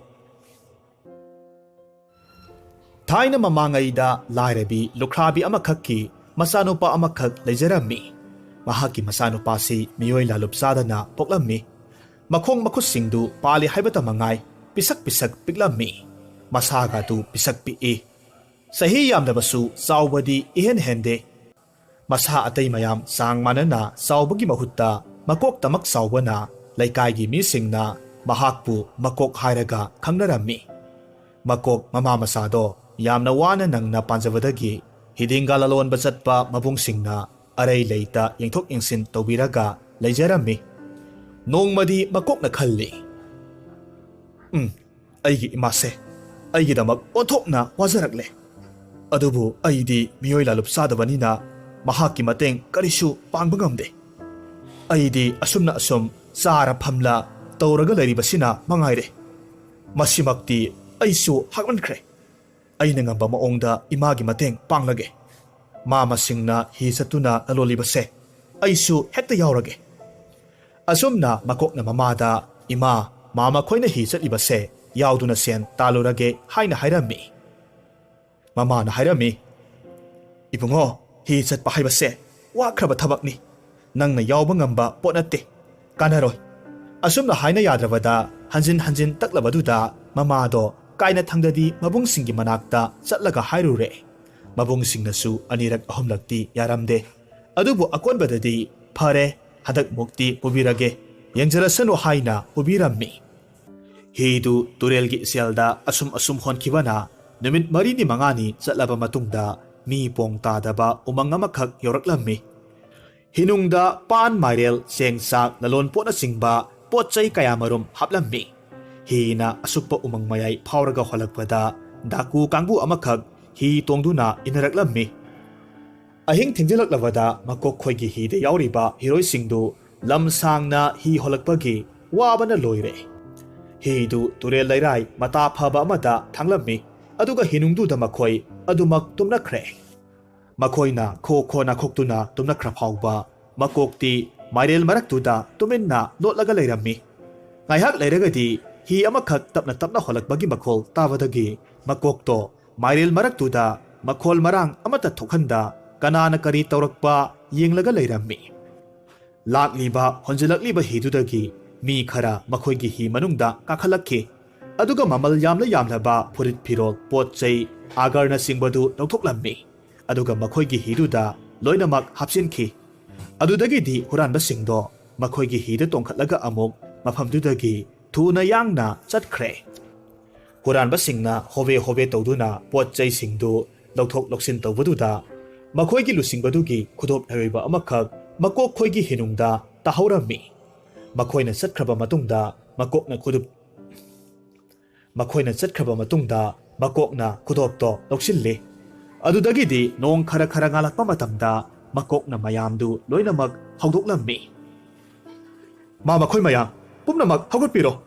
ꯍꯨꯔꯥꯟꯕꯅ ꯑꯩꯈꯣꯏꯒꯤ ꯄꯣꯠ ꯆꯩ ꯄꯨꯝꯅꯃꯛ ꯍꯨꯔꯒ ꯄꯨꯈ꯭ꯔ ꯃꯥꯜꯂꯦ꯫ ꯋꯥꯁꯤ ꯇꯥꯕꯗ ꯃꯌꯥꯝ ꯄꯨꯝꯅꯃꯛ ꯄꯥꯈꯠꯅꯗꯨꯅ ꯐꯨꯛ ꯐꯨꯛ ꯍꯧꯒꯠꯅꯩ꯫ ꯍꯟꯅ ꯌꯦꯡꯂꯨꯕ ꯃꯇꯝꯗ ꯂꯂꯣꯟ ꯄꯣꯠ ꯄꯨꯝꯅꯃꯛ ꯂꯣꯏꯅꯃꯛ ꯂꯩꯔꯝꯗ꯭ꯔꯦ꯫ ꯃꯗꯨꯗꯒꯤꯗꯤ ꯃꯥꯒꯤ ꯃꯥꯝꯍꯟꯗꯨꯅ ꯍꯥꯏꯔꯛꯂꯝꯃꯤ, ꯏꯆꯤꯜ ꯏꯅꯥꯎ ꯄꯨꯝꯅꯃꯛ ꯑꯣꯟꯊꯣꯛꯄ ꯍꯥꯏꯕꯗꯨꯅꯤ꯫ ꯑꯩꯈꯣꯏꯅ ꯇꯨꯝꯂꯤꯉꯩ ꯍꯨꯔꯥꯟꯕꯁꯤꯡꯅ ꯄꯨꯝꯅꯃꯛ ꯍꯨꯈ꯭ꯔꯦ꯫ ꯑꯩꯈꯣꯏ ꯍꯧꯖꯤꯛꯇꯤ ꯌꯨꯝꯗ ꯍꯟꯕ ꯅꯠꯇꯅ ꯎꯄꯥꯏ ꯂꯩꯇ꯭ꯔꯦ꯫ ꯑꯗꯨꯅ ꯌꯨꯝꯂꯣꯝꯗ ꯍꯟꯅꯕ ꯍꯤꯁꯦ ꯃꯃꯥꯏ ꯑꯣꯜꯂꯁꯤ꯫ ꯃꯌꯥꯝꯅꯁꯨ ꯐꯔꯦ ꯀꯔꯝ ꯇꯧꯅꯤ, ꯃꯁꯤ ꯄꯨꯝꯅꯃꯛꯁꯤ ꯑꯩꯈꯣꯏꯅ ꯇꯨꯝꯂꯒ ꯂꯩꯔꯨꯕꯗꯒꯤ ꯊꯣꯛꯈ꯭ꯔꯤꯕ ꯉꯥꯛꯇꯅꯤ ꯑꯩꯈꯣꯏꯒꯤ ꯏꯔꯥꯜꯅꯤ ꯍꯥꯏꯗꯨꯅ ꯍꯤꯗꯨ ꯃꯌꯨꯝ ꯄꯥꯡꯅ ꯍꯣꯜꯂꯛꯂꯝꯃꯤ꯫ ꯑꯁꯨꯝꯅ ꯍꯤꯅ ꯃꯌꯨꯝ ꯌꯧꯔꯛꯂꯕꯗ ꯃꯕꯨꯡꯁꯤꯡꯅ ꯃꯀꯣꯛꯀꯤ ꯃꯃꯥꯗ ꯍꯥꯏꯔꯝꯃꯤ, ꯏꯕꯦꯝꯃ, ꯍꯟꯗꯛꯇꯤ ꯏꯃꯥꯛꯅ ꯌꯥꯎꯕꯁꯤꯗ ꯈꯨꯗꯣꯡꯆꯥꯗꯕ ꯍꯥꯏꯕꯗꯣ ꯑꯣꯏꯈ꯭ꯔꯦ꯫ ꯂꯝꯕꯤꯗ ꯗꯥꯀꯨꯁꯤꯡꯅ ꯑꯩꯈꯣꯏꯒꯤ ꯄꯣꯠ ꯄꯨꯝꯅꯃꯛ ꯂꯣꯏꯅꯃꯛ ꯍꯨꯔꯒ ꯄꯨꯈ꯭ꯔꯦ꯫ ꯑꯗꯨꯅ ꯑꯩꯈꯣꯏ ꯀꯥꯟꯅꯗ꯭ꯔꯦ ꯍꯥꯏꯗꯨꯅ ꯍꯜꯂꯛꯂꯕꯅꯤ꯫ ꯃꯊꯪꯒꯤ ꯈꯣꯡꯐꯝꯗ ꯏꯃꯥꯛꯀꯤ ꯁꯔꯨꯛꯇꯣ ꯐꯖꯅ ꯇꯝꯒꯦ꯫ ꯑꯁꯨꯝꯅ ꯍꯥꯏꯗꯨꯅ ꯃꯀꯣꯛꯄꯨ ꯃꯃꯥꯗ ꯁꯤꯟꯅꯔꯝꯂꯒ ꯃꯥꯃꯁꯤꯡꯗꯨ ꯃꯌꯨꯝꯗ ꯍꯟꯈ꯭ꯔꯦ꯫ ꯍꯨꯔꯥꯟꯕꯁꯤꯡꯒꯤ ꯂꯨꯆꯤꯡꯕꯅ ꯍꯨꯟꯗꯣꯛꯂꯝꯕ ꯈꯨꯗꯣꯞ ꯂꯩꯔꯣꯏꯕꯒꯤ ꯋꯥꯗꯨ ꯃꯀꯣꯛꯅ ꯀꯅꯥꯃꯠꯇꯗꯁꯨ ꯍꯥꯏꯗꯣꯛꯂꯝꯗꯦ꯫ ꯃꯇꯥꯡ ꯆꯥꯕꯗ ꯁꯤꯖꯤꯟꯅꯅꯕ ꯍꯥꯏꯗꯨꯅ ꯆꯦꯠꯅ ꯂꯨꯅ ꯊꯝꯖꯩ꯫ ꯅꯣꯡꯃꯗꯤ ꯃꯍꯥꯛꯀꯤ ꯈꯨꯗꯣꯞꯀꯤ ꯃꯇꯤꯛ ꯃꯒꯨꯟ ꯆꯥꯡ ꯌꯦꯡꯅꯤꯡꯃꯟꯕꯗꯒꯤ ꯃꯤ ꯀꯅꯥꯃꯠꯇ ꯂꯩꯇꯕ ꯃꯇꯝ ꯑꯃꯗ ꯌꯨꯝꯒꯤ ꯀꯥꯆꯤꯟ ꯑꯃꯗ ꯆꯪꯂꯒ ꯂꯥꯇꯣꯟ ꯑꯃꯒꯤ ꯃꯊꯛꯇ ꯈꯨꯗꯣꯞꯇꯨ ꯊꯝꯃꯤ꯫ ꯑꯗꯨꯒ ꯃꯍꯥꯛ ꯈꯨꯗꯣꯞꯇꯨꯗ ꯈꯨꯔꯨꯝꯂꯒ ꯍꯥꯏꯖꯔꯝꯃꯤ, ꯍꯦ ꯈꯨꯗꯣꯞ ꯂꯩꯔꯣꯏꯕ, ꯅꯇꯤꯛ ꯅꯒꯨꯟ ꯆꯪꯈꯣꯟꯕꯅꯤ꯫ ꯏꯃꯥ ꯏꯆꯥꯅ ꯋꯥꯔꯤꯕꯁꯤꯗꯒꯤ ꯀꯣꯛꯅꯅꯕ ꯁꯅꯥ ꯃꯇꯨꯝ ꯐꯖꯔꯕ ꯑꯃꯇꯪ ꯊꯣꯛꯍꯟꯕꯤꯌꯨꯗꯣ꯫ ꯑꯁꯨꯝꯅ ꯍꯥꯏꯗꯨꯅ ꯃꯃꯤꯠ ꯎꯏꯁꯤꯜꯂꯝꯃꯤ꯫ ꯈꯨꯔꯨꯝꯕ ꯂꯣꯏꯔꯒ ꯃꯍꯥꯛ ꯃꯃꯤꯠ ꯄꯥꯡꯊꯣꯔꯛꯄ ꯃꯇꯝꯗ ꯂꯥꯇꯣꯟꯗꯨꯒꯤ ꯃꯊꯛꯇ ꯈꯨꯗꯣꯞꯇꯨꯒꯤ ꯃꯅꯥꯛꯃꯛꯇꯗ ꯐꯖꯔꯕ ꯉꯥꯡꯂꯩꯅꯕ ꯄꯨꯡꯀꯛ ꯆꯥꯎꯕ ꯁꯅꯥ ꯃꯇꯨꯝ ꯑꯃꯈꯛ ꯂꯩꯔꯝꯃꯤ꯫ ꯃꯗꯨꯗ ꯃꯀꯣꯛꯇꯨ ꯍꯔꯥꯎꯕꯅ ꯂꯣꯏꯔꯦ꯫ ꯊꯣꯛꯑꯦꯗꯅ, ꯑꯆꯝꯕ ꯈꯨꯗꯣꯞ ꯅꯠꯇꯦꯗꯅ, ꯃꯁꯤꯗꯤ ꯏꯃꯥ ꯏꯆꯥꯕꯨ ꯂꯥꯏꯔꯕ ꯍꯧꯗꯣꯛꯆꯅꯕ ꯂꯥꯏꯃꯛꯅ ꯍꯦꯛ ꯄꯤꯔꯛꯂꯕꯅꯤ꯫ ꯈꯨꯗꯣꯞꯁꯤ ꯂꯩꯔꯗꯕꯨ ꯀꯔꯤꯒꯤ ꯑꯩꯈꯣꯏꯅ ꯋꯥꯔꯨꯈꯤꯅꯤ? ꯍꯧꯖꯤꯛꯇꯤ ꯃꯤꯅ ꯑꯩꯈꯣꯏꯕꯨ ꯊꯑꯣꯏ ꯎꯁꯤꯠꯄꯤꯗ꯭ꯔꯤꯕꯁꯤ ꯀꯣꯛꯅꯅꯕ, ꯏꯃꯥꯒꯤ ꯃꯇꯦꯡꯁꯨ ꯄꯥꯡꯅꯅꯕ ꯑꯩ ꯅꯨꯄꯤ ꯊꯤꯔꯒꯦ꯫ ꯅꯨꯄꯤꯗꯤ ꯇꯔꯥꯏꯕ ꯂꯧꯕ ꯌꯥꯗ꯭ꯔꯤ꯫ ꯃꯇꯤꯛ ꯃꯒꯨꯟ ꯂꯩꯔꯕꯤ ꯅꯤꯡꯊꯧ ꯃꯆꯥꯅꯨꯄꯤ ꯑꯃꯠꯇ ꯄꯣꯛꯄꯤꯗꯣ, ꯃꯗꯨ ꯑꯣꯏꯅ ꯍꯦꯛꯇ ꯂꯧꯔꯒꯦ꯫ ꯑꯗꯨ ꯑꯣꯏꯔꯕꯗꯤ ꯂꯩꯕꯥꯛꯅ ꯑꯩꯕꯨ ꯅꯤꯡꯊꯧꯒꯤ ꯃꯃꯥꯛꯅꯤ ꯍꯥꯏꯗꯨꯅ ꯏꯀꯥꯏ ꯈꯨꯝꯅꯔꯅꯤ꯫ ꯑꯁꯨꯝ ꯍꯥꯏꯅ ꯃꯍꯥꯛ ꯈꯜꯂꯝꯃꯤ꯫ ꯃꯔꯝ ꯑꯗꯨꯅ ꯃꯀꯣꯛꯅ ꯃꯃꯥꯗ ꯅꯤꯡꯊꯧꯒꯤ ꯃꯆꯥꯅꯨꯄꯤꯕꯨ ꯃꯃꯧ ꯑꯣꯏꯅꯕ ꯍꯥꯏꯕꯤꯔꯨ ꯍꯥꯏꯖꯔꯝꯃꯤ꯫ ꯃꯗꯨꯗ ꯃꯃꯥꯅ ꯈꯨꯝꯂꯛꯂꯝꯃꯤ, ꯏꯕꯨꯡꯉꯣ, ꯃꯗꯣ ꯊꯤꯛ ꯅꯦꯝꯕꯅ ꯊꯥ ꯂꯥꯝꯕ ꯇꯥꯒꯅꯤꯗꯣ꯫ ꯑꯗꯨꯕꯨ ꯃꯆꯥꯅ ꯇꯛꯃꯟꯕꯗꯒꯤ ꯃꯃꯥꯗꯨ ꯅꯤꯡꯊꯧ ꯃꯆꯥꯅꯨꯄꯤ ꯍꯥꯏꯕ ꯆꯠꯂꯝꯃꯤ꯫ ꯅꯤꯡꯊꯧꯅ ꯎꯁꯤꯠꯃꯟꯗꯦ ꯍꯥꯏꯗꯨꯅ ꯃꯅꯥꯏꯁꯤꯡꯗ ꯃꯉꯛ ꯂꯥꯛꯇꯨꯅ ꯏꯜꯍꯜꯂꯝꯃꯤ꯫ ꯑꯁꯨꯝꯅ ꯑꯍꯨꯝꯂꯛ ꯁꯨꯕ ꯑꯣꯏꯅ ꯍꯟꯕ ꯂꯩꯇꯅ ꯍꯥꯏꯔꯕꯗ ꯅꯤꯡꯊꯧꯅ ꯃꯤꯅ ꯍꯦꯛ ꯄꯥꯡꯊꯣꯛꯄ ꯉꯝꯂꯣꯏꯗꯕ ꯋꯥ ꯍꯥꯏꯔꯛꯂꯕꯗ ꯃꯀꯣꯛꯅ ꯈꯨꯗꯣꯞ ꯂꯩꯔꯣꯏꯕꯒꯤ ꯃꯇꯦꯡꯅ ꯅꯤꯡꯊꯧꯅ ꯍꯦꯛ ꯍꯥꯏꯔꯤꯕ ꯃꯈꯩ ꯄꯥꯡꯊꯣꯛꯂꯝꯃꯤ꯫ ꯉꯝꯂꯣꯏ ꯈꯜꯂꯨꯕ ꯋꯥ ꯄꯨꯝꯅꯃꯛ ꯉꯝꯂꯛꯄꯗꯨꯗꯗꯤ ꯅꯤꯡꯊꯧꯁꯨ ꯆꯤꯟ ꯄꯨꯊꯕ ꯇꯥꯔꯛꯄꯗꯒꯤ ꯃꯆꯥꯅꯨꯄꯤꯕꯨ ꯃꯀꯣꯛꯀ ꯂꯣꯏꯅꯅ ꯂꯨꯍꯣꯡꯕꯤꯈꯤ꯫ ꯑꯁꯨꯝꯅ ꯃꯀꯣꯛꯀꯤ ꯃꯃꯥ ꯃꯆꯥꯗꯣ ꯅꯤꯡꯊꯧꯒ ꯃꯔꯤ ꯃꯇꯥ ꯑꯣꯏꯗꯨꯅ ꯑꯋꯥꯠ ꯑꯄꯥ ꯂꯩꯇ ꯅꯨꯡꯉꯥꯏ ꯌꯥꯏꯐꯅ ꯄꯥꯟꯈꯤ꯫ ꯁꯛꯇꯤꯕꯨ ꯂꯩꯔꯕꯗꯤ ꯃꯤꯅ ꯎꯁꯤꯠ ꯊꯑꯣꯏꯕꯤ ꯏꯀꯥꯏ ꯈꯨꯝꯅꯩ꯫ ꯃꯤꯑꯣꯏ ꯂꯥꯂꯨꯞ ꯆꯥꯗ꯭ꯔꯕ ꯃꯀꯣꯛꯇꯨ ꯈꯨꯗꯣꯞ ꯂꯩꯔꯣꯏꯕ ꯐꯪꯂꯨꯕꯗꯒꯤꯗꯤ ꯅꯤꯡꯊꯧꯒꯤ ꯃꯃꯥꯛ ꯅꯨꯄꯥ ꯑꯣꯏꯗꯨꯅ ꯃꯤꯅ ꯏꯀꯥꯏ ꯈꯨꯝꯅꯕ ꯃꯤꯁꯛ ꯍꯥꯏꯕꯗꯣ ꯑꯣꯏꯈꯤ꯫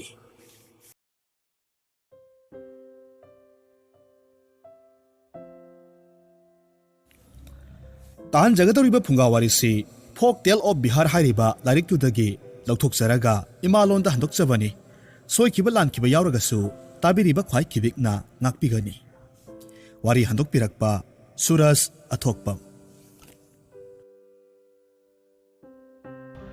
ꯊꯥꯏꯅ ꯃꯃꯥꯡꯉꯩꯗ ꯕꯤꯍꯥꯔꯒꯤ ꯎꯇꯝꯄꯨꯔ ꯍꯥꯏꯕ ꯈꯨꯡꯒꯪ ꯑꯃ ꯂꯩꯔꯝꯃꯤ꯫ ꯍꯥꯏꯔꯤꯕ ꯈꯨꯡꯒꯪꯁꯤꯗ ꯔꯥꯃꯣ ꯑꯃꯁꯨꯡ ꯁꯥꯟꯇꯤ ꯀꯧꯕ ꯃꯇꯩ ꯃꯅꯥꯎ ꯑꯃꯈꯛ ꯅꯨꯡꯉꯥꯏꯅ ꯂꯩꯖꯔꯝꯃꯤ꯫ ꯈꯨꯡꯒꯪꯁꯤꯒꯤ ꯃꯤꯑꯣꯏꯁꯤꯡꯁꯤ ꯂꯧꯎ ꯁꯤꯡꯎꯕꯅ ꯍꯤꯡꯅꯕꯒꯤ ꯁꯤꯟꯊꯥ ꯑꯣꯏꯖꯔꯝꯃꯤ꯫ ꯔꯥꯃꯣ ꯃꯇꯝ ꯑꯌꯥꯝꯕꯗ ꯂꯧꯕꯨꯛꯇ ꯊꯕꯛ ꯁꯨꯏ, ꯑꯗꯨꯒ ꯃꯍꯥꯛꯀꯤ ꯅꯨꯄꯤ ꯁꯥꯟꯇꯤꯅ ꯌꯨꯝꯒꯤ ꯊꯕꯛ ꯏꯪꯈꯥꯡ ꯁꯨ ꯅꯣꯝꯂꯒ ꯏꯪꯅ ꯆꯤꯛꯅ ꯃꯁꯥ ꯅꯥꯟꯕ ꯌꯨꯝꯕꯥꯜ ꯑꯣꯏꯔꯝꯃꯤ꯫ ꯅꯣꯡꯃꯒꯤ ꯅꯨꯃꯤꯗꯥꯡ ꯋꯥꯏꯔꯝ ꯑꯃꯗ ꯔꯥꯃꯣꯅ ꯂꯧꯕꯨꯛꯇꯒꯤ ꯊꯕꯛ ꯁꯨꯕ ꯂꯣꯏꯔꯒ ꯃꯌꯨꯝ ꯌꯧꯔꯛꯄ ꯃꯇꯝꯗ ꯁꯥꯟꯇꯤꯗꯨ ꯊꯣꯡꯅꯥꯎ ꯃꯌꯥꯗ ꯐꯝꯂꯒ ꯀꯞꯂꯒ ꯂꯩꯔꯝꯃꯤ꯫ ꯃꯍꯥꯛꯀꯤ ꯅꯨꯄꯤꯒꯤ ꯃꯇꯧꯗ ꯔꯥꯃꯣ ꯌꯥꯝꯅ ꯄꯥꯈꯠꯅ ꯍꯥꯏꯔꯝꯃꯤ, ꯁꯥꯟꯇꯤ, ꯀꯩꯗꯧꯔꯦ ꯀꯞꯂꯕꯗꯤ? ꯅꯁꯥ ꯅꯨꯡꯉꯥꯏꯇ꯭ꯔꯕꯣ? ꯁꯥꯟꯇꯤꯅ ꯈꯨꯝꯃꯤ, ꯀꯔꯤꯁꯨ ꯇꯧꯗꯦ꯫ ꯑꯗꯨꯕꯨ ꯃꯍꯥꯛ ꯃꯄꯤꯗꯤ ꯑꯗꯨꯃꯛ ꯇꯥꯔꯝꯃꯤ꯫ ꯃꯍꯥꯛꯀꯤ ꯅꯨꯄꯤꯒꯤ ꯃꯇꯧꯗ ꯔꯥꯃꯣ ꯆꯤꯡꯅꯕꯗꯒꯤ ꯑꯃꯨꯛꯁꯨ ꯍꯪꯉꯤ, ꯁꯦ ꯍꯥꯏꯌꯨ, ꯅꯍꯥꯛꯄꯨ ꯌꯥꯝꯅ ꯋꯥꯔꯕ꯭ꯔꯣ? ꯅꯍꯥꯛꯀꯤ ꯅꯨꯡꯉꯥꯏꯇꯕꯗꯣ ꯑꯩꯉꯣꯟꯗ ꯍꯥꯏꯌꯨ꯫ ꯁꯥꯟꯇꯤ ꯇꯞꯅ ꯈꯨꯝꯂꯛꯈꯤ, ꯑꯩ ꯉꯁꯤꯁꯦ ꯂꯩꯀꯥꯏꯒꯤ ꯒꯨꯍꯥꯗ ꯏꯁꯤꯡ ꯁꯣꯛꯄ ꯆꯠꯂꯨꯕꯅꯤ꯫ ꯑꯗꯨꯕꯨ ꯑꯩ ꯂꯥꯛꯄ ꯎꯕ ꯃꯇꯝꯗ ꯂꯩꯀꯥꯏꯒꯤ ꯃꯧꯁꯤꯡꯅ ꯑꯩꯕꯨ ꯎꯔꯒ ꯅꯣꯛꯂꯛꯈꯤ꯫ Ramon amuk hairami. Makoidi karigi nokliba. Aikoi anise yum panba sahi manga phajilak labani. Adubu aikoi anigi mita isa ama phawba uzadri. Masigi maramna aina ising soklaga yumda halakpada makoina aigi tungda haina hauribani. Santi haiba nupi se hauzik phaw masa yaude. Ramo se pamoi subo nomba kanba nupani. Aikoi mayamna nupi ama thibirasira haina hauna noaga haina hawe. Ai ikaibana maise nganglaga yumda yorakhibani. Mahaki nupigi matauda Ramona themjilaga hairami. Santi wagano isorda thajaba thamsi. Karimata khalunu se. Laikagi nupi singsisu masindi thikraponi. Mathaudi leitana. Asumna matai manaudu sak ising thonglaga saminarami. Aduga numittu adum hauki. Mathangi numitni Ramo laubukta hanagumna chatki. Santi na mathwai nungaitana tubinna phamlaga leiringai matamda ahal oirabi sakni binupi amakhak taklammi. Aduga hairaki yumsibu kana kana leibage. Karigumba saba yaba khajiktang pinabiyuba. Isase lambana sigadaure. Ahal duna anirak ahumlak kaurakpaduda Santi unglaga phamlambadagi phuk haugatli. Aduga mahaki sak saruktu puthoroklaga amuk mapalda thoraklamni. Ima se nasigidi leijaba kharase sabiro. Kharanganna lakpiramlavadi imagi suyaungna punna thonglamba yabani.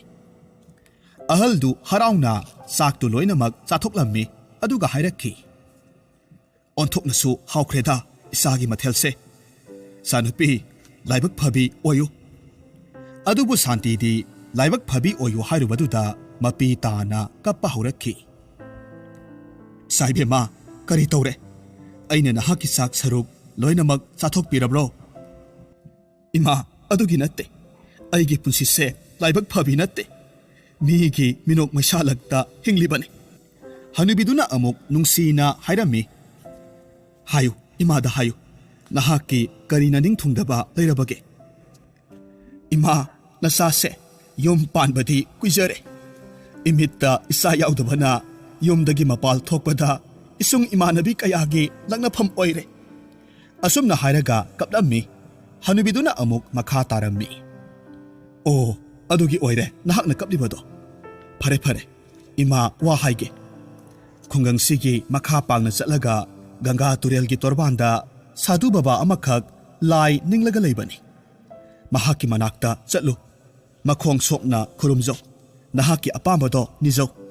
Soidanamak awabado kokani. Asumna hairamlaga hanubidu adumak chatkre. Numitugi numidangda Ramona mayum yorakpa matamdadi ngasaigi ahal nupiduna hairamba khudingmak loinamak Santina tamlammi. Asumna mathangi numitta matai manaudo Ganga Turel torbanda Sadhuna lairiba maphamduda laklammi. Sadhubu uzabada makoi anina makhong sokna kurumlammi. Aduga dhup thaumai tharaga Ramona amuk hairammi. Sadhu Baba nasahagi awabase amukta kokhanbiyu. Santigi awabase ai yengba ngamdre. Sadhuna kummi. Sasa nakhoigi apamba kari leibage aingonda hairo. Ramona hairammi. Babaji Santi aikhoini se yum palakpa sahi phanayamnadi yamle. Adum oidunasu aikhoigi imitta isa uzadabana punsi se nungai pham khangdre. Makhoigi wa khanglavada Sadhu Babadu mamit ushilli dhyan tauba haukhre. Ngai hakti wa machet amata hairakte. Aduga amuk tapna hairakki. Sasa taro. Lakadoriba ingelgi thanil numitki ahingda aina piriba sangomse ebema nahakna thakadabani. Adubune sangomsi thaktingaida yumgi sumangda Purnima thaja mahakpu pukning sengna nakhoi anina khurummu. Hariba sangomse kanagumba ahingba jiba amatagi mami tahanba yade. Seksinna thamjilu. Masigi matungda Sadhu Bababu khurumjarammi. Matai manau animak haraungna mayumda laklammi. Numit kayani haukraba matungda Ingengi Purnima gi ahingdu yoraklammi. Ramo amasung Santi ꯃꯄꯨꯛꯅꯤꯡꯗꯨ ꯏꯔꯥꯡ ꯂꯥꯡꯏ ꯄꯨꯔꯅꯤꯃꯥꯒꯤ ꯊꯥꯖꯁꯨ ꯊꯧꯔꯛꯂꯦꯗꯣ ꯃꯈꯣꯏ ꯑꯅꯤ ꯍꯩꯀꯠ ꯂꯩꯀꯠ ꯇꯝꯂꯒ ꯄꯨꯛꯅꯤꯡ ꯆꯪꯅ ꯈꯨꯔꯨꯝꯃꯤ ꯁꯥꯗꯨ ꯕꯕꯥꯅ ꯄꯤꯔꯛꯄ ꯁꯪꯒꯣꯝꯗꯨ ꯎꯄꯨ ꯃꯅꯨꯡꯗꯒꯤ ꯂꯧꯊꯣꯛꯂꯦ ꯑꯗꯨꯒ ꯆꯥꯛꯁꯪꯗ ꯊꯅꯝꯃꯤ ꯃꯈꯣꯏ ꯑꯅꯤꯅ ꯊꯥꯖ ꯃꯥꯕꯨ ꯈꯨꯔꯨꯝꯂꯤꯉꯩ ꯃꯇꯝꯗ ꯑꯍꯣꯕ ꯃꯈꯨꯜꯗꯒꯤ ꯑꯆꯧꯕ ꯂꯤꯟ ꯑꯃꯈꯛ ꯆꯥꯛꯁꯪꯗꯨꯗ ꯆꯪꯂꯛꯂꯝꯃꯤ ꯑꯗꯨꯒ ꯁꯪꯒꯣꯝ ꯌꯥꯎꯕ ꯄꯥꯇ꯭ꯔꯗꯨ ꯍꯦꯛ ꯎꯔꯨꯕꯗ ꯌꯥꯝꯅ ꯍꯔꯥꯎꯅ ꯁꯪꯒꯣꯝꯗꯨ ꯇꯪꯈꯥꯏ ꯐꯥꯎꯕꯗꯤ ꯊꯛꯇꯣꯛꯂꯝꯃꯤ ꯑꯗꯨꯒ ꯂꯤꯟꯗꯣ ꯑꯗꯨꯃꯛ ꯆꯠꯈ꯭ꯔꯦ ꯂꯥꯏ ꯈꯨꯔꯨꯝꯕ ꯂꯣꯏꯔꯒꯗꯤ ꯃꯇꯩ ꯃꯅꯥꯎ ꯑꯅꯤꯃꯛ ꯆꯪꯂꯛꯂꯝꯃꯤ ꯁꯥꯟꯇꯤꯅ ꯃꯄꯨꯛꯅꯤꯡꯗ ꯁꯥꯗꯨ ꯕꯕꯥꯕꯨ ꯅꯤꯡꯁꯤꯡꯂꯒ ꯁꯪꯒꯣꯝꯗꯨ ꯊꯛꯂꯝꯃꯤ ꯃꯁꯤꯒꯤ ꯃꯇꯨꯡꯗ ꯃꯇꯝꯒꯤ ꯈꯣꯡꯂꯩ ꯃꯇꯨꯡ ꯏꯟꯅ ꯁꯥꯟꯇꯤꯒꯤ ꯄꯤꯕꯨꯛꯅꯨꯡꯗ ꯃꯤꯇꯝ ꯂꯛꯈꯤ ꯊꯥꯕꯨꯝ ꯈꯔ ꯂꯩꯔꯒꯗꯤ ꯁꯥꯟꯇꯤ ꯃꯆꯥ ꯅꯤꯡꯉꯣꯜ ꯐꯖꯈ꯭ꯔꯕꯤ ꯑꯃ ꯐꯪꯖꯔꯝꯃꯤ ꯍꯥꯏꯔꯤꯕ ꯑꯉꯥꯡꯁꯤ ꯑꯁꯨꯛꯀꯤ ꯃꯇꯤꯛ ꯃꯁꯛ ꯃꯇꯧ ꯐꯖꯩ ꯀꯨꯆꯨꯁꯨ ꯊꯥꯖꯒꯨꯝꯅ ꯉꯧꯔꯣꯛ ꯉꯧꯏ ꯃꯄꯥꯕꯨꯡ ꯏꯕꯨꯡꯉꯣꯅ ꯃꯆꯥꯅꯨꯄꯤꯕꯨ ꯆꯥꯟꯗꯅꯤ ꯍꯥꯏꯅ ꯅꯨꯡꯁꯤꯅ ꯊꯣꯟꯕꯤꯔꯝꯃꯤ ꯃꯆꯥ ꯅꯤꯡꯉꯣꯜ ꯐꯪꯖꯕꯒꯤ ꯍꯔꯥꯎ ꯇꯌꯥꯝꯕ ꯑꯣꯏꯅ ꯈꯨꯡꯒꯪꯒꯤ ꯃꯔꯨꯞ ꯃꯄꯥꯡꯁꯤꯡ ꯀꯧꯔꯒ ꯆꯥꯛꯂꯦꯟ ꯑꯃꯈꯛ ꯆꯥꯃꯤꯟꯅꯔꯝꯃꯤ ꯆꯥꯟꯗꯅꯤꯒꯤ ꯐꯖꯕ ꯎꯕꯗꯨꯗ ꯂꯩꯀꯥꯏꯒꯤ ꯋꯥꯊꯤ ꯉꯥꯡꯕꯤ ꯃꯧꯁꯤꯡ ꯃꯌꯥ ꯀꯨꯝꯂꯝꯃꯤ ꯃꯈꯣꯏ ꯃꯁꯦꯜ ꯍꯥꯏꯅꯩ ꯑꯁꯨꯛ ꯐꯖꯕꯤ ꯅꯨꯄꯤ ꯃꯆꯥꯁꯤꯗꯤ ꯄꯨꯟꯁꯤꯗꯕꯨ ꯎꯈꯤꯗ꯭ꯔꯤ ꯂꯥꯏꯔꯩꯕꯥꯛꯀꯤ ꯂꯥꯏ ꯆꯅꯨꯔꯥꯁꯤ ꯃꯉꯥꯏꯔꯦ ꯁꯥꯟꯇꯤꯒ ꯔꯥꯃꯣꯒꯁꯤ ꯙꯔꯃꯗꯤ ꯂꯩꯕꯖꯥꯠꯅꯤꯀꯣ ꯑꯁꯨꯝꯅ ꯍꯥꯏꯅꯩ ꯆꯍꯤ ꯈꯔꯒꯤ ꯃꯇꯨꯡꯗ ꯆꯥꯟꯗꯅꯤꯒꯤ ꯃꯁꯛ ꯐꯖꯕꯅ ꯂꯩꯕꯥꯛ ꯁꯤꯟꯕ ꯊꯨꯡꯅ ꯁꯟꯗꯣꯛꯈ꯭ꯔꯦ ꯆꯥꯟꯗꯅꯤꯕꯨ ꯅꯨꯡꯁꯤꯗꯕ ꯄꯥꯝꯗꯕ ꯄꯥꯈꯪ ꯑꯃꯠꯇ ꯂꯩꯇ꯭ꯔꯦ ꯂꯝꯕꯤ ꯂꯝꯈꯥꯡꯗ ꯆꯥꯟꯗꯅꯤꯒꯤ ꯋꯥꯔꯤꯅ ꯄꯤꯛ ꯊꯟꯈ꯭ꯔꯦ ꯃꯍꯥꯛꯀꯤ ꯐꯖꯕꯒꯤ ꯄꯥꯎꯗꯨ ꯂꯩꯕꯥꯛꯇꯨꯒꯤ ꯅꯤꯡꯊꯧꯒꯤ ꯃꯆꯥꯅꯨꯄꯥ ꯀꯣꯃꯣꯜꯅꯁꯨ ꯇꯥꯔꯝꯃꯤ ꯃꯁꯤꯒꯤ ꯃꯇꯨꯡ ꯅꯣꯡꯃꯒꯤ ꯅꯨꯃꯤꯠ ꯑꯃꯗ ꯆꯥꯟꯗꯅꯤ ꯈꯨꯡꯒꯪꯒꯤ ꯃꯦꯂꯥ ꯑꯃꯗ ꯃꯇꯥꯔꯣꯏꯁꯤꯡꯒ ꯂꯣꯏꯅꯅ ꯀꯣꯏꯕ ꯂꯥꯛꯂꯝꯃꯤ ꯍꯥꯏꯔꯤꯕ ꯅꯨꯃꯤꯠ ꯑꯁꯤꯗ ꯀꯣꯃꯣꯜꯒ ꯆꯥꯟꯗꯅꯤꯒ ꯃꯇꯥ ꯍꯦꯛ ꯆꯥꯅꯔꯨꯕꯗꯒꯤ ꯃꯤꯠꯆꯥꯅꯔꯝꯃꯤ ꯃꯈꯣꯏ ꯑꯅꯤ ꯑꯃꯅ ꯑꯃꯕꯨ ꯎꯅꯕꯗ ꯊꯃꯣꯏꯒꯤ ꯃꯤꯍꯨꯜ ꯆꯞ ꯆꯥꯅ ꯐꯥꯎꯅꯔꯝꯃꯤ ꯀꯣꯃꯣꯜꯅ ꯆꯥꯟꯗꯅꯤꯒꯤ ꯃꯅꯥꯛꯇ ꯆꯪꯂꯒ ꯑꯃꯨꯛ ꯍꯥꯏꯔꯝꯃꯤ ꯃꯥꯂꯦꯝꯗ ꯈ꯭ꯋꯥꯏꯗꯒꯤ ꯐꯖꯕ ꯑꯃ ꯂꯩ ꯍꯥꯏꯕꯁꯦ ꯑꯩ ꯉꯁꯤꯗꯤ ꯊꯥꯖꯔꯦ ꯅꯣꯡꯃ ꯑꯗꯣꯝꯒꯤ ꯌꯨꯝꯗ ꯀꯣꯏꯊꯣꯛꯆꯔꯛꯀꯦ ꯁꯛꯍꯦꯜꯂꯕꯤ ꯃꯁꯤ ꯍꯥꯏꯔꯝꯂꯒ ꯀꯣꯃꯣꯜ ꯁꯒꯣꯜ ꯊꯧꯔꯒ ꯀꯣꯅꯨꯡ ꯌꯧꯅ ꯆꯠꯈꯤ ꯆꯥꯟꯗꯅꯤ ꯏꯀꯥꯏꯕꯅ ꯃꯍꯥꯛ ꯃꯃꯥꯏꯗꯨ ꯉꯥꯡꯁꯪ ꯉꯥꯡꯉꯤ ꯀꯣꯃꯣꯜꯅ ꯆꯠꯈꯤꯕ ꯃꯥꯏꯀꯩꯗꯨ ꯌꯦꯡꯂꯒ ꯂꯩꯍꯧꯏ ꯃꯇꯥꯔꯣꯏ ꯃꯌꯥꯝꯅꯗꯤ ꯃꯈꯣꯏ ꯑꯅꯤꯒꯤ ꯃꯇꯧꯗꯨ ꯎꯍꯧꯔꯝꯗꯦ ꯍꯥꯏꯔꯤꯕ ꯇꯟꯖꯥꯁꯤꯗ ꯂꯤꯜ ꯖꯒꯣꯏ ꯁꯥꯍꯟꯕ ꯁꯄꯦꯔꯥ ꯑꯃꯈꯛ ꯃꯈꯣꯏꯒꯤ ꯃꯅꯥꯛꯇ ꯃꯍꯥꯛꯀꯤ ꯖꯟꯇ꯭ꯔꯗꯨ ꯍꯧꯅ ꯈꯣꯡꯂꯒ ꯅꯤꯡꯊꯤꯕ ꯇꯥꯜꯗ ꯃꯍꯥꯛꯀꯤ ꯂꯨꯕꯥꯛꯇꯒꯤ ꯑꯆꯧꯕ ꯂꯤꯟ ꯀꯌꯥꯃꯔꯨꯝꯗꯨ ꯖꯒꯣꯏ ꯁꯥꯍꯜꯂꯝꯃꯤ ꯑꯀꯣꯏꯕꯗ ꯂꯩꯔꯤꯕ ꯑꯉꯥꯡ ꯅꯨꯕꯤ ꯀꯌꯥꯃꯔꯨꯝ ꯀꯧꯁꯤꯜꯂꯒ ꯁꯄꯦꯔꯥꯗꯨ ꯏꯀꯣꯏ ꯀꯣꯏꯅ ꯈꯨꯕꯥꯛ ꯈꯨꯔꯒ ꯌꯦꯡꯅꯔꯝꯃꯤ ꯑꯗꯨꯝ ꯑꯣꯏꯗꯨꯅꯁꯨ ꯁꯄꯦꯔꯥꯒꯤ ꯖꯟꯇ꯭ꯔꯒꯤ ꯈꯣꯟꯖꯦꯜ ꯇꯥꯔꯨꯕꯗꯒꯤ ꯆꯥꯟꯗꯅꯤꯗꯨ ꯃꯀꯣꯛ ꯉꯥꯎꯔꯛꯈꯤ ꯃꯃꯤꯠ ꯇꯟꯗꯟ ꯄꯥꯏꯔꯒ ꯂꯩꯕꯥꯛꯇ ꯐꯝꯊꯔꯝꯃꯤ ꯃꯇꯥꯔꯣꯏꯁꯤꯡꯅ ꯆꯥꯟꯗꯅꯤ ꯀꯩꯅꯣꯝ ꯇꯧꯈ꯭ꯔꯦ ꯍꯥꯏꯅ ꯆꯦꯟꯁꯤꯟꯅꯔꯝꯃꯤ ꯑꯗꯨꯒ ꯆꯥꯟꯗꯅꯤꯕꯨ ꯍꯨꯒꯠꯄꯤꯔꯒ ꯃꯌꯨꯝꯗ ꯄꯨꯔꯛꯂꯝꯃꯤ ꯑꯁꯨꯝꯅ ꯅꯣꯡꯃ ꯅꯤꯅꯤꯗꯤ ꯆꯥꯟꯗꯅꯤꯗꯨ ꯃꯁꯥ ꯉꯝꯗꯅ ꯐꯃꯨꯡꯗ ꯑꯗꯨꯃꯛ ꯇꯨꯝꯂꯒ ꯂꯩꯔꯝꯃꯤ ꯅꯣꯡꯃꯒꯤ ꯑꯍꯤꯡ ꯑꯃꯗ ꯃꯄꯥ ꯃꯃꯥ ꯇꯨꯝꯂꯤꯉꯩ ꯃꯇꯝꯗ ꯆꯥꯟꯗꯅꯤ ꯃꯇꯣꯝꯇ ꯍꯧꯒꯠꯂꯝꯃꯤ ꯑꯗꯨꯒ ꯃꯍꯥꯛ ꯆꯥꯛꯁꯪꯗ ꯆꯪꯂꯝꯃꯤ ꯃꯃꯥꯅ ꯑꯌꯨꯛꯇ ꯆꯥ ꯂꯣꯟꯅꯕ ꯊꯝꯂꯤꯕ ꯁꯪꯒꯣꯝꯗꯨ ꯍꯦꯛ ꯎꯔꯨꯕ ꯃꯇꯝꯗ ꯃꯃꯤꯠ ꯃꯅꯥ ꯏꯔꯪ ꯂꯪꯈꯠꯈ꯭ꯔꯦ ꯃꯁꯥ ꯄꯨꯝꯕ ꯍꯨꯃꯥꯡ ꯀꯥꯡꯂꯛꯈꯤ ꯁꯪꯒꯣꯝꯗꯨ ꯆꯦꯟꯁꯤꯜꯂꯒ ꯃꯍꯥꯛ ꯊꯛꯂꯝꯃꯤ ꯉꯥꯏꯍꯥꯛꯀꯤ ꯃꯅꯨꯡꯗ ꯃꯍꯥꯛ ꯑꯆꯧꯕ ꯂꯤꯟ ꯑꯃꯈꯛ ꯑꯣꯟꯊꯣꯛꯈ꯭ꯔꯦ ꯑꯗꯨꯒ ꯍꯔꯥꯎꯅ ꯖꯒꯣꯏ ꯁꯥꯕ ꯍꯧꯔꯛꯈꯤ ꯃꯍꯥꯛꯅ ꯖꯒꯣꯏ ꯁꯥꯕꯗ ꯏꯃꯨꯡꯒꯤ ꯀꯣꯜ ꯂꯤꯛ ꯈꯔ ꯁꯣꯏꯕꯗꯒꯤ ꯑꯣꯟꯊꯔꯛꯂꯝꯃꯤ ꯍꯥꯏꯔꯤꯕ ꯃꯈꯣꯜ ꯑꯗꯨꯅ ꯁꯥꯟꯇꯤ ꯃꯤꯠꯀꯞ ꯊꯣꯔꯛꯂꯝꯃꯤ ꯆꯥꯟꯗꯅꯤꯕꯨ ꯍꯟꯖꯤꯟ ꯍꯟꯖꯤꯟ ꯀꯧꯔꯛꯂꯝꯃꯤ ꯃꯃꯥꯒꯤ ꯈꯣꯟꯖꯦꯜ ꯇꯥꯕꯗ ꯆꯥꯟꯗꯅꯤ ꯂꯤꯟꯗꯒꯤ ꯑꯃꯨꯛ ꯇꯥꯏꯕꯪ ꯃꯤ ꯑꯣꯜꯂꯛꯈꯤ ꯃꯇꯝꯁꯤꯗ ꯃꯃꯥꯗꯨ ꯆꯪꯂꯛꯂꯝꯃꯤ ꯑꯗꯨꯒ ꯍꯥꯏꯔꯛꯈꯤ ꯏꯃꯥꯒꯤ ꯏꯕꯦꯝꯃ ꯅꯍꯥꯛꯄꯨ ꯅꯁꯥ ꯈꯔ ꯅꯨꯡꯉꯥꯏꯔꯕ꯭ꯔꯣ ꯀꯔꯤ ꯇꯧꯔꯤꯕꯅꯣ ꯑꯍꯤꯡꯁꯤꯗ ꯆꯥꯟꯗꯅꯤ ꯈꯨꯝꯂꯛꯂꯝꯃꯤ ꯏꯃꯥ ꯀꯔꯤꯁꯨ ꯇꯧꯗꯤꯌꯦ ꯆꯥꯛ ꯂꯥꯝꯕꯗꯒꯤ ꯁꯪꯒꯣꯝ ꯊꯛꯂꯨꯕꯅꯤ ꯍꯧꯈꯤꯕ ꯃꯦꯂꯥꯗ ꯁꯄꯦꯔꯥꯒꯤ ꯖꯟꯇ꯭ꯔꯒꯤ ꯈꯣꯟꯖꯦꯜ ꯇꯥꯔꯨꯕꯗꯒꯤ ꯆꯥꯟꯗꯅꯤꯒꯤ ꯃꯑꯣꯡ ꯃꯇꯧꯁꯤ ꯑꯁꯨꯛꯀꯤ ꯃꯇꯤꯛ ꯍꯣꯡꯂꯛꯂꯝꯃꯤ ꯃꯍꯧꯁꯥꯒꯨꯝ ꯃꯇꯥꯔꯣꯏꯁꯤꯡꯒ ꯄꯨꯟꯈꯤꯗ꯭ꯔꯦ ꯃꯌꯨꯝꯗ ꯇꯨꯄꯛ ꯇꯨꯄꯛ ꯆꯤꯟꯇꯥꯒꯤ ꯄꯣꯠꯂꯨꯝ ꯄꯨꯔꯒ ꯂꯩꯔꯝꯃꯤ ꯅꯣꯡꯃꯒꯤ ꯅꯨꯡꯊꯤꯜ ꯑꯃꯗ mapa mama thabak chatkingai matamda Sandani matomta leihaurammi. Hairiba tanjasida yumthangnabagi sansingna khongbagi makol tarakpada matomta khalammi. Ngasidi khura kanhayagi sangomdo chatlaga sangom sumbra yengluge. Ai isase sangom thakti makhai awabase koklaro. Asumna hairaga Sandani lin olammi aduga kanhaya hoida laklammi. Matamdu kanhayadu sangom batin ama sumba loiraga atopa sansing sumnabagidamag imungda patra lauthokpa sangkhirammi. Kanhayagi batin thanna yauriba sangom singdu saruk ayambadi Sandanina loinamak thakthoklammi. Aduga mayumda tuminna halaklammi. Kanhayadu imungdagi patra lauthoklaga thorakpa matamdadi ure. Mahaki sangom batinda sangom kharatamag yaurambadu ubada mahak makok pairaga phamtharammi. Aigi sangom mayamdudi kadaida chatkraba? Asuk thuna huranba changlibasibu kananune? Aidi kamdongna yumthong khuding sangom yengba chatluni. Somdana kamdauri Ramo amasung Santi mayum yorokpa matamda masanupi udabaduda yamna nungsathina koithi thirammi.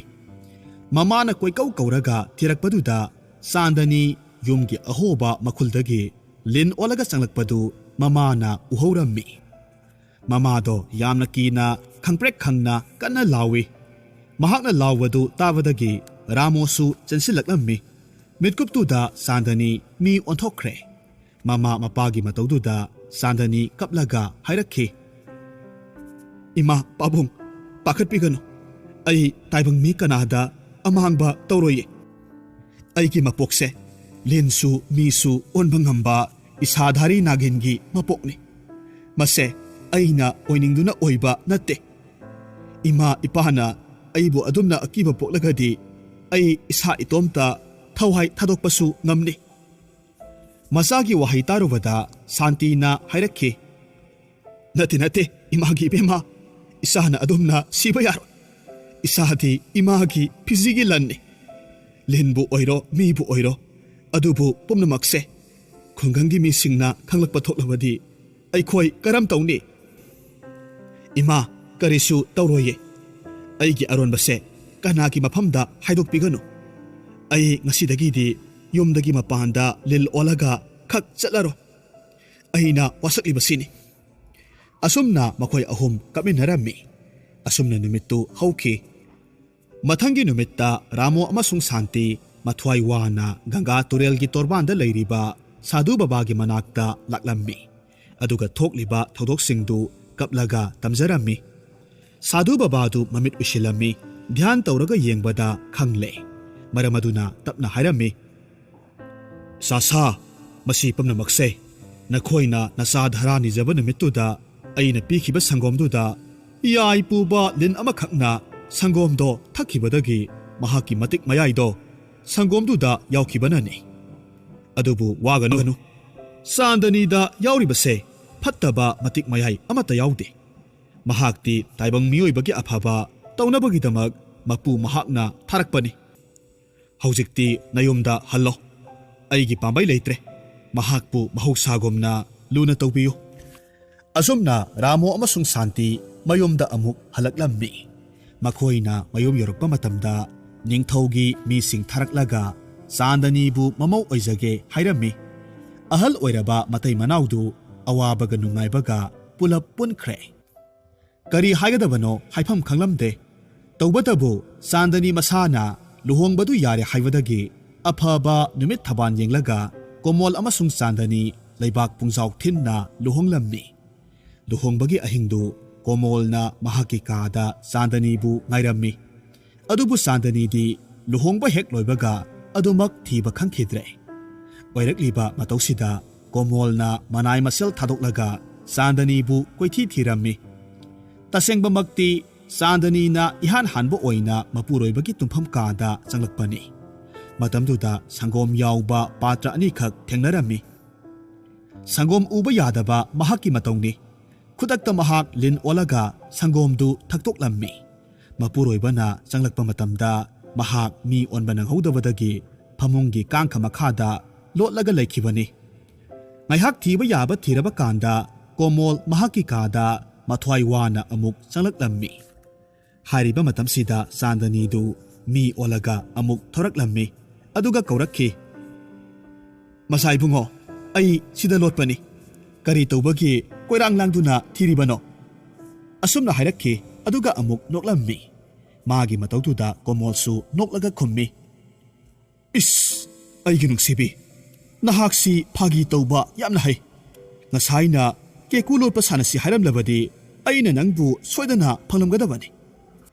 ꯑꯁꯨꯝꯅ ꯃꯈꯣꯏꯅꯤ ꯄꯨꯟꯅ ꯅꯣꯛꯃꯤꯟꯅꯩ꯫ ꯉꯥꯏꯍꯥꯛ ꯂꯩꯔꯒꯗꯤ ꯆꯥꯟꯗꯅꯤꯅ ꯑꯃꯨꯛ ꯍꯥꯏꯔꯝꯃꯤ, "ꯃꯆꯥ ꯏꯕꯨꯡꯉꯣ, ꯑꯩꯗꯤ ꯊꯥꯏꯅꯗꯒꯤ ꯀꯦꯀꯨ ꯂꯣꯠꯄꯤ ꯁꯥꯟꯅꯕꯁꯦ ꯌꯥꯝꯅ ꯄꯥꯝꯃꯤ꯫ ꯃꯊꯪꯗꯗꯤ ꯑꯩ ꯃꯥꯡꯈ꯭ꯔꯕꯗꯤ ꯑꯩꯒꯤ ꯃꯤꯡꯁꯦ 3ꯂꯛꯇꯪ ꯀꯧꯕꯤꯔꯛꯎ꯫ ꯈꯨꯗꯛꯇ ꯑꯩ ꯅꯃꯥꯡꯗ ꯊꯣꯔꯛꯀꯅꯤ." ꯀꯣꯃꯣꯜꯅ ꯈꯨꯝꯃꯤ, "ꯑꯣ, ꯑꯗꯨꯒꯨꯝꯕ ꯑꯃ ꯂꯩꯕ꯭ꯔꯥ? ꯐꯔꯦ ꯐꯔꯦ, ꯍꯌꯦꯡꯈꯩꯗꯤ ꯀꯧꯔꯛꯂꯒꯦ." ꯅꯨꯃꯤꯠꯇꯨ ꯆꯥꯟꯗꯅꯤ ꯃꯄꯨꯔꯣꯏꯕꯅ ꯃꯍꯥꯛꯀꯤ ꯑꯔꯣꯟꯕ ꯁꯛꯇꯝꯗꯨ ꯈꯪꯈꯤꯒꯗ꯭ꯔꯥ ꯍꯥꯏꯅ ꯋꯥꯖꯈꯤꯕꯅꯤ꯫ ꯑꯗꯨꯕꯨ ꯃꯁꯥꯒꯤ ꯂꯧꯁꯤꯡꯅ ꯅꯥꯟꯊꯣꯛꯈꯤ꯫ ꯅꯣꯡꯃꯗꯤ ꯀꯣꯃꯣꯜꯗꯨ ꯁꯥ ꯇꯥꯟꯕ ꯆꯠꯂꯝꯃꯤ꯫ ꯌꯥꯝꯅ ꯂꯥꯏꯕꯛ ꯊꯤꯕꯗꯤ ꯃꯍꯥꯛꯅ ꯁꯖꯤ ꯑꯃꯈꯛ ꯐꯥꯅꯕ ꯍꯣꯠꯅꯕꯗ ꯎꯃꯪꯒꯤ ꯃꯌꯥꯏ ꯀꯜꯂꯕ ꯂꯤꯟ ꯑꯃꯈꯛꯅ ꯆꯤꯛꯄꯗꯒꯤ ꯑꯁꯤꯕꯒꯨꯝ ꯋꯥꯈꯜ ꯇꯥꯔꯝꯗꯦ꯫ ꯃꯍꯥꯛꯀ ꯆꯠꯃꯤꯟꯅꯕ ꯃꯅꯥꯏꯁꯤꯡꯅ ꯀꯣꯃꯣꯜꯒꯤ ꯑꯁꯤꯕ ꯍꯛꯆꯥꯡꯗꯨ ꯄꯨꯔꯒ ꯀꯣꯅꯨꯡꯗ ꯂꯥꯛꯂꯝꯃꯤ꯫ ꯀꯣꯃꯣꯜꯕꯨ ꯎꯕꯗ ꯀꯣꯅꯨꯡꯒꯤ ꯃꯤꯌꯥꯝ ꯄꯨꯝꯅꯃꯛ ꯊꯃꯣꯏ ꯀꯥꯏꯅ ꯀꯞꯅꯔꯝꯃꯤ꯫ ꯂꯩꯕꯥꯛꯀꯤ ꯑꯈꯪ ꯑꯍꯩ ꯃꯥꯏꯕ ꯄꯥꯟꯖꯤ ꯀꯌꯥꯃꯔꯨꯝ ꯀꯧꯔꯒ ꯂꯥꯏꯀꯠꯅꯔꯝꯃꯤ꯫ ꯑꯗꯨꯕꯨ ꯄꯨꯝꯅꯃꯛ ꯑꯔꯦꯝꯕ ꯇꯥꯈꯤ꯫ ꯃꯄꯨꯔꯣꯏꯕꯅ ꯊꯋꯥꯏ ꯌꯥꯎꯗꯅ ꯇꯥꯔꯒ ꯂꯩꯕꯗꯨ ꯎꯕ ꯃꯇꯝꯗ ꯆꯥꯟꯗꯅꯤ ꯀꯞꯄꯁꯨ ꯀꯞꯇꯦ, ꯃꯃꯤꯠ ꯀꯨꯞꯇꯅ ꯑꯁꯥꯕ ꯃꯤꯇꯝꯒꯨꯝꯅ ꯃꯨꯟꯅ ꯌꯦꯡꯂꯒ ꯂꯩ꯫ ꯍꯥꯏꯔꯤꯕ ꯄꯥꯎꯁꯤ ꯂꯩꯕꯥꯛ ꯁꯤꯟꯕ ꯊꯨꯡꯅ ꯈꯨꯗꯛꯇ ꯁꯟꯗꯣꯛꯈꯤ꯫ ꯃꯁꯤꯗꯒꯤꯗꯤ ꯀꯣꯅꯨꯡ ꯇꯝꯅ ꯔꯥꯃꯣ ꯑꯃꯁꯨꯡ ꯁꯥꯟꯇꯤꯁꯨ ꯂꯥꯛꯂꯝꯃꯤ꯫ ꯃꯆꯥꯒꯤ ꯑꯁꯤꯕ ꯍꯛꯆꯥꯡ ꯎꯕꯗꯨꯗ ꯂꯩꯕꯥꯛ ꯅꯤꯡꯊꯧ ꯑꯃꯗꯤ ꯂꯩꯃꯔꯦꯝꯕꯤ ꯂꯩꯃꯥꯏꯗ ꯑꯣꯟꯅ ꯊꯣꯏꯅ ꯃꯆꯥꯕꯨ ꯀꯧꯔꯒ ꯀꯞꯂꯤꯉꯩ ꯃꯇꯝꯗꯨꯗ ꯔꯥꯃꯣꯗꯨ ꯌꯧꯁꯤꯜꯂꯛꯂꯝꯃꯤ ꯑꯗꯨꯒ ꯍꯥꯏꯔꯛꯈꯤ, "ꯃꯌꯥꯝ ꯄꯨꯝꯅꯃꯛ ꯑꯩꯒꯤ ꯋꯥꯁꯦ ꯇꯥꯕꯤꯌꯨ꯫ ꯃꯆꯥ ꯏꯕꯨꯡꯉꯣꯁꯦ ꯇꯁꯦꯡꯅ ꯁꯤꯕ ꯅꯠꯇꯦ, ꯂꯤꯟꯒꯤ ꯍꯨꯒꯤ ꯃꯩꯁꯥꯛꯅꯤ꯫ ꯁꯤꯗꯒꯤ ꯊꯦꯡꯊꯈꯤꯕ ꯇꯥꯔꯒꯗꯤ ꯃꯍꯥꯛ ꯀꯟꯕ ꯉꯝꯂꯣꯏ꯫ ꯑꯗꯨꯕꯨ ꯑꯩꯅ ꯍꯥꯏꯖꯅꯤꯡꯕꯗꯤ, ꯏꯅꯤꯡꯊꯧ, ꯑꯩꯒꯤ ꯏꯆꯥ ꯏꯕꯦꯝꯃ ꯆꯥꯟꯗꯅꯤ ꯑꯆꯝꯕ ꯅꯨꯄꯤ ꯅꯠꯇꯦ, ꯏꯁꯥꯙꯔꯤ ꯍꯥꯏꯕ ꯂꯤꯟꯒꯤ ꯁꯥꯏꯑꯣꯟ ꯄꯨꯕ ꯉꯝꯕꯤꯅꯤ꯫ ꯀꯔꯤꯒꯨꯝꯕ ꯃꯍꯥꯛꯅ ꯃꯆꯥ ꯏꯕꯨꯡꯉꯣꯒꯤ ꯃꯁꯥꯗ ꯌꯥꯎꯔꯤꯕ ꯍꯨꯁꯤꯡꯗꯣ ꯆꯤꯡꯊꯣꯛꯂꯕꯗꯤ ꯃꯆꯥ ꯏꯕꯨꯡꯉꯣꯁꯦ ꯀꯟꯕ ꯉꯝꯅꯤ." ꯔꯥꯃꯣꯒꯤ ꯋꯥꯁꯤꯗ ꯇꯤꯜꯂꯤꯕ ꯃꯤꯌꯥꯝꯗꯨ ꯋꯥ ꯋꯥ ꯂꯥꯡꯅꯔꯝꯃꯤ꯫ ꯈꯔꯅ ꯍꯥꯏ, "ꯏꯁ, ꯀꯤꯖꯔꯦꯗ, ꯂꯤꯟ ꯑꯣꯟꯕ ꯉꯝꯕꯤ ꯅꯨꯄꯤ." ꯈꯔꯅ ꯑꯃꯨꯛ ꯍꯥꯏꯔꯝꯃꯤ, "ꯔꯥꯃꯣꯅ ꯍꯥꯏꯔꯤꯕꯁꯤꯕꯨ ꯆꯨꯝꯕ꯭ꯔꯥ ꯌꯦꯡꯁꯤ." ꯃꯌꯥꯝꯗꯨꯒꯤ ꯃꯔꯛꯇ ꯅꯤꯡꯊꯧꯅ ꯑꯃꯨꯛ ꯍꯥꯏꯔꯛꯈꯤ, "ꯂꯩꯕꯥꯛ ꯃꯤꯌꯥꯝ ꯄꯨꯝꯅꯃꯛ ꯇꯞꯊꯕꯤꯈꯣ꯫ ꯑꯣꯏꯅꯤꯡꯕ ꯑꯣꯏꯁꯅꯨ, ꯑꯩꯒꯤ ꯏꯆꯥꯅꯨꯄꯥꯒꯤ ꯊꯋꯥꯏ ꯀꯟꯗꯕ ꯌꯥꯗꯦ." ꯃꯁꯤꯗꯒꯤꯗꯤ ꯔꯥꯃꯣꯅ ꯍꯥꯏꯖꯕꯒꯤ ꯃꯇꯨꯡ ꯏꯟꯅ ꯃꯆꯥꯅꯨꯄꯤꯒꯤ ꯃꯃꯥꯡꯗ ꯁꯪꯒꯣꯝ ꯄꯤꯛ ꯊꯟꯅ ꯌꯥꯎꯕ ꯄꯥꯇ꯭ꯔ ꯑꯃꯈꯛ ꯊꯝꯂꯝꯃꯤ ꯑꯗꯨꯒ ꯍꯥꯏꯔꯛꯈꯤ, "ꯏꯄꯥꯒꯤ ꯏꯕꯦꯝꯃ, ꯉꯁꯤ ꯋꯥꯁꯛ ꯀꯥꯏꯔꯕꯁꯨ ꯀꯥꯏꯔꯒꯦ꯫ ꯏꯆꯥꯅ ꯏꯁꯥꯙꯔꯤ ꯑꯣꯜꯂꯒ ꯁꯪꯒꯣꯝꯁꯦ ꯊꯛꯂꯒ ꯃꯆꯥ ꯏꯕꯨꯡꯉꯣꯒꯤ ꯃꯁꯥꯗ ꯌꯥꯎꯔꯤꯕ ꯍꯨꯁꯤꯡꯁꯦ ꯑꯃꯨꯛꯇꯪ ꯆꯤꯡꯊꯣꯛꯎ꯫ ꯃꯍꯥꯛꯀꯤ ꯃꯊ꯭ꯋꯥꯏ ꯑꯃꯨꯛꯇꯪ ꯀꯟꯕꯤꯌꯨ." ꯃꯄꯥꯕꯨꯡꯒꯤ ꯋꯥꯍꯩ ꯇꯥꯕꯗ ꯆꯥꯟꯗꯅꯤ ꯁꯪꯒꯣꯝꯗꯨ ꯊꯛꯂꯝꯃꯤ꯫ ꯉꯥꯏꯍꯥꯛꯇꯪꯗ ꯑꯆꯧꯕ ꯂꯤꯟ ꯑꯃꯈꯛ ꯑꯣꯟꯊꯣꯔꯛꯂꯝꯃꯤ꯫ ꯏꯀꯣꯏ ꯀꯣꯏꯅ ꯀꯨꯝꯍꯩ ꯌꯦꯡꯅꯔꯝꯕ ꯃꯤꯌꯥꯝ ꯄꯨꯝꯅꯃꯛ ꯂꯤꯟꯗꯨꯕꯨ ꯀꯤꯕꯗꯒꯤ ꯃꯇꯨꯡꯂꯣꯝꯗ ꯈꯣꯡꯐꯝ ꯍꯟꯗꯣꯛꯂꯝꯃꯤ꯫ ꯑꯆꯧꯕ ꯂꯤꯟꯗꯨꯅ ꯌꯥꯝꯅ ꯊꯨꯅ ꯀꯣꯃꯣꯜꯒꯤ ꯃꯁꯥꯗ ꯌꯥꯎꯔꯝꯕ ꯍꯨ ꯃꯈꯩꯗꯨ ꯆꯤꯡꯊꯣꯛꯂꯝꯃꯤ ꯑꯗꯨꯒ ꯍꯥꯟꯅꯒꯤ ꯅꯨꯄꯤꯒꯤ ꯁꯛꯇꯝꯗ ꯑꯃꯨꯛ ꯑꯣꯜꯂꯛꯈꯤ꯫ ꯃꯤꯠꯀꯨꯞ ꯈꯔꯒꯤ ꯃꯇꯨꯡꯗ ꯀꯣꯃꯣꯜ ꯇꯨꯝꯂꯨꯕ ꯃꯤ ꯑꯃꯒꯨꯝ ꯐꯨꯛ ꯍꯧꯒꯠꯂꯝꯃꯤ ꯑꯗꯨꯒ ꯃꯍꯥꯛ ꯀꯔꯝꯅ ꯀꯣꯅꯨꯡ ꯌꯧꯔꯛꯈꯤꯕꯅꯣ ꯍꯥꯏꯅ ꯍꯪꯂꯝꯃꯤ꯫ ꯃꯇꯥꯡꯁꯤꯗ ꯆꯥꯟꯗꯅꯤ ꯃꯃꯤꯠꯇꯒꯤ ꯃꯄꯤ ꯂꯦꯞꯄ ꯂꯩꯇꯅ ꯆꯤꯟꯊꯔꯛꯂꯝꯃꯤ ꯑꯗꯨꯒ ꯍꯥꯏꯔꯛꯈꯤ, "ꯂꯩꯕꯥꯛ ꯃꯤꯌꯥꯝ ꯄꯨꯝꯅꯃꯛ ꯋꯥꯊꯣꯛ ꯑꯣꯏꯔꯒꯗꯕꯤ ꯑꯩꯒꯤ ꯃꯄꯣꯛꯁꯦ ꯀꯌꯥꯗ ꯇꯣꯟꯈ꯭ꯔꯕꯅꯣ? ꯍꯧꯖꯤꯛꯇꯤ ꯑꯩꯒꯤ ꯑꯁꯦꯡꯕ ꯁꯛꯇꯝ ꯃꯤꯌꯥꯝꯅ ꯈꯪꯅꯔꯕꯅꯤꯅ ꯑꯩꯕꯨ ꯑꯀꯤꯕ ꯍꯪꯒꯣꯏꯕ ꯄꯣꯛꯂꯒꯅꯤꯗꯣ꯫ ꯃꯔꯝ ꯑꯁꯤꯅ ꯑꯩ ꯉꯁꯤꯗꯒꯤ ꯅꯈꯣꯏ ꯄꯨꯝꯕꯅ ꯑꯃꯨꯛ ꯍꯟꯅ ꯎꯔꯣꯏꯗꯕ ꯃꯐꯝꯗ ꯆꯠꯈ꯭ꯔꯒꯦ." ꯑꯁꯨꯝꯅ ꯆꯥꯟꯗꯅꯤ ꯆꯠꯅꯕꯒꯤꯗꯃꯛ ꯈꯣꯡ ꯊꯥꯡꯗꯣꯔꯛꯄ ꯃꯇꯝꯗ ꯃꯆꯥ ꯏꯕꯨꯡꯉꯣ ꯀꯣꯃꯣꯜꯅ ꯆꯥꯟꯗꯅꯤꯒꯤ ꯃꯈꯨꯠ ꯄꯥꯏꯔꯒ ꯍꯥꯏꯔꯛꯈꯤ, "ꯑꯩꯒꯤ ꯅꯨꯡꯁꯤꯕꯤ ꯆꯥꯟꯗꯅꯤ, ꯅꯍꯥꯛ ꯑꯣꯏꯅꯤꯡꯕ ꯁꯛꯂꯣꯟ ꯑꯣꯏꯁꯅꯨ ꯅꯍꯥꯛ ꯑꯩꯕꯨ ꯊꯥꯗꯣꯛꯂꯒ ꯆꯠꯈꯤꯕ ꯌꯥꯔꯣꯏ ꯀꯔꯤꯒꯨꯝꯕ ꯅꯍꯥꯛꯅ ꯀꯣꯅꯨꯡ ꯊꯥꯗꯣꯛꯂꯕꯗꯤ ꯑꯩꯁꯨ ꯍꯧꯖꯤꯛꯃꯛ ꯀꯣꯅꯨꯡ ꯊꯥꯗꯣꯛꯀꯅꯤ ꯃꯈꯣꯏ ꯑꯅꯤꯒꯤ ꯋꯥꯁꯤ ꯇꯥꯔꯨꯔꯒ ꯃꯤꯌꯥꯝꯅ ꯂꯥꯎꯅꯔꯝꯃꯤ ꯃꯖꯥ ꯏꯕꯦꯝꯃꯗꯤ ꯑꯊꯣꯏꯕꯤꯅꯤ ꯃꯤꯒꯤ ꯊꯋꯥꯏꯕꯨꯁꯨ ꯀꯟꯕ ꯉꯝꯕꯤꯅꯤ ꯅꯍꯥꯛ ꯀꯣꯅꯨꯡ ꯊꯥꯗꯣꯛꯂꯒ ꯆꯠꯄꯤꯈꯤꯅꯨ ꯑꯁꯨꯝ ꯍꯥꯏꯅ ꯃꯌꯥꯝꯗꯨ ꯂꯥꯎꯅꯔꯛꯈꯤ ꯃꯇꯧ ꯑꯁꯨꯝ ꯇꯧꯅ ꯆꯥꯟꯗꯅꯤꯒꯤ ꯅꯨꯡꯁꯤꯕ ꯃꯇꯧꯅ ꯃꯤꯌꯥꯝ ꯄꯨꯝꯕꯅ ꯆꯥꯟꯗꯅꯤꯕꯨ ꯈꯥꯝꯂꯝꯃꯤ ꯑꯁꯨꯝꯅ ꯏꯁꯥꯙꯥꯔꯤꯒꯤ ꯃꯄꯣꯛꯇ ꯄꯣꯛꯂꯕꯤ ꯆꯥꯟꯗꯅꯤ ꯃꯤꯌꯥꯝꯅ ꯌꯥꯕꯤ ꯈ꯭ꯋꯥꯏꯗꯒꯤ ꯃꯕꯨꯛ ꯃꯄꯥꯎ ꯐꯕꯤ ꯂꯩꯃꯔꯦꯝꯕꯤ ꯑꯣꯏꯔꯒ ꯅꯨꯡꯉꯥꯏ ꯌꯥꯏꯐꯅ ꯄꯥꯟꯈꯤ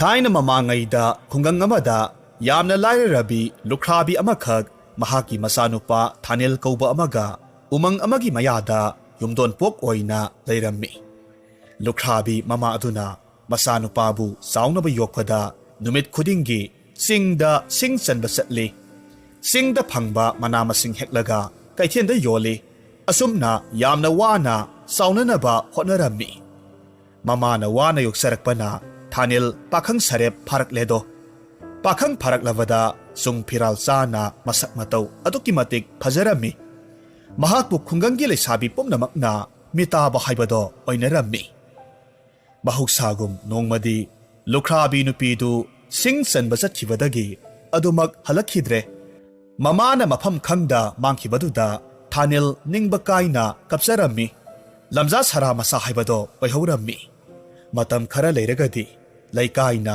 ꯅꯤꯡꯐꯨꯡ ꯉꯥꯡꯅꯔꯛꯈꯤ ꯃꯗꯨꯗꯤ ꯊꯥꯅꯦꯜꯒꯤ ꯃꯃꯥ ꯂꯨꯈ꯭ꯔꯥꯕꯤꯗꯣ ꯌꯨꯝꯊꯪꯅꯕ ꯑꯇꯣꯞꯄ ꯂꯩꯕꯥꯛ ꯑꯃꯒꯤ ꯅꯨꯄꯥ ꯑꯃꯗ ꯃꯌꯨꯝ ꯄꯥꯟꯈ꯭ꯔꯦ ꯍꯥꯏꯅꯔꯛꯈꯤ ꯃꯁꯤꯒꯨꯝꯕ ꯃꯃꯥꯒꯤ ꯊꯥꯖꯗꯕ ꯄꯥꯎꯗꯨꯗ ꯊꯥꯅꯦꯜ ꯑꯉꯥꯎꯕꯒ ꯆꯞ ꯃꯥꯟꯅꯈ꯭ꯔꯦ ꯆꯥꯒꯅꯤ ꯊꯛꯀꯅꯤ ꯍꯥꯏꯕ ꯀꯥꯎꯈ꯭ꯔꯦ ꯅꯨꯃꯤꯠ ꯈꯔꯅꯤꯗꯤ ꯑꯁꯨꯝꯅ ꯃꯍꯥꯛ ꯏꯀꯥꯏꯕꯅ ꯃꯄꯥꯜ ꯊꯣꯛꯂꯝꯗꯦ ꯃꯁꯤꯒꯤ ꯃꯇꯨꯡꯗ ꯅꯣꯡꯃꯒꯤ ꯅꯨꯡꯊꯤꯜ ꯑꯃꯅꯤ ꯊꯥꯅꯦꯜ ꯃꯐꯝ ꯃꯔꯥꯡ ꯈꯪꯗ ꯃꯈꯣꯡꯅ ꯄꯨꯕ ꯃꯥꯏꯀꯩꯗ ꯃꯌꯨꯝ ꯊꯥꯗꯣꯛꯂꯒ ꯀꯣꯏꯆꯠ ꯆꯠꯂꯝꯃꯤ ꯃꯍꯥꯛꯅ ꯂꯦꯞꯇꯅ ꯑꯁꯨꯝ ꯂꯥꯛꯄꯗ ꯆꯤꯡ ꯄꯥꯠ ꯇꯨꯔꯦꯜ ꯂꯧꯕꯨꯛ ꯂꯝꯍꯥꯡ ꯀꯌꯥꯃꯔꯨꯝ ꯂꯥꯛꯂꯝꯃꯤ ꯆꯠꯄ ꯌꯥꯕ ꯆꯠꯂꯕ ꯃꯇꯨꯡꯗ ꯑꯍꯤꯡꯒꯤ ꯃꯇꯝꯗ ꯆꯤꯡꯃꯥꯏ ꯑꯃꯗ ꯀꯥꯈꯠꯂꯝꯃꯤ ꯃꯗꯨꯗꯒꯤ ꯃꯍꯥꯛꯅ ꯌꯦꯡꯊꯕ ꯃꯇꯝꯗ ꯑꯃꯨꯛꯇ ꯎꯈꯤꯗ꯭ꯔꯤꯕ ꯂꯣꯛꯅꯨꯡ ꯑꯃꯈꯛ ꯎꯔꯝꯃꯤ ꯍꯥꯏꯔꯤꯕ ꯂꯣꯛꯅꯨꯡꯗꯣ ꯆꯤꯡꯊꯛꯇꯒꯤ ꯌꯦꯡꯕꯗꯨꯗ ꯑꯍꯤꯡꯒꯤ ꯃꯇꯝ ꯑꯣꯏꯔꯕꯁꯨ ꯏꯔꯪ ꯂꯪꯅ ꯐꯖꯔꯝꯃꯤ ꯊꯥꯅꯦꯜ ꯌꯥꯝꯅ ꯊꯨꯅ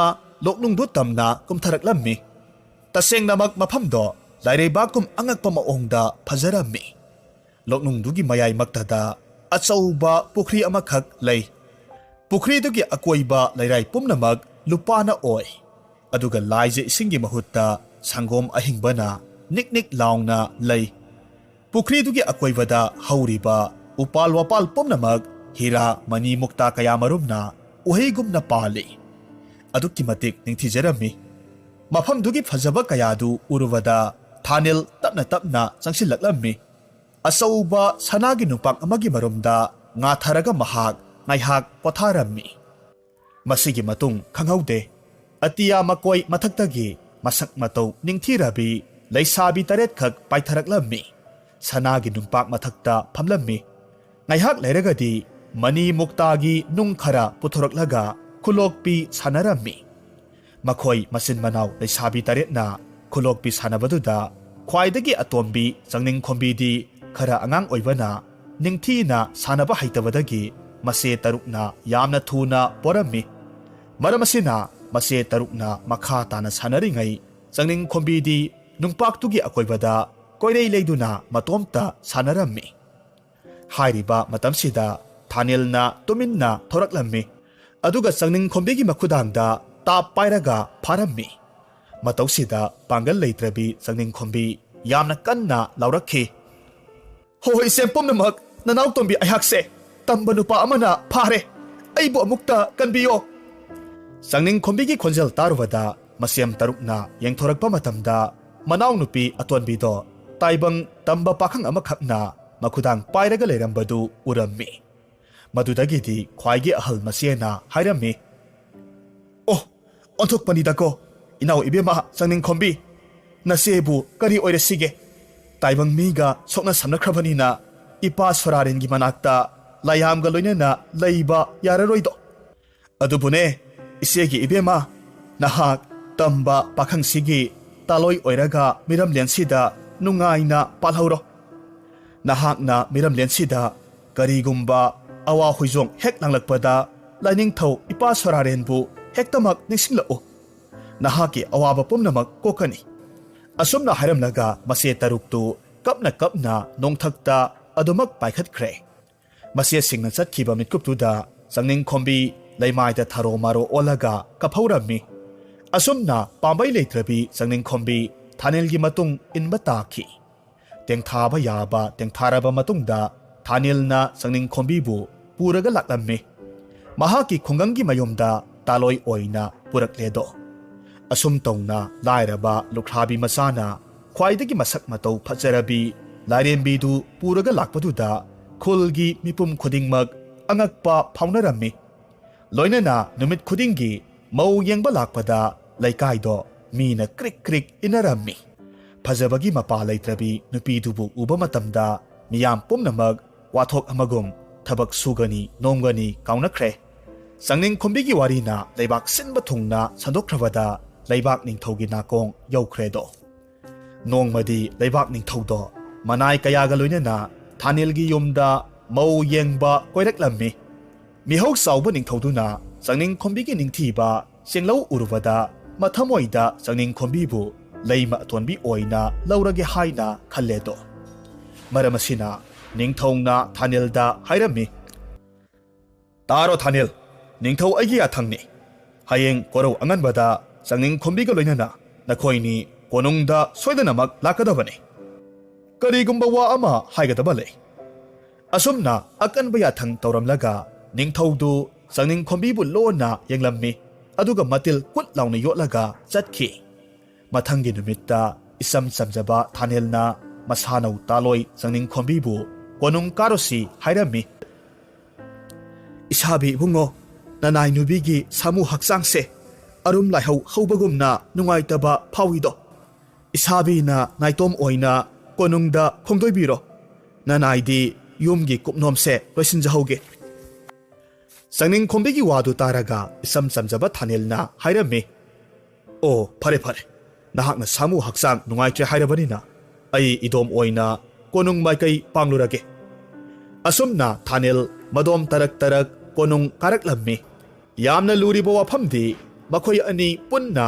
konung yoroklagadi ningthongna sangning khombibu namja namtheknaraga taloi atonbi ohengi haina pukningda temsingnakhibani adubu thanel mathanta konung laklavaduda ningthouge khanjaba mangdo tayo nakre maramasina sarau lang kairabaduda thanelda hairakhi hai thanel haiba wa khangdaba ningthou aigi wabu thawoidaba haibasi aibu singnabani nakhoini punna lakminau hairamlaga karigi nadom lakpano haujikti kari thorakpa haibado nasana mayoknaba tare ningthougi waduda thanelna pakhatna khummi iningthou nanaibu tolabani khanna ngakpiyu nanai aigi sangning khombido ngasi ayuk anganbada hedona hesanduna taurang thakta yata hauri mathangi yaifaba numit amada aikhoini punna lakminazage kari minai masasidi ningthou amada karamba lonchatkani khangdaba sai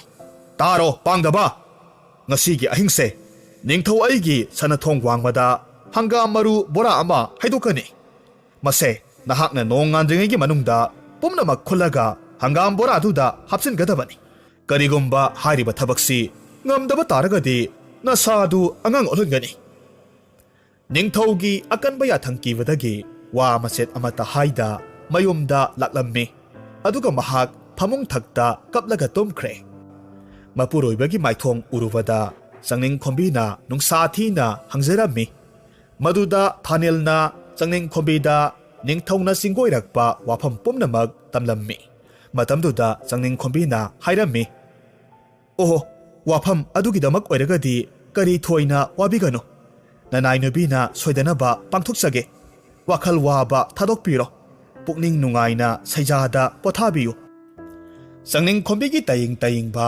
khoithomnaraba waduda thaneldu ningaidana pothajarami amadi mahak tumkhul tanki ꯍꯥꯏꯔꯤꯕ ꯑꯍꯤꯡꯗꯨꯗ ꯆꯪꯅꯤꯡ ꯈꯣꯝꯕꯤꯅ ꯃꯈꯣꯏꯒꯤ ꯁꯨꯃꯥꯡ ꯃꯇꯣꯟꯗ ꯂꯦꯞꯂꯒ ꯇꯦꯡꯊꯥꯔꯝꯃꯤ꯫ ꯃꯄꯥꯕꯨꯡ ꯂꯥꯏꯅꯤꯡꯊꯧ ꯁꯣꯔꯥꯔꯦꯟꯕꯨ ꯀꯧꯔꯒ ꯍꯥꯏꯔꯝꯃꯤ, "ꯍꯥꯗ ꯏꯄꯥ ꯁꯣꯔꯥꯔꯦꯟ, ꯂꯥꯏꯕꯛ ꯊꯤꯕꯤꯅꯕꯣꯝꯒꯤ ꯑꯋꯥꯕꯁꯤꯕꯨ ꯎꯕꯤꯔꯕꯔꯥ?"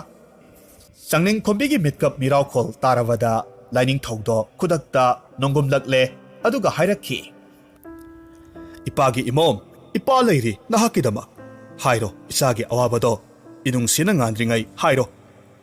ꯃꯄꯥꯕꯨꯡ ꯂꯥꯏꯅꯤꯡꯊꯧ ꯌꯧꯔꯛꯂꯕꯗ ꯆꯪꯅꯤꯡ ꯈꯣꯝꯕꯤꯅ ꯋꯥꯔꯣꯜ ꯄꯨꯝꯅꯃꯛ ꯇꯝꯖꯔꯝꯃꯤ꯫ ꯋꯥꯐꯝ ꯄꯨꯝꯅꯃꯛ ꯇꯥꯔꯕ ꯃꯇꯨꯡꯗ ꯂꯥꯏꯅꯤꯡꯊꯧ ꯁꯣꯔꯥꯔꯦꯟꯅ ꯁꯅꯥꯒꯤ ꯈꯨꯅꯨ ꯁꯪꯒꯨ ꯀꯧꯊꯔꯝꯃꯤ꯫ ꯑꯗꯨꯒ ꯊꯕꯛꯇꯣ ꯏꯔꯥꯏ ꯂꯥꯏꯅ ꯄꯥꯡꯊꯣꯛꯂꯝꯃꯤ꯫ ꯑꯁꯨꯝꯅ ꯅꯣꯡ ꯉꯥꯟꯗ꯭ꯔꯤꯉꯩꯗ ꯆꯪꯅꯤꯡ ꯈꯣꯝꯕꯤꯅ ꯃꯄꯨꯔꯣꯏꯕꯕꯨ ꯍꯧꯗꯣꯛꯂꯝꯃꯤ ꯑꯗꯨꯒ ꯍꯥꯏꯔꯝꯃꯤ, "ꯍꯣ ꯇꯥꯕꯤꯔꯤꯕ꯭ꯔꯣ? ꯂꯦꯡꯈꯠꯄꯤꯔꯣ, ꯍꯪꯒꯥꯝ ꯃꯔꯨ ꯄꯨꯝꯅꯃꯛ ꯈꯨꯟꯕ ꯂꯣꯏꯔꯕꯅꯤ꯫ ꯀꯣꯅꯨꯡ ꯌꯧꯅ ꯆꯠꯂꯒ ꯏꯕꯨꯡꯉꯣꯅ ꯈꯨꯟꯕ ꯁꯥꯔꯒ ꯂꯩꯕꯤꯔꯨꯔꯣ." ꯆꯪꯅꯤꯡ ꯈꯣꯝꯕꯤꯒꯤ ꯋꯥ ꯇꯥꯔꯕꯗ ꯊꯥꯅꯤꯜ ꯌꯥꯝꯅ ꯊꯨꯅ ꯀꯣꯅꯨꯡ ꯃꯥꯏꯀꯩ ꯄꯥꯡꯂꯛꯂꯝꯃꯤ꯫ ꯑꯗꯨꯒ ꯍꯪꯒꯥꯝ ꯃꯔꯨ ꯌꯥꯎꯕ ꯕꯣꯔꯥꯁꯤꯡꯗꯨꯒꯤ ꯃꯅꯥꯛꯇ ꯂꯦꯞꯂꯒ ꯅꯣꯡ ꯉꯥꯟꯕ ꯉꯥꯏꯔꯒ ꯂꯩꯈ꯭ꯔꯦ꯫ ꯀꯣꯅꯨꯡꯒꯤ ꯐꯝꯅꯥꯏꯕ ꯑꯃꯗꯤ ꯅꯤꯡꯊꯧ ꯍꯧꯒꯠꯅꯗꯨꯅ ꯏꯔꯥꯡ ꯂꯥꯡꯂꯝꯃꯤ꯫ ꯅꯤꯡꯊꯧꯅ ꯑꯁꯨꯝꯅ ꯈꯜꯂꯤ,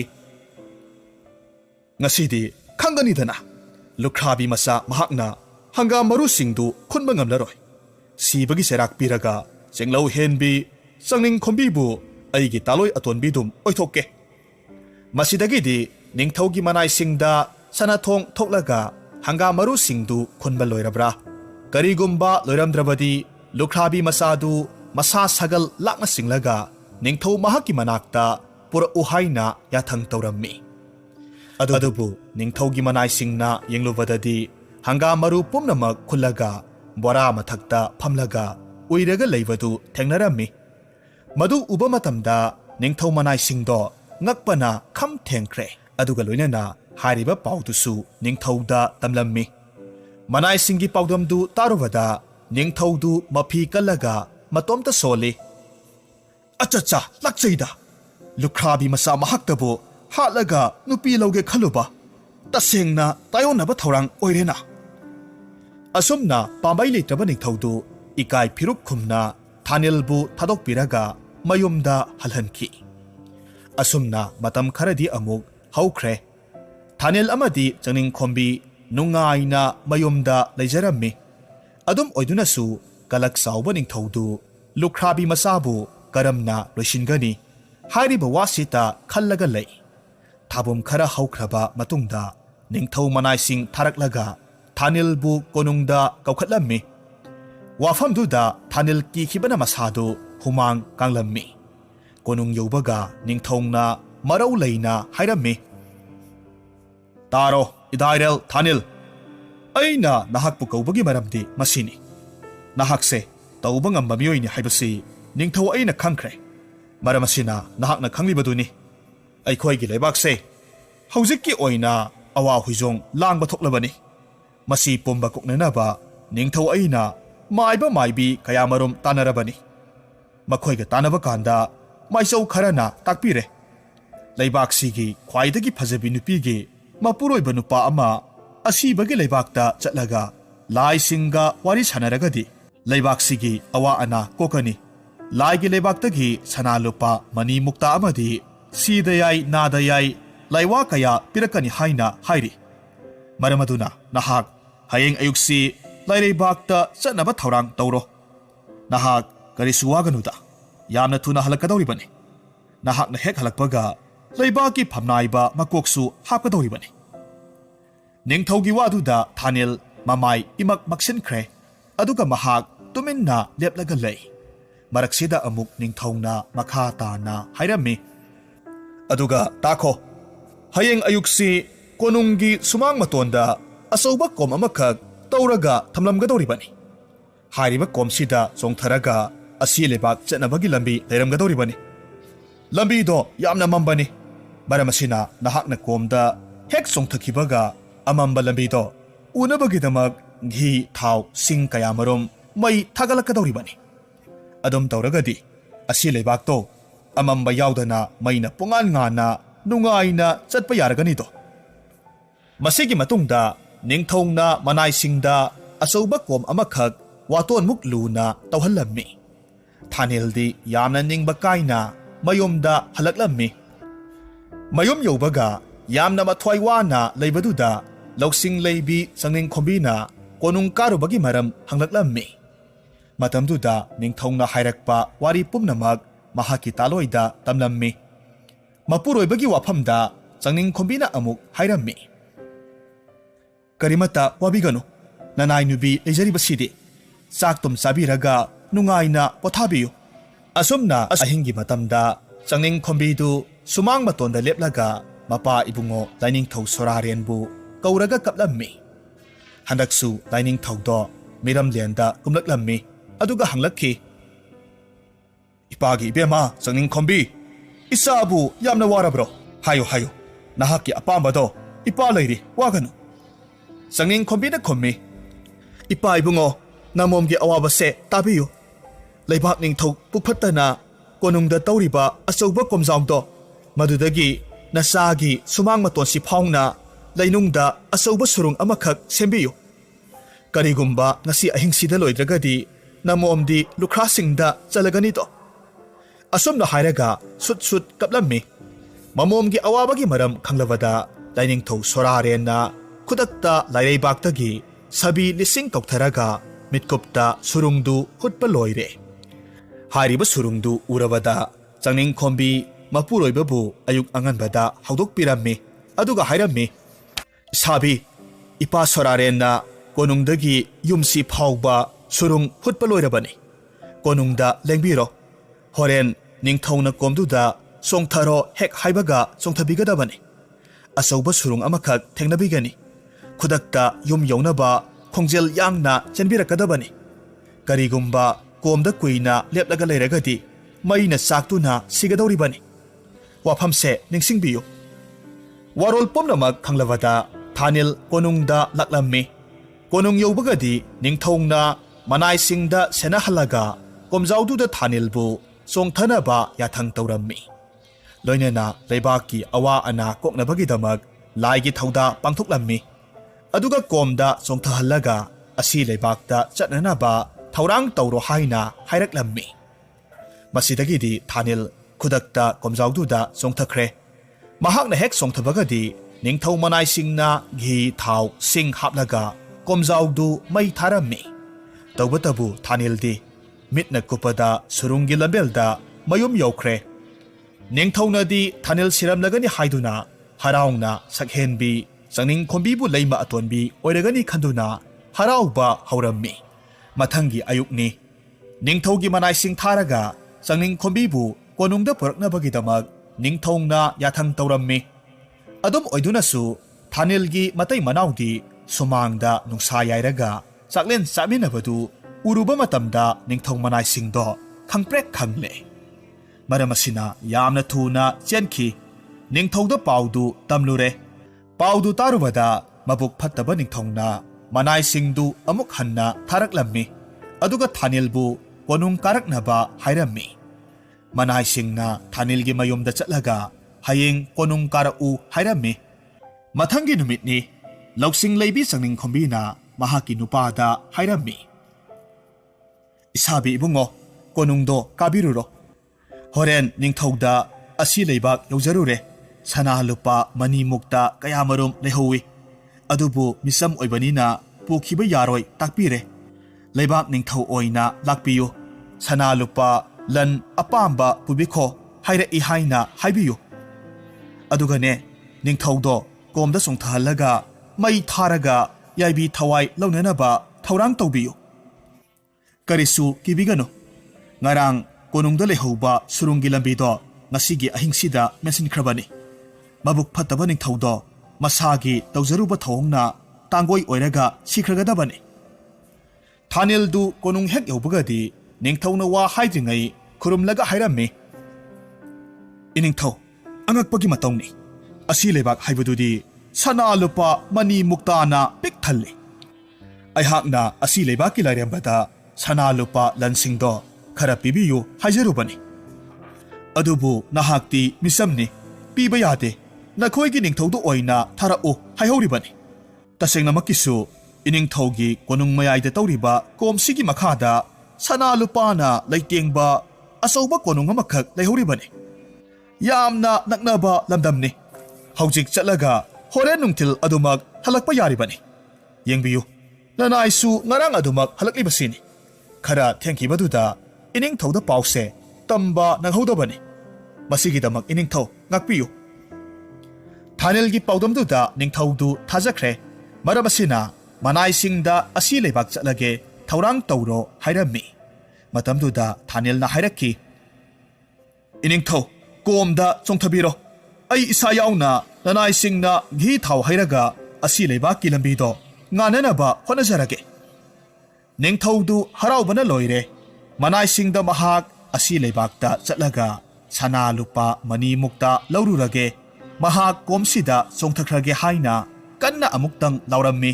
ꯑꯗꯨꯒ ꯑꯗꯨꯃꯛ ꯆꯣꯡꯊꯈ꯭ꯔꯦ꯫ ꯅꯤꯡꯊꯧꯅ ꯆꯣꯡꯊꯈꯤꯕꯒ ꯃꯅꯥꯏꯁꯤꯡꯅ ꯀꯣꯝꯗꯨꯗ ꯘꯤ ꯊꯥꯎ ꯁꯤꯡ ꯍꯥꯞꯆꯤꯜꯂꯝꯃꯤ, ꯃꯩꯖꯥꯎ ꯊꯥꯔꯝꯃꯤ꯫ ꯍꯧꯖꯤꯛꯇꯤ ꯅꯤꯡꯊꯧꯗꯣ ꯀꯣꯝꯗ ꯃꯩꯅ ꯆꯥꯛꯂꯒ ꯃꯊ꯭ꯋꯥꯏ ꯊꯥꯈ꯭ꯔꯦ꯫ ꯃꯇꯝ ꯈꯔ ꯂꯩꯔꯒ ꯂꯩꯕꯥꯛ ꯃꯤꯌꯥꯝ ꯑꯃꯁꯨꯡ ꯅꯤꯡꯊꯧꯒꯤ ꯃꯅꯥꯏꯁꯤꯡꯅ ꯅꯤꯡꯊꯧ ꯍꯜꯂꯛꯄ ꯉꯥꯏꯔꯕꯁꯨ ꯈꯛ ꯍꯜꯂꯛꯈꯤꯗ꯭ꯔꯦ꯫ ꯃꯃꯩꯊꯪꯗ ꯀꯣꯝꯗ ꯂꯪꯊꯔꯒ ꯃꯩ ꯊꯥꯕꯗ ꯁꯤꯕ ꯉꯝꯗ꯭ꯔꯕ ꯍꯪꯒꯥꯝ ꯃꯔꯨ ꯕꯣꯔꯥꯕꯨ ꯃꯇꯣꯝꯇ ꯈꯨꯟꯕ ꯉꯝꯕ ꯊꯥꯅꯤꯜꯕꯨ ꯂꯥꯏꯒꯤ ꯃꯇꯤꯛ ꯃꯌꯥꯏ ꯆꯦꯟꯕ ꯃꯤꯅꯤ ꯍꯥꯏꯗꯨꯅ ꯃꯤꯌꯥꯝꯅ ꯃꯍꯥꯛꯄꯨ ꯅꯤꯡꯊꯧ ꯍꯥꯞꯂꯝꯃꯤ꯫ ꯑꯗꯨꯒ ꯆꯪꯅꯤꯡ ꯈꯣꯝꯕꯤꯕꯨꯅ ꯂꯩꯃꯔꯦꯝꯕꯤ ꯐꯝꯊꯣꯟ ꯍꯥꯞꯈ꯭ꯔꯦ꯫ ꯑꯁꯨꯝꯅ ꯑꯋꯥꯕ ꯊꯦꯡꯈꯥꯡ ꯀꯌꯥꯃꯔꯨꯝ ꯊꯦꯡꯅꯖꯔꯛꯂꯕ ꯊꯥꯅꯤꯜ ꯑꯃꯁꯨꯡ ꯆꯪꯅꯤꯡ ꯈꯣꯝꯕꯤ ꯅꯨꯡꯉꯥꯏꯅ ꯄꯥꯟꯈꯤ꯫ ꯋꯥꯔꯤꯁꯤꯗꯒꯤ ꯑꯩꯈꯣꯏꯅ ꯇꯝꯖꯕ ꯌꯥꯕꯗꯤ ꯃꯤꯒꯤ ꯐꯖꯕ ꯅꯨꯄꯤꯕꯨ ꯃꯍꯥꯛꯀꯤ ꯑꯣꯏꯅꯤꯡꯂꯨꯕ, ꯃꯤꯒꯤ ꯃꯔꯜꯕꯨ ꯀꯜꯂꯛꯂꯨꯕ ꯍꯥꯏꯕꯁꯤ ꯑꯐꯕ ꯈꯛ ꯑꯣꯏꯗꯦ ꯍꯥꯏꯕꯗꯨ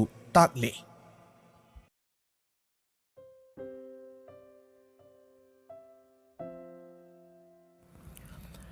ꯊꯥꯏꯅ ꯃꯃꯥꯡꯉꯩꯗ ꯑꯄꯤꯛꯄ ꯈꯨꯡꯒꯪ ꯑꯃꯗ ꯁꯥꯖꯧ ꯀꯧꯕ ꯅꯨꯄꯥ ꯑꯃꯒ ꯇꯝꯐꯥ ꯀꯧꯕꯤ ꯅꯨꯄꯤ ꯑꯃꯒ ꯌꯥꯝꯅ ꯏꯪꯅ ꯆꯤꯛꯅ ꯄꯥꯟꯖꯔꯝꯃꯤ꯫ ꯁꯥꯖꯧ ꯈꯨꯡꯒꯪꯒꯤ ꯌꯥꯝꯅ ꯆꯝꯖꯕ ꯃꯤꯑꯣꯏꯅꯤ꯫ ꯅꯨꯃꯤꯠ ꯈꯨꯗꯤꯡ ꯊꯕꯛ ꯁꯨ ꯅꯣꯝꯂꯒꯁꯨ ꯂꯧꯁꯤꯡ ꯋꯥꯠꯄꯅ ꯃꯍꯥꯛ ꯁꯦꯜ ꯇꯨꯡꯁꯤꯟꯕꯗꯤ ꯏꯉꯝ ꯉꯝꯗꯦ꯫ ꯑꯗꯨꯒ ꯃꯁꯤꯒꯤ ꯑꯣꯟꯅ ꯇꯩꯅꯕꯗ ꯇꯝꯐꯥꯗꯤ ꯋꯥꯈꯜ ꯂꯧꯁꯤꯡ ꯌꯥꯝꯅ ꯂꯩꯕꯤ ꯅꯨꯄꯤꯅꯤ꯫ ꯃꯇꯝ ꯆꯨꯞꯄ ꯃꯄꯨꯔꯣꯏꯕꯒꯤ ꯈꯣꯡꯊꯥꯡ ꯈꯨꯗꯤꯡ ꯀꯨꯞꯅ ꯁꯦꯟꯅꯖꯩ꯫ ꯀꯗꯥꯏꯗ ꯀꯔꯤ ꯁꯣꯏꯈꯤꯅꯤ, ꯃꯤꯅ ꯃꯄꯨꯔꯣꯏꯕꯕꯨ ꯀꯔꯝꯅ ꯏꯀꯥꯏ ꯈꯨꯝꯅꯍꯟꯒꯅꯤ, ꯑꯁꯨꯝꯅ ꯈꯜꯂꯒꯇ ꯂꯩ꯫ ꯑꯁꯨꯝꯅ ꯅꯣꯡꯃꯒꯤ ꯅꯨꯃꯤꯗꯥꯡ ꯑꯃꯅꯤ꯫ ꯃꯈꯣꯏꯅꯤ ꯆꯥꯛ ꯆꯥꯃꯤꯟꯅꯔꯤꯉꯩ ꯇꯝꯐꯥꯅ ꯃꯄꯨꯔꯣꯏꯕꯗ ꯅꯨꯡꯁꯤꯅ ꯍꯥꯏꯔꯝꯃꯤ, ꯏꯕꯨꯡꯉꯣ, ꯉꯁꯤꯗꯤ ꯅꯅꯥꯏꯅꯨꯕꯤ ꯋꯥ ꯑꯃꯇꯪ ꯍꯪꯖꯒꯦ꯫ ꯇꯝꯐꯥꯒꯤ ꯊꯥꯖꯗꯅ ꯍꯥꯏꯔꯛꯄ ꯃꯇꯧꯗꯨꯗ ꯁꯥꯖꯧꯅ ꯈꯨꯝꯃꯤ, ꯍꯥꯏꯌꯨ ꯇꯝꯐꯥ, ꯅꯍꯥꯛꯄꯨ ꯀꯔꯤ ꯍꯥꯏꯅꯤꯡꯕꯒꯦ?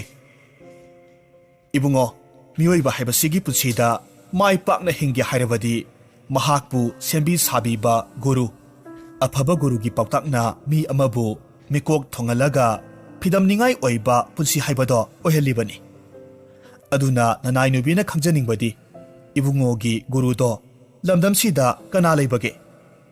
ꯁꯥꯖꯧꯅ ꯈꯨꯝꯂꯝꯃꯤ, ꯇꯝꯐꯥ, ꯃꯗꯨꯒꯤ ꯋꯥꯗꯨꯗꯤ ꯑꯩꯗꯤ ꯅꯣꯡꯃꯇꯁꯨ ꯈꯜꯂꯨꯗꯦꯅ꯫ ꯒꯨꯔꯨ ꯍꯥꯏꯕꯁꯦ ꯑꯩꯒꯤꯗꯤ ꯑꯃꯠꯇ ꯂꯩꯔꯛꯇꯦ꯫ ꯃꯄꯨꯔꯣꯏꯕꯒꯤ ꯏꯆꯝ ꯆꯝꯕ ꯃꯇꯧꯗꯨꯗ ꯇꯝꯐꯥꯅ ꯑꯃꯨꯛ ꯈꯨꯝꯂꯝꯃꯤ, ꯑꯣ, ꯌꯦꯡꯕꯤꯌꯨ, ꯑꯩꯈꯣꯏꯅꯤ ꯈꯛꯇ ꯆꯥꯕ ꯏꯃꯨꯡꯁꯤꯗ ꯆꯔꯥꯃꯛ ꯍꯦꯟꯗ꯭ꯔꯒꯁꯨ ꯑꯋꯥꯠꯄ ꯀꯌꯥꯃꯔꯨꯝ ꯂꯩꯔꯤꯕꯅꯤ꯫ ꯀꯔꯤꯒꯨꯝꯕ ꯃꯇꯝꯗ ꯑꯩꯈꯣꯏꯅꯤꯒꯤꯁꯨ ꯏꯆꯥꯅꯨꯄꯥ ꯅꯨꯄꯤ ꯂꯩꯔꯛꯈꯤꯅꯤ꯫ ꯃꯇꯝꯗꯨꯗ ꯑꯩꯈꯣꯏ ꯌꯥꯝꯅ ꯋꯥꯅꯤꯗꯣ꯫ ꯃꯔꯝꯁꯤꯅꯅꯦ, ꯍꯧꯖꯤꯛꯇꯒꯤ ꯍꯧꯅ ꯏꯕꯨꯡꯉꯣꯅ ꯑꯐꯕ ꯒꯨꯔꯨ ꯑꯃꯒꯤ ꯃꯈꯥꯗ ꯂꯧꯁꯤꯡ ꯇꯥꯟꯕꯤꯌꯨ꯫ ꯋꯥꯈꯜ ꯂꯩꯕꯤ ꯇꯝꯐꯥꯒꯤ ꯋꯥꯗꯨꯗ ꯁꯥꯖꯧ ꯈꯨꯗꯛꯇ ꯑꯆꯨꯝꯕ ꯋꯥꯅꯤ ꯍꯥꯏꯕꯁꯤ ꯈꯪꯂꯛꯈꯤ꯫ ꯃꯔꯝ ꯑꯗꯨꯅ ꯍꯥꯏꯔꯝꯃꯤ,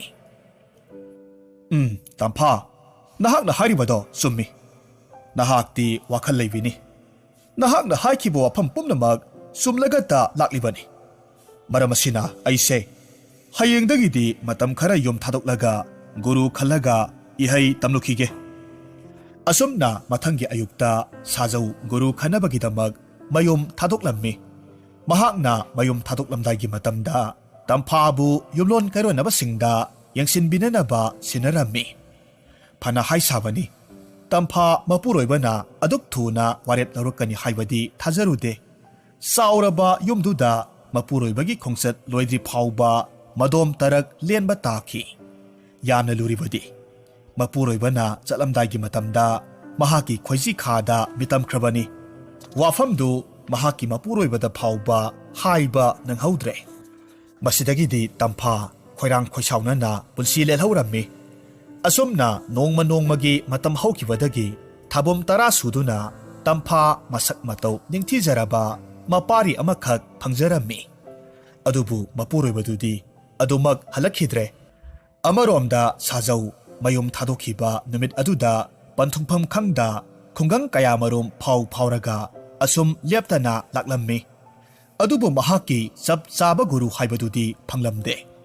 Asumna numit phanayamna ukhong wakhongda amadi thungluba mafamsingda guru thiraga laklammi. Mahakna lepa laita asum lakpa matamda nongmagi numidang wairam amani. Miyoi mitau phaba ahal oirap tauba nupa amakhak ingkholda manamasing thaba urammi. Ahaldu yengba matamda asuki matik magul leina ui. Sajawna ahaldugi manakta changsilli aduga nolokna hairami. Ho khuraibungo karigumba wa amatang hangjage. Ai yamna lapa khungang amadagini. Aibu khuraibungo na nungsibiduna wakhal loksing leinenaba ihai khara takpiyu. Kuragi nakta leijeraga thabak inkhangsu suba nomba yaujage. Aduga aigi asengba gurusu oijage.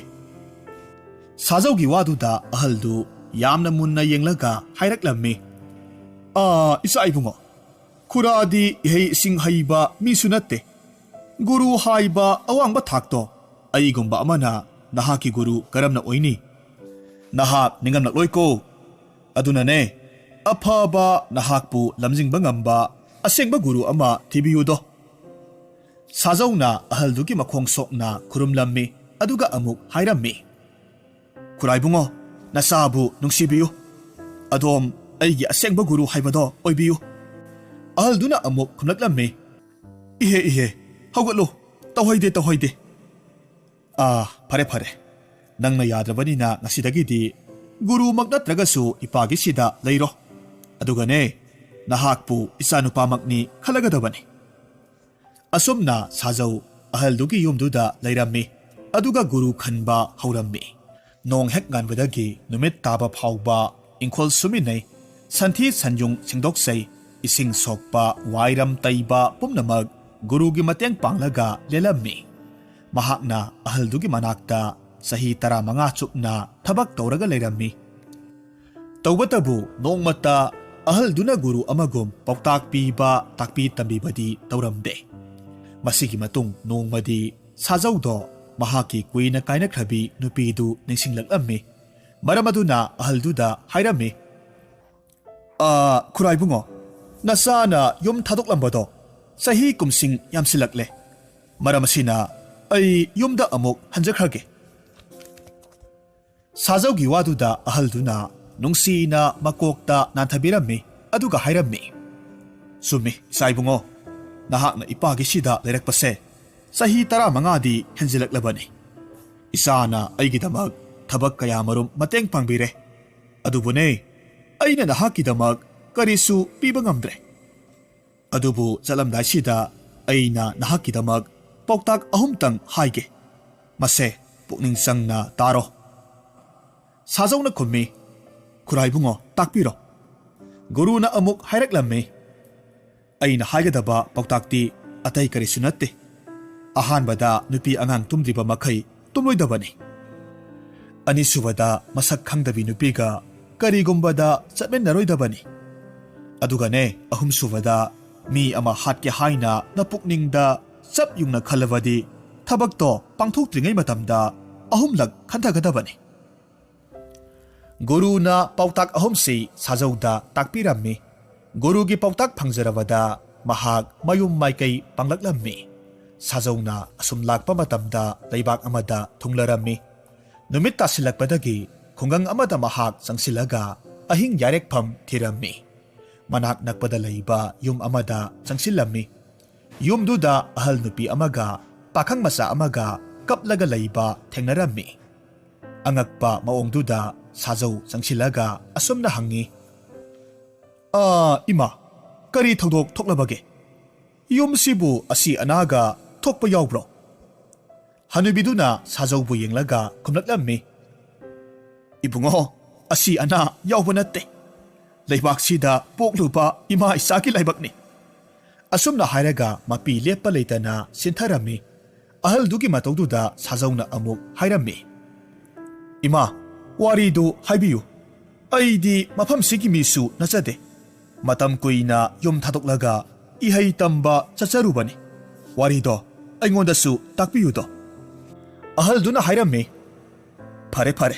Nahakna taninglabadi hairage. Aikhoigi leibaksigi ningthougi amata poksabi mamom amakhak laye. Masakna thoina ningthije. Ningthouna masanupibu pakhang amada luhongbiki. Adubune laibak thibadi luhongbagi nonganbada nupado siraga leirami. Ningthouna maja ebemabu nupa leitrabadi lukhra singda chalani. Asum haina khanbadagi nupa amada amuk luhongbirami. Madudasu mathangi numitta nupado siraga leirami. Asumna ningthouna leibaksigi pakhang kayamarum mathang luhongbiraga asibaki kuyomnungda mathwai manghanbikre. Maramasina hauzik lemhauribase aigi amatta ngairaba isanupa pakhangse mahak khakta mangai haure. Ngasi ayuk ningthougi manai tharaklammi. Isanupabu hayeng konung kara uhaina hairami. Masini ima isana kappagi maramse. Ahal dugi wa tarwada sajau ngaihakti tumina khalli. Ngaihak leiragadi ahal duna amuk thamoi sokna hairakhi. Hayeng nong hek ganbakadi aigi isanupase ningthougi maya ibungo onkhrani. Mathangi numitta asibagi lamdam chatkrani. Masidabu mama oibi kanana maisaksi puraga hinghauba ngamgadoribano.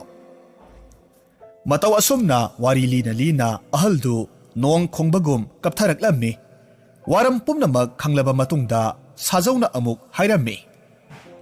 Ima, madugi oiragadi awaba wakal tokpiro. Ngasigi ahingsimatang imagi sida leksage. Aduga hayengi luhongbagi bordo nasa oina hektamak oijarage. Sajaugi thawna leiba waduda mama masa anidu harauzarami. Numittugi numidangdu makhoi ahum nga thonglaga ahawba mathel chaminaraba matung ahingdu hauki. Mathangi ayukta sajaubu ningthougi manai singna bazai bengul khonglaga awangba thakta ikai khumnarami. Masiga loinena maja ibungo haiduna khurumlammi. Dolaika phaina tonghallaga konung tamna puraklammi. Masidagidi ningthouna sajaubu maya ibungoni haiduna taramna okpirammi. Amasung leibak pungjau thinna maja ebemaga loinena sauna luhonglammi. Luhongbagi ahingdu sajau maja ebemagi kada changlaklammi. Makhoi ani nungsi nungongi wari kayamarum sanarami. Ahing thingjilaklawada maja ebemadu phamungda kakhatkre aduga potharasi haina hairakhi. Amasung mahak tumthakre. Sajausu tumlage haina khalakpa mitkup aduwaida mahaki nakongda gurugi ahanba pautaktu taraklammi. Kaidawnungda nupi angang tumdriba makhai tumba yadi haiba wafamdu ningsinglaklammi. Sajau gurugi wadu ningsinglubada mitkup ama phauba tumthaba ngamdre. Tumdana mahak nong nganba ngairage haina khalammi. Mahakna ahingdu mawol khallingai ningaidana tumlibi maja ebemagi masidagi achouba lin amakhak thoraklammi. Aduga sajau tamna changsilaklammi. Mahakna khutlai thuna phat chongthoklammi. Aduga lindu thangsangna matup taret thokna kakthatlammi. Mitkup khara leragadi ahingdu haukhre nong an thorakle. Konunggi phamnai tunaiba ningthou yauna maja ebemagi nupadu sikhrabara natragana hinglibara haibadu yengba laknarammi. Sajauna leibak miyam amadi ningthoubu uba matamda ikai khumnaba ulammi. Oirakiba matawsida ningthougi maya ibungosi sidre asum haina miyam pumnamak haraubaga loinana leibak sinba thungna sandokhi. Ningthou yamna harauna mamak nupabu magi leibak tangkhai piraga matam kharadi nungaina lehallammi. Matam khara leiragadi sajau maku ibungo ningthouda khurumlaga amuk hairammi. Ningthou ibungo. Nanay ayhak yum thadok laga lakpasi sahi masing yamkhredo. Maramasina matam kharadangdi ireibakta chacharuge. Mahaki wadu ningthou nasu yabirammi. Masidagidi mahak konung thadok laga mahaki mayum yawnanaba khongsanba hauraklammi. Asumna mahak panasangna lambida lakpaduda asauba lamhang amakak thengnarammi. Lambida asum lakpada choktarakpadagi asauba upal amagi ukhada ngaihak potharammi. Asumna sajongna tumboy hipboy potharingai matamda lambi adomda maunaha masak matau phajakhrabi amakak poyom ama puraga laklaga hairammi. Ho tada aise thabak amakak chatkadabani. Itomta lamahangse phawraga chatpasi hangoire. Yaragadi tadaga khongbu oraga wari watai saraga khara chatminase. Asumna makhoini yanaraba matungda makha tana chatminarami. Khara chatlaba matungda sajongna gurugi pautak ani subadu ningsinglakhi. Madudi karigumbada masak khangdabi nupiga lambi lamsang chatminaganu haibadu ningsinglaklammi. Maramasina sajongna amuk maung nahaduda hairammi. Ebema nabungse mapal yamna thokningle. Maramaduna naha khara halamo. Ai tungda amuk yamna thuna chankhalakeko.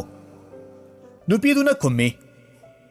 Hoi tada ai chatlamage. Adu lakpadi lakpiyuko. Ai itomta chatpase kijabagi haijabani sauba yade. Ai soidana lakani se. Asumna sajongna nupidu khara hena lapthokiba ngairaga lona mongsonggi marumda yenglaga lairammi. Mahak tapna laklammi. Mitkup khara lairagadi maikai adomda sagol thauraga sajai paiba nupa amakak laklammi. Aduga hanglaklammi. O mahasoi, karigumba amatang hangjage. Lambi asomda maunaha amaka chatkhilakiba ubi hobro.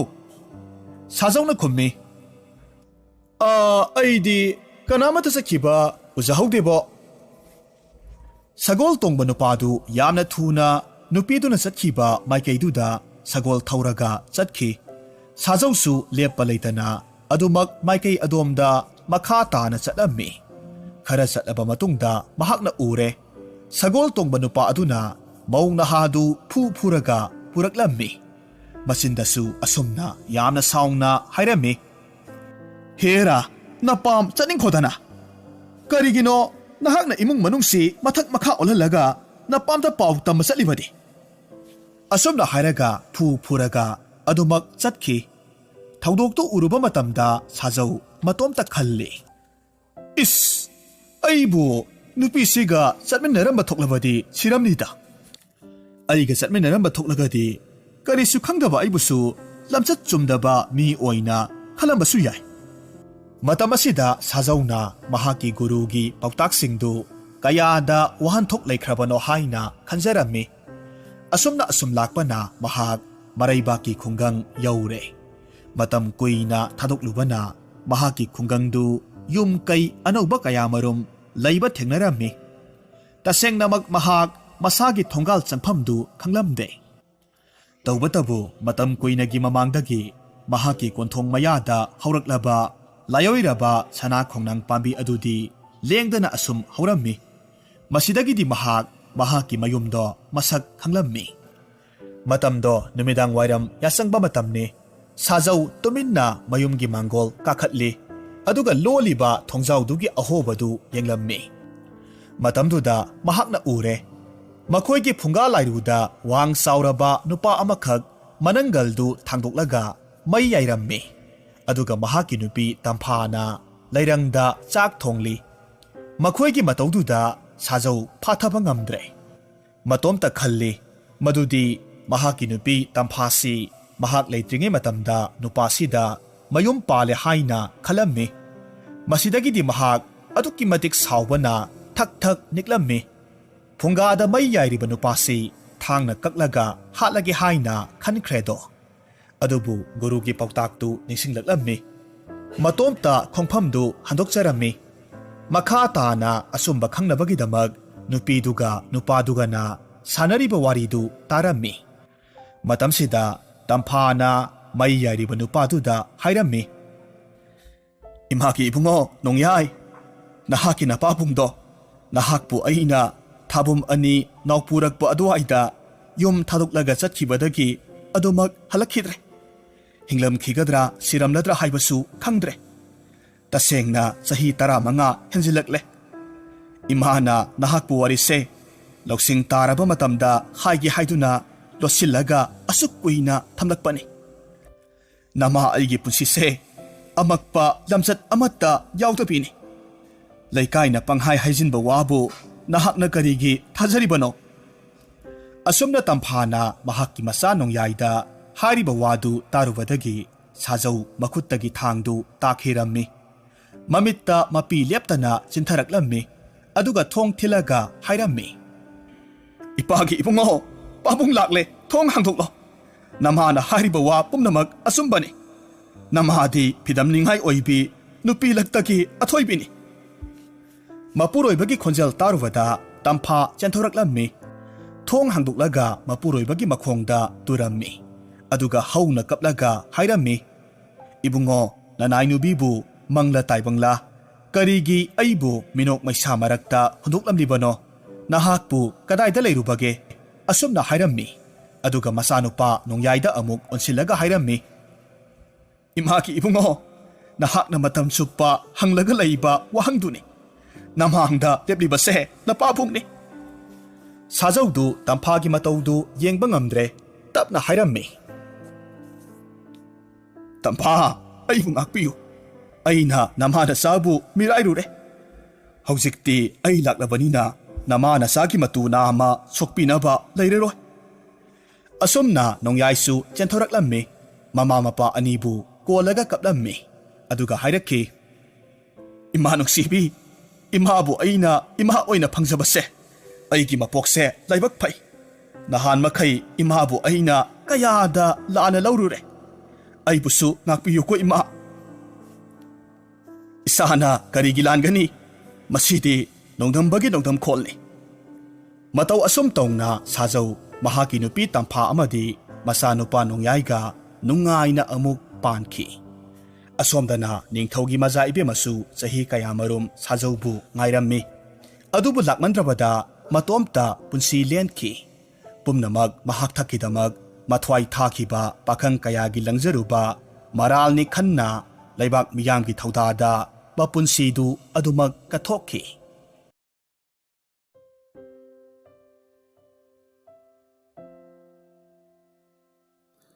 ꯐꯨꯡꯒꯥꯋꯥꯔꯤꯁꯤ west ꯕꯦꯡꯒꯣꯜꯒꯤ ꯐꯨꯡꯒꯥꯋꯥꯔꯤꯗꯒꯤ ꯏꯃꯥꯂꯣꯟꯗ ꯍꯟꯗꯣꯛꯆꯕꯅꯤ꯫ ꯑꯁꯣꯏ ꯑꯔꯥꯟ ꯌꯥꯎꯔꯕꯁꯨ ꯇꯥꯕꯤꯔꯤꯕ ꯈ꯭ꯋꯥꯏꯈꯤꯕꯤꯛꯅ ꯉꯥꯛꯄꯤꯒꯅꯤ꯫ ꯋꯥꯔꯤ ꯍꯟꯗꯣꯛꯄꯤꯔꯛꯄ ꯁꯨꯔꯖ ꯑꯊꯣꯛꯄꯝ꯫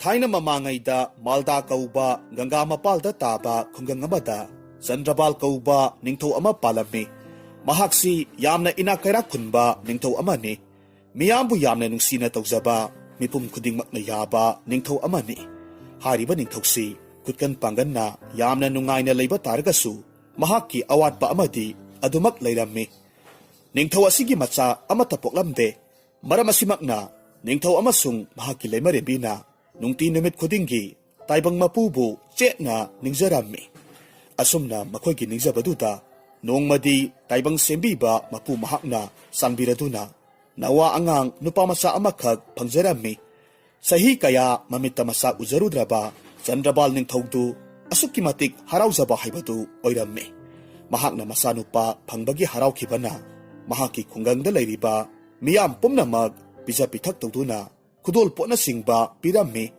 ꯍꯥꯏꯔꯤꯕ ꯅꯤꯡꯊꯧꯒꯤ ꯑꯃꯠꯇ ꯄꯣꯛꯆꯕ ꯃꯆꯥꯅꯨꯄꯥ ꯑꯗꯨ ꯄ꯭ꯔꯦꯃꯣ ꯍꯥꯏꯅ ꯃꯤꯡꯊꯣꯜꯂꯝꯃꯤ꯫ ꯅꯤꯡꯊꯧ ꯆꯟꯗ꯭ꯔꯕꯥꯜ ꯑꯃꯗꯤ ꯂꯩꯃꯔꯦꯝꯕꯤꯅ ꯃꯆꯥꯅꯨꯄꯥꯕꯨ ꯅꯨꯃꯤꯠ ꯊꯥ ꯌꯦꯡꯖꯕꯒꯨꯝ ꯌꯦꯡꯖꯔꯝꯃꯤ꯫ ꯍꯥꯏꯔꯤꯕ ꯅꯤꯡꯊꯧꯒꯤ ꯃꯆꯥꯅꯨꯄꯥ ꯄ꯭ꯔꯦꯃꯣꯁꯤ ꯌꯥꯝꯅ ꯀꯦꯊꯣꯛ ꯃꯧꯊꯣꯛꯅ ꯌꯣꯛꯈꯤꯕꯅ ꯅꯤꯡꯉꯥꯏ ꯀꯟꯕ, ꯃꯕꯨꯛ ꯐꯠꯇꯕ, ꯃꯤꯕꯨ ꯀꯔꯦꯝꯅꯔꯒ ꯄꯦꯟꯖꯕ ꯑꯣꯏꯔꯛꯂꯝꯃꯤ꯫ ꯄ꯭ꯔꯦꯃꯣꯅ ꯄꯨꯡꯀꯛ ꯆꯥꯎꯔꯛꯂꯕꯗ ꯃꯈꯣꯏꯒꯤ ꯀꯣꯅꯨꯡꯒꯤ ꯑꯀꯣꯏꯕꯗ ꯇꯥꯔꯤꯕ ꯌꯨꯝꯁꯤꯡ ꯑꯗꯨꯗ ꯆꯠꯂꯒ ꯑꯃꯥꯡ ꯑꯇꯥ ꯀꯌꯥꯃꯔꯨꯝ ꯊꯣꯛꯍꯜꯂꯝꯃꯤ꯫ ꯏꯁꯤꯡ ꯁꯣꯛꯄꯤ ꯀꯅꯥꯒꯤ ꯄꯨꯟ, ꯆꯐꯨ ꯊꯨꯒꯥꯏꯔꯝꯃꯤ꯫ ꯃꯅꯥ ꯃꯁꯤꯡ ꯊꯥꯖꯕ ꯏꯃꯨꯡ ꯀꯌꯥꯗ ꯆꯠꯇꯨꯅ ꯆꯩꯅ ꯄꯥꯝꯕꯤꯁꯤꯡ ꯑꯗꯨ ꯀꯟꯊꯠꯂꯝꯃꯤ꯫ ꯂꯝꯕꯤꯗ ꯁꯥꯟꯅꯖꯕ ꯑꯉꯥꯡ ꯀꯌꯥꯕꯨꯁꯨ mahakna khongbalda intharammi tasengnamak mahak mina mathwai nungaitaba thabak kaya tawraga mina kaplaga kumhai oina yengba pamlammi asigumlaba mahaki phatraba lisat kaya asida chandrabal ningthouda nungti numit khudingi wakat laklammi ningthou adusu masanupa nungsibagi maina masabu ka henadi chairamde angangni nongma pharakani nupa masa haibasidi khara ngaujabani haiduna masanupana manghankhiba pot chaising adu amuk singlammi asumna ningthouna masanupabu kankhatpa sida ningthougi phamnaiba kharadi mathamoida ningthoubu waraurammi makhoina mapukningda khalli hai premo nang nongmana taga nongmadi awaba taba oishanu asumna warak watianba watkraba premo atu pakhang masa pharak lammi angang oibagi ngaujabani saurlaga wakhal mapung pharaba kanda afaba mi oirakani haiba wafamdu kayada lankrabano masigi matung nongma ningthougi darbarda phamnai tunaiba mantri mandol pumna maksuna asauba mifam ama khanaringai matamda premona phat laklammi aduga hairammi pabung maharaj yangoi sagol ayangba amata pibiyo nasa ngasidi khungangi mitin kaitheldu khongdoiruge ningthongna khommi ipagi premo nahakna karigi arapa kaithel tana natomda sagol thauraga chatkadoribano horen darbar mi pham loiraga napu phamnai baga loinana sagol gari tungduna punna chatluko isagi apamba layu naning tamna koijo adubune haujikti pumnamak yadri matam ngai khoko mapabung yuwa aduda saungna pabung maharaj aina aigi apamba maongda koiba satpada ipu hanubasiga karigi chatkadoribano mahaki wa aduda mantri ahaldudi khajiktang mamai nganglammi adubu angangni themge khanduna hairammi sumi isuna takpiba sumi isudi nongma ningthorel oigadoribani ahal aiga chatlaga nahaki khurau oigani to adubune napabung na takpibagum mitkup khara ngairaga darbar loiraga lengbiyu to premona khumlaklammi hai tumilayu taningge mantri hanuba nathau natabada nathau sarakano ningthongna makha tarakhi hai premo adumna haiganune nahak angang natrabani ahal lamanda adumna khumba hongna deko hai kana lei premoda ayangba sagol amatang pikho hai asumna premodu yamna haraungna noklaga sagol loruna ba thokre mantri ahaldu saungingbana mathamoida asumna solli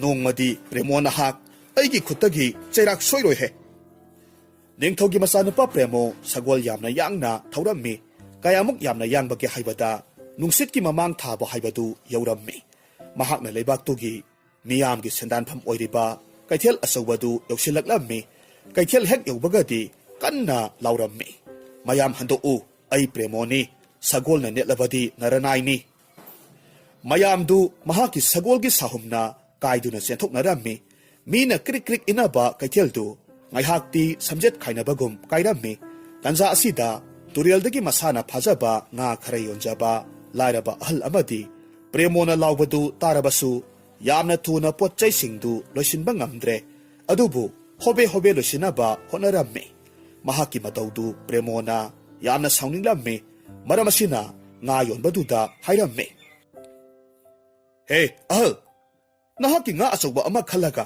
aigi sagol asida pijau aigi sagol se mabuk lamba mali ahal oiraba nga yonba nupa aduna khumlaklammi sana ibungo sagol haiba jiba sidi napi singna chabani to nga di saroi ibungo na pamlabadi nakalda leiriba lamhang asida sagol du ngaihaktang thambiyu mabuk soidana thanna sagani wafamduda premona usitana khommi kari haiba aisi kanano haiba nakhoi khangdrene phai adudi asi hairaga mahagi sagol aduna ahaldugi nga hapliba lubak adu netkhai halammi phibamduda upailetraba ahaldu makokta makhut haplaga kanna kaplammi aidi mangjare ai loire nga si yonjaraga aigi imungge awat apa lejaribani haujikti pumnamak mangle asomna mapita na kaplammi magi mataududa premona ꯈꯦꯛꯅ ꯅꯣꯛꯂꯝꯃꯤ ꯑꯗꯨꯒ ꯃꯈꯥ ꯇꯥꯔꯛꯈꯤ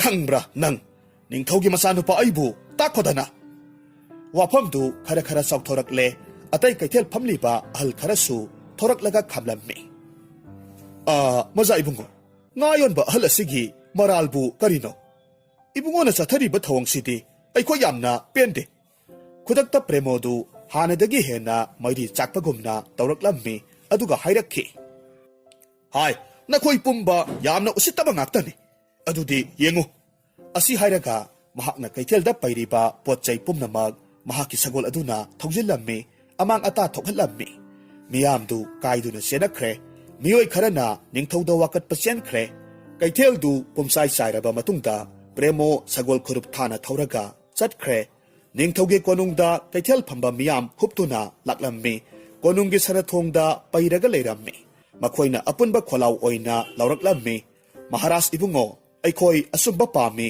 ꯀꯩꯊꯦꯜꯒꯤ ꯄꯣꯠ ꯆꯩ ꯄꯨꯝꯅꯃꯛ ꯏꯕꯨꯡꯉꯣ ꯄ꯭ꯔꯦꯃꯣꯅ ꯑꯃꯥꯡ ꯑꯇꯥ ꯊꯣꯛꯍꯟꯈ꯭ꯔꯦ ꯑꯩꯈꯣꯏ ꯂꯩꯕꯥꯛ ꯑꯁꯤꯗ ꯂꯩꯕ ꯉꯝꯂꯔꯣꯏ ꯏꯅꯤꯡꯊꯧꯒꯤ ꯂꯝꯍꯦꯜꯂꯕ ꯃꯖꯥ ꯏꯕꯨꯡꯉꯣꯕꯨ ꯆꯩꯔꯥꯛ ꯄꯤꯕꯤꯌꯨ ꯑꯁꯨꯝꯅ ꯂꯥꯎꯔꯛꯈꯤ ꯃꯤꯌꯥꯝꯒꯤ ꯈꯣꯜꯂꯥꯎꯗꯨꯗ ꯅꯤꯡꯊꯧ ꯆꯟꯗ꯭ꯔꯕꯥꯜꯁꯨ ꯃꯀꯣꯛ ꯉꯥꯎꯔꯦ ꯃꯆꯥꯕꯨ ꯀꯧꯁꯤꯜꯂꯒ ꯍꯪꯂꯛꯂꯝꯃꯤ ꯍꯥꯏ ꯄ꯭ꯔꯦꯃꯣ ꯅꯍꯥꯛ ꯃꯤꯌꯥꯝꯅ ꯍꯥꯏꯔꯤꯕꯁꯤ ꯆꯨꯝꯕ꯭ꯔꯥ ꯄ꯭ꯔꯦꯃꯣꯅ ꯈꯨꯝꯃꯤ ꯄꯥꯕꯨꯡ ꯃꯍꯥꯔꯥꯖ ꯑꯔꯥꯟꯕꯅꯤ ꯑꯩꯅ ꯀꯩꯊꯦꯜ ꯊꯨꯒꯥꯏꯕꯗꯤ ꯆꯨꯝꯃꯤ ꯅꯤꯡꯊꯧꯅ ꯍꯥꯏꯔꯝꯃꯤ ꯀꯔꯤ ꯃꯔꯝꯒꯤ ꯀꯩꯊꯦꯜ ꯊꯨꯒꯥꯏꯔꯤꯕꯅꯣ ꯄꯥꯕꯨꯡ ꯃꯍꯥꯔꯥꯖ ꯉꯥ ꯌꯣꯟꯕ ꯑꯍꯜ ꯑꯃꯅ ꯀꯩꯊꯦꯜꯗ ꯄꯥꯕꯨꯡꯕꯨ ꯌꯥꯝꯅ ꯍꯨꯜꯂꯒ ꯉꯥꯡꯕꯗꯨꯗ ꯅꯆꯥꯅ ꯇꯥꯕ ꯉꯝꯗꯕꯗꯒꯤ ꯑꯩꯅ ꯃꯥꯕꯨ ꯆꯩꯔꯥꯛ ꯄꯤꯕꯅꯤ ꯃꯄꯥ ꯃꯆꯥꯒꯤ ꯋꯥꯔꯤꯗꯨ ꯇꯥꯔꯕ ꯃꯇꯨꯡꯗ ꯏꯄꯨ ꯐꯝꯅꯥꯏꯕꯅ ꯍꯥꯏꯔꯛꯈꯤ ꯏꯅꯤꯡꯊꯧ ꯄꯨꯝꯅꯃꯛ ꯑꯣꯏꯗꯨꯅꯁꯨ ꯂꯩꯕꯥꯛ ꯃꯤꯌꯥꯝ ꯍꯥꯏꯕꯁꯤ ꯂꯥꯏꯒ ꯄꯥꯡꯈꯛꯅꯤ ꯃꯈꯣꯏꯒꯤ ꯃꯥꯌꯣꯛꯇ ꯂꯩꯕ ꯅꯤꯡꯊꯧ ꯑꯣꯏꯔꯕꯗꯤ ꯂꯩꯕꯥꯛꯇꯨ ꯏꯪꯅ ꯄꯥꯟꯕ ꯉꯝꯂꯣꯏꯗꯣ ꯏꯄꯨ ꯐꯝꯅꯥꯏꯕ ꯏꯄꯨꯅ ꯍꯥꯏꯕ ꯆꯨꯝꯃꯤ ꯏꯄꯨꯅ ꯊꯣꯛꯄ ꯐꯅꯕ ꯁꯤꯟꯕꯤꯔꯣ ꯃꯌꯥꯝꯒꯤ ꯑꯄꯥꯝꯕ ꯌꯦꯡꯕꯤꯔꯣ ꯐꯝꯅꯥꯏꯕ ꯑꯍꯜꯅ ꯈꯨꯗꯛꯇ ꯂꯥꯎꯊꯣꯛꯂꯝꯃꯤ ꯉꯔꯥꯡ ꯄ꯭ꯔꯦꯃꯣꯅ ꯃꯥꯡꯍꯟꯈꯤꯕ ꯄꯣꯠꯂꯝ ꯆꯩꯔꯝ ꯈꯨꯗꯤꯡꯃꯛ ꯁꯦꯜ ꯑꯣꯏꯅ ꯁꯔꯨꯛ ꯇꯪꯈꯥꯏ ꯍꯥꯞꯂꯒ ꯄꯤꯔꯒꯅꯤ ꯃꯌꯥꯝ ꯌꯨꯝꯗ ꯍꯟꯕꯤꯔꯣ ꯍꯥꯏꯔꯝꯃꯤ ꯃꯤꯌꯥꯝ ꯑꯗꯨꯅ ꯏꯄꯨ ꯐꯝꯅꯥꯏꯕꯅ ꯌꯥꯏꯐꯔꯦ ꯑꯁꯨꯝꯅ ꯂꯥꯎꯅꯔꯕ ꯃꯇꯨꯡ ꯀꯥꯏꯅꯈ꯭ꯔꯦ ꯐꯝꯅꯥꯏꯕ ꯑꯍꯜꯗꯨ ꯀꯣꯅꯨꯡꯗꯒꯤ ꯍꯟꯈ꯭ꯔꯒ ꯂꯝꯕꯤꯗ ꯑꯇꯣꯞꯄ ꯃꯍꯥꯛꯀꯤ ꯐꯝꯅꯥꯏꯕ ꯈꯔꯒ ꯋꯥ ꯇꯥꯅꯔꯝꯃꯤ ꯏꯅꯤꯡꯊꯧꯁꯤ ꯍꯥꯟꯅꯗꯤ ꯑꯆꯨꯝꯕ ꯆꯠꯄ ꯑꯐꯕ ꯃꯤ ꯑꯣꯏꯔꯝꯕꯅꯤ ꯑꯗꯨꯕꯨ ꯍꯧꯖꯤꯛꯇꯤ ꯃꯥꯒꯤ ꯃꯆꯥꯅꯨꯄꯥ ꯇꯝꯅꯂꯥꯏ ꯃꯥꯟꯕꯁꯦ ꯃꯁꯤꯒꯤ ꯍꯥꯛꯇꯛꯇ ꯋꯥꯈꯜ ꯂꯧꯁꯤꯡ ꯂꯣꯏꯅꯃꯛ ꯃꯥꯡꯈ꯭ꯔꯦ ꯃꯌꯥꯝ ꯀꯔꯝ ꯇꯧꯁꯤꯒꯦ ꯑꯇꯣꯞꯄ ꯐꯝꯅꯥꯏꯕ ꯑꯃꯅ ꯈꯨꯝꯂꯛꯂꯝꯃꯤ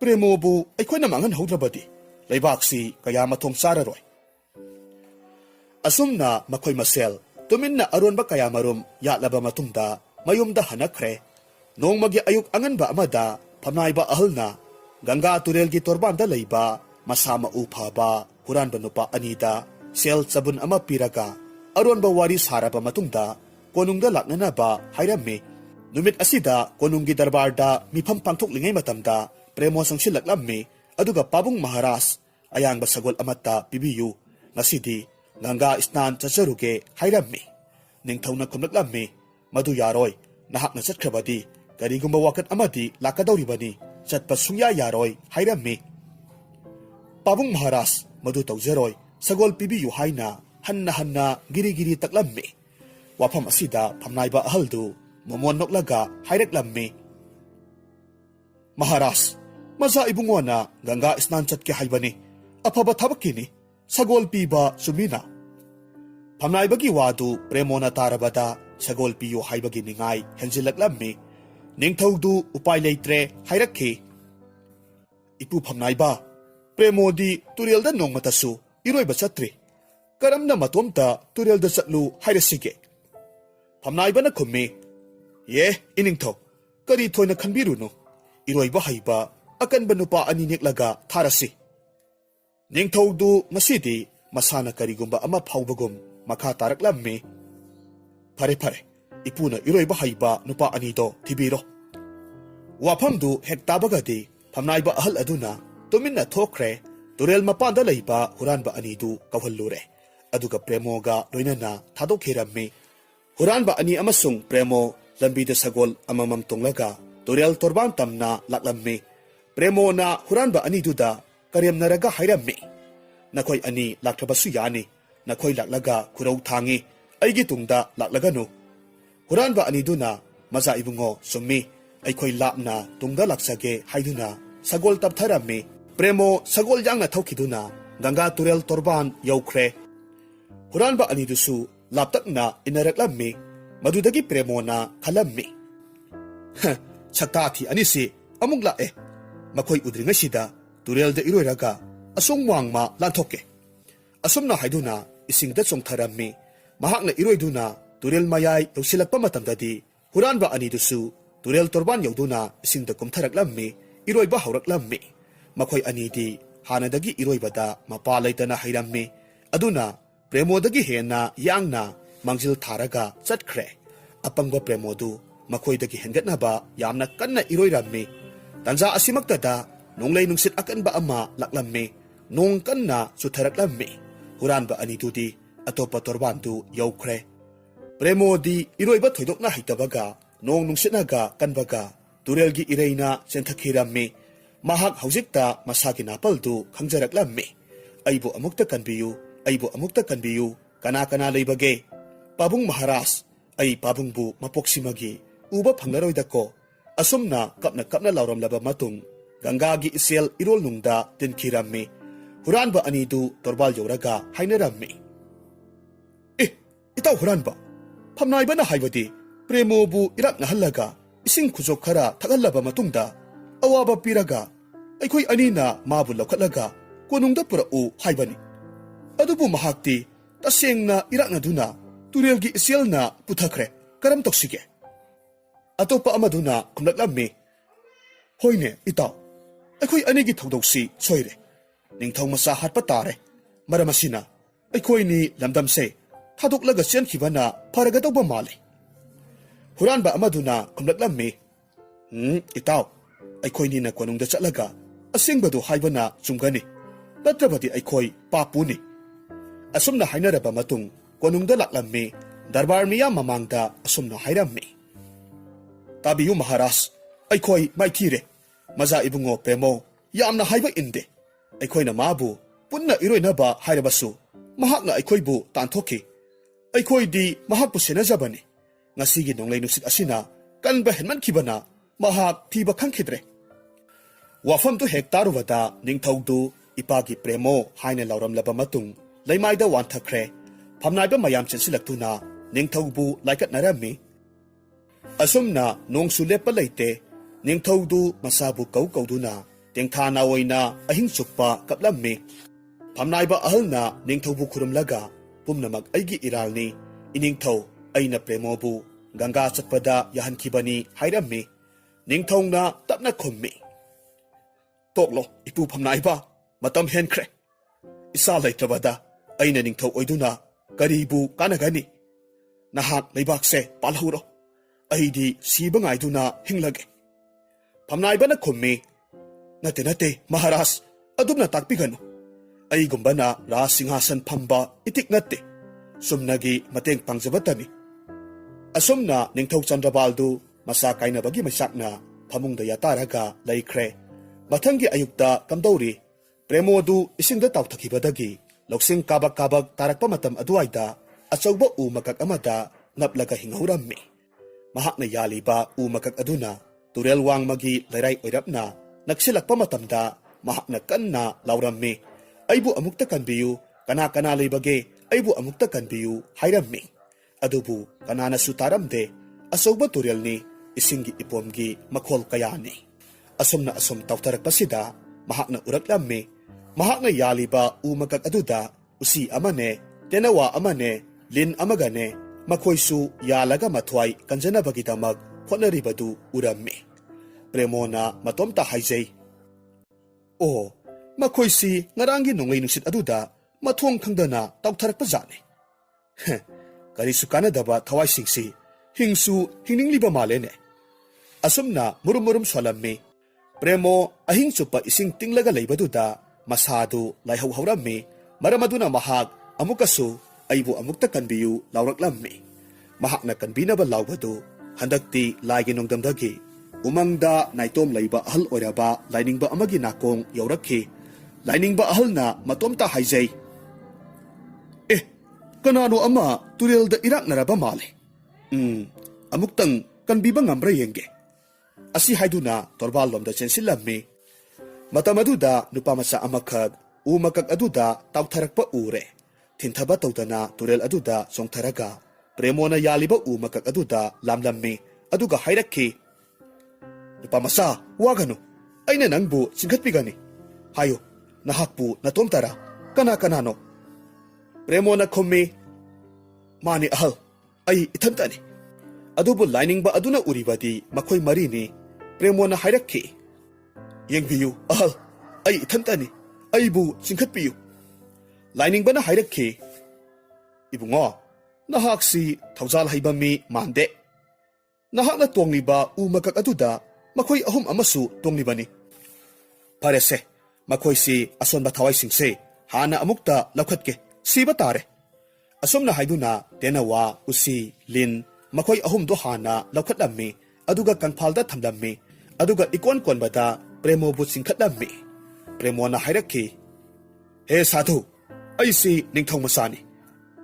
ꯑꯩꯕꯨ ꯍꯥꯟꯅ ꯂꯧꯈꯠꯄꯤꯗꯗꯨꯅ ꯀꯔꯤꯁꯨ ꯂꯩꯇ꯭ꯔꯕ ꯖꯤꯕ ꯃꯆꯥ ꯑꯍꯨꯝꯁꯤ ꯍꯥꯟꯅ ꯀꯔꯤꯒꯤ ꯆꯤꯡꯈꯠꯂꯤꯕꯅꯣ?" ꯂꯥꯏꯅꯤꯡꯕ ꯑꯍꯜꯅ ꯌꯥꯝꯅ ꯏꯪꯅ ꯈꯨꯝꯃꯤ, "ꯏꯕꯨꯡꯉꯣ, ꯌꯦꯡꯕꯤꯌꯨ. ꯑꯍꯤꯡ ꯆꯨꯞꯄ ꯏꯁꯤꯡꯗ ꯂꯨꯞꯂꯕ ꯇꯦꯅꯋꯥ ꯃꯆꯥ, ꯎꯁꯤ ꯃꯆꯥ, ꯂꯤꯟ ꯃꯈꯣꯏꯁꯤꯗꯤ ꯅꯍꯥꯛꯀꯨꯝꯅ ꯃꯆꯤꯟ ꯄꯥꯟꯕꯁꯨ ꯅꯠꯇꯦ, ꯂꯥꯎꯕ ꯉꯝꯖꯗꯦꯗꯣ. ꯃꯈꯣꯏꯗꯤ ꯄꯥꯡꯒꯜ ꯂꯧꯁꯤꯡ ꯂꯩꯖꯕ ꯖꯤꯕ ꯅꯠꯇꯦ. ꯀꯔꯤꯒꯤ ꯅꯍꯥꯛꯅ ꯃꯤꯑꯣꯏꯕ ꯑꯣꯏꯔꯒ ꯑꯗꯨꯛ ꯁꯣꯟꯊꯔꯤꯕꯅꯣ? ꯐꯔꯦꯁꯦ, ꯄꯨꯝꯅꯃꯛ ꯍꯧꯈ꯭ꯔꯦ. ꯅꯍꯥꯛꯅ ꯂꯥꯎꯔꯛꯄꯗꯒꯤ ꯑꯩꯅ ꯇꯥꯗꯨꯅ ꯅꯈꯣꯏ ꯃꯔꯤꯃꯛ ꯑꯩꯅ ꯃꯇꯦꯡ ꯄꯥꯡꯕ ꯐꯪꯂꯦꯗꯅ." ꯋꯥꯐꯝꯁꯤ ꯍꯥꯏꯔꯕ ꯃꯇꯨꯡ ꯑꯍꯜ ꯑꯣꯏꯔꯕ ꯅꯨꯄꯥ ꯑꯗꯨꯅ ꯑꯀꯪꯕ ꯎꯁꯥ ꯈꯔ ꯈꯨꯝꯖꯤꯜꯂꯝꯃꯤ꯫ ꯃꯩ ꯍꯧꯒꯠꯄꯤꯔꯒ ꯃꯩꯅꯥꯛꯇ ꯑꯄꯤꯛꯄ ꯎꯆꯦꯛꯇꯨꯅꯦ, ꯂꯤꯟ ꯑꯗꯨꯅꯦ, ꯎꯁꯤ ꯑꯗꯨꯅꯦ ꯄꯨꯁꯤꯟꯕꯤꯔꯝꯃꯤ꯫ ꯑꯗꯨꯒ ꯃꯩ ꯌꯥꯏꯍꯜꯂꯕ ꯃꯇꯨꯡꯗ ꯍꯥꯏꯔꯛꯈꯤ, "ꯔꯥꯖꯀꯨꯃꯥꯔ, ꯅꯍꯥꯛꯁꯨ ꯃꯩꯅꯥꯛꯇ ꯐꯝꯂꯔꯣ, ꯅꯁꯥꯗꯣ ꯀꯪꯍꯜꯂꯔꯣ." ꯄ꯭ꯔꯦꯃꯣꯗꯨ ꯑꯍꯜꯗꯨꯒꯤ ꯃꯇꯧꯗꯨꯗ ꯍꯥꯏꯔꯝꯃꯤ, "ꯑꯍꯜ, ꯅꯍꯥꯛꯁꯤ ꯅꯤꯡꯊꯧ ꯃꯆꯥ ꯑꯃꯗ ꯀꯔꯤ ꯍꯧꯅ ꯂꯣꯟꯆꯠ ꯆꯠꯀꯅꯤ ꯍꯥꯏꯕꯁꯤ ꯈꯪꯗꯦ꯫ ꯑꯗꯨꯕꯨ ꯐꯔꯦ, ꯑꯩ ꯁꯥꯎꯗ꯭ꯔꯦ, ꯃꯔꯝꯗꯤ ꯅꯍꯥꯛ ꯎꯃꯪꯗ ꯂꯩꯕ ꯃꯤꯗꯥꯅꯤ." ꯑꯍꯜꯗꯨ ꯃꯣꯃꯣꯟ ꯅꯣꯛꯂꯒ ꯍꯥꯏꯔꯝꯃꯤ, "ꯏꯕꯨꯡꯉꯣ, ꯅꯍꯥꯛꯁꯤ ꯀꯌꯥꯗ ꯁꯥꯎꯒꯟꯈ꯭ꯔꯕꯅꯣ? ꯂꯩꯕꯥꯛ ꯑꯃꯒꯤ ꯅꯤꯡꯊꯧ ꯑꯣꯏꯔꯛꯀꯗꯧꯔꯤꯕ ꯃꯤ ꯍꯥꯏꯕꯁꯤꯗꯤ ꯊꯧꯅꯥ ꯂꯩꯕ, ꯃꯤꯅꯨꯡꯁꯤ ꯂꯩꯕ, ꯙꯔꯃꯁꯥꯁꯇ꯭ꯔ ꯅꯤꯡꯊꯤꯅ ꯈꯪꯕ, ꯑꯇꯣꯟꯕ ꯑꯁꯣꯟꯕ ꯖꯤꯕꯁꯤꯡꯕꯨ ꯅꯨꯡꯁꯤꯕ ꯍꯥꯟꯅ ꯇꯝꯈꯣꯅꯦ." ꯄ꯭ꯔꯦꯃꯣꯗꯨ ꯁꯥꯎꯔꯞꯅ ꯈꯨꯝꯒꯦ ꯍꯥꯏꯅ ꯇꯧꯔꯛꯄꯗ ꯂꯤꯟꯅ ꯋꯥ ꯍꯥꯏꯔꯛꯈꯤ, "ꯏꯀꯥꯏ ꯈꯨꯝꯅꯕꯒꯤ ꯃꯁꯛ ꯑꯣꯏꯔꯕ ꯏꯄꯥꯒꯨꯝꯂꯕ ꯁꯥꯙꯨ ꯕꯥꯕꯥ, ꯑꯩꯈꯣꯏ ꯅꯍꯥꯛꯀꯤ ꯇꯧꯕꯤꯃꯜ ꯃꯇꯝ ꯆꯥꯔꯕ ꯀꯥꯟꯗ ꯁꯣꯏꯗꯅꯃꯛ ꯁꯤꯟꯖꯒꯦ." ꯑꯁꯨꯝꯅ ꯍꯥꯏꯔꯒ ꯃꯀꯣꯛ ꯅꯣꯜꯂꯝꯃꯤ꯫ ꯂꯤꯟꯅ ꯋꯥ ꯉꯥꯡꯂꯛꯄ ꯑꯗꯨꯗ ꯑꯍꯜꯗꯨꯗꯤ ꯉꯛꯄꯅ ꯈꯝ ꯊꯦꯡꯈ꯭ꯔꯦ꯫ ꯑꯗꯨꯒ ꯍꯥꯏꯔꯛꯈꯤ, "ꯂꯤꯟꯒꯤ ꯃꯁꯛ ꯑꯣꯏꯔꯕ ꯅꯍꯥꯛꯄꯨ ꯀꯅꯥꯅꯣ?" ꯂꯤꯟꯅ ꯈꯨꯝꯂꯛꯂꯝꯃꯤ, "ꯑꯩꯍꯥꯛꯁꯤ ꯃꯃꯥꯡꯒꯤ ꯃꯄꯣꯛꯇ ꯁꯦꯜ ꯌꯥꯝꯅ ꯄꯥꯏꯕ, ꯁꯦꯟꯗꯣꯏ ꯆꯥꯕ ꯅꯨꯄꯥ ꯑꯃꯅꯤ. ꯑꯩꯅ ꯁꯦꯜ ꯅꯠꯇꯅ ꯀꯅꯥꯒꯤꯁꯨ ꯑꯋꯥꯕ ꯈꯪꯈꯤꯗꯦ. ꯃꯤꯑꯣꯏ ꯀꯌꯥꯗꯒꯤ ꯑꯩꯅ ꯁꯦꯟꯗꯣꯏ ꯂꯧꯅꯅꯕ ꯍꯣꯠꯅꯕꯗ ꯂꯩꯖꯗ꯭ꯔꯕ ꯂꯥꯏꯔꯕ ꯀꯌꯥꯒꯤ ꯃꯤꯠꯀꯤ ꯄꯤ ꯁꯤꯟꯊꯕ ꯎꯈꯤꯗꯦ.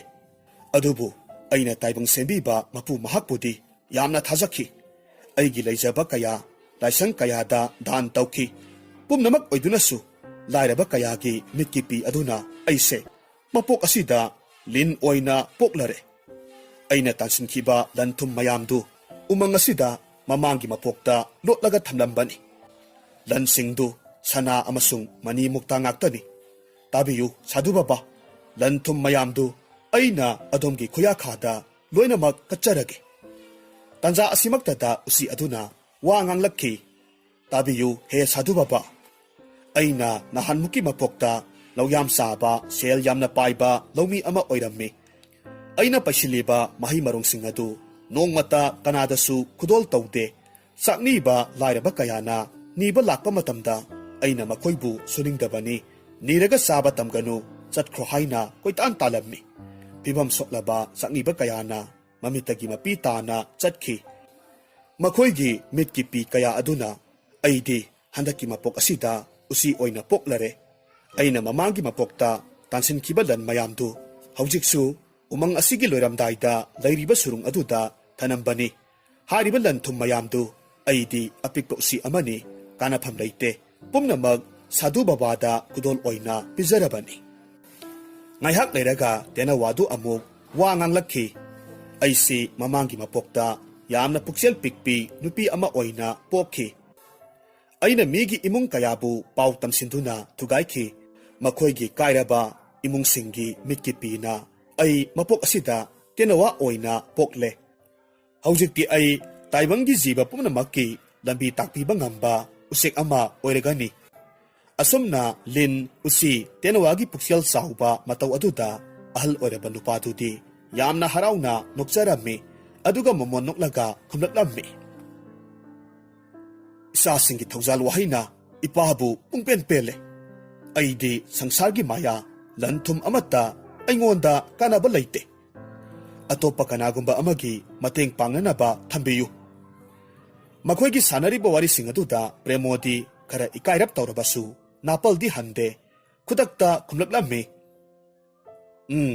ꯑꯩꯅ ꯑꯩꯒꯤ ꯂꯝꯗꯝꯗꯨ ꯌꯧꯔꯕ ꯀꯥꯟꯗ ꯅꯤꯡꯊꯧ ꯑꯣꯏꯔꯕ ꯀꯥꯟꯗ ꯁꯥꯗꯨ ꯑꯍꯜꯕꯨ ꯂꯩꯕꯥꯛꯀꯤ ꯄꯨꯔꯣꯍꯤꯠꯐꯝ ꯍꯥꯞꯄꯤꯒꯅꯤ ꯑꯗꯨꯗ ꯌꯥꯝꯅ ꯂꯨꯔꯤꯕꯗꯤ ꯑꯩꯅ ꯀꯔꯝꯅ ꯑꯩꯒꯤ ꯂꯩꯕꯥꯛꯇꯨ ꯌꯧꯒꯗꯧꯔꯤꯕꯅꯣ ꯍꯥꯏꯕꯗꯨꯗꯤ ꯑꯩ ꯈꯪꯗ꯭ꯔꯦ ꯃꯥꯒꯤ ꯋꯥ ꯑꯗꯨꯗ ꯁꯥꯗꯨ ꯑꯍꯜꯅ ꯃꯃꯣꯟ ꯅꯣꯛꯆꯔꯝꯃꯤ ꯇꯥꯟꯖꯥ ꯑꯁꯤꯗ ꯇꯦꯅꯋꯥꯅ ꯈꯨꯝꯃꯤ ꯑꯩꯗꯤ ꯎꯆꯦꯛꯅꯤ ꯔꯥꯖꯀꯨꯃꯥꯔꯅ ꯂꯩꯔꯤꯕ ꯂꯝꯗꯝꯗꯨ ꯑꯩꯅ ꯃꯊꯛꯇ ꯄꯥꯏꯔꯒ ꯆꯠꯂꯒ ꯑꯁꯝꯕ ꯂꯝꯕꯤꯗꯨ ꯇꯥꯛꯄ ꯉꯝꯅꯤ ꯇꯦꯅꯋꯥꯒꯤ ꯋꯥ ꯑꯗꯨꯗ ꯃꯈꯣꯏ ꯄꯨꯝꯅꯃꯛ ꯍꯔꯥꯎꯅꯔꯝꯃꯤ ꯑꯍꯜ ꯑꯣꯏꯔꯕ ꯂꯥꯏꯅꯤꯡꯕ ꯅꯨꯄꯥ ꯑꯗꯨꯅ ꯂꯤꯟ ꯎꯁꯤ ꯇꯦꯅꯋꯥꯕꯨ ꯃꯍꯥꯛꯀꯤ ꯂꯩꯖꯕ ꯈꯔ ꯃꯈꯨꯕꯥꯛꯇ ꯄꯤꯖꯔꯝꯃꯤ ꯑꯗꯨꯒ ꯍꯥꯏꯔꯝꯃꯤ ꯔꯥꯖꯀꯨꯃꯥꯔ ꯅꯍꯥꯛꯇꯤ ꯅꯈꯨꯠꯅ ꯂꯧꯔꯒ ꯆꯥꯔꯣ ꯃꯈꯣꯏ ꯑꯍꯨꯝꯗꯤ ꯃꯈꯨꯠ ꯄꯥꯟꯗꯕꯅꯤꯅ ꯑꯩꯅ ꯄꯤꯖꯕꯅꯤ ꯑꯍꯜꯗꯨꯒꯤ ꯋꯥꯍꯩ ꯑꯗꯨꯗ ꯄ꯭ꯔꯦꯃꯣꯅ ꯃꯇꯣꯝꯇ ꯃꯁꯤꯒꯤ ꯍꯅꯨꯕꯁꯤ ꯅꯤꯡꯊꯧ ꯃꯆꯥ ꯑꯩꯕꯨ ꯈꯛ ꯂꯨꯝꯅ ꯂꯧꯗꯦ ꯃꯁꯤ ꯑꯩꯅ ꯅꯤꯡꯊꯧ ꯑꯣꯏꯔꯕ ꯀꯥꯟꯗ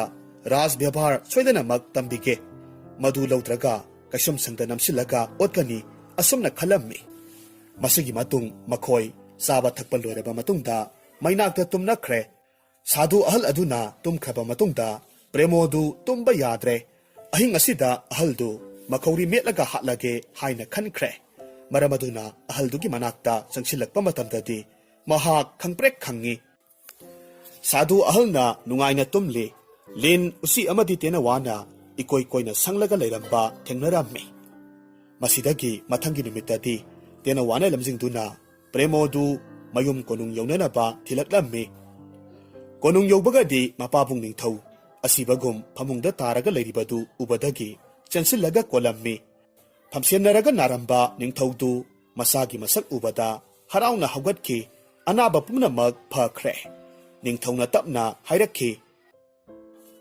ꯍꯥꯏ ꯅꯨꯃꯤꯠ ꯑꯁꯨꯛ ꯀꯨꯏꯕꯁꯦ ꯅꯍꯥꯛꯄꯨ ꯀꯗꯥꯏꯋꯥꯏꯗ ꯂꯩꯔꯨꯕꯒꯦ ꯏꯁꯥꯒꯤ ꯃꯥꯏꯊꯣꯡ ꯎꯗꯕꯗ ꯏꯄꯥꯗꯤ ꯑꯁꯤꯕꯒꯨꯝ ꯇꯥꯗꯨꯅ ꯂꯩꯕ ꯀꯨꯏꯔꯕꯅꯤ ꯄ꯭ꯔꯦꯃꯣꯅ ꯋꯥꯔꯤ ꯂꯤꯔꯛꯈꯤ ꯄꯥꯕꯨꯡ ꯃꯍꯥꯔꯥꯖ ꯑꯩꯅ ꯏꯔꯣꯏꯕ ꯅꯨꯃꯤꯠ ꯑꯗꯨꯗ ꯑꯩꯁꯤ ꯅꯣꯡꯂꯩ ꯅꯨꯡꯁꯤꯠꯅ ꯍꯨꯝꯗꯨꯅ ꯑꯇꯣꯞꯄ ꯏꯊꯠ ꯑꯃꯗ ꯊꯨꯡꯈꯤ ꯃꯐꯝ ꯑꯗꯨꯗ ꯑꯩꯅ ꯎꯆꯤ ꯑꯃꯅꯦ ꯂꯤꯟ ꯑꯃꯅꯦ ꯇꯦꯅꯋꯥ ꯑꯃꯅꯦ ꯃꯈꯣꯏ ꯑꯄꯤꯛꯄ ꯖꯤꯕ ꯑꯍꯨꯝꯈꯛ ꯇꯨꯔꯦꯜꯒꯤ ꯏꯁꯤꯡꯗꯒꯤ ꯂꯧꯈꯠꯄꯤꯔꯝꯃꯤ ꯃꯊ꯭ꯋꯥꯏ ꯀꯟꯕꯤꯈꯤ ꯃꯈꯣꯏꯕꯨ ꯑꯩꯅ ꯃꯩ ꯍꯧꯒꯠꯄꯤꯗꯨꯅ ꯑꯏꯪꯕ ꯀꯣꯛꯍꯟꯈꯤ ꯑꯩꯅ ꯎꯃꯪꯗ ꯐꯪꯕ ꯎꯍꯩ ꯋꯥꯍꯩ ꯍꯦꯛꯇꯨꯅ ꯃꯈꯣꯏꯕꯨ ꯄꯤꯖꯈꯤ ꯑꯩꯅ ꯃꯈꯣꯏꯅ ꯅꯨꯡꯉꯥꯏꯅ ꯃꯩꯅꯥꯛꯇ ꯇꯨꯝꯕ ꯎꯔꯒ ꯀꯌꯥꯗ ꯅꯨꯡꯁꯤꯖꯈꯤꯕ ꯑꯁꯨꯝꯅ ꯁꯦꯝꯖꯤꯟ ꯁꯥꯖꯤꯟꯕ ꯋꯥꯍꯩ ꯍꯥꯏꯔꯝꯃꯤ ꯃꯍꯥꯛꯀꯤ ꯁꯦꯝꯖꯤꯟ ꯁꯥꯖꯤꯟꯕ ꯋꯥꯍꯩ ꯑꯗꯨꯗ ꯃꯄꯥꯕꯨꯡ ꯅꯤꯡꯊꯧꯗꯨꯗꯤ ꯄꯨꯡꯄꯦꯟ ꯄꯦꯜꯂꯝꯃꯤ ꯑꯗꯨꯒ ꯍꯥꯏꯔꯛꯈꯤ ꯏꯆꯥꯗꯤ ꯍꯧꯖꯤꯛ ꯂꯧꯁꯤꯡ ꯃꯄꯨꯡ ꯐꯥꯔꯦ ꯊꯧꯅꯥ ꯂꯩꯔꯦ ꯑꯁꯣꯟꯕ ꯖꯤꯕ ꯀꯌꯥꯕꯨ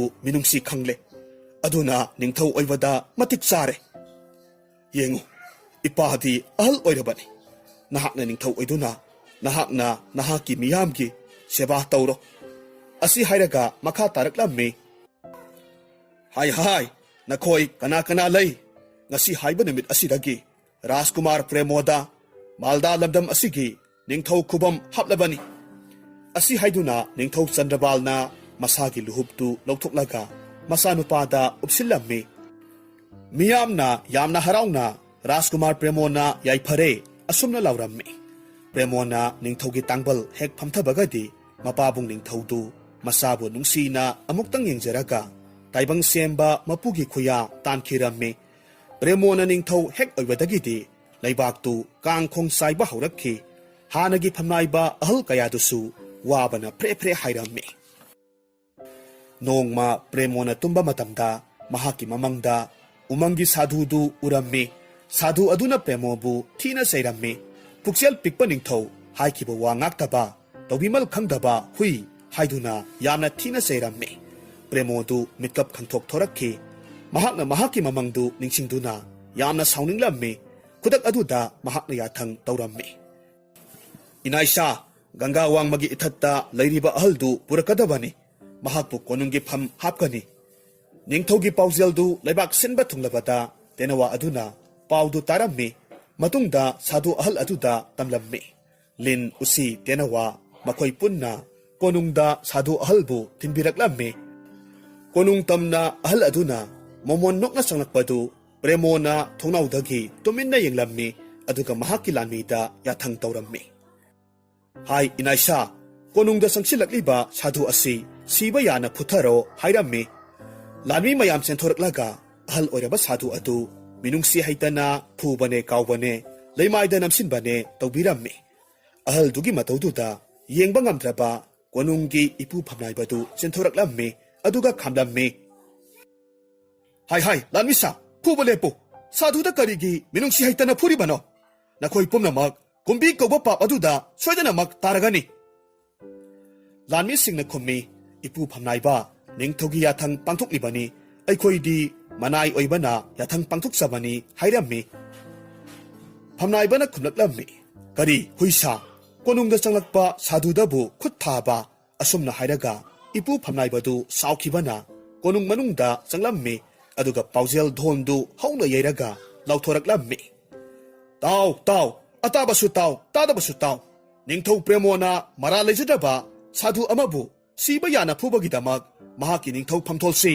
ngasidagi lawthoklabani lanmi singdu kikhibana sadhu ahalgi makhongda turammi aduga hairammi sadhu baba pap chelaba ikhoibu ngakpiyu aikhoi asum aran ningsingludre sadhu baba du mamaidagi I marik chentharaga tapna haugalaklammi momon tauraga khumlakhi isasa nakhoibu aina ngakpirabani asum aran yenglaga nathau pangthokpa ngamjau hairammi masigi matungda sadhu aduna premogi punsibu mahakna kanbikhiba ahingda lenkhiba wari kayadu tapna liraklammi wari taraba matungda sauraba ipu phamnaibana makha taraklammi laigi masak oiraba sadhu busu khut thaba aikhoi pumnamakki yaiphanaba tawbiramba iningthoudasu semjin sajinba wari kaya marum haijinba ningthou premobu mapunsi chuppa kaisum sangda thamlasi haiduna konunggi phamnaiba pumnamakna warep lauthoklammi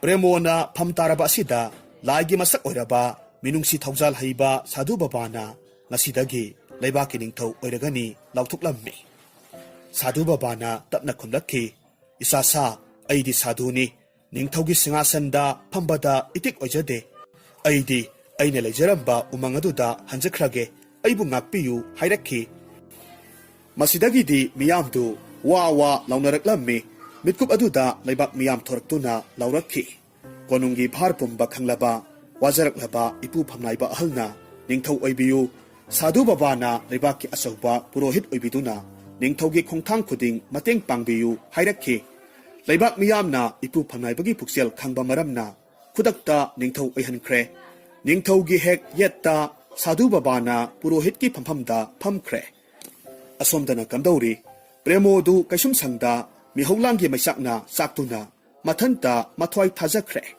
asum tawna kangkhong sairuraba leibaksu phamnaibana ningthou oigadagi hanagi matawgumna mara tapna nunga yaifana panki